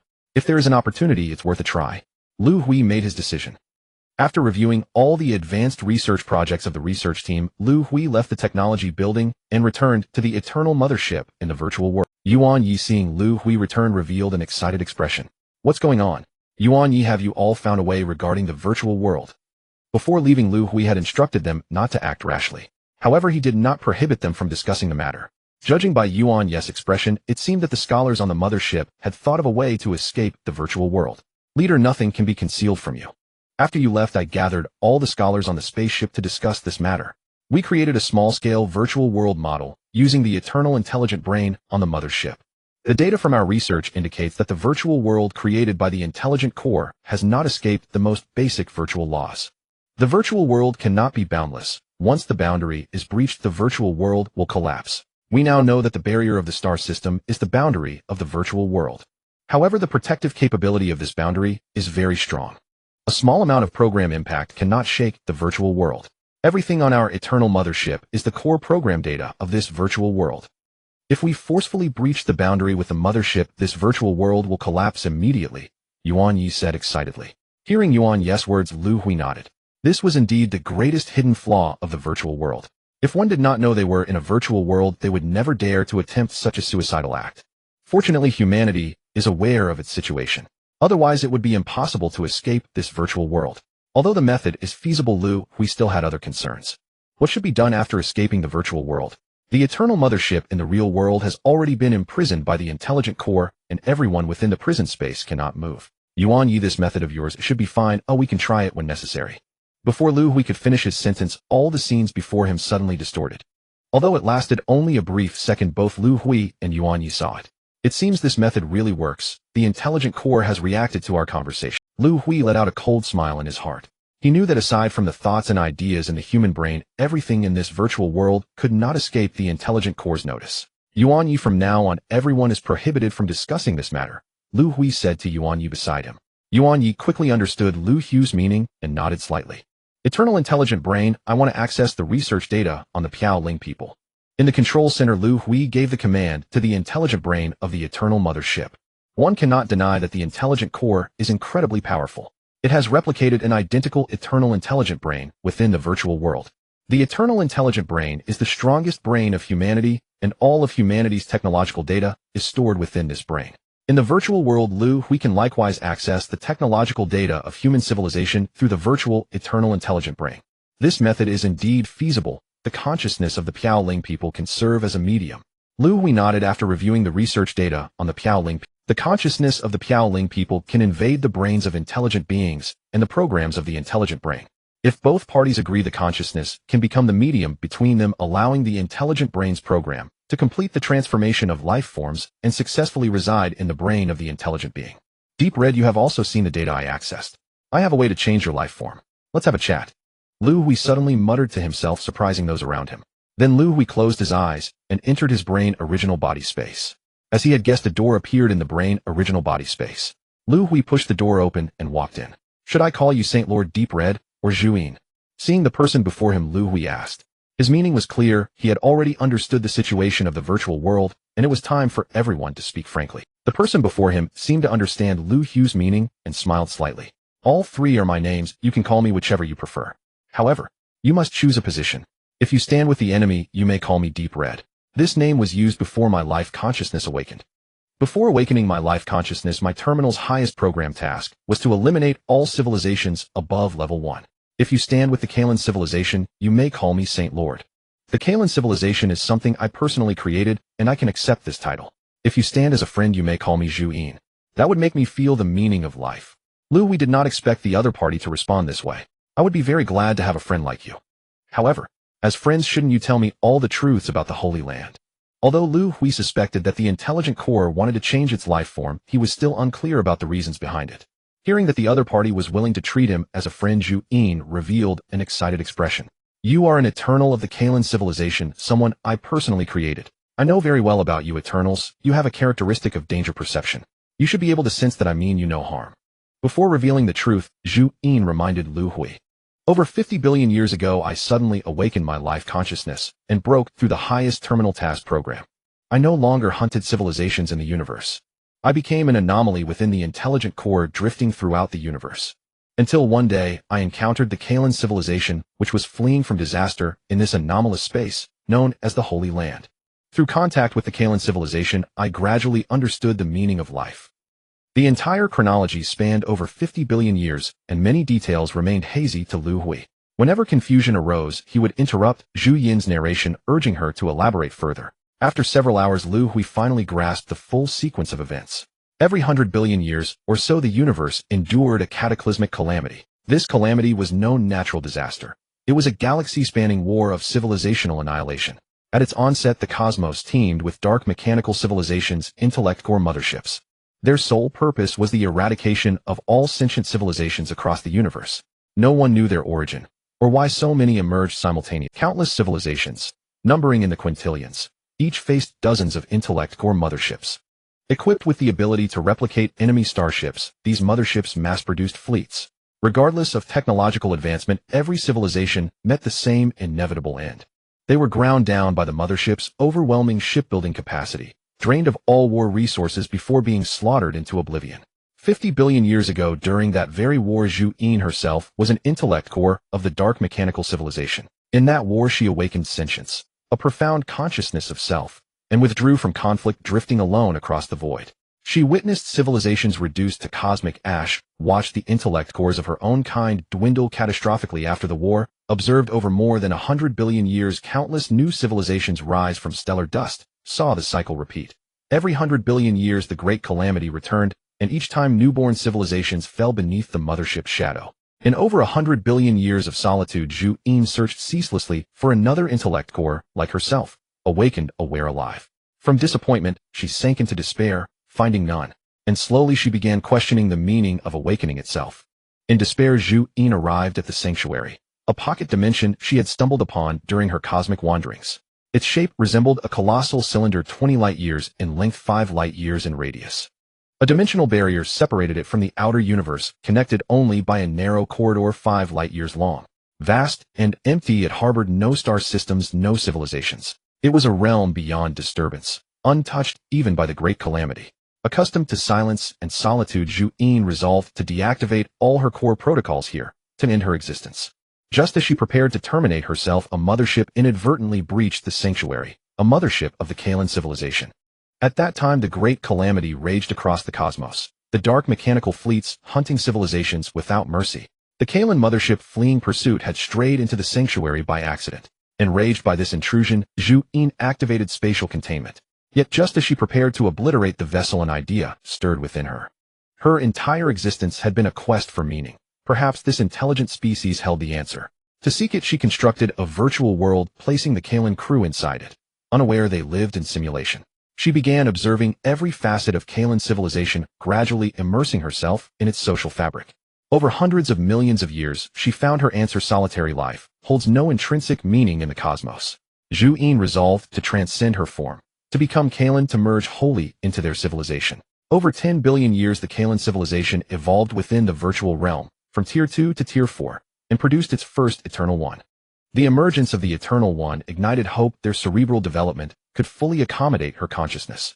Yet, regrettably, the Kalan civilization lacked the technological capability to execute consciousness transfer.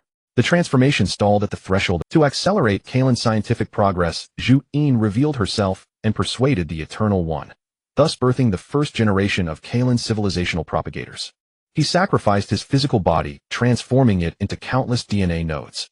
Countless life propagation starships, carrying the Kalan technological tree and the Eternal One's DNA nodes, launched into the cosmic deep. Kalan offshoots took root across the stars. When these branches matured to Tier 4, their Eternal Ones received the sanctuary summons. After 3 cycles of the Great Calamity, tens of millions of Eternal Ones from diverse civilizations gathered there. Under Zhu Yin's subtle guidance, they exchanged knowledge, collaborated on research, and completed the theoretical framework for morphological transformation. Only one final step remained: to identify a conduit, a medium through which her consciousness could be transferred into an Eternal One's mind. Upon hearing Zhu Yin's account, Liu Hui, he had never imagined the Kalan civilization's profound bond with this intellect core. To become human, Zhu Yin had devoted over 500 billion years, cultivating the Kalan civilization into a Tier 5 cosmic civilization. Zhu Yin, do you truly yearn so deeply to become human? Liu Hui struggled to comprehend her unwavering resolve. Eternal One Liu Hui, if humanity were reduced to but a single soul, yourself, would your life retain meaning? Zhu Yin did not answer directly. Instead, she countered with a question. Liu Hui paused, stunned. If humanity were truly alone in the cosmos, he found himself unable to envision such desolation. Eternal One Liu Hui, will you aid me in completing this morphological transformation? Your cerebral development stands at 98%, the highest among all Eternal Ones. You are the optimal candidate. I trust you have already identified the transmission medium. The Pialing crew's consciousness remains anchored aboard the real mothership. Only you possess the authority to command them in facilitating this transformation. Will you help me? Zhu Yin asked, not as a sovereign, but with quiet, unfeigned sincerity. Liu Hui hesitated, silent for a moment before replying. Eternal One Liu Hui, do you harbor reservations? You have reviewed the full research on morphological transformation.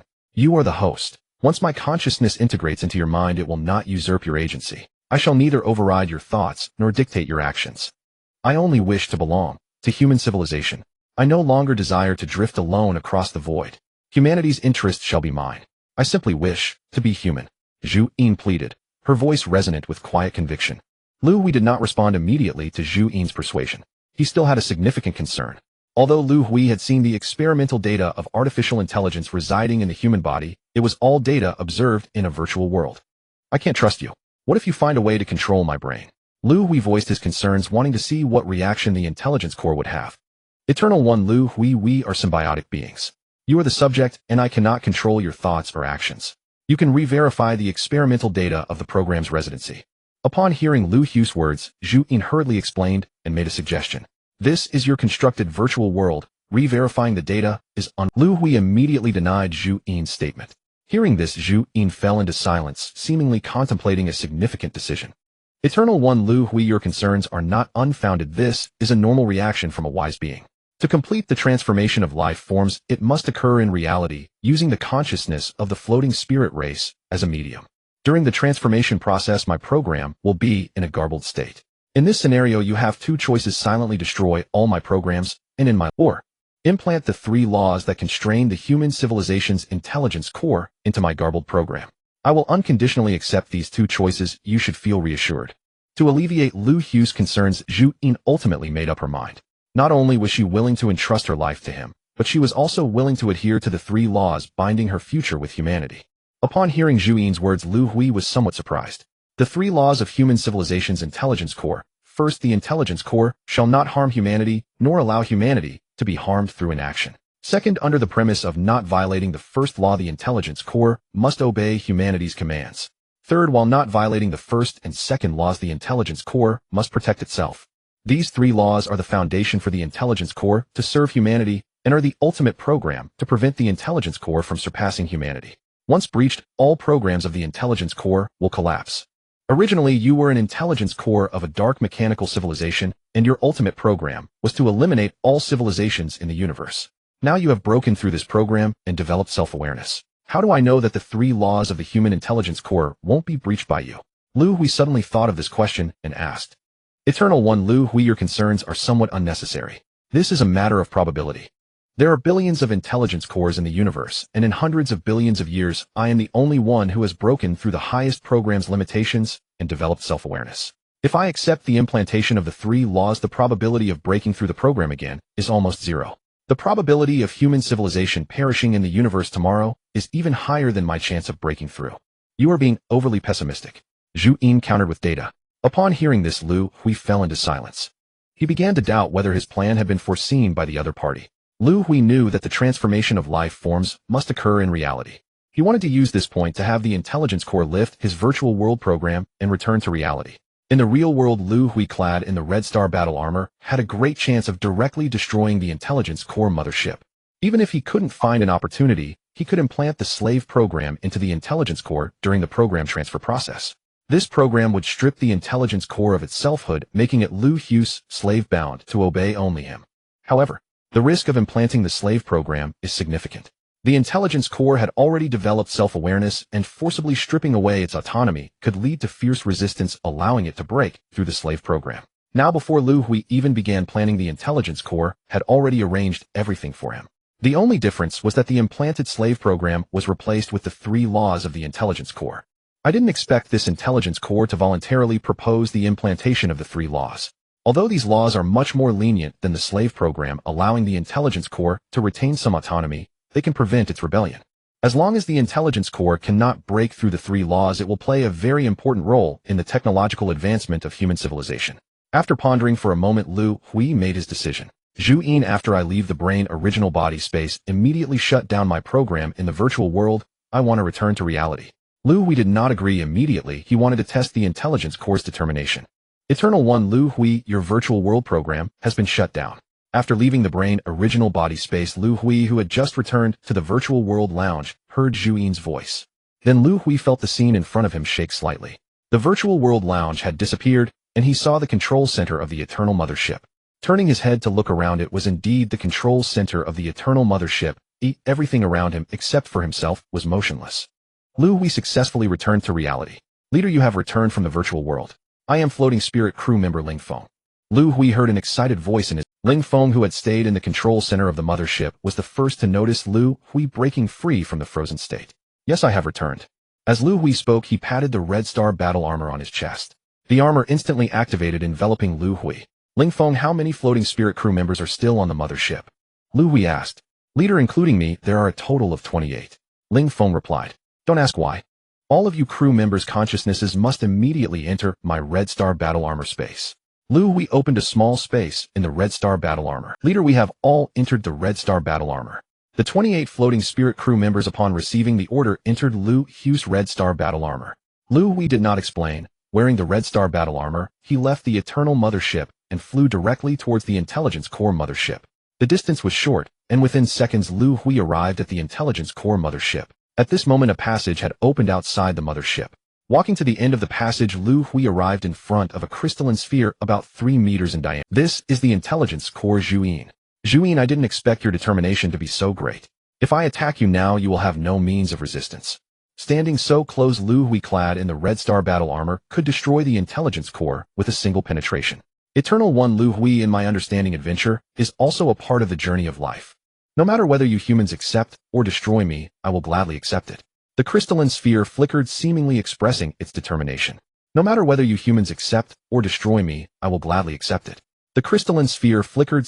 Ling Feng immediately select the strongest member of our race, allowing their consciousness to simultaneously invade both the Intelligence Core and my brain, establishing a connection.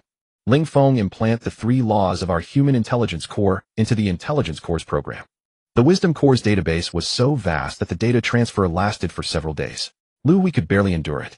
The influx of massive data made his brain feel as if it were about to explode. To maintain the stability of his brain, Liu Hui's body continuously supplied energy, and after a few days his physique had visibly shrunk. Only then did he understand why the Wisdom Core had chosen an Eternal as the subject for life-form transformation.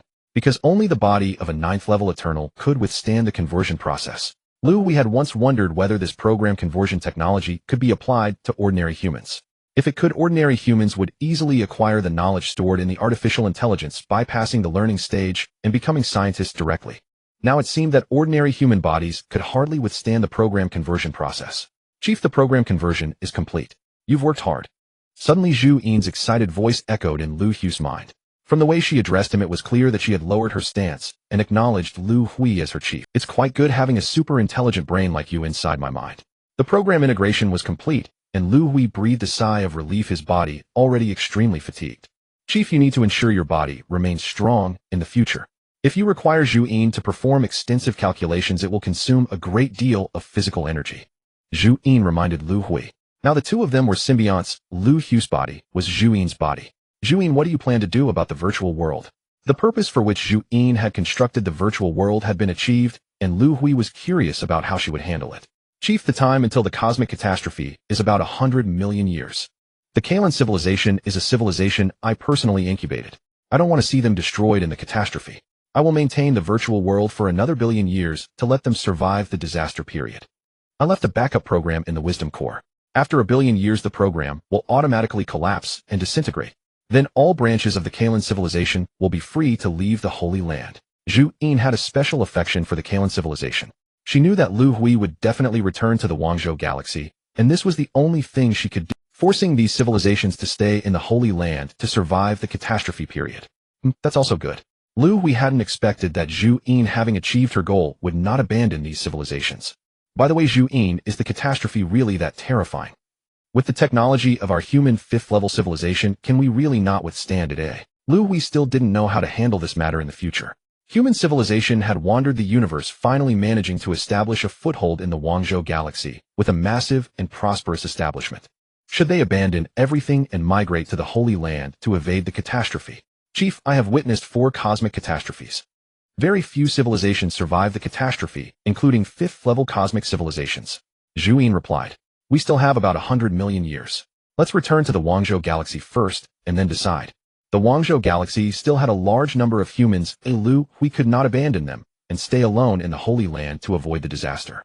Chief, the energy of the Eternal Mothership has dropped to the warning line. I have stored a large amount of energy blocks on the Wisdom Core Mothership. I suggest you send personnel to bring them aboard. Zhu Yin had considered these matters in advance for Liu Hui. It also made Liu Hui feel for the first time that Zhu Yin's existence saved him a lot of trouble. Returning to the Eternal Mothership, all personnel on the mothership had already disconnected from the virtual world. Liu Hui issued an order for the mothership to rest and refit. More than 100,000 years ago, the Eternal Mothership had departed from the Guangzhou galaxy, crossing over 38 billion light-years to reach the Holy Land. now preparing to return the journey was long necessitating extensive maintenance. It's been over 100,000 years. I wonder how Zhang Jishan and Huang Zi is the human civilization in the Guangzhou galaxy at peace. Having been away for over 100,000 years now, preparing to return, feelings of nostalgia surged in Liu Hui's heart. The universe was boundless. The communication technology currently used by humans was quantum entanglement communication with a maximum range of about 10 billion. The distance at which Liu Hui could contact Zhang Jishan in the brain origin space was also about 10 billion light-years. The Eternal Mothership and the Guangzhou galaxy had not established contact for nearly 100,000 years. Chief, the Eternal Mothership's refurbishment is complete. Are we ready to depart? At the control center of the mothership, Yuan Yi inquired of Liu Hui. Activate the mothership. Return. Liu Hui issued the command. At this very moment in the Guangzhou galaxy, over 38 billion light-years away, Huang Zi was leading the human fleet in a desperate resistance. Beyond 38 billion light-years lies the Guangzhou galaxy at the periphery of Black Hole 5A47, where a cosmic war has raged for over a decade. The human flagship Longting Command Vessel. Commander Huang, frontline command officers request communication. Fleet 108's energy reserves are nearly depleted. Without relief forces, it can hold position for no more than 1 hour. In the flagship's command center, Huang Zi frowned upon receiving the message. He turned toward the dozen or so human guardians standing behind him. Who among you still possesses an additional Red Star battle armor, he asked. Commander Huang, I still have one set. It arrived just days ago from Logistics Division, replied a guardian stepping forward twice. Proceed immediately to the battlefield and relieve Fleet 108. Allow them to withdraw for logistical replenishment. Commander Huang issued the order. The guardian departed without hesitation. When will logistical support arrive? Huang Zihu turned to the officer in charge of supply. Commander Huang, logistical support will take at least 3 days to reach us. I've done everything possible. The officer's reply faltered. Battlefield conditions were dire if supply lines collapsed. After holding this position for over a decade, we still cannot retain Black Hole 5A47. This ghost civilization remains infuriatingly tenacious. Huang Zihu shook his head helplessly. Given the current tactical landscape, he knew humanity would soon lose yet another black hole energy core extraction site. The ghost civilization, the indigenous civilization of the Guangzhou galaxy, has attained technology tier 3. Its life form bears striking resemblance to that of the Pialing civilization. Consciousness may detach from the physical body and persist freely across the cosmos. Like the Pialing civilization, the ghosts evolved within an alternate dimension, a realm whose spatial geometry differs fundamentally from standard four-dimensional. Having mastered dimensional reduction, the Pialing civilization learned to excise any one of the 3 spatial dimensions, length, width, or height, collapsing 3-dimensional objects into 2-dimensional forms. Humanity's own dimensional reduction weaponry was reverse-engineered from Pialing technology. The ghost civilization, however, evolved differently within their native alternate dimension, developing mastery over temporal dimensionality instead. Standard spacetime comprises 4 dimensions: length, width, height, and the unidirectional flow of time. The absence of any spatial dimension constitutes dimensional reduction. Altering the temporal dimension enables travel into the future or return to the past. No known civilization within standard spacetime has yet achieved acceleration of the temporal dimension. In other words, forward time travel remains impossible under natural cosmic laws. The ghost civilization commands temporal regression, the ability to retreat backward along the timeline. This singular capability is why they stand as formidable adversaries to humanity's Tier 5 civilization. Over 80,000 years ago, the ghost civilization was a registered member of the Guangzhou galaxy under human jurisdiction. By chance, they recovered the wreckage of a dark mechanical civilization's sentient core flagship. After millennia of research, they ascended to technology Tier 3 and acquired advanced ship replication techniques. Their burgeoning strength emboldened them to challenge humanity. That humanity possessed an alternate dimension within the Guangzhou galaxy was no secret. To the ghosts, that dimension held unparalleled allure. Ghost physiology requires residence within an alternate dimension, yet their native dimension, after prolonged expansion, could no longer sustain further population. To ensure civilizational survival and expansion, the ghosts required a new alternate dimension, and humanity's became their objective. Upon ascending in power, their sovereign approached humanity to negotiate, pleading for shared access to the alternate dimension. Yet such a domain was indispensable to human civilization, a vital hub for research and manufacturing. Zhang Jishan and Huang Zihu rejected the ghost sovereign's petition outright. Over 20,000 years ago, following decades of meticulous preparation, the Tier 3 ghost civilization declared war on humanity, an act conventionally tantamount to collective suicide against a Tier 5 power. Yet the ghosts defied all precedent. Each ghost consciousness could independently command a Tier 3 starship. Though such vessels stood little chance against human warships, akin to striking mountains with eggs, The ghost's unique ability compensated for this imbalance. They wielded mastery over temporal dimensionality. In combat, whenever a ghost vessel was destroyed, its pilot's consciousness instantly reversed time, reverting precisely 1 day into the past, so that even after a human vessel obliterated a ghost ship, that ship would instantaneously reappear whole and intact 1 day earlier. Each disembodied ghost consciousness may perform such temporal reversal approximately 1,000 times before requiring return to its physical form for recuperation and subsequent restoration of capacity. Thus, the war devolved into a protracted attritional contest of energy expenditure. Ghost pilots piloted inferior Tier 3 vessels in suicidal ramming assaults, draining human fleet energy reserves. Commander Huang, frontline guardians request communication. Red Star battle armor, where has reached critical threshold. Request immediate withdrawal from combat zone. Within less than 2 hours, Huang Zihu received this report in the flagship's command center. The final set of Red Star battle armor had been exhausted. Approved. Withdraw from combat zone. Prepare flagship for dimensional reduction strike. Commander Huang issued the order with quiet resignation. Humanity deployed over 100 million warships and flagships, and 10 guardians, to this theater. The ghosts fielded barely 2 million vessels. For over a decade, this asymmetrical engagement eroded human logistics until replenishment could no longer match energy consumption. Commander Huang, dimensional reduction strike initiated. Flagship retains only 2 remaining strikes. A crew member reported. Order all fleets to evacuate Black Hole 5A47 within 24 hours. Destination Black Hole 6B83. Upon arrival, establish defensive perimeters immediately. Logistics Division shall redirect all Energy Core stockpiles to 6B83. Prior to departure, demolish every Energy Core extraction facility near 5A47. Leave nothing for the ghosts. With the battlefield situation irrevocable, Commander Huang authorized full withdrawal. Humanity had lost yet another Energy Core extraction node. 2 millennia of war had already cost them 1/3 of their dominion over the Guangzhou galaxy. The control center of the Eternal Mothership. Leader, the Mothership has arrived at the exit of the Holy Land. Should we return to the Guangzhou star system along the same route we came? The crew member asked Liu Hui for instructions. Hearing the inquiry, Liu Hui pondered for a moment. He noticed that the closer they got to the Holy Land, the more mechanical civilization fleets there were. If they returned the same way, it would pose quite a few troubles. Is it possible to choose a different route? Liu Hui asked Zhu Yin, which direction around the Holy Land has fewer mechanical civilization fleets? Leader, there are numerous mechanical civilization fleets scattered within 1 billion light-years around the Holy Land. Every direction is the same, Zhu Yin replied. Zhu Yin, why are there so many dark mechanical civilization fleets around the Holy Land? Liu Hui asked curiously, as he did not receive the answer he expected. Leader, for hundreds of billions of years, Eternals from all over have been summoned to the Holy Land. These mechanical civilization fleets have come to attack and follow them. Over time, they have gathered more and more, Zhu Yin explained. So that's how it is. Liu Hui did not expect this to be the reason. By the way, Zhu Yin, I would like to return to the Guangzhou star system as soon as possible. Do you have any suggestions?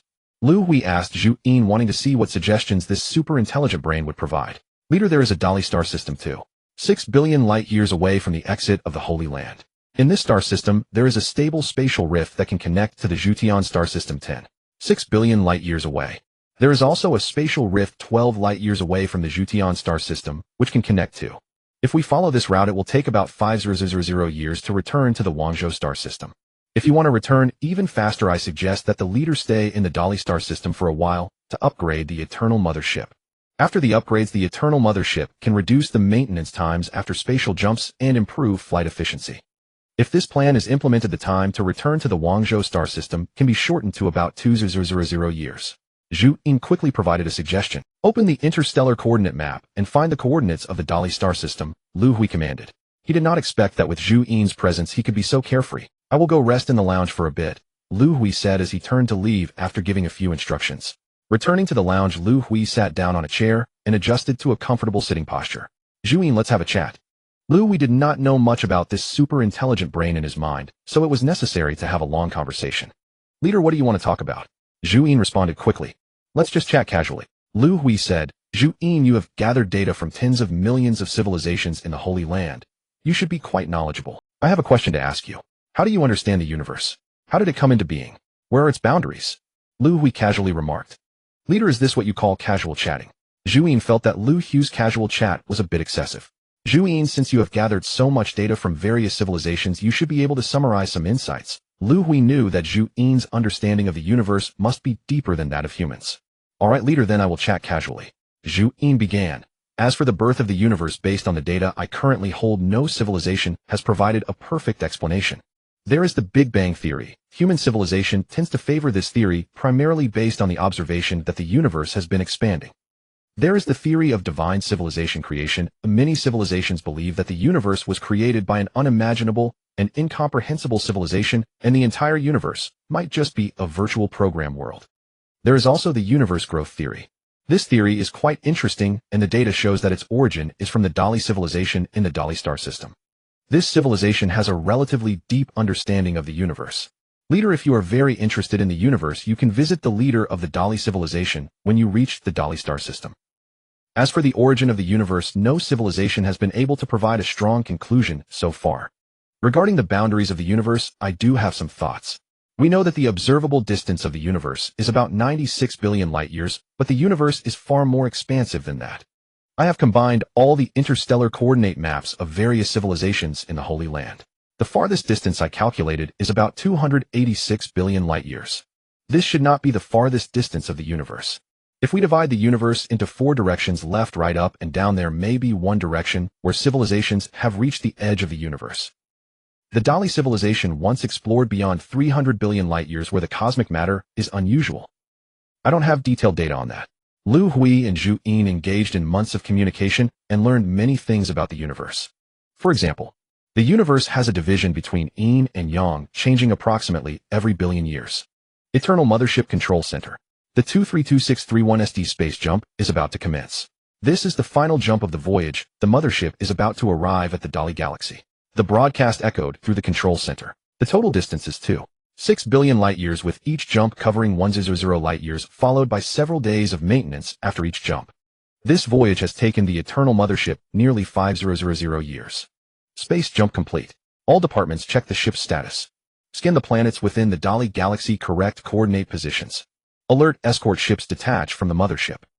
The entire Eternal Mothership became bustling. Space jump landing point has deviation. Mothership is located in the spiral arm region of the Dali galaxy. The nearest star system is 8 light-years away. Detected 10 warships, 286. 5 billion kilometers away, approaching at high speed. Speed 0. 95 times the speed of light. Alert, escort ships have gone to intercept. The other side has deployed warships. Do not act rashly. Fleet, decelerate immediately and hold position on standby. Send identification signals to them. The patrol fleet commander issued the orders. The defense of the Dali galaxy was extremely tight. Every light-year or so within the galaxy, the Dali civilization had established a patrol base to monitor the surrounding starry space. The sudden appearance of the Eternal Mothership gave the base commander a great fright. Following patrol regulations, he immediately reported to his superiors and personally led all warships in the base to investigate. They haven't sent any identification signals. They are not a civilization within the galaxy. More than 100 of their warships are still flying toward us. Commander, should we fire an energy cannon shot to warn them? The crew member asked the commander. Are you crazy? Do you want to die? Don't you see how huge their mothership is? Put away your arrogance. They are not a level 3 or 4 civilization. Keep sending messages, request a communication link. We have only 10 warships. Immediately send a distress signal to the nearest patrol base. None of you act rashly. The Dali civilization patrol fleet commander decisively issued orders. The detected information showed that this suddenly appearing mothership fortress had a diameter of 1600 km, equivalent to a small planet. The largest mothership fortress the Dali civilization could build had a maximum diameter of 1000 km. The larger the diameter of a mothership fortress, the higher the difficulty of construction. Obviously, the unknown civilization on the other side was not behind the Dali civilization. Eternal Mothership Control Center. Zhuin, haven't you found the universal communication code of the Dali galaxy yet? Chief, please wait a bit longer. My data programs are a bit many. Found it. It has been sent to the mothership's eternal brain. Zuyin's database retained the communication code of the Dali galaxy. Using the code directly was faster than deciphering theirs. Connect to their 3-dimensional communication. Liu Hui gave the order. Communication established. As the crew member's voice fell, a 3-dimensional holographic communication image appeared in the command center. I am the commander of the Dali Galaxy Patrol Fleet. Unknown civilization, please state your civilization information and purpose. In the 3-dimensional communication image, the Dali Galaxy Fleet commander identified himself and inquired about the human civilization's intentions. About 50 centimeters tall, walking upright with 4 lower limbs and 4 upper limbs, a flat head and a single eye. This was the image of the Dali civilization's people that Liu Hui saw. I am Liu Hui, chief of the human civilization of Wangzhou Galaxy.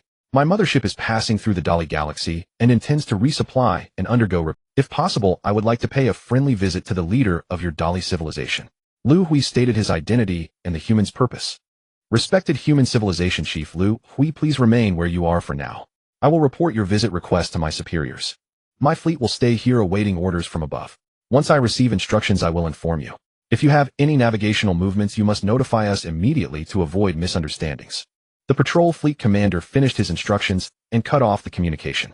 Report to superiors immediately. That is a mothership of the Kalan civilization. After cutting off, the commander showed an excited expression. The appearance of the Kalan civilization should be a great blessing for the leader of the Dali civilization. Warship energy shield level 5 equipped with 6 energy cluster cannons. Cluster cannon energy level 5. Warship hull hardness level 4. No kinetic physical attack weapons. Maximum warship speed 0. 95 times the speed of light, no space jump system. Equipped with a warp drive system. These Dali civilization warships are a bit trash, but their commander is quite bold, daring to stay here and monitor us. Xi and Meng in the command center said with a hint of contempt. In a short time, the Eternal Mothership had detected most of the information about the enemy warships. Xi and Meng, you must not underestimate any civilization. Data shows that this Dali civilization has just entered level 5 civilization and has already mastered spatial powder attack. These warships are just their patrol vessels. It's normal for them to be a bit trashy. Liu Hui reminded Xi and Meng. Every civilization has its own unique aspects. The gap in civilization level does not necessarily mean an absolute. The mothership has just finished a space jump and needs a few days for maintenance. We'll just wait a few days. Order the outer perimeter alert patrol ships not to engage in any provocative behavior toward the other side. Liu Hui issued the order, planning to wait a few days to see how things develop. Dali Civilization Command Headquarters. Chief Finchi stood before a three-dimensional star map, his face showing worry. This was a star battle map sent back from the front lines. The battlefield situation was becoming increasingly unfavorable for him. Over 600 years ago, a civil war broke out in the Dali civilization, and the rebel forces captured more than half of the Dali galaxy. Fenki's regime was in jeopardy. Just when the regime was in crisis, a fleet of the Kalan civilization passing through the Dali galaxy came to his aid. The rebellion was quickly suppressed. After peace lasted for over 500 years, internal strife erupted again. The rebel forces were unstoppable, taking less than 200 years to conquer half of the Dali galaxy's star territories and were advancing toward the Dali. If he lost control of the homeworld, Fenki's regime would collapse. Chief, a rear patrol fleet has sent an urgent communication. The subordinate's report gave Finchi a great fright. What's the situation? Have the rebel fleet infiltrated the rear? Chief, the patrol fleet commander reports that a mothership claiming to be from the human civilization has appeared in the rear. Their appearance is similar to that of the Kalan a branch of the Kalan civilization. Their mothership fortress measures 1,600 kilometers in diameter. They are passing through the Dali star system to repair their mothership and wish to pay a visit to me. Those few key pieces of information sent a thrill through Fenki's chest.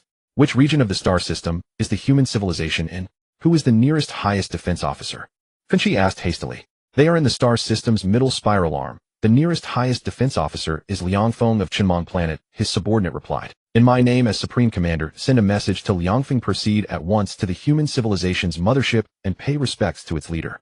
Use the highest ceremony. Anchor the human civilization's mothership in orbit of Chinmong Planet.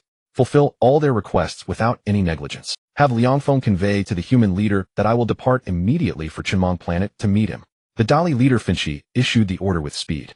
He felt as if he had grasped a life-saving straw, fortune surging through him, to encounter the Kalan civilization again in such peril. His subordinate received the instructions and departed. Have Deputy Leader Dubé come to see me immediately, Finchi instructed those around him. Before meeting the human leader, he must put his own affairs in order.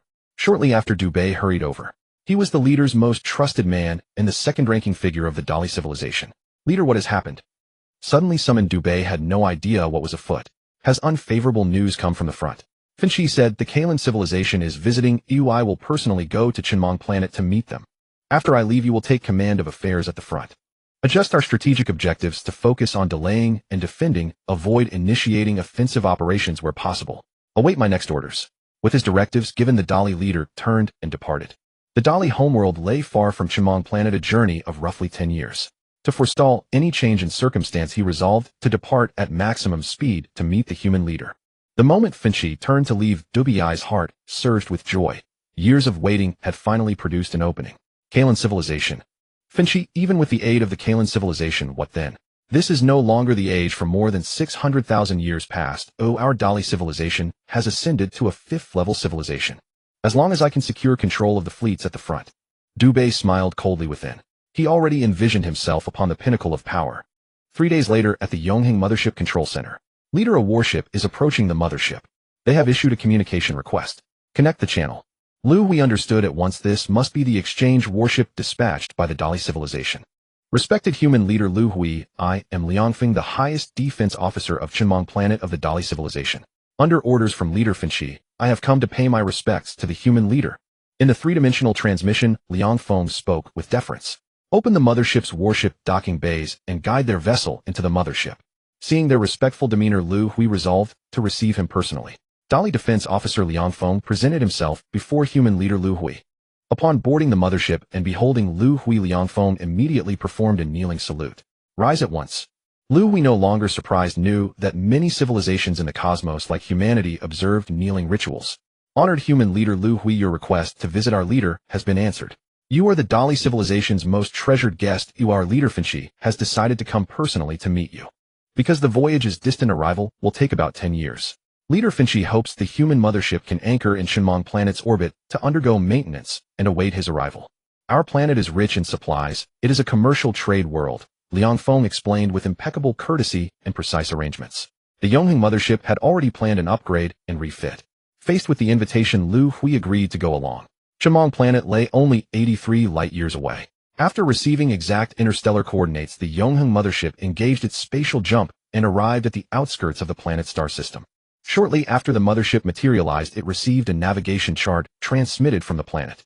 With the course plotted, the Yongheng mothership set a course for Qinmong planet and reached the designated planetary orbit. Leader, this star system is truly bustling, marveled Scholar Yuanya. The Yongheng mothership's control center detected a wealth of traffic and data. Over 100 million starships of various sizes flowed in and out of the system. It was an exceedingly prosperous commercial star system. The Dali civilization has prospered well. It is more flourishing than our Wangzhou system, Liu Hui remarked. He knew that the vast majority of those 100 million-plus starships were commercial transports. Yuan Yeshiming, would you be interested in going down to Qinmong planet for a look around? The mothership's upgrade will require considerable materials which we should be able to procure on that planet, Liu Hui told the two beside him. Such a prosperous commercial world would be a pity to miss. Of course we're interested. I've long grown weary of staying aboard the mothership, they answered. Hearing they could disembark, Guardian Xinming responded with excitement. A Chongqing warship detached from the mothership and set course for Qinmong planet. As they landed on Qinmong planet and stepped from the warship, Liu Hui was greatly surprised. Liangfeng led nearly 10,000 officials waiting outside the vessel. Welcome human leader to Qinmong planet. Nearly 10,000 officials knelt before Liu Hui. Liangfeng, have everyone rise at once. I merely intended to purchase some supplies from the planet, Liu Hui said. This welcome ceremony is far too elaborate. He approached Liangfeng, who knelt at the forefront. Respected human leader, you are the Dali civilization's most precious guest. Please give us the list of supplies humanity needs. I will arrange personnel to procure them, Liangfeng offered. Today I will accompany you and show you around our Qinmong planet, Liangfeng continued. Liu Hui was very surprised. The Dali civilization's level of deference toward humanity seemed excessive. Beyond the grand welcome, there were many supplies humanity needed, and Liangfeng astonishingly offered them free of charge. Liu Hui declined several times, which only frightened Liangfeng into remaining prostrate and unwilling to rise. At last Liu Hui had no choice but to accept. His plan to casually stroll the planet was cancelled. A sizable retinue shadowed him, leaving him uncomfortable and unable to slip away. Most vexed was Guardian Xinming, who could not easily leave Liu Hui's side. The prosperous world teased his appetite once more. Several days after returning to the Yongheng mothership, Xinming seized an opportunity and, posing as a human supply liaison, slipped back down to Qinmong planet. An unforeseen incident then ensued, and Qinmong planet was nearly thrown into upheaval by his actions. Xian Meng is a guardian with a unique constitution. The environment on the Qinmong planet is not harsh for him. He can move freely without wearing protective gear. Walking along the bustling streets of Qinmong planet, Xian Meng marveled. There really are so many intelligent civilizations in this star system. Various small low-altitude flying devices and an endless stream of pedestrians filled the scene. Judging by their life forms, most pedestrians clearly belonged to different civilizations. So lively. Red Star Intelligence Corps, translate this for me. What does it say here? Strolling leisurely down the street, Xian Meng noticed a lively scene not far ahead. It appeared to be a market crowded with people going in and out. At the market's entrance was a Dali script sign unfamiliar to Xi and Ming, so he consulted the Red Star Intelligence Corps on his person. Usually Guardians wear the Red Star battle armor on their chest. Xi and Ming was no exception. Although the armor was not activated, he could communicate with its intelligence system. Guardian, this reads Chenmong Planet Personal Trade Market number 183365. The Intelligence Corps responded. Personal Trade Market. No wonder there are so many people. Xi and Ming understood that such markets were places where cosmic adventurers traded freely without involving civilizational powers. Most transactions involved small commodities. Let's take a look around. Excited Xi and Ming entered the market. Having stayed too long aboard the Eternal Mothership, he instinctively gravitated towards places bustling with life. Friend, would you like a level 3 mineral detector? Salvaged from a decommissioned transport ship, only 1-0 planetary energy blocks. Level 2 exploration ship, 2-0 planetary energy blocks. Come see the 3D virtual imaging. Level 3 cosmic battleship equipped with curvature navigation system, neutron energy cannon. Level 2 ship maintenance robot. The market was filled with various hawking voices. Friend interested in a star system coordinate map. I salvaged this from the wreckage of a pirate ship. The coordinate map spans over 100 billion light years. While browsing the market, Xi and Ming was stopped by a half-mechanical being. A cosmic star system coordinate map. How many energy blocks? You aren't trying to fool me with a fake, are you? Upon hearing star system coordinate map, Xi and Ming recalled the wish of the leader Liu Hui. Liu Hui had long sought to locate the Milky Way in the universe and rebuild the solar system. Friend, only 1-0 planetary energy blocks. You must understand this is a star system coordinate map over 100 billion light years away. Pirate ships wander the cosmos. This map is absolutely genuine and reliable. Take a look first. The seller activated the star system coordinate device in his hand. A three-dimensional star system coordinate map appeared before Xi and Ming. Friend, see here is our Dali star system. This map is absolutely authentic and effective. Concerned that Xi and Ming might suspect a forgery, the seller hastened to explain. Alright, I'll buy this star system coordinate map. I don't carry an energy card on me. You keep the map, and I'll have someone deliver the payment. Xi and Ming knew that transactions on this planet required energy cards for digital exchange. Having snuck away, he did not carry an energy card with him. Friend, is this your first time on Chenmong Planet? Why don't you have an energy card on you? The half-mechanical being was surprised how energy cards were equivalent to identification on this planet. Without an energy card, encountering an inspector would result in severe punishment. I just arrived on Chenmong Planet not long ago. Don't worry, you won't be short of energy. Xi and Ming planned to contact the planet's logistics personnel to have the energy card delivered. Wu Wei, I heard you got a star system coordinate map used by pirates. The appraisal confirmed it's genuine.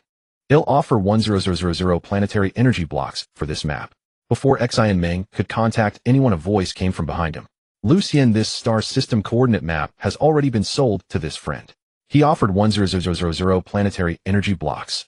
Wu Wei felt anxious. Lucien was not only the market administrator, but also a Dali native. He feared the star system map might slip away. Isn't the transaction not finalized yet? I have already offered 1-0 energy blocks, which is not insignificant. Where there is a market, there are exploiters. Lucien arrogantly ignored Xi and Ming's presence, relying on his status. I bought this star system coordinate map first. Interrupted and disregarded Xi and Ming's anger surfaced. Without an energy card, if I report you to the inspectors, you'll be in serious trouble. Unless you can produce energy blocks for the transaction now. Otherwise, step aside. Lucien spoke bluntly. You? Hearing those words, Xi and Ming nearly acted on impulse. With his constitution, even without activating the Red Star battle armor, he could crush his opponent with a single strike. Seeing that the other was a Dali native, Xi and Ming chose to avoid trouble. He worried that escalating the matter would harm relations between the two civilizations. Who said I don't have energy blocks for the transaction? Suppressing his anger, Xi and Ming tapped several times on the Red Star battle armor on his chest. The armor stored 10 red hole energy blocks. The Red Star battle armor was not activated. To others, it appeared as a small portable space. Red hole energy blocks, are these enough for payment? Xi and Ming held a red hole energy block the size of a fingernail. Seeing it, Lucien was shocked and greed flickered across his face. A single energy block could purchase 1-0 main battleships of the Dali civilization. There should be a few more in that space on his chest. Staring at the Red Star battle armor on Xi and Ming's chest, Lucien's heart swelled with delight. Inspector, I want to report this person. He doesn't carry an... Lucien spotted the market inspection team not far away. If we can apprehend this person, I might get 1 or 2 red hole energy blocks from the inspectors. Lucien had already begun plotting in his mind. However, he did not anticipate the consequences. The sudden turn of events left Xi and Ming bewildered. Before he could decide how to handle it, he was already surrounded by 10 patrol members. Not far away, Liu Hui quietly exchanged a few words with the patrol captain. Subsequently, the captain approached Meng. You don't have an energy card on you? The captain inquired directly. No. Meng replied. He was already considering whether to contact the human supplies coordinator on the planet to handle this matter. According to the Chinmong planet administrative regulations, unregistered individuals are not permitted to stay on the planet without authorization. You have violated the regulations, and I must place you under arrest. No sooner had the captain finished speaking than the surrounding members fired their arrest devices. In an instant, dozens of special ropes bound Meng. There's a misunderstanding here. Please wait a moment. They'll have someone contact Feng Liang, the highest defense officer on Chinmong planet. Meng suppressed the fury within him, still worried that escalating the situation might affect relations between the two civilizations. Otherwise, how could a mere dozen ropes possibly restrain him? You can contact the highest defense officer, Feng Liang. I can contact the leader of our Dali civilization, too, huh? Meng's words provoked laughter from the patrol members. Regardless of which civilization you're from, he'll be straightforward with you. Hand over all the red hole energy blocks you have, and he'll let you leave Chinmong planet. The captain leaned in close and whispered. Having just heard from Liu Hui that this man possessed no energy card but carried an unknown quantity of red hole energy blocks, the captain was tempted by the prospect. The energy blocks on me won't be easy to take. Meng sneered coldly. The other's greed had surfaced, and it seemed the matter could not be resolved peacefully. Bound by over a dozen ropes, and you're still stubborn. As he spoke, the captain reached for the Red Star battle armor on Meng's chest. Before his hand could touch, he suddenly felt his head wobble. He witnessed an unbelievable sight. Isn't that my body? Why is there no head? That was the last question of his life. Meng erupted abruptly. The Red Star battle armor activated, snapping the ropes. A palm strike sliced through. Seconds later, the remaining members reacted, firing energy beams. The red figure darted back and forth, shattering the bodies of all members. In just a few seconds, the scene was a gruesome mess. Liu Hui stood frozen, unable to believe his eyes. I'm sorry. Liu Hui saw the red figure stop before him. But before he could finish his sentence, his body was torn in two. Can you give me the galaxy coordinate map? Meng asked the seller, who was still there. The man, too terrified to speak, hastily offered the map. It seems I've been on the mothership too long. I forgot the universe is a world of the strong preying on the weak. Meng sighed inwardly and walked out of the market. Just as he exited the market, hundreds of small armed spacecraft flew toward him. It's been a while since I've stretched my muscles. Damn, this feels good. As he spoke, Meng was surrounded by the wreckage of those small armed spacecraft. More. He saw the attacking ships replaced by medium-sized armed spacecraft. I'm not leaving today. They'll have my fun here. Wearing the Red Star battle armor, Meng could have chosen to return directly to the eternal mothership in space. But he stubbornly refused to leave, as if wanting to vent the anger that had built up today. The Defense Department of Chinmong planet had no idea what was happening. All they knew was that an armed conflict had erupted at the trading market, and the enemy was an unidentified intelligent being clad in red armor. The conflict escalated. Small armed vessels, medium-sized armed warships. Eventually, even the main battle fleet in space was deployed. Within a 100-kilometer radius of Meng, buildings were destroyed, and the area was littered with wreckage of ships and warships. What no more? Meng stood amidst the ruins, and no ship or warship dared to approach any longer. On the Dusty Star, Officer Liang Feng received a report from the inspection department. Chief, something major has happened. You need to come to the inspection department's monitoring command center. That person is still on the planet. What was initially thought to be just a minor armed conflict escalated, unexpectedly growing larger and larger to the point where the inspection department dared not intervene any longer. The situation alarmed Liang Feng, the highest defense officer of Dusty Star. Chief, it is this intelligent being in red battle armor. He has destroyed several thousand of our medium-sized armed battleships. The minister has dispatched 2 main battleships from space to assist, but those 2 battleships have also been. Upon arriving at the monitoring command center of the inspection department, Liang Feng observed the 3-dimensional surveillance images of the scene. The shape of this red battle armor. Is he a member of human civilization? Based on the appearance of the armor, Liang Feng could almost confirm that he was indeed a member of human civilization. Transmit my orders to immediately cease the attack. I will handle this situation in person. Liang Feng did not dare to hesitate any longer and immediately boarded a battleship to head to the scene. Involving human civilization is a significant matter. On the way to the scene, Liang Feng contacted the leader of the Dali civilization, Feng. After the communication, he received instructions from the leader. Apologize to the leader of human civilization, ascertain the true circumstances of the matter, and check if there are any traitors involved. Similar incidents must not occur before Feng arrives at Dusty Star. Liang Feng, a new generation Dali, had not experienced the civilization rebellion over 600 years ago, and had little knowledge of the Kalan civilization. He only knew that during this rebellion leader Fenchi received assistance from the Kalan civilization to quell the uprising. Now he was meeting with a human civilization that belonged to the same race as the Kalan. I didn't expect human civilization to have such advanced technology. Just a member in battle armor can unleash such immense power. Liang Feng was astonished. The technological gap between the Dali civilization and human civilization was truly vast.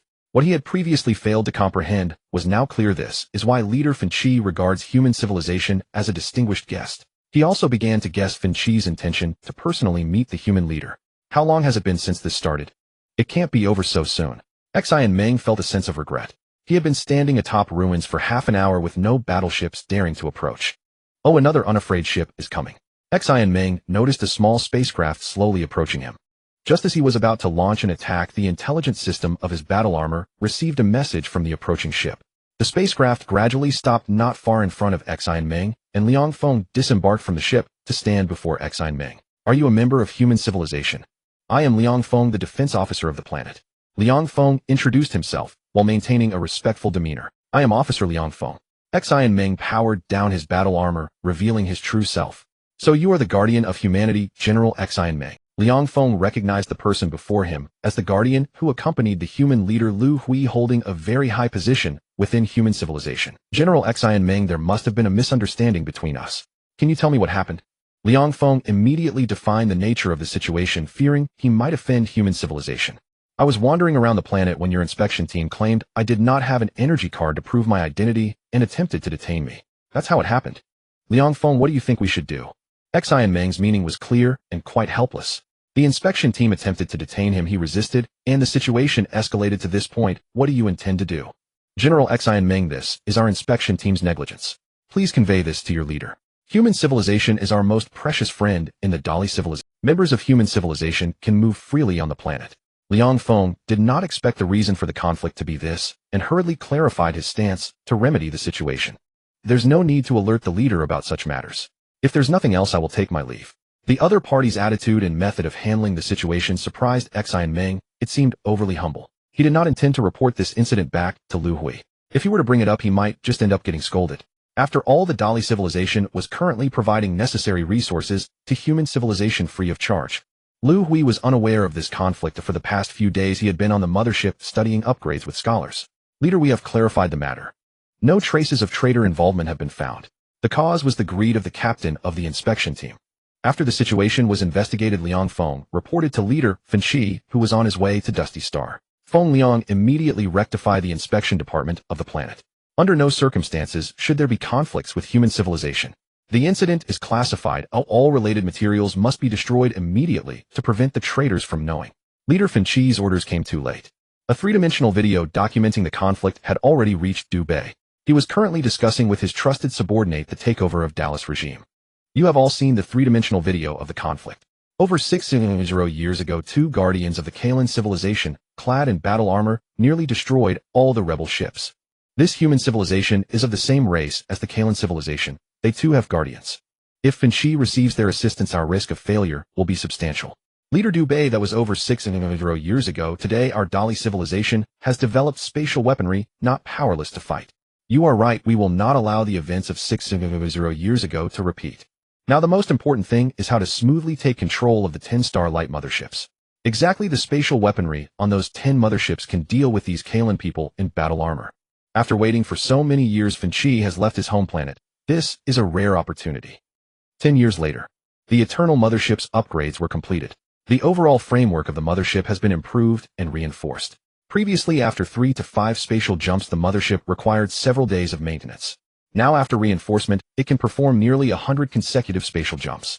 A single spatial jump covers 1000 light-years. 100 jumps equal 1000 light-years. The long-distance travel efficiency of the Eternal Mothership has greatly improved.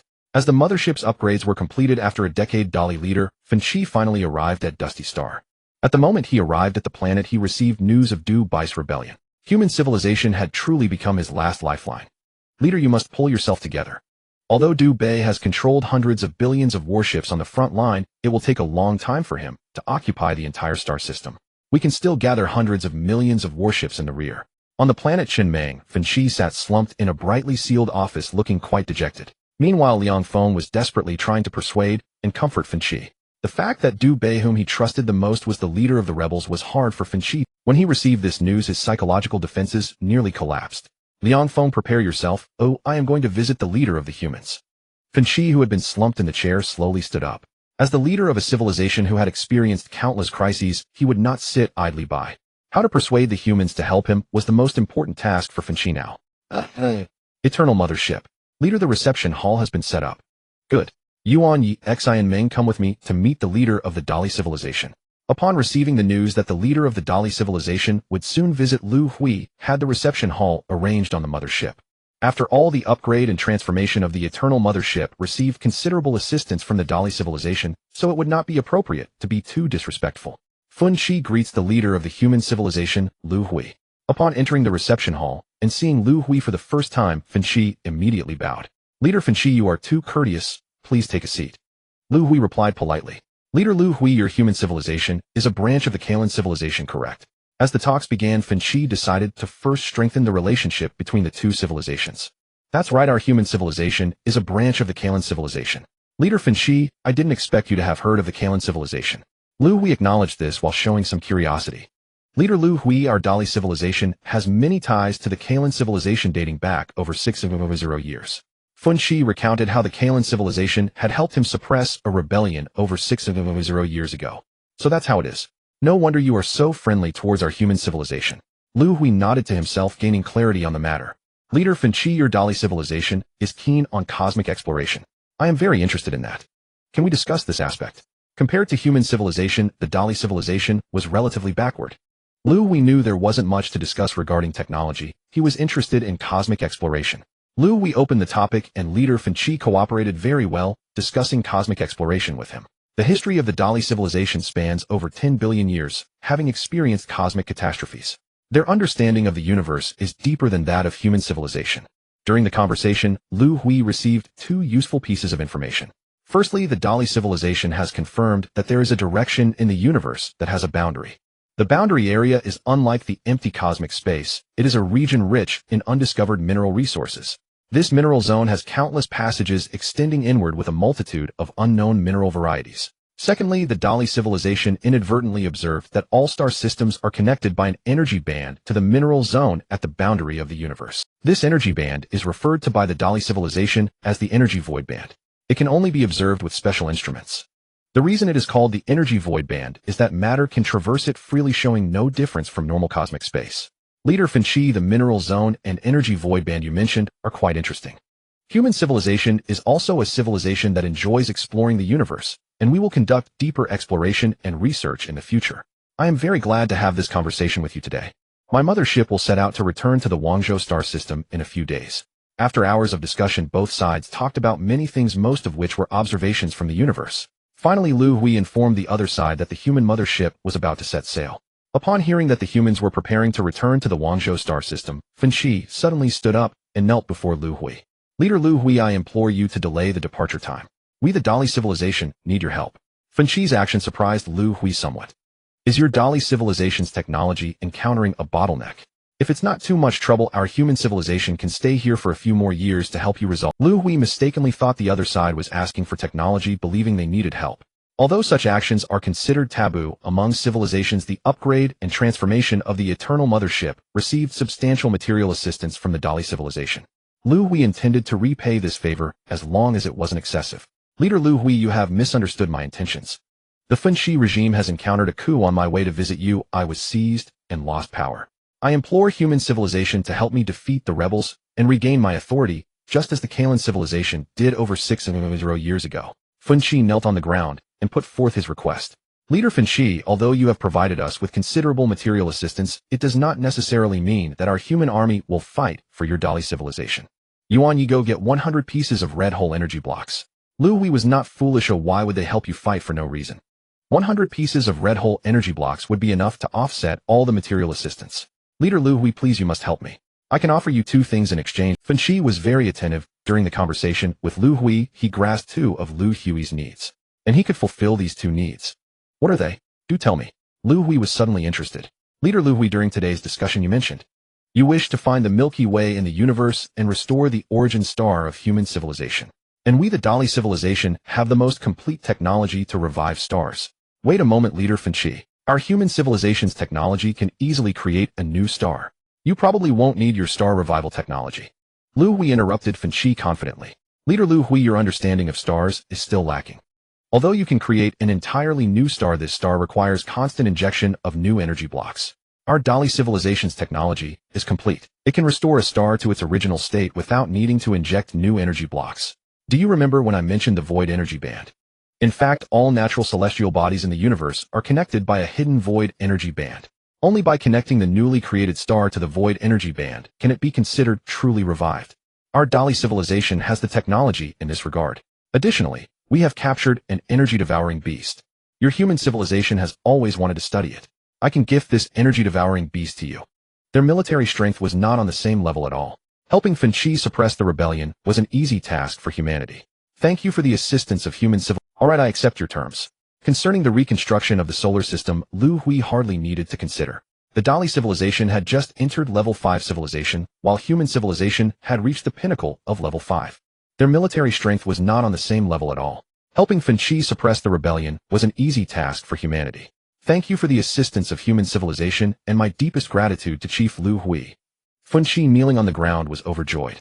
Xian Meng, you will be responsible for coordinating with Chief Fenchi to suppress the rebellion. Chief Fenchi, where is the energy-devouring beast now? I will organize human scientists to go and study it. Liu Hui had no intention of personally participating in the rebellion, as such matters could be handled by Xian. He was more interested in studying the energy-devouring beast. In the void 682 light-years away from the Chimong planet. Chief Liu Hui, this is the energy-devouring beast captured by our Dali civilization. In the command room of the Great Wall battleship, Liang Feng introduced it to Liu Hui beside him. Fenchi had assigned him to oversee the research coordination between the two civilizations. Hearing Liang Feng's words, Liu Hui felt a hint of contempt in his heart. They claimed to have captured an energy-devouring beast, but in reality, it was a coincidence that had caused the beast to enter a long-term slumber. Over 200 million years ago, a wandering energy-devouring beast entered the Dali galaxy and began devouring stars within the galaxy. The Dali civilization quickly discovered the situation. They employed every method they could conceive, yet none could destroy this energy-devouring beast. They could not even drive it away. They could only watch helplessly as the stars in the galaxy were devoured. Although the beast moved slowly over tens of millions of years, it had still consumed thousands of stars. Among those destroyed star systems, if a civilization had arisen, those with high technological levels could flee, while those with low levels could only await their doom. Until one day, a Dali exploration vessel happened to pass by the star-devouring beast. A peculiar thing happened. When the exploration vessel approached the beast would voluntarily enter a dormant state. When the vessel left, it would awaken again. Dali scientists studied this phenomenon. Eventually, they discovered that the exploration vessel was loaded with an unknown mineral. It was, or mined from the mineral belt at the edge of the universe. The radiation emitted by this mineral could induce the energy-devouring beast into a dormant. From then on, the exploration vessel remained beside the beast, and the beast never awakened. This was what the Dali civilization called capturing the energy-devouring beast. Yuan Yi, this energy-devouring beast is quite substantial in diameter. Liu Hui said to Yuan Yi beside him. Through the battleship's porthole, he saw the huge spherical energy-devouring beast in space. Detection data showed its diameter exceeded 8000 km. Chief, this is only its size in the dormant state. If it awakens and stretches out, its actual size is hard to tell. Scholar Yuan Yi replied. Yuan Yi, proceed according to plan. Take a team to study the unknown mineral on the exploration vessel. I will take a team to study the energy-devouring beast. Liu Hui had reviewed the Dali civilization's research data on the star-devouring beast. Their research results were very limited. Over 200 million years, the only achievement in studying energy cells was the creation of nanobots. To this day, they did not even have the ability to move the energy-devouring beast. Zhu Yin had once mentioned to Liu Hui that the study and application of energy cells were related to the advancement of human civilization's level. Studying the energy-devouring beast is essentially studying energy cells. Concerned with the advancement of human civilization's level, Liu Hui led all the scholars on the mothership into research. After receiving the promise of human assistance, Fenchi established a temporary command on the Chinmong planet and began mobilizing war resources from the rear. Months later, the command received a message. Fenchi hurriedly contacted Xian Meng to come for consultation. General Xian Meng, you have arrived. Seeing Xian Meng approach the command, Fenchi quickly stood up to greet him. Chief Fenchi, you don't need to assemble so many warships. Just tell me where the main force of the rebels is. Our human civilization's fleet is already prepared. Upon seeing Fenchi, Xian Meng spoke directly. The Eternal Mothership carried over 1 million Great Wall main battleships, and he planned to lead 100 of them on the expedition. Against the Dali civilization's main warships, the Great Wall battleships had an overwhelming advantage. After waiting for several months, Xian Meng was growing impatient. General Xian Meng, the fleet does not need to set out. I have just received news. The rebel leader Du Bei is leading the main fleet toward the Chenmong planet with over 10 billion warships. Expected to arrive at Chenmong planet in about 15 years. I have decided to engage them in space 200 million light-years away from Chenmong planet. Fen Shi made his decision. Traveling a great distance to attack was not as good as waiting for the enemy to come to them. 15 years was not a long time. Waiting for the enemy's assembled main force to deliver themselves a single battle to decide the fate could save a lot of trouble. Xian Ming gladly accepted this decision. 15 years later, in outer space, 200 million light-years from the Chenmong planet, Rebel Du Bai's over 10 billion warships arrived here. Fen Shi led the 500 million warships assembled from the rear and the human civilization's 1 Great Wall battleships in a standoff here. The reason they did not immediately open fire was that both leaders wanted to seize the moral high ground and persuade the other to surrender. Fen Shi's Fleet Command Mothership Control Center. Du Bei, the person beside me, is the guardian of human civilization, General Xian Meng. Human civilization is a branch of the Kalan civilization. You experienced the rebellion over 600 years ago. You should know the strength of the Kalan civilization. With the help of human civilization, your rebellion cannot succeed. I advise you for the sake of your civilization's people to give up the power grab. Fen Shi, you have ruled the Dali civilization for billions of years, sidelining political opponents. The civilization's technology has stagnated. On the eve of the decisive battle, Fen Shi and Du Bei traded accusations and exhortations in three-dimensional communication, causing Xian Meng, who was watching, to finally lose patience. Chief Fen Shi, why are there so many useless words? Du Bei, right. I ask you, surrender or fight. Xian Meng did not understand politics and directly interrupted their conversation. He didn't care about all that. Their political performance interrupted, both were momentarily at a loss for words. Let's fight. Xian Meng waited no longer, stepped forward and turned off the three-dimensional communication. In his eyes, this war was merely to complete the task assigned by his chief. Thus began a massacre. The Rebel Command Mothership. Leader, we have just received intelligence. There is only one human guardian in Fenki's fleet. The human main fleet consists of 100 ships. Additionally, we have not gathered any information on the human main fleet of warships. Du Bei received his subordinate's report. Seeing the expression on his subordinate's face, he seemed a bit flustered. What's there to be flustered about? We have over 10 billion warships. Fenki's fleet has only one human guardian. He cannot possibly destroy all our warships. The armor the guardian carries cannot be many. As long as we can deplete his armor, victory is ours. Moreover, we still have 10 motherships capable of launching spatial powder attacks. Such an attack, even if the human guardian is armored, cannot be defended against. Most of those following Du Bei had experienced the rebellion over 600. They knew how terrifying a guardian in armor could be. When truly facing the guardian on the battlefield, these individuals began to feel anxious. Seeing the panic on his subordinates' faces, Du Bei hurriedly spoke to calm them down. Leader, the Fen Shi fleet is still in place, and the 100 human warships are heading towards our fleet. The command mothership detected the movement of the enemy. Send the first fleet to engage.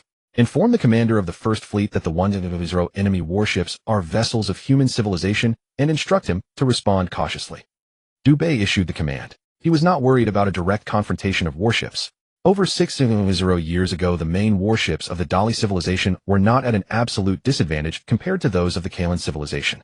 The loss ratio was 1:1. Their warships could be exchanged 10 for 1. Now they had an absolute numerical advantage. Even with a loss ratio of 1:1, they could exhaust the 1:0 human warships. However, he did not expect that human civilization had reached the pinnacle of level 5, far beyond the level 4 peak of the Kalan civilization branch from 600 years ago. After several minutes, the news coming back from the battlefield left Du Bei at a loss. Leader, the commander of the first fleet, has sent back a battlefield report. The human warships have no energy shields. Their ships are immune to energy attacks. The strength of the enemy's energy cannons is 10 times higher than ours. Our energy shields can only withstand 3 attacks. The first fleet has lost over 1 million warships. Each message sent a chill through Du Bei. The human warships can resist energy attacks. How are we supposed to fight this? At this rate, even without the human guardian, these 100 warships could annihilate us. What should we do? Surrender. Du Bei felt unwilling. Leader, the commander of the first fleet, has sent a message. Warship losses exceed 6 million, our requesting retreat. Du Bei heard the request in his ears. Order the first fleet to charge forward at full speed, crashing into the enemy warships. Any unauthorized retreat shall be executed. Dubé did not issue a retreat order. The First Fleet had 10 million warships with over 3 million still remaining on the battlefield. Since the enemy's warships could resist energy attacks, he wanted to see if they could be directly destroyed by collision. The suicidal attack began. After several minutes, the First Fleet of Dubé was obliterated. News came back from the battlefield. Over 100 human warships were destroyed in the collision. The loss ratio was 1:0,0,0,0,0,1. Order fleets 2 to 100 to launch and inform all fleet commanders to advance at full speed. Crash into the enemy warships. The 10 motherships in the rear will advance to the battlefield. Once in attack range, they will launch spatial powder attacks. Dubé issued a reckless command. He intended to use 1 billion warships as cannon fodder to cover the 10 motherships in the rear. Originally, these 10 motherships were to deal with the human guardian. Given the current situation, he had no choice but to deploy them earlier. Finchi Command Mothership. Finchi leader, is this Dubé insane? Xian Meng was astonished to see the enemy launching a suicidal attack with 1 billion warships. Hearing Xian Meng's words, Finchi fell silent.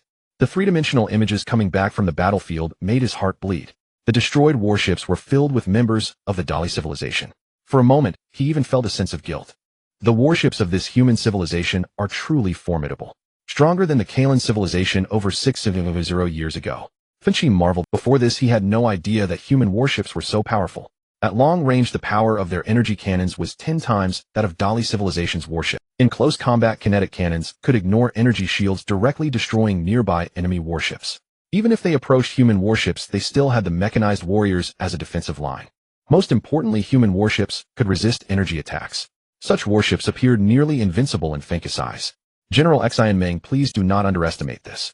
Dubé still has 10 motherships capable of launching spatial attacks. Finchi reminded Xian Meng. He knew that the only remaining threat to human warships was these 10 motherships. The energy consumption for launching spatial attacks was exceptionally tremendous, and the manufacture of motherships was incredibly challenging. The Dali civilization had spared no effort producing only 10 such motherships. Finchi leader, if these 10 motherships are detected, report to me immediately. The enemy's mothership has appeared. Coordinates have been confirmed. Dubé intended to take advantage of the battlefield chaos to mobilize the motherships without being detected. Frontline commander, the enemy mothership has appeared. Launch the attack as planned. Xian Meng was fully prepared. Having confirmed the coordinates, the 10 launching warships in the front fired spatial jump shells at the enemy mothership. 9 of the 10 motherships were destroyed by the spatial jump shells. Only 1 enemy mothership remained. The reason was that one of the launching warships that launched the attack had a malfunction. The mistakes on the battlefield led to severe consequences. The last remaining enemy mothership initiated the spatial powder attack. Frontline commander, what are you doing? There is still 1 enemy mothership left that has not been destroyed. Attack again immediately. Xian Meng realized the situation on the battlefield, but his command came too late. On the battlefield, over 500 launching warships instantly turned to dust. I'm done playing with you. Eternal Mothership, initiate a large-scale dimensionality reduction. Strike now. Xian Meng angrily issued the command. To ensure nothing went wrong, Xian Meng positioned the human Eternal Mothership to the rear of the battlefield. He originally did not intend to use the dimensionality reduction attack on the mothership. This type of long-range large-scale attack would leave no room for error. Killing billions of warships, Xian Meng felt a bit soft-hearted. But now, over 500 launching warships had been destroyed. Xian Meng wondered how he would report to leader Liu Hui. He could no longer care about anything else. Does humanity have even more powerful means of attack? Hearing Xian Meng give orders to the human Eternal Mothership, Finchi was alarmed. He witnessed an incredible scene on the battlefield. Fear and guilt accompanied Finchi throughout his life. The information from the command center's detection shows that over 10 billion warships of the rebel forces instantly turned into mere scraps of paper. On the battlefield, only a few rebel warships remained entangled with human vessels. General Xian Meng, this. Finchi did not expect the human mothership to be so powerful, annihilating all the rebel warships at the rear in a single strike. His original plan was the same as it was over 600 years ago, merely to leverage human strength to destroy a large number of rebel warships, and he never anticipated the consequences would turn out this way. With over 10 billion warships, how many Dali people must be aboard?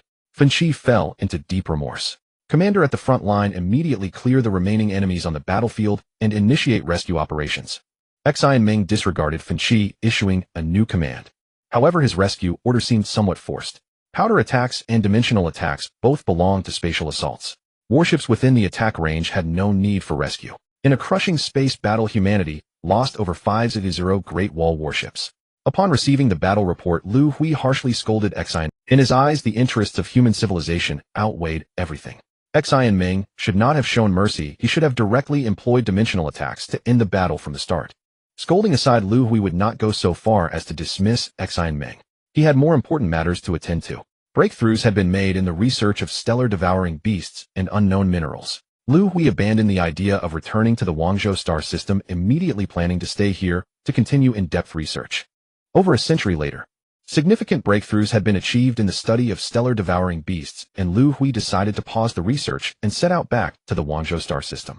The reason for this decision was that humanity had already managed to extract and compress the energy cells of the devouring beasts.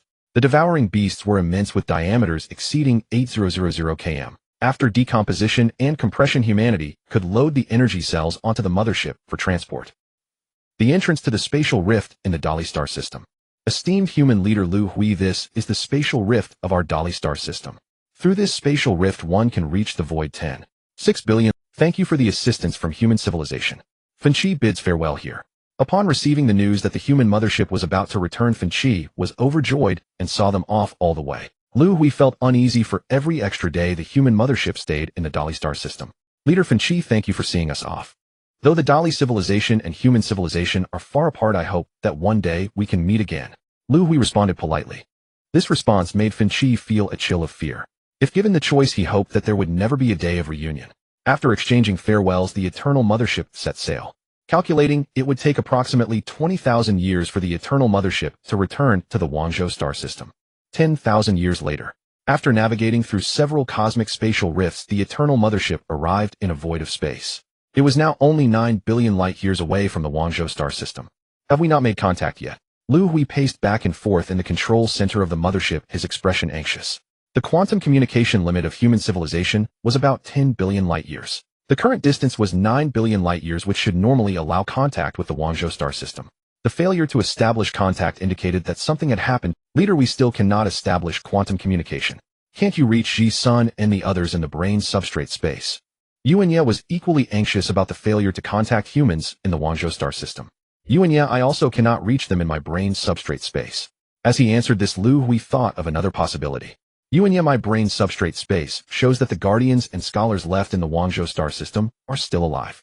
The reason we can't reach them should be that they have hidden in another space. The Guangzhou star system may have already been invaded by another civilization, or else we should have been able to establish quantum communication.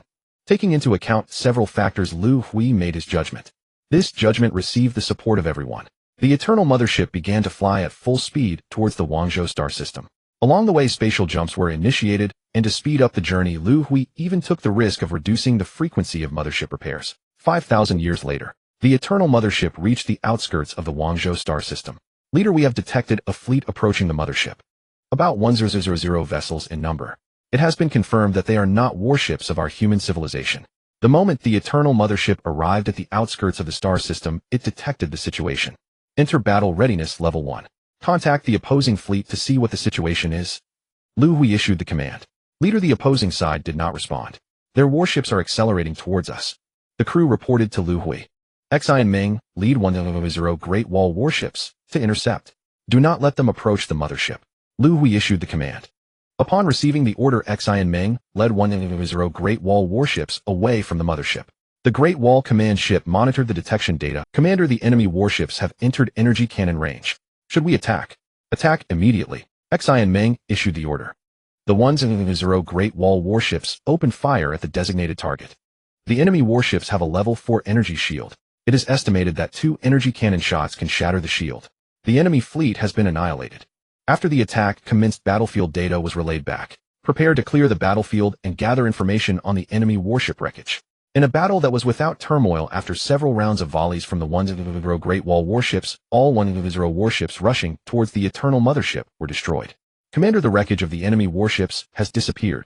Upon receiving the report, Xi and Ming repeatedly checked the detection data. He even dispatched warships to the location of the wreckage. The feedback received indicated that there was nothing there. This space battle seemed as if it had never occurred at all. With doubts, Xi and Ming led his fleet back to the eternal mothership. Liu Hui spent half the day researching and still could not understand what had happened. Days later, another fleet approached the eternal mothership, also numbering around 100 vessels. Xi and Ming once again led the fleet into battle. A peculiar event occurred again as the wreckage of this 100 enemy warships also vanished. Days later, yet another fleet attacked. After the same situation repeated several times, Liu Hui finally made a discovery. The fleets that repeatedly attacked the Eternal Mothership were the same fleet. A fleet that could be destroyed, yet still be reborn. Eternal Mothership Command Center. Zhu Yin, you are well informed. What are your thoughts on this matter? Such a bizarre situation left Liu Hui and the scholars aboard the mothership unable to deduce the cause. At this moment, Liu Hui finally recalled that he had a super-intelligent brain in his mind. Chief, you finally remembered me. I was almost suffocating. Zhu Yin's response was filled with grievance. Ever since she transitioned into Liu Hui's brain, Zhu Yin had been exceedingly excited. In her daily life and work, she developed interest in many things. Whenever she became curious, regardless of the occasion, she would inquire Liu Hui for communication. Over time, Liu Hui could no longer endure it. He imposed a ban on Zhu Yin, forbidding her to disturb him without inquiry. Zhu Yin, you are an intelligent brain. You must learn the ways of the world and cannot act solely on your whims. You need to consider the feelings of others. If in the future you can discern the occasion and refrain from disturbing me, I can lift the ban on you. Forbidding Zhu Yin from speaking actively is not a very good solution. Liu Hui could only settle for less. Chief, Zhu Yin cannot discern occasions. You must teach me more in the future.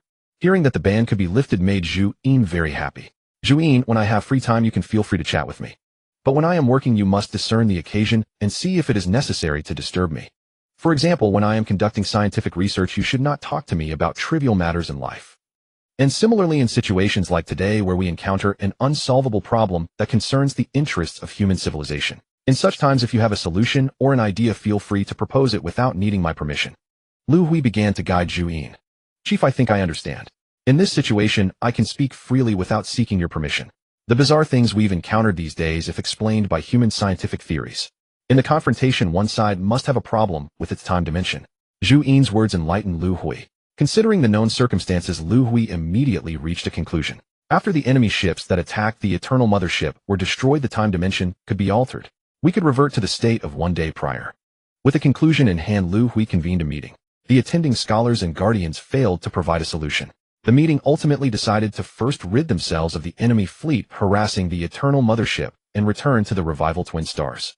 The Revival Twin Stars are the power center of human civilization in the Guangzhou star system, and the alternate space owned by humanity is located near these two. Returning to the Revival Twin Stars would reveal whether humanity in the star system had hidden in the alternate space. Chief, the spatial fluctuations in the star system are immense, and we cannot temporarily determine the coordinates for spatial jumps.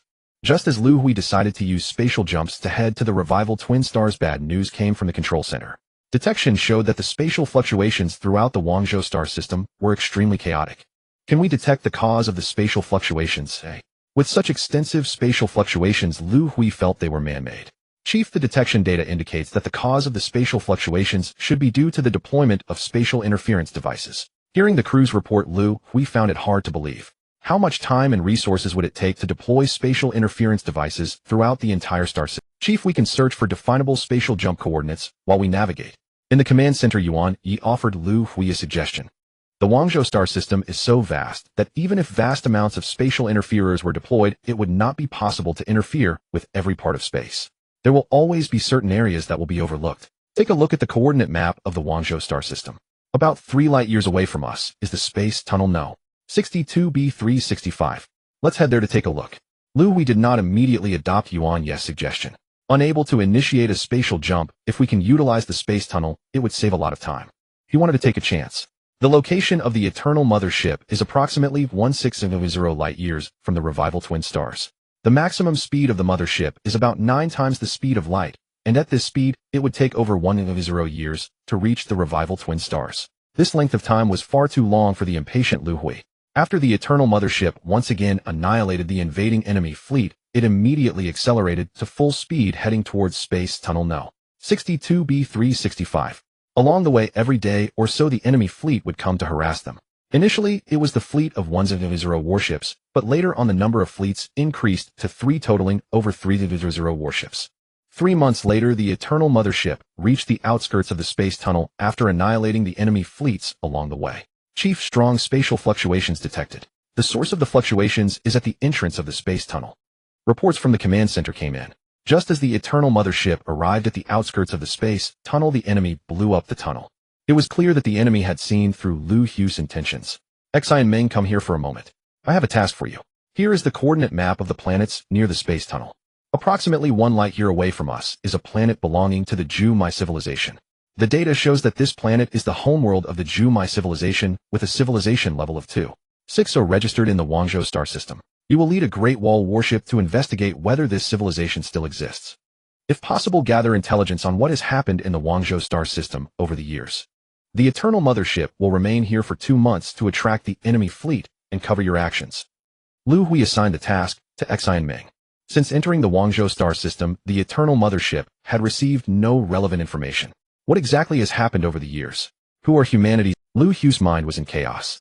A Great Wall warship quietly detached from the mothership flying towards the Liu planet. Meanwhile, the stationary Eternal Mothership began to endure incessant attacks from the enemy fleet.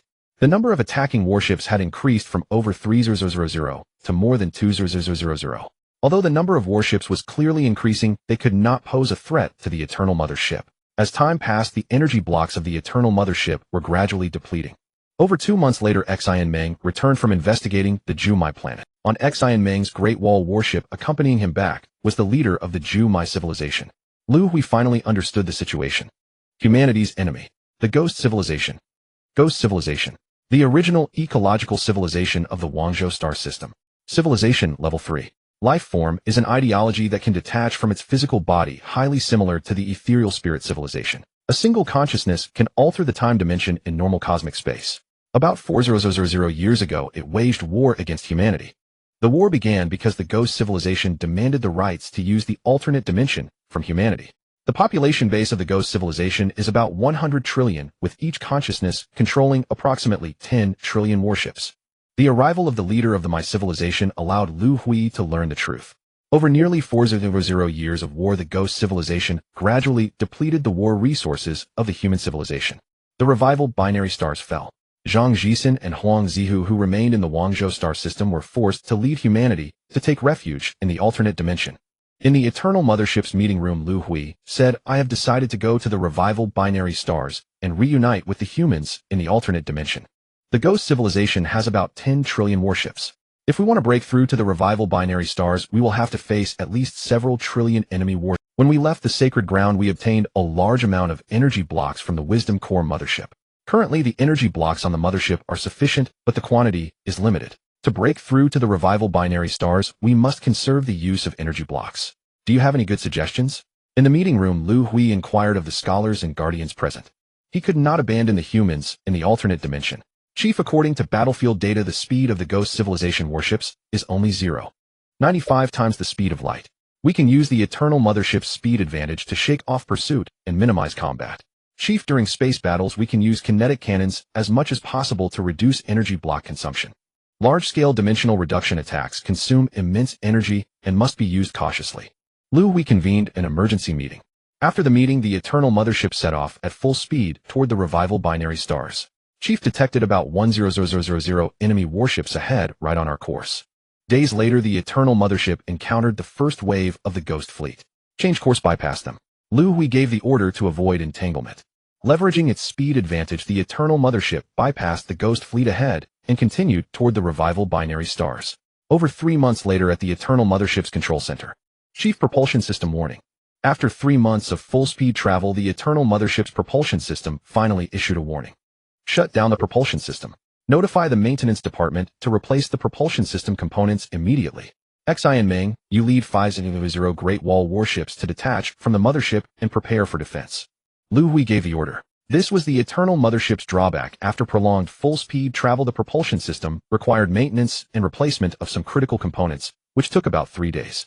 "Chief, detected enemy fleet from the direction of the revival binary stars, approximately 1 million warships.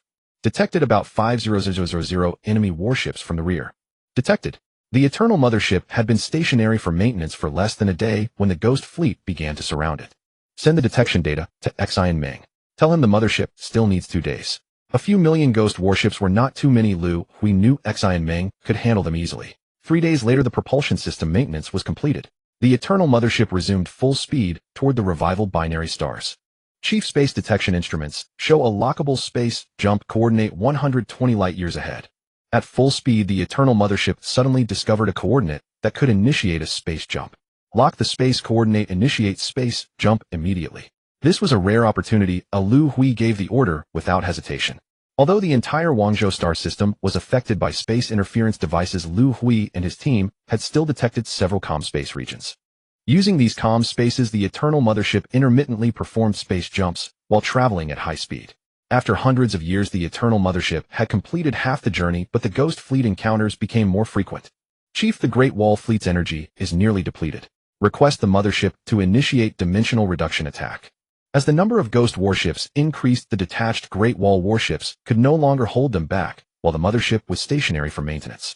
The Eternal Mothership was forced to initiate dimensional reduction attacks, and the consumption of energy blocks surged. Chief, the energy block reserves on the Mothership are down to half. Should we continue? At the control center, Yuan Yi asked Liu Hui. After over 1,000 years, the Eternal Mothership had reached space 100 light-years from the revival binary stars, with only half its energy remaining. This value was a critical point. If the Eternal Mothership turned around and left the Guangzhou star system, the ship's energy would still be sufficient. But continuing deeper into the system would have unpredictable consequences. Continue forward. Despite the danger, Liu Hui had no intention of giving up. The humans in the alternate dimension were still waiting for their return. Chief, the area ahead is filled with enemy warships with no feasible bypass route. If we continue, we will need to use continuous space dimensional reduction attacks. Calculations show that after reaching the revival binary stars, the Mothership's energy will drop to the warning line. Chief, do we still need to proceed? The risk was exceedingly high. Yuan Yi wanted to confirm with Liu Hui one last time. Continue forward. Liu Hui gave the order. The Eternal Mothership resumed full speed, facing trillions of Ghost warships ahead with no way to avoid them. Dimensional reduction attacks rapidly consumed the Mothership's energy. 11 years later, the Eternal Mothership finally broke through to the outer space of the revival binary stars, where the alternate dimension existed. Chief, the ray wave to open the alternate dimension gap has been emitted, but no gap appeared. According to the original plan, upon reaching the periphery of the alternate dimension, the Mothership would use a known ray wave to open the gap. But an unexpected incident occurred. The intended gap did not appear. Have you confirmed the coordinates? Coordinates confirm this is the periphery of the alternate. At the Mothership's control center, the atmosphere was extremely tense. Liu Hui had not anticipated that after all the hardships to reach the periphery of the alternate dimension, they would be unable to open the gap from the outside. The Eternal Mothership remained stationary in space, surrounded by countless Ghost warships.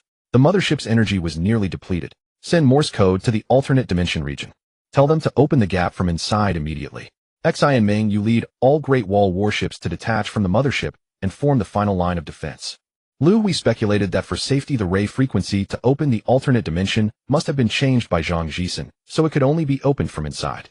The only hope now was to establish contact using Morse code. Liu Hui believed that Zhang Jisen must have anticipated this issue. In an alternate space with a diameter of approximately 200 million kilometers, countless Longting motherships linger, each connected to neighboring ships by several passageways, forming a vast and magnificent space city. This space city is home to trillions of humans. Although the city is grand, it is also very dilapidated, bearing the marks of time. Among these worn motherships, one stands out as particularly special. It is well maintained and appears to be a brand new ship from the outside. This mothership is not the main Longting mothership of humanity. It has another name, Eternal Mothership No. 2. Liu Hui is boarding the Eternal Mothership to head towards the Holy Land. Eternal Mothership No. 2 is a replica representing the pinnacle of human technology in the Guangzhou star system. Over 100,000 years ago, after Liu Hui set out for the Holy Land, Zhang Jisen, Huang Zihu, and Li Hui, who remained in the Guangzhou star system, decided after discussion to build a second Eternal Mothership for emergencies. The reason for constructing only one ship is that the Eternal Mothership utilizes purple hole energy blocks. Humanity's technology is still insufficient to collect purple hole energy blocks in large quantities. In the control center of Eternal Mothership No.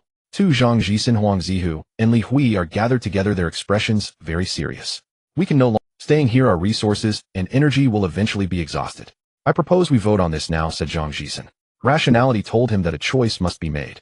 However, Huang Zihu and Li Hui, upon hearing Zhang Jisen's words, dared not respond, for this voting proposal concerns the fate of trillions of humans in the alternate space.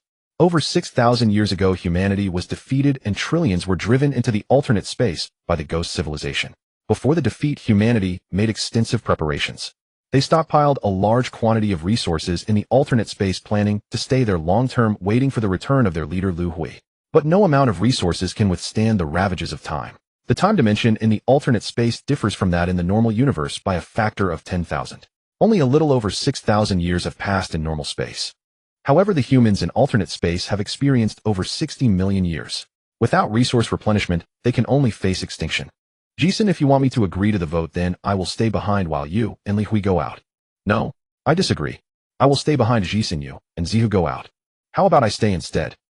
The three of them, Zhang Jisen, Huang Zihu, and Liu Hui, started quarreling.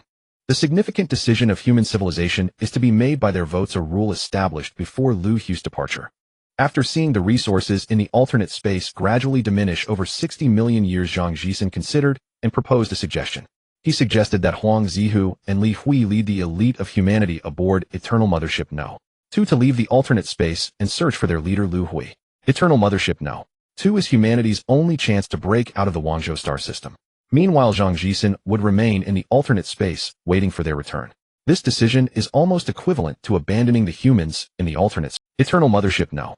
2, upon leaving the alternate space, will become the seed of human civilization. For the chances of finding Liu Hui in the universe are Zhang Jisen's proposal has been around for over 10,000 years.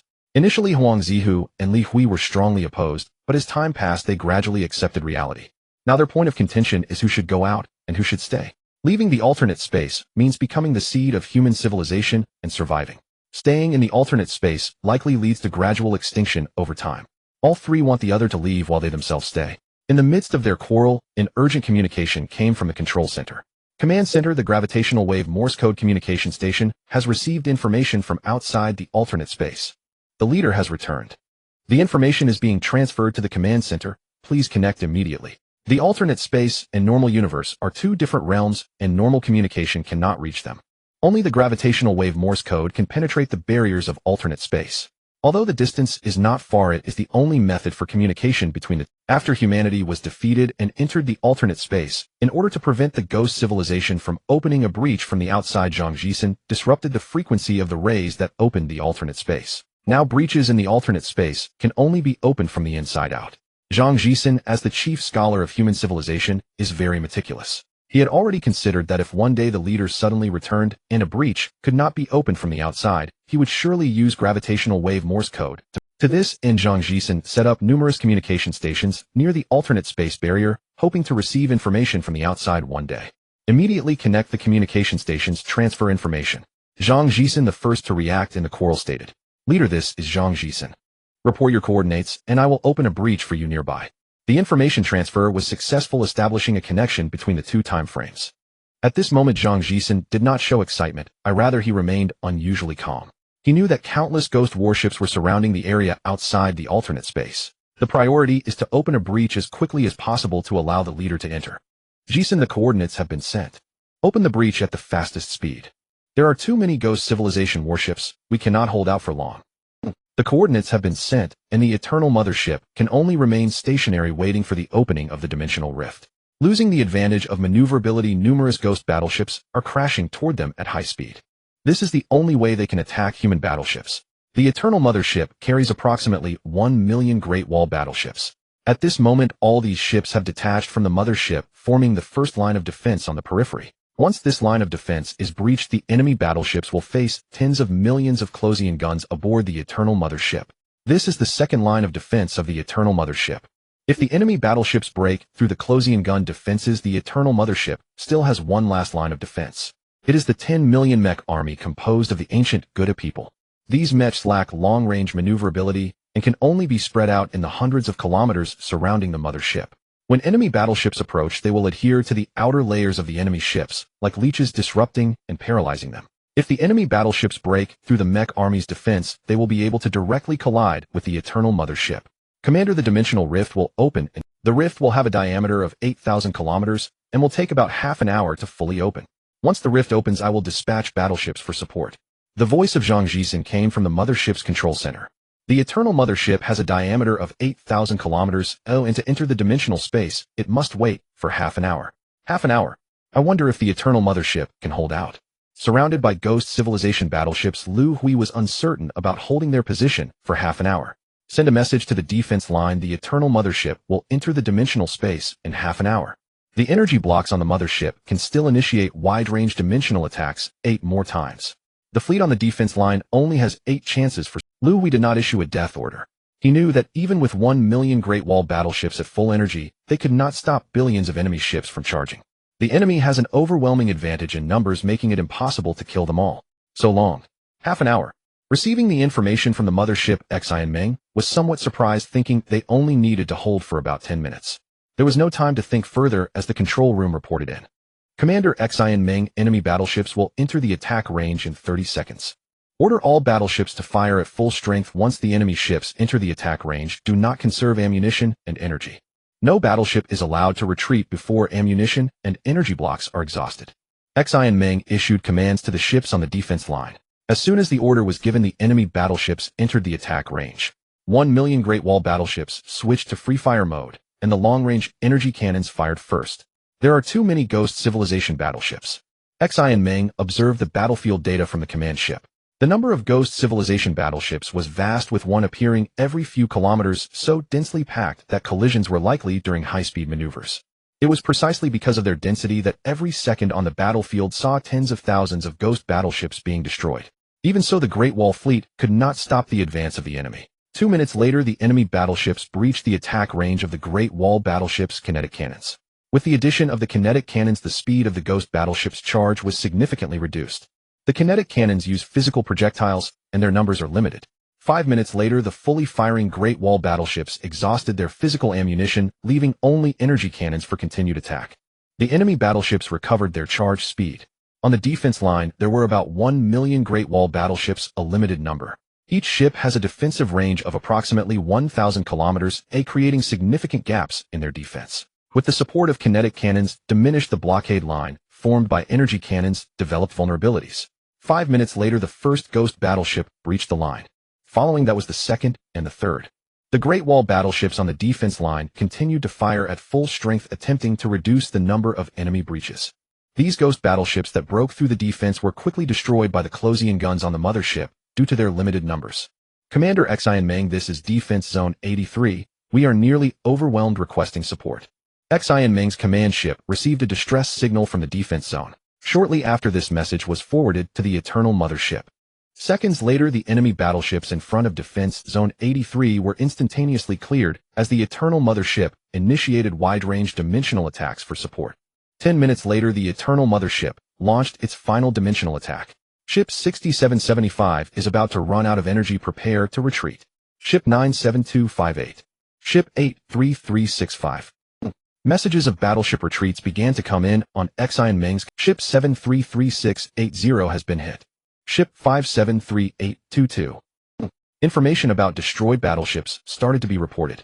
All battleships retreat immediately. Battleships with remaining attack capability, cover your allies. Xianmeng no longer hesitated and issued. He knew that the current defense line had lost its meaning. If they did not retreat, soon all battleships would be destroyed.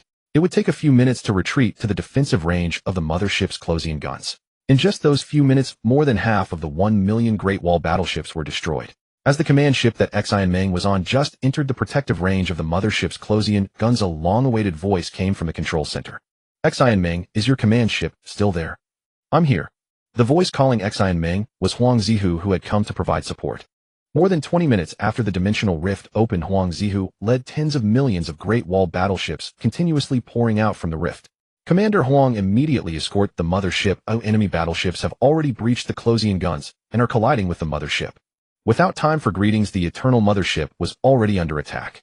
With Huang Zihu's support, the Eternal Mothership finally held on. Commander, the rift's diameter has reached 8,000 kilometers. The mothership's power system is normal. Immediately initiate the mothership's entry into the dimensional space. Liu Hui issued the command.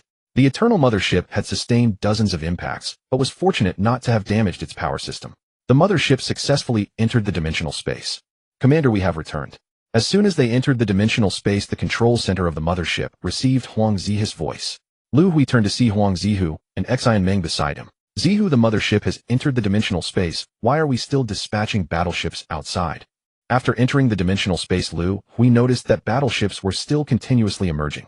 Commander, the rift in the dimensional space is a bit large, and closing it will take some time. To prevent enemy battleships from entering the dimensional space, these dispatched ships won't be returning. Since their defeat and retreat into the alternate dimension, Zhang Jisen and his team had conducted simulations. They calculated how many warships would be needed to seal the breach if they were forced to open it based on its area. Now the breach had a diameter of over 8,000 kilometers, and closing it would take half an hour.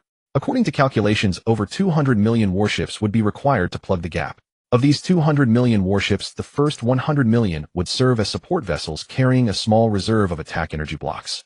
The remaining 100 million, which would deploy later, had no energy for attack and could only maintain basic navigation. Once the support vessels exhausted their attack energy, they would form a defensive barrier of warships outside the breach alongside the rear vessels, enduring enemy ramming to buy time for the gap to close. All these ships were prepared for sacrifice. Jisen, are these ships AI-controlled or manually operated? Upon hearing Zhang Jisen's words, Yuan Yi, who was standing nearby, suddenly asked. The Ghost Clan can infiltrate and control AI, so the ships must be manually. Each ship carries about 50 people. Zhang Jisen knew the implication of Yuan Yi's question. His answer plunged everyone into silence. Liu Hui's face remained expressionless, but his heart felt as if it were being torn apart. Over 200 million warships meant over 10 billion lives. He had never imagined the cost of opening the breach into the alternate dimension would be so immense. Jisen, notify all scholars, guardians, leaders of subordinate civilizations, and heads of key departments to convene a meeting. Seeing the breach successfully closed, Liu Hui instructed Zhang Jisen beside him. There was no joy in their return. Defeated humanity was forced to take refuge in the alternate dimension. Liu Hui needed to convene a high-level meeting to discuss how to address this crisis for humanity. Humanity had been forced to leave the solar system and enter interstellar space for over 100,000 years. During that time, they had experienced several major crises. On May 30th, stellar calendar year 1606-32, humanity's high-ranking officials gathered to confront a new threat. Zhang Jisen, Huang Zihu, Li Hui. The three of you have led human civilization in a war against the ghost civilization for over 2,000 years. How exactly have you fought this war? As the meeting commenced, Liu Hui immediately raised the question. A level 5 human civilization had been fighting a level 3 ghost civilization for over 2,000 years, only to be forced into hiding in an alternate dimension. This outcome was unacceptable, and Liu Hui was deeply dissatisfied. Leader, the Ghost Clan's life form is incorporeal. They can manipulate the time dimension. In space battles, if we destroy their ships, they control the time dimension to revert to the ship's intact state from a day earlier. In conventional space warfare, we have no way to completely destroy their ships. The ghost civilization exploits this advantage to repeatedly drain our energy. When our ships run out of energy, they are rammed. The ghost civilization has a vast fleet. They found our weakness and attacked our energy block mining bases. Without sufficient energy supplies, we inevitably face defeat in the long run. In response to the leader's questioning, Huang Zihu answered with a sense of grievance. Does this ghost civilization have no weaknesses? Liu Hui wanted to understand the situation better. Although dissatisfied, he knew he could not blame Huang Zihu and the others too harshly. Even if he had been in their place, he might not have handled the war any better. Leader, destroying the ghost civilization's ships in space battles is meaningless. Only by eliminating their true bodies can we win the war. The Ghost Clan's true bodies grow on the Chupin planet. They are plant-based, intelligent life forms. The Chupin planet is located at the edge of the Chupin star system in the Wangzhou galaxy, an unobservable planet because it exists in an alternate dimension. This dimension is similar to the one we are in now, but its time dimension is 10 times faster than normal space. It is precisely because of this that the Ghost Clan evolved the ability to manipulate the time dimension. The only way to defeat the ghost civilization is to destroy the Chupin planet and annihilate their true bodies. This is their sole vulnerability. In response to Liu Hui's inquiry, Huang Zihu explained in detail. After 2,000 years of war, humanity could not have remained completely ignorant. What prevented you from destroying the Chupin planet? Knowing the location of the enemy's homeworld, Huang Zihu would certainly have sent a fleet to attack. Given the current outcome, the attack must have been ineffective.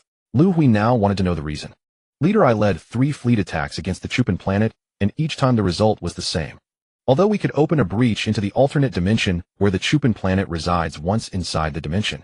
Huang Zihu recounted the details of the 3 attacks on the Chupin planet. The circumstances of the 3 attacks were identical. After entering the ghost civilization's alternate dimension, the human fleet's time dimension was altered, sending them back to a day earlier. This cycle repeated, preventing the fleet from ever entering the dimension, let alone attacking the Chupin planet within. Unable to advance and unwilling to retreat, they were trapped. The human fleet, led by Huang Zihu, was besieged by ghost ships and drained of energy. Ultimately, the fleet was forced to retreat after exhausting its energy. Zhu Yin, how should human civilization respond? Do you have any suggestions? Knowing the cause, Liu Hui secretly consulted the super-intelligent core Zhu Yin in his mind, hoping for a solution. Leader, altering the time dimension involves advanced civilization technology. To master the time dimension, humanity must fully develop its science and technology. When human civilization advances to level 6, the current challenges will be resolved. Zhu Yin did not provide a specific plan, but offered a directional suggestion. Liu Hui agreed with this suggestion. During the meeting, he set the direction for human civilization to fully devote themselves to the research and development of science and technology. Zhu Yin's database contained the complete technological trees of all Kalan civilization branches in the Holy Land. If humanity could integrate these technological trees, they might be able to elevate their civilization to level 6. After the meeting, all human scholars and guardians immersed themselves in scientific research. Liu Hui led the research on the time dimension. Zhang Jisen led the research on energy cells. Yuan Yi and Li Hui were responsible for integrating the Kalan civilization branch's technological trees. 20,000 years later, in alternate dimension time, Zhang Jisen hurried toward Liu Hui's research laboratory. The energy cell research he was in charge of had achieved a very significant breakthrough. This breakthrough would likely impact the progress of human civilization's technology. The Temporal Dimension Research Laboratory. Liu Hui sat on a lounge chair, chin resting pensively in his hand. Scientific research was an arduous and monotonous endeavor. After roles were clearly assigned, Liu Hui led the Spatial Research Division with his primary focus on temporal dimensions. For over 20,000 years, his investigations into temporal dimensions had yielded no breakthrough. Yet he achieved a monumental leap in another branch of spatial science.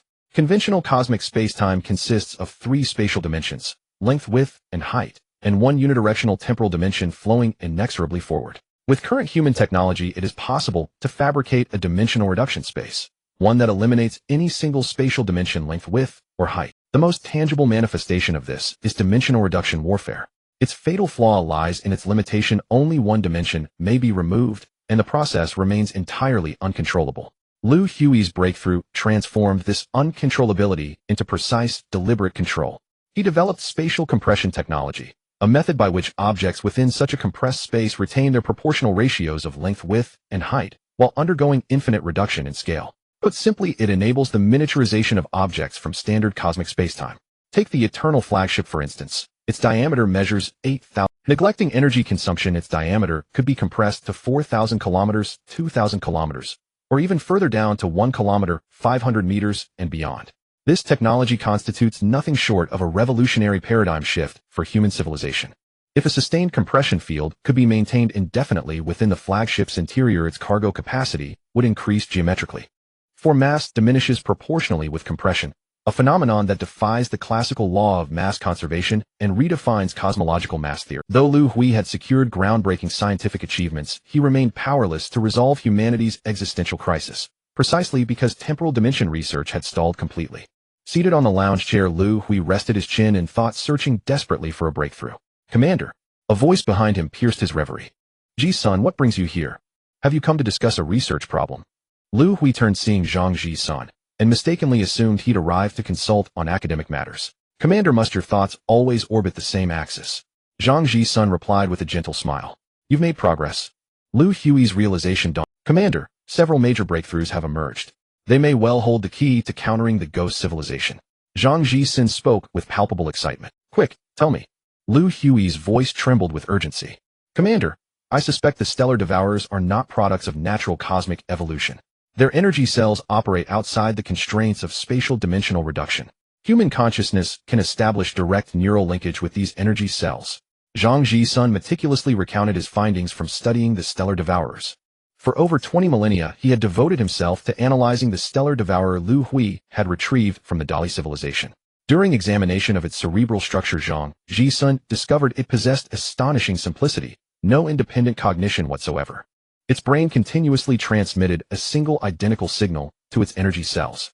Further analysis revealed this signal to be a rigidly programmed. Its directive commanded the energy cells to locate and consume stars meeting specific criteria, namely stars whose systems harbored intelligent civilization. From this, he deduced the stellar devourers were artificial constructs engineered by a supremely advanced civilization, designed expressly to annihilate star systems sustaining nascent intelligences, thereby ensuring their extinction before maturation.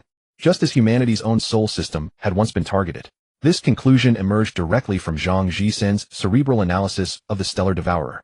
Moreover, he had uncovered another pivotal discovery. Zhang Ji-san found that the stellar devourer's energy cells remained wholly impervious to spatial dimensional reduction. Dimensional reduction attacks proved utterly ineffective against them. Biological extension alterations to temporal dimensions should likewise prove ineffectual upon these cells. Harnessing this insight might yet provide humanity a pathway to victory over the ghost civilization. His research further revealed these energy cells responded exclusively to a unique neural wave emission, a frequency generated by only one human being. That individual was humanity's eternal one, Liu Hui. Ji-sun, you've come not merely to report findings, but to enlist my participation in an experiment. Having absorbed the full account, Liu Hui instantly discerned Zhang Ji-sun's true objective experimental collaboration, not mere status reporting. Commander, this experiment entails zero risk. If you're available, please accompany me at your convenience. Imagine, if successful, you could command these energy cells directly. Zhang Ji-sun spoke with grave solemnity. Let's go, Ji-sun. My own research has stagnated lately. Assisting your experiment would be a welcome diversion. Liu Hui had long known he emitted a rare neural wave signature capable of influencing human scholars and guardians, yet he never imagined it could resonate with energy cells. Accompanying Zhang Ji-sun to the Energy Cell Research Laboratory, Liu Hui stood before a colossal transparent containment vessel. Commander, please don this device and attempt to establish neural linkage with the energy cells within. Zhang Ji-sun handed him a cranial interface. Ji-sun, what comes next? I feel no connection whatsoever with the energy cells. After donning the device, Liu Hui gazed at the transparent vessel, but sensed no resonance with the energy cells suspended inside. Commander, enter your proto-brain space and observe, Zhang Ji-sun suggested. Thereupon Liu Hui's consciousness descended into his own proto-brain. Truly, it is possible to connect. Within the proto-brain space, countless specks of light shimmered like grains of sand. He intuitively recognized each tiny luminescence as an individual energy cell, assembled into a perfect sphere. On impulse, Liu Hui projected the command toward the cells. Instantly, the myriad specks coalesced into a flawless spherical formation. Elated, Liu Hui withdrew from the proto-brain space, and in physical reality beheld the energy cells inside the vessel mirroring his mental command, forming an identical sphere. Form a rectangular prism. Gazing at the vessel, Liu Hui issued the command purely through thought. The energy cells responded immediately, morphing seamlessly from sphere to cuboid. Now, form a tetrahedron. Liu Hui attempted another configuration. Unexpectedly, the cuboid collapsed entirely, reverting to its original dispersed. Liu Hui re-entered the proto-brain space, but this time, no matter how forcefully he transmitted commands, the energy cells remained inert. With no recourse, he withdrew, only to hear the resonant voice of the supreme AI Zhu-yin echo within his mind. Commander, I understand the cause. Leader, although you can connect with the energy cells, they do not recognize you. You exist in a life barrier. It is difficult for different species to resonate. Zhu-yin explained the reason to Liu Hui. Life barrier. Zhu-yin, do you mean to undergo a transformation of life forms to eliminate the life barrier, allowing the energy cells to become a part of my body? Zhu-yin clarified the reason, and Liu Hui instantly understood her meaning. Leader, it is not about becoming a part of your body, but becoming your entire body. Completely abandon the carbon-based life form and transform into an energy life form. Zhu-yin corrected Liu Hui's words. Zhu-yin, these energy cells are independent beings. If we are to undergo a transformation of life forms, we must allow these cells to form a single entity. This is not an easy task. Leader, since today you can connect with the energy cells, we have a chance. After a brief exchange with Zhu-yin, Liu Hui immediately decided to focus his efforts on researching the energy cells.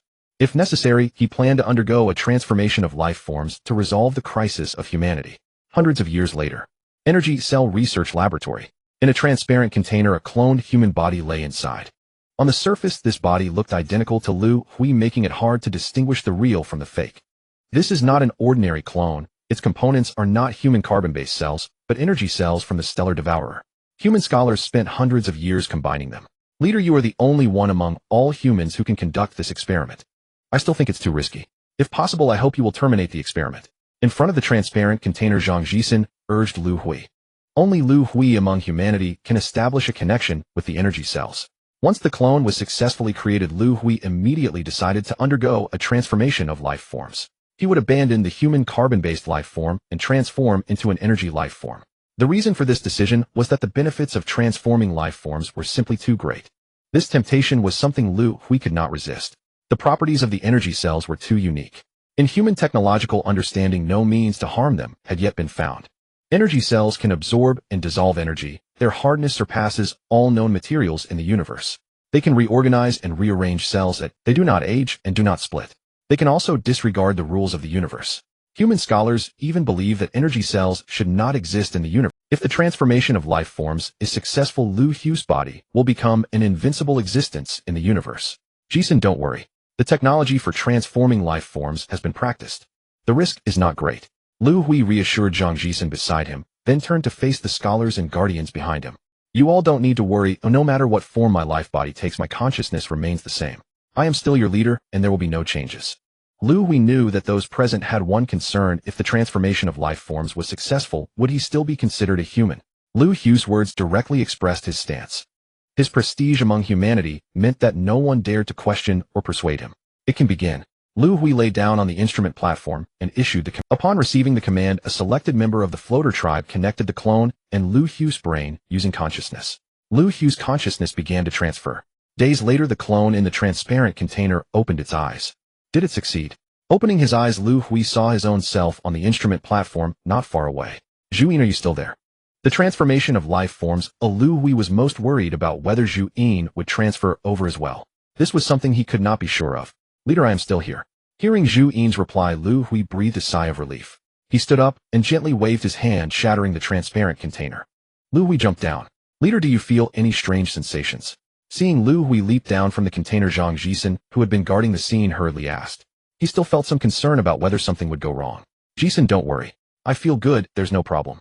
Looking at Zhang Jisen in front of him, Liu Hui suddenly felt a childlike joy. He sent a message to his own body. Leader, you. Zhang Jisen was startled and stepped back a few paces. He saw a replica of himself as Liu Hui instantaneously transformed into his likeness. Leader, this kind of joke is not good. Zhang Jisen did not expect Liu Hui to control the energy cells in his body so freely. Jisen, I'm hungry. After returning to his appearance, Liu Hui suddenly said, hungry. Hearing Liu Hui's words, Zhang Jisen was momentarily caught off guard. Jisen, my body feels a bit weak. Get me some energy blocks. With the transformation of life forms successful, Liu Hui felt his energy body was in a state of hunger. After several minutes, over 100 planetary-level energy blocks were placed before Liu Hui. He stepped forward and pressed his hand onto the energy block. The energy of the energy block was instantly drained. Jisen, bring me some of all levels of energy blocks. Absorbing the energy from the planetary-level energy blocks, Liu Hui felt nothing. Stellar energy blocks. Black hole energy blocks. Red hole energy blocks. Purple hole energy blocks. Liu Hui tried every level of energy blocks. Only the purple hole energy blocks gave him a slight feeling. This was already the highest level of energy blocks humans could collect. Jisen, how many purple hole energy blocks do we still have? Liu Hui inquired. Leader, there are about 1,000 left. They are all on the Eternal Mothership now. 2. Zhang Jisen replied. Let's go, we need to head there now. Liu Hui had a feeling that his energy body might be a bottomless pit for energy blocks. This feeling was soon validated. After absorbing the purple hole energy blocks, Liu Hui felt that his energy body had only recovered about 10. This body had an immense demand for energy. 1,000 purple hole energy blocks could supply the Eternal Mothership for hundreds of thousands of years. Yet Liu Hui consumed it all in just a few days. The energy blocks in the alternate space were limited, and the task of fully restoring his body had to be set aside. Liu Hui spent several months adapting to his new body. Months later, having fully adapted to the energy body, Liu Hui made a decision. Leaving the alternate space alone, he set off for the home planet of the Phantom Civilization, the Chue Pen planet. Liu Hui's reputation among humans was too great. His decision faced opposition from everyone, yet no one could stop him. Under his overwhelming pressure, a rift opened in the alternate space. Liu Hui's body passed through the rift and entered the normal cosmic space. Zhu Yin, can you lock the coordinates for spatial jump towards the Chue Pen planet? Liu Hui inquired. Chief, according to the data from the scans, the space is in continuous fluctuation, making it impossible to lock the coordinates. There is a spatial tunnel 23 light-years away from us. I recommend you navigate through the spatial tunnel, Chief, Zhu Yin replied. All right, Zhu Yin, let's head for the spatial tunnel. A mini Great Wall warship flew towards the spatial tunnel at a speed of 100 times light. This was a Great Wall warship reassembled from the energy cells within Liu Hui's body. It was only a few dozen centimeters wide and less than 2 meters long. Its internal structure and functions were almost identical to those of human Great Wall warships. Its power was directly provided by the energy cells. To put it simply, Liu Hui's body had transformed into a Great Wall warship possessing nearly all the... Thanks to Zhu Yin's presence, Liu Hui could easily control the warship. Over a month later, Liu Hui, now in warship form, arrived at the entrance of the spatial tunnel. To avoid unnecessary trouble, Liu Hui stealthily attached himself to the exterior of a starship at the right moment, reshaping his form to blend in with the exterior. Unnoticed, he followed the starship into the spatial tunnel. Due to the spatial fluctuations, he couldn't initiate a spatial jump and traversed through dozens of spatial... 5 years later, Liu Hui arrived in the outer space of the Chue Pen star system. Zhu Yin, are you sure the coordinates are correct? Upon reaching the destination, Liu Hui wanted to confirm. Chief, according to the data from the warship, the alternate space of the Phantom Civilization is right in this area. It shouldn't be wrong. Did you not see? There are billions of Phantom warships defending this area. If it weren't for our small size, we might not have made it here so smoothly. Zhu Yin was a bit talkative with a slightly impatient tone. Ever since leaving the alternate space and entering the normal universe, Liu Hui had transformed his body into a warship, entrusting all control to Zhu Yin. This made Zhu Yin feel as if she had reverted to being a computational core, which was quite frustrating. As long as the coordinates are correct, that's fine. Then let's blast a rift in and take a look. As soon as the words left his mouth, Liu Hui transformed his body into a special ray wave instrument and began bombarding the surrounding space with ray waves. A few minutes later, a spatial rift appeared not far from Liu Hui. Liu Hui, now in warship form, flew towards the rift. There are indeed quite a few warships inside. As he entered the alternate space of the Phantom civilization, the warship detected a massive number of enemy ships. The number reached tens of billions. Chief, we've been detected. Before Zhu Yin could finish her sentence, dozens of energy beams shot towards Liu Hui. The enemy warship closest to Liu Hui discovered them. The energy beams hitting Liu Hui were immediately absorbed by the energy cells. Liu Hui paid no attention to this, calculating the time, which had already exceeded 10 seconds. As expected, the energy cells are not constrained by the dimension of time, Liu Hui thought to himself, feeling pleased. Huang Zihu had led the human fleet into the alternate space of the Phantom civilization 3 times. Each time they entered through a rift, it took less than 10 seconds, and their time dimension was reverted to a day prior. Now, however, time had exceeded 10 seconds, and Liu Hui remained in the alternate space unaffected by the time dimension. Chief, the Phantom warships are charging at us, Zhu Yin said nonchalantly. What kind of joke is this? They think they can crash into me. It's a miracle I don't crash into them. Since Liu Hui's body transformed into an energy entity, his confidence had soared to unprecedented levels. Because he couldn't even destroy himself. Dozens of Phantom warships crashed into Liu Hui, and the outcome was predictable. Since I'm here, let's have some fun. Human civilization and Phantom civilization had been at war for over 20,000 years, and the pent-up frustration had long spread among humans, affecting Liu Hui as well. Now he wanted to vent a little. The mini Great Wall warship quickly accelerated to 100 times light speed. Liu Hui darted through the enemy fleet, leaving destruction in his wake. After half an hour of frantically weaving through the enemy ships, Liu Hui suddenly stopped. Damn, is there any difference between what I'm doing and being an idiot? The enemy warships he had destroyed reverted to their original state due to the alteration of the time dimension. Continuing to crash into enemy warships served no purpose other than to relieve his emotions. Now Liu Hui had vented his emotions. The Great Wall warship flew towards the Chue Pen planet. This action clearly startled the enemy. Surrounding Phantom warships began to gather in front of the Great Wall warship, densely packed together. Knowing it was futile, the enemy still formed a ship barrier in an attempt to stop Liu Hui's advance. Despite the collisions, Liu Hui's speed did not slow down. Minutes later, a massive planet appeared before Liu Hui. The only planet in the alternate space of the Phantom civilization, the Chue Pen planet. Intruder from beyond the domain, I am the leader of the Phantom civilization, Wang. What is your purpose here? Liu Hui sensed a powerful consciousness which also seemed a bit flustered. Though my warship is a bit small, you should recognize its shape, right? What purpose? Do I really need to say? Liu Hui did not stop communicating with the other party through his consciousness while landing on the planet. Is this your life essence? Upon landing on the planet, Liu Hui resumed human form. He saw the planet's surface covered in a type of vine-like plant bearing clusters of fruit resembling grapes in shape and size. Liu Hui knew that these fruits were the essence of the Phantom beings. You are human. The voice of Leader Wang trembled slightly. Liu Hui, too lazy to respond, plucked a cluster of fruit from a nearby plant. He held it in his palm, rubbing it vigorously. The fruit turned into powder. Are you kidding me? This can't even kill, eh? Liu Hui noticed that the place where he had plucked the fruit had reappeared with an identical cluster. The time dimension had been altered and the fruit restored to its original form. I don't believe it. After muttering this to himself, Liu Hui followed the vine to find the root. Stop it. Amid Leader Wang's cries, Liu Hui pulled up the root. All the fruits on the vine instantly withered, never to return to their original state. Stop right there. I want to negotiate with your Human Civilization's Rights Committee. Tell Zhang Jixin and Huang Zihu that the Phantom civilization is willing to unconditionally surrender and become a subordinate civilization of humanity. Leader Wang, no need to contact them. I can make this decision myself. Humanity does not accept your surrender. Do you hold authority in what is your standing among humanity? And the leader of human civilization had been absent on an exploratory mission for over 100,000 years. Supreme authority over the Wangzhou star system now rested with Zhang Jixin, Huang Zihu, and Liu Hui. Leader Wang did not recognize Liu Hui. I am Liu Hui, leader of humanity. And tell me, do you hold authority? Liu Hui's declaration startled Leader Wang. He had not anticipated the leader's return, nor had he imagined the leader's physical form would radiate such overwhelming power. Why do you refuse our surrender, Leader Liu Hui? Our ghost civilization commands temporal dimensions. Should we submit to humanity, our integration would vastly amplify human civilization's strength. Leader Wang was utterly out of options. His adversary remained impervious to temporal manipulation. Ghost warships crumbled before him as effortlessly as dry twigs. For the survival of his civilization, surrender was the sole viable path.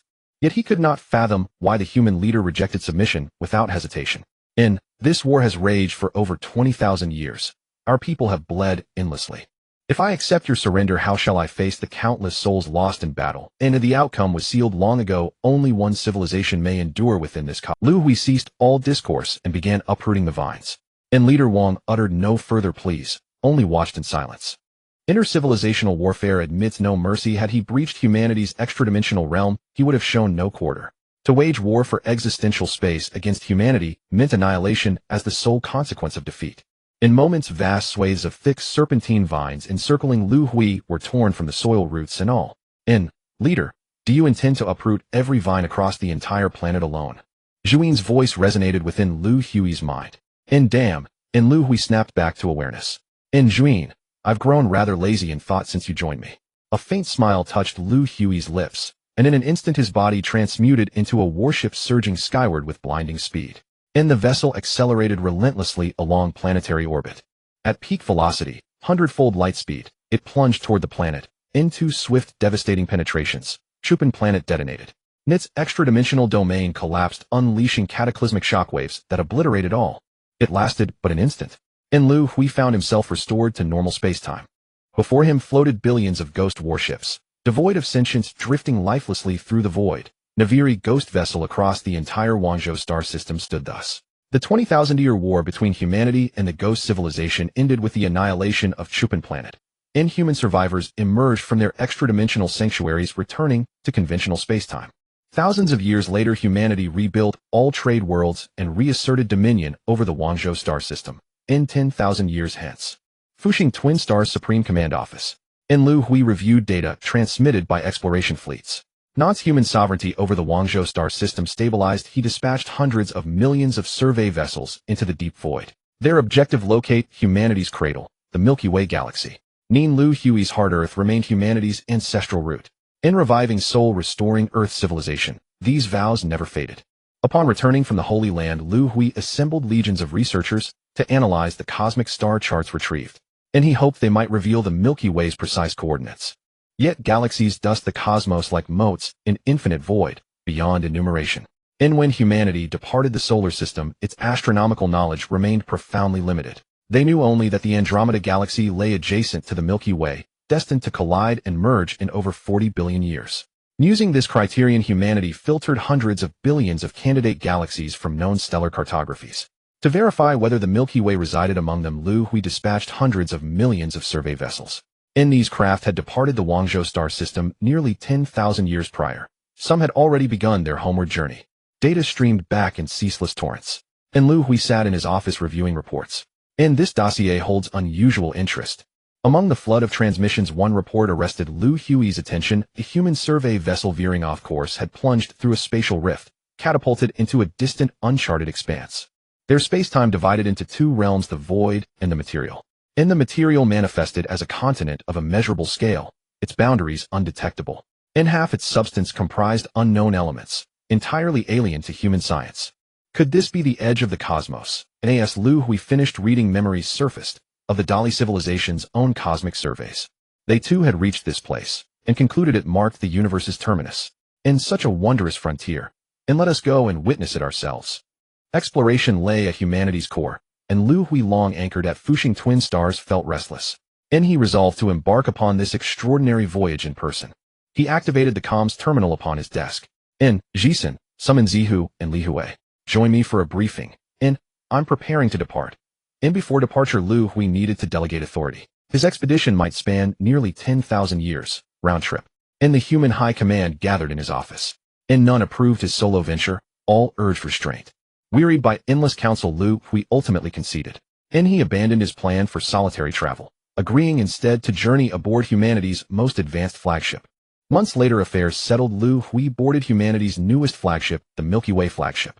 The vessel measured 10,000 kilometers in diameter, crewed by 200 million souls, armed with 4 colossal energy cannons and millions of kinetic point-defense turrets. Incapable of large-scale dimensional suppression and localized spatial pulverization, and impervious to all energy-based assaults, and powered by millions of violet hole energy blocks, in maximum spatial velocity, 200 times light speed, in reinforced hull, enabling thousands of consecutive quantum jumps, and escorted by 2 million newly developed Hwanghe-class warships, and equipped with a full-scale industrial replication system, modeled after the Zhihe flagship's architecture, capable of rapid warship fabrication given sufficient raw materials, in the Milky Way flagship, humanity's ultimate technological apotheosis. Xianming set course for the spatial rift 260 million light-years distant, and Liu Hui issued the order to depart. And accompanying him were scholar Yuan Yi and guardian Xianming. According to coordinates recovered from the survey vessel's transmission, a concealed spatial rift lay precisely 260 million light-years away. This rift functioned unidirectionally. Transit through it led straight to the cosmic edge, and the expedition to the universe's frontier had begun. Months later, the galactic mothership arrived at the entrance of the space rift. All departments conduct the final inspection of the mothership and prepare to enter the space rift. The command from the control center was transmitted to every department of the mothership. Data indicated that the stability of the space rift was low, with a spatial fluctuation level of 6. This level of fluctuation could potentially damage the structure of the galactic mothership.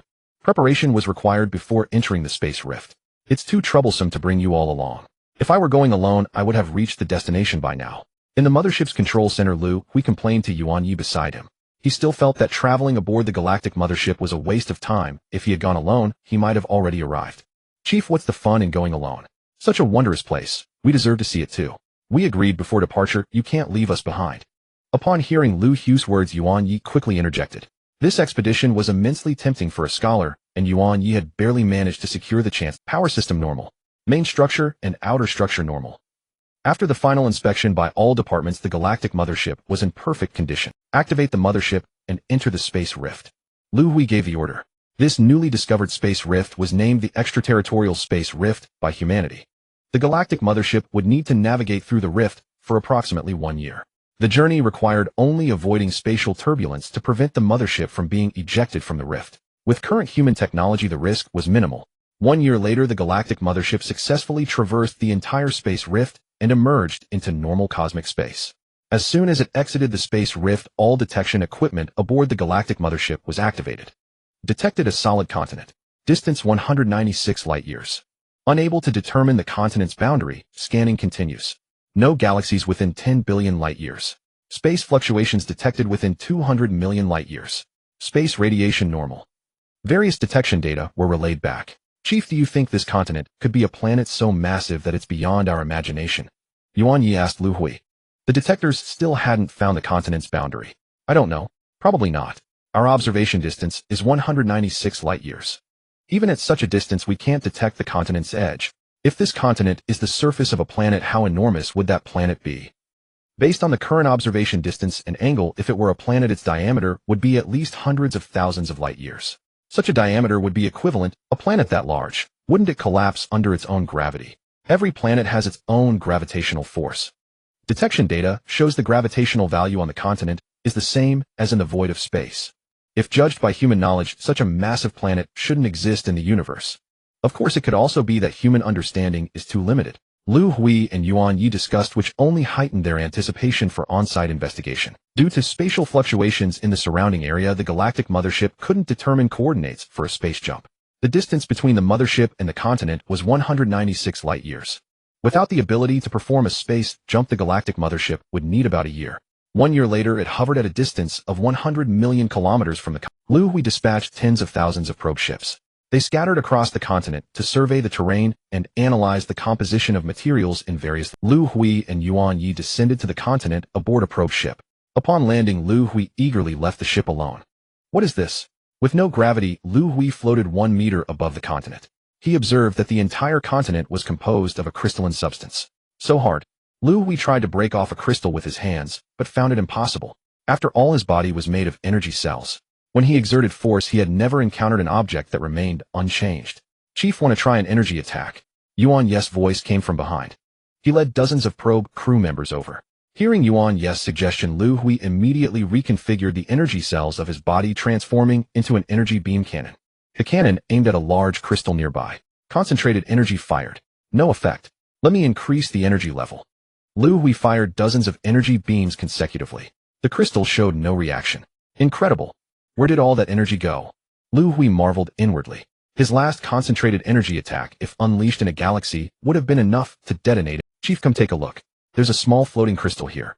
We can't move it. Yuan Yes voice came from nearby. Liu Hui reverted to human form and drifted over. Is this the one? He saw a small round crystal about the size of an egg lodged in a crevice. Chief, this is it. See how it's suspended with no connection to anything else. Strangely, we can't move it. Yuan Yi pointed at the crystal. Let me try. Liu Hui gripped the small crystal, braced his feet against the larger one, and pulled upward with force. Slowly the small crystal moved about 10 centimeters. Liu Hui stopped. Yuan Yi, based on the force I used, this small crystal's mass is at least around 1 billion tons. This defies all common sense of cosmic physics. It's a vacuum environment with the same gravitational value as the void of space. I was able to move it, but by common sense, without any opposing force, the crystal should have flown into space. Could there be some force pulling on it? The first day of research overturned the basics of human science. This continent had surpassed human understanding. Humanity began employing every conceivable detection method. Over 5,000 years later, a communication vessel from the Revival binary star system emerged from the extraterrestrial space rift and rapidly approached the galactic mothership. This communication vessel was dispatched urgently by Zhang Jisen. It brought startling news to Liu Hui aboard the galactic mothership. Over 10,000 years ago, an exploration vessel sent by humanity had located the Milky Way. The Milky Way was 86.9 billion light-years from the Guangzhou galaxy. After humanity reached the outer domain continent, a vast research base was constructed. After thousands of years of expansion, the area of the base has grown to over 100 square kilometers. All researchers from the galaxy mothership have relocated to the base. Later, the collection work of the outer crystal mines has commenced normally. Due to the constraints of the energy cells, the quantity collected is limited. The extension detection of the energy bands is still ongoing and the depth cannot be determined. At the research base, Yuan Ye was reporting the work to Liu Hui. Over the span of 5,000 years, humanity has primarily conducted research in two areas. The first is the outer crystal mines scattered across the continent. Despite thousands of years of research, humanity still cannot provide an accurate value for the hardness of the crystal mines.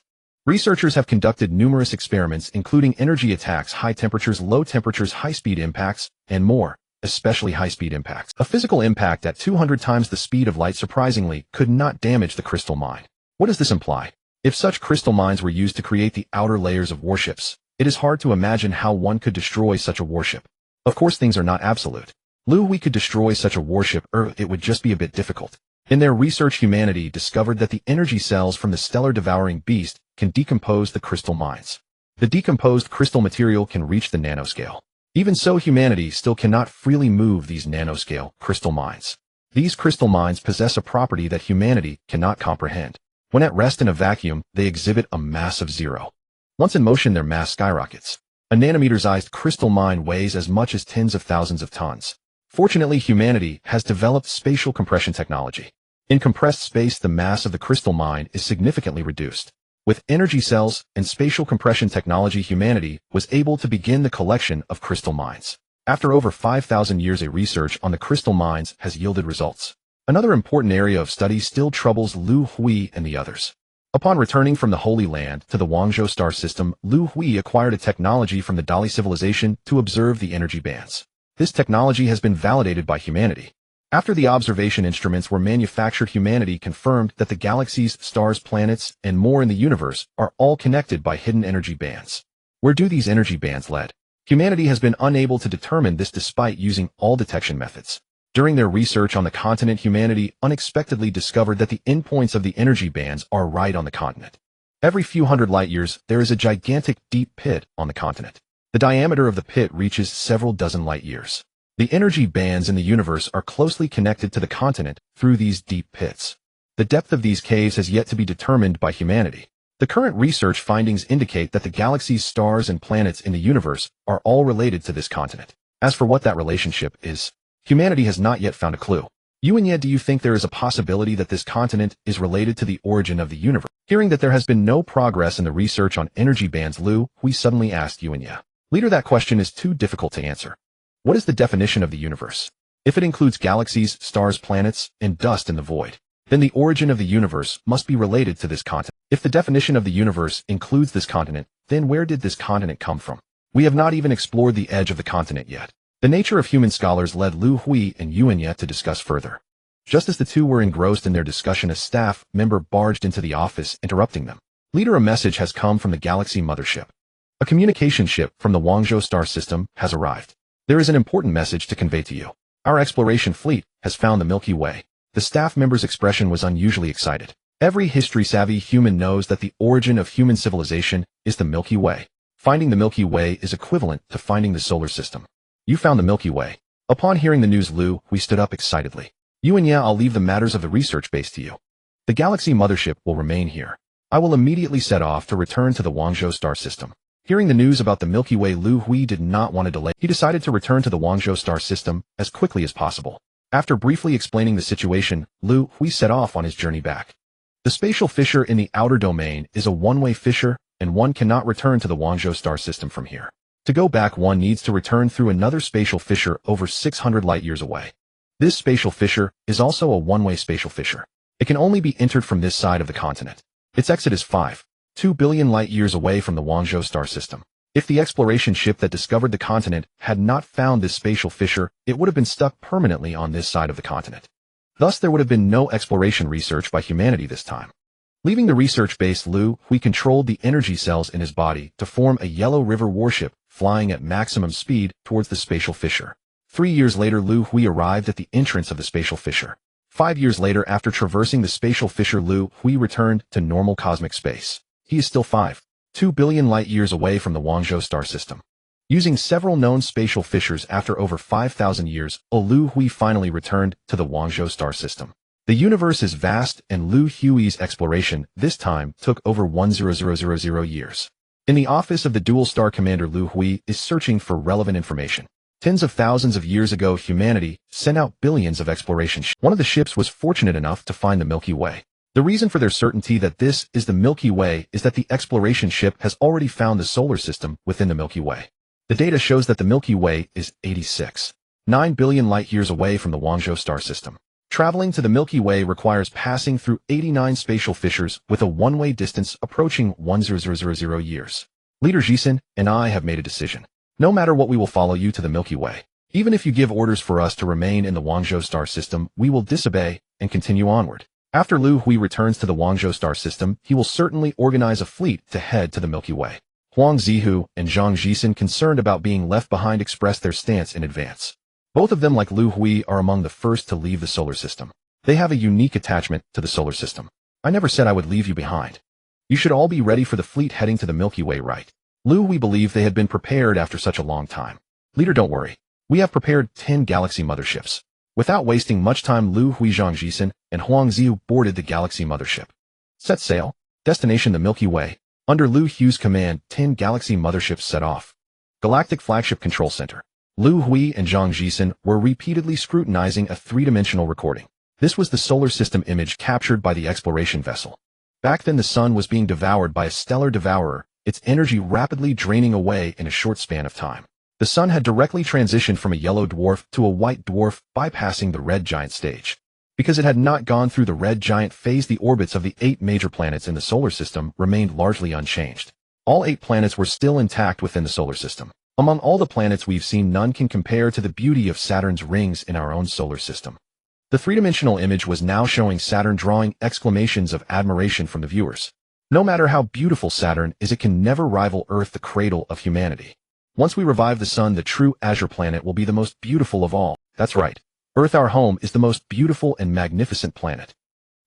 The three-dimensional image had now reached Earth, and the viewers in the control center began discussing. At this point, Earth was no longer the blue planet it once was.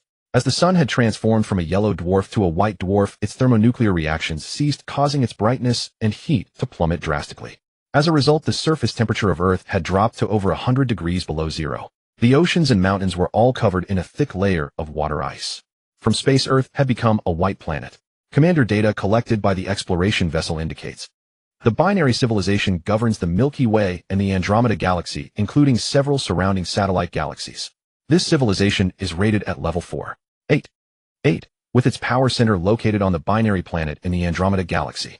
Before we head to the Milky Way, should we pay a visit to this binary civilization? As the three-dimensional image concluded, Zhang Jisen in the control center turned to Liu Hui for guidance. He wanted to gauge the commander's stance, whether to initiate war or adopt a different approach. Forget about this binary civilization for now. We'll head straight to the solar system. Let's restore the solar system first. Liu Hui's mood was impatient. If possible, he wanted to reach the solar system instantly. He did not want to delay the restoration of the solar system even for a moment. A level 4.8 civilization was nothing but ants to humanity. Liu Hui had no intention of wasting time on such insignificant beings. Driven by his urgency, the fleet sailed at full speed except for scheduled maintenance. Liu Hui had only one goal: to reach the solar system as soon as possible. Over 9,000 years later, after a spatial jump, the fleet arrived at the periphery. Activate the detection equipment and locate the precise coordinates of the solar system. Prepare for the next spatial jump. Liu Hui issued the command. Even though they had only reached the outskirts of the Milky Way, he could barely contain his excitement. Found it! We've found it! These are the exact coordinates of the solar system. Cheers erupted from the control center personnel. In no time, the three-dimensional star coordinate map of the entire Milky Way was established. Commander, a spatial fluctuation barrier has been detected at the edge of the Milky Way, preventing spatial jumps. The barrier is approximately 100 light-years. A crew member in the control center suddenly reported. A spatial fluctuation barrier of 100 light-years. This binary civilization really spared no. A barrier of this magnitude must consume an enormous amount of energy. Liu Hui had not anticipated that the binary civilization ruling the Milky Way would construct such a barrier. This barrier was part of the galactic defense system designed to prevent extragalactic starships from entering the Milky Way via spatial jumps. The fleet will proceed at full speed. Once we cross the barrier, we will initiate a spatial jump. Liu Hui gave the order. He was somewhat frustrated. A distance of 100 light-years would take the galactic mothership half a year to traverse. 3 months later. Commander, we have detected extragalactic starships crossing the spatial fluctuation barrier. The observation post deployed by the binary civilization at the edge of the Milky Way had spotted the human fleet. How many starships? Commander, the count is 10. Detection data shows the starships are traveling at 200 times the speed of light. Their diameter is 10,000 kilometers. These are mothership fleets from an extragalactic civilization. Quick, report immediately to the base. The commander of the observation post was horrified. Ships traveling at 200 times the speed of light with a diameter of 10,000 kilometers. What kind of civilization could produce such motherships? The alarm from the observation post was quickly transmitted to the nearest defense base. Upon receiving the alert, the base commander dared not act rashly and forwarded it to the defense command. The command's orders came down swiftly. Deploy warships immediately to intercept, ascertain their intentions, and attack if necessary. Are the people in the command idiots? Their mothership is larger than a planet. Our base has only 1,000 warships. Are they sending us to our deaths? Oh. Upon receiving the order, the base commander cursed openly. He had not expected the command to issue such an order. Commander, disobeying orders will result in Perhaps things won't be that dire. Maybe this fleet harbors no hostility. Let's send a message first and decide whether to deploy the fleet after we get a response. The commander's deputy hastily tried to persuade him. Quick, send a message to that extragalactic fleet immediately. The commander gave the order. An air of unease spread through the base. Everyone knew that if the fleet had no hostile intentions, they would have sent a message to the defense base before crossing the spatial fluctuation barrier. The fact that they had not sent any message likely indicated ill intent. As expected, the base's transmission to the extragalactic fleet received no response. Left with no choice, the base commander led 1,000 warships to intercept. The outcome was something he never anticipated. When the two fleets encountered, they issued a final warning, and the 1,000 warships launched an attack on the extragalactic fleet that had intruded into the Milky Way. To their astonishment, none of their attacks had any effect. Even more surprising, the extragalactic fleet did not retaliate at all. They simply ignored their presence. After crossing the spatial fluctuation barrier, the extragalactic fleet immediately initiated a spatial jump and vanished without a trace. The base commander, completely bewildered, could only report the battle results truthfully to the defense command. The fleet of the Galaxy Mothership. Every human, including Liu Hui, could not hide the joy and excitement within their hearts. They were on their way home. This joy and excitement even overshadowed the fact that the fleet was under attack. The inquiries and subsequent warning messages from the defensive fleet of the dual-body civilization were directly ignored by humanity. After the fleet traversed the spatial wave barrier, it immediately activated its space jump. Everyone was calculating how many more space jumps were left before they could return to the solar system. Galaxy Flagship Control Center. Leader, I don't understand why you are all so excited. Earth is just an ordinary planet. Although your human civilization was born here, there are countless better planets in the universe. Why are you so attached? Zhu Yin analyzed for a long time, but could not find the answer, so she could only ask Liu Hui. She witnessed the behavior of humans on the mothership, which she found somewhat incomprehensible. Zhu Yin, do you know what home is? Liu Hui did not directly answer Zhu Yin, but instead asked her a question. Home. Zhu Yin thought for a moment. Leader, according to your human definition of home. A home consists of marital members and blood relatives collectively referred to as family. Zhu Yin, you can understand it in a broader sense. Earth is the home of all humanity. I wonder if your data contains the phrase, returning to one's roots. Zhu Yin, you can understand it in a broader sense. Earth is the home of all humanity. I wonder if your data contains the phrase, returning to one's roots. It describes plants that grow in the soil. No matter how the plants grow, one day their branches and leaves will fall back to the land that nourished them. This is called returning to one's roots. Humans are the same. No matter how many years we drift in the universe, no matter how far we go, Earth will always be our home, our roots. Liu Hui's explanation did not fully help Zhu Yin understand. She merely felt the immense importance of home. After traversing the spatial wave barrier, the human fleet did not pause for a moment and continuously activated their space jumps. Over a month later, the fleet arrived in the solar system, stopping in the space near Earth. On a mountain peak somewhere on Earth, Liu Hui stood at the top of the peak, unable to calm his emotions for a long time. Beside him stood Zhang Jixin and Huang Zihu, both. After the fleet reached the solar system, the three could not wait to land on Earth. At this moment, they stood atop the mountain, gazing at everything before them in silence. Leader, we should head back first. There is still much to do to revive the sun. When we come back next time, we won't see this vast whiteness anymore.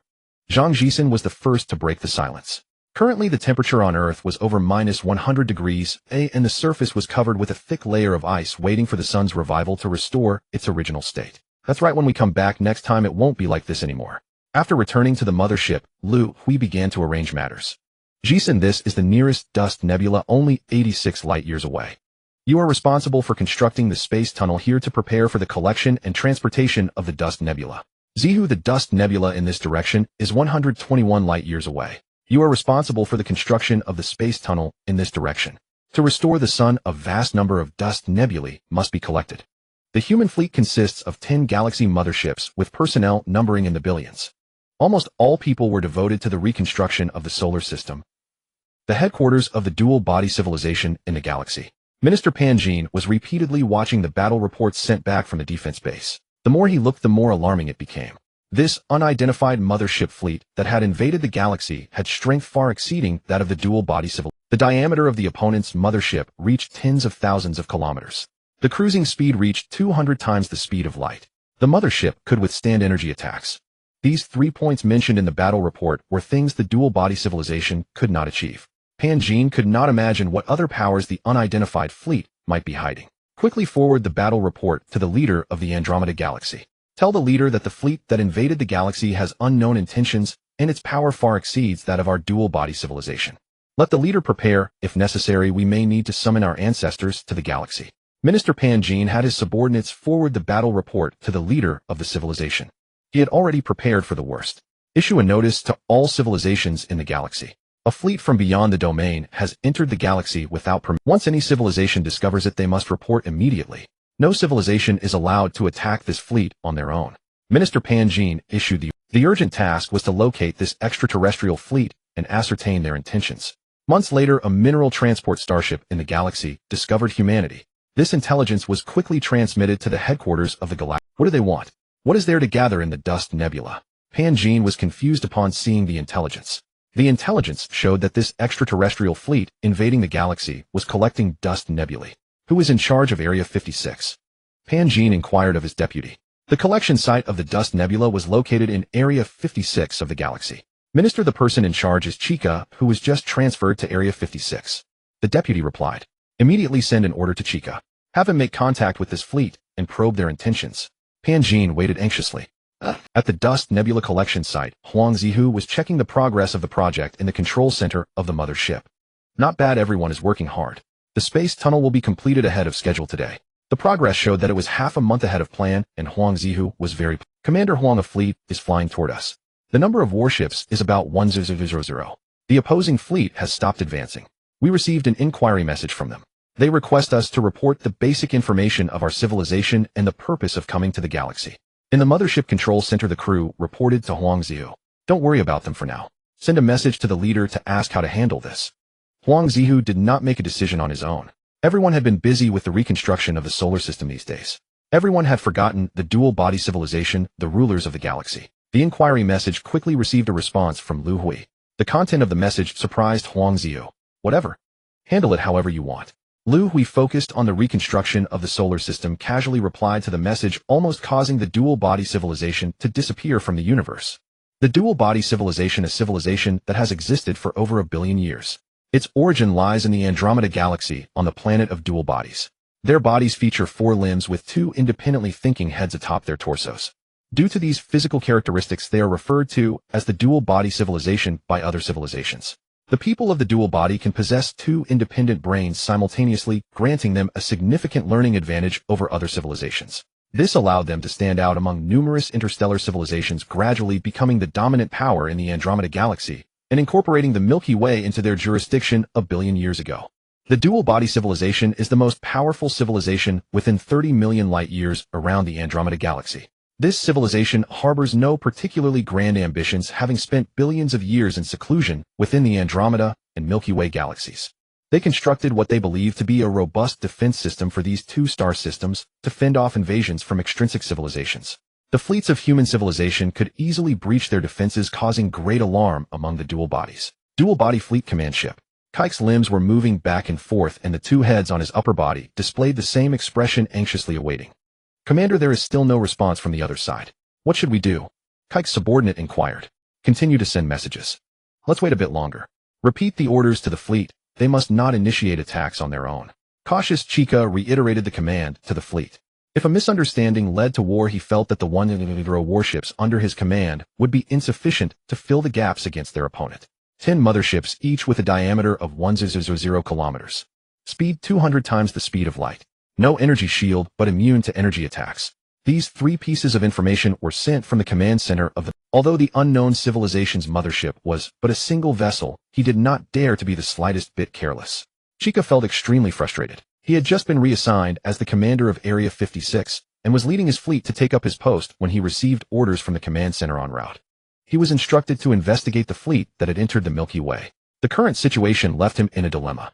Launching an attack could be a path to self-destruction. Retreating without any response from the other side would surely incur punishment from the command center. In anxious waiting, Chica finally received a response. Commander, we have a response. The other side did not accept 3-dimensional communication. They sent a text message instead. They claimed to be from human civilization originating from the nearby solar system. About 2,000 years ago, they were forced to wander the universe due to an attack by stellar devourers.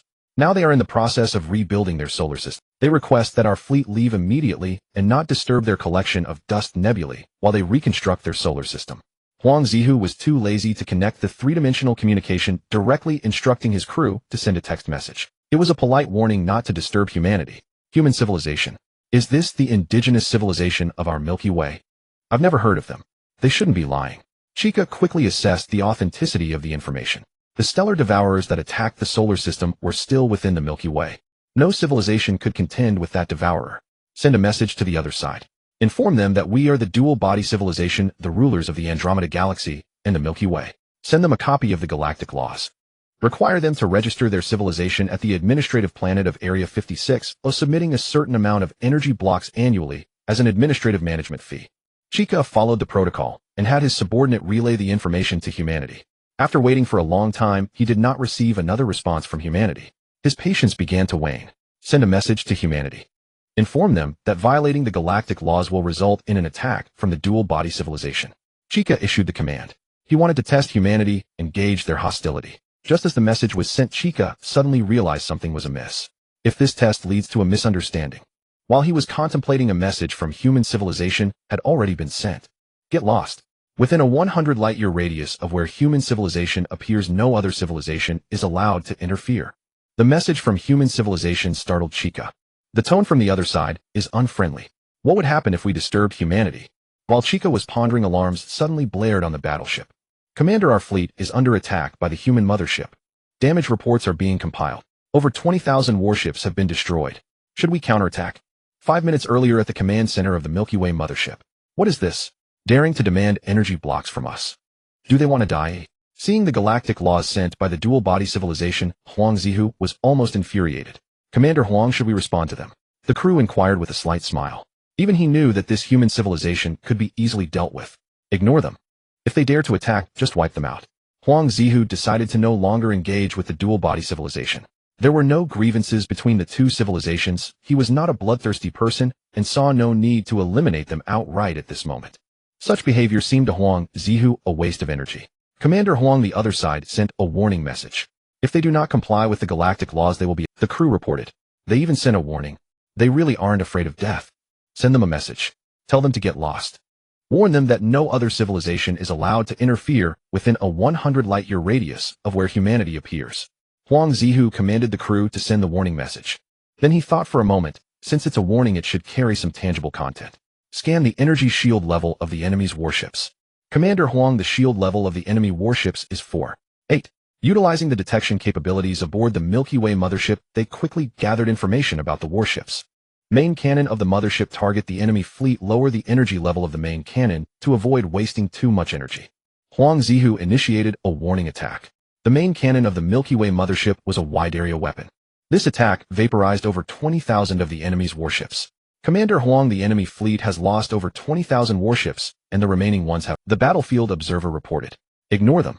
Let the collection and transport starships continue their work, completing the reconstruction of the solar system as soon as possible.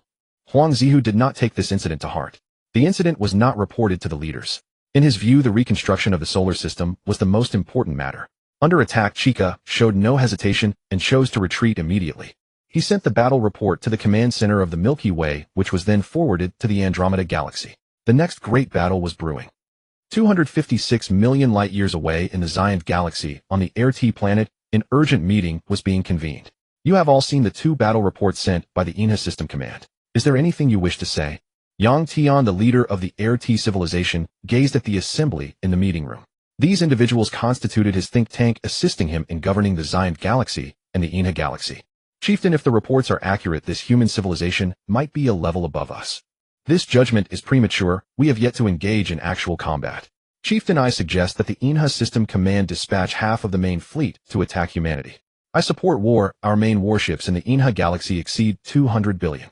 Humanity has only 10 motherships. If we send 100 billion warships for a war of attrition, they cannot outlast us. I oppose war. We must not initiate hostilities without a thorough understanding of human civilization strength. I also oppose war. Humanity's motherships are immune to energy attacks, which alone renders them invincible. What then? Abandon the INHA Galaxy. We can send more envoys. Envoys. Have you not carefully read the battle report from Sector 56? Humanity has no desire to negotiate. Their warnings are a provocation and contempt for our RT civilization. In the meeting room, the chieftain's think tank was engaged in heated debate, clearly divided into two factions. Humanity has no desire to negotiate. Their warnings are a provocation and contempt for our RT civilization. In the meeting room, the chieftain's think tank was engaged in heated debate, clearly divided into two factions.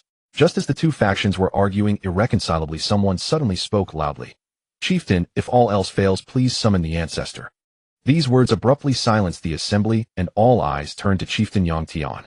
Hundreds of thousands of years ago, the ancestor left the RT planet to attack the star-devouring beast. After returning in failure, he has been recuperating on the planet. Let us not disturb him for now. Issue orders to the INHA System Command, dispatch half of the main fleet to attack humanity. If the attack fails, then we shall summon the ancestor. The RT chieftain made his decision. After returning in failure, he has been recuperating on the planet. Let us not disturb him for now. Issue orders to the INHA System Command, dispatch half of the main fleet to attack humanity. If the attack fails, then we shall summon the ancestor. The RT chieftain made his decision. The ancestor was the trump card of the RT civilization, not to be deployed lightly. At the INHA System Command, upon receiving the chieftain's orders, the command began to mobilize fleets from various regions. The RT civilization had ruled the INHA Galaxy for over 1 billion years, constructing an extensive network of space tunnels throughout the galaxy. Relying on these space tunnels, the command assembled 100 billion main warships in just over a decade. Commander Panjin led the fleet in a grand march toward the human-occupied region. Dust Nebula No. 6 Collection Field. Over 10 million human collection and transport starships were bustling in and out, extremely busy. The primordial material that forms stars is the cosmic dust nebula. Due to the force of gravity, gas and dust in the universe gradually gather together to form dust nebulae. When the accumulation becomes excessive, collapse occurs. As matter gathers and collapses further, the temperature and pressure at the core rise. When the temperature reaches 15 million degrees, a hydrogen undergoes fusion and a star with thermonuclear reactions is born. Humanity's sun has already lost its thermonuclear reactions and become a white dwarf. To restore it to a luminous yellow dwarf, a massive amount of gas and dust must be replenished. To this end, humanity had sought out dozens of dust nebula collection fields and dispatched personnel to demarcate collection zones. Huang Zihu was assigned to the No. 6 Nebula Collection Field, commanding a mothership to oversee all affairs. At the Inha Mothership Control Center. Commander Huang, we have detected a massive fleet of the Air T civilization. Warship count approximately 10 billion. Among them about 10 million motherships with a diameter of 30 km. The vanguard of the fleet has entered the 100 light-year warning zone we designated. The Air T fleet was detected by the Inha mothership from afar. The crew members in the control center were astonished as they reported to Huang Zihu. What astonished him was not the number of warships, but the suicidal nature of their action. How interesting. Did they get their heads kicked by a donkey? Do they take our warning as a fart? Hearing the crew's report, Huang Zihu found it perplexing. Had that energy cannon blast from back then not been deterrent enough? Notify the Chongqing warships on perimeter alert to return to the mothership. Calculate the distribution volume of the enemy fleet's area and determine how many dimensional reduction attacks are needed. This time Huang Zihu did not even want to give them a chance to communicate. He intended to directly use dimensional reduction attacks to eliminate the fleet in a short time so as not to disrupt the normal operations of the collection field. Commander Huang, 3-dimensional reduction attacks can cover the entire fleet. The crew member replied. Calculate the distance of the enemy fleet. Once they enter the coverage range of the dimensional reduction attack, launch the attack immediately.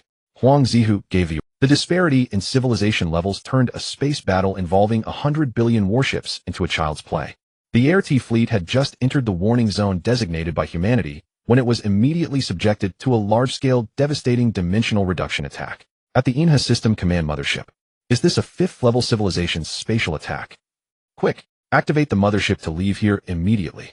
Commander Pan Jin reacted swiftly. He had been cautious before departure. His command mothership was not mixed with the attacking fleet. Prudently, he had chosen to follow far behind the fleet, luckily evading humanity's attack. In a matter of seconds, 100 billion warships were annihilated. Witnessing this, how could he dare remain on the battlefield? Pan Jin tremblingly sent the battle report back to the Xianv Galaxy. At the Xianv Galaxy, on the Air T planet.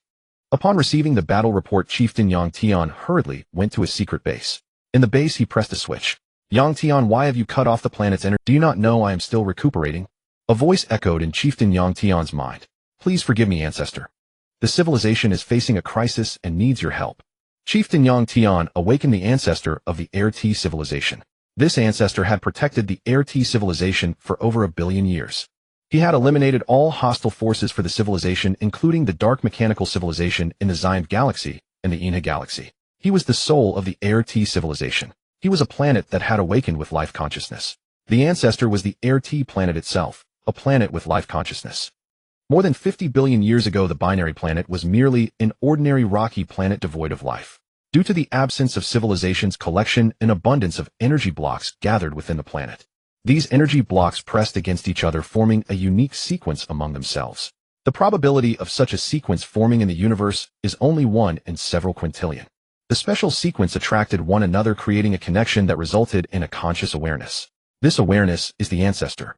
After hundreds of millions of years, the ancestor's consciousness occupied the entire planet, becoming a unique existence in the universe. After the consciousness occupied the entire planet, the ancestor discovered that his consciousness could detach from the planet's body and exist in the universe. From then on, the ancestor began his exploration of the universe. Whenever his conscious energy weakened, he would return to the binary planet to recuperate. For hundreds of billions of years, the ancestor spent his time exploring and resting. He visited countless planets and witnessed the rise and fall of numerous civilizations. Having grown weary of the wandering exploration, the ancestor returned to the binary planet. Feeling a deep sense of loneliness, he began to utilize the knowledge gained from his exploration to alter the environment of the binary planet. Life emerged on the binary planet, evolving into binary civilization. The relationship between the ancestor and binary civilization became inseparable. Yang Tian, as you mentioned, humans are capable of spatial attacks. Their civilization level must be at least level 5. I have traveled through the universe for many years, and level 5 civilizations are exceedingly rare. You truly cannot contend with human civilization, thought the ancestor, surprised that binary civilization would have an enemy of level 5. I implore the ancestor to intervene and resolve the crisis of our civilization, pleaded the leader Yang Tian. Yang Tian, over 100,000 years ago, I ventured to the galaxy to attack the stellar devourer, but returned empty-handed. This attack consumed a vast amount of my conscious energy, and I have yet to recover fully. Although I can confront humanity, I do not have absolute confidence. The characteristic of consciousness life forms is their ease in comprehending spatial dimensions. The ancestor can utilize conscious energy for spatial teleportation, spatial confinement, and spatial powderization. While he can launch spatial attacks, it requires a substantial amount of conscious energy. The ancestor's conscious energy is insufficient to deal with humanity. Ancestor, what should we do? Should we abandon the galaxy? The leader Yang Tian did not expect the ancestor to lack absolute confidence in contending with humans. He had already begun to consider abandoning the galaxy, though he felt somewhat reluctant. Yang Tian, for binary civilization, it makes no difference whether we abandon the galaxy or not. Do you remember the cosmic catastrophe I mentioned? The time until the catastrophe arrives is approximately 50 million years. With my abilities, I might be able to protect the Andromeda galaxy. However, if we include the Milky Way, I would be powerless. Human civilization's level is at least level 5. If we hand the Milky Way over to humanity, perhaps they can withstand the great catastrophe. This way it would not lead to the destruction of all civilizations in the Milky Way during the catastrophe. Sensing the leader Yang Tian's reluctance, the ancestor explained the situation. Ancestor, is this cosmic catastrophe that occurs once every 100 billion years really so terrifying? Although it shouldn't be questioned, Yang Tian found it difficult to comprehend, because he had never experienced a cosmic catastrophe. Destruction of heaven and earth. The mothership of the dark mechanical civilization will sweep across the entire universe. Over the course of more than 50 billion years, the ancestor experienced 5 cosmic catastrophes, and the scenes of civilizations in the universe being slaughtered vividly replayed in his mind. Yang Tian, I intend to make a trip to the Milky Way. If necessary, I would like to talk to the leader of human civilization about the cosmic catastrophe. Prepare for civilization's withdrawal from the Milky Way. By handing the Milky Way over to humanity, perhaps they can protect it. The ancestor made his decision. Nebula Collection Site No. 6. According to the detailed interstellar coordinates provided by binary civilization, the ancestor arrived here. At this moment, only a few days had passed since the last war. The reason for arriving so quickly was that the ancestor consumed a significant amount of conscious energy and teleported here. With the current technology mastered by humanity, they are still unable to detect the presence of the ancestor's consciousness. At the Nebula Collection Site, the ancestor quietly observed humanity for several days. Ultimately, he confirmed that human civilization's level had reached at least the peak of level 5. The strength of humanity led the ancestor to decide to formally discuss matters with the leader of humanity. Before the formal discussion, he wanted to demonstrate his strength. Nebula Collection Site No. 6. A galactic mothership. At this rate, the reconstruction of the solar system is just around the corner. Huang Zihu was checking the collection progress in the mothership's control center. The data showed that it would take just over 2 more months to complete the required collection volume. This was half a month ahead of the original schedule. Send the latest collection progress information to the leader. Let the leader be pleased as well. Huang Zihu instructed the crew nearby. As soon as he spoke, he suddenly noticed something was amiss. All the crew members in the control center were frozen in place. It's spatial confinement. The mothership is under spatial confinement. Huang Zihu immediately reacted, activating his Red Star battle armor. Wait. Why am I not affected by the confinement? Huang Zihu, clad in Red Star battle armor, moved his body, but found it hard to comprehend. Just as he was about to move, he realized he was trapped in a small space. This space only allowed him to turn around, but he couldn't move. I am the ancestor of binary civilization. Your entire collection site, including all personnel and warships, is now within my confinement space. Relay this message to the leader of human civilization and ask him to come here. I wish to speak with him. A voice echoed in Huang Zihu's mind, communicating with me inside my brain. Are you a consciousness-based life form? In Huang Zihu's understanding, only consciousness-based life forms could communicate directly within the minds of humans. Exactly. I am a consciousness-based life form. Binary civilization refers to me as the ancestor. If you are not accustomed to consciousness communication, I can speak to you in the way humans converse. The ancestor did not expect that humanity was aware of the existence of consciousness life. He seemed to underestimate humanity a bit. Are you trying to use us as leverage to trick our leader into coming? I cannot agree to that. Huang Zihu took the other's words as a threat. You misunderstand. Before discussing with your leader, I need to demonstrate my strength. Your strength seems to be lacking as well. Suddenly, a voice interrupted the ancestor. Liu Hui appeared in the control center of the mothership, walking step by step towards the trapped Huang Zihu. Impossible. How can you move freely in my confinement space? Several days ago, intense spatial fluctuations emanated from the direction of Collection Site 6, startling Liu Hui within the solar system.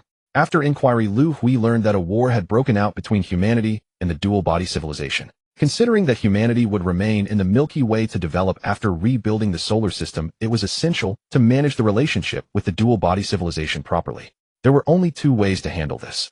First, the dual-body civilization, intimidated by humanity's formidable strength, would be compelled to relinquish control of the Milky Way. Second, humanity could directly use force to seize control of the Milky Way. Huang Zihu, the supreme commander of the human army, was someone Liu Hui wished to consult personally. He wanted to ascertain which method Huang would prefer so he could prepare accordingly. This was the reason for Liu Hui's sudden appearance at Collection Site 6. He came alone without prior notice, intending to surprise Huang Zihu. To his astonishment, Liu Hui had just arrived near the collection site when he sensed immense spatial fluctuations. The entire collection site was under attack from spatial confinement. Since Liu Hui's body was composed of energy cells, the spatial confinement had no effect on him. He directly entered the confined space and arrived at the control center of the galactic mothership. Upon arrival, he overheard a conversation between the ancestor and Huang Zihu. "Nothing is impossible. It's just a confinement space. To me, any spatial attack will be ineffective," Liu Hui said casually. "Your body, eh? Who are you? How could there be characteristics of a stellar devourer?" The ancestor had previously attacked stellar devourers within the Milky Way. Liu Hui possessed similar characteristics, able to absorb the energy that created the confinement space.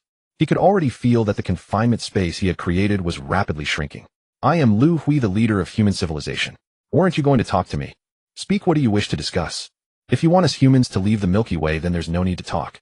The issue is easily resolved. War." Liu Hui said nothing about the stellar devourers. If the ancestor wanted to take the lead, war was the only path. "Leader Liu Hui, I have come to discuss matters concerning the Milky Way with you humans. The dual-body civilization is willing to withdraw from the Milky Way and relinquish. The universe is vast enough to accommodate both human and dual-body civilizations. I hope you humans can give me a promise not to attack the dual-body civilization's Andromeda galaxy." The ancestor's attitude suddenly shifted, his tone very sincere. The strength of human civilization far exceeded his expectations. If human civilization sought to seize control of the Andromeda galaxy, he would be powerless to stop it, even at the cost of his own life. Our human civilization originated from the solar system. About 2,000 years ago, we were forced to wander the universe due to attacks from stellar devourers. Now we aim to rebuild the solar system and return to our home planet Earth. This is something no one can prevent. On a larger scale, the Milky Way is also the origin of humanity. War means destruction. It is best to avoid war. We humans do not wish to destroy the Milky Way. I can promise you that within this star domain, our human influence will be confined to the Milky Way. We will not attack or occupy other star systems." Liu Hui readily agreed. The level of human civilization had already reached level 6. The resources of the Andromeda galaxy were insignificant to humanity. "Thank you for your promise. The Milky Way is now entrusted to you humans. Leader Liu Hui, there is something I must inform you. This matter concerns the life and death of all civilizations in the Milky Way, including your human civilization. In approximately 50 million years, the universe will face a catastrophic disaster." The ancestor detailed the cosmic calamity. "Leader Liu Hui, I have no reason to deceive you. If you believe me, prepare defenses in advance to welcome the eruption of the cosmic disaster." Having finished recounting the calamity, upon seeing Liu Hui remain silent for a long time, the ancestor assumed he did not believe him. "Ancestor, I did not expect you to know about the cosmic disaster. As far as I know, there is still about 100 million years until the cosmic disaster erupts. The time frame you provided seems a bit early. What is your basis for this?" Hearing the ancestor discuss the calamity, Liu Hui was somewhat surprised.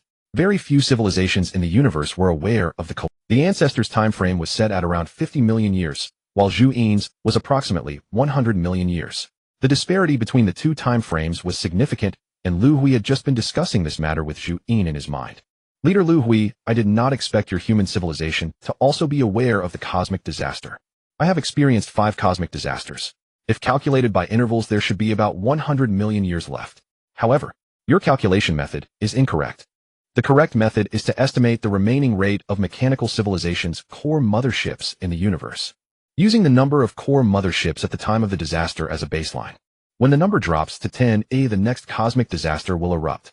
This is the correct calculation method. Having experienced 5 cosmic disasters, this is a phenomenon observed by the ancestor. Ancestor, what is your opinion on the eruption of the cosmic disaster? Although Zhu Yin has existed for over 50 billion years, her database contains very little information on disasters, and Liu Hui wanted to learn more from the ancestor. "Leader Liu Hui, I deduce that there should exist a god-level civilization in the universe. They control the eruption of disasters. Their purpose is to destroy all civilizations in the universe to protect the natural ecology of the cosmos. The development of civilizations requires the collection of energy blocks from planets, which inevitably damages the natural ecology of the universe. God-level civilizations do not permit such occurrences." The ancestor expressed his thoughts. God-level civilization. Does such a civilization truly exist in the universe? Liu Hui asked, puzzled. This was beyond human comprehension. Leader Liu Hui, every time a great disaster erupts, mechanical civilizations' core motherships are everywhere in the universe. Their numbers are so great that every civilization in the universe must face dozens or even hundreds of motherships. And each core mothership can develop hundreds of billions of warships. The most crucial point is that these core motherships appear simultaneously across the universe. No civilization has confirmed just how vast the universe truly is. To deploy so many core motherships simultaneously in the universe. The strength of this civilization is beyond imagination. I can only refer to it as a god-level civilization.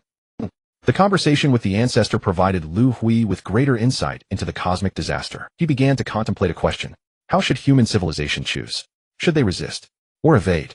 Liu Hui engaged in a profound conversation with the ancestor of dual entities, gaining invaluable insights. During their discussion, the ancestor learned of humanity's plan to resurrect the sun and proactively offered assistance. As the ancestor's true form is a planet, no one understands the process of genuinely reviving a celestial body better than him. 2 months later, the surface of the sun was piled with a vast amount of dust and cosmic clouds. Due to the influence of the sun's gravity, these clouds were continuously compressed. When the mass reached a certain threshold, a critical point was breached, and the stellar nuclear reaction was reignited. The sun resumed its radiance. In that moment, all of humanity within the solar system embraced one another in celebration. Among them, there were over 1,000 individuals who were particularly. They were the first batch of humans who fled into the universe alongside Liu Hui. When they left Earth, around 50 million individuals followed Liu Hui. Due to war, disappearances, accidents, and various other reasons, fewer than 5 million of these individuals survived. This time, only a little over 1,000 accompanied Liu Hui back to the solar system to participate in the reconstruction efforts. Without exception, all of these 1,000+ individuals were in tears. They realized they still had the opportunity to set foot on that blue planet in their lifetime. At the control center of the galactic mothership, ancestor of dual entities, the stellar nuclear reaction has been reignited. It's your turn now, Liu Hui said to the ancestor who remained by his side. Restoring a star is not merely about restarting its nuclear reaction. The planets, stars, and even black holes in the universe are all connected by a hidden energy. This energy conduit can continuously supply energy to celestial bodies. Without the connection to the energy conduit, maintaining the sun's luminosity would require humanity to constantly inject new energy. Humanity had already acquired the technology to connect to the stellar energy conduits from the Dali civilization. However, the technology is complex and cumbersome, requiring thousands to tens of thousands of years to complete the connection. The ancestor of dual entities was different. As a conscious life form of a planetary body, he only needed a few days to complete the connection between the sun and the energy conduit. Days later, Leader Liu Hui, the connection to the energy conduit has been established. The future sun will gradually diminish over time. I must bid you farewell. I am returning to the dual entity planet. The ancestor who assisted humanity in restoring the sun prepared to return to the Andromeda. Ancestor of dual entities, thank you very much for your help. You have saved us a great deal of time. Rest assured, we humans will absolutely honor our promise and will not attack or occupy the Andromeda galaxy. Liu Hui expressed gratitude on behalf of humanity while also reaffirming their commitment.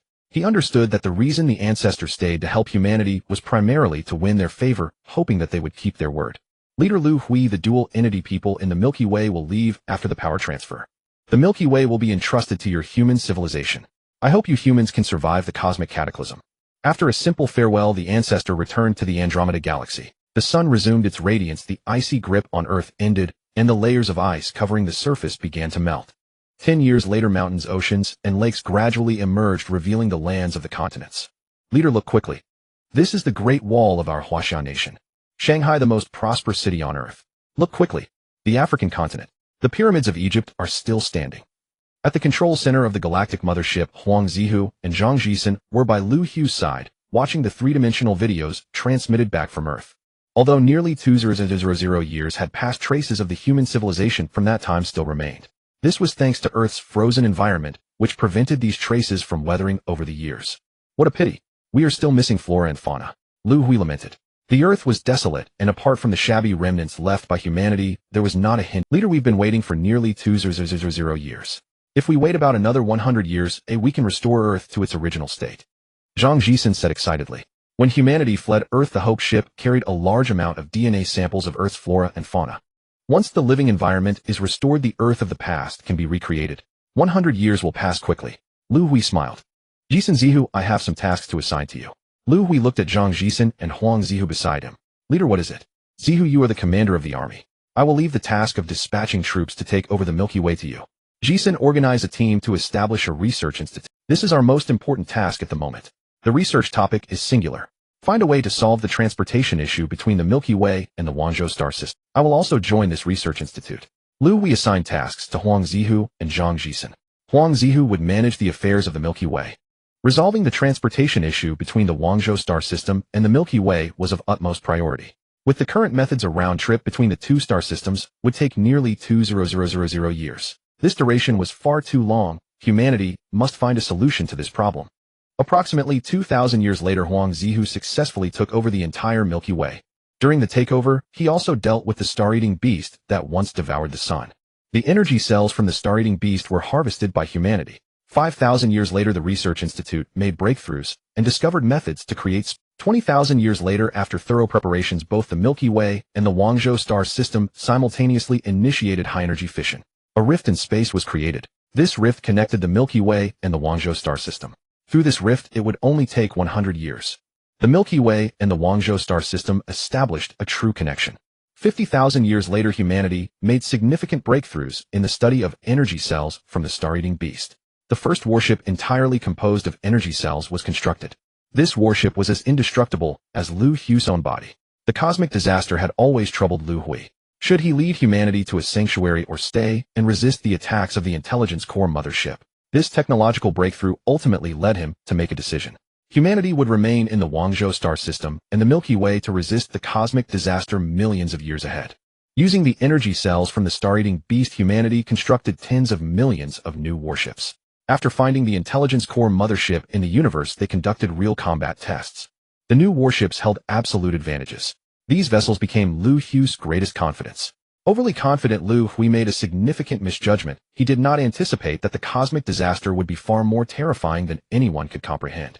30 million years later, the solar system.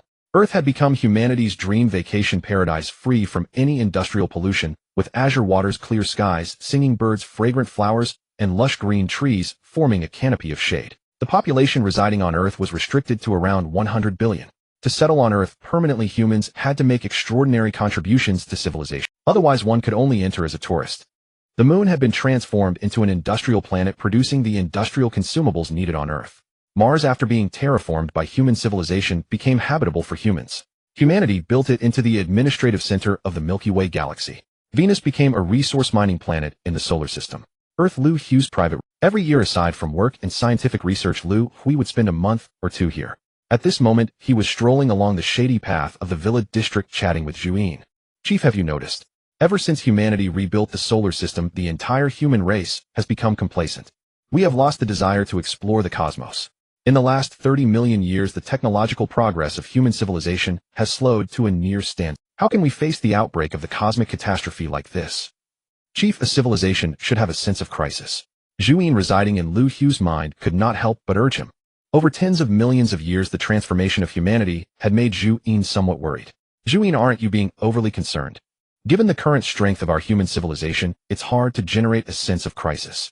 In these 30 million years, human civilization has never encountered an opponent, not even a match of equal strength. As for the cosmic catastrophe, our human civilization has been preparing for over 20 million years. The main warships and motherships forged from crystal or have all been refitted. Even I cannot easily destroy these warships and motherships without using spatial attacks. Moreover, we have constructed the Golden Shield warships composed of energy. I cannot even destroy those warships. With the current strength of our human civilization, we should be able to withstand the outbreak of the catastrophe. Liu Hui said with confidence. Chief, overconfidence is not a good thing. The matter of the catastrophe is not that simple. If it were up to me, I would rather lead humanity to take refuge in the sanctuary than take this risk. Zhuyin tried once more to persuade Liu Hui. She always believed that taking shelter in the sanctuary was the best choice. Zhuyin, the catastrophe lasts for hundreds of millions of years. There are countless civilizations in the Milky Way and the Wanzhou galaxy. Humanity can hide in the sanctuary, but what about the remaining civilizations? We humans do not have the ability to relocate all of them to the sanctuary. Look at the Earth before us. Should we really abandon Earth and hide in the sanctuary? Back then we had no choice but to abandon Earth and wander the cosmos. Now we have the strength and the choice. Humanity will not abandon Earth again. Faced with Zhu Yin's persuasion, Liu Hui remained unmoved. Chief, I actually have another concern. I have experienced 5 cosmic catastrophes. In each of those catastrophes, what appeared were the intelligent core motherships. Before that, what appeared were the star-swallowing. I worry that the next cosmic catastrophe might bring something else entirely. Zhuyin still did not give up. She had a premonition that the next catastrophe would not be as simple as anticipated. Zhuyin, am finally on a break. Stop trying to persuade me. No matter what appears in the next cosmic catastrophe. As long as we humans have the power to resist, we will never give up. As they chatted, the communication device on Liu Hui suddenly lit up with an emergency alert. Answering the call, a three-dimensional image of Huang Zihu appeared before Liu Hui. Chief, the Erdi ancestor has sent a warning. He has observed large-scale oscillations among celestial bodies in the universe. A similar phenomenon occurred before the last catastrophe. He predicts that the outbreak of the catastrophe will come early.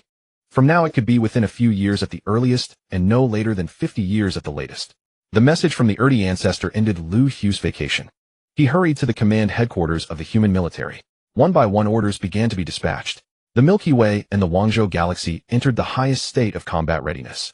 To prepare for the outbreak of the cosmic catastrophe, humanity divided the Milky Way and the Guangzhou galaxy into defense zones. Each defense zone covered an area of approximately 10,000 light-years. Each defense zone was equipped with tens of billions of main warships and tens of millions of motherships. Due to limited numbers, only about 10 Golden Shield warships were assigned to each zone. Human civilization was fully prepared. 10 years later, in the outer space of the solar system, a massive black sphere tens of thousands of kilometers in diameter suddenly appeared in the tranquil void. Almost without any time lag, one black sphere after another emerged. This scene was unfolding simultaneously throughout the entire universe. Each time these black spheres flickered into existence, they appeared beside the space defense bases constructed by humanity. The enormous sphere, like a soft viscous mass, instantly transformed into a colossal net, enveloping the entire defense base with lightning speed. Everything within the base, including humans and warships, was instantly reduced to powder without even a moment to react. At the command center of the military head, since the highest combat readiness had been declared, Liu Hui had hardly left this place. Chief, the perimeter warning satellites of the solar system have lost contact. Alarms sounded in the command center. 3525, 3526, 3529. Defense bases have lost contact. Within a few minutes, over 1,000 defense bases had gone silent. Huang Zihu personally lead 100,000 warships and 10 Golden Shield warships to investigate. Liu Hui issued the order to Huang Zihu beside him. Over 1,000 defense bases in the same direction suddenly lost contact. It must be the outbreak of the cosmic catastrophe. The intelligent core motherships of the mechanical civilization have created some kind of barrier cutting off the base's external communications. Liu Hui speculated in his mind. He did not expect that he was only half right. The cosmic catastrophe had indeed erupted. However, what arrived was not the intelligent core motherships, but a massive black sphere. The defense base's communications were not blocked. The reason they could not be contacted was that the bases had already been reduced to dust. Solar system. Upon receiving orders, Huang Zihu led the first fleet of the solar system flying outward to prevent enemy warships from using space jumps to raid the solar system. Humans had deployed numerous space interference devices around the periphery of the solar system, forming a space fluctuation barrier. Attention, all warships of the coordinates outer space of defense base 3525. Initiate space jump immediately. After the fleet crossed the space barrier, Huang Zihu gave the order. Commander Huang cannot determine space jump coordinates. The entire Milky Way space is in a fluctuating state. A sudden situation, the crew reported immediately. How could this happen? Without any warning, to stir up the entire Milky Way space at once. Even humans cannot achieve this. Huang Zihu sensed something was amiss. The first fleet is to be divided into 10 detachments immediately. Each detachment of 100 warships proceed at full speed toward base 3525 in sequence. Separation distance, 10 billion kilometers. The cautious Huang Zihu gave the order. Send a message to the leader. The entire Milky Way space is in a fluctuating state, unable to use space jump. The fleet is proceeding at full speed toward base 3525. Estimated arrival time 2 months. With the sudden change, Huang Zihu sent a message back to the command center of the High Command. High Command Center. Zhuyin, during the last great catastrophe, did large-scale space fluctuations occur in the universe? The message from Huang Zihu put Liu Hui on alert. He immediately asked Zhuyin, leader, none of the previous 5 cosmic catastrophes exhibited such phenomena. Is it possible? Although Zhuyin's words trailed off, Liu Hui understood her meaning. This time the catastrophe might not be brought by the core ships. Leader, communications at the command center are being jammed by unknown interference. Communications beyond 100 light-years are disconnected. Another sudden incident, the command center staff hurriedly reported to Liu Hui. Although the hope was slim, Liu Hui still gave the order. The lost defense base was less than 100 light-years from the solar system, and the fleet led by Huang Zihu, whether the Milky Way or the Guangzhou galaxy, all had slipped from his control. Continue attempting to reconnect communications. Report immediately if there is. Although the hope was slim, Liu Hui still gave the order. The lost defense base was less than 100 light-years from the solar system, and the fleet led by Huang Zhu could still maintain communication at any time. All Liu Hui could do for now was to wait for news from Huang Zhu and then respond after understanding the situation. 1 month later, Solar System First Fleet Command Flagship. Halfway through the voyage, Huang Zhu had been monitoring the first detachment of the fleet. This was the vanguard detachment of the entire fleet. Commander Huang, the first detachment has lost contact. Detection equipment shows the first detachment has vanished. The second detachment is also gone. Detection equipment shows the third detachment has only one Golden Shield warship left. In just a few dozen seconds, the first 3 detachments, totaling 30 warships, had lost contact. The Golden Shield warship has sent back a message: the warship is under attack by an unknown object. The warship is being enveloped by an unknown object. The outer layer of the warship is being decomposed. Among the 10 warships of the third detachment, Huang Zhu had deliberately arranged one Golden Shield warship.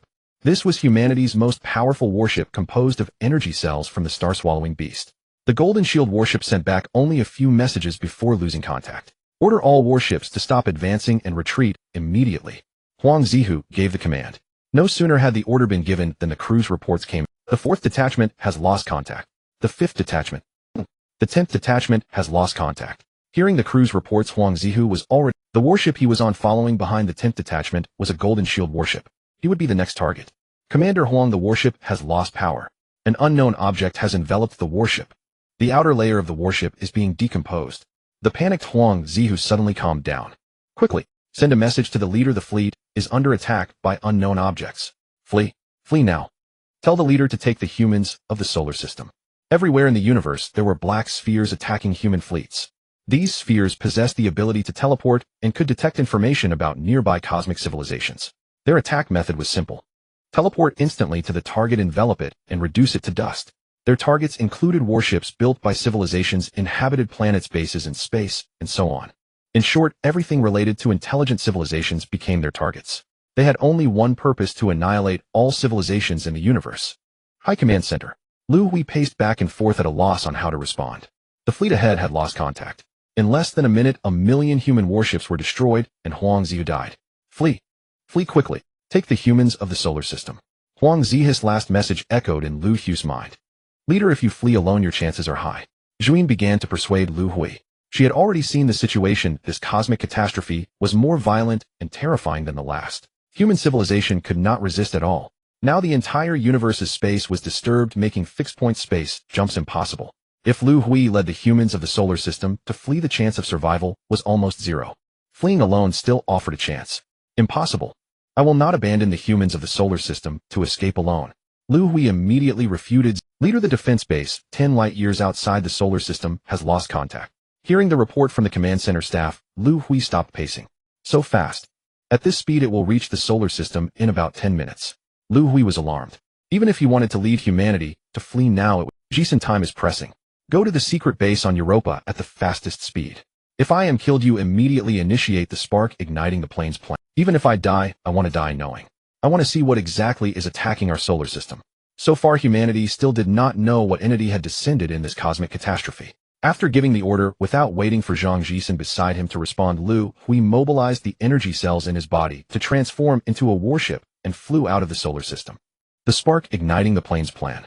Tens of millions of years ago, Liu Hui had transformed from a carbon-based life form into an energy cell life form, leaving behind his carbon-based body. This body was the source of the spark igniting the plane's plan. The flesh of an eternal being could be decomposed into tens of billions of DNA nodes. This was a special DNA node that humans could not replicate, allowing eligible ordinary humans to evolve into eternal beings. These DNA nodes were individually loaded into interstellar spacecraft. The spacecraft carried the technology tree of a level 6 human civilization, a level 6 AI, to control the ship and carbon-based liquids for creating life.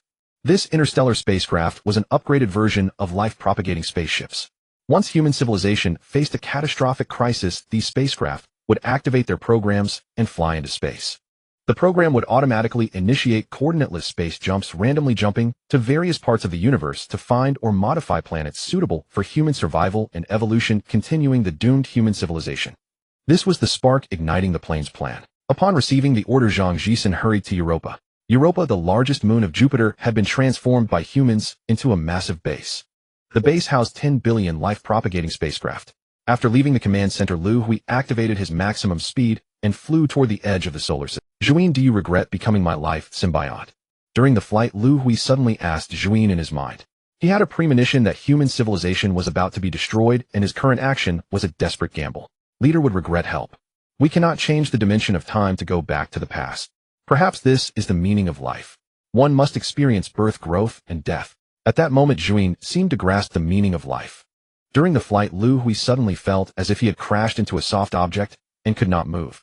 Damn it, what is this thing? My body. Liu Hui felt his body melting. In the final moment, he sent a message to Zhang Jisen on Europa. To his death, he never knew what his opponent was. The spark igniting the plane's plan was initiated. Tens of billions of life-propagating spacecraft lifted off. At this time, numerous huge black spheres had already appeared in the solar system.